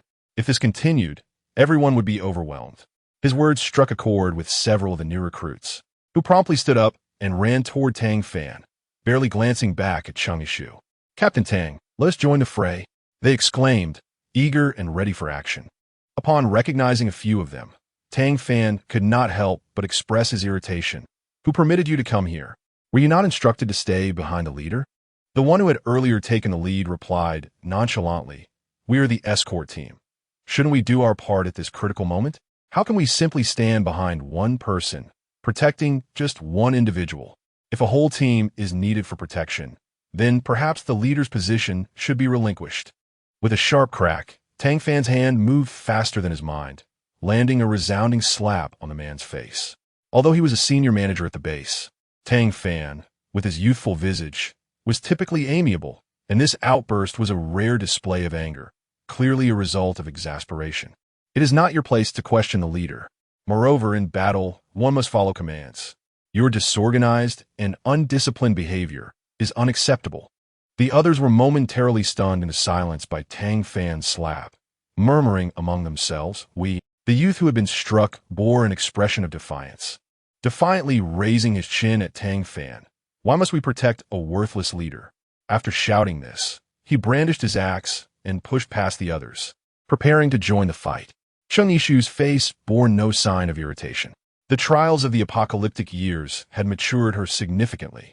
Her icy voice resonated as she addressed the others, stating that the safety of the base has never relied on individual heroism, but rather on the collective cooperation of all. "If you trust me, hasten to move the items I prepared in the sack to the defensive wall, ready to commence your performance." Under the oppressive gaze of Tang Fan, the others regained their clarity and obediently began to execute Cheng Yishu's orders. The exhausted ability users had turned pale, beads of sweat forming on their foreheads, as they collapsed to the ground, declaring their inability to continue, realizing that the zombies aimed to wear them down. Just as the morale of the base's guard team waned, a swarm of fist-sized black spiders suddenly emerged from the elongated legs of the Spider Queen in the distance, surging towards the defensive wall. Their numbers multiplied rapidly, creating a dark, dense mass that sent shivers down one's spine. It was over. The intention of these creatures was to exhaust the mental energy of the ability users before unleashing such a multitude of spiders to launch an assault. Chapter 122. A brief victory. The densely packed horde of spiders crawled towards the defensive wall, then ascended along the sea of corpses formed by the zombies. Gasps of horror echoed throughout. The ability users, whose mental energy was nearly depleted, mustered their spirits once more. But these numerous little creatures proved to be far more troublesome than the zombies. Even the once indomitable metal ability users could not prevent the spider swarm from approaching the base from corners they could not cover, with some spiders attempting to invade through their exposed mouths and noses. The vines of the plant ability users, no matter how resilient and agile, failed to ensnare such a tightly woven mass of spiders. The fire, ice, and water ability users fared slightly better. They could eliminate swathes of spiders using their powers. However, their mental energy had already been significantly diminished, and with the Spider Queen continuously producing more young spiders, it was evident that this could not last. The black swarm enveloped the bodies of the zombies, as if draping a shroud of black metal over them. The new team member, who had previously harbored discontent towards Cheng Yishu, was left dumbfounded at the sight. Yet, after a moment's hesitation, he chose not to retreat, believing that doing so would mean admitting his earlier actions were mistaken, a submission he could not swallow. Despite Tang Fan and the other team members calling out to him from afar for an extended period, he remained deaf to their pleas. However, the next moment he would deeply regret his choice. The advancing swarm, with their nimble bodies, had reached his feet and swiftly enveloped his form. The ensuing horror was almost too ghastly to behold. In mere moments, a person who had stood alive in that spot was reduced to nothing but a mass of flesh and bone, collapsing to the ground with a resounding thud. The new teammates who had previously been with him mourned his untimely demise, while silently expressing relief that they had not succumbed to the same impulsive and unyielding fate. They were not given much time. They hastily emptied the contents of the bag. After Cheng Yishu's command, the new recruits quickly reacted and complied. The orange-yellow powder cascaded down the defensive wall, its familiar yet strange scent momentarily bewildering them. It was realgar powder, a substance capable of repelling snakes, insects, and rodents. Some individuals, quick to grasp the situation, immediately recognized its nature. However, would this prove effective against the spiders? Upon encountering the airborne realgar powder, the spiders, their legs weakening, tumbled from the defensive wall, writhing on their backs as if poisoned. Cheers erupted from the crowd. We have won. The spiders detested the scent of realgar, and with favorable winds blowing towards the base today, the powder dispersed widely, blanketing the arachnids. As a spider horde, gripped by fear of the realgar's aroma, began to retreat uncontrollably, the spider queen ceased the production of her offspring. Her cold, azure gaze fixated on a section of the defensive wall. Leading her brood, the queen summoned lower-tier zombies, and finally, they all departed. Wonderful. Our leader remains composed and strategic.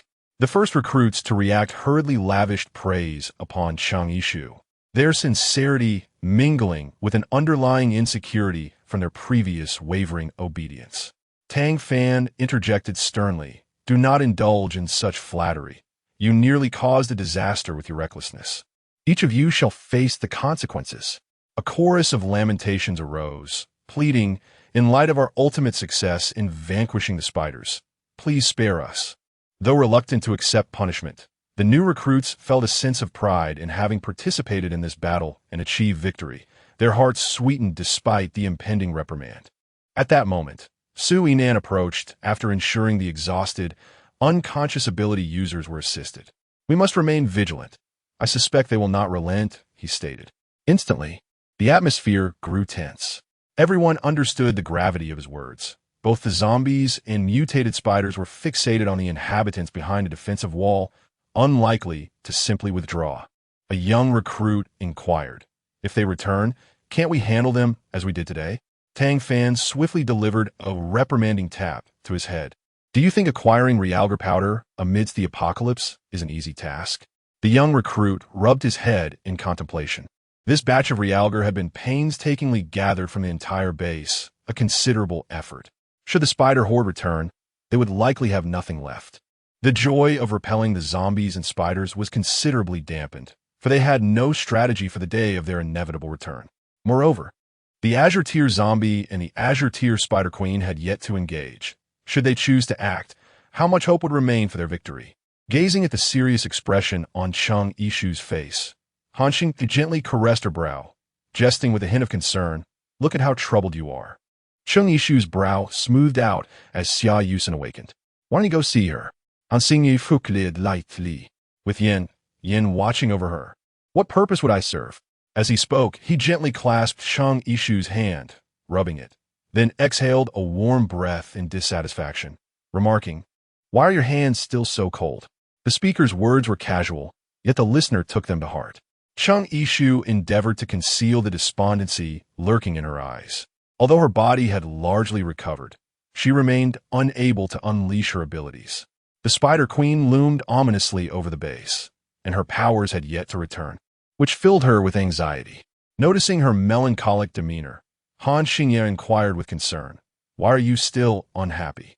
"Xingye, what should I do? I feel utterly useless right now."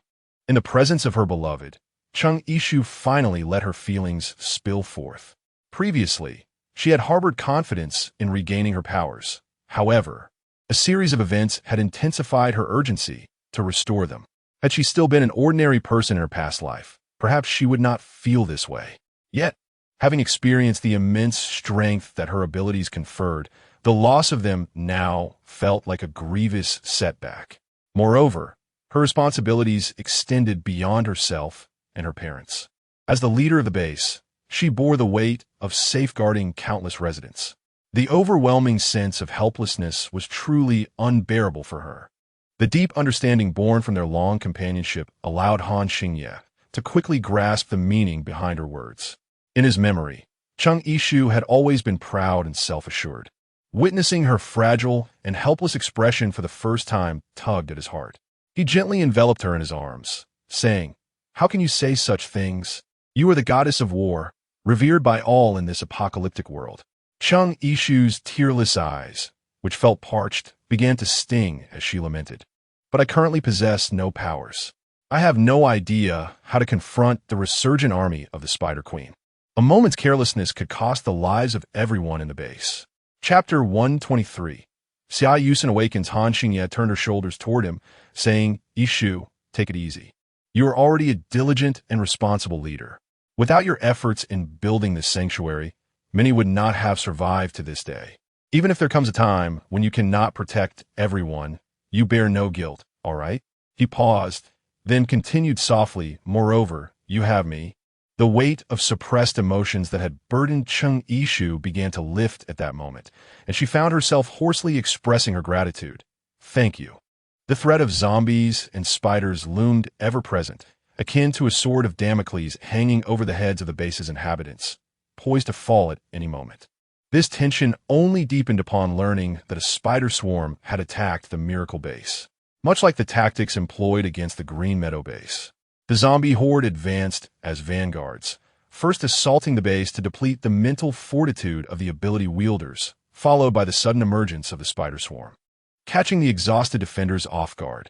However, it is rumored that the nearby New Hope base ultimately intervened, rescuing a multitude of individuals.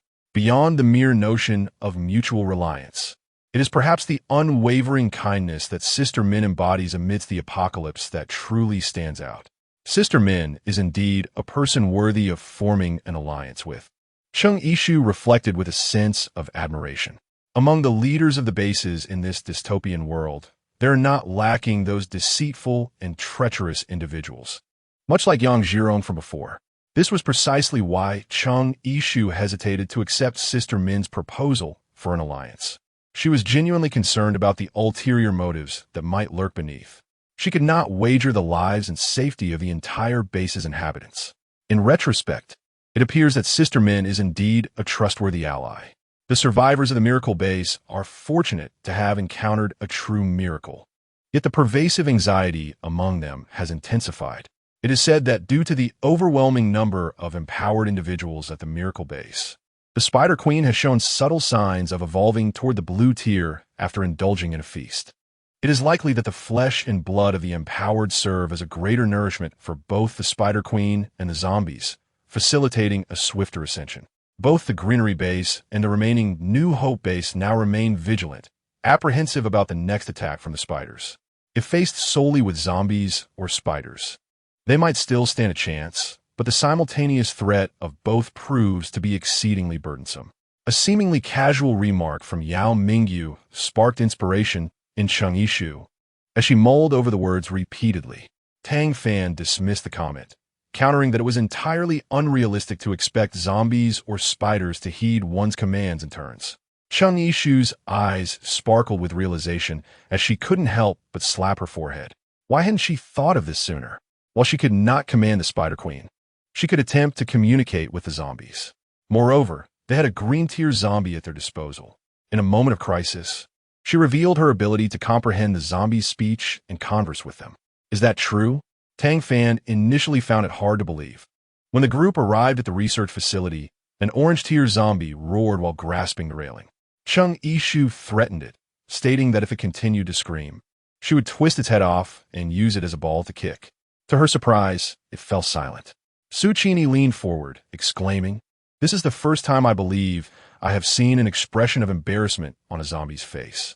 Days later, during a rainy day, the spider army and the horde of zombies reappeared outside the defensive walls of the Greenfield base. Fine droplets of rain fell from the overcast sky, swept down by the slanting wind. The gusts fluttered Cheng Yishu's cloak, while rainwater cascaded down the resolute faces of the guards onto the ground. Before them stood the fierce, mutated zombies and spiders of the apocalypse, while behind them were the base residents, hidden in the underground city, praying for their safety. The powerful sense of faith and mission inspired them to stand tall, undeterred by the impending confrontation. The mist of the rain obscured Cheng Yishu's view of the Spider Queen, leaving only its silhouette visible. Yet, she knew that beyond the curtain of rain, a pair of greenish-blue eyes were fixed intently upon her. As before, the zombies led the charge. They were soulless combat machines, compelled to fight whenever a high-tier zombie began to exert its mental influence. They had forgotten that the towering defensive walls of the Greenfield base had once claimed many of their companions' lives, and now they surged forward, roaring, repeating the orders conveyed by the blue-tier zombies. Behind this wall lay tender, delectable flesh, and they must charge forth for the Spider Queen. Why isn't anyone making a move? This question came from Xia Yusin, who had awakened several days prior. Unlike Cheng Yishu, who had succumbed to the zombie virus and then recovered, Xia Yusin retained her abilities after awakening. Despite other ability users advancing in levels during her slumber, with many reaching levels 5 and 6. The smugness on Xia Yusin's face was hard to conceal upon hearing Cheng Yishu's series of misfortunes and subsequent loss of powers. She had not intended to be present today, but she had persistently begged Yin Yin, who ultimately could not resist her pleading gaze, to seek out Cheng Yishu. In truth, Xia Yusin had wanted him to ask Han Xingye, believing that if Han Xingye agreed, Cheng Yishu would undoubtedly comply. Unlike her, Yin Yin was always mindful that the true leader of the base was Cheng Yishu. Furthermore, due to the events in Chongqing, he could no longer afford to squander his brotherly bond with Han Xingye over matters concerning Xia Yusin. When Xia Yusin had just awakened, unable to bear her tears, he had promised to ask Han Xingye to visit her. At that time, Han Xingye had merely paused for a moment, his tone grave as he addressed him. Yin Yin, if you wish to remain my brother, do not utter the name Xia Yusin in my presence. Had it not been for your feelings, I might have ended her life in Chongqing. Just because I refrain then does not mean I can withstand her presence every time she appears before me. These words rendered Yin Yan's face crimson with shame. If it had not been for Xia Yusin's series of actions, Cheng Yishu and Han Xingye would not have endured such turmoil. Reflecting on this, Yin Yin belatedly realized how shameless Xia Yusin's request was in Han Xingye's eyes. He felt a profound sense of shame for Xia Yusin's deeds, while she exhibited no hint of remorse. It seemed she believed that any debts owed had been erased due to her head injury. Indeed, only someone who had suffered such a blow would entertain such thoughts. Chapter 124. The emergence of the green-eyed zombie, ignored by everyone, she felt immensely awkward. At that moment, the sound of chains dragging across the ground echoed crisply in the ears of the crowd. Unlike her, Han Xingye, upon seeing her, did not linger his gaze for a moment, swiftly diverting his attention elsewhere, his eyes even betraying a flicker of disdain. The look of contempt deeply wounded Xia Yusin, leaving her rooted to the spot. Soon after, Han Xingye moved away, revealing the green-eyed zombie bound by chains behind him to the onlookers. Her gaze turned icy as she gathered her energy, preparing to unleash her ice powers against him. Cheng Yishu and Zheng Ying rose simultaneously, each grasping one of her wrists, halting her movements.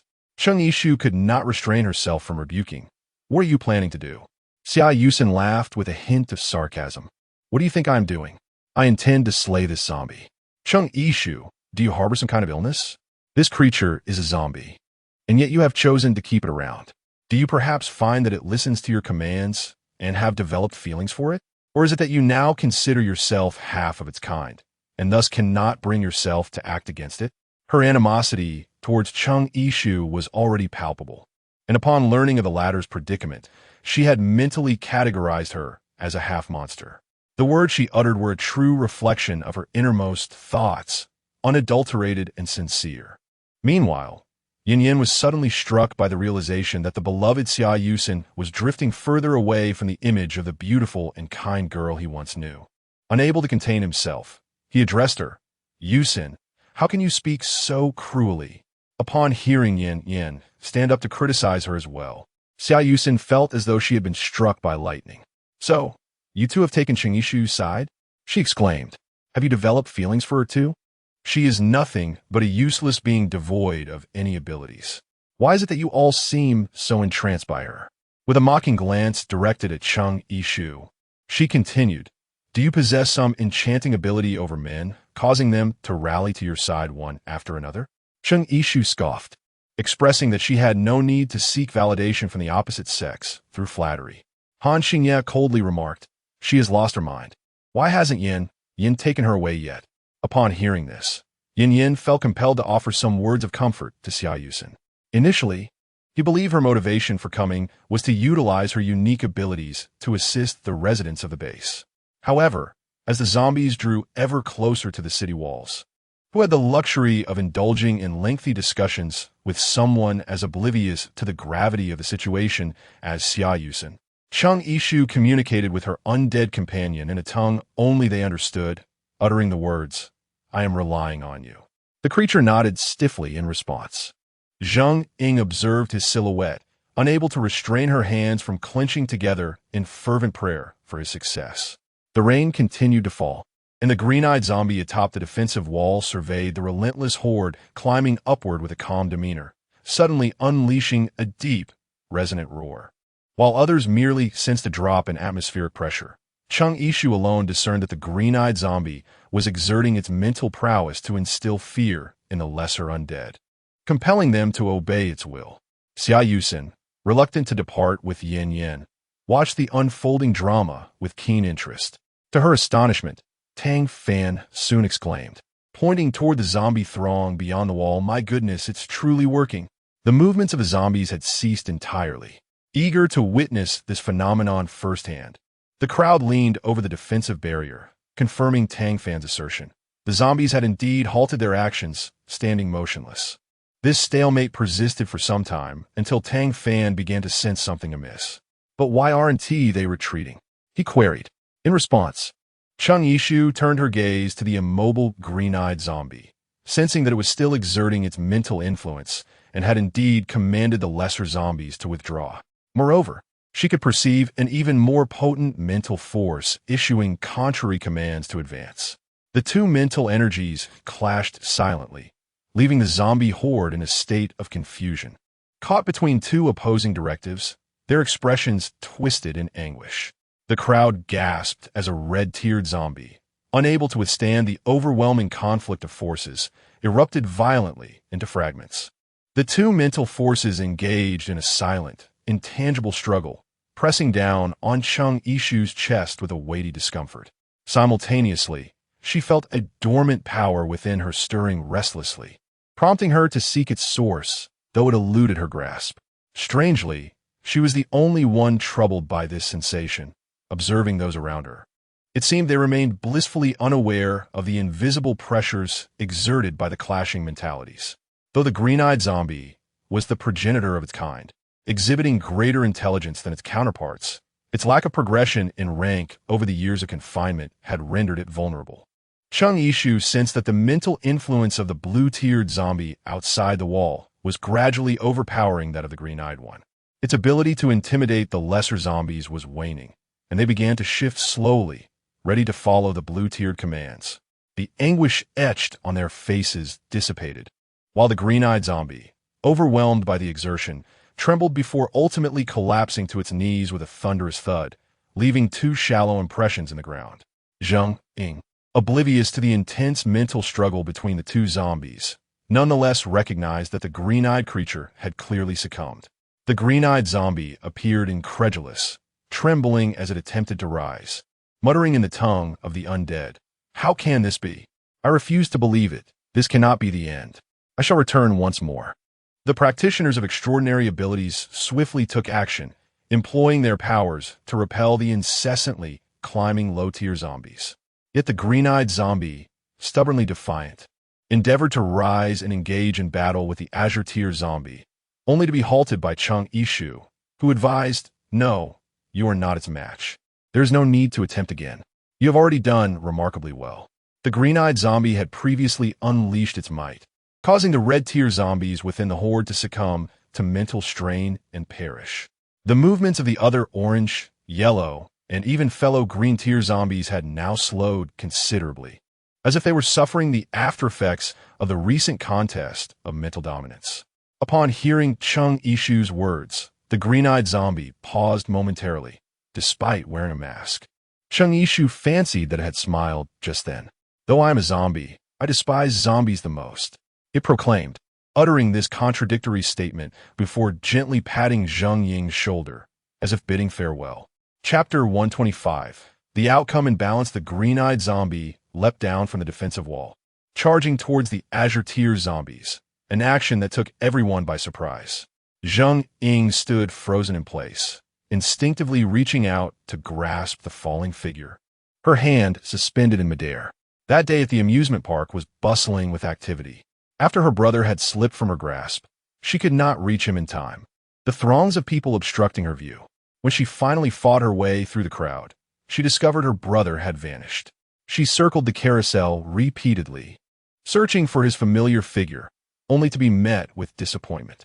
Even as dusk fell and the crowd dispersed, she remained unable to find him. How, Zheng Hao.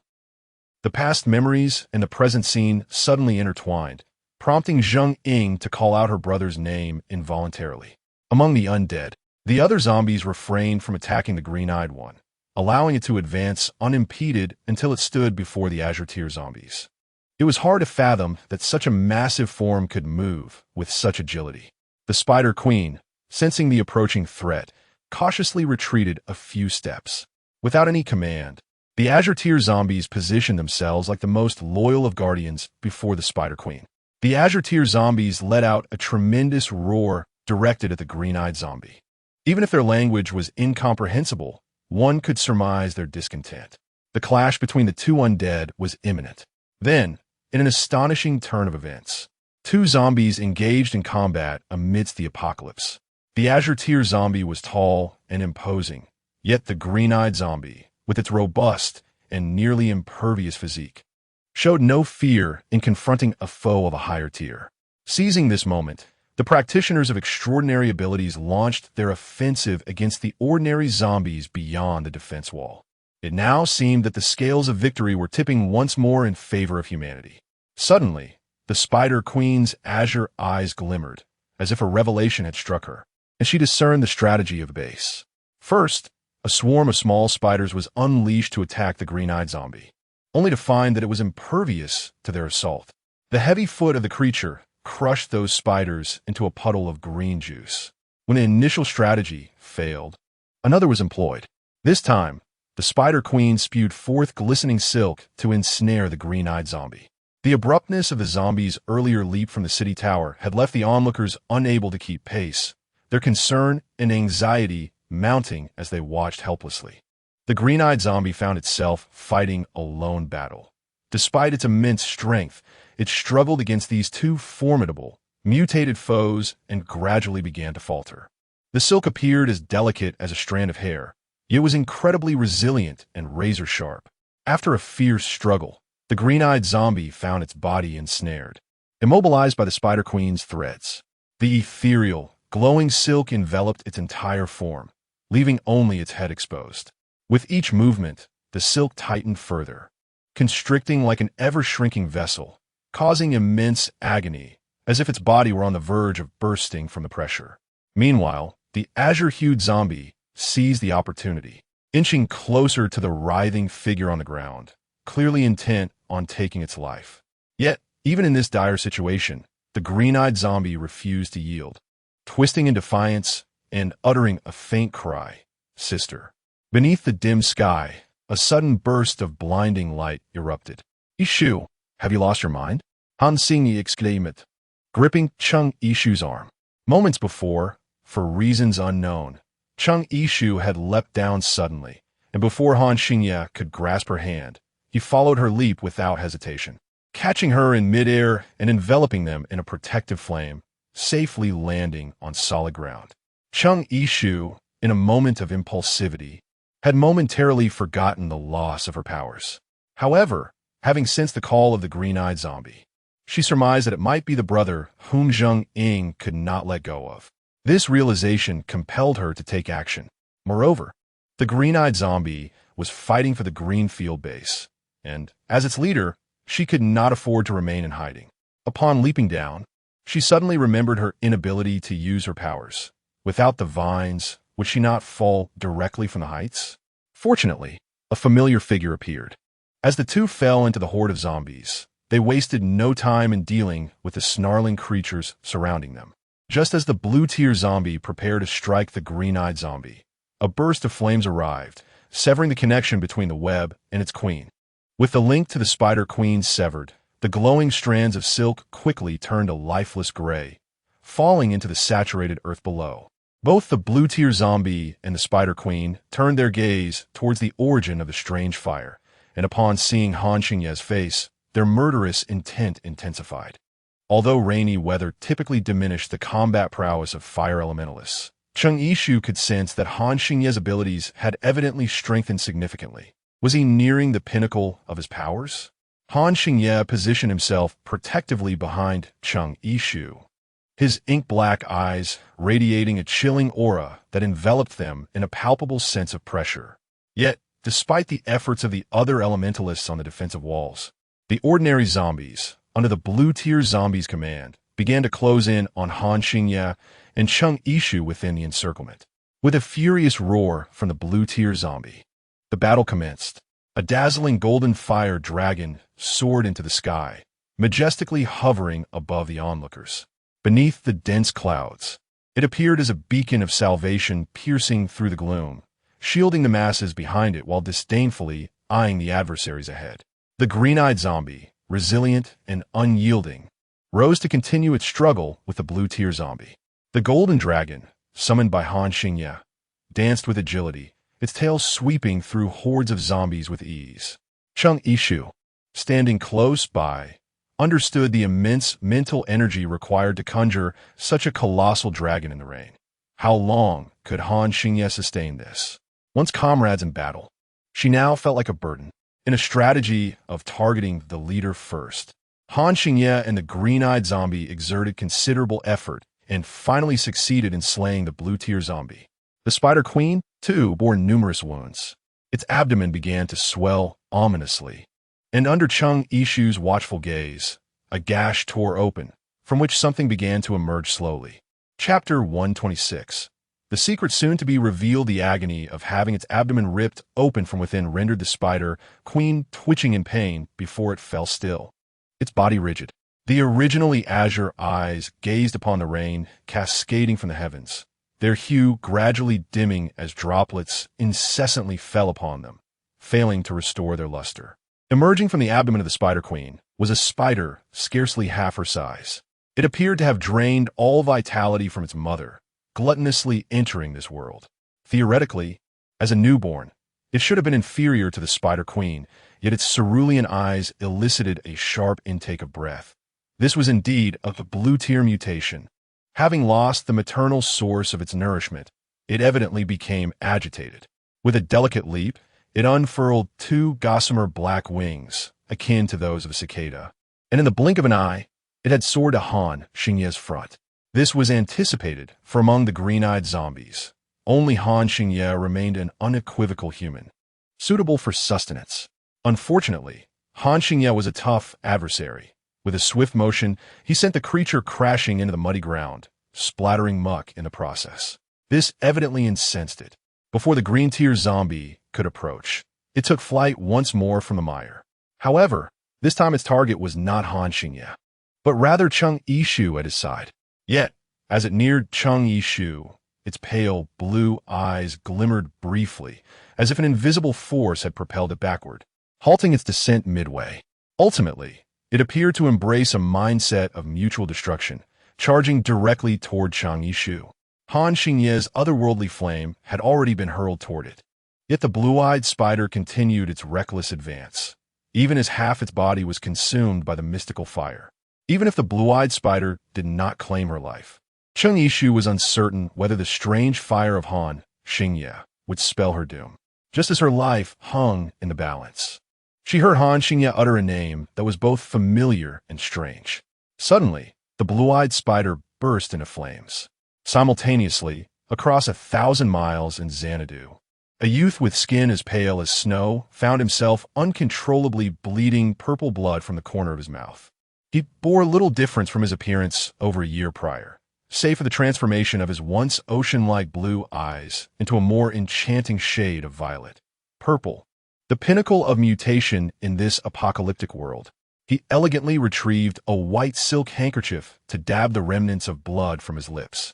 A lingering annoyance still etched upon his face. The foolish newborn had nearly harmed her. Back at the Green Meadow base, the protracted battle that had caused much concern among the populace concluded in an utterly unforeseen manner. Han Xingye, his mental energy severely depleted, was tended to by Cheng Yishu, who could not set her mind at ease. Yet, he remained ungrateful, turning his back to her. It seemed he was upset by her impulsive leap from the defensive wall.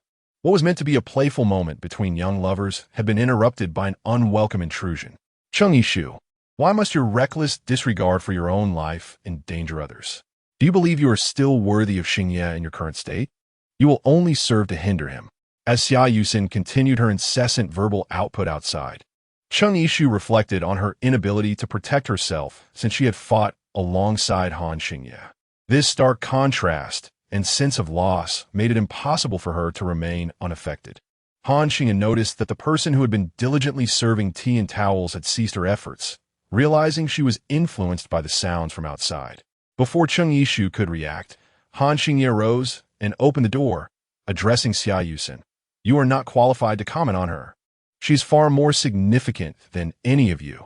At that moment, Cheng Yishu was yet to comprehend that Han Xingye's words held a deeper meaning beyond mere affection. Surprisingly, Xia Yusin stumbled upon this revelation before her. The catalyst for this realization was Cheng Yishu's decision to cook in an attempt to placate the angered Han Xingye. She prepared a simple lean meat porridge, but during her inaugural culinary endeavor, she accidentally cut her hand, causing blood to flow like crimson pearls. Ultimately, it was Yan Yan who bandaged her wound, while Han Xingye insisted on incinerating the bloodied cotton balls used to clean the wound. Yan Yan pressed him down, asserting he would handle the medical waste, suggesting Han Xingye should focus on Cheng Yishu instead.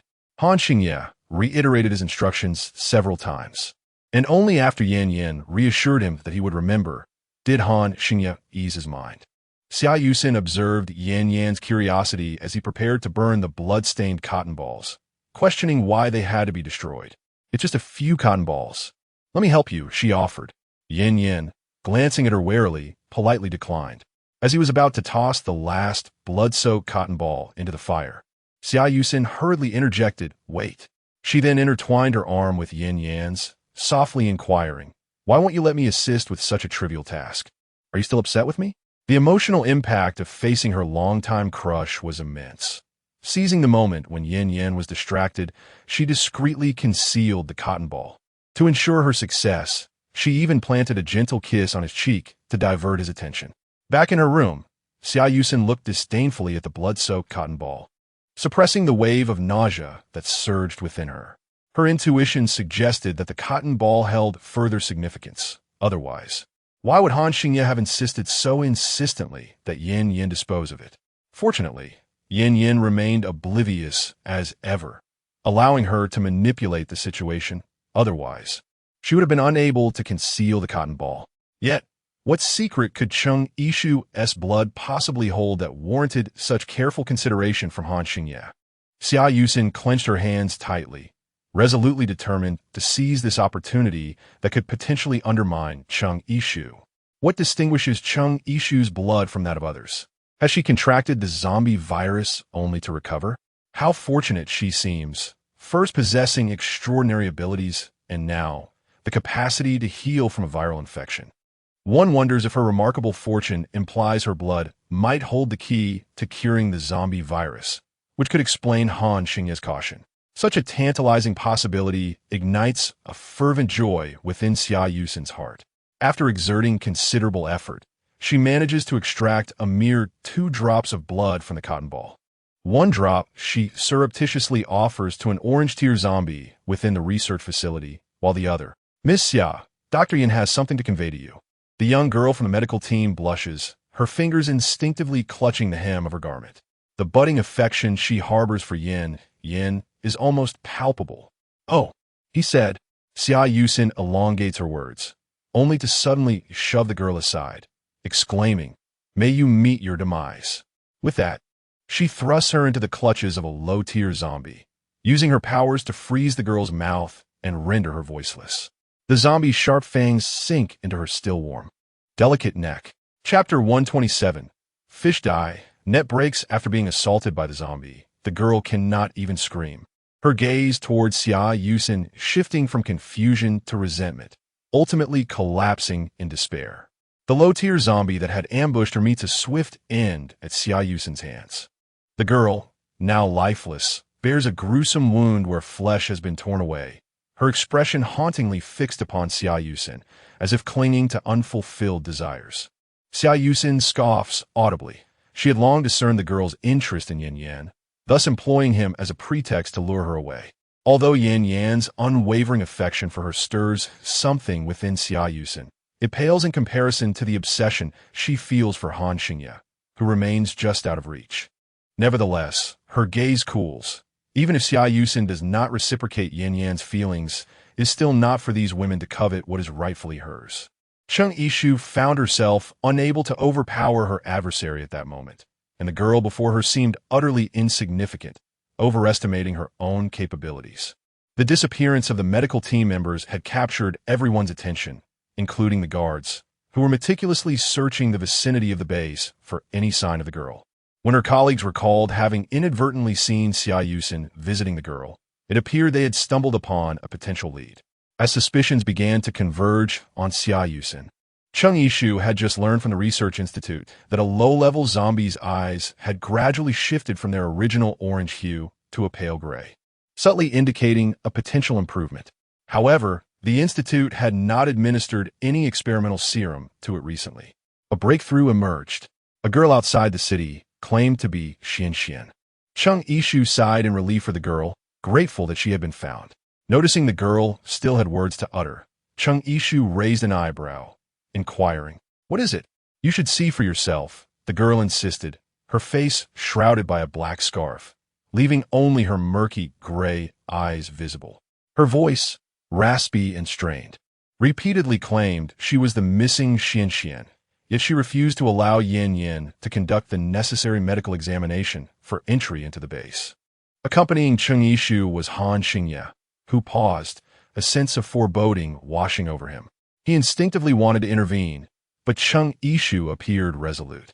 Under Yao Mingyu's earnest persuasion, the girl finally, with trembling sobs, removed the black scarf, revealing dark scars left by torn flesh. Her uncontrollable wails echoed in the ears of all present.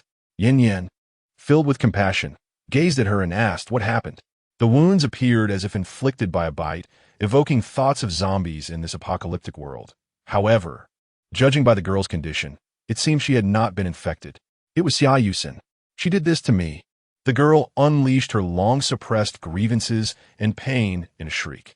At that moment, Xia Yusen stepped forward from the crowd, and others instinctively parted to make way for her. There was no trace of panic on her face in response to the accusations. Instead, she crossed her arms and leisurely regarded the girl, exclaiming, "You still remember?" Without any denial or rebuttal, she indirectly acknowledged the claims, leaving everyone astonished. The girl felt an overwhelming urge to rush at her in fury, but was restrained by her former friends, who urged, Xian, calm down. The leader will deliver justice and avenge you." The onlookers, unable to bear the scene, began to rebuke Xia Yusen for her malicious heart. Even Yin staggered a few steps forward, finally managing to voice, "Yusen, did you truly do this?" Xia Yusen, unafraid, replied yes.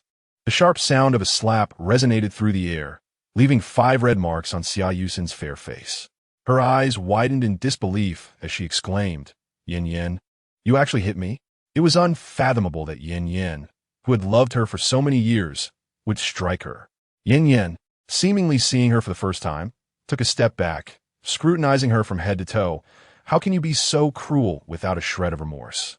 During your days of unconsciousness, Xian often took care of you, bathing you, and you repay her with such treachery." A boy among the residents, emboldened, picked up a stone and hurled it at Xia Yusen, shouting, "Wicked woman!" Xia Yusen shot a malevolent glare at the boy, seemingly ready to unleash her powers upon him. But the residents instinctively shielded the child, glaring fiercely at her. Unexpectedly, Xia Yusen retorted, "Why should I?" At that moment, Xuan's friends could no longer contain themselves, shouting, "Shameless!" Xia Yusen let out a cold snort, declaring, "I am shameless. I have discovered the miraculous antidote to the zombie virus, making me the greatest contributor." As she prepared to speak further, Han Xingye swiftly advanced, launching an attack towards her. Xia Yusin, as if seeking validation, remarked, "You indeed knew all along." Han Xingye chose to ignore her, and the two became entangled in a fierce struggle, with Xia Yusin proving no match for Han Xingye's prowess. Sensing the dire situation, Xia Yusin called out to Cheng Yishu, "Don't you want to know where the antidote for the zombie virus is?" Han Xingye coldly retorted, "Be quiet." Cheng Yishu sensed that something was amiss. Han Xingye was undoubtedly concealing something from her. She immediately called out, "Xingye, let her go." Xia Yusin's face brightened with delight. "Cheng Yishu, you have handed me the dagger that could slay you." Upon hearing this, a fierce glint flashed in Han Xingye's eyes, and he nearly dislocated Xia Yusin's jaw in his fury. Xia Yusin furrowed her brows, taken aback by Han Xingye's unexpected aggression. Resolving to fight to the bitter end, she shouted, "The antidote is Cheng Yishu's blood." The crowd gasped in astonishment, exchanging glances to confirm whether they had truly heard her correctly. The kind-hearted matron pondered for a moment before exclaiming, "This woman is truly malicious. She wishes to harm our leader, trying to lead us to take the leader's blood." One person hesitantly suggested, "Perhaps what she says is true." The matron, being straightforward, spat onto the ground, rebuking, "You believe such wicked words? Have you been blinded by swine oil?" The opposing party fell silent, cowed by her retort. Ultimately, Xia Yusin was expelled from the base, and Yin Yin, steeling himself, did not intervene, considering that the girl he once loved had perished long ago in Chongqing. Xia Yusin, her words slurred, pleaded for Han Xingye to spare her life, but he merely regarded her with a dark expression, as if wishing her dead. When her pleas bore no fruit, she attempted to grasp the arms of others, even resorting to writing in the dirt with a branch to assert her truth. Yet, the onlookers ignored her. Surprisingly, Han Xingye was the last to depart. He lowered his gaze, initially intending to show mercy. However, as he turned away, he muttered to himself, "He will not spare you either."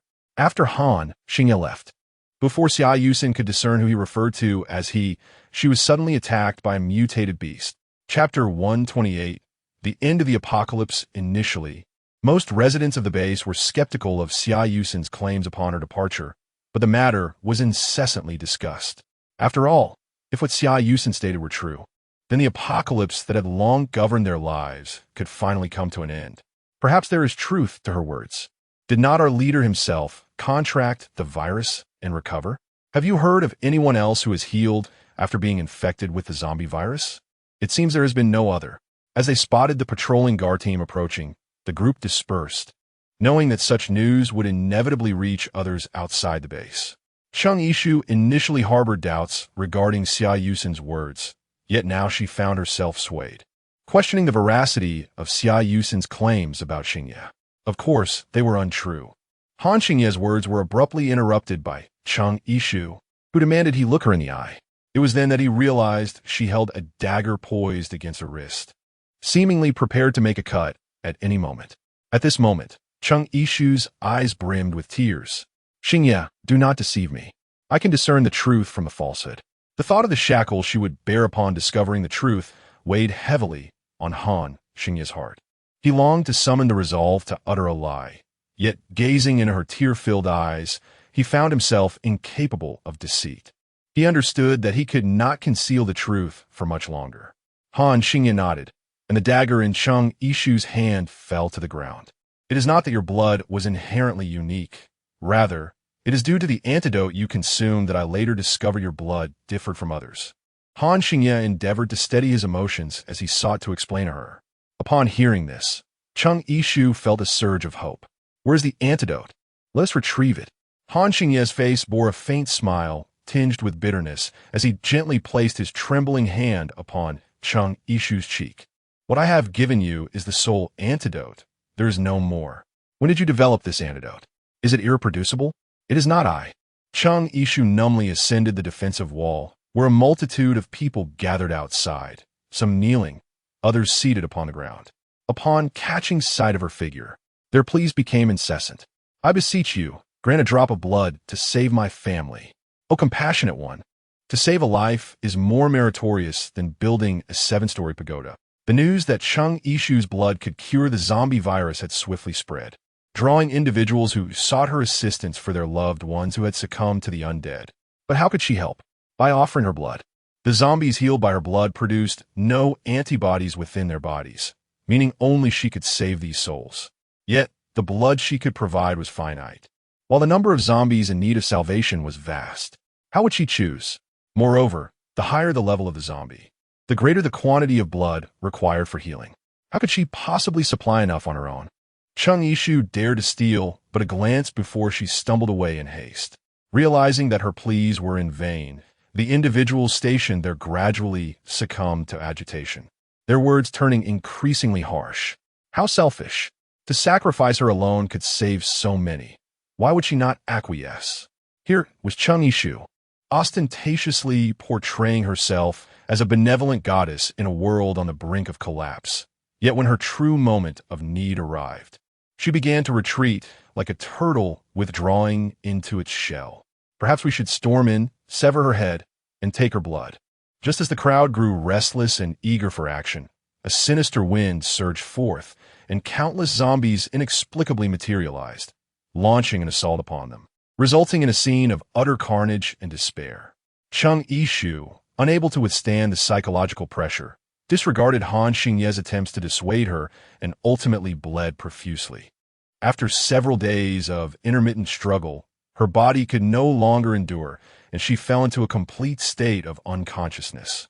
When she finally regained consciousness, she found herself lying beside a pond in a secluded space, her hand, wrapped in bandages, suspended above the water, with a few drops of blood falling into it. As the droplets touched the surface, they swiftly dispersed, blooming into resplendent blossoms before gradually fading away. Chung Yishu instinctively licked her chapped and pale lips, using her uninjured hand to scoop a handful of water to drink. The water from the pond in her vicinity was perpetually sweet and delightful, as if it could wash away the burdens and pressure she had endured in recent days. Suddenly, an idea struck her. Within and around the verdant base, people were offering fresh water to the surrounding zombies. The lower-tiered were given but a sip, while the higher-tiered were to be fed more generously. To everyone's astonishment, all the zombies exhibited signs of improvement, except for those that had already become grotesquely decayed. The crowd hurriedly spread the news that the water from the river outside the green base had the power to cure the zombie virus. Chung Yishu bit her lip as she observed the scene before her. Noticing that a few drops of her blood had mingled with the pool water, she realized that the effect remained undiminished. Thus, she devised a plan to replace the river water outside the base. The sun shone brilliantly outside, the number of zombies dwindled, and more humans were recovering. Everything was improving. The simple yet heartwarming wedding of Yao Mingyu and Tang Fan took place in this very setting, with numerous former members of the guard spontaneously gathering to celebrate. Some residents, not wishing to be left out, inquired of Han Xingye when he intended to propose to their leader. In response, Chung Yishu merely smiled faintly, displaying no sense of urgency.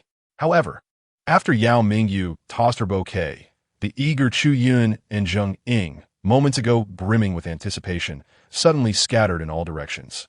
Before Chung Yishu could comprehend the situation, she found herself catching the bouquet. "Marry me," Han Xingye said, kneeling on one knee, presenting a beautifully crafted ring. The silver-haired youth with violet eyes quietly observed from a distance, a single tear glistening at the corner of his eye.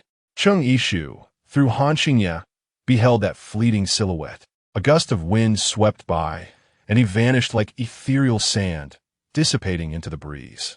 The gentle zephyr seemed to carry his final words, "Sister, farewell." Yan Yin ventured into an unfamiliar city, as if to evade the haunting memories of the past. The wedding of Chung Yishu and Han Xingye took place in a church in Jinhai, attracting well-wishers from all corners of the world, leaving the lawn utterly crowded. Zheng Ying and the green-eyed zombie remained at the former Greenfield base, where the siblings had finally recognized each other. Alongside them were orphans, abandoned by parents who never sought them out. As for the reason behind the green-eyed zombie's revival, Han Xingye speculated it was due to the prolonged duration of his infection. 3 years later, Yao Mingyu and Tang Fan were blessed with a son and a daughter. Chung Yishu, however, remained silent on the matter, causing some to worry for her. Rumors circulated that the son of the former president of Cobra Corporation was an artificial human. Perhaps she should consider that path as well? Chung Ishu's expression turned frosty, and her tone was unkind as she said, "No need." Even after her departure, the person continued to mutter that she could not take a joke. Before Chung Ishu and Han Xingye tied the knot, he revealed the entirety of his past. Bai Yi was, in fact, the son of Bai Shihong, and he did not possess a true mother. He was the product of Bai Shihong's genetic experimentation, a complex amalgamation of hundreds of women's genes combined with his own. This endeavor was an attempt by Bai Shihong, who believed that Bai Yi would emerge as the most perfect child. However, he soon realized that Bai Yi, like any other child, would cry, cling to him, and disrupt his work, even innocently inquiring about his mother, which ultimately led to Bai Shihong's profound disillusionment with his creation. He chose to conceal Bai Yi, immersing himself entirely in the research of the Human Enhancement Program. Lacking the nourishment of love, Bai Yi grew increasingly reclusive. Upon uncovering the truth of his origins, he came to believe that he was not a complete human being. Simultaneously, his resentment towards his irresponsible father, Bai Shihong, gradually morphed into a loathing for all humanity. As the products of Bai Shihong's Human Enhancement Program began to spiral out of control, Bai Yi sensed that his moment had finally arrived. As the new year approached, clad in a sweater, a tipsy Chung Ishu gazed at Han Xingye, playfully exclaiming, "Professor Han, Happy New Year!" The end.